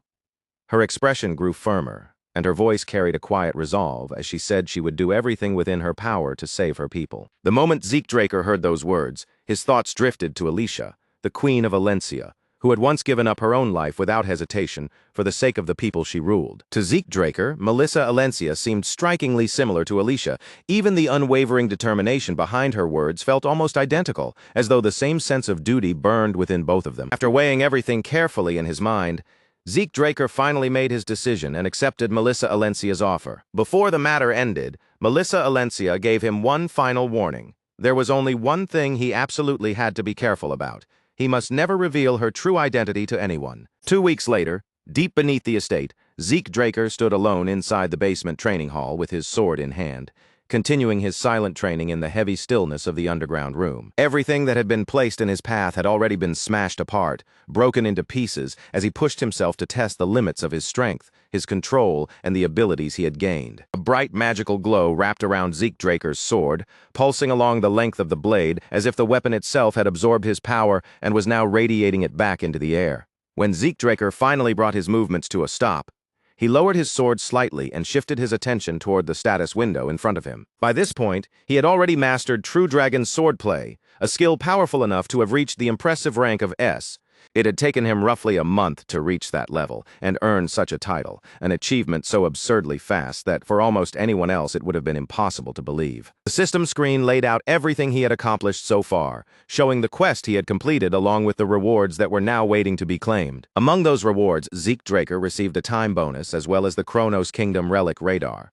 He also obtained 2 random boxes, which helped make up for the points he had spent when he burned down McCain's storeroom. Zeke Draker checked the Kronos Kingdom relic radar immediately, expecting it to guide him forward, but he soon discovered that he could not simply head straight to the corresponding coordinates just yet. The system informed him that before those coordinates could actually be activated, he first needed to find a seal capable of unlocking them. A message appeared across the screen explaining that once Zeke Draker located the scattered seals, he would be able to activate the radar.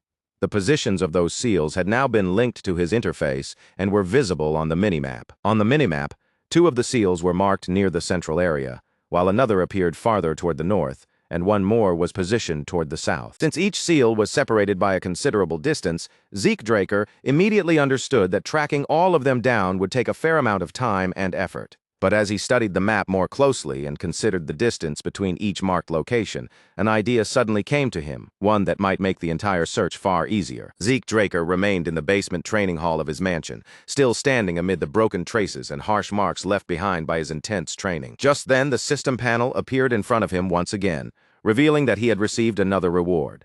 This time, however, the reward was not an item or tool, but only a title. Together with that reward, Zeke Draker also received a new linked quest. The goal was to track down the scattered seals of the Kronos Kingdom and restore each one to its original condition. But what really made him pause was the strange note about treasures from the treasury being treated as part of the reward once the seals were restored. Even so, Zeke Draker remembered that there were artifacts in the world capable of reacting to certain titles, which meant this new title might also be hiding some special function he could not see yet. Since the quest had no time limit pressing down on him, he chose not to rush, quietly setting the matter aside for now. For the moment, Zeke Draker decided it was better to keep his attention on the problems already standing right in front of him. The Kronos Kingdom seals could wait. He could track them down gradually, one by one, after the more urgent matters were dealt with. After leaving the training hall behind, Zeke Draker received a reply from Kay.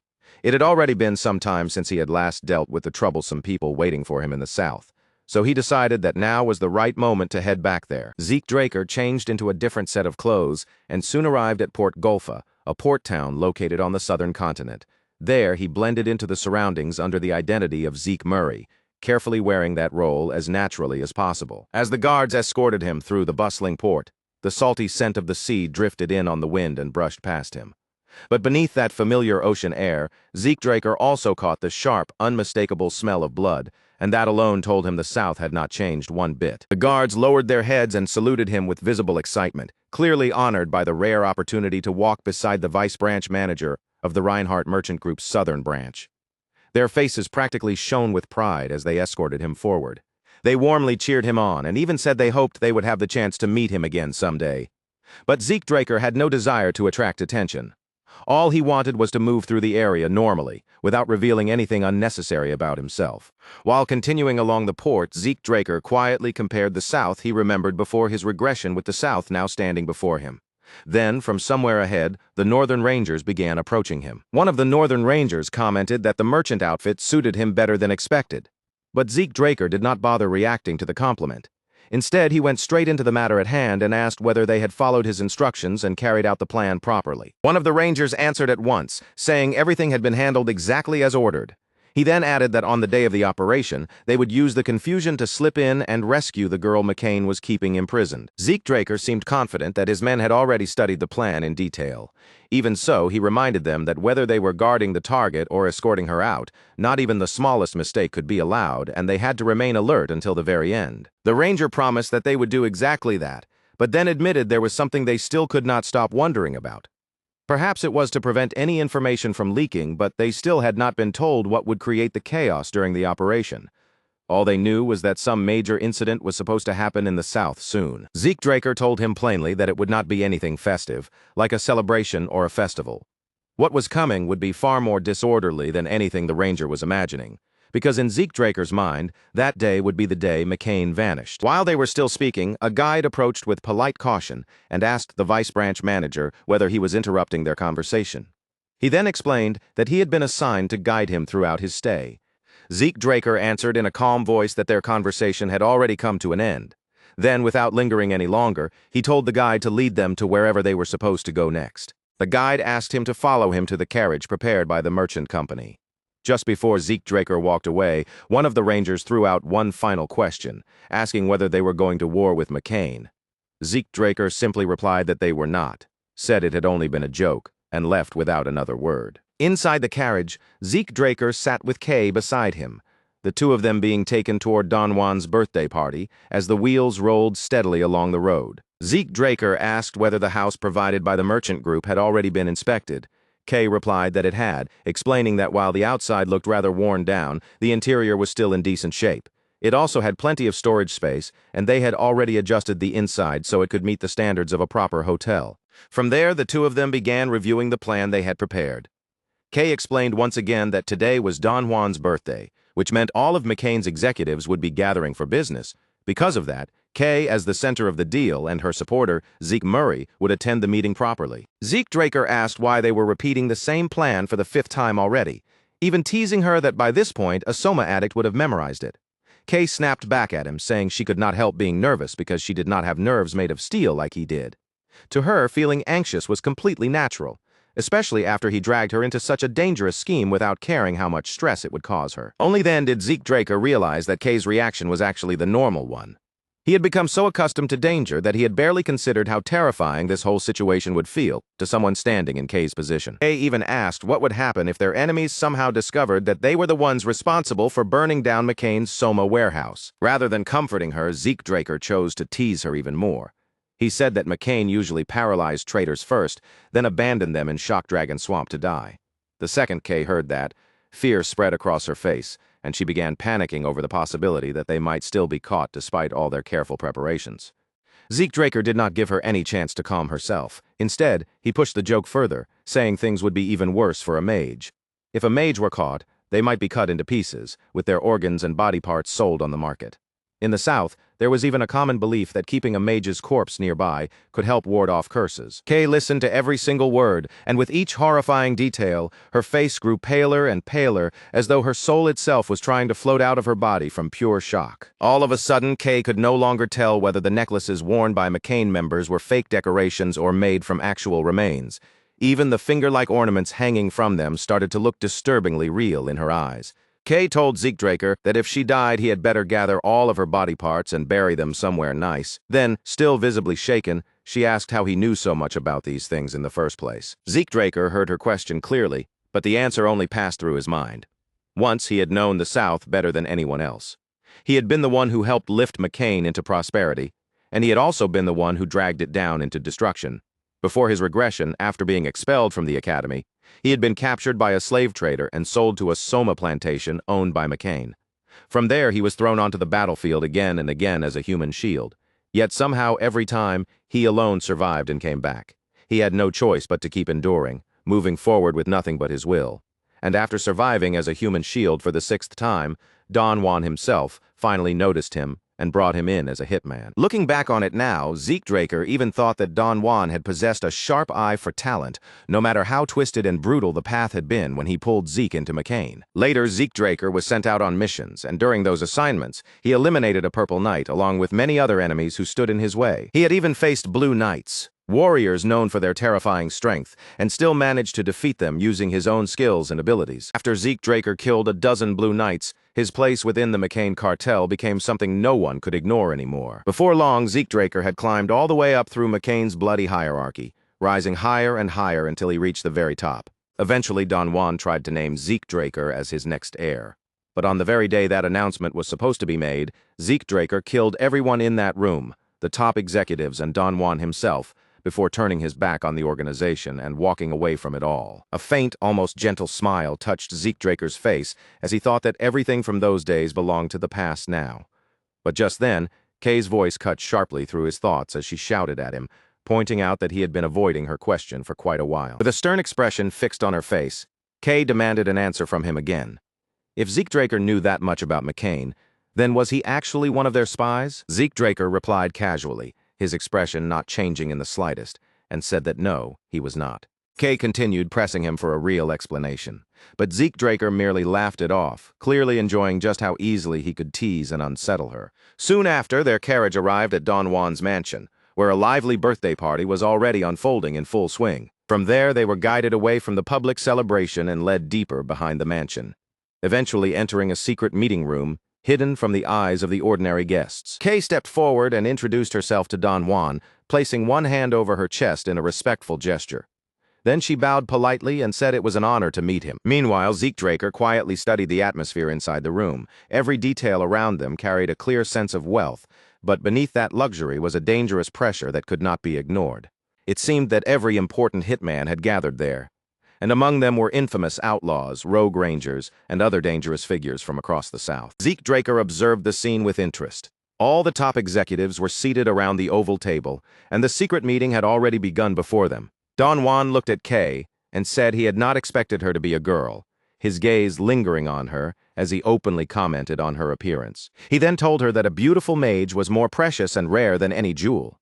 Since he had no intention of stopping her from speaking, he wanted to hear what sort of wisdom she had brought before him. Kay did not waste time with greetings or unnecessary flattery.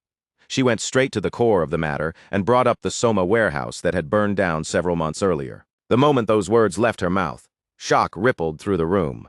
Everyone there seemed to wonder why she would dare to mention such a sensitive incident in this place. Don Juan himself fixed his gaze on Kay and said that he could never forget what had happened that day. Then he asked her why she had chosen to bring up that incident now. Fear flickered across Kay's face as she stood before Don Juan and the dangerous men gathered around him, but she forced herself to keep speaking.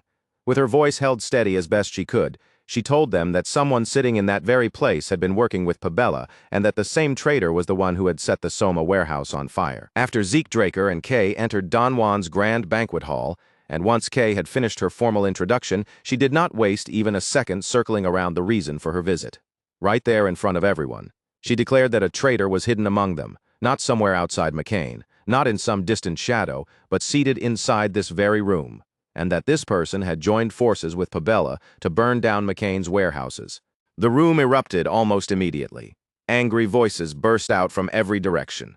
Curses flew across the oval table, and several furious members shouted for the guards to seize Kay and drag her out before she could continue saying anything else. But Don Juan ended the uproar with a single heavy blow of his fist against the table. The sharp impact cracked through the noise like thunder, cutting off every shout and forcing the entire room into a tense, breathless silence. Then his voice turned cold and low as he fixed his gaze on Kay. He asked whether she truly understood the weight of what she had just said, and whether she was prepared to take responsibility for making such a dangerous accusation. At that exact moment, Zeke Draker stepped forward. Moving with terrifying smoothness, he appeared behind Don Juan's brother, Joaquin Fernandez, and before anyone could properly react, he pressed a blade against Joaquin's throat, taking him hostage in front of the entire gathering. Zeke Draker told Don Juan that if he wanted a gift, then one was already right there before his eyes. Don Juan narrowed his gaze at the sight, his expression darkening, and asked if Zeke was trying to claim that his own brother had been the traitor all along. Zeke Draker turned his attention directly to Joaquin Fernandez, calling him by his other name, El Mencho. With the blade still held dangerously close to his throat, Zeke pressured him to open his own mouth and confess the truth himself. Joaquin Fernandez went completely stiff where he stood. His thoughts began spinning wildly, and in that instant he realized something terrifying, something that even Don Juan himself had failed to notice. Panic seized Joaquin Fernandez all at once. His calm shattered, and he suddenly shouted for the guards to protect him, his voice cracking with desperation. He cursed at the guards for standing frozen in place, fear making him spit out whatever frantic words came to mind as the blade remained pressed near his neck. But the guards answered with unexpected calm. No matter how loudly Joaquin Fernandez ordered them to act, there was nothing they could safely do in a situation like this. Kay remained standing where she was, silently watching the chaos unfold before her eyes, not daring to step in as the tension in the room twisted tighter and tighter. Only moments before, Don Juan himself had demanded to know who had dared betray McCain, his voice shaking the room with anger. That single demand had sent a tremor through the hall, but before anyone could give him an answer, Zeke Draker had moved forward, introduced himself, and placed his blade against Joaquin Fernandez, presenting his own brutal form of proof. Now Don Juan had settled back into his seat with frightening composure, his posture steady and unmoving despite the violent tension pressing down on everyone in the room. He remarked that this was quite the present indeed, his own brother, held at knife point in front of every important figure gathered there. The guards stayed rooted in place, glancing warily at one another. They admitted there was no safe opening to move, because Zeke Draker's skill was too dangerous, and any reckless attack would only allow him to use Joaquin Fernandez as a shield. Some of them even began wondering whether this intruder might have been sent by Pabella as a spy. Zeke Draker leaned in closer to Joaquin Fernandez and whispered that this was exactly what one should expect from McCain's second-in-command, a man who had earned so much trust. The irony was almost amusing. Joaquin was the real spy, yet the room had already begun doubting Zeke instead.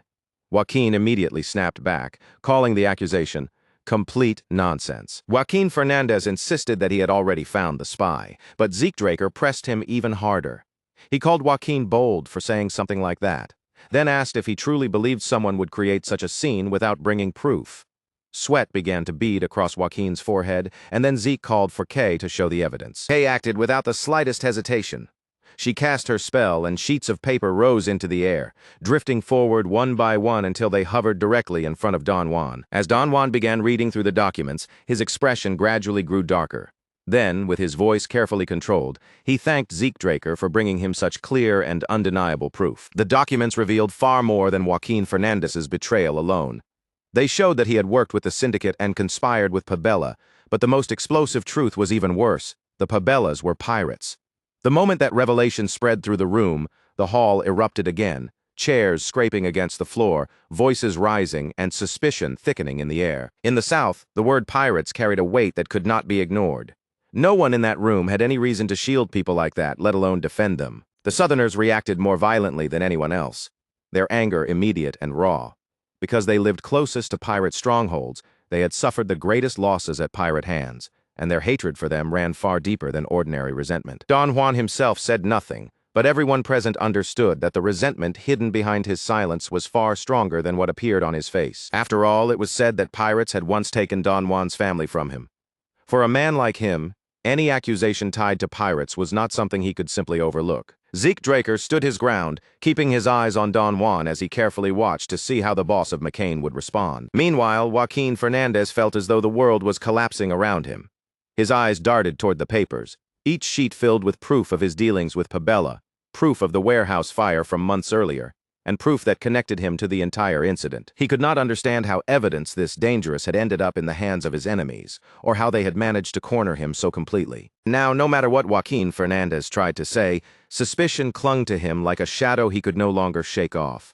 After finishing the report, Don Juan lifted his gaze and thanked Zeke Draker, but there was a sharp weight hidden beneath his tone.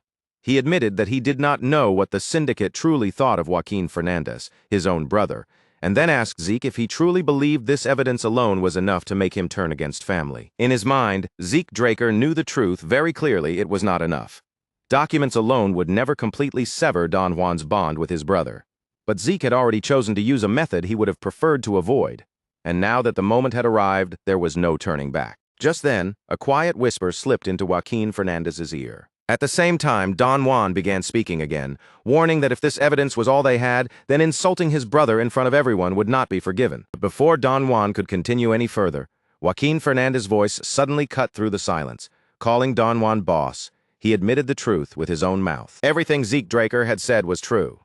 Joaquin Fernandez confessed that he had betrayed McCain and joined hands with Pabella. Don Juan slowly rose from his seat, his gaze lowered toward Joaquin Fernandez, and in a voice completely stripped of warmth, he said he had never imagined Joaquin would betray him, and now that it had happened, he found there were no words left to say. Then, almost in the next breath, Don Juan's tone changed. He told Joaquin Fernandez that since he had confessed, he would at least show him respect. In the very next instant, an axe flew from Don Juan's hand. The axe ripped through the air and struck Joaquin Fernandez directly in the skull with brutal force. Joaquin Fernandez collapsed right where he stood, dead before his body could even fully hit the floor. The entire hall froze in stunned silence. Zeke Draker and everyone else could only stare at the gruesome sight, the sudden violence leaving the room completely speechless. Inside, Zeke Draker reflected that it was a rather fitting end for McCain's second-in-command. Southerners truly were fascinating people, though, in the most terrifying way possible. He also remembered the words he had whispered to Joaquin Fernandez just moments earlier, the secret about Joaquin's hidden family, and the threat that they would be killed if he refused to confess. Joaquin Fernandez's confession had not come from guilt, but from fear. As Zeke Draker wiped the blood from his face, he thought that an oath sworn before God was absolute. In truth, he had never intended to harm Joaquin's family at all, but by then that detail no longer mattered. The result had already been carved into the room in blood. Zeke Draker turned his gaze toward Don Juan and thought that this was the true face of the man who ruled over a massive criminal empire. Don Juan had not killed Joaquin Fernandez simply because he fully believed his brother was the traitor. The reality was that, in that room and under those circumstances, Don Juan had been left with no other choice. The Soma warehouse fire from months earlier, the devastating losses McCain had suffered, and the presence of Pabella's spy inside their ranks all pointed back toward a single culprit. Kay's testimony had only added more fuel to a fire that was already burning out of control. But Zeke Draker's decisive move in exposing Joaquin Fernandez, together with the shocking revelation that the Pabellas were pirates, had narrowed Don Juan's options down to only one path. And even in the middle of that bloody chaos, Don Juan remained perfectly calm, his eyes reading the room and his mind analyzing the situation with a steady, practiced hand. But unlike Don Juan, the men beneath him could not keep themselves composed so easily. Around the table, faces hardened one after another, jaws clenched tight, and a heavy tension in the room grew thicker with every passing second. And now that Joaquin Fernandez had confessed with his own mouth in front of everyone, the matter was already settled. No one in that room could treat the accusation as a baseless rumor or pretend it was nothing more than suspicion anymore. Zeke Draker quietly reflected that whether Joaquin Fernandez had truly committed the betrayal or not had already become irrelevant. If Don Juan allowed him to live after a public confession like that, the discipline holding McCain together would crumble from the very roots. Don Juan had not swung his axe because he lost control, nor because grief or shock had overtaken him. His choice had been cold, deliberate, and necessary for someone who ruled over a criminal empire built on fear and order. Then, with the room still drowning in silence, Don Juan slowly shifted his gaze toward Kay. Since Joaquin Fernandez had confessed exactly as Kay's report had claimed, Don Juan began to consider a darker possibility, that this betrayal might not end with just one man. He suggested that perhaps the entire syndicate had already rotted from within, filled with traitors waiting to turn against McCain, and those words struck the room like a sudden bolt of lightning. Don Juan reminded every person present that the first sign of McCain, shifting away from them and toward Pabella, had been the burning of the Soma warehouses. Then his voice dropped even colder, carrying a threat sharp enough to make the air feel frozen. He announced that if anyone else confessed the way Joaquin Fernandez had, he would at least grant them the mercy of dying without pain. The room fell into complete silence, so still and suffocating that it was almost as if every person there had forgotten how to breathe. Don Juan did not need to shout for his fury to be felt. It radiated from him in silence, while a dangerous, murderous light burned deep behind his eyes. Then, all at once, one of the members shattered the silence by pointing straight at Kay. He shouted that none of them had anything to do with the betrayal, accused her of being a witch who twisted lies with sorcery, and demanded that she be interrogated until the real truth was dragged out of her. In the very next instant, Zeke Draker threw an axe through the air. The weapon struck the man down where he stood, killing him on the spot, and before Kay could even process what had happened, blood splashed across her face. Kay froze completely. Her eyes stretched wide, and her lips parted in shock, unable to squeeze out even a single word as the warmth of blood remained on her skin. Don Juan's gaze snapped toward Zeke Draker at once, sharp and heavy, and he demanded to know why Zeke had done such a thing. Zeke Draker answered without the slightest trace of panic. His posture remained relaxed, and his voice stayed calm and steady, as if he had merely done something obvious. He said that he had simply helped Don Juan punish a traitor. After all, Joaquin Fernandez had already confessed that the syndicate had worked together with him, and in Zeke Draker's eyes, that alone was enough reason to act. Don Juan stared at him without speaking, his eyes quietly measuring the man standing before him. For the first time, he seemed to be wondering just what kind of person Zeke Draker truly was. Perhaps this stranger could be useful. Perhaps he could become the very blade Don Juan needed to finally cut McCain loose from the syndicate. At last, Don Juan opened his mouth again. He said Zeke Draker's actions were justified, but then asked whether Zeke was some messenger of God sent to help him. Or Don Juan continued, perhaps Zeke Draker was something far more dangerous, an agent of the devil who had come not to aid him, but to bring about his destruction. Zeke Draker answered with perfect calm, saying he was neither one. He was simply a business partner, and he had come to offer a new deal. After exposing Joaquin Fernandez as the traitor and watching Don Juan execute him without hesitation, Zeke shifted the room toward his real objective. Standing before the boss of McCain, Zeke Draker made it clear that revealing a betrayal had never been his only purpose. What he truly intended was to face Don Juan as a new business partner and place a deal on the table. Don Juan narrowed his eyes and asked him directly what he wanted. Zeke Draker answered just as plainly, saying that both of them desired the same outcome to eliminate the treacherous syndicate and restore order to the trade. With Ishtar already exiled and Pabella holding control over the seas, McCain's only remaining route for distributing Soma was through the syndicate. Zeke Draker continued without hesitation. He pointed out that Don Juan must have understood this better than anyone, and that was precisely why he had hesitated to punish the syndicate even after their connection to Joaquin Fernandez's betrayal had been revealed. Don Juan leaned back in his chair and silently turned those words over in his mind. This man spoke as if he could see straight through him, as if he already understood the kind of ruler Don Juan was and the choices he had been forced to make. Then Zeke Draker reassured him that there was no reason to be afraid. Up until now, Kay had been the one responsible for managing all Soma distribution within the syndicate. From this day onward, Zeke Draker and Kay would take control of McCain's Soma trade directly, removing the syndicate from the center of it. Don Juan remained quiet for a moment, letting the proposal hang in the tense air between them before finally giving his answer. He admitted that the offer was certainly tempting. However, any partnership needed trust at its foundation, and this was still the very first time the two of them had met. Trust was not something that could be handed over casually, especially not in a room like this and not between men like them. Zeke Draker accepted that reasoning without showing any complaint. He simply asked Don Juan in a plain and direct voice what he needed to do in order to earn that trust. In response, Don Juan tossed aside the report and the axe as though the previous execution was already finished business. Then he pointed across the table toward one particular man, Paulo Santos. Zeke Draker declared that he would burn everything under that coward's command, straight down to the ground. Paulo Santos, known throughout McCain as Cowardly Paulo, had earned that nickname because he always chose the safest path available. His caution had kept him alive until now, but it had also made many people within the organization look down on him. Don Juan studied Zeke Draker closely. He knew Paulo Santos well and understood the reputation attached to him. But coward or not, he had kept Paulo around because the man still served a useful purpose, nothing more and nothing less. At last, Don Juan gave his answer clearly. If Zeke Draker truly wanted to earn his trust, then killing Paulo Santos would be enough. Don Juan told Zeke Draker that he admired his boldness and courage, but Paulo Santos's territory was far too dangerous for one man to storm alone.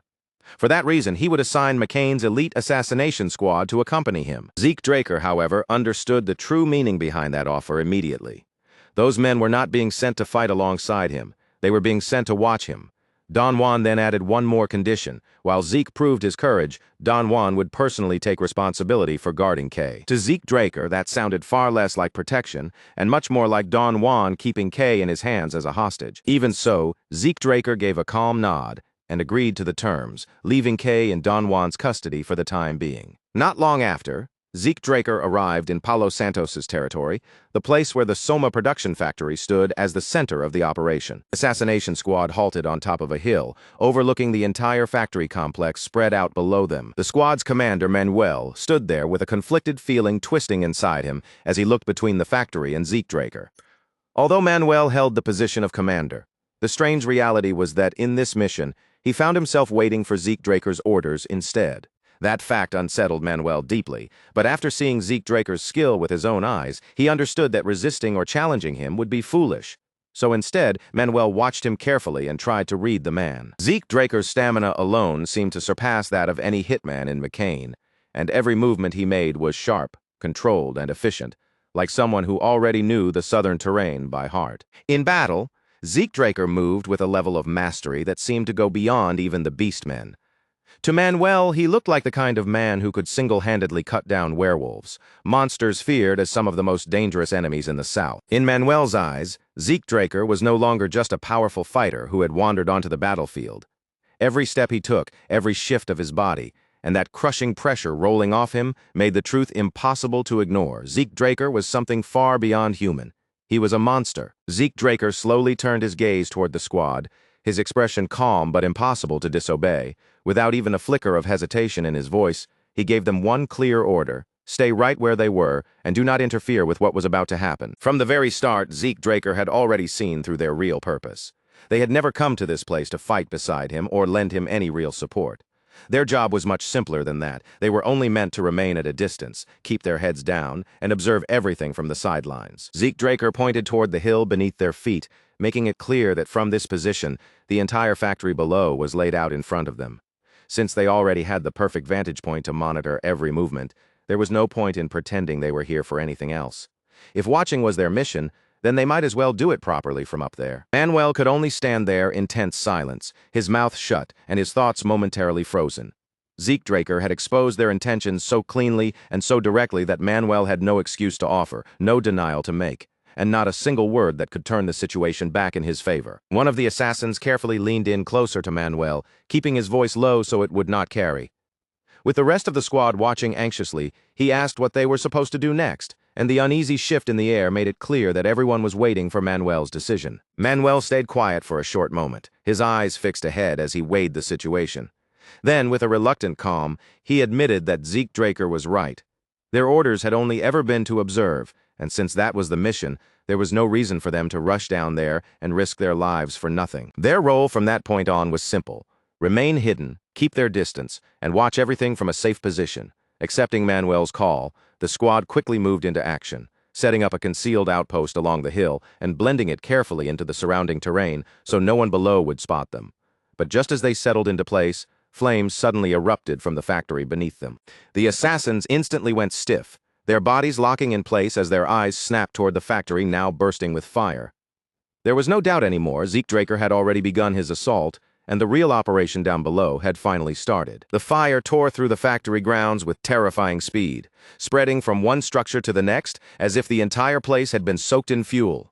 Roaring flames twisted upward into violent spirals, forming blazing tornadoes that swallowed everything they touched in waves of unbearable heat. Panic broke out almost immediately among the people trapped inside the factory. Shouts, screams, and frantic warnings rang through the smoke-filled air as they realized an intruder had broken in, and the raging fire spreading around them was far beyond anything they could hope to control. Desperate commands echoed from every direction as the defenders called for reinforcements and shouted for the magic weapons squad to be deployed at once.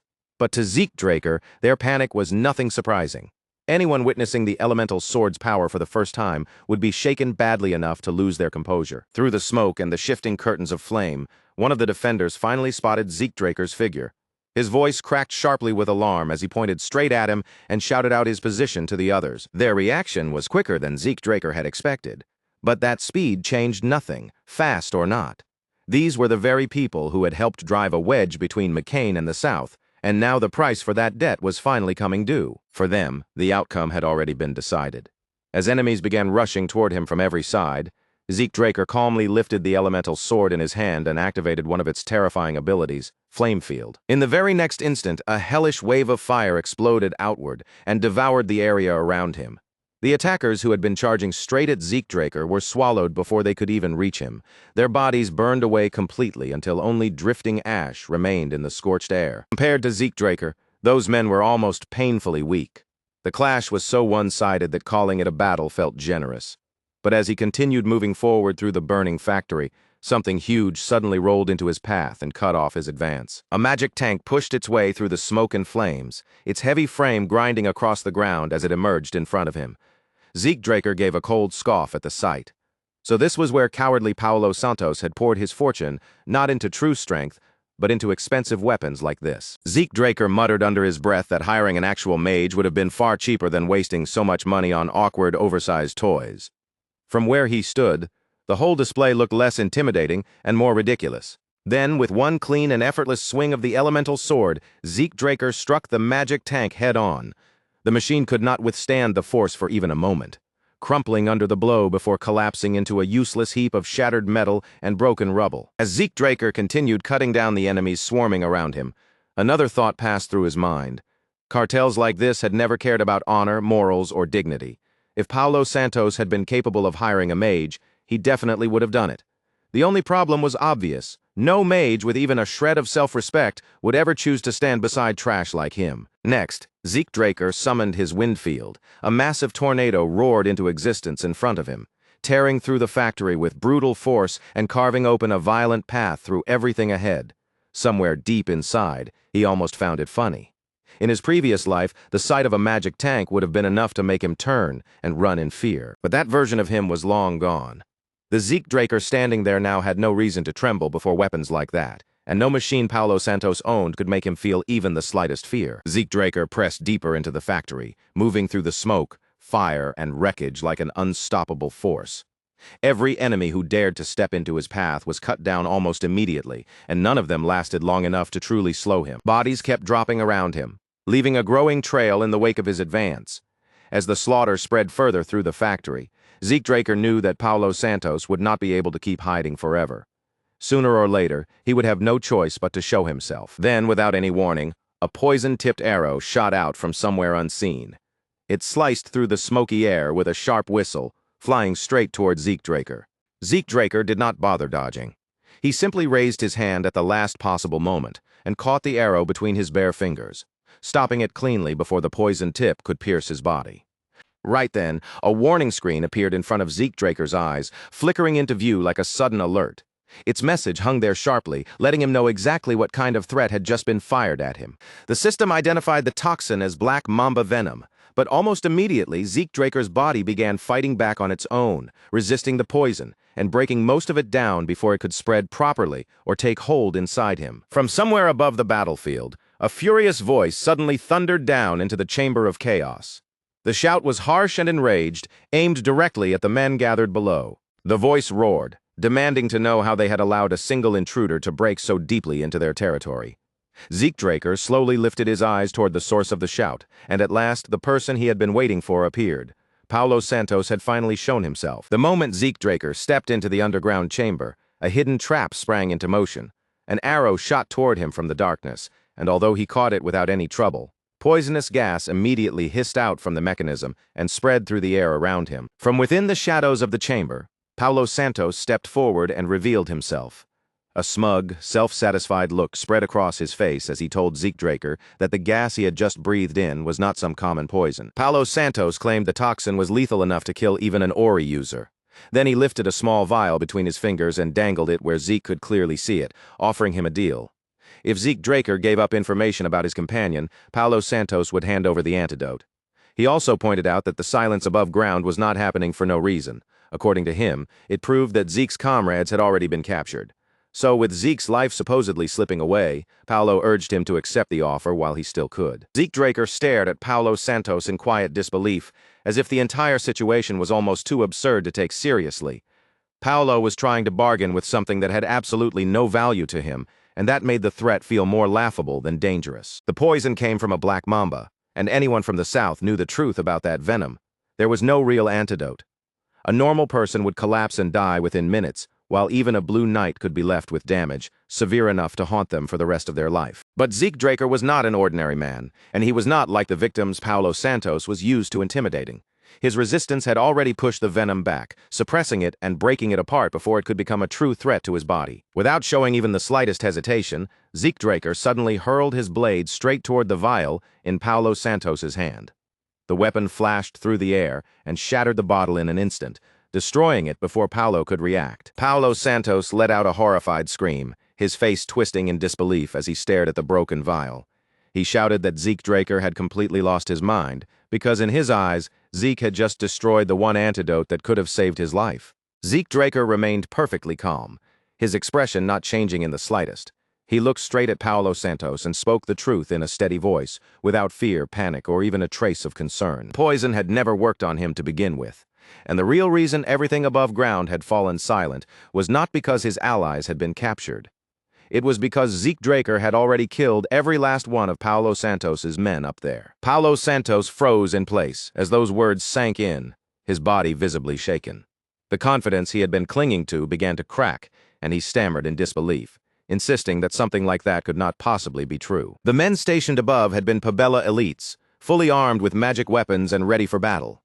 Zeke Draker answered coldly that if Paulo Santos did not believe him, then he was free to climb back up and look with his own eyes, provided he had enough courage to do it. Paulo was left speechless for a moment, but desperation quickly replaced his shock. He demanded to know who Zeke Draker really was, and whose orders he was following to cause this much destruction. Zeke Draker's answer was flat and simple. He was not acting under anyone's command. For a brief moment, Paulo Santos went completely still. Then his anger burst out all at once, and he began cursing McCain, shouting that no one besides McCain would ever dare launch an attack of this scale against Pabella. He screamed that Pabella had respected the territorial boundaries between their forces. If they had kept to those lines, Then why had McCain suddenly chosen to strike at them like this? Zeke Draker looked at Paulo Santos with a cold, almost pitying stare, and asked if he was really too naive to understand what was happening. Confusion flickered across Paulo's face, and he snapped back, demanding to know what Zeke was talking about. Zeke Draker explained it plainly, leaving no room for excuses. Pabella had tried to plunder yet another one of McCain's distribution routes, and because of that greed, they had finally crossed a boundary they should never have touched. That alone was already more than enough reason for Don Juan to move against them. And now, the order had been given with absolute certainty. Pabella would be crushed, burned to ash, and wiped completely from the south. Don Juan had sworn to purge those filthy pirates from the land once and for all. The color drained from Paulo Santos's face as the full meaning of Zeke Draker's words settled over him. In that instant, he finally understood. McCain had uncovered the truth, and they now knew that Pabella's roots were tied to piracy. Without saying another word, Paulo Santos spun around and ran. Panic had completely overtaken him as he bolted into the ruins, fleeing deeper into the wreckage in a desperate attempt to escape. Zeke Draker pursued Paulo Santos through the broken ruins with an eerie kind of calm, his footsteps never rushing, never faltering, yet steadily closing the distance. In a voice so flat it almost sounded like a verdict, he told Paulo there was no use running anymore because escape had never been an option. But as the chase continued deeper and deeper through the underground passageways, Zeke Draker's patience slowly began to wear thin. Paulo Santos kept slipping farther into the ruins like a cornered rat, and the seemingly endless path ahead only made the whole pursuit feel more irritating. Zeke Draker moved forward with a frown tightening across his face, silently questioning where this passage was even supposed to take him. The walls, the layout, and the atmosphere around him were different from the underground mines he had explored before, and that subtle difference immediately sharpened his attention. Soon, troops began flooding into the passage ahead, rushing in to block Zeke Draker's advance. Traps had also been placed throughout the ruins to slow him down. But the strange thing was how unnatural they felt, scattered in a way that seemed out of place with the ancient structure around them. It was clear these traps did not belong to the original ruins. They had been installed far more recently, and that single detail told Zeke Draker something important. Pabella had not just been hiding in this place, they had been actively using these ruins for some purpose. Then, without any warning, another mage stepped out from the shadows and planted himself directly in Zeke Draker's path. His voice echoed through the narrow passage as he demanded to know exactly who Zeke was. Zeke Draker did not even bother giving him an answer. To him, there was no reason to waste time or breath on someone who had chosen to stand in his way. His blade flashed through the dim passage once, swift, clean, and utterly merciless. Before the mage's body could even fully register what had happened, his head had already fallen, and Zeke Draker simply walked on without slowing his pace. As Zeke Draker looked down at the fallen enemy, a grim thought passed through his mind. No matter where he went, why did these same kinds of men keep appearing in front of him? Zeke Draker's expression darkened as he recognized exactly what they were. These men were nothing but the Rome Empire's hunting dogs, and now more of them emerged from deeper within the ruins, shifting into formation as they moved to block his path. The men looked openly irritated, muttering curses about the southern pirates they had been forced to cooperate with. But when their eyes landed on Zeke Draker, that annoyance quickly twisted into ugly sneers. They complained that Pabella should have dealt with McCain by themselves, and now McCain had apparently sent some little rat crawling into the ruins just to die. Their leader stepped forward, his cold glare fixed directly on Zeke Draker. In a hard voice, he declared that it was already far too late for Zeke to leave this place alive. Zeke should never have entered these ruins in the first place, because now he would die here, and the secrets hidden inside would stay buried forever. Those words immediately stirred Zeke Draker's memory, bringing him back to the operation maps he had found on the giant mountain. The ruins of the southern continent had been marked there as well. If that connection truly meant what he thought it did, then this place was not just another concealed stronghold. Somewhere within these ruins, one of the very artifacts the Emperor had been desperately searching for was likely hidden away. The commander of the hunting dogs narrowed his eyes as his attention locked onto the dagger in Zeke Draker's hand. At first it appeared to be nothing more than an ordinary weapon, but when Zeke moved it, the commander was certain he had seen something unusual, like wind curling and gathering around the blade. An artifact. That possibility struck the commander almost instantly, and his posture grew sharper with caution. He quickly ordered his men to close in carefully, warning them not to underestimate Zeke Draker for even a second. Just as the hunting dogs prepared to rush forward and begin their attack, Zeke Draker calmly reached out and pulled a scroll into view. The commander froze the moment he saw it, alarm flashing across his face. He immediately barked at his men to brace themselves for impact. But Zeke Draker's calm voice cut through the rising tension. telling them there was no need to panic. After all, it was only a simple scroll. It was nothing more than a soundproof barrier, with no killing spell sealed inside it and no direct attack waiting to be unleashed. The scroll activated, and an invisible barrier spread out, sealing the space around them from the rest of the ruins. Zeke Draker told them plainly that for the next 30 minutes, no matter what happened within this enclosed area, the outside world would hear and know absolutely nothing. His tone grew even colder as he continued speaking. No one here was going to be captured, and no one would be allowed to escape. Then, with a faintly mocking edge, he added that he rarely got a proper chance to test out new abilities, so they could think of this as their entertainment. Zeke Draker reached into the empty air beside him, and a sword appeared in his hand as though he had pulled it straight out of nothingness itself. The commander's breath caught in his throat at the impossible sight. This was not the ordinary use of a subspace pocket. Zeke Draker had drawn the weapon directly from empty space, without any visible medium, container, or magical tool to explain it. First, there had been that strange dagger, then the scroll that looked like something only a mage would casually use, and now a sword had appeared out of thin air in his grasp. The commander could not stop the question from rising in his mind. Just what kind of man was Zeke Draker? With every passing second, the commander's unease grew heavier. Then Zeke Draker lifted the sword, his stance settling into place as he prepared to strike. Brilliant aura began to shimmer along the length of the blade, wrapping it in power. It was no longer just a sword in his hand, it had become an aura sword. The commander's heart sank the moment that realization hit him. Zeke Draker was no ordinary intruder who had stumbled into the ruins. The man standing before them was a blue knight. Zeke Draker had no intention of wasting another word on them. The talking was finished, and the only thing left now was the result. Using the dragon's swordplay, Sky Slice, Zeke Draker swung his blade in a devastating arc. The attack tore through the commander and his men all at once, cutting them down together with a single overwhelming strike. Their bodies collapsed silently across the sealed space, falling one after another with no chance to call for help. Without hesitation, Zeke Draker began burning the corpses immediately, making sure no trace of what had happened here would remain. His thoughts stayed cold and practical as the flames consumed the evidence. It was better to erase every sign of the fight completely. Once the bodies were burned, anyone who later discovered the aftermath would assume that McCain had not only sent knights into the assault, but mages as well, and that misunderstanding would drive an even deeper wedge between McCain and Pabella. The deception itself was not what truly bothered Zeke Draker. What troubled him more was the question of why Pabella had been cooperating with the Rome Empire in the first place. One likely explanation began forming in his mind. They were working together to search for an ancient artifact hidden somewhere in the south. Before his regression, Zeke Draker had searched these same ruins himself and found nothing of value. Now, the reason finally seemed clear. 3 years later, by the time he had reached this place in his previous life, they had most likely already discovered the artifact and vanished with it. That thought gave Zeke Draker a dark sense of satisfaction. Whether it had happened by pure coincidence or because of the changes he had caused, this time he had managed to interfere with the Emperor's plans. Zeke Draker turned to leave the ruined passage behind, ready to move on from the sealed space. But at that exact moment, a voice echoed out from somewhere behind him. The unknown figure calmly remarked that this had turned into quite a terrible situation, his voice carrying through the darkness with an unsettling composure. The stranger explained that he had sensed a surge of chaotic energy coming from this place. Then, just as suddenly, that presence had disappeared, almost as if it had been erased by magic. Curiosity had drawn him here to see exactly what had happened. As the figure stepped forward into the light, his appearance finally became clear. He was covered from head to toe in a massive suit of crimson armor, the heavy plating concealing even his face from sight. His voice lowered as he stared at Zeke Draker from within that armor, declaring that Zeke was nothing more than an uninvited guest.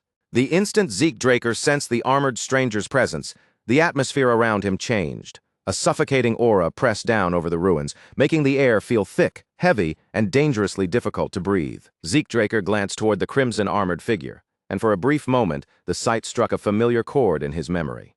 His expression hardened as recognition began to settle over him. That armor looked remarkably similar to Regression, the enchanted plate once granted to the Crimson Knight of the Rome Empire. Fragments of information surfaced in Zeke Draker's mind. Regression was known as one of the Great Relics, a suit of armor engraved with countless auxiliary enchantments, including weight reduction, self-repair, and several other powerful functions. But as Zeke Draker observed the armor more carefully, he realized something did not quite match. The crimson armor worn by the opponent in front of him was similar to the Empire's Regression, but it was not exactly the same. Zeke Draker turned his full attention to the armored man and questioned who he really was, pointing out that the armor resembled Hersian and asking whether he was a Crimson Knight of the Empire. But before Zeke could take another step, cold steel was already pressed against his throat. The knight had moved like a shadow, his blade drawn before the motion could even be seen. Forced to respond instantly, Zeke Draker swiftly unsheathed his sacred sword. Their weapons collided right in front of him, locking together with a sharp, ringing clash that echoed through the chamber. Battle erupted without warning, turning immediately into a violent contest of raw strength and endurance. Every blow crashed with brutal force, testing just how much punishment each of them could withstand. Beneath the crimson armor, the knight's eyes glowed with a murderous blue light. Zeke Draker braced his entire body against the relentless assault, holding firm as the crushing pressure bore down on him again and again. Then the momentum suddenly shifted. The crimson-armored knight unleashed a ferocious strike, and Zeke Draker was forced to dodge with everything he had just to avoid being cut down on the spot. The shockwave from that attack exploded outward with terrifying force and slammed straight into Zeke Draker. His body was blasted backward through the ruins, flying across the broken space until he crashed hard against a stone wall. The impact sent a brutal wave of pain ripping through Zeke Draker's entire body, burning through his bones as if fire had been poured into them. Still, even with the shock rattling him from the inside, he clenched his jaw hard and refused to drop, forcing his legs to keep him standing. The Crimson Knight suddenly sprang high into the air, raising his weapon overhead for a crushing blow meant to finish Zeke Draker off. Zeke lifted his own blade and met the attack head-on, and the instant their weapons slammed together, violent tremors burst through the ground beneath their feet. Neither of them yielded even the smallest step. Their blades crashed again and again, steel shrieking against steel with every exchange, and each strike came heavier, sharper, and more punishing than the one before it, as the battle became a brutal test of endurance. Zeke Draker's thoughts turned grim, as he felt just how unnatural his opponent's stamina really was. A cold, uneasy feeling crawled up inside him, and he began to suspect that Hersian had not merely been enchanted. It had likely been strengthened even further with reinforcement magic. Forced back onto the defensive, Zeke Draker slipped past one merciless attack after another, narrowly avoiding each strike as dust and shattered stone kicked up around them. Yet inside that swirling haze, the Crimson Knight stood completely unharmed, as if none of it had even touched him. The Crimson Knight's towering body advanced like an iron wall that could not be pushed back. A cold, immovable menace poured from his armored frame, while the eyes hidden within the helmet burned with a terrifying, almost inhuman intensity. Zeke Draker invoked Elemental Blade and Metallic Field, and the ground beneath them violently split open. Jagged stone spires burst upward from the floor, and within seconds, metallic power coiled around the Crimson Knight like a fortress, trying to seal him in completely. But even that powerful restraint was not enough to hold down the overwhelming strength of the Crimson Knight. From inside the barrier, the Crimson Knight slashed with terrifying precision. His blade carved through the metallic shell again and again, each cut tearing deeper until the walls finally shattered apart and collapsed into broken fragments around him. Once he broke free, the Crimson Knight seemed to stand even taller than before. His armored figure radiated absolute dominance, as if the failed barrier had done nothing except prove how far above Zeke's restraints he truly was. Then all at once, a blinding radiance swept across the battlefield. For the briefest heartbeat, the Crimson Knight's movements faltered, his massive body stiffening beneath that sudden and mysterious burst of light. Zeke Draker seized that instant and triggered his counter-skill, Blinding Cataclysm. Huge boulders formed above and around the Crimson Knight before crashing down with merciless force, smashing against his armored body one after another. Using that tiny opening, Zeke Draker surged forward with his sacred sword gripped tightly in his hand. His body shot through the broken silence like a streak of lightning, closing the distance in a single decisive rush. For one brief moment, Zeke Draker believed he had finally broken through the Crimson Knight's defense, but his eyes widened the next instant, because even after taking the strike, the knight caught the sacred sword with ease and stopped its force completely. Even then, Zeke Draker refused to fall back. Instead, he stepped forward without hesitation and stood boldly in front of the Crimson Knight, facing him head-on as the pressure between them grew heavier and more suffocating. The rhythm of the fight had clearly shifted against Zeke Draker, but his will did not snap. A faint flicker of hesitation passed through him for only a moment before he steadied his breathing, focused his mind, and activated dragon-scaled armor. His body was already wounded and being pushed close to its limit, but Zeke Draker's determination stayed firm. He tightened his grip around the sacred sword and prepared to rise again, while the Crimson Knight loomed ahead, still bound by luminous restraints. Zeke held his defensive stance, his gaze sharpening with cold defiance. The Crimson Knight studied Zeke Draker with a measured stare, as if reassessing the opponent in front of him. Then he remarked that Zeke possessed an unusually wide range of abilities. As the Crimson Knight continued watching him, he said that anyone skilled enough to face him in battle deserved, at the very least, to hear his name. Then, with calm authority, he finally revealed who he was, Cain Jimmins Constantinus. The moment that name reached Zeke Draker's ears, it struck him like a sudden jolt. Shock flashed through his mind, and suspicion immediately began rising beneath the surface. The name Constantinus was not something an ordinary person could carry. It belonged to a bloodline recognized as part of the royal family of the Rome Empire, and there was more to it than that. Within that lineage, middle names were reserved for the elector families, the noble houses that held the right to choose the emperor. As Zeke Draker pieced those facts together, a startling realization took shape in his mind. The Jimmins family, a great house tied to House Draker, was actually one of the elector families of the Rome Empire. Before Zeke Draker could fully absorb that discovery, the system's voice echoed inside his mind. It announced that demonic energy and miasma had been detected, and that eliminating the bearer would grant him bonus rewards. Zeke Draker instinctively raised his arm in front of himself, guarding against whatever might come next. He did not know exactly what miasma was, but from the system's warning alone, one thing was clear: it was dangerous. Cain Jimmins Constantinus's body began to shine with a blinding light, the radiance growing so intense that Zeke Draker was forced to turn his eyes away from it. The air around Cain crackled with danger as he prepared something decisive, his presence swelling until it felt overwhelmingly dominant. He admitted that he had never expected to meet a knight capable of rivaling him in such a remote place. Because of that, Cain declared that he would show Zeke Draker the respect he deserved. He would fight with all his strength and grant him what he considered an honorable death. Zeke Draker understood his own limits, and he could feel the terrifying difference in power standing between them. Even so, he remained composed. Ordinary techniques would never be enough here, and even his elemental blade could not completely bridge the massive gap. Zeke Draker planted his foot firmly against the cracked ground, steadying himself as his mind raced through every possible option. After weighing everything in an instant, only one path remained. Lifting his sword high, Zeke Draker unleashed one of his strongest techniques. It was the dragon-slaying sword art, second form, dragon scale thrust. Yet even as he committed himself fully to the strike, uncertainty still lingered at the edge of Zeke Draker's mind. There was still a very real chance that even this attack would not be enough to bring Cain down. Zeke Draker had already witnessed Cain Jimmins Constantinus's terrifying abilities firsthand, defenses that seemed almost impossible to pierce, and raw strength powerful enough to overwhelm everything in its path. Cain's battle mastery was so complete that he could repel even divine swords, and as long as Hersion protected him, landing a fatal blow would be nearly impossible. Zeke Draker's sword gleamed as he ran his hand across the blade, his thoughts tightening around a desperate plan.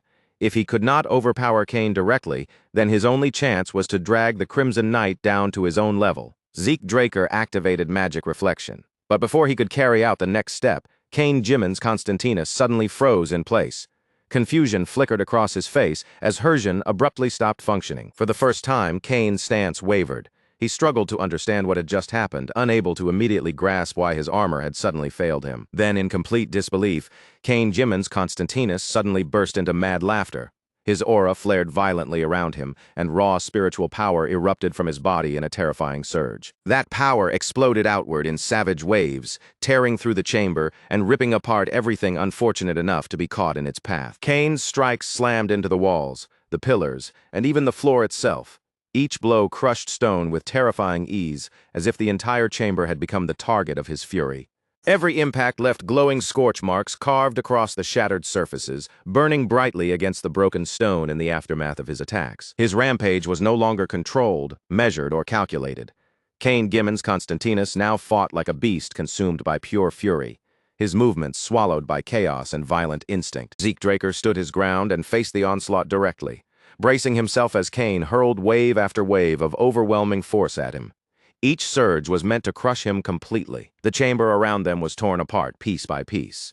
Walls collapsed, the ground split open beneath their feet, and debris rained down from every direction like a violent storm of destruction. The once grand hall had been reduced to a devastated ruin, buried beneath clouds of dust, piles of shattered stone, and the brutal aftermath of Cain's uncontrollable rampage. Zeke Draker staggered where he stood, his body battered from the relentless assault.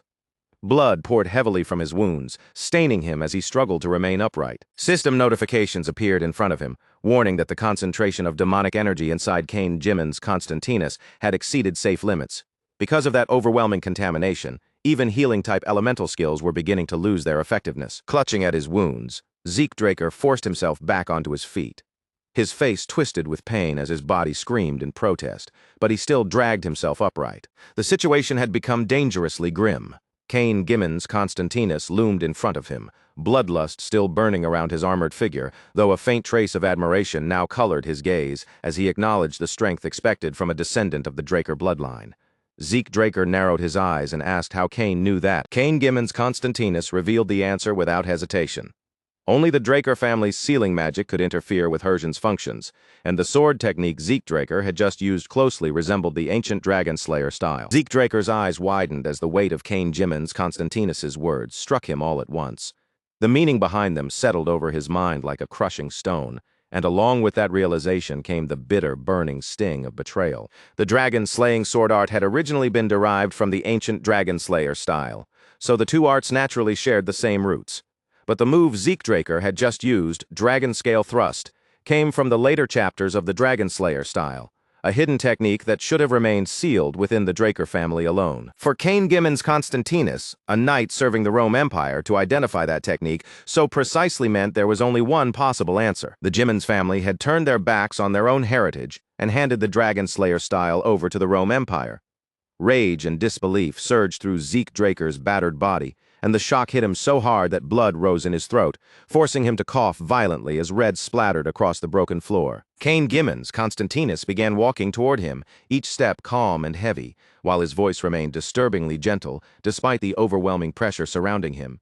He observed that the corruption had already spread deep into Zeke Draker's body, and that the pain tearing through him must have been almost impossible to endure. Cain said that allowing Zeke Draker to suffer any longer in such a state would be discourteous.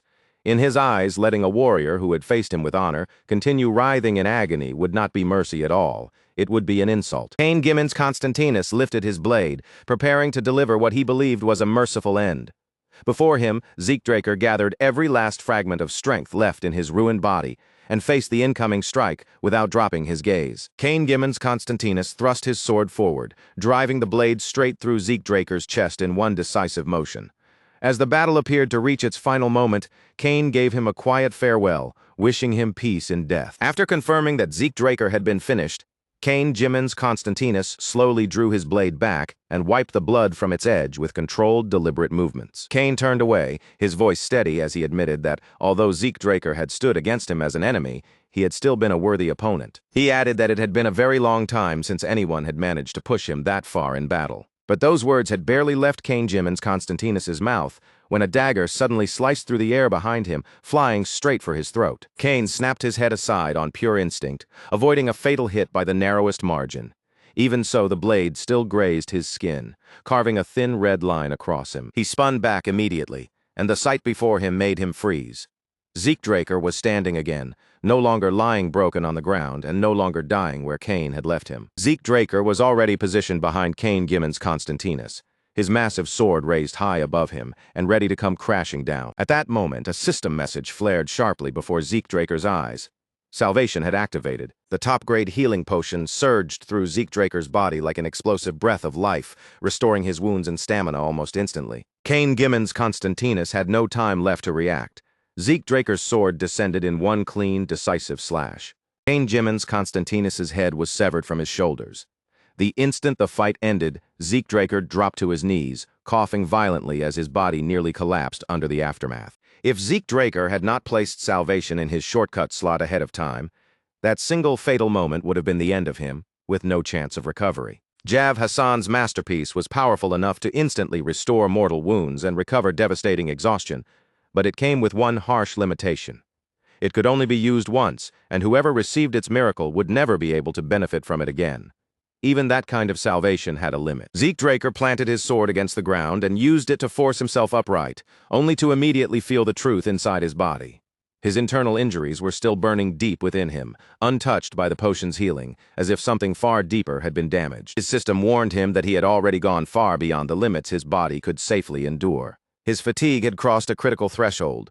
For the sake of protecting him from further collapse, the system would forcibly shut down his consciousness. The sword slipped from Zeke Draker's weakening fingers.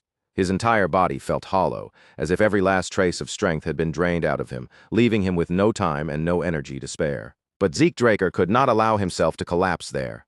Not here, not now, and especially not in the middle of enemy territory. As his body sank downward, his fading eyes drifted toward the shattered bottle lying near Cain Jimin's, Constantinus's corpse. Then Zeke Draker's gaze shifted to Cain's body itself. Desperation tightened painfully in his chest. No matter what method he had to use, he needed to recover somehow. Before his head could strike the ground, Zeke Draker activated one of his draconian skills, gluttony. A strange, ominous energy burst out from Zeke Draker's body, spreading like a dark current through the ruined chamber before wrapping itself around Cain Jimin's, Constantinus's corpse. System announced that Zeke Draker had consumed a demonic human corrupted by miasma. Power rushed back into Zeke Draker all at once. His stamina, mana, and mental strength began pouring into the emptiness inside him, restoring what had been completely drained away. Then came the blood. It coated Zeke Draker as the system declared that he had absorbed a demonic bloodline ability. His C-rank skill, Static Discharge, broke apart and evolved. A new name burned itself into his system in its place, Lightning. From that moment on, Zeke Draker was no longer exactly the same as before. Once Cain Jimin's Constantinus had been completely devoured, the strange energy faded from the chamber, and gluttony disappeared as though it had never existed. Zeke Draker's eyes snapped open. He pushed himself upright and pressed a hand against his head, half expecting death to still be waiting for him. He had truly believed everything was over, and only now did he realize just how close he had come to dying, and how fortunate he had been to activate gluttony in time. When Zeke Draker looked ahead, his body went still. Cain Jimin's Constantinus's armor was floating in the air, slowly rotating in place as if it had a will of its own. A system message appeared before Zeke Draker, informing him that he had obtained an unknown armor and asking whether he wished to register himself as its user. But something about it felt wrong. Even after everything that had happened, the armor's true name still refused to appear. After a brief pause, Zeke Draker accepted the registration. The moment the process completed, the armor dissolved into light and flowed around his body, equipping itself instantly. Another message followed right after, telling him that the armor's form could be changed according to his will. Of the 28 great magic circles engraved into the armor, only 3 were currently active. Zeke Draker lifted his arm in disbelief, testing the armor's weight. It was far lighter than it looked, almost impossibly light, as though it had been designed perfectly for movement. Its functions alone proved that this was equipment far beyond anything ordinary, and that was exactly why he chose to remove it. If Zeke Draker walked around wearing armor like this, the Rome Empire would recognize the danger immediately. He would alter its form later and only use it when the right moment came. For now, what mattered most was leaving the ruins. But just as Zeke Draker turned to go, a foul stench suddenly struck his nose. The smell of blood, rot, and corpses had mixed together in the air. That unbearable odor drifted from somewhere deeper within the ruins, thick, heavy, and impossible for him to ignore. Zeke Draker followed the stench with his jaw tightening at every step, moving farther into the darkness until he finally reached a hidden laboratory buried inside the ruins. Inside, mages were gathered around tables. Human bodies had been strapped down, cut open, and abandoned there while they were still warm. Zeke Draker ground his teeth together as disgust and fury rose violently inside him. He had always known the Rome Empire was ruthless, but what he was seeing in that laboratory went far beyond ordinary cruelty. The mages finally noticed Zeke Draker standing at the entrance of the hidden laboratory, and the color drained from their faces almost instantly. Panic flashed through the room, and without wasting even a single second, they released a thick cloud of gas that spread outward, quickly flooding the space around him. A system warning immediately flickered into view before Zeke Draker's eyes, alerting him that the air around him had been contaminated with a magically formulated poison. This toxin was not some ordinary poison that could be brushed aside easily. It pressed down against Zeke Draker's natural resistance, forcing it back as the poison tried to push its way deeper into his body. Zeke Draker reacted without the slightest delay. He pulled out a potion, brought it to his mouth, and swallowed it down at once before the toxin could spread any further through him. Then he slowly lifted his gaze toward the mages, his eyes cold enough to make the room feel even darker. In a low, merciless voice, he told them they had better be prepared to pay with their lives for everything they had done in that place. In the next instant, Zeke Draker moved. The fight barely had time to begin before it was already over. Flesh was torn apart under his attack. Stone cracked and shattered, and the hidden laboratory itself began collapsing beneath the force of the destruction. When the room finally fell still again, Zeke Draker moved through the wreckage and gathered the research documents the mages had left behind.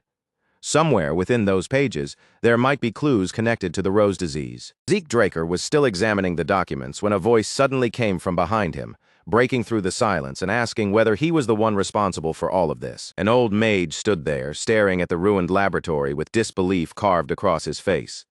His eyes swept over the collapsed tables, broken equipment, and scattered remains before he demanded to know if Zeke Draker had destroyed his lab. Zeke Draker did not answer him with words. Instead, he wrapped his sword in aura and charged straight toward the old mage without giving him another moment to speak. The old mage's eyes widened in horror the instant he felt the pressure pouring from Zeke Draker's blade, an aura weapon.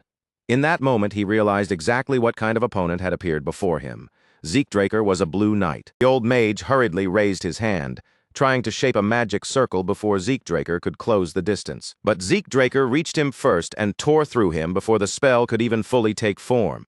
The old mage's body collapsed heavily onto the ground, only for it to crumble apart into loose sand a moment later. Then, in the very next breath, that same sand began gathering together again, swirling and reforming directly in front of Zeke Draker. Zeke Draker narrowed his eyes as he studied the reformed mage. From the crest he saw and the twisted flow of mana around him, Zeke immediately recognized where that power came from, the Scorpion clan. They were practitioners of forbidden magic, and this old mage was clearly not some disposable underling.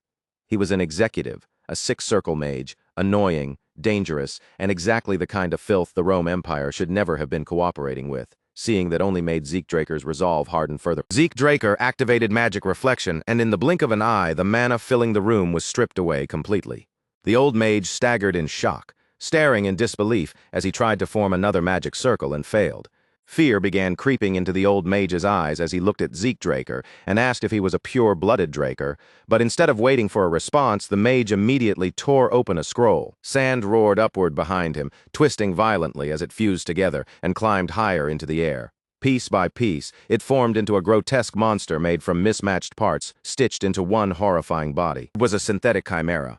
The old mage laughed with warped pride as he called the creature his greatest masterpiece. He declared that not even a Draker would be able to stand against a monster like this. The chimera lunged forward and attacked without warning. Zeke Draker raised his weapon and blocked the first claw as it came crashing down.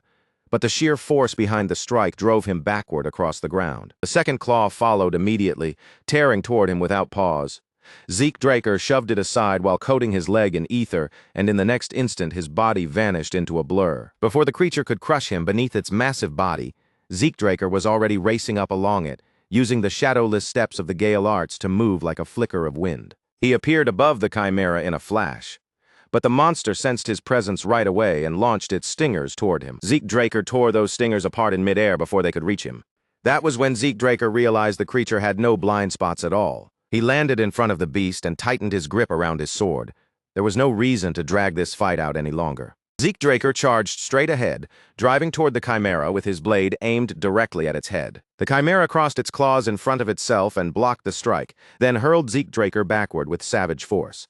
Zeke Draker clicked his tongue in irritation as he steadied himself. If the fight continued much longer, reinforcements would arrive. That was when the system's voice suddenly spoke inside his mind. Draconic control could now be activated. The system gave him a direct command: subjugate the draconic target. Zeke Draker had not expected the skill to work on a creature like this, but he did not hesitate for even a second. Zeke Draker unleashed Dragon's dignity, and in that instant the atmosphere around him changed completely. An overwhelming pressure crashed down like the will of a tyrant as he commanded the creature to submit. The chimera froze where it stood. Its massive body began trembling uncontrollably as fear spread through every part of it. A final message appeared before Zeke Draker, declaring that fear had been successfully instilled in the trivial dragon. The effect of draconic control surged even higher after it merged with Dragon's dignity. Zeke Draker understood the reason immediately. Somewhere inside that stitched-together body, the mage had fused in dragon traits, and that was the only reason the chimera responded to his command. The system then asked whether he wished to fully activate draconic control. Zeke Draker accepted without the slightest hesitation. A magic circle bloomed beneath the chimera's feet, glowing across the ground before chains erupted from within it. They wrapped around the creature's massive body and bound it tightly in place. Another system message followed, confirming that the trivial dragon had been successfully subjugated. When the chains finally faded away, Zeke Draker stepped closer to the now subdued creature and gently patted its head. To the mage's utter disbelief, the chimera did not pull away from Zeke Draker at all. Instead, the beast gently leaned into his palm, accepting his touch as if it had been waiting for that hand from the very beginning. The mage could only stand there, frozen, his face locked in stiff, horrified confusion, unable to process why the monster he had sacrificed so much to create had suddenly stopped obeying him. Then Zeke Draker slowly shifted his icy gaze toward the mage, and there was not a single trace of pity in his expression. With his voice low and merciless, he gave one simple order: bite. The chimera moved the instant the word left his mouth, springing forward without a second of hesitation and crushing the defenseless mage in one savage, overwhelming attack. Once it was over, Zeke Draker calmly extended his hand again and gave the chimera another firm pat on the head, almost like he was rewarding a loyal beast for following a command properly.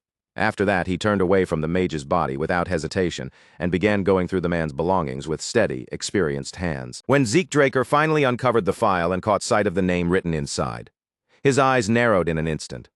The information in the document pointed directly to Gurav al-Rumani, the second in command of the Desert Scorpion clan. As Zeke Draker kept reading through the file, the chimera moved closer again and pressed its head against his side.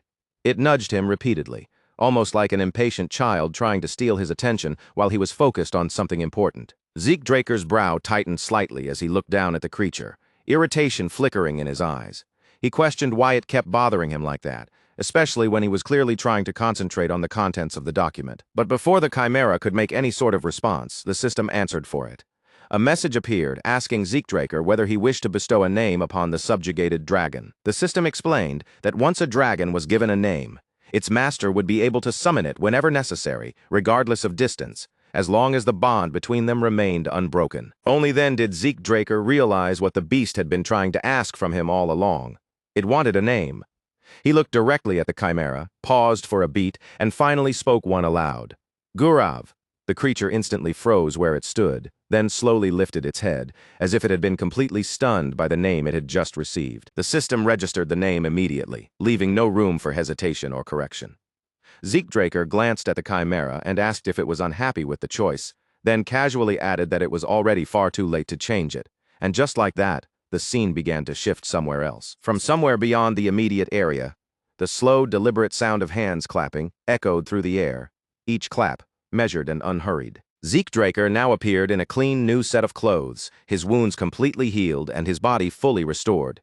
Standing there without a single trace of injury, he looked as though the brutal battle from before had never even touched him. Seated in front of him was none other than Don Juan himself.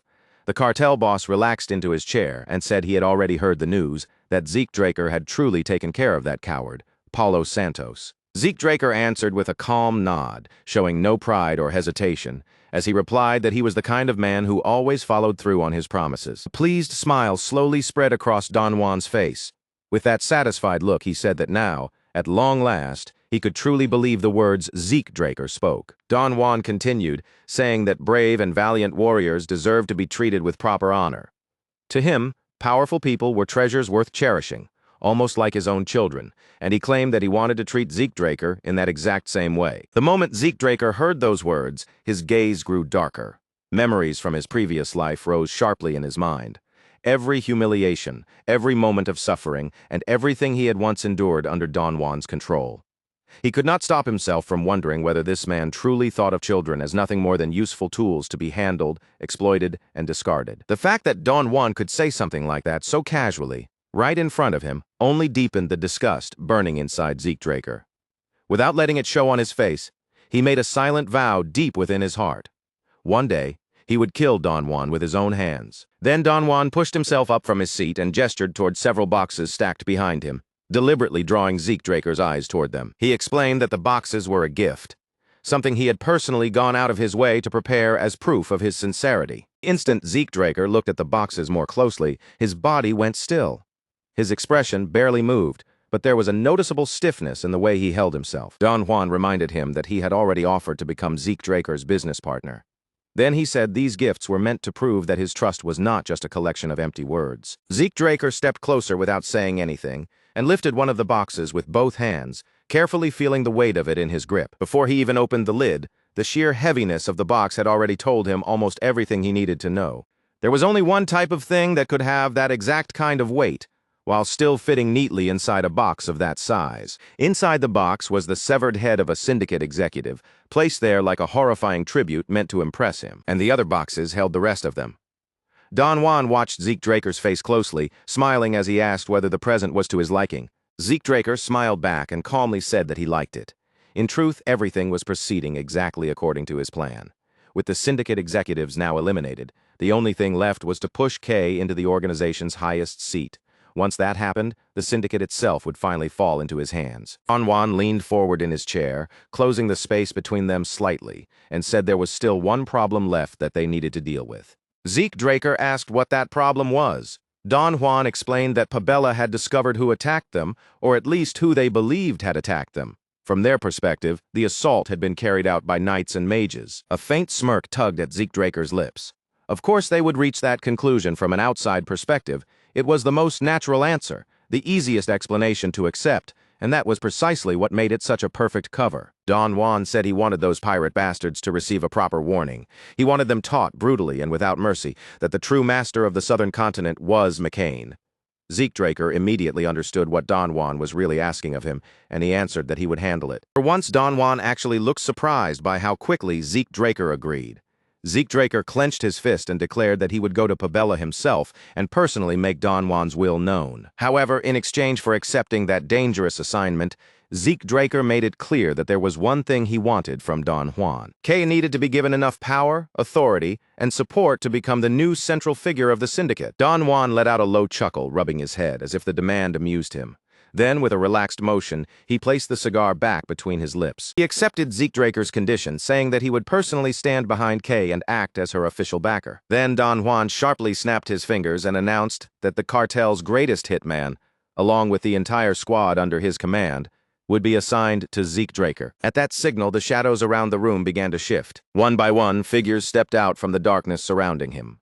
Zeke Draker turned his head and found himself locking eyes with a blond man standing just behind him. The man wore an eye patch, and everything about him felt sharp, silent, and impossible to read, like a blade kept half hidden in the dark, waiting for the right moment to be drawn. Don Juan calmly assured Zeke Draker that this man, together with the squad behind him, would be more than useful for the mission ahead. Then the scene shifted once again. Across the land that had once belonged to Paulo Santos, ruins now stretched in every direction, leaving behind only broken wreckage and the unmistakable traces of violence. Two figures walked through the devastated territory, their footsteps carrying them over cracked ground, scattered debris, and the remains of what had been destroyed. Abel Draker and the man beside him moved forward in silence for a time. Eventually, the man finally spoke, informing Abel that the investigation had already been completed. The Imperial Intelligence Bureau had already swept through the entire area, cleaning up every trace they could find.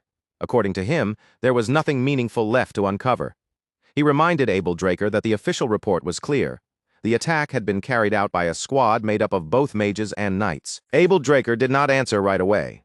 Instead, he lowered himself down to one knee and pressed his fingers against the ground, focusing carefully on whatever faint traces still remained there. A soft glow pulsed beneath Abel's fingertips as he drew out the lingering remnants of energy from the scene.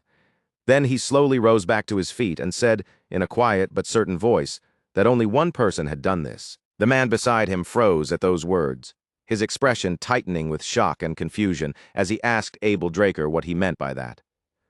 Abel Draker explained that there were both magical traces and sword traces left behind at the scene, but those signs had not come from a group of attackers. Every single trace, whether magic or blade, led back to one source alone. Whoever had launched this attack, Abel Draker could tell one thing with certainty. This was not the work of some ordinary warrior. At the very least, the attacker had to possess strength on par with a Red Knight, the kind of power needed to wipe out every person in this territory alone and leave behind nothing but ruins. William Zimmons stared at Abel Draker in confusion, unable to understand how he could draw such a sharp conclusion from traces so faint they were nearly gone. As the last glow of residual energy faded from Abel Draker's fingertips, Abel added that the marks scattered across the battlefield had obviously been cleaned up in a rush. The Imperial Intelligence Bureau had not merely come here to investigate. They had deliberately erased something they did not want anyone else to discover. With that thought settled in his mind, Abel Draker began walking deeper into the shattered ruins, his eyes fixed forward as he moved through the wreckage. In a low, steady voice, he said he needed to find out exactly what the Empire was trying so desperately to hide. William Zimmons hurriedly called out after him, his voice carrying clear concern as he asked if Abel Draker was truly planning to dig into the Imperial Intelligence Bureau itself.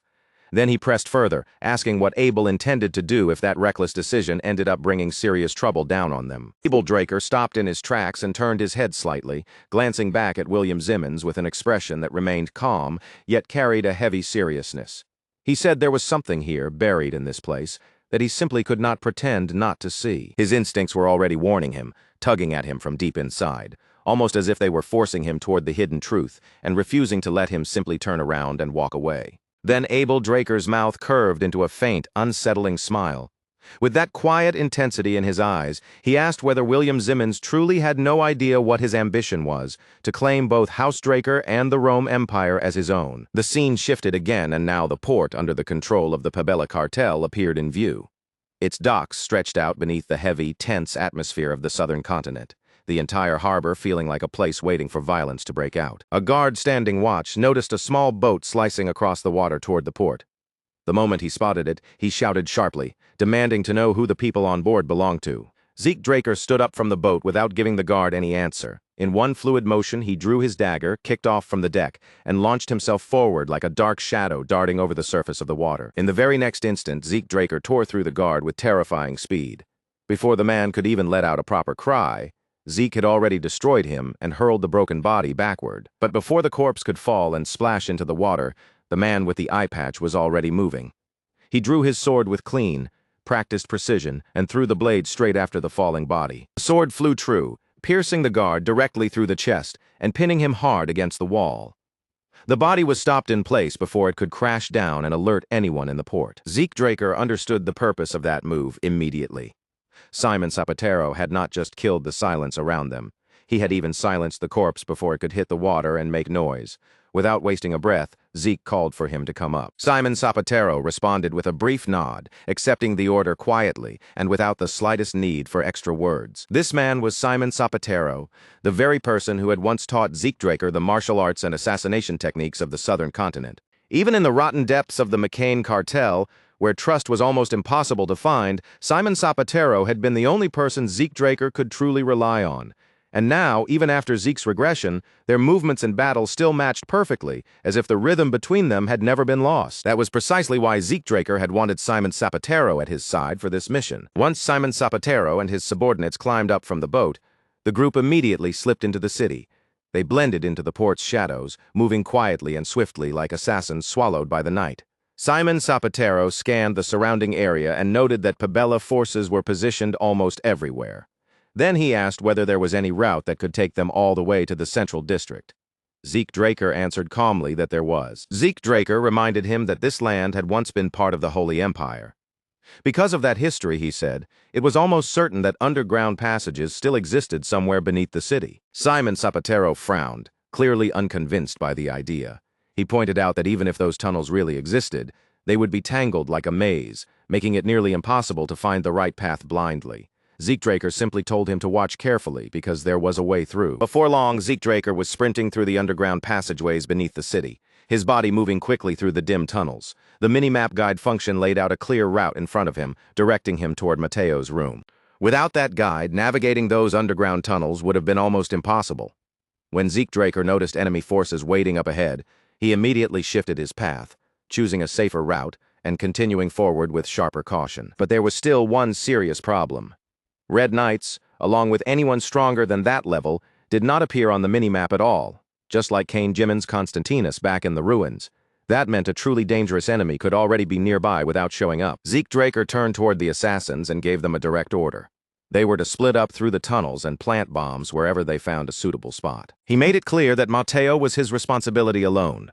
The assassins followed his command immediately, scattering without a sound into different passages until each of them disappeared down a separate path. Eventually, Zeke Draker arrived at the city's waterways. Ahead of him, 3 separate channels extended into the darkness, and each passage was sealed off by thick iron bars. He walked straight toward the channel where no water was flowing. Gripping the iron bars with both hands, he tore them free with raw strength, ripping open the sealed path by force. Zeke Draker already knew exactly what this move would trigger.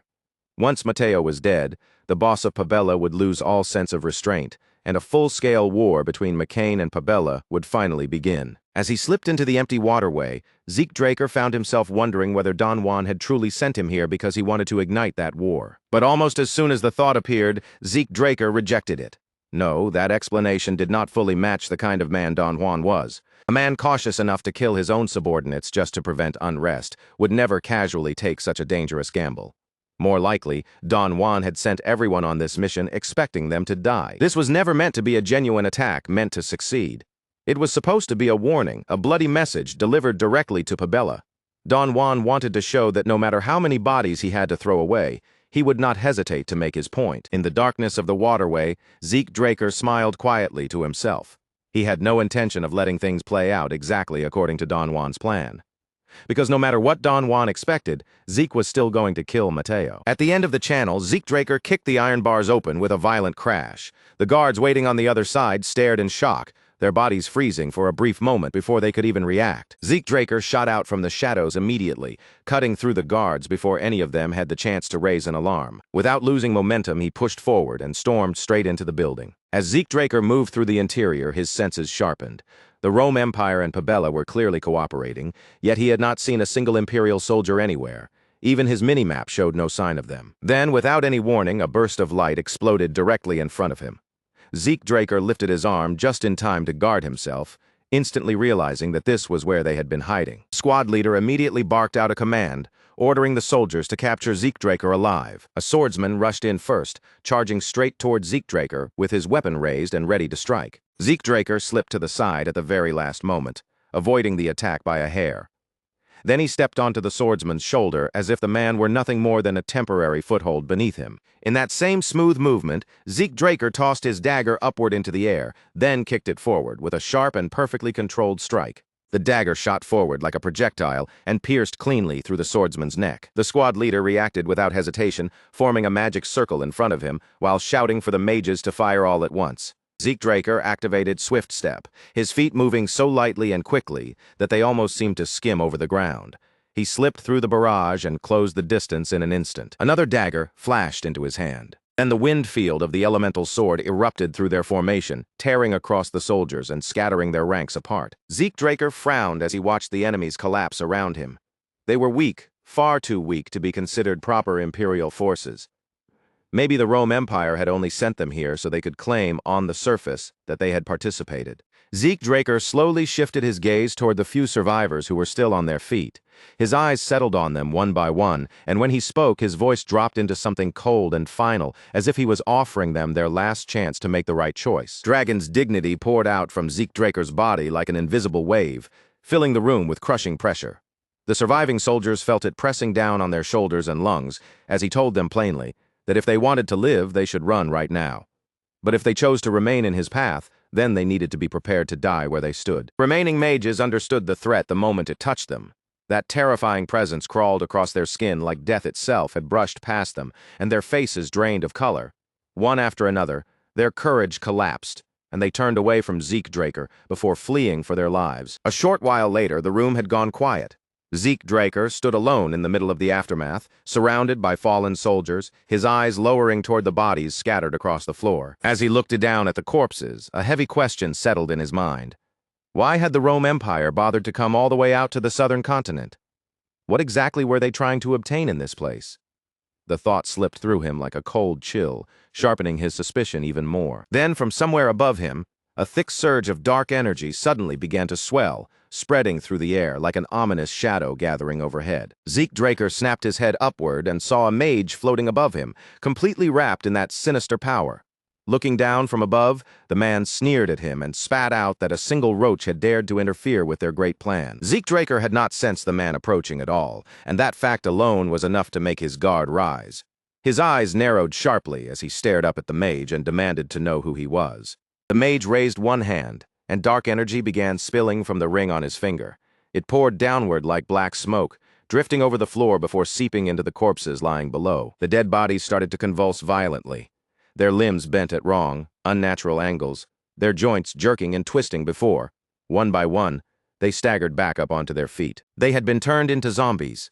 The mage commanded the risen corpses to seize Zeke Draker, declaring that because Zeke had ruined everything, he would personally tear his soul out. Zeke Draker understood what he was facing almost immediately.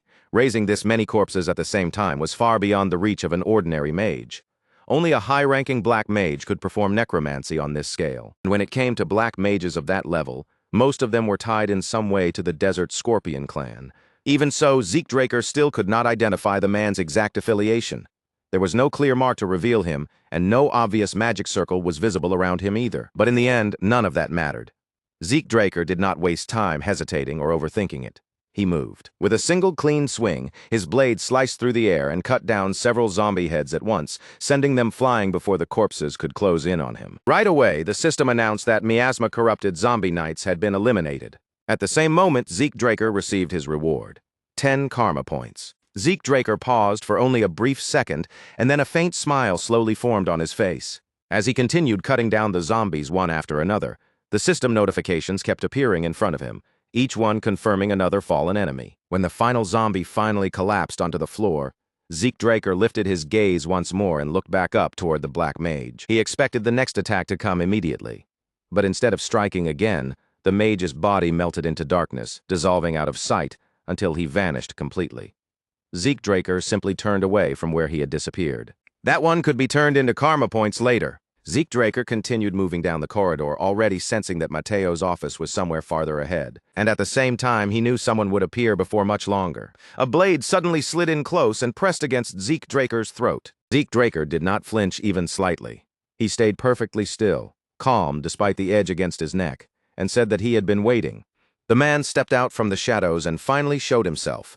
The one holding the blade was Simon Zapatero. Zeke Draker's brow tightened slightly, his eyes narrowing as he looked at him. Simon Zapatero was not the person he had expected to encounter in this place. Zeke Draker asked whether Don Juan had ordered Simon Zapatero to kill him before the situation became any more troublesome. Simon Zapatero shifted the dagger into his other hand and leaned closer, keeping the blade dangerously near Zeke Draker's throat, without giving him even a small open. In a low-controlled voice, Simon Zapatero said that Don Juan's true objective was the destruction of the Pabella cartel. Then he made it clear to Zeke Draker that there was no place in that plan for an outsider from the central continent. Zeke Draker reminded him that without his intervention, Pabella would have already swallowed their entire distribution network by now. Simon Zapatero answered without warmth, saying they would use K to take control of the syndicate, and once that was done, everything could continue without Zeke Draker being involved at all. At that exact moment, just as Zeke Draker had arranged in advance, his system suspended his healing ability. Without warning, Zeke Draker grabbed Simon Zapatero's wrist and pulled the blade even closer to himself, deliberately letting the sharp edge cut into his own throat. Then Zeke Draker called Simon Zapatero by another name, the Shadowless Ghost, and asked why he still had not made a real attack. Simon Zapatero froze where he stood. His expression hardened instantly, and his voice turned dangerous as he demanded to know how Zeke Draker knew that name. Zeke Draker told him that he knew about his past, and more than that, he knew the real reason Simon Zapatero still continued to serve Don Juan. Simon Zapatero's breath caught for a moment, his composure cracking as he struggled to understand how Zeke could possibly know something so hidden. Zeke Draker said it was all for the sake of the last remaining bloodline of the Cuzco kingdom. The instant those words left Zeke Draker's mouth, the color drained from Simon Zapatero's face. Simon Zapatero's eyes sharpened with clear killing intent, as he demanded to know how Zeke Draker had uncovered that secret. But Zeke Draker had already expected the attack before it came. Zeke Draker retreated immediately, drawing himself back while summoning a dagger from his inventory in the same motion. Zeke Draker forced Simon Zapatero's blade downward, but Simon instantly brought his weapon back up and pressed him again, demanding to know exactly how much Zeke truly knew. His questions grew sharper as he asked for Zeke Draker's real identity. Zeke pushed back and finally revealed the truth that he was a direct descendant of House Draker. The moment Zeke spoke his name, Simon Zapatero's body stiffened. He asked if Zeke was the rumored youngest Blue Knight, fully aware that if the Drakers made a move, the entire southern continent would shake. Zeke Draker told him this had nothing to do with his family. He had come here by his own choice, so Simon Zapatero had no reason to worry about House Draker interfering. But Simon Zapatero then asked why Zeke would expose such a dangerous secret now, when he could have kept it hidden until the very end. Zeke Draker knocked the dagger out of Simon Zapatero's hand, then reached his own hand out toward him. Zeke Draker asked Simon Zapatero to become his ally. He promised that he would help protect the surviving bloodline of Cuzco, and that one day he would even help rebuild the kingdom that had fallen. Simon Zapatero stood there stunned, and Zeke Draker understood exactly why those words had shaken him so deeply. Then Zeke Draker asked him whether he truly believed there was any future waiting for him inside the McCain cartel. Zeke Draker asked what Simon Zapatero planned to do after killing him exactly as Don Juan had ordered. Then he pressed further, asking what would happen when the Pabella forces finally arrived. After that, Zeke Draker asked an even heavier question. Had Don Juan ever sent reinforcements for Simon Zapatero or his men, even a single time? Simon Zapatero answered quietly, his voice low as he admitted the truth. They had always survived on their own. Zeke Draker reminded Simon Zapatero that after the Cuzco kingdom fell, the McCain cartel had moved in and taken control of whatever remained of its territory. And from the very beginning, Don Juan had wanted Simon Zapatero out of the way because a former knight carrying that much history, loyalty, and danger was not someone he could ever afford to leave alive. If Simon Zapatero disappeared, the Cuzco princess would have no protector left at all. Once she was isolated and helpless, Don Juan would simply sell her off to the Cuzco rebels for an enormous price, treating her bloodline as nothing more than a valuable bargaining chip. 10 years earlier, when the Cuzco kingdom collapsed into ruin, Simon Zapatero had taken the newborn princess into his arms and fled with her all the way toward the border. From that moment on, Simon Zapatero had lived as an outlaw, throwing himself deep into the underworld so he could survive and grow stronger. He believed that if he endured long enough, one day he would defeat the rebels and restore the princess to the throne. That was the only reason he had ever served Don Juan. It had never been true loyalty. It had always been a desperate way to stay alive and protect his mission. But Don Juan had known the truth from the very start. In the end, Simon Zapatero had been labeled as a dangerous risk that needed to be removed, while the princess herself was sold directly into the hands of the rebels. In Zeke Draker's previous life, just before Simon Zapatero died, he had desperately begged Zeke to save her. But by the time Zeke Draker finally managed to find the princess, there was already nothing left for him to protect. That was exactly why Zeke Draker was standing in front of him now. There was no time left for hesitation, suspicion, or endless questioning. Simon Zapatero could feel it too, and finally accepted that Zeke Draker was telling him the truth. Simon Zapatero quietly admitted that McCain, the cartel he had once believed would stand unshaken forever, was already beginning to tremble from the inside. And the reason for that collapse was Zeke Draker. Ever since Don Juan's birthday celebration and the conflict with Pabella, the balance inside McCain had started cracking apart. Simon Zapatero looked directly at Zeke Draker and asked what his true goal really was. Zeke Draker reminded Simon Zapatero of what he had said earlier, that there was no place for a bastard from the central continent in Don Juan's plans. Then, without hiding his intention, Zeke said plainly that he wanted the two cartels to tear each other apart. Then Zeke Draker smiled, but there was no warmth in it. His eyes turned cold as he said that once both cartels had finished destroying each other, he would personally go after McCain next. Simon Zapatero stared at him in disbelief, unable to hide his shock. He had never imagined that Zeke Draker's true target was Don Juan himself, but Zeke Draker told him that he was completely serious, and then asked Simon Zapatero to stand with him. Simon Zapatero swallowed hard, his expression tightening as the weight of the offer settled over him.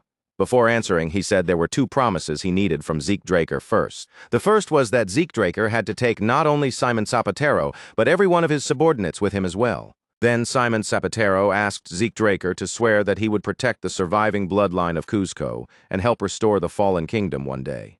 Zeke Draker smiled, then struck his fist firmly against his own chest. With that gesture, he swore on his honor as a knight that he would keep that promise. Simon Zapatero immediately lowered himself to one knee before him and pledged his loyalty, declaring himself the guard commander of Cuzco. Zeke Draker told him to stand, saying that this level of formality was already more than enough. He added that he would explain everything in detail while they escaped, then asked where Simon Zapatero's subordinates were waiting. Simon Zapatero answered that his men were standing by for his signal. Once he sent it, they would activate their explosive scrolls and regroup so they could all escape together. Zeke Draker told Simon Zapatero to send that signal immediately and have everyone gather at the entrance of the underground waterway. Simon Zapatero agreed, then added that Mateo had already been tied up and secured. Zeke Draker said he had done well, then moved forward without wasting even a moment. Mateo crashed hard onto the floor, his body hitting the ground as he cursed through clenched teeth. Glaring up at Zeke Draker, he demanded whether Zeke seriously thought McCain would remain safe after what he was doing. Zeke Draker only smiled and leaned in closer, telling Mateo that once war erupted between the two cartels, no one would be safe anymore. Then he revealed a letter and said that this single piece of paper would become the spark that set everything ablaze. At those words, Mateo's body began to tremble. Zeke Draker forced the paper into Mateo's mouth. Written on it was a declaration that anyone who raised a sword against McCain would rest for eternity. Then Zeke Draker killed Mateo. With Pabella's secret ledgers now in his possession, he turned away from the body and prepared to leave. Simon Zapatero rushed up to Zeke Draker and quickly reported that the signal had already been sent. In that same instant, Zeke Draker summoned his sword and shoved Simon Zapatero backward with sudden force. A volley of arrows shot in from ahead and slammed into Zeke Draker's sheath, stopped only because he had blocked them at the last possible moment. Cartel members poured out from the passage in front of them, shouting loudly that intruders had been discovered. Zeke Draker drew his blade, and flames immediately surged around him as he activated the flame field. Soon after, the group managed to regroup along the underground path beneath the city, gathering together in the dim tunnels. Simon Zapatero ordered his men to greet their new master, and without hesitation, his subordinates lowered their heads before Zeke Draker. Zeke Draker told them there would be time to speak properly later.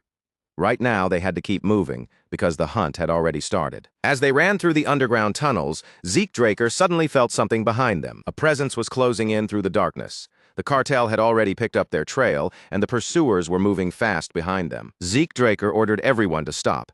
They needed to split up immediately. He would draw the pursuers away himself, while Simon Zapatero took his men, escaped first, and went to find Kay. Zeke Draker told Simon Zapatero that Kay would understand everything once she heard his name. But Simon Zapatero hesitated, reminding him that the Cuzco princess was still somewhere inside the McCain cartel.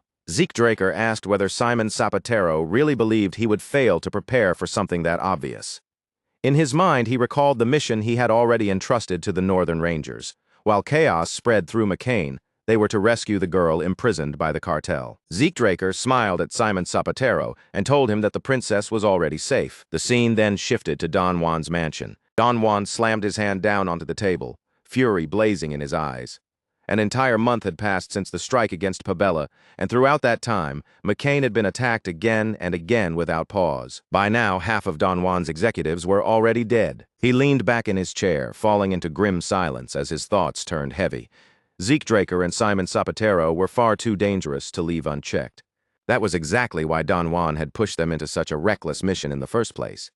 He had expected both of them to die there. Instead of dying, they had succeeded, and because of that success, Pabella had been provoked so badly that the entire situation had now spiraled completely beyond his control. Then, from among the gathered executives, one man finally broke the heavy silence hanging over the room. Don Juan turned his sharp gaze toward him and asked coldly what he wanted. The man suggested that, for a while, they should distance themselves from McCain's main territory. Don Juan's eyes narrowed at once, and he asked if the man was seriously telling him to flee like a coward. The executive quickly explained that the pirates of Pabella were blinded by revenge. Before long, they would charge straight into McCain territory without holding anything back, and that exact moment would become their opening. Don Juan narrowed his eyes as he grasped the shape of the plan: lure Pabella deep in, then crush them all in one decisive strike. The executive nodded and added that Don Juan could continue issuing orders safely from his villa in Tawani. Don Juan gave his approval, and as the plan took shape in his mind, his expression hardened with cold resolve. Then Don Juan swept his gaze across the other men gathered in the room and reminded them that every crisis McCain had endured had only forged the cartel into something stronger. This situation, he declared with absolute confidence, would be no different. The men immediately rose from their seats, voices lifting together as they loudly swore loyalty to Don Juan. Their confidence sounded forceful, almost desperate, as if they were trying to convince themselves as much as him. When the meeting finally came to an end, the executives left the room one after another. But the man who had proposed the plan stayed behind, lingering alone in the suddenly quiet space. The moment that man rose from his seat, Zeke Draker stepped out from his hiding place and entered the room as if he had been waiting there the entire time. Zeke Draker pressed a dagger against the man's throat and told him he had spoken beautifully. The man shook in fear, his voice trembling as he insisted that he had only followed the instructions he had been given.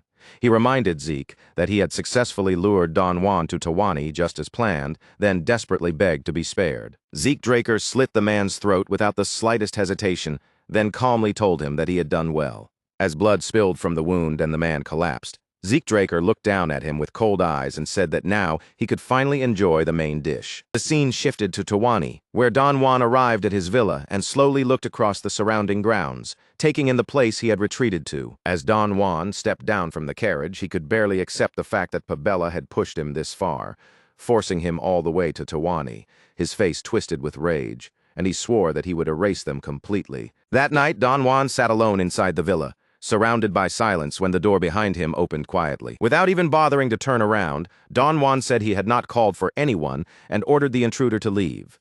But the figure ignored his command and continued walking toward him. Only then did Don Juan turn his head.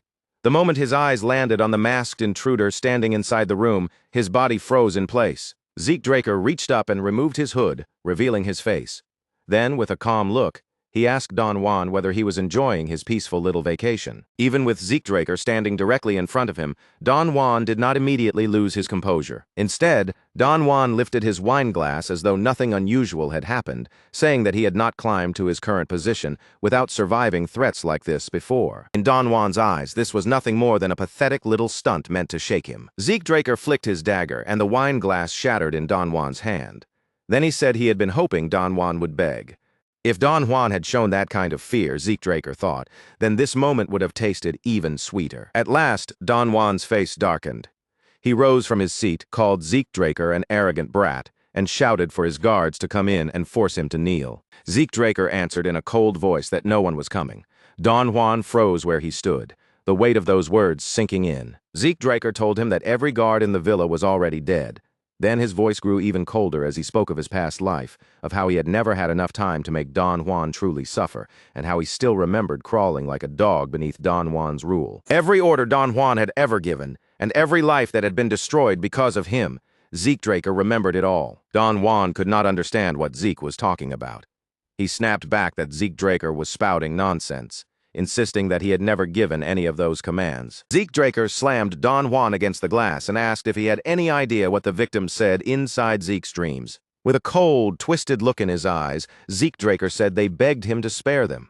They cried out to the man who had lived in wealth and glory while standing on a mountain built from their blood. Then Zeke Draker raised his dagger. Even with death closing in, Don Juan still clung to his pride, calling himself a savior chosen by God. Zeke Draker cut off Don Juan's ear, then continued without stopping. By the time it was finally over, Zeke Draker's clothes were completely soaked in blood. Zeke Draker told Don Juan to die slowly. And while Don Juan suffered, Zeke Draker wanted him to feel the pain of every person he had ever crushed beneath him. At dawn, Zeke Draker walked down the villa stairs and pulled off his blood-stained coat. Kay and Simon Zapatero were already waiting for him below.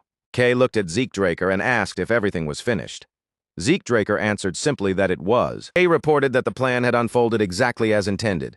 The executives had already been declared traitors, supposedly killed by Don Juan while trying to defect to Pabella. Because of that, no punishment would fall on Kay. She had already been handling field operations, so her position remained secure and untouched. Zeke Draker handed his coat over to Simon Zapatero, then passed a document to Kay. It was a contract connected to the Reinhardt Merchant Group. Zeke Draker removed his disguise and told Kay that the Reinhardt Merchant Group was preparing to establish a pharmaceutical company. They would produce high-quality soma and manage the supply themselves. Zeke Draker explained that once soma was properly processed, it could be transformed into countless kinds of medicine. Then he told Kay that the syndicate would take charge of transportation. Kay noticed that Zeke Draker was already heading toward the door and quickly asked where the production would take place and who would control it. She reminded him that soma could not be moved openly under the syndicate's name without causing trouble. Zeke Draker told her that after they helped the Cuzco Kingdom, they would secure cultivation permits. He said he already had plans prepared for everything, even though he could not explain every detail just yet. Then Zeke Draker told Kay that he would see her later. She called after him, but by then he had already vanished into the woods, still wearing his uniform, because there was another urgent matter he had to deal with. As he moved through the trees, Zeke Draker reached into his pocket and took out a letter. It was a personal invitation from Prince Callus Nerva Constantinus. Decker had already informed Zeke Draker that the prince had never returned to the Rome Empire after the banquet. Instead, Prince Callus Nerva Constantinus had remained in Atlas. Zeke Draker knew that, under normal circumstances, traveling from the southern continent to the central continent would take several days. If Zeke Draker arrived too late, the prince, or at least the people close to him, would inevitably begin to suspect something. They would start searching for a reason behind his delay, and if they looked closely enough, they might even connect Zeke Draker to McCain's collapse. Zeke Draker believed that Prince Callus Nerva Constantinus was already suspicious of him.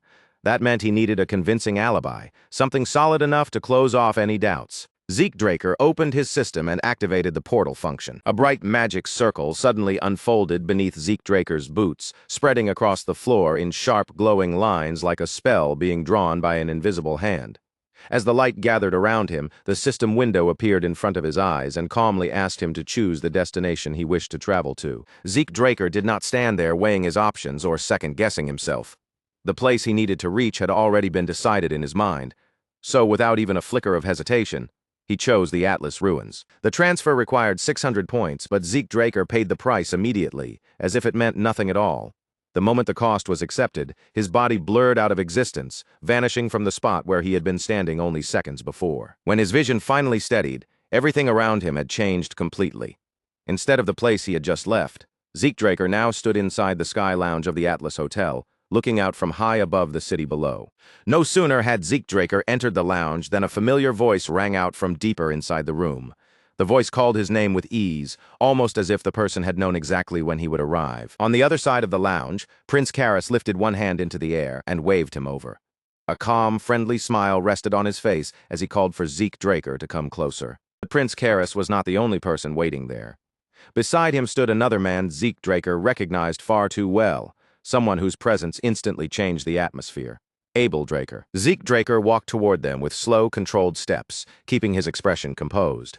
Once he reached them, he dipped his head in a polite greeting and asked why he had been summoned here on such short notice. Prince Karras simply answered with a smile, saying that the matter was serious. Yet even as he said that, he held a bottle of wine in one hand and casually hooked his other arm around Zeke Draker's neck, acting more like an old drinking buddy than a prince. With a mischievous grin, Prince Karras finally confessed that the so-called serious matter was actually the wine.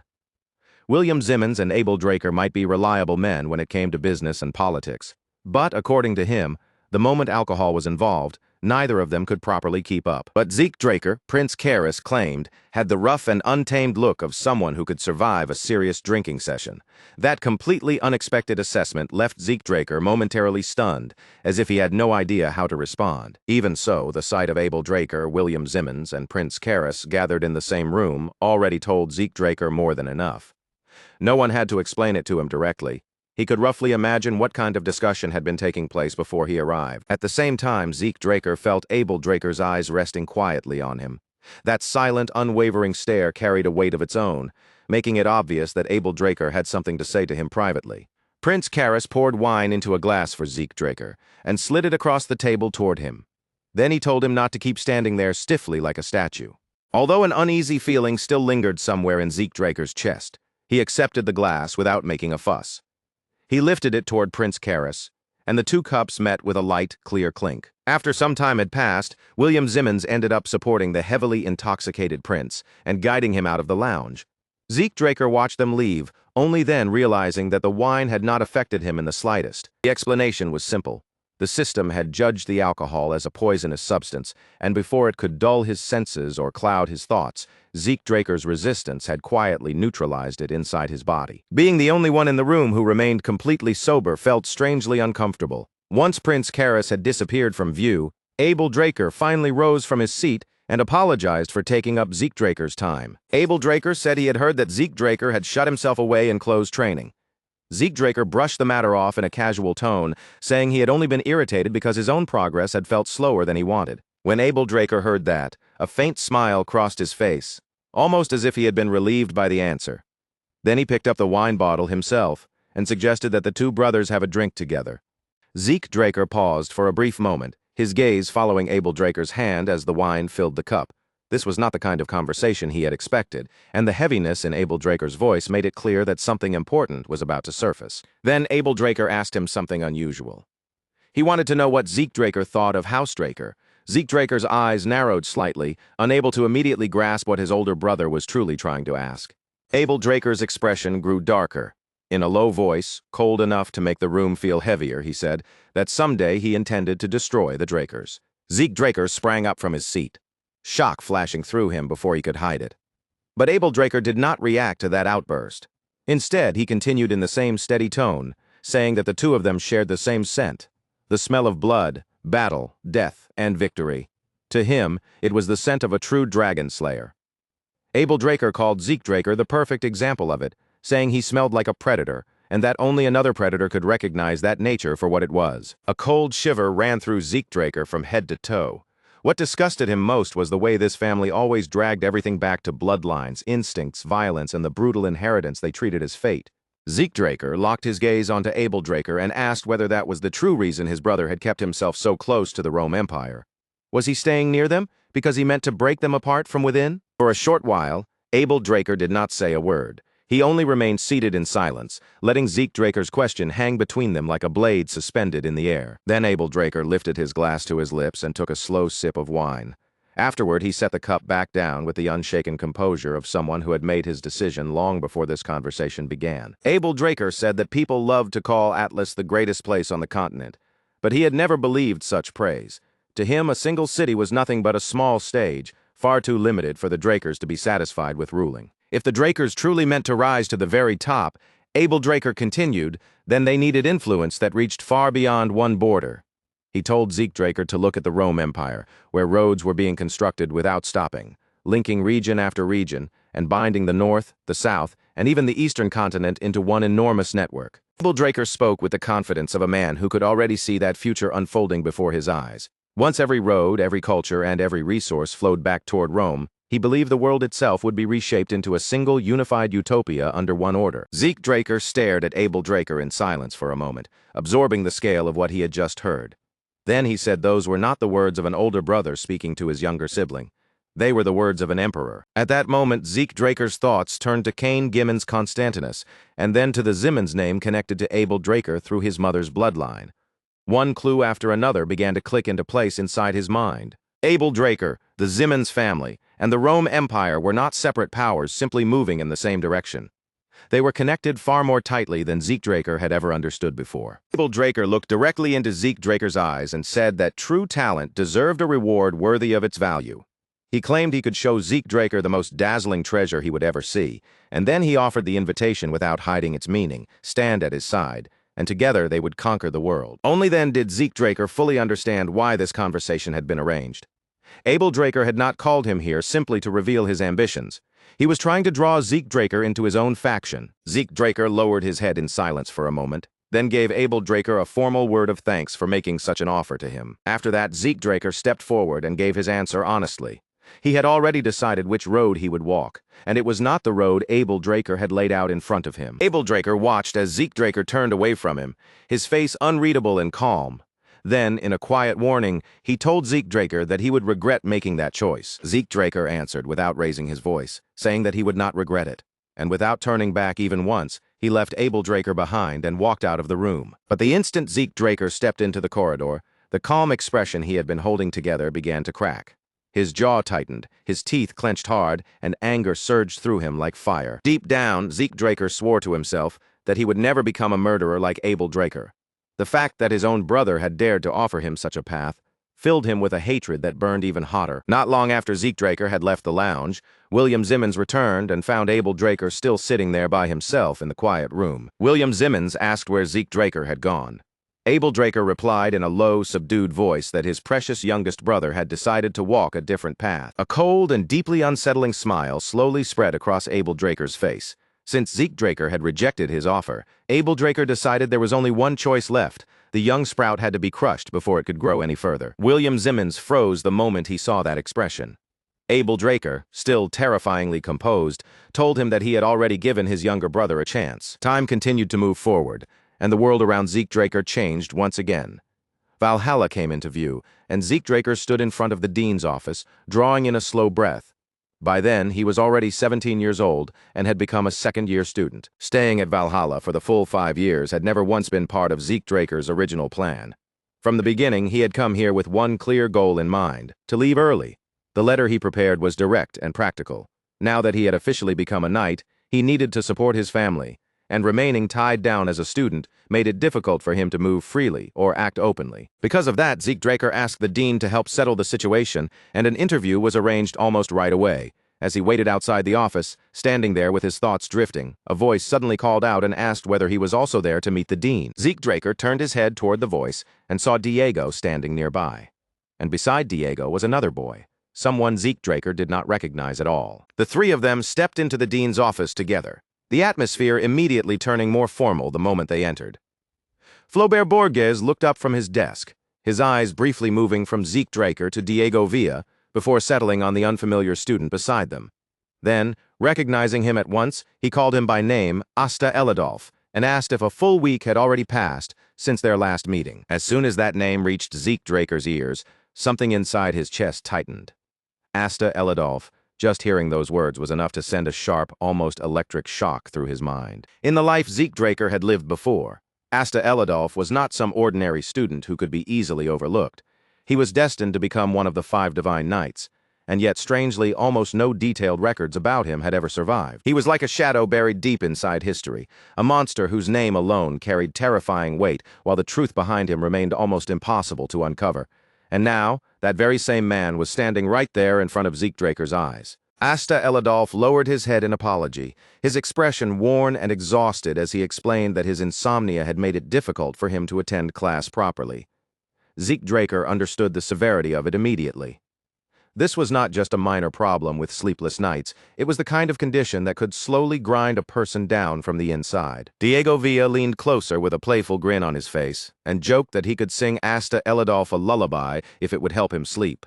But Asta Eladolf snapped back at him right away, telling him to shut up while pressing a hand against his aching head, complaining that Diego's voice was making the ringing even worse. Zeke Draker clearly remembered what would happen in the future. Asta Eladolf would eventually come to serve the Rome Empire. But this time, Zeke had no intention of standing by and letting someone that valuable slip through his fingers again. Flaubert Borges leaned back in his chair and laid out the situation without dragging it out. The reason all 3 of them had been called here was the same. They had each submitted an application for early graduation. Their professors had already confirmed that they had completed the necessary academic requirements. And after saying that, Flaubert Borges pushed several documents across the desk toward them. Their final evaluation would not be handled through a simple written test or classroom assessment. Instead, they would be judged through a real mission. Zeke Draker lowered his gaze to the title printed across the first page, and the words there immediately drew his attention, a cooperation request from Delphoa. Flaubert Borges moved a little closer and asked them if they had ever heard of Yaksha, the Black Knight. Zeke Draker answered almost instantly, without needing even a moment to think. Yaksha was an outlaw, a dangerous enemy recognized across the entire continent. Public enemy was not merely some wanted criminal running from the law. It was a title given to someone every nation had agreed must be removed. Yaksha was one of those threats, and recently that outlaw had appeared in Delphoa. Flaubert Borges explained that their mission was to work together with the Delphoa Knight Order and subjugate Yaksha. Then he added that outlaws were people who had awakened their aura for one purpose above all else, to kill. Their combat methods were nothing like those of ordinary knights, and that difference made them especially dangerous. That was exactly why Delphoa had specifically requested knights of purple rank or higher. Flaubert Borges told them that by now, they should understand how harsh this mission could become, and if anyone wished to withdraw, this was the moment to speak up. Diego Villa raised his hand and asked how many rounds the graduation test would include. Flaubert Borges answered that there would be 3 rounds in total, and this mission would only count as the first one. Hearing that, Diego Villa simply nodded, accepting the explanation without pushing the matter further. Flaubert Borges swept his gaze across the 3 students and asked if any of them had more questions. The room stayed silent. Taking their lack of response as agreement, he told them to return and make every preparation they needed before the mission began. After they left the building, Asta Eladolf pressed one hand against his head again, his face twisting with discomfort. He muttered under his breath about the pain, looking as though even standing upright was wearing him down. He had only managed to walk a short distance away when a voice suddenly called out from behind him, stopping him in his tracks. Asta Eladolf turned back toward the sound and saw Zeke Draker standing there. Zeke's expression was calm, almost unreadable, and his eyes were fixed quietly on him. Then Zeke Draker asked, in a quiet voice, whether Asta Eladolf needed medicine for his insomnia. With that one simple question, the air between them shifted, and the course of their relationship began to change. Asta Eladolf froze where he stood, clearly caught off guard. He stared at Zeke Draker with surprise in his eyes, then blurted out that it was just insomnia medicine, as if he could hardly believe Zeke might actually have something that could help him. Zeke Draker casually slipped a hand into his pocket and answered with complete confidence that it was exactly what Asta thought it was. As luck would have it, he said he happened to be carrying an especially powerful remedy with him. Asta Eladolf hesitated for a moment, then awkwardly waved off the offer. He said he appreciated the thought, but it would not make a difference. By this point, he had already tried every so-called miracle cure he could get his hands on, and not a single one had worked. Zeke Draker only smiled and held the pouch out toward him anyway. He told Asta Eladolf to try it just once, and if it really worked, then all Asta needed to do was sign a contract afterward. In exchange, Zeke would continue supplying it to him. Asta Eladolf answered in a tired, defeated voice that it would probably be useless in the end, clearly expecting this to become just another disappointment like all the others. But the moment a faint scent drifted out from the pouch, Asta Elidolf's entire body reacted before he could even think. His eyes flew wide open, his back arched sharply, and he stumbled backward as if a wave of sudden relief had slammed straight through him. Then, without warning, his legs gave out beneath him. Asta Elidolf collapsed straight to the ground, kicking up a burst of dust around his body as he fell into a deep, overwhelming sleep so fast that it almost looked unreal. Hours later, Asta Elidolf suddenly jolted awake with his eyes shining, excitedly announcing that he had used every last bit of it. Zeke Draker took the paper from his hands, lifted an eyebrow, and asked if he was really signing that quickly. He reminded Asta that this was basically a master-servant contract, and questioned whether he had even read it properly. Asta Elidolf answered without the slightest pause.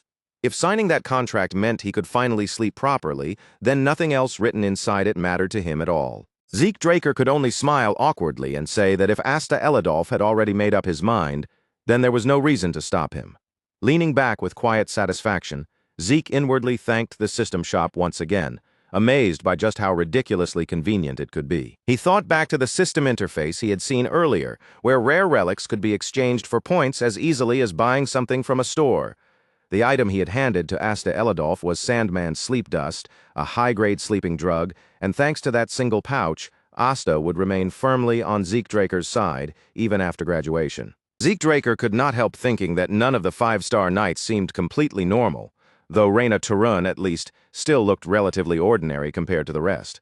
Meanwhile, not far away, Asta Elidolf was practically shining with happiness, cheering about how unbelievably clear his head felt, and even wondering aloud if he had somehow reached Valhalla. Zeke Draker rubbed his chin, feeling that one more thing still needed to be confirmed.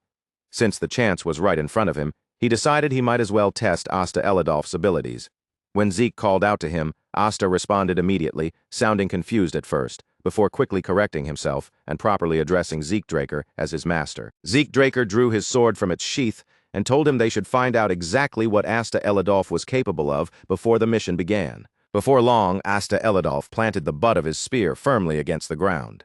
Then, with the ease of someone who had handled the weapon countless times, he lifted it, spun it smoothly through the air, and thrust it forward with sharp, precise control. As Zeke Draker watched him move, his expression tightened just a little. The instant Asta Elidolf held a spear, the air around him seemed to change completely. Zeke told him in a serious voice to come at him with everything he had, making it clear that he was allowed to use aura as well. Asta Elidolf answered without hesitation, saying plainly that he would not hold anything back. In the very next moment, Asta Elidolf's hands tightened around the shaft of the spear, and he charged straight towards Zeke. Their weapons crashed together with brutal force, sending bright sparks scattering through the air in every direction. Zeke Draker studied each movement carefully as the exchange continued. Because of the spear's wide reaction range, Asta Elidolf was able to block his sword far more effectively than expected, and from the way he handled every clash, Zeke could tell that Asta's fighting style leaned more toward defense than offense. After watching enough, Zeke Draker made his choice to break through that defense. He would use Phantom Step. A faint smile touched Zeke Draker's lips as he kicked off the ground and slipped out of Asta Elidolf's reach. Moving almost without a sound, he disappeared from the front and reappeared behind him, closing in for a strike from the rear. Asta Elidolf sensed the danger only at the last possible moment. For the briefest split second, his body stiffened in shock, as if instinct had warned him just before the attack landed. But by that point, Zeke Draker's blade was already coming down, its edge descending straight toward Asta Elidolf's back. Asta Elidolf reacted by twisting his hands around the spear in a subtle, practiced motion. In an instant, the weapon split cleanly apart, separating into two distinct sections. With one hand, Asta Elidolf used part of the spear to knock Zeke Draker's sword off course. At the same time, with the weapon in his other hand, he launched a fierce thrust straight forward. For the first time since their spar began, Zeke Draker was truly caught by surprise, his rhythm broken by the unexpected counter. Asta Elidolf did not let that opening slip away. He immediately pressed the advantage, driving forward as his spear flashed through the air again and again in a relentless chain of attacks. Zeke Draker stabbed his sword down into the ground and used it like a pivot point. With a sharp, acrobatic movement, he flipped his body upside down and barely slipped past the incoming strike. Even while avoiding the attack, Zeke Draker stared in disbelief. That split spear technique was the kind of unpredictable trick more commonly seen among outlaws, and that only made Asta Elidolf seem even more fascinating in his eyes. A flicker of excitement sparked in Zeke Draker's gaze.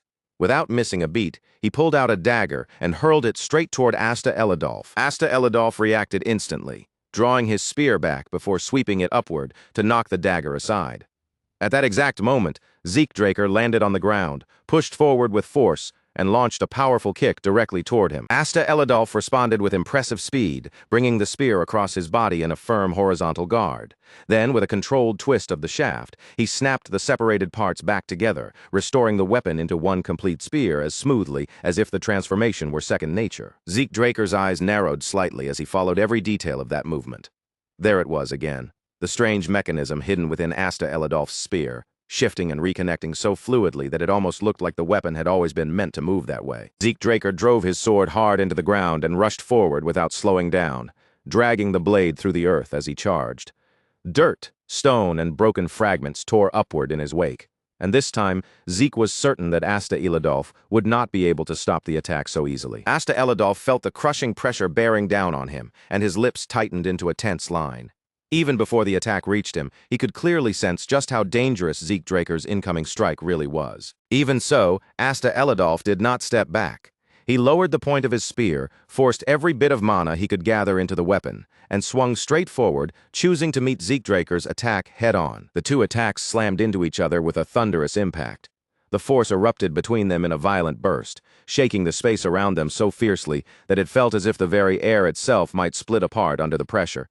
A moment later, Asta Elidolf clutched his trembling arm, his face twisting with frustration and pain. Unable to hold it in, he shouted at Zeke Draker, demanding to know whether he was some kind of monster. Asta Elidolf rubbed his aching head, still clearly shaken, and complained that people had always called him a certified genius. So how could Zeke Draker overwhelm him this easily? Zeke Draker answered without even changing his expression, saying that someone who survived only on the praise of being a genius would eventually let the sharp edge of his spear become dull. Then Zeke Draker's lips curved into a cold smile as he added that Asta Elidolf was still nowhere near good enough. Until the mission began, Zeke made it clear that he would train him relentlessly, without the slightest hint of mercy. Asta Elidolf's expression immediately collapsed into despair. His face darkened with a grim look as he admitted that he already had a very bad feeling about what was waiting for him. When they returned to the mansion, Decker stepped forward with his usual composed posture and formally announced that young Master Zeke Draker had arrived. Seeing him there made Zeke Draker call out in surprise. Decker then calmly informed him that a guest had already arrived ahead of him and was waiting inside the mansion. Before long, Galleon Halbert came walking down the hallway, his eyes wide as he looked around at every corner. The overwhelming luxury of Zeke Draker's mansion clearly left him stunned, and he could not hide his amazement at all. Zeke Draker greeted Galleon Halbert and said that it had been a long time since they last met. Then, without wasting words, he explained that he had called him over because there was something specific he wanted Galleon Halbert to examine. Galleon Halbert reacted with visible shock, pointing at himself as if he could not believe Zeke Draker really meant him. His mind immediately jumped to the black sword, and he asked if something had happened to it, insisting that a weapon forged with a magic furnace should not have even the smallest scratch on it. Zeke Draker quietly thought that Galleon Halbert must have gained a fair amount of fame by now, thanks to the magic furnace he had created, the very same type of furnace Zeke remembered from his previous life. If that was the case, then Galleon Halbert was probably already producing high-quality weapons far earlier than expected, which meant Zeke needed to secure him as his exclusive craftsman before anyone else managed to reach him first. Zeke Draker shook his head and made it clear that Bahamut was perfectly fine. The problem, he explained, was not the black sword at all, but something entirely different. Then Zeke Draker summoned the armor, letting it appear over his body piece by piece until the mysterious equipment fully formed around him. Zeke Draker looked down at the armor wrapped around him with a puzzled expression and said that somehow he had ended up obtaining something like this. The instant Galleon Halbert laid eyes on the armor, his entire body froze.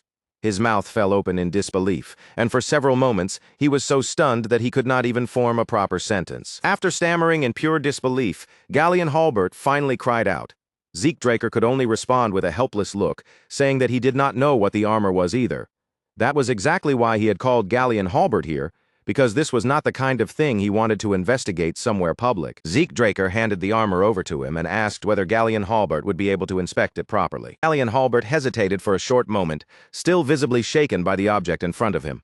But after gathering himself, he finally agreed to take a closer look. A little while later, Galleon Halbert's voice echoed out from inside the room, and the first thing he offered was a respectful apology. Rubbed his forehead with a frustrated expression and admitted that among every modern artifact he knew of, there was absolutely nothing that even came close to resembling this armor. Then Galleon Halbert asked whether the armor had any special characteristics, anything unusual at all that might help him identify what kind of material it had been made from. Zeke Draker fell silent for a moment, his expression turning thoughtful as his mind drifted back to the battle he had fought against Cain Jimmins Constantinus. After considering it carefully, Zeke Draker finally said that the armor had been able to deflect an aura blade. Galleon Halbert shot up from his seat in complete shock, exclaiming that something like that should only be possible with a single metal in the entire world. As the answer took shape in his mind, Galleon Halbert's expression turned grave. Then he spoke the name with weight in his voice, the metal of the gods, auriculum. Still stunned by the possibility, Galleon Halbert muttered that it was almost impossible to believe. He recalled that he had only ever seen auriculum once before, back when his master was still alive. Zeke Draker immediately turned his attention toward him and asked if auriculum was truly that valuable. Galleon Halbert answered with intense seriousness, saying that simply calling it precious did not even begin to describe its worth. Auriculum, he explained, was said to be the most perfect substance ever created by the gods. Its ability to conduct mana surpassed every other metal, which meant far more magical arrays could be engraved onto it than any ordinary material could ever endure. Zeke Draker nodded slowly, absorbing that explanation, then asked how many large-scale magic circles could usually be carved into normal metal armor. Galleon Halbert answered carefully, making it clear that large-scale magic circles could not be engraved into ordinary metal armor in the first place. Zeke Draker stroked his chin as the realization settled in. He had already known the armor was special, but he had never imagined that its value and potential would be this overwhelming. Then Zeke Draker asked whether it would be possible to change the armor into another form.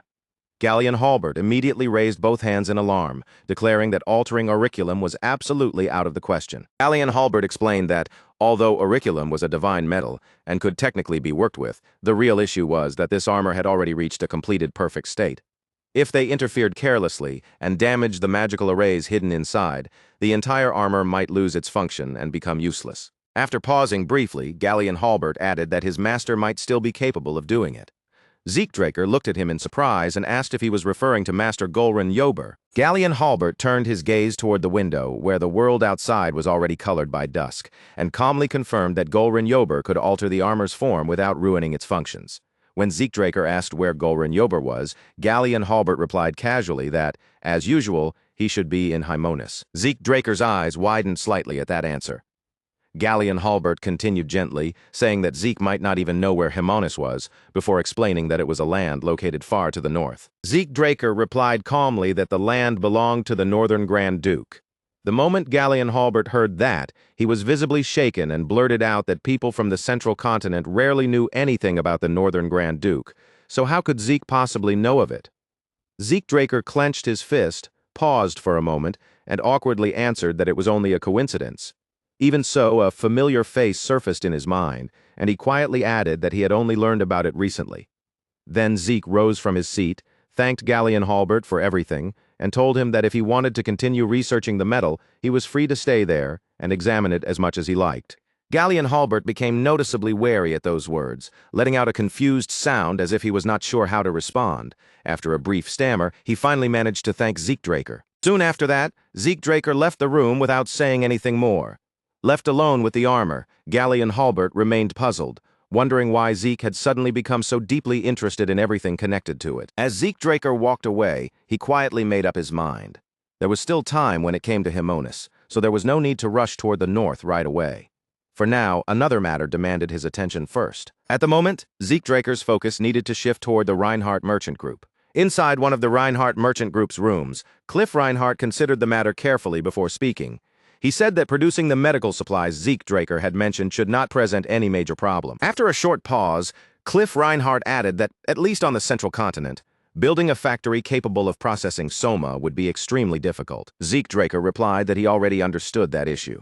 If word ever spread that the princess was supporting the processing of soma, then Melissa Alencia's reputation would suffer a serious and very damaging blow. Zeke Draker then shifted the question slightly and asked what would happen if the ingredients were already processed before they ever reached the central continent. Cliff Reinhardt answered in a calm, businesslike tone that in that case, the goods would simply be treated as medicine, and as long as they passed the safety inspection of the Delphoa Magic Tower, distributing them should not cause any major problem. The moment Zeke Draker heard that answer, the path forward became clear in his mind. The factory would be established on the southern continent, far away from the central continent's restrictions, while the Reinhardt Merchant Group would be responsible for importing the completed medicine and spreading it through legal, reliable distribution routes. At that point, Melissa Alencia spoke up with a careful, apologetic look on her face. She explained as gently as she could that the Reinhardt Merchant Group currently did not have enough resources to build a large-scale factory in an overseas territory. Melissa Alencia admitted that they were already barely managing the single factory they had for producing medicine against red blossom fever. Because of that strain, she said they might need to reconsider the entire construction plan from the very beginning. Zeke Draker cut through that worry immediately, without letting it grow any further. He said that they would build the factory themselves and that Melissa Alencia only needed to secure approval from the Delphoa Magic Tower so the medicine could legally circulate. Her eyes widened at once, and with cautious surprise, she asked if something like that was truly possible, wondering whether House Draker was backing him from behind. Zeke Draker dismissed that assumption without the slightest hesitation. House Draker had no involvement in this plan at all. Every cost, every expense, and every burden would be paid entirely from his own funds. Then Zeke Draker slid an envelope across the table, the paper moving quietly between them as the conversation took a heavier turn. In a calm voice, he said that the real reason he had come was inside and asked Melissa Alencia to read it. Melissa Alencia opened the envelope and began scanning the documents, but almost immediately, the blood drained from her face. The papers revealed that the Rome Empire had joined forces with the Scorpion clan to conduct live experiments using synthetic poison, and her breath caught as the proof lay there plainly in front of her. Zeke Draker frowned and quietly pointed out what those documents truly meant. If red blossom fever had indeed been created artificially, then the Rome Empire had essentially used Alencia as a testing ground for clinical trials. Melissa Alencia's body trembled with barely contained rage. She admitted that she had suspected something was wrong, but she had never imagined they would go so far as to commit such a thing against their own people. Zeke Draker said nothing, allowing the full weight of that truth to settle heavily in the room. After a short silence, Zeke Draker finally spoke again and told Melissa Alencia something difficult to accept. The reason he had shown her this evidence was because, at least for the time being, they needed to keep the Rome Empire's crimes hidden. Melissa Alencia shot up from her chair in an instant and slammed both hands down onto the table. Her voice shook with anger as she demanded how Zeke Draker could possibly say such a thing after showing her evidence like this. To Melissa Alencia, crimes this horrific had to be exposed at once. If the truth were made public, she believed, then something so monstrous could never be allowed to happen again. Zeke Draker answered in a quiet, controlled voice that he understood exactly how she felt. But the evidence in their hands was still too weak to serve as a proper diplomatic weapon, and even as he explained that, the anger burning across Melissa Alencia's face did not fade. Zeke Draker stood as well and laid the situation out plainly before her. The Rome Empire had already pushed all responsibility onto the Scorpion clan, branding them as infamous black mages, and any human experimentation committed under that name would not be enough to shake the world. In the end, the Rome Empire could deny any direct involvement, issue a polished formal apology, and quietly close the matter as if nothing more needed to be discussed. Zeke Draker made it clear that hiding the information for now was their most effective choice, but Melissa Alencia clenched her fists and demanded to know what he was truly trying to accomplish. Zeke Draker answered with steady seriousness in his eyes. The Rome Empire still had no idea that they had uncovered the truth, and because the experiments had been carried out on such a massive scale, stronger evidence had to exist somewhere, proof that connected the Rome Empire directly to the entire operation. Shock flickered across Melissa Alencia's expression as the meaning of his words became clear. She asked if Zeke Draker was saying they should obtain that decisive evidence first, then use it to properly corner the Rome Empire. Zeke Draker answered without hesitation.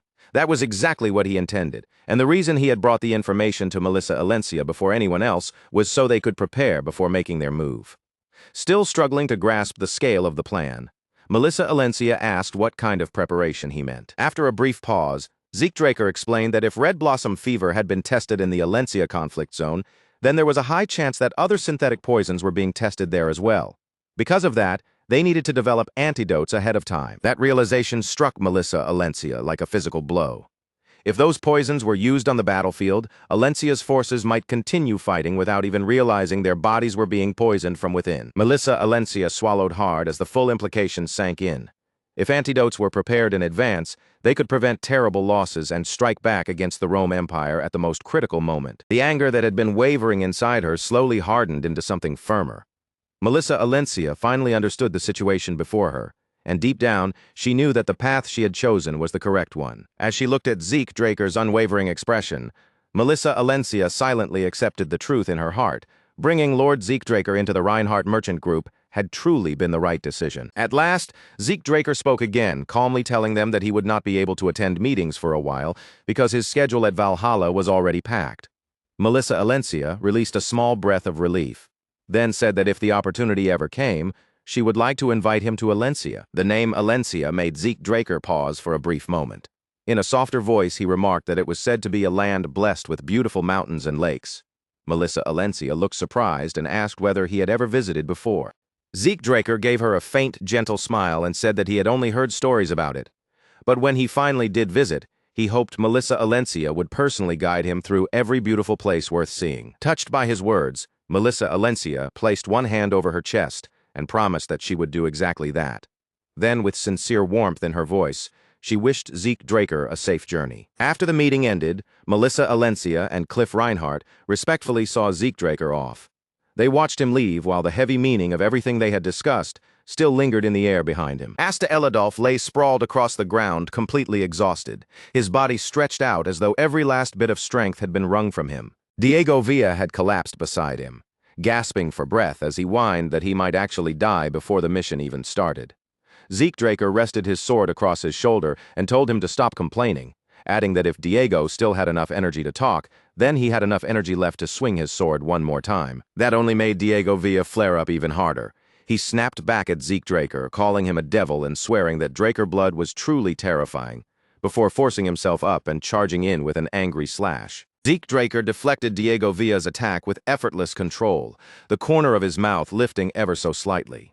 Watching him struggle forward, Zeke thought to himself that these two only seemed to show their real fire after their pride had been properly wounded. As the training continued day after day, Zeke Draker quietly noticed the changes taking root in them.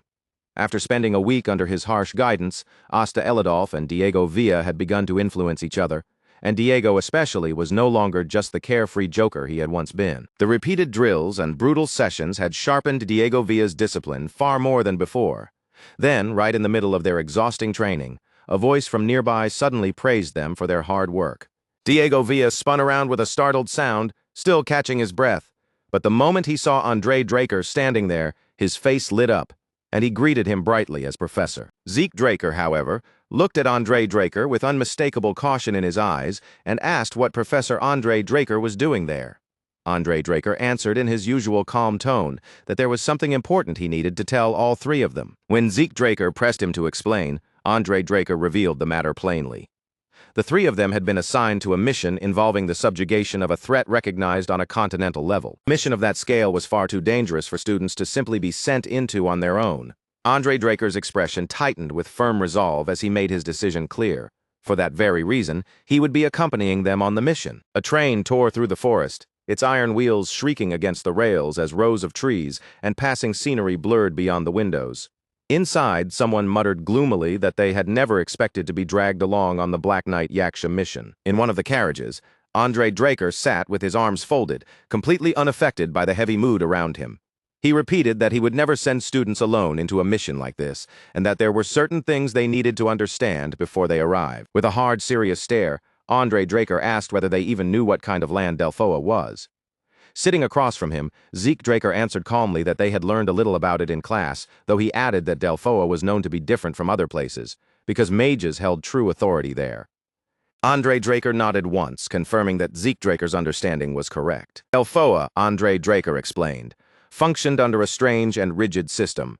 Even its knights did not fight in the same manner as knights from other regions. The knights of Delphoa were trained around massive shields, standing firm at the front line to block incoming attacks and push enemies back, while the mages remained protected behind them and rained down destructive magic from a safe distance. Asta Elidolf raised his hand and asked whether that meant the knights fighting up close were forced to take all the damage themselves. Andre Draker actually praised the question, acknowledging that Asta had understood the heart of the problem. Andre Draker said that was exactly why Delphoa's knights trained by running while carrying their heavy shields, all to endure that brutal role on the battlefield. It was also the reason so few Valhalla graduates ever wanted to serve in that land. Diego Villa clicked his tongue in irritation and said it sounded like a knight order built purely to protect mages, as if the knights themselves were treated as disposable shields. Andre Draker turned his gaze toward the scenery rushing past outside the train window and answered in a cool voice that Diego Villa had understood it perfectly. Then he warned them not to be too surprised when they finally saw Delphoa with their own eyes. Before long, the silhouette of a castle began to appear in the distance, rising slowly beyond the horizon as the train drew closer to Delphoa. As the shape grew clearer, Andre Draker lowered his voice and warned them that the mages of Delphoa were infamous for their arrogance. Beneath the clear and peaceful sky, Andre Draker stepped forward with a composed expression. Standing before the welcoming party, he formally introduced himself as an assistant professor from Valhalla. The man who came to receive them smiled warmly and reached out to shake Andre Draker's hand. From the look on his face, it was obvious that he was both surprised and honored that someone tied to House Draker had personally traveled all the way here. After the greeting, the man introduced himself in return. His name was Jorge Otter, and he served as the commander of Delphoa's 8th Knight Order. Andre Draker gave a brief glance toward Diego Villa, Zeke Draker, and Asta Elidolf standing behind him. Then, with quiet confidence, he explained that the cadets accompanying him were among the best Valhalla had to offer, so there would be no problem carrying out the mission. Jorge Otter gave a light laugh, visibly relieved by that assurance, and said hearing that put his mind at ease. Then he gestured toward a nearby carriage and explained that their captain was waiting inside. Diego Villa frowned the moment those words reached him, muttering suspiciously that the bearded man from earlier had already introduced himself as the captain. Zeke Draker answered in a low voice, warning Diego to keep his mouth shut, because this was Delphoa, and in this place, strange treatment like this was considered perfectly normal. Just then, the carriage door swung open. Sitting inside was a man with a rigid face and an openly irritated expression, as if the simple act of meeting them was already too much trouble. Diego Villa narrowed his eyes and muttered that the man looked like he had been angry since the day he was born. Zeke Draker immediately warned him once again to stay quiet before his mouth caused trouble. But inside, Zeke Draker had already guessed who the man was. This had to be Delphoa's mage captain, and the uneasy way Jorge Otter behaved around him told Zeke everything he needed to understand about the power balance here. Jorge Otter leaned closer to the carriage and whispered something to the man inside. After a short, uncomfortable pause, he turned back toward the group from Valhalla with an awkward expression on his face. Jorge Otter explained that the captain would be traveling separately from them. Because of that, Andre Draker and the 3 cadets would have to take a different carriage. Diego Villa could only stare in stunned disbelief as the carriage door shut right in front of them. Without another word, the vehicle rolled away, leaving them standing there as if they had barely been worth acknowledging. The instant the carriage was gone, Diego Villa finally exploded. He shouted that they had been completely ignored, treated like trash, and abandoned on the spot as though their presence meant absolutely nothing. Diego Villa continued raging, saying this was completely unacceptable. They had crossed half the world to take part in a joint mission, and yet Delphoa was acting as if the Valhalla group did not even exist. Before Diego Villa could keep shouting, Zeke Draker cut him off with one sharp kick to the knee. Diego Villa dropped with a yelp, grabbing his leg as he cursed Zeke Draker in pain. Still fuming, he immediately turned his frustration toward Andre Draker and demanded to know why the professor was just standing there without saying anything. After a brief moment of silence, Andre Draker answered in a calm, steady voice. Once they graduated and became proper knights, he said, situations like this would become a common part of their lives. Thinking back to the man seated inside the carriage, Andre Draker told them to carve everything they saw and everything they felt from this moment onward deep into their memories. Eventually, night fell over Delphoa, covering the unfamiliar land in darkness. Zeke Draker lay flat on his back inside the room they had been assigned, staring up at the ceiling with a quiet sigh. After a moment, he muttered to himself that things really were different in this place. The room prepared for them looked old, worn down, and thrown together in a hurry. Yet every mage facility they had passed earlier had been polished, well-maintained, and clearly funded with an entirely different level of care. Even so, Zeke Draker admitted inwardly that this was about what he had expected from Delphoa. He had never truly believed they would be welcomed with proper treatment here. With a tired expression settling over his face, Zeke Draker pushed himself up and said he was going outside to get some air. As Zeke Draker walked down the quiet corridor, he thought that this kind of treatment did not truly bother him. After everything he had endured in his previous life, being looked down on was hardly enough to shake his composure. What actually weighed on Zeke Draker's mind was not Delphoa's arrogance, but the mission involving Black Knight Yaksha. He recalled the strategy meeting, where Jorge Otter and the other knights had stood stiffly like statues, while the mages spoke over them without hesitation. Zeke Draker had expected Delphoa's hierarchy to be unbalanced, but he had not expected it to be this severe, and another slow breath slipped from him. Just then, someone suddenly stopped him in the hallway, asking why he was wandering around alone at this hour. Zeke Draker lifted his gaze in surprise and saw the same mage captain from earlier standing directly in front of him. The man spoke in a cold, emotionless voice, saying that he had something to tell Zeke Draker anyway, so running into him like this was actually convenient. With clear indifference in his tone, the mage captain told Zeke Draker that Valhalla had no meaningful role to play here. He warned him not to get tangled up in unnecessary magical affairs and advised him to return quietly instead. A faint spark of irritation stirred inside Zeke Draker. Inwardly, he scoffed, wondering why Delphoa had even asked for cooperation if this was the attitude they planned to show. Of course, no matter how tempting it felt, he could not simply punch the man in the face. Then the mage captain's eyes caught the emblem on Zeke Draker's glove. The moment he noticed it, his expression tightened, as if he had recognized something deeply unpleasant. The mage captain's voice sharpened as he asked whether Zeke Draker was a pure-blood Draker awakener. Zeke Draker answered without hesitation that he was. Then, meeting the man's gaze directly, he asked whether that was supposed to be a problem. The mage captain's face darkened with anger at that response. He snapped back, saying Zeke Draker had no right to speak to him in such a casual manner. Gritting his teeth, the mage captain warned Zeke Draker that it would be wiser not to remove that glove for as long as he remained in Delphoa. Then, with a sharp flick of his cloak, the mage captain turned away. In a cold voice, he added that this warning was for Zeke Draker's own sake, assuming he wanted to finish the mission and return alive. Zeke Draker remained silent, watching as the mage captain walked away down the corridor. At the same time, the captain inwardly acknowledged that pure-blood awakeners really did possess the power to disrupt mana. Just then, a hesitant voice called out Zeke Draker's name from behind. Zeke Draker turned around in surprise, and a small sound escaped him when he recognized the person standing there. Looking closely at the man before him, Zeke Draker asked if it was really Professor Fannin. Fannin laughed warmly, saying he had known it was Zeke, then stepped closer and greeted him with a friendly smile, asking how he had been after all this time. Zeke Draker replied that he had been doing well. Then, without wasting much time, he asked what Fannin was doing all the way here in Delphoa. Fannin scratched the back of his head with a slightly sheepish look and explained that Delphoa was the best place for a mage to build a reputation. Research alone had not been enough for him, so he had volunteered to come here. Then he asked what had brought Zeke Draker to Delphoa as well. Zeke Draker answered plainly that he had come here because of the Black Knight Yaksha mission. The moment Fannin heard that name, every trace of warmth disappeared from his face, and his expression went completely still. Fannin urgently motioned for Zeke Draker to come closer. The sudden shift in his tone was so serious that Zeke Draker hesitated for a moment before following him. After the two of them moved to a more secluded place, far enough from any possible listening ears, Zeke Draker looked at Fannin and asked what that reaction had meant. Fannin clenched his hands tightly, struggling for a moment as if he were forcing himself to speak. Then he finally warned Zeke Draker not to take part in the mission the next day. Zeke stared at him in disbelief and asked what he was talking about.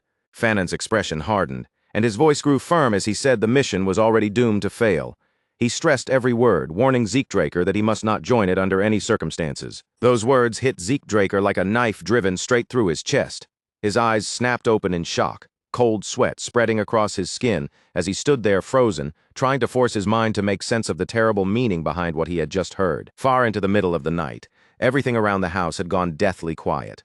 Overhead, the full moon hung pale and distant in the dark sky, spilling a thin layer of silver light across the roof, the walls, and the motionless silence surrounding the entire place. That heavy stillness was finally broken when Diego let out a low, worn-out groan and slowly began to wake. He raised one hand to his pounding head, rubbing at it with a grimace as he muttered that it felt like he had barely slept at all, his whole body heavy, tired, and completely drained. Zeke Draker sat close by, near enough to catch even the smallest movement Diego made. But even after noticing how exhausted and unsteady he looked, Zeke stayed silent, watching without saying a single word. Even then, Zeke Draker's thoughts were still locked on Professor Fannin's expression from earlier. That uneasy look, the hesitation in his voice, and the moment he admitted he could say nothing more kept stabbing at Zeke's mind like a thorn. If this mission had truly been doomed from the very start, then only two possibilities made any real sense. Either the commanders in charge of the subjugation force had already been corrupted, or they had secretly struck some kind of deal with the very enemy they were meant to destroy. Delphoa had long been known as a land where mages abused their power, but even so, Zeke Draker still found it difficult to believe that corruption had spread so blatantly into the military ranks themselves. With that grim suspicion weighing heavily on his mind, Zeke Draker finally rose from his seat. If there really was something rotten hidden beneath the surface of this mission, then to him, a secret connection with the target seemed far more believable than mere carelessness or incompetence. By the time the group reached the mountaintop, the air around them had grown sharp, cold, and wide open. Up ahead, the captain stood before the gathered troops with his arms folded across his chest, handing down orders in a calm, practiced tone that made it clear he was used to being obeyed. He ordered squads 1 through 3 to move along the mountain slope, spreading out across the side terrain, while squads 4 through 6 were told to advance from the front and begin pushing directly toward the target. Jorge Otter slowly swept his eyes over the assembled force, checking the soldiers one by one as though searching for any sign of doubt or hesitation. After seeing no one step forward, he quietly confirmed that there were no objections. Just as the captain shifted his attention toward the remaining units, a voice suddenly cut through the tense mountain air. Zeke Draker stepped forward, his expression serious and unshaken, and asked exactly what role his own group was supposed to take in the operation. The captain's face immediately twisted with irritation. Without even trying to hide his annoyance, he snapped back at Zeke Draker, reminding him that after yesterday's explanation, he had already been told to stay out of the operation entirely. But Zeke Draker did not let the captain brush him aside.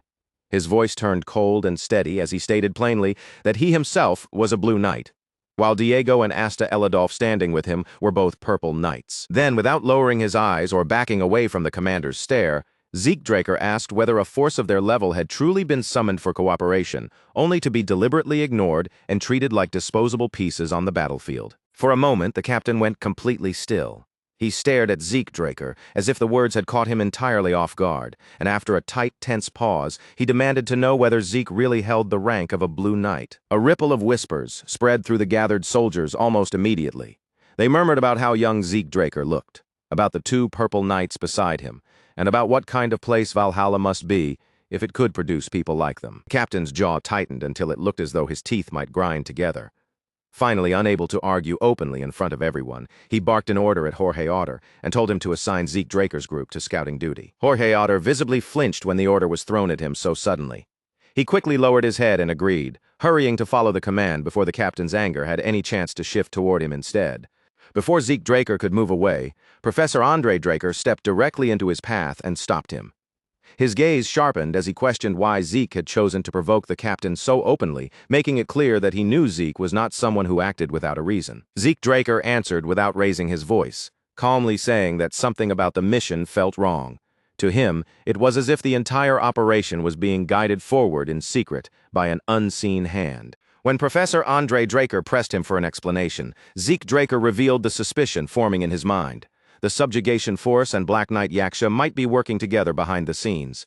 For the briefest instant, tension flashed across Professor Andre Draker's face, but he quickly composed himself and admitted that Zeke would not make that kind of claim without a reason. With a firm wave of his hand, Professor Andre Draker made his decision. He declared that they would carry out a scouting operation toward Black Knight Yaksha's camp, ordered everyone to prepare at once, and then turned his gaze toward Zeke Draker, assigning him to lead the vanguard. Zeke Draker accepted the order in silence. He offered no complaint, showed no hesitation, and simply took the responsibility as if he had already been ready for it. As more time slipped by, night completely swallowed the forest. The trees rose around them like black walls, and the only sound that moved through the darkness was the faint rustling of leaves stirred by the wind. A small group advanced carefully along a narrow forest trail, each step slow and restrained. At the front, one man held a flickering torch in his hand, its weak, trembling light barely stretching far enough to reveal the path ahead. Then, without warning, the man at the front slowed his pace. His face tightened with sudden alarm, and he quickly raised one hand in a sharp signal, ordering everyone behind him to stop moving immediately. Keeping his voice low, he warned the others that trolls were somewhere nearby. He told them to move with absolute caution because, if those monsters noticed them, none of them would be able to escape alive. But before anyone could even respond to that warning, a blade suddenly flashed out from the darkness, cutting through the air with terrifying speed. The man's eyes bulged in horror as the sword drove deep into his thigh. The pain hit him so suddenly that he had no time to understand where the attack had come from before his leg was already giving way. He crashed hard onto the ground, screaming in agony as his wounded leg failed beneath him. That scream tore through the quiet forest, and almost instantly, something massive began moving closer through the darkness. A monstrous figure stepped out from the shadows, releasing a low, bone-chilling growl. The sound alone froze the wounded man where he lay, draining the strength from his body as fear overtook him. Then the attacks came crashing down one after another, heavy blows hammering into his helpless body. Panic exploded through the rest of the group, and the others spun around in terror, screaming for help as they fled blindly into the forest darkness. At that exact moment, two figures shot forward from the shadows with incredible speed, cutting into the scene before the monsters could continue their rampage. Asta, Elidolf, and Diego threw themselves straight into the fight. Their movements were quick, sharp, and decisive as they struck the monsters down before the creatures could keep slaughtering the helpless patrol. One by one, the monsters were brought down around them. Nearby, the wounded man shook violently on the ground, clutching at himself in desperation, as though trying to hold his battered body together through sheer fear. Zeke Draker landed beside him with a cold, steady look in his eyes. Staring down at the trembling man, he asked whether they were part of Black Knight Yaksha's patrol. Then Zeke Draker's voice dropped even colder. He told the man that if they really were connected to Black Knight Yaksha, then he had better start talking and reveal exactly where the group was hiding. Not long after, Zeke Draker, Asta, Elidolf, and Diego crouched low behind cover, keeping their bodies hidden as their eyes fixed on a distant fortress rising out of the darkness ahead. Asta Elidolf frowned as she carefully examined the structure from afar. The fortress had been built from thick, natural stone, and just from looking at it, she could tell that forcing their way through would be anything but easy. Zeke Draker shifted his attention toward Jorge Otter and asked where the Mage Corps had been positioned. With a fortress like that standing in front of them, he pointed out that a small group alone would never be enough to handle whatever was waiting inside. Jorge Otter hesitated, his expression turning stiff and awkward before he finally admitted the plan. Once the surrounding area had been secured, the mages were supposed to begin bombarding the fortress with support fire from the rear, and the moment he said it, disbelief spread through the entire group. Zeke Draker immediately spun toward Jorge Otter, his voice cutting through the tense air like a blade. He demanded an explanation, accusing Jorge of sending such a small force against a fortress as though he were trying to have everyone massacred. Before Jorge Otter could even form a response, Diego suddenly lifted his head. Terror flashed across his face as his eyes locked onto something above them in the night sky. Diego screamed out a warning, throwing his arm upward and pointing toward the sky at something that was plunging down toward them with terrifying speed. Zeke Draker turned sharply in the direction Diego was pointing, and the instant he saw what was falling, his entire body went rigid with alarm. They were shells. Zeke Draker immediately shouted for everyone to scatter, ordering them to get away from the impact zone as fast and as far as they possibly could. In the very next instant, the night exploded around them. Fire burst across the area, shock waves tore through the battlefield, and screams of pain and panic erupted from every direction at once. Jorge Otter stood frozen in the middle of the chaos, his face drained pale as he whispered in disbelief, unable to accept or even process what had just unfolded right before his eyes. Zeke Draker seized Jorge Otter by the collar and roared at him to pull himself together, demanding to know if he was seriously trying to get them all killed. Jorge shook his head desperately, swearing over and over that he had nothing to do with it. Zeke Draker clenched his teeth as a cold, grim certainty settled deep inside his chest. Whatever was happening on that battlefield, one thing was painfully clear: it was no accident. The enemy had known exactly where they were from the start by now. Zeke Draker could no longer brush it off as rotten luck or some impossible coincidence. Someone inside their own side had been leaking information, quietly guiding the enemy straight to them. A sudden roar tore across the battlefield, snapping Zeke Draker's focus back to the chaos in front of him. As he turned his head, he saw a mass of figures surging through the darkness, swords lifted high as they charged directly toward the group. Zeke Draker cursed under his breath, his gaze turning razor-sharp as he watched the attackers rush closer. Their movements had none of the control or discipline of trained soldiers. They were hurling themselves forward like madmen, as if death meant absolutely nothing to them. As the attackers closed the distance, Zeke Draker narrowed his eyes and focused on their faces. Their eyes were bloodshot, their expressions twisted, and their bodies moved with a reckless violence that told him more than any report ever could. In that moment, a cold shock ran through Zeke Draker's mind as the truth finally snapped into place. This was far more than an ordinary ambush. The men rushing at them were soma addicts, mercenaries whose minds had already been eaten away by madness until only violence remained. The soma burning through their bodies had originally come from the southern cartels, a dangerous drug that had slowly spread across the central continent, poisoning more and more of the land as time passed. Mages normally treated soma with extreme caution, only using the tiniest amount when they needed to force out a temporary burst of magical power. Mercenaries were nothing like that. Men who survived from battlefield to battlefield, chasing money and bloodshed, often swallowed far more soma than their bodies could withstand, until their judgment, fear, and reason were completely burned away. The moment Zeke Draker recognized the sword-wielding figures charging at them, he shouted a warning to everyone nearby. These were Black Knight Yaksha's mercenaries, and their own side had been drawn straight into a trap prepared in advance. The group reacted almost at once, lifting their weapons and bracing themselves against the sudden flood of attacks. Diego Villa swore at the sight of the deranged fighters rushing in, while Asta Elidolf shouted that there were far too many of them to cut down so easily. Even with the battlefield collapsing into chaos around him, Zeke Draker kept his mind clear. He warned Diego Villa and Asta Elidolf not to burn through their aura too quickly, telling them to preserve their strength before the fight dragged on and wore them down. Clenching his teeth, Zeke Draker quickly measured the danger in front of them. If the enemy had gathered this much strength, then the Night Order alone would never be able to handle it. Scouting mission or not, wiping out everything between them and the fortress might be the only way forward. At that very instant, a sharp golden light flashed through Zeke Draker's pupils. An explosion thundered across the battlefield, followed immediately by a scream that tore through the smoke and noise. Zeke Draker spun toward the sound without hesitation, feeling magic stir in the air and realizing the situation had just taken another dangerous turn. When Zeke Draker noticed a formation gathering not far from them, a small flicker of relief passed through his mind. Delphoa Mage Corps had finally reached the battlefield. On the other side of the field, the mage captain furrowed his brow and poured even more power into his spell.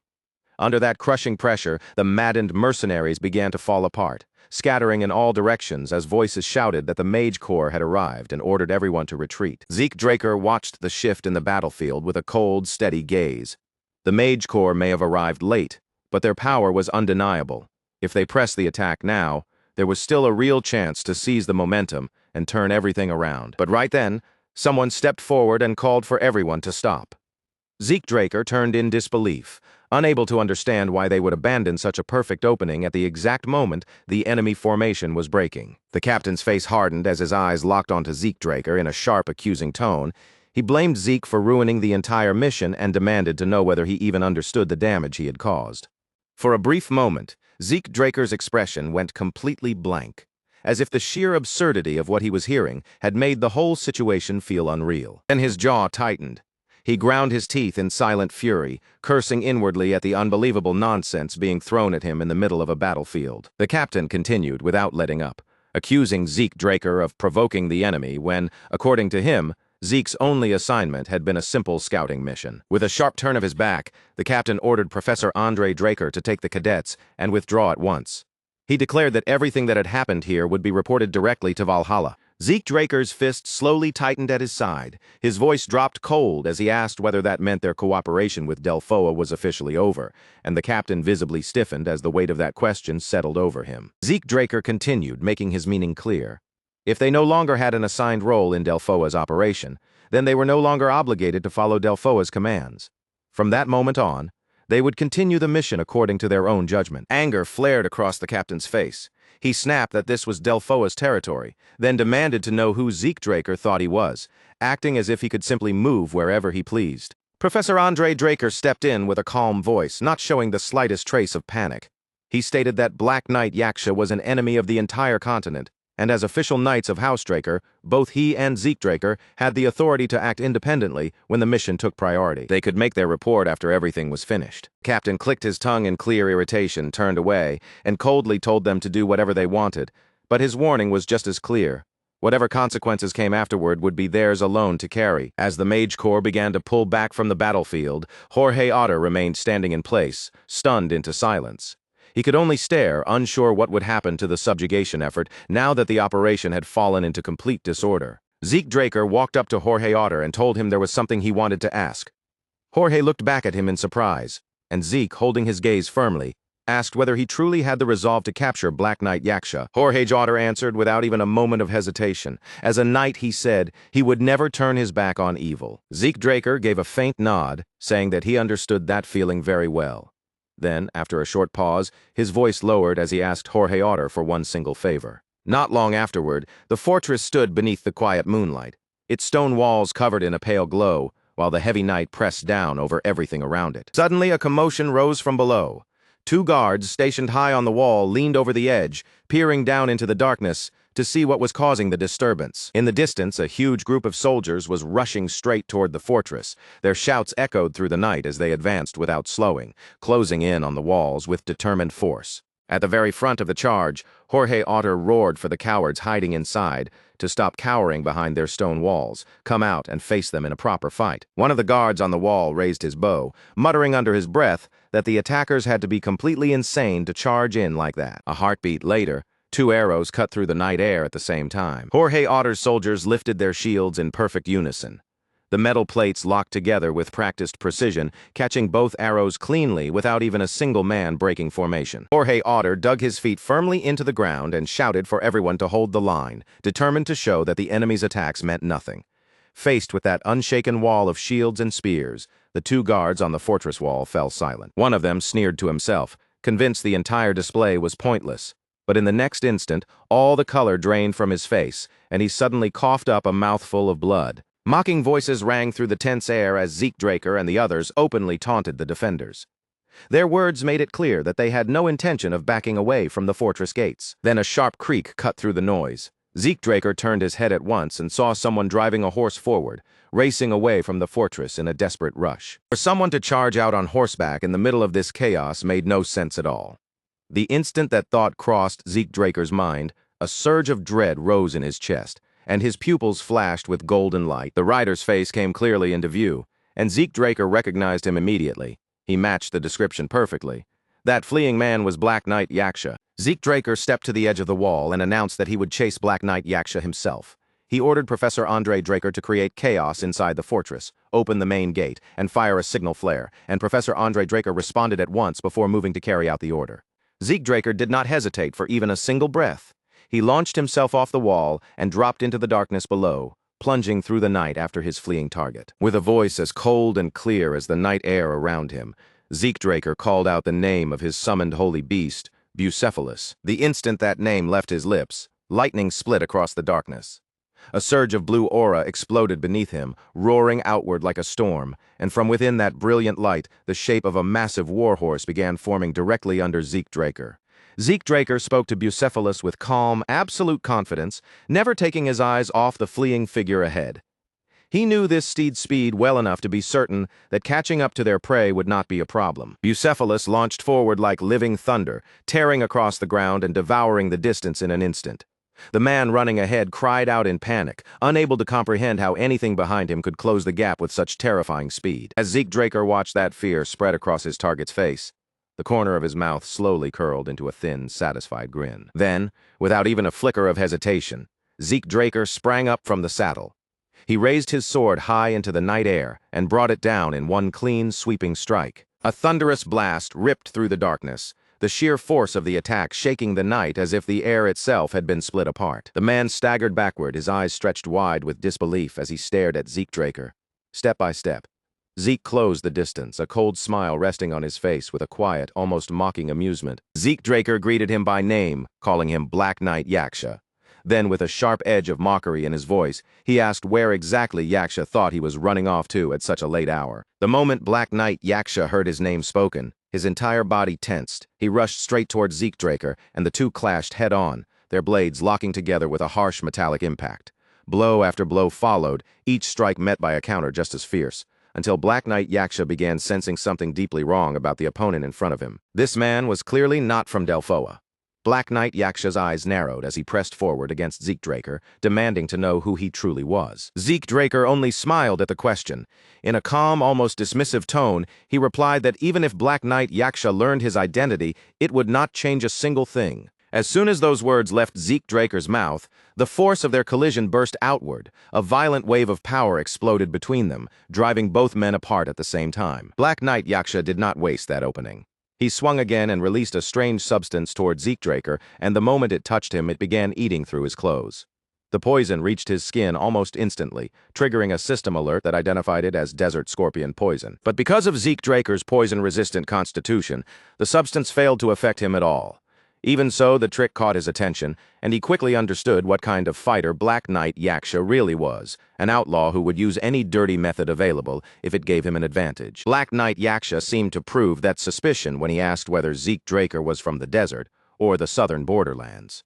Zeke simply brushed the question aside, commenting that Black Knight Yaksha was surprisingly curious for someone in his situation. Black Knight Yaksha ignored the remark and drew several daggers into his hands. He declared that Zeke Draker's origin made no difference because no matter where he came from, he was going to die.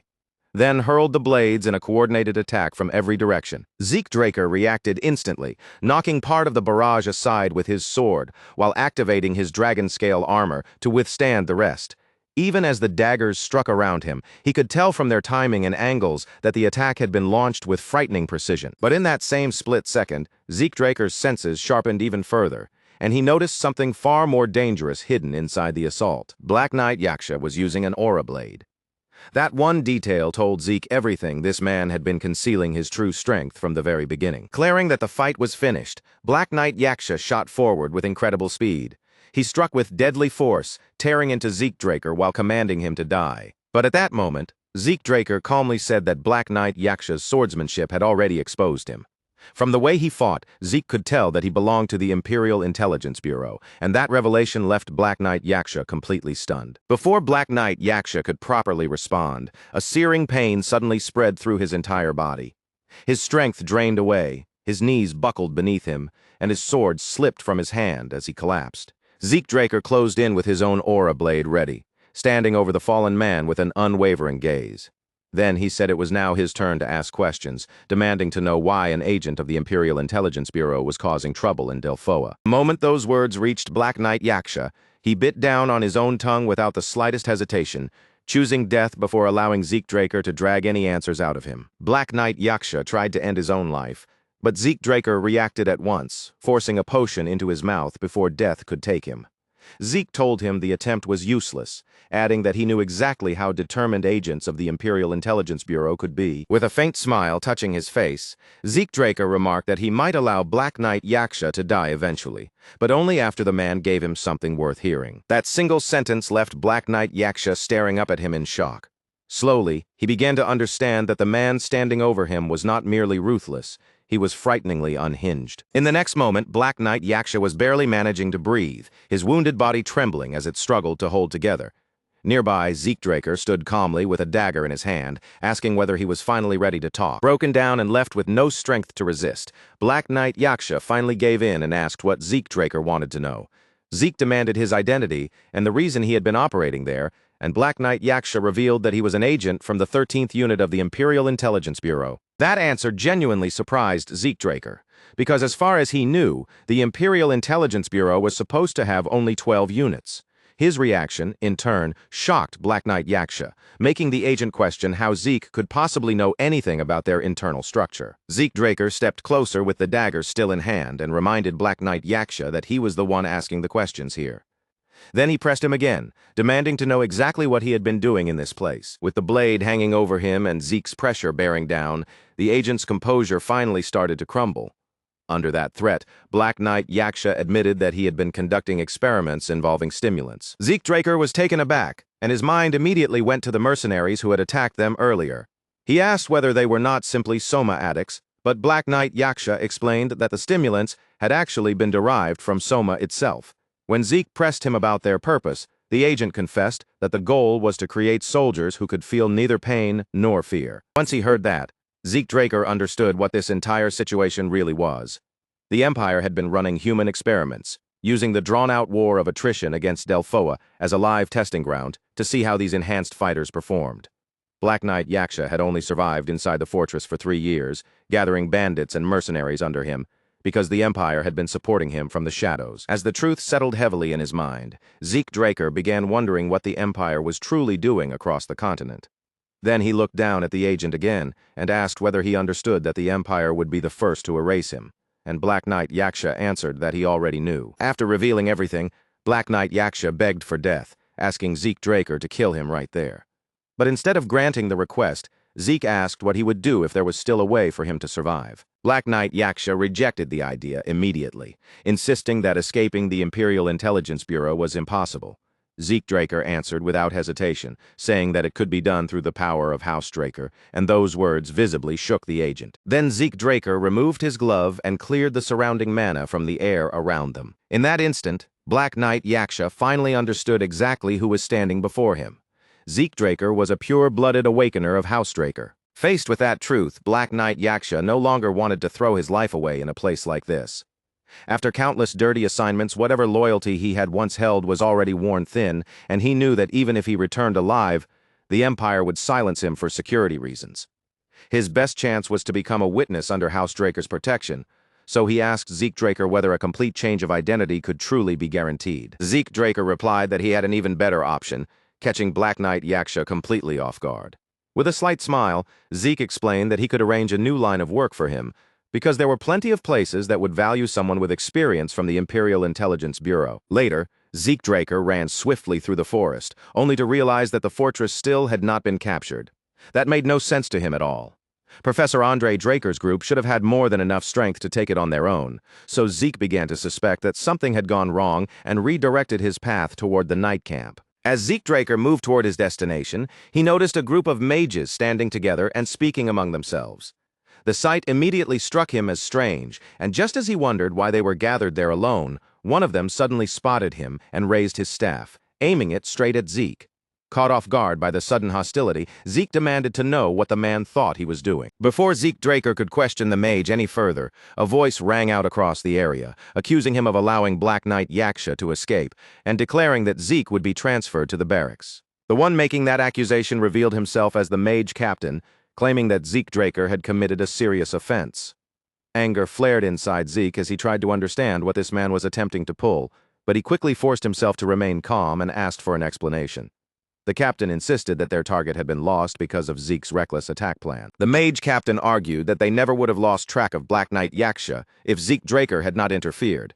But Zeke pushed back at once, asking whether the captain had actually confirmed that Yaksha was alone inside the fortress. The captain answered that the enemy's defenses were still too strong for them to make that kind of claim, then abruptly ordered Zeke Draker to be quiet. He added that he had seen someone escape from the fortress earlier, but Zeke countered that the rider could have been a messenger sent to call for reinforcements. Then Zeke pressed even harder, asking how the captain could be so certain that the person was Yaksha himself. The mage captain clenched his teeth in frustration, and that reaction alone told Zeke Draker enough. Zeke became certain that this man had been the one who ordered Black Knight Yaksha to flee, secretly communicating with the enemy for the past 3 years. The worst part was that the captain likely did not even understand he had been helping the Empire all along. But to Zeke Draker, that detail changed absolutely nothing. Whether the captain knew the full truth or not, Zeke still saw him as utterly worthless. Captain Ingrid Haxon snapped at Zeke Draker, telling him to stop talking nonsense and follow him without saying another word. Then he turned his back as if the matter had already been decided, declaring that he would personally testify to Zeke's crimes. Zeke only let out a quiet sigh, choosing for the moment to go along with him and see where this would lead. Not long afterward, Zeke Draker returned to the base together with the mages.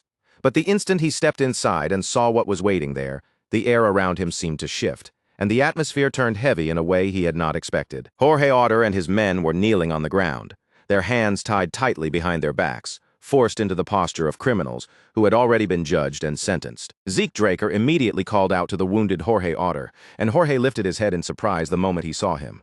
Zeke's eyes then cut sharply toward Captain Ingrid Haxon as he demanded to know why the knights had been arrested, but Ingrid only ordered him to shut his mouth and accused him of overstepping his authority. Even with his injuries, Jorge Otter raised his voice and told Zeke Draker that he had no regrets about helping him. With his hands bound behind his back and his subordinates kneeling around him, Jorge declared that they all wished to be remembered as honorable knights. But the moment Jorge Otter finished speaking, the mages standing behind the prisoners released crackling electricity into him and his men. Their bodies jolted violently under the sudden shock, pain ripping through them while they remained helplessly bound. Seeing his allies being treated with such cruelty, Zeke Draker's expression hardened at once. His gaze turned cold as he questioned whether it was not going too far to handle their own comrades as if they were enemies. Zeke Draker pointed out that even captured prisoners would not usually be treated in such a brutal way. His words only made Captain Ingrid Haxon grit his teeth with anger, and Ingrid repeated his command for Zeke to stay silent, warning that if he said one more word, he would execute him right there. That exact moment, a massive explosion erupted nearby, shaking the entire area with a violent blast. Through the force and smoke, someone stepped forward and addressed Ingrid Haxon directly, saying that what he had just said could be taken as a threat against Zeke Draker. The one who spoke was Professor Andre Draker, standing alongside Diego Villa and Asta Elidolf. With a stern look in his eyes, Professor Andre told Ingrid Haxon that the Drakers were fully prepared to turn against Delphoa over the threat he had just made. Those words struck Ingrid Haxon hard, catching him completely off guard. He understood at once that this was not simply one man warning him, it was a direct warning backed by the full weight of House Draker. Even so, Ingrid Haxon still seemed unable to believe that Professor Andre Draker would truly oppose Delphoa. He told him that his reaction was far too extreme, pointing out that such words were no different from a declaration of war, and insisted that Professor Andre was taking the matter much too far. Professor Andre Draker did not retreat even a single step. Instead, he told Ingrid Haxon to listen carefully, making it clear that the name of House Draker was not something anyone could throw around lightly or dismiss as an empty threat. In that moment, Ingrid Haxon finally realized the truth. Professor Andre Draker was not bluffing in the slightest. Ingrid Haxon quickly cleared his throat, forcing himself to pull back and admit that he had made a mistake. He claimed that he had overreacted because of the recent battle, asked Professor Andre Draker not to misunderstand his intentions, and explained that he had only meant to escort Zeke Draker to the barracks for a proper investigation. Watching Ingrid Haxon suddenly lose his nerve, Zeke Draker allowed a faint smile to appear. Then, in a calm voice, he asked whether he could speak with his comrades before being taken away. Ingrid Haxon clearly did not want to grant that request, but with Professor Andre Draker standing right there, refusing was no longer simple. After a reluctant pause, he allowed Zeke Draker 20 minutes. Inside their room, Zeke Draker gathered with his companions and immediately removed his gloves. He dispersed the mana in the space around them, cutting off the function of any nearby magic devices that might have been planted to listen in on their conversation. Professor Andre Draker asked what Zeke needed to discuss, and Zeke revealed that he had already captured Black Knight Yaksha. The news clearly surprised Professor Andre, who asked whether Zeke had done it alone. Zeke explained that he had lowered the man's guard before the fight could drag on too long, then managed to secure his capture. Professor Andre Draker found it difficult to believe that Zeke had subdued an opponent even veteran knights would have struggled against, and the admiration on his face was impossible to hide. Zeke continued by explaining that during the interrogation, he discovered Black Knight Yaksha had a deep connection to Captain Ingrid Haxon, and that this connection made the entire situation far more complicated. Professor Andre Draker then asked Zeke what he planned to do next. Zeke Draker answered that the best course was to let Delphoa deal with its own internal corruption, while he simply played the role necessary to push things in the right direction. Before long, the scene shifted once again, this time to the place where Zeke Draker had been confined. Two guards stood watch outside the containment unit, keeping their attention fixed on the door. Inside the cell, Zeke Draker slowly raised his head, already sensing that someone would be coming to see him before much longer. A few minutes later, a knock sounded against the door. When it opened, the person who stepped inside revealed himself to be Professor Fanon. Yet when Zeke Draker saw Professor Fanon standing there was no surprise on his face at all. Professor Fanon questioned him about what was happening now, and Zeke Draker calmly answered that this situation was the result of ignoring his earlier warning. That reply caught Professor Fanon off guard, because he had not expected Zeke to disregard the advice he had given him before. From that exchange, Zeke Draker understood that Professor Fanon had already known about Captain Ingrid Haxon's corruption, just as many of Delphoa's higher-ranking mage officials had at least some idea of what was going on. And because Delphoa mages needed core experience in order to climb higher, Zeke intended to offer Professor Fanon a way to cut himself free from that requirement. Zeke Draker told Professor Fanon that there was something important he needed to say. When Professor Fanon urged him to explain, Zeke instead asked whether he knew about the Empire's stimulant experiment. Then Zeke Draker calmly told Professor Fanon everything he had learned from Black Knight Yaksha. Faced with that truth, Professor Fanon found himself standing at a difficult crossroads. He could expose the corruption that had now been confirmed, or he could look away, stay silent, and protect himself. At that moment, Zeke Draker added that he had a request. Looking straight at Professor Fanon, he asked whether the mage would help him drag this corruption into the light, and the question left Fanon visibly shaken. In the following scene, several mages approached Captain Ingrid Haxon, and one among them stepped forward to call out to him. When Captain Ingrid Haxon asked what had happened, the mage reported that Professor Fanon had rejected Zeke Draker's proposal. A satisfied smile spread across Ingrid Haxon's face as he asked whether the report was true. He was convinced that Professor Fanon had chosen his position over his principles, certain that Zeke Draker could never have convinced him to do otherwise. Turning his eyes toward the fortress ahead, Ingrid Haxon declared that it was time to begin. He instructed his subordinates to create a few explosions first and then withdraw so that the entire performance would look believable. After the mages acknowledged the command, they raised their staffs, gathered mana into their spells, and launched their attacks toward the fortress wall. As the blasts erupted under his orders, Ingrid Haxon watched with satisfaction, already thinking about how he would pin the failure of the subjugation on Jorge Otter. But that thought was suddenly interrupted when he noticed that something was wrong. There was no return fire from the bandits. Normally, they would at least pretend to resist, so the strange silence left Ingrid Haxon confused as he tried to understand why they were not moving at all. Then, while Ingrid Haxon was still struggling to make sense of the silence, the fortress gate slowly began to open right before his eyes. Ingrid Haxon froze when he saw it, because opening the gate had never been part of his plan. And when someone stepped out from inside the fortress, his shock deepened the instant he recognized the person. Ingrid Haxon immediately demanded to know why that person was there. The figure was revealed to be Zeke Draker, who calmly asked the captain whether something was wrong, and whether he had just seen something he was not supposed to see. Earlier, Zeke Draker had stood before Professor Fanon with a magic scroll in hand. He explained that the scroll had been prepared to block outside listeners, assuring him that no one would be able to overhear their conversation. Zeke Draker then asked Professor Fanon whether he truly meant what he had said about working together. Professor Fanon answered that once he knew the truth of what was happening, he could not simply stand aside and pretend he had seen nothing. Zeke Draker pointed out that choosing this path would stop Professor Fanon from gaining the experience he needed in Delphoa. But Fanon dismissed that concern, saying he would rather do what was right than build experience he would be ashamed of. Zeke smiled at that answer, thanked him, and told him they needed to move immediately because Captain Ingrid Haxon still had to be dealt with. Back in the present, Captain Ingrid Haxon stood stunned as he saw Zeke Draker accompanied by Professor Fanon and the others. Rage twisted his face, and he cursed Fanon as a useless bastard, unable to accept that the man had betrayed him.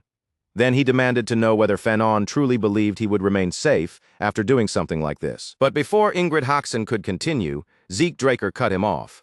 He revealed that he had brought people to investigate Ingrid's secret communications and ties with an enemy of the continent, along with his corruption, then asked the captain to cooperate with the arrest as 3 men stepped forward at once. The moment Zeke Draker said that, Ingrid Haxon recognized the men immediately as members of Delphoa's inspection squad. He hurriedly insisted that everything was a misunderstanding, claiming that he had never communicated with any enemy of the continent. Then Ingrid Haxon turned the accusation back onto Zeke Draker, insisting that Zeke was trying to frame him. The leader of the inspection squad replied that they had already secured the evidence and told Ingrid Haxon to stop pretending he was innocent. That only made Ingrid snap in irritation, asking whether they really thought he would fall alone. He boasted that with his connections, he could deal with everyone present, even claiming that Delphoa itself would tremble if he chose to use his power. Zeke Draker had absolutely no intention of listening to any more of Ingrid Haxon's threats. In a single instant, he rushed forward and drove his fist straight into the captain's face. After knocking Ingrid Haxon down and shattering the arrogance he had been clinging to, Zeke Draker looked down at him with terrifying calm. Then, in a voice that made the air feel even colder, he told Ingrid to go ahead and try using those powerful connections he had been boasting about. That answer shook Ingrid Haxon to his core. He had never imagined Zeke Draker would stand in front of him with such absolute confidence, acting as if every threat, every name, and every connection Ingrid had thrown around meant nothing at all. Zeke Draker then made exactly who he was painfully clear. He was a direct-blooded Draker, a pure-blooded awakener, and the one and only successor of Duke Draker, the former Black Knight. With a cold, piercing stare fixed on Ingrid Haxon, Zeke asked whether he truly wanted to test which of them had the greater influence. The moment those words fully sank in, every bit of Ingrid Haxon's bravado crumbled. He dropped to his knees almost instantly, lowering himself in desperate submission as he admitted he had been wrong and begged Zeke Draker to forgive him. But Zeke Draker cut him off without showing even the slightest trace of pity. He told Ingrid Haxon not to waste his breath begging him for mercy. If Ingrid Haxon wanted forgiveness, Zeke Draker said coldly, then he should beg for it from the knights who had died because of his corruption, cowardice, and selfish choices. Just then, a voice called out to Zeke Draker. When Zeke turned his head, Jorge Otter was standing there, while the knight captain's subordinates bowed their heads with deep respect. Jorge thanked Zeke from the heart, saying the injustice they had suffered had finally been cleared away. Because of Zeke Draker's testimony, the knights had been excluded from the investigation. Their innocence had been made clear, and any involvement in Ingrid Haxon's corruption had been firmly denied. Even so, the 8th Mage Corps was now destined to disappear, and the Knight Corps tied to it would vanish along with it. Unless another unit stepped in to accept them, the 8th Knight Corps would be completely disbanded. Zeke Draker looked directly at Jorge Otter and asked whether he had any regrets. Jorge answered that he had none, though grief still weighed heavily on him for the men who had died meaningless deaths because of his own shortcomings. Hearing that answer, Zeke Draker said that if Jorge Otter was willing, he wanted to offer him and his men work. The unexpected proposal caught Jorge off guard, and he looked back at Zeke, asking what kind of position he had in mind. Rather than answering immediately, Zeke Draker took out a document and handed it over, telling Jorge Otter to read through the details for himself. As Jorge and his subordinates looked over the contents, shock gradually spread across their faces. Jorge Otter stared at the document in disbelief and said the conditions were far too generous, questioning whether the figures written there were actually correct. Zeke Draker simply told him that anyone working under him should expect treatment at that level, then revealed that he had recently established a merchant group and wanted them to serve as its guards. The knights were left stunned by the sudden offer, unable to hide their surprise. Zeke Draker smiled brightly at them and asked whether they planned to refuse, and Jorge Otter quickly answered that they would gladly accept. Jorge Otter went even further and declared that he and his men would pledge their allegiance to Zeke Draker. He immediately ordered his subordinates to greet their new master, and after they had done so, Zeke turned toward Professor Fanon and called out to him, telling him to come to Atlas as soon as his work here was finished, because there was still plenty waiting for him there. Professor Fanon placed one hand over his chest, addressed Zeke Draker as master, and confirmed that he understood. Seeing that response, Zeke could not help but smile faintly as he thought about how strangely things had turned out, with an instructor and student somehow ending up in this kind of relationship. As Zeke Draker stood beneath the slowly rising sun, his thoughts drifted back to the mission. The outcome had not unfolded exactly the way he had expected, and he still had no idea what kind of evaluation he would receive, but strangely, it no longer bothered him much. In the end, the problem had been resolved, and Zeke trusted that the rest would somehow work itself out. Elsewhere, in a completely different location, 3 men had gathered inside an office for what was clearly a serious meeting. A bald man thanked the other 2 for making time despite their busy schedules. With a grave expression on his face, he explained that the recent incident needed to be discussed urgently among the core members of the Order of Black Knights. One of the men, Don Draker, said he would get straight to the point. He revealed that the southern continent had been showing strange movements recently, and that statement immediately drew surprise from the others. A bearded man responded by reminding Don Draker that the South had always been a haven for criminals. In his eyes, it was nothing more than a lawless region packed with drug dealers, outlaws, and people who lived outside proper order. The other man added that Don Juan had already taken control of the region through his Soma business, gathering enormous wealth in the process.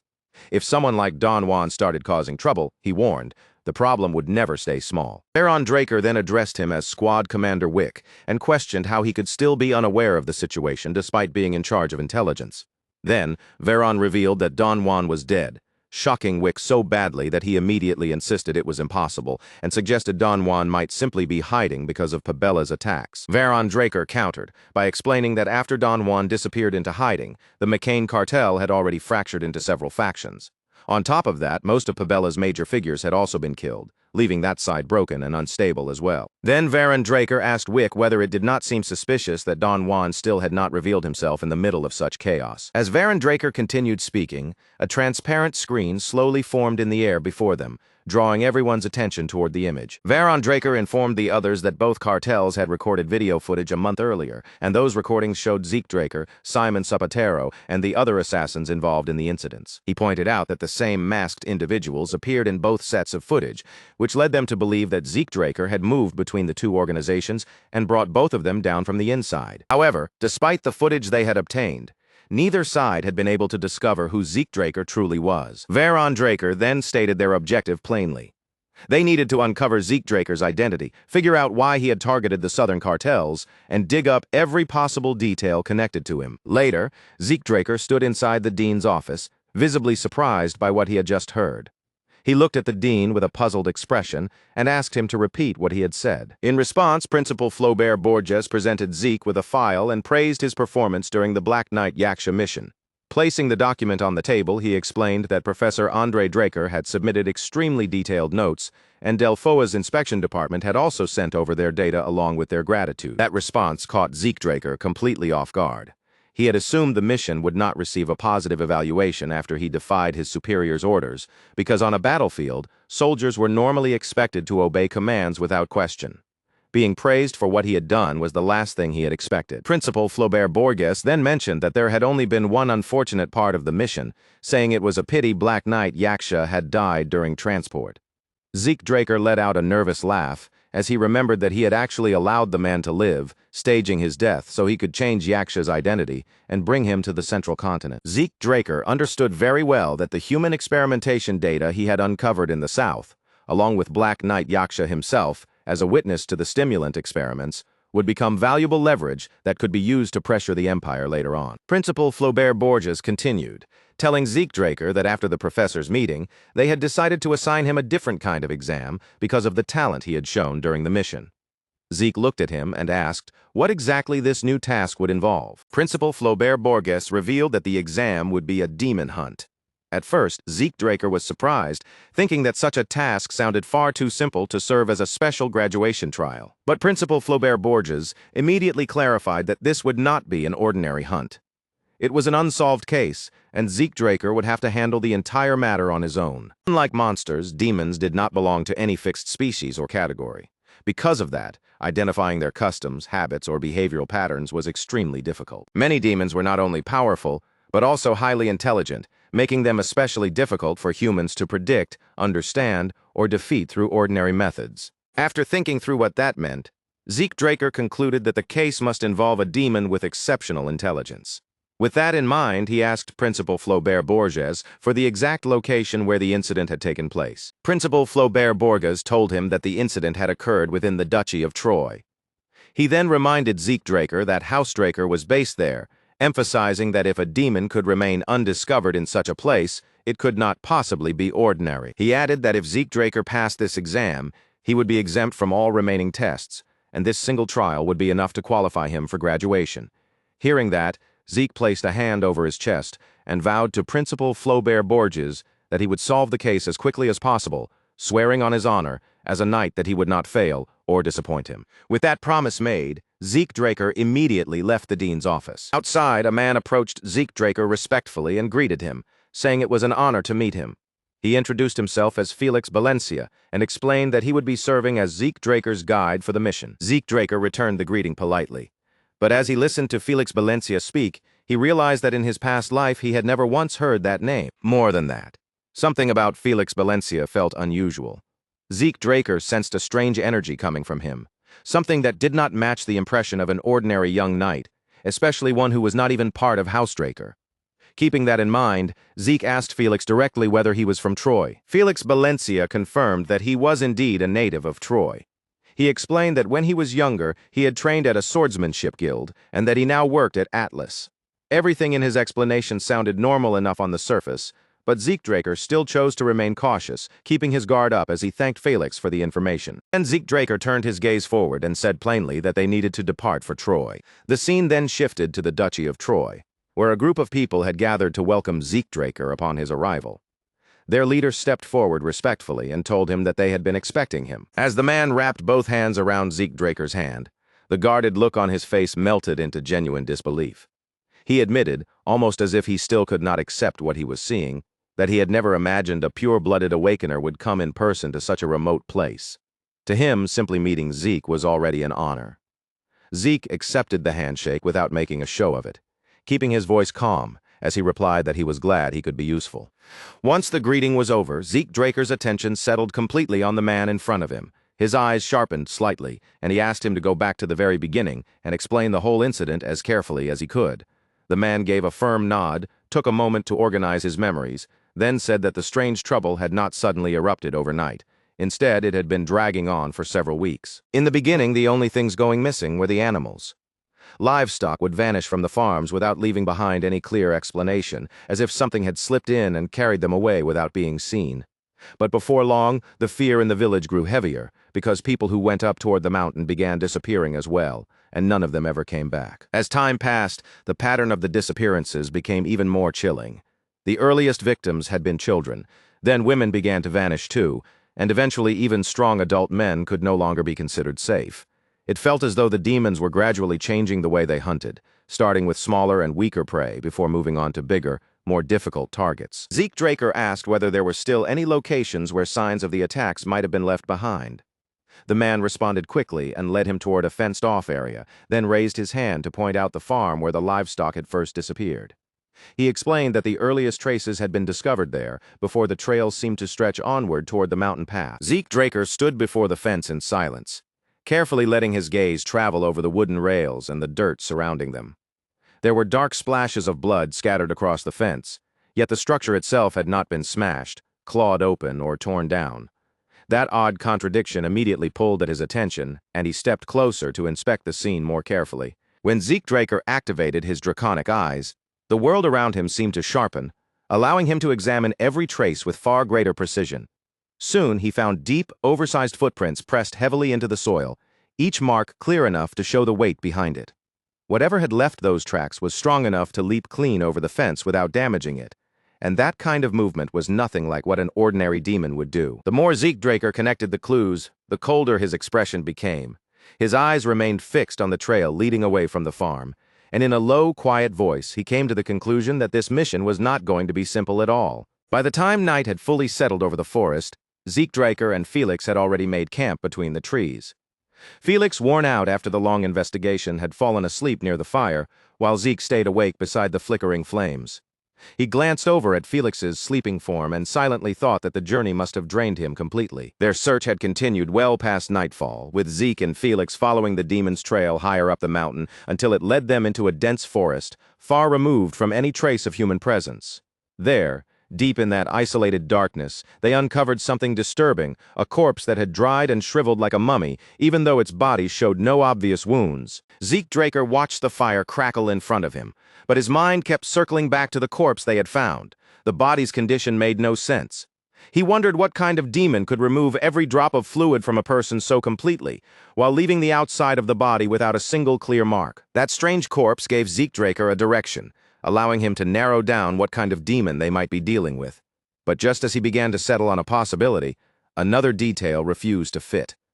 The huge footprints found near the village were completely wrong for the creature he had in mind. The moment that contradiction crossed Zeke Draker's thoughts, a heavy crash suddenly tore through the quiet forest. Felix jolted awake at once, his body snapping up in alarm as he asked if Zeke had heard the sound too. Zeke remained composed and answered that it had come from about 2 kilometers to the west, then told Felix to stay where he was, calmly assuring him that he would return before sunrise. Zeke Draker did not waste even a heartbeat after that. He pushed off the ground and shot into motion, racing straight through the trees toward the place where the noise had erupted. As Zeke Draker moved swiftly through the forest, slipping between trunks and shadows, he reasoned that a blast-like sound in such a remote place could hardly be anything normal. A demon had to be involved. But when he finally reached the area, what stood before him was not only a monster, there was also a massive shirtless man, broad-armed and powerfully built, with tattoos spread across his body. With a roar that shook the surrounding trees, the enormous man seized a tree by its trunk and tore it straight out of the earth. He swung the entire thing at his opponent like it was no heavier than a sword. Even Zeke Draker, watching from nearby, was briefly stunned by the ridiculous strength on display, and he found himself wondering whether this man was some kind of barbarian. Zeke Draker quickly pulled his focus away from the giant man and studied the creature locked in battle with him. The opponent was unmistakably a demon, and as soon as Zeke got a proper look at its shape, the suspicion he had been carrying finally turned into certainty. The demon was huge, with a monkey-like body and a long tail whipping behind it as it moved. Zeke recognized it as Juan, an ancient species of demon known for being especially troublesome. In his previous life, Zeke Draker had once encountered a corpse dried out in that exact same unnatural manner. At the time, his master had explained that such a death was the work of an ancient demon species, and had specifically warned him to be careful of one that moved with the agility of a monkey. Juan were not only fast, but also cautious, which made them extremely difficult to trap or corner.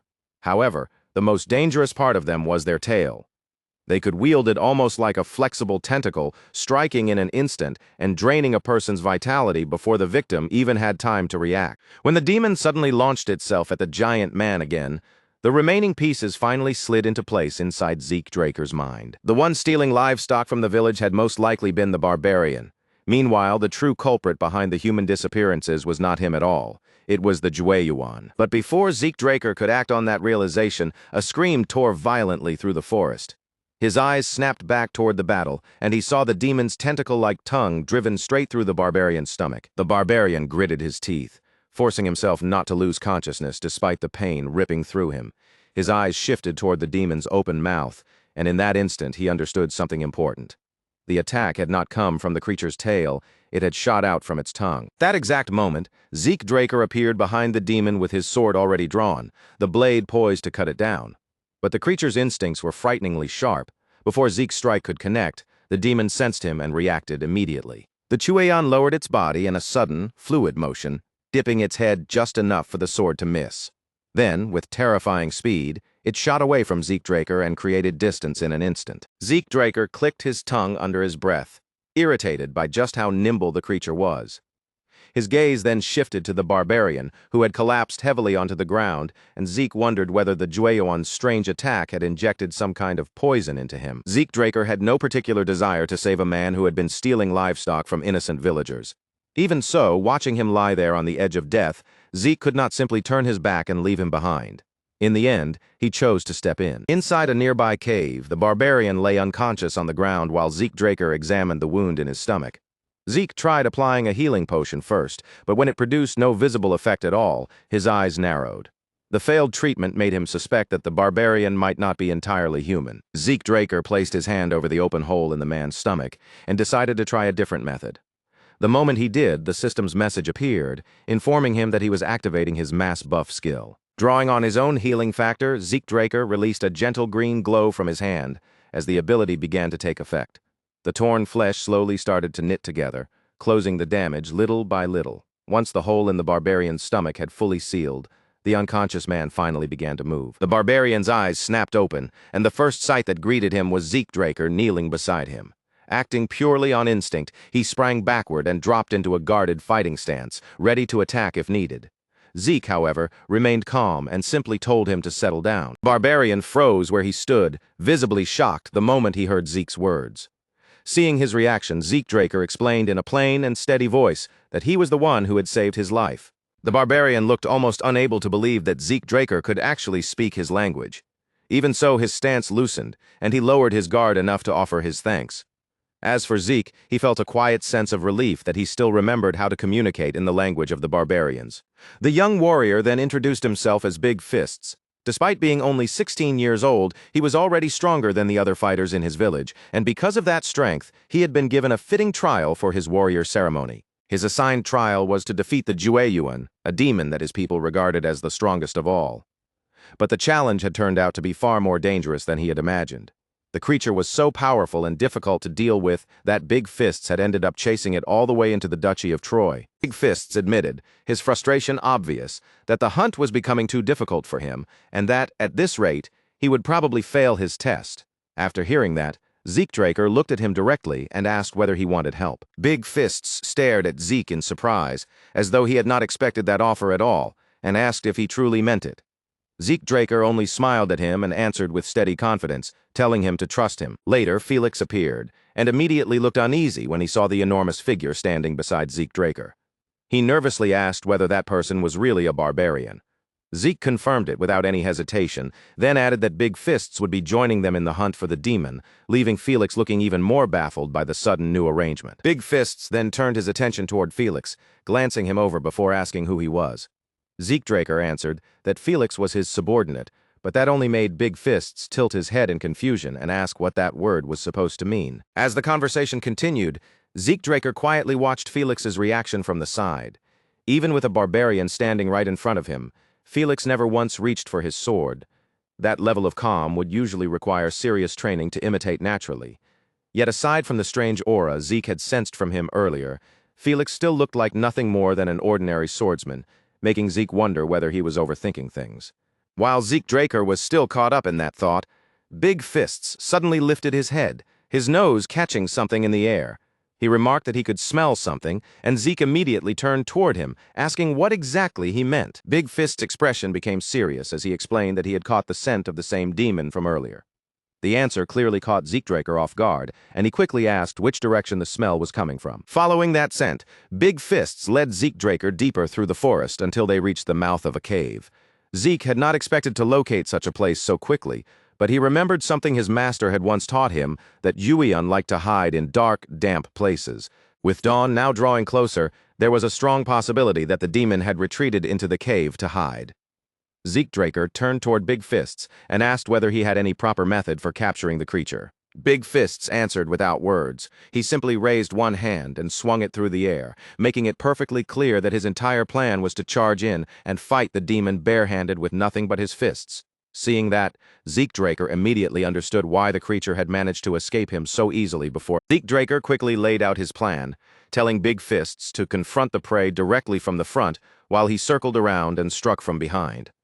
Big Fists listened, and then a wide grin spread across his face as he said he understood. Together, they entered the cave and began moving deeper into the darkness. The farther they advanced, the more certain Zeke Draker became that this was the demon's lair, especially when he noticed bones of all different shapes and sizes scattered across the ground. He warned Big Fists to stay alert, reminding him that they were now standing inside the demon's den. But the very instant Zeke Draker finished giving that warning, the Jueyuan exploded out from its hiding place and lunged straight at Big Fists from behind. Big Fists sensed the incoming attack at the last possible moment and threw himself backward, barely avoiding the strike. Then, without giving the demon time to recover, he rushed back in and unleashed a punch with such overwhelming force that the ground beneath them cracked and shattered from the impact. But when the cloud of dust finally thinned and the broken bits of stone stopped skittering across the cave floor, the Jueyuan had completely disappeared. One moment it had been right there in front of them, and the next it was as if the demon had dissolved into the darkness surrounding the cave. Zeke Draker did not show even a flicker of surprise. He had already expected the Jueyuan to be far too slippery to catch with a single attack. That exact ability to vanish and escape was why it had avoided everyone until now, and why even his master in the past had warned him about how troublesome the creature could be. The truly frightening part of the Jueyuan was not just its speed, but the way it could bury its entire body inside the darkness itself. It blended so perfectly with the shadows that its form vanished from sight, then moved silently through the cave and reappeared behind Big Fists once again. As soon as Zeke Draker understood where the demon had gone, his hand moved to his sword without the slightest delay. The Jueyuan rushed in from Big Fist's blind spot, claws lifted and ready to rip into him, while Big Fist realized the danger a moment too late to properly protect himself. Right before those claws could tear through Big Fists, Zeke Draker burst forward like a streak of motion. Activating his water field, he slipped into the attack's path and delivered a sharp, flawless slash, cutting clean through the demon's arm before it could reach its target. The Jueyuan reeled back in clear shock, unable to process how its ambush had been read and stopped so perfectly. Zeke Draker did not let that opening go to waste. He immediately turned his eyes toward Big Fists and shouted for him to attack the injured one. Big Fists moved the instant he heard the command. He threw his huge arms around the demon's body, locking it in place with raw strength and squeezing down so tightly that the Jueyuan could no longer slip back into the shadows. Even with one of its arms badly damaged, the Jueyuan still thrashed and fought with vicious desperation. It struck Big Fists with everything it had, but Big Fists only clenched his teeth against the pain and refused to loosen his grip, holding on with every bit of strength in his body. Zeke Draker wrapped his sword in aura, and the blade began to glow with concentrated power. Seeing Big Fists keep the demon trapped, Zeke praised him for holding it down, then spoke firmly, telling him to leave everything else to him. The moment Zeke Draker's voice reached it, the Jueyuan twisted its head toward him. At nearly the same time, Big Fists sprang aside, clearing the path in front of Zeke and creating the perfect opening for him to unleash the first verse of Chapter 2 of True Dragon Swordplay. Earth Slice slammed into the Jueyuan with tremendous force, striking its body cleanly and tearing through it. But even as the attack ripped into the monster, its severed limbs had already started to regenerate, with flesh and bone rapidly rebuilding as though the damage were trying to erase itself. Zeke Draker activated his power and stared down the Jueyuan with a cold, unshaken gaze, asking whether it truly thought he would allow it to recover. Then he invoked Gluttony, and a terrifying wave of golden energy surged forward, engulfing the monster completely. The system announced that he had devoured an ancient species fully corrupted by polluted energy, while his stamina, mental strength, and mana began to refill. It also revealed that he had absorbed the corrupted ancient bloodline ability and obtained an A-rank skill called Stealth, leaving Zeke deeply pleased with what he had gained. After the battle ended, Zeke Draker turned his attention to the severed arm he had cut off earlier. He called out to Big Fists and tossed the limb over to him, telling him to use it as proof of the hunt. Then Zeke held up one of the demon's fingers, saying he would keep that piece for the same purpose. Tears gathered in Big Fist's eyes as he stepped forward, overwhelmed with gratitude, and pulled Zeke Draker into a tight embrace. After thanking him from the heart, Big Fists took the demon's arm and started toward the cave entrance. Before leaving, he asked Zeke to visit his village someday when he had the time, which made Zeke ask what tribe he came from. Big Fists proudly declared that he was from the mighty Boulder tribe. The name immediately stunned Zeke Draker because he remembered it as the strongest barbarian village. Big Fists then looked back with a bright, open smile and repeated his invitation, while Zeke smiled in return, waved him off, and told him they would meet again someday. Back in town, the villagers lifted their cups in celebration and toasted Zeke Draker with heartfelt relief. Their leader thanked him openly, saying that thanks to what he had done, the town could finally sleep peacefully again. Zeke responded modestly, saying he was simply glad to be of help, but as he took a quiet sip from his cup, his eyes lingered on Felix, because something about him still did not feel right. Earlier, after Zeke Draker had taken care of the Jueyuan and returned to camp, Felix had been nowhere to be found. Not long after, Felix came back looking messy and disheveled, claiming that he had merely fallen, but that explanation did not sit well with Zeke. He wondered whether Felix had secretly watched the battle with Big Fists, especially since Zeke knew that during combat, he could not always sense distant presences accurately, meaning Felix might have been hiding nearby the entire time. With that suspicion still resting in the back of his mind, Zeke Draker chose not to question Felix on the spot.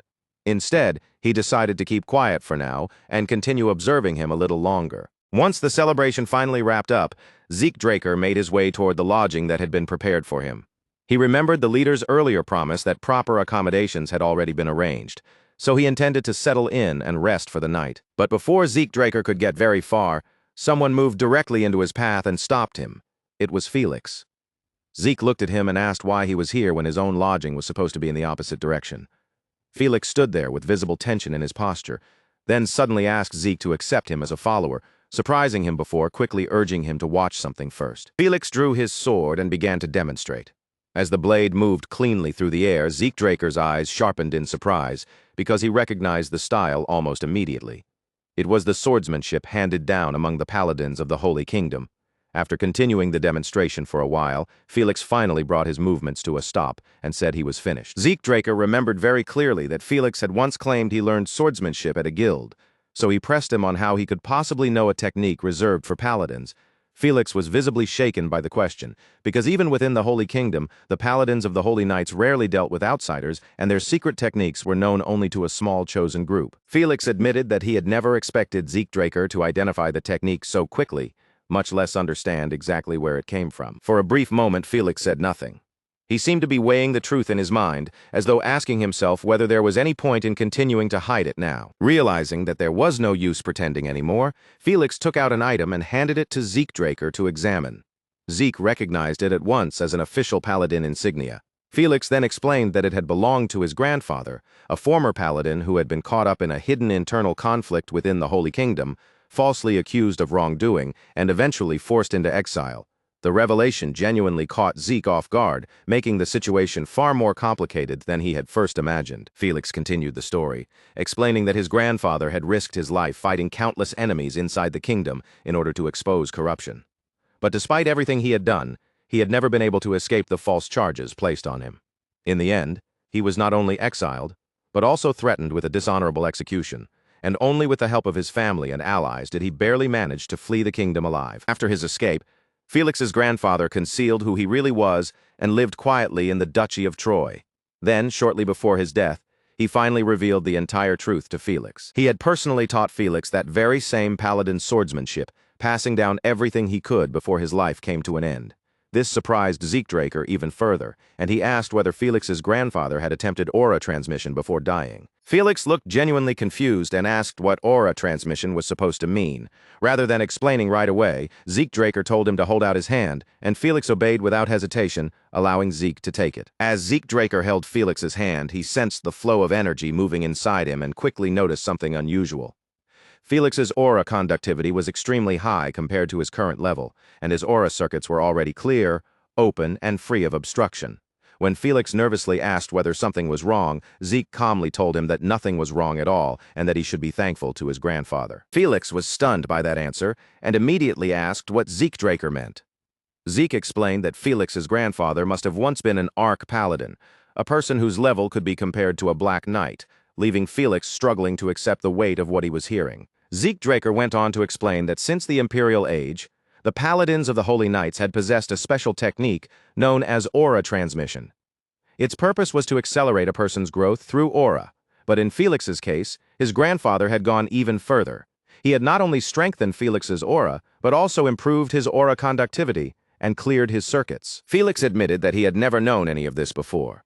His expression gradually turned serious, as the truth about what his grandfather had done for him began to sink in more deeply. Zeke Draker then looked Felix straight in the eyes and asked whether his desire to become a follower came from wanting revenge for his grandfather, who had been wrongly accused. Felix answered that revenge was only part of it. After witnessing Zeke fight the demon, he had sincerely come to want to serve him, and he firmly promised that accepting him would not be a mistake. Zeke Draker silently considered the situation from every angle. In the end, he found no real disadvantage. If Felix turned out to be an ordinary spy, keeping him nearby would make it easier to uncover whoever had sent him. And if he was not a spy, then Zeke would gain a follower with truly impressive potential. So Zeke Draker turned slightly away and told Felix that walking behind him would not be an easy path. He then added that they would return to Atlas the next day and instructed Felix to prepare himself. Felix's face immediately brightened with joy as he thanked Zeke for the chance and promised to do everything he could. The scene then shifted to Valhalla, where Flaubert Borges welcomed Zeke Draker into his office.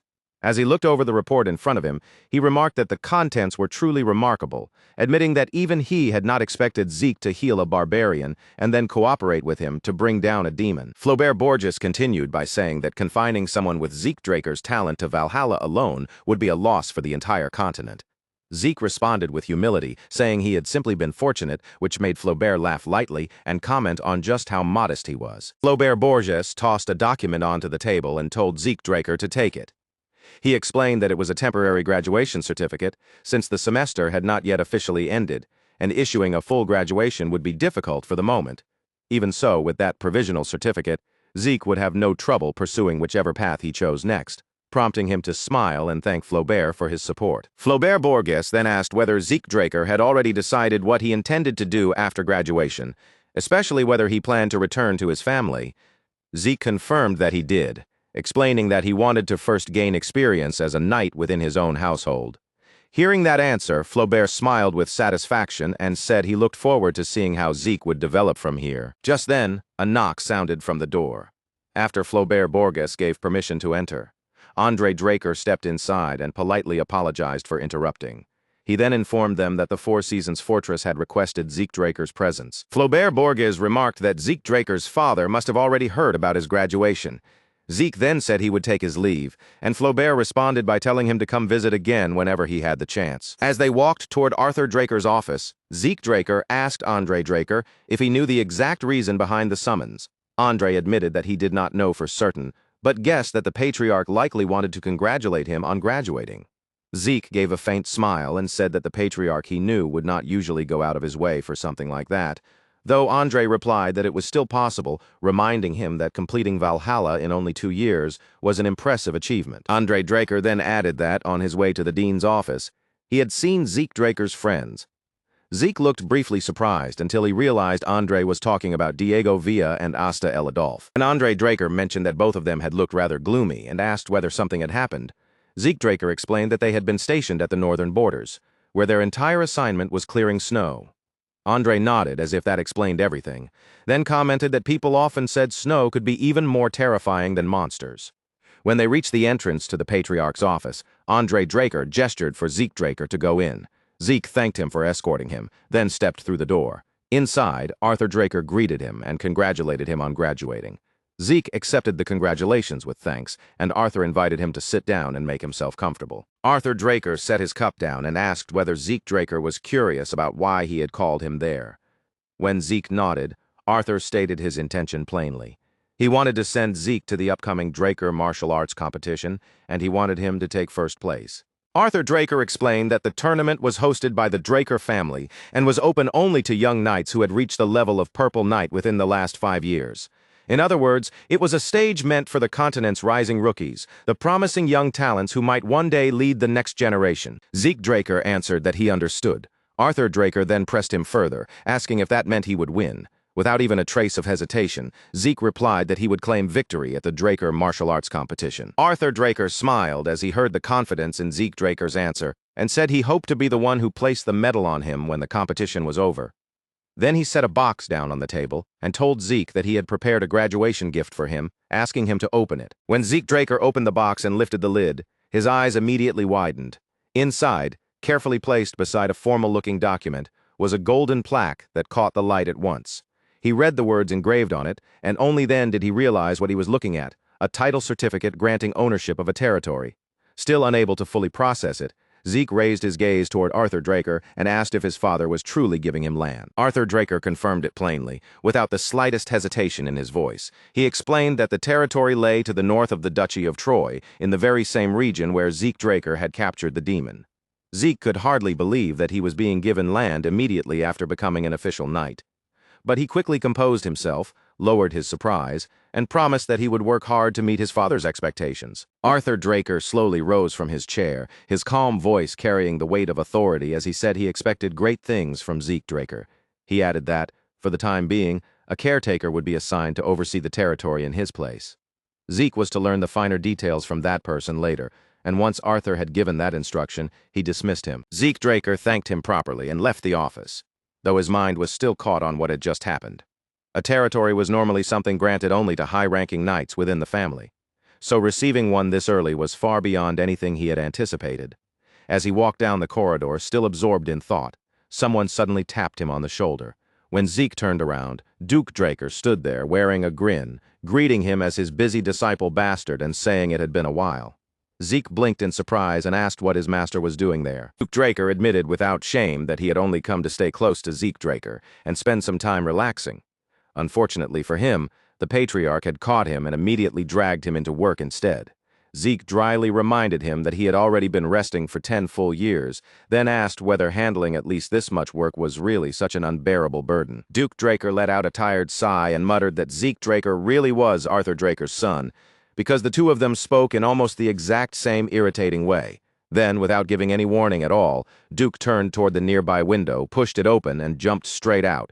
Zeke stared after him in disbelief and asked what in the world he was doing. As Duke Draker dropped outside through the window, he called back over his shoulder that they needed to hurry home before a bunch of leeches managed to catch up with them. By the time they arrived at Zeke Draker's mansion, Duke Draker finally released a long, satisfied breath. As if he had escaped some terrible battlefield, he declared that now he could truly relax, then told his disciple that there was nothing in the world better than the feeling of being at home. Zeke Draker immediately corrected him, pointing out that this was actually his house, not Duke Draker's. Duke, completely shameless, called him cheap and insisted that anything Zeke owned naturally belonged to him too, because he was the master.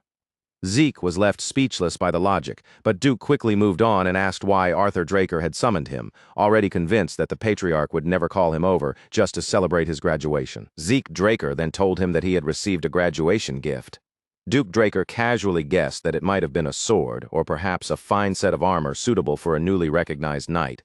But Zeke shook off both guesses and corrected him, saying that his father had given him a territory instead. At first, Duke Draker nodded as if that sounded like a decent reward and casually praised it. But a moment later, the meaning of Zeke's words finally hit him. He froze mid-reaction, abruptly rose from his seat, and demanded that Zeke Draker say it again. When Zeke Draker repeated that the land was located in the northern part of the Duchy of Troy, Duke Draker looked as though he was struggling to make sense of it. He was shocked that someone as young as Zeke had already been granted a territory, and he guessed that Arthur Draker must have been extremely pleased with his son's accomplishment. Duke Draker then added that even though the territory was in the north, it should still generate a respectable amount of tax revenue. In other words, this was not just a symbolic reward, it was something with real value attached to it. Zeke Draker explained that he had already completed a mission in that region, and while he was there, the local people had treated him with genuine warmth. Duke Draker accepted that as a good sign, then pointed out that being able to rule as a lord was far more advantageous than simply carrying the title of knight. However, Zeke Draker said there was still one more matter to deal with. Duke Draker's eyes immediately sharpened with curiosity, and he asked if Zeke had received yet another gift. But Zeke shook his head and revealed that Arthur Draker had ordered him to win the Draker martial arts competition. That command was clearly not what Duke Draker had been expecting. His expression changed at once, and he asked whether Zeke Draker was serious. Zeke simply looked back at him and asked if there was a problem, wondering whether the competition was really that difficult. Zeke Draker answered that the competition itself was not the difficult part. If it were only a matter of skill, talent, and winning through strength alone, then with Zeke Draker's ability, there should be nothing especially troublesome about it. When Zeke Draker asked what he meant by that, Duke Draker asked whether he had ever actually watched the Draker martial arts competition in person. Zeke admitted that he only knew it was held once every 5 years. Duke then explained that the event was not merely a simple tournament. Behind the name of a martial arts competition, it was actually a battlefield where families clashed. In other words, the Draker martial arts competition was not decided only by who could swing a sword better once they stepped into the arena. Zeke Draker frowned slightly as he listened, then asked if Duke Draker meant that some kind of corruption was operating behind the scenes. Duke Draker shook his head and said it was actually the complete opposite. It was not a place where the word corruption even applied, because every kind of influence was openly considered acceptable. Family pressure, political connections, personal backing, and raw power could all be brought to the table, and the final winner would be decided with all of those forces in play. That explanation caught Zeke Draker off guard. He had assumed that all he needed to do was enter the arena and fight his way to victory.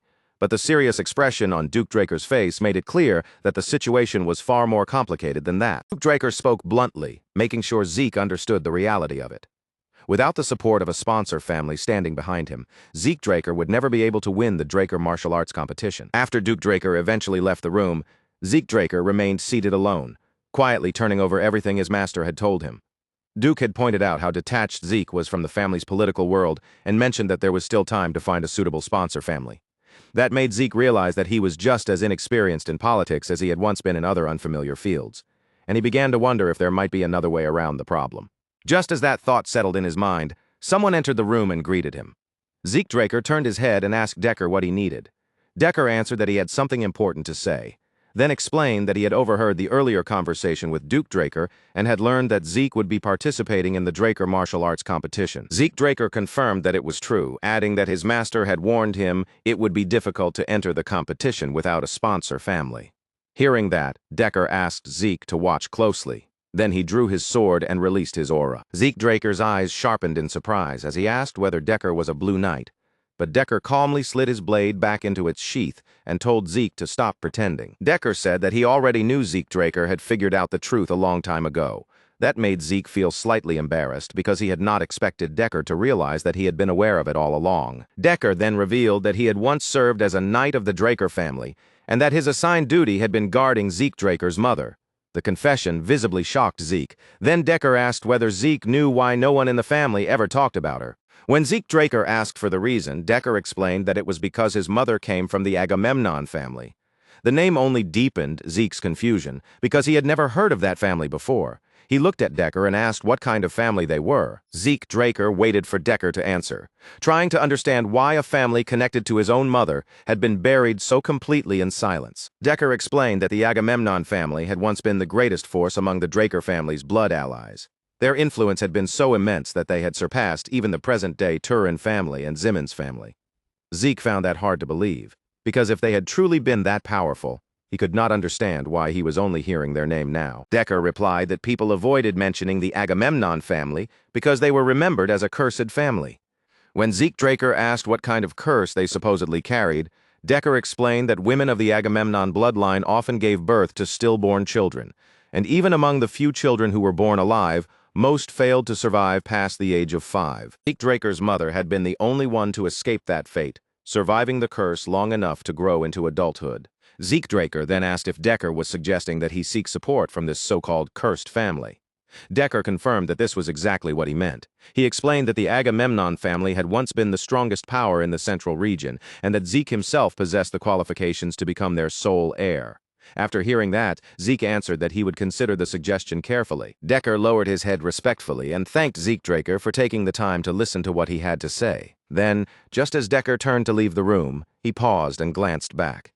He said that Zeke Draker had trusted him even while knowing he was a Blue Knight, and for that trust, he was sincerely grateful. A faint smile appeared on Zeke Draker's face, and he told Decker there was no need to bring it up. The scene then shifted to Mekine, where Zeke Draker and Felix Valencia were walking side by side through the city streets. Felix looked around at the buildings and atmosphere, remarking that it felt as if they had stepped into the era of the Holy Kingdom itself.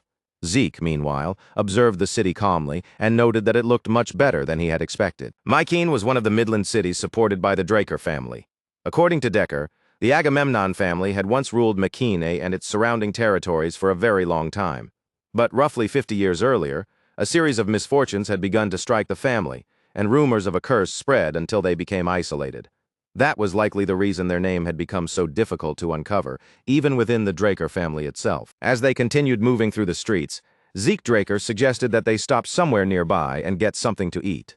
Zeke Draker and Felix Valencia entered a restaurant, where the owner greeted them with a natural, welcoming warmth. When they came up to the counter, Zeke asked for whatever item was most popular on the menu. The owner answered cheerfully that he would bring out the house's special soup. While they waited for the food, Zeke Draker quietly scanned the inside of the restaurant. The customers looked relaxed. The conversations were easygoing, and the whole atmosphere felt calm enough to suggest that public safety in Mykeene was quite good. The more Zeke observed, the more the city seemed far better than he had originally expected. A bald man sitting beside Felix Valencia leaned over and asked whether the two of them were travelers. With a friendly smile, he offered to treat them to grilled short ribs if they had not eaten yet.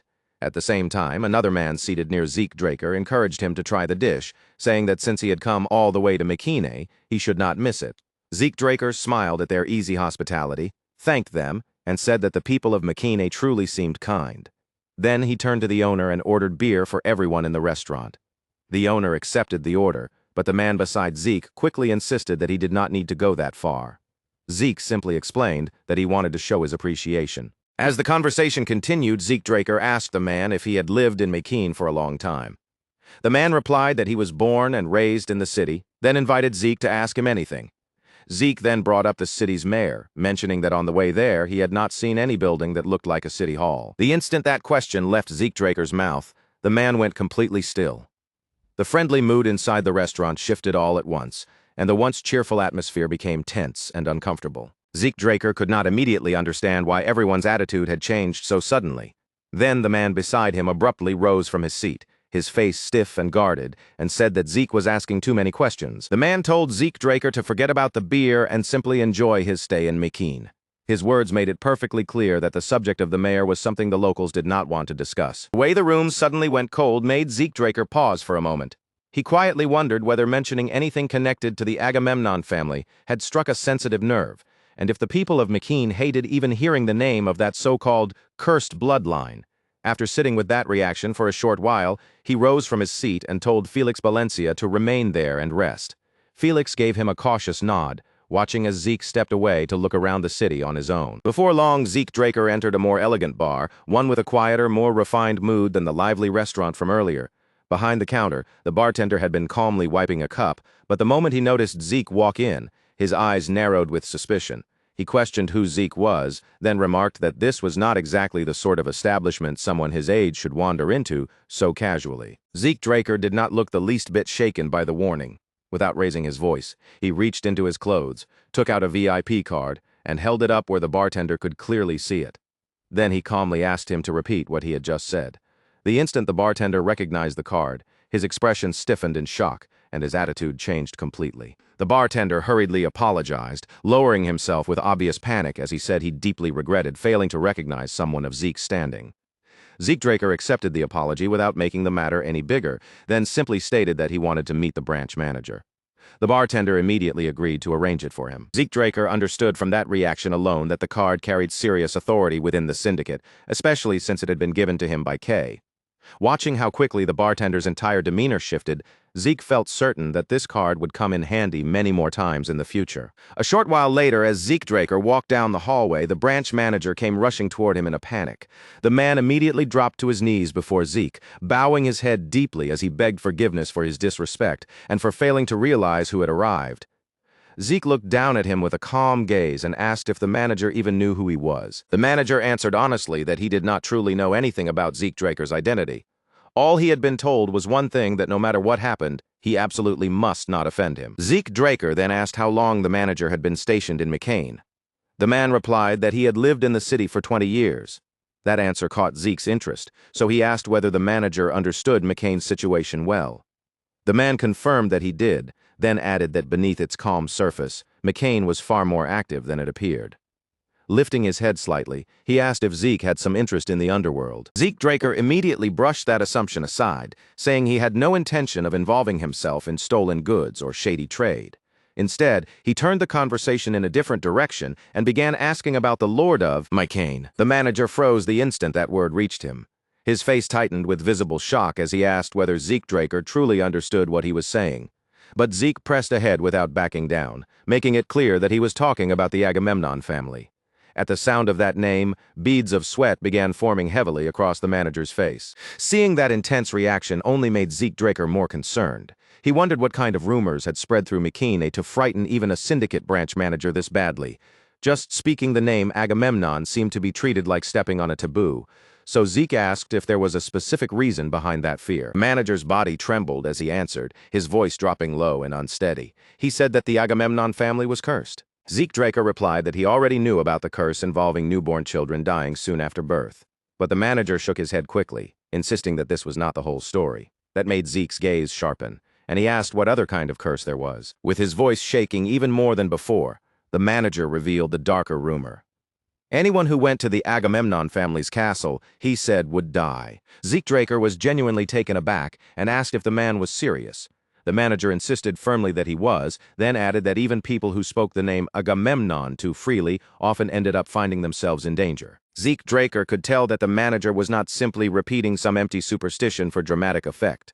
The stronger people feared and believed in the so-called curse, the more real its presence seemed to become. From that, Zeke concluded that this curse truly existed in some form. Zeke Draker then asked the manager directly whether anyone had truly died after visiting the castle.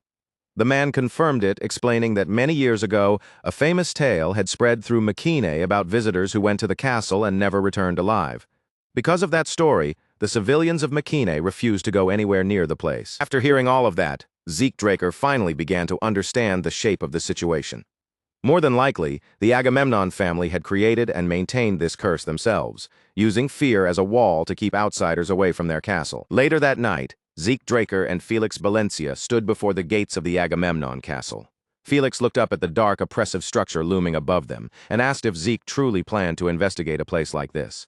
The atmosphere was so ominous it seemed to crawl over his skin, and Felix suggested that they should turn back. Zeke Draker did not retreat. Instead, he raised his voice toward the silent castle and declared that a pure-blooded awakener, the youngest Blue Knight on the continent, had come seeking the Agamemnon family. The moment Zeke Draker's voice echoed across the gate, the heavy doors began to move, creaking open as if the castle itself had answered his call. An elderly woman dressed in a maid's uniform appeared from within the opening and asked if he was the one who had just called himself Sir Zeke Draker. Zeke confirmed it without hesitation, then added that he wished to meet the patriarch of the Agamemnon family. The elderly maid's lips curved into a faint, unsettling smile. She told Zeke Draker that he had come to the correct place, then invited him to step inside the castle. As Zeke Draker walked through the corridor, he studied the ancient walls around him and guessed that the castle must have been standing for nearly 1,000 years. While he examined the dim surroundings, Felix Valencia suddenly noticed something ahead and called out in alarm, urging Zeke to look. Around a table sat several pale, aged figures, motionless in the gloom. Felix nervously whispered that they looked like ghosts, and worse, that there was more than one of them. Zeke lightly struck him on the head and told him to be quiet. Zeke Draker then focused his attention on the man seated at the center of the group. One look was enough for him to understand that this was the patriarch of the Agamemnon family. Zeke Draker formally greeted the masters of Mycane and the elders of the Agamemnon family, stating that he had come as a direct member of the Agamemnon bloodline to request their sponsorship. None of the elders gave him an answer. Instead, the patriarch slowly rose from his seat and moved toward a nearby wall, where Zeke noticed a painting hanging in the dim light. Zeke Draker told Felix Valencia to shine his light toward the wall, and when Felix raised the lantern, several paintings were revealed. Felix stared at them in shock and asked his lord why they looked so disturbing. Zeke, however, kept his focus on the patriarch, who stood silently before two particular images. One showed countless people coughing blood as they died, while the other showed bodies being thrown into a lake. As Zeke studied the scenes, the patriarch began speaking about the family's symbol, his voice twisting with anger as he declared that the symbol no longer existed, that Zeke would be cursed, that he had no right to inherit anything, and that everyone would eventually die because of that curse. Zeke Draker asked if the old man meant that the right to become heir had vanished along with the symbol. The patriarch answered with a slow nod, leaving Felix Valencia stunned beside him.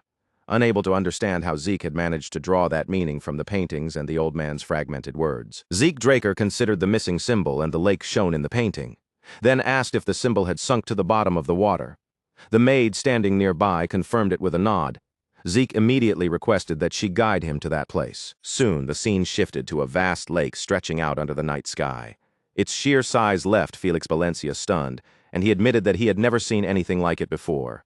Then, he looked down at the dark, murky water and warned that finding a symbol at the bottom of such a lake would be extremely difficult. Zeke Draker remembered one of the paintings where a figure had been diving into the lake while holding something in hand. With no better clue to follow, he decided to enter the water himself. Raising his hand, he retrieved an item as the system informed him that he had purchased whale's breath, a tool that allowed him to breathe underwater, and Zeke calmly drank it. Felix Valencia stared in confusion as Zeke Draker stepped toward the edge of the lake and told him he was going in. Zeke instructed Felix to wait there, warning that the search might take some time, but Felix immediately grew alarmed and tried to stop him. Zeke Draker ignored Felix Valencia's protest and leapt straight into the lake. His body cut through the surface and sank into the water, and he swam deeper and deeper with steady movements until he finally reached the bottom. There, beneath the murky water, Zeke Draker noticed something deeply strange spread across the lake bed. A vast field of skeletons lay scattered below him, bones covering the bottom in every direction. Seeing them stretched out through the darkness, he began to wonder whether the horrifying scenes from the paintings had truly happened. Before long, Zeke Draker spotted a faint glimmer among the bones. He swam closer to investigate and found a golden mask lying there on the lake bed. When he picked it up and examined it carefully, he noticed a crest etched into its surface, one that looked strikingly similar to the insignia of the Holy Kingdom. While Zeke Draker was still studying the mask, the water around him suddenly began to tremble.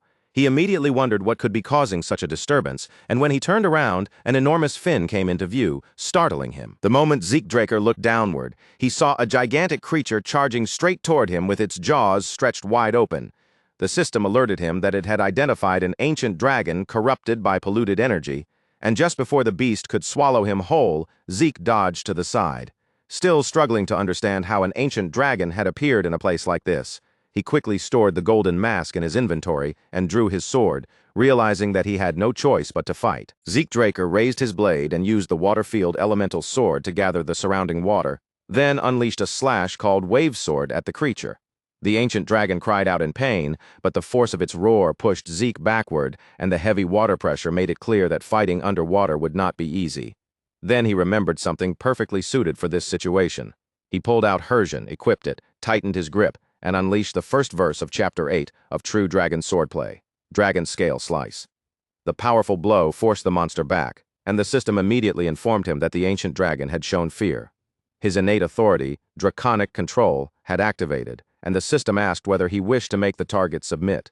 Though Zeke was surprised that controlling such a creature might even be possible, he understood exactly what kind of opportunity had appeared before him. Zeke Draker made his decision quickly. If submission was possible, then that was the better choice, and he ordered the system to proceed. Golden chains materialized within the water, spreading around the ancient dragon like a shining net before wrapping tightly around its massive body. The creature was restrained in place, and a moment later, the system confirmed that it had submitted, but the instant that confirmation appeared, the ancient dragon's body began to glow. A brilliant light burst outward through the water, much brighter than Zeke Draker had expected, leaving him unsure of what was about to happen next. As the glow gradually faded, the system informed Zeke Draker that the polluted energy eroding the ancient dragon had been cleansed, restoring the creature's former divinity. Its body transformed into a pure blue hue, and the violent pressure that had surrounded it moments earlier softened into a calm and gentle aura. Zeke Draker remembered very clearly how the creature had looked only moments ago, like a lifeless monster driven purely by corruption. Now that the corruption had been removed, the ancient dragon no longer felt like a monster at all. It seemed almost auspicious, carrying a sacred presence in place of its earlier violence. When it released a low growl, the system prompted Zeke Draker to assign a name to the subdued species, and Zeke recalled that his minimap had labeled this location as Nahuel. So Zeke Draker chose the name Nahuel. The system confirmed that he had obtained the holy beast Nahuel, and when the dragon heard the name, its expression appeared to soften into something that almost looked like a smile. The system then explained that Nahuel could only be summoned in areas where water was present. Zeke Draker opened the interface and checked the holy beast's stats, and as he read through the status window, he noticed something unusual. Nahuel possessed the ability to control water and had once been eroded by polluted water before it could evolve into a divine beast. The system added that Nahuel still had the potential to reach that level if certain conditions were met. Although those conditions were still unknown, Zeke Draker accepted that he would figure them out eventually. Nahuel let out a soft, pleased growl, looking bright and almost cheerful as it floated before him in the water. Zeke Draker calmly faced the dragon and asked it to cooperate with him from now on. Above the surface, Felix Valencia stood anxiously at the edge of the lake, staring into the dark water without looking away. Zeke Draker had been gone for quite some time now, and Felix could not stop wondering whether his lord was truly safe beneath the surface. But right as that anxious thought continued to weigh on Felix Valencia's mind, his eyes caught movement beneath the surface. Something enormous was rising slowly from the depths of the lake, pushing up through the dark water. Before Felix Valencia could even make sense of what he was seeing, a massive head erupted from the lake with a violent splash. Water exploded outward, and the sheer shock of it sent Felix stumbling backward until he lost his balance and crashed hard onto the ground. Then, from above that enormous creature, Zeke Draker's voice rang out as casually as ever, asking whether Felix Valencia had been waiting long. Felix stiffened even more the instant he recognized his master's voice, because hearing it come from such an impossible place only made the scene feel even more unbelievable. But Felix Valencia's shock grew even worse when he finally realized what was carrying Zeke Draker. He could barely force out the question of what exactly he was looking at, while Zeke calmly stepped down from Nahuel's head, as if this were perfectly normal. The dragon then lowered itself gently back into the lake, slipped beneath the surface, and disappeared into the water once more. Zeke Draker explained that there had been a monster hidden inside the lake, and that the creature Felix Valencia had just seen was what remained after its curse had been lifted. Felix was left completely speechless by that explanation, while Zeke took out the golden mask and began examining it carefully in his hands. As Zeke Draker quietly wondered what the golden mask truly was, Felix Valencia reacted with surprise the moment he saw it. The sun-shaped crest engraved across its surface looked far too similar to the insignia of the Holy Kingdom to ignore. Because of that, Zeke decided to channel Aether into the mask, just as he had once done with Tarakan's relic. The golden mask responded immediately, almost as though it had been silently waiting for that exact power to awaken it. The instant Zeke Draker infused the mask with Aether, the system informed him that he had acquired an unknown mask. That message immediately reminded him of Hersian, which had also concealed its true name when he first discovered it. He also remembered how Galleon Halbert, after inspecting the armor, had judged that it likely dated back at least to the Golden Age. Since the mask showed similar signs, Zeke Draker began to suspect that it might also be a relic left behind from the Golden Age. While Zeke Draker was still considering that possibility, the system asked whether he wanted to register as the mask's user. Zeke agreed, and once the registration was complete, the system immediately followed with another question, asking whether he wanted to activate its function. Zeke had not expected that prompt, but he accepted anyway, and the moment he gave the command, the mask burst into a brilliant light. The system then informed Zeke Draker that the mask's function had linked with an intermediate-level administrator system. Right after that, it confirmed once again that his class was immortal. The system announced that the skill Purify had activated, then continued by explaining that it had fused with Zeke Draker's immortal class and evolved into a unique class-exclusive ability called Great Purification. Zeke was startled by the sudden development, but the system did not stop there, reporting that it was expanding the range of the new power. A faint glow gathered around the golden mask, and then an overwhelming beam of light shot straight into the sky. The system declared that purification of the polluted mana across the land had begun, and as the light reached the heavens, another notice appeared, saying that a connection with an unknown administrator system was being established. The sky began to brighten, the dark clouds slowly scattered, and the system announced that an unknown mode was being converted, while emergency defense mode was being lifted. In the next instant, the clouds vanished completely, and the sky above Makine opened into a clear, bright expanse. Zeke Draker stared at the sudden change in disbelief. The entire atmosphere around him had transformed so drastically that even he could not help but stand there, stunned by what had just happened. Before Felix Valencia could even ask what was going on, a voice suddenly cried out that the prophecy had been fulfilled. Both Zeke and Felix turned toward the sound and saw a group of people approaching on horseback. Felix reacted immediately, drawing his sword and demanding to know who they were. Zeke Draker stepped forward and told Felix Valencia to calm down, assuring him that the approaching riders were not enemies. Felix looked even more confused and asked who they could possibly be, and Zeke reminded him that they had already greeted them earlier. That answer left Felix stunned as he realized these riders were the very same figures he had mistaken for ghosts inside the castle. The Agamemnon patriarch dismounted from his horse and declared that the prophecy had truly come to pass. He said that a child with black eyes had restored their family to its original state, and those words immediately startled Zeke Draker. Around him, the gathered elders raised their hands together and broke into thunderous cheers. Their voices filled the air as they praised the black-eyed child, now hailing Zeke Draker as the savior who had delivered them. Felix Valencia stared at the entire scene in disbelief, still half convinced that the people before them had to be ghosts. Zeke Draker clarified that they were not spirits at all.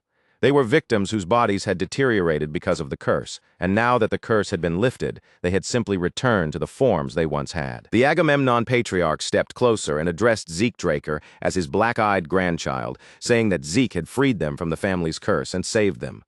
Hearing his grandfather speak those words, Zeke smiled, placed a hand over his chest, and said he was truly glad that he could greet him like this. The scene then shifted back to the Agamemnon castle, where Felix Valencia looked around in astonishment, unable to believe how completely the place had changed overnight.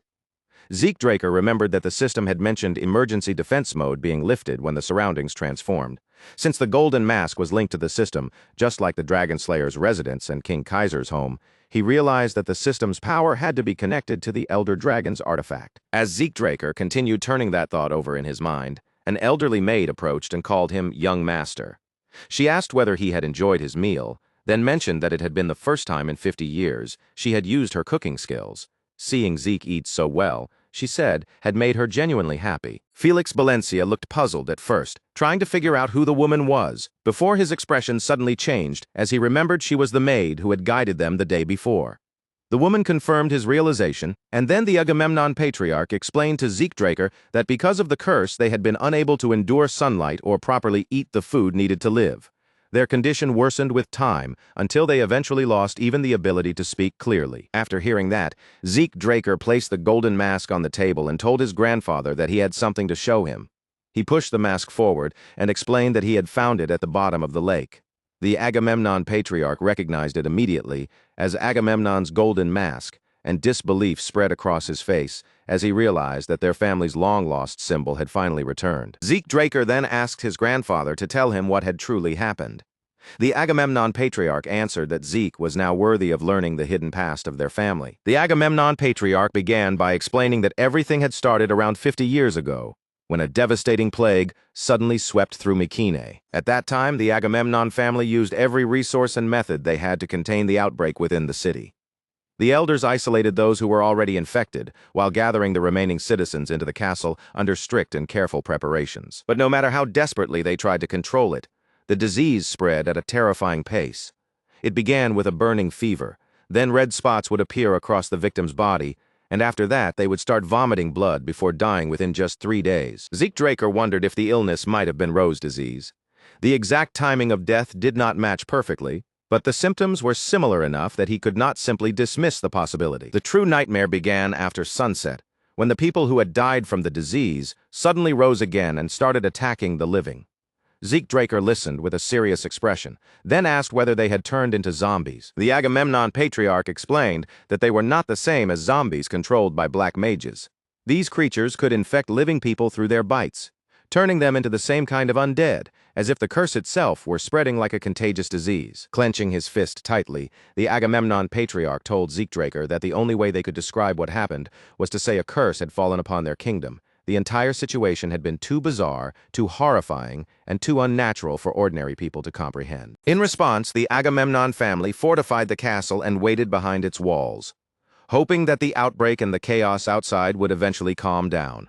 But without any true solution, the number of corpses only kept growing. The Agamemnon patriarch then revealed that the golden mask had been handed down from the time of their earliest ancestor. Hearing that, Zeke Draker immediately asked whether he knew who had created it. The Agamemnon patriarch admitted that he did not know. Most records from before the Golden Age had already been lost, so even their own family no longer had a clear answer. Zeke Draker silently wished the Agamemnon patriarch had known more. This had been a rare chance to uncover the mask's possible connection to the Rosian. He had not expected the answer to come easily, but even so, the disappointment settled heavily in his mind. The Agamemnon patriarch rose to his feet and continued the explanation. Both the castle and Agamemnon's golden mask had long stood as symbols of their family, and because of the holy power contained within them, the dead had been unable to enter the castle. Even with that protection, surviving behind the castle walls could not continue forever. Eventually, the patriarch of that era was forced to make a grave decision. He and the elders chose to become bait themselves, drawing the dead toward the holy lake, so that the corrupted bodies could be submerged in its waters and purified. But as the plan unfolded, an unexpected disaster struck. The Agamemnon patriarch explained that the corrupt energy eventually polluted the holy lake itself, spreading through its waters until even the lake's guardian deity was twisted into a monster. Zeke Draker immediately connected that story to Nahuel, realizing that the holy beast had been transformed by that very same contamination. As Zeke Draker studied the paintings, the Agamemnon patriarch added that the decision had been made in order to save the city and its people. Yet no one had imagined that their desperate attempt to protect Mycenae would end up creating another disaster. Zeke Draker stepped closer and asked whether they had spread the rumors of the curse in order to protect the citizens. The Agamemnon patriarch confirmed it, explaining that the remaining corrupt energy still carried the risk of causing the plague to erupt again. Zeke then asked whether the curse that caused children to die was also connected to that same energy. The Agamemnon patriarch answered that he believed so, adding that weaker children were especially vulnerable to being affected by its influence. Zeke Draker then shifted the conversation and said that he wanted to know more about his mother. The Agamemnon patriarch asked whether Arthur Draker had never told him anything about her. Zeke Draker replied that the entire Draker family avoided speaking about his mother so completely that he did not even know her name. Anger flashed across the Agamemnon patriarch's face as he clenched his teeth and cursed Arthur Draker, calling him a bastard and saying he should have stopped Laura from marrying him. From those bitter words, Zeke Draker finally learned that his mother's name had been Laura Agamemnon. Zeke Draker then mentioned that he had heard the Agamemnon family had once held greater power than any other house within the Blood Alliance. The Agamemnon patriarch revealed that the Draker household had originally been one of the allied families under them, which shocked Zeke. Still visibly angry, the patriarch explained that back in the era of the Holy Empire, the Drakers were nothing more than a rural knight family, one that never would have dreamed of stepping into the central continent without the Agamemnon family's support. But once Mycenae was struck by the plague, the Drakers seized the opportunity that appeared before them. They absorbed other families, expanded their influence, and eventually climbed to the powerful position they held in the present day. Zeke Draker was not particularly shocked by that revelation because he already knew what his own family was capable of doing. He remarked that his mother must have understood what kind of people the Drakers were, then asked why Laura Agamemnon had chosen to marry Arthur Draker anyway. But even Rufus Agamemnon could only lower his gaze and admit that the full truth was still beyond him. With a shadowed, heavy look on his face, he explained that Laura had always been surrounded by mysteries, especially because she had somehow endured the corrupt energy and still been born into the world when others would have never survived it. The moment Zeke Draker heard that, his eyes sharpened with suspicion, and he immediately pressed Rufus to explain why only his mother had been able to overcome that corruption and come into existence. Rufus Agamemnon looked at Zeke Draker and told him that there was, in fact, a reason behind Laura's survival. He paused for a brief moment, as if weighing the importance of what he was about to say, and then revealed that Laura Agamemnon had belonged to the healer class. As soon as those words reached him, Zeke went completely still, staring in disbelief, unable to easily accept the idea that his own mother had possessed the power of a healer. In that world, a person's class was never treated as some minor label or passing detail. It shaped the course of their entire life, determined the road they were expected to walk, and even influenced how others measured their value from the moment their talent became known. Someone born with a natural gift for the sword would be recognized as a swordsman. A person whose instincts and skill leaned toward the bow would be guided onto the path of an archer, while those whose bodies and talents suited the spear would become spearmen.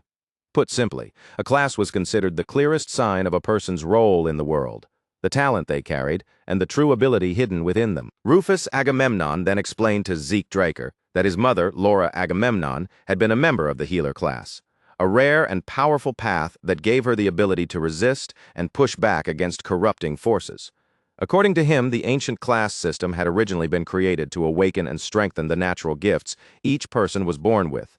But as the era of knights gradually came to dominate the world, that older meaning faded away, and most people eventually came to be sorted in a much simpler way, usually as swordsmen or mages. Almost as an added note, Rufus also mentioned that the people of House Draker typically began their lives as swordsmen. As Zeke Draker quietly absorbed Rufus's explanation, His face became still and distant.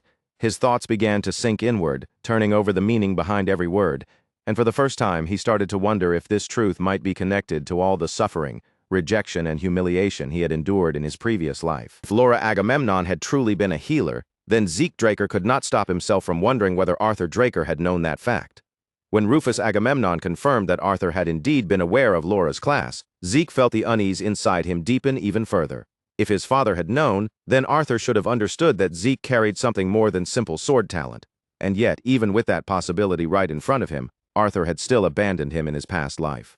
That contradiction weighed heavily on Zeke, leaving him disturbed and unable to understand the choice his father had made. Zeke Draker then lifted his eyes and asked whether the Agamemnon family had produced many people with healing abilities. Rufus Agamemnon answered that such individuals were incredibly rare. So rare that whenever someone like that appeared, the position of patriarch was often entrusted to them. Even so, Laura Agamemnon had eventually chosen to leave the family behind. She had set out for the Holy Kingdom, saying that she intended to find a way to save them. After hearing that, Zeke Draker silently began to connect the pieces in his mind. His mother must have traveled to the Holy Kingdom to uncover more about the healer class and search for a way to cleanse the miasma that had been slowly eating away at the Agamemnon family. And once that thought settled in, Zeke Draker came to understand something else as well. The person who likely knew the complete truth about Laura Agamemnon was not Rufus, nor anyone else in the family, but his father, Arthur Draker. Just then, Rufus Agamemnon reached out toward Zeke Draker and carefully placed an item into his hands, quietly telling him to take it. The moment Zeke Draker saw what had been given to him, he fell silent.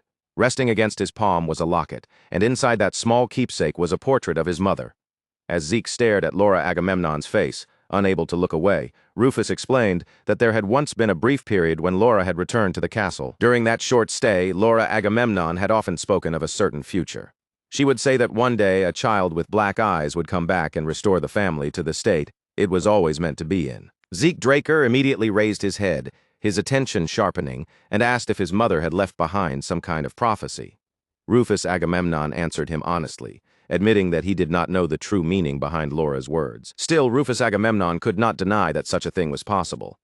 Laura Agamemnon had always been different from the people around her, gifted in a way that stood out even when she was still young. So the idea that her words carried a deeper foresight did not sound impossible to him. Zeke Draker lowered his gaze once more to the locket in his hand, staring at the portrait hidden inside it. The longer he looked at his mother's face, the deeper he slipped into thought, quietly turning over every truth and every mystery his grandfather had just revealed. Rufus Agamemnon then reminded Zeke Draker of something Zeke himself had once said, that he needed the support of the family.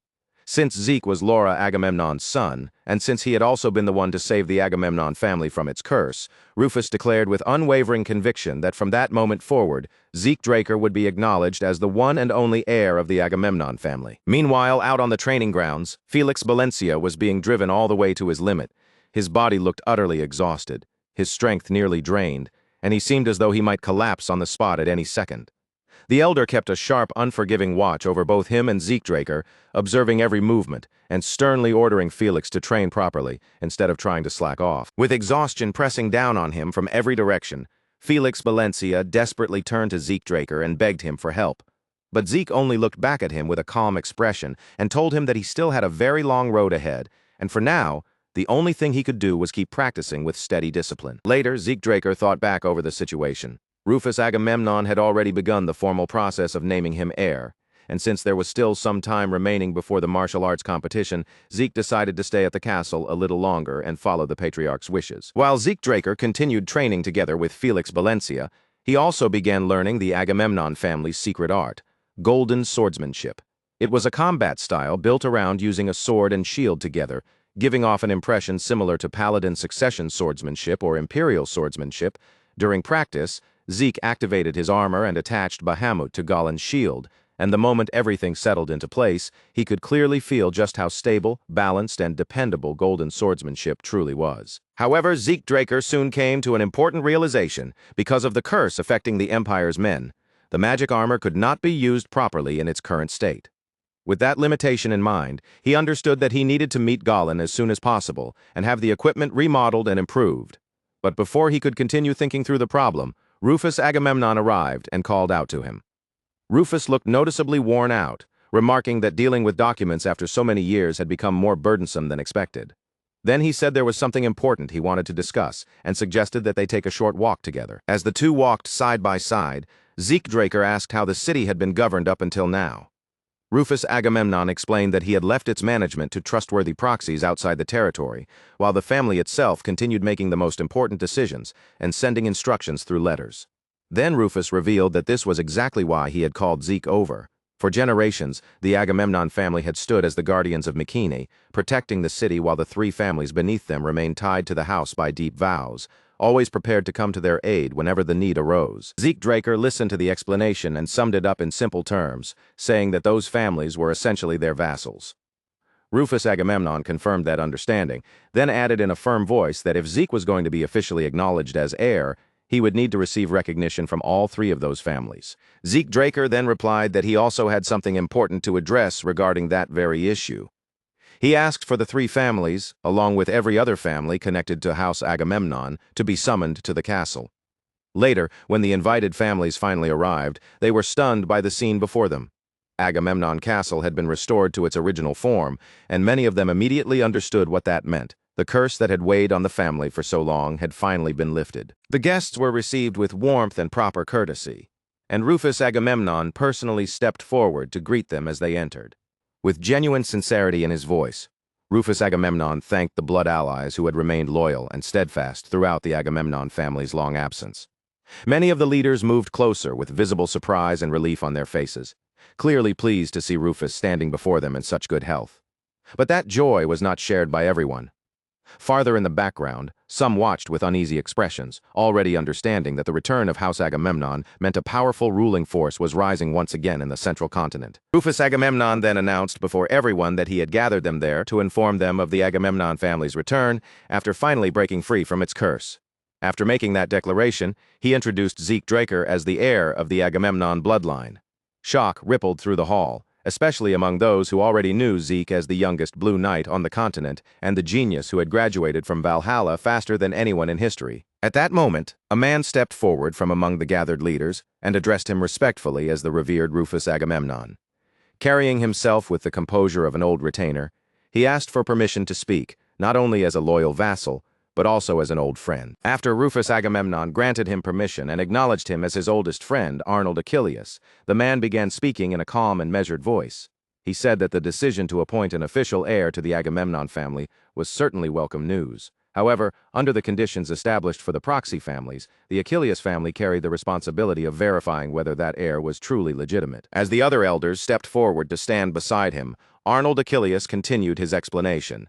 He pointed out that this responsibility did not belong to the Achilles family alone, but was also shared by the Hector family and the Aegis family. In response, Rufus Agamemnon stated that if that was the case, then they would follow the traditions passed down from the old days. The heir's rightful claim would be proven in the proper manner through a knight's duel. The duel was soon arranged with careful attention, and before long, a large crowd had gathered around the designated arena. Everyone waited with tense anticipation, eager to witness the challenge with their own eyes. Low murmurs began spreading through the stands as the spectators waited for the duel to begin.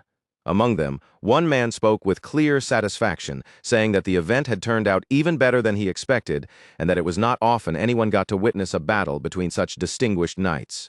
Another elder agreed, adding that what made it even more surprising was seeing Zeke Draker himself standing there as the challenger. Zeke Draker stood calmly in the arena, his posture steady and composed. He briefly checked the defensive gear fastened to his body, noting that for this match, he would have to rely on the temporary equipment prepared by the Agamemnon family. Since he could not openly reveal or use his magical armor in front of everyone, he decided that this setup would be enough. Across the arena, his opponent looked down at him with undisguised contempt. The man openly questioned how someone like Zeke Draker could possibly have been chosen as the heir of the Agamemnon family, then proudly introduced himself as a great warrior of the Hector family who would personally test whether Zeke was truly worthy. The Hector warrior suddenly rushed forward, boldly urging Zeke Draker to come at him with everything he had. But in the very next instant, the entire atmosphere shifted. Before most of the crowd could even process what was happening, Zeke had already ended the fight almost as soon as it began. With overwhelming force and no wasted movement, Zeke Draker crushed his opponent decisively, leaving the proud warrior sprawled across the ground. A moment later, the result of the duel was announced clearly for everyone in the arena to hear. Zeke Draker had won, The high officials of the Hector family stood frozen in place, staring in disbelief, unable to accept that their great warrior had been defeated so quickly and with almost no meaningful resistance at all. Not long after that shocking defeat, the elder from the Aegis family stepped forward with confidence and announced that it was now their turn. As their warrior entered the arena, he was ordered to show the true strength and pride of the Aegis family. The warrior charged toward Zeke Draker with aggressive force, but halfway through his attack, Zeke caught him off guard with a precise, powerful counter and sent him flying before he had any chance to recover or strike back. Zeke Draker closed the distance immediately and drove in a devastating punch that landed with crushing impact, inflicting serious damage and drawing a sharp scream of pain from the warrior. The man's eyes widened in disbelief as the truth sank in. Zeke, despite being only 17 years old, possessed an overwhelming level of power that should have been impossible for someone his age. Even though the Aegis warrior tried to steady himself and regain his composure, Zeke Draker looked at him calmly and said that it was enough. When the warrior anxiously asked what he meant by that, Zeke answered in a firm voice that he was going to end it.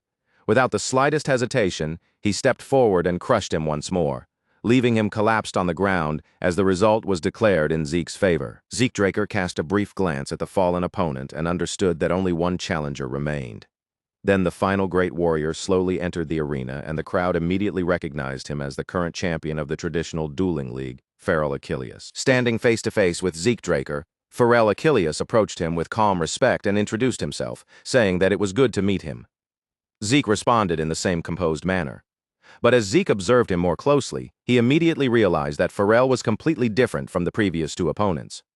There was no hesitation in his stance, no weakness or instability in his presence, only firm composure and a mind sharpened through strict discipline. Without dragging things out any further, Zeke Draker made the first move. He rushed forward to test Pharrell Achilles directly, and their weapons collided head-on with a heavy burst of force that rang through the arena. As the exchange continued, Zeke Draker found himself genuinely impressed by what he was seeing. Pharrell Achilles had exceptionally solid fundamentals, and every movement he made carried the weight and precision of someone with extensive real combat experience. The high officials of the Achilles family could not hide their surprise as they watched someone stand against their elite warrior on equal footing. Around them, the other spectators began whispering that Zeke Draker was already nearing the level of the reigning champion of the Central Region's Night Dueling League, a fact that felt almost unbelievable to everyone witnessing it firsthand. Among the crowd, Rufus Agamemnon watched the duel without saying a word. His eyes stayed fixed on Zeke Draker the entire time, and deep within his heart, he believed without the slightest doubt that this would be the moment Zeke proved himself as the true heir of the Agamemnon family. As the battle grew fiercer with every passing moment, Pharrell Achilles slowly began to struggle beneath Zeke Draker's increasing pressure. Forced back by the overwhelming force in front of him, he could not stop the thought from crossing his mind that the rumors calling Zeke Draker a monster might actually be true. Pharrell Achilles could feel the difference with painful clarity now. Little by little, his stamina was being carved away, each exchange stealing more strength from his body. His breathing turned rougher, his movements began to lose their sharpness, and yet Zeke Draker remained standing across from him with the same steady composure, completely unshaken by the pressure of the duel. Pharrell Achilles quickly understood that if the fight continued at this pace, he would only be driven deeper into a corner with no chance to turn things around. So he made his choice. Since there was no other path left for him, he would gather every last bit of power he had and pour it all into one final decisive strike, forcing the duel to reach its absolute breaking point. With that determination surging through his entire body, Pharrell Achilles finally unleashed the shield spear technique passed down through the Achilles family.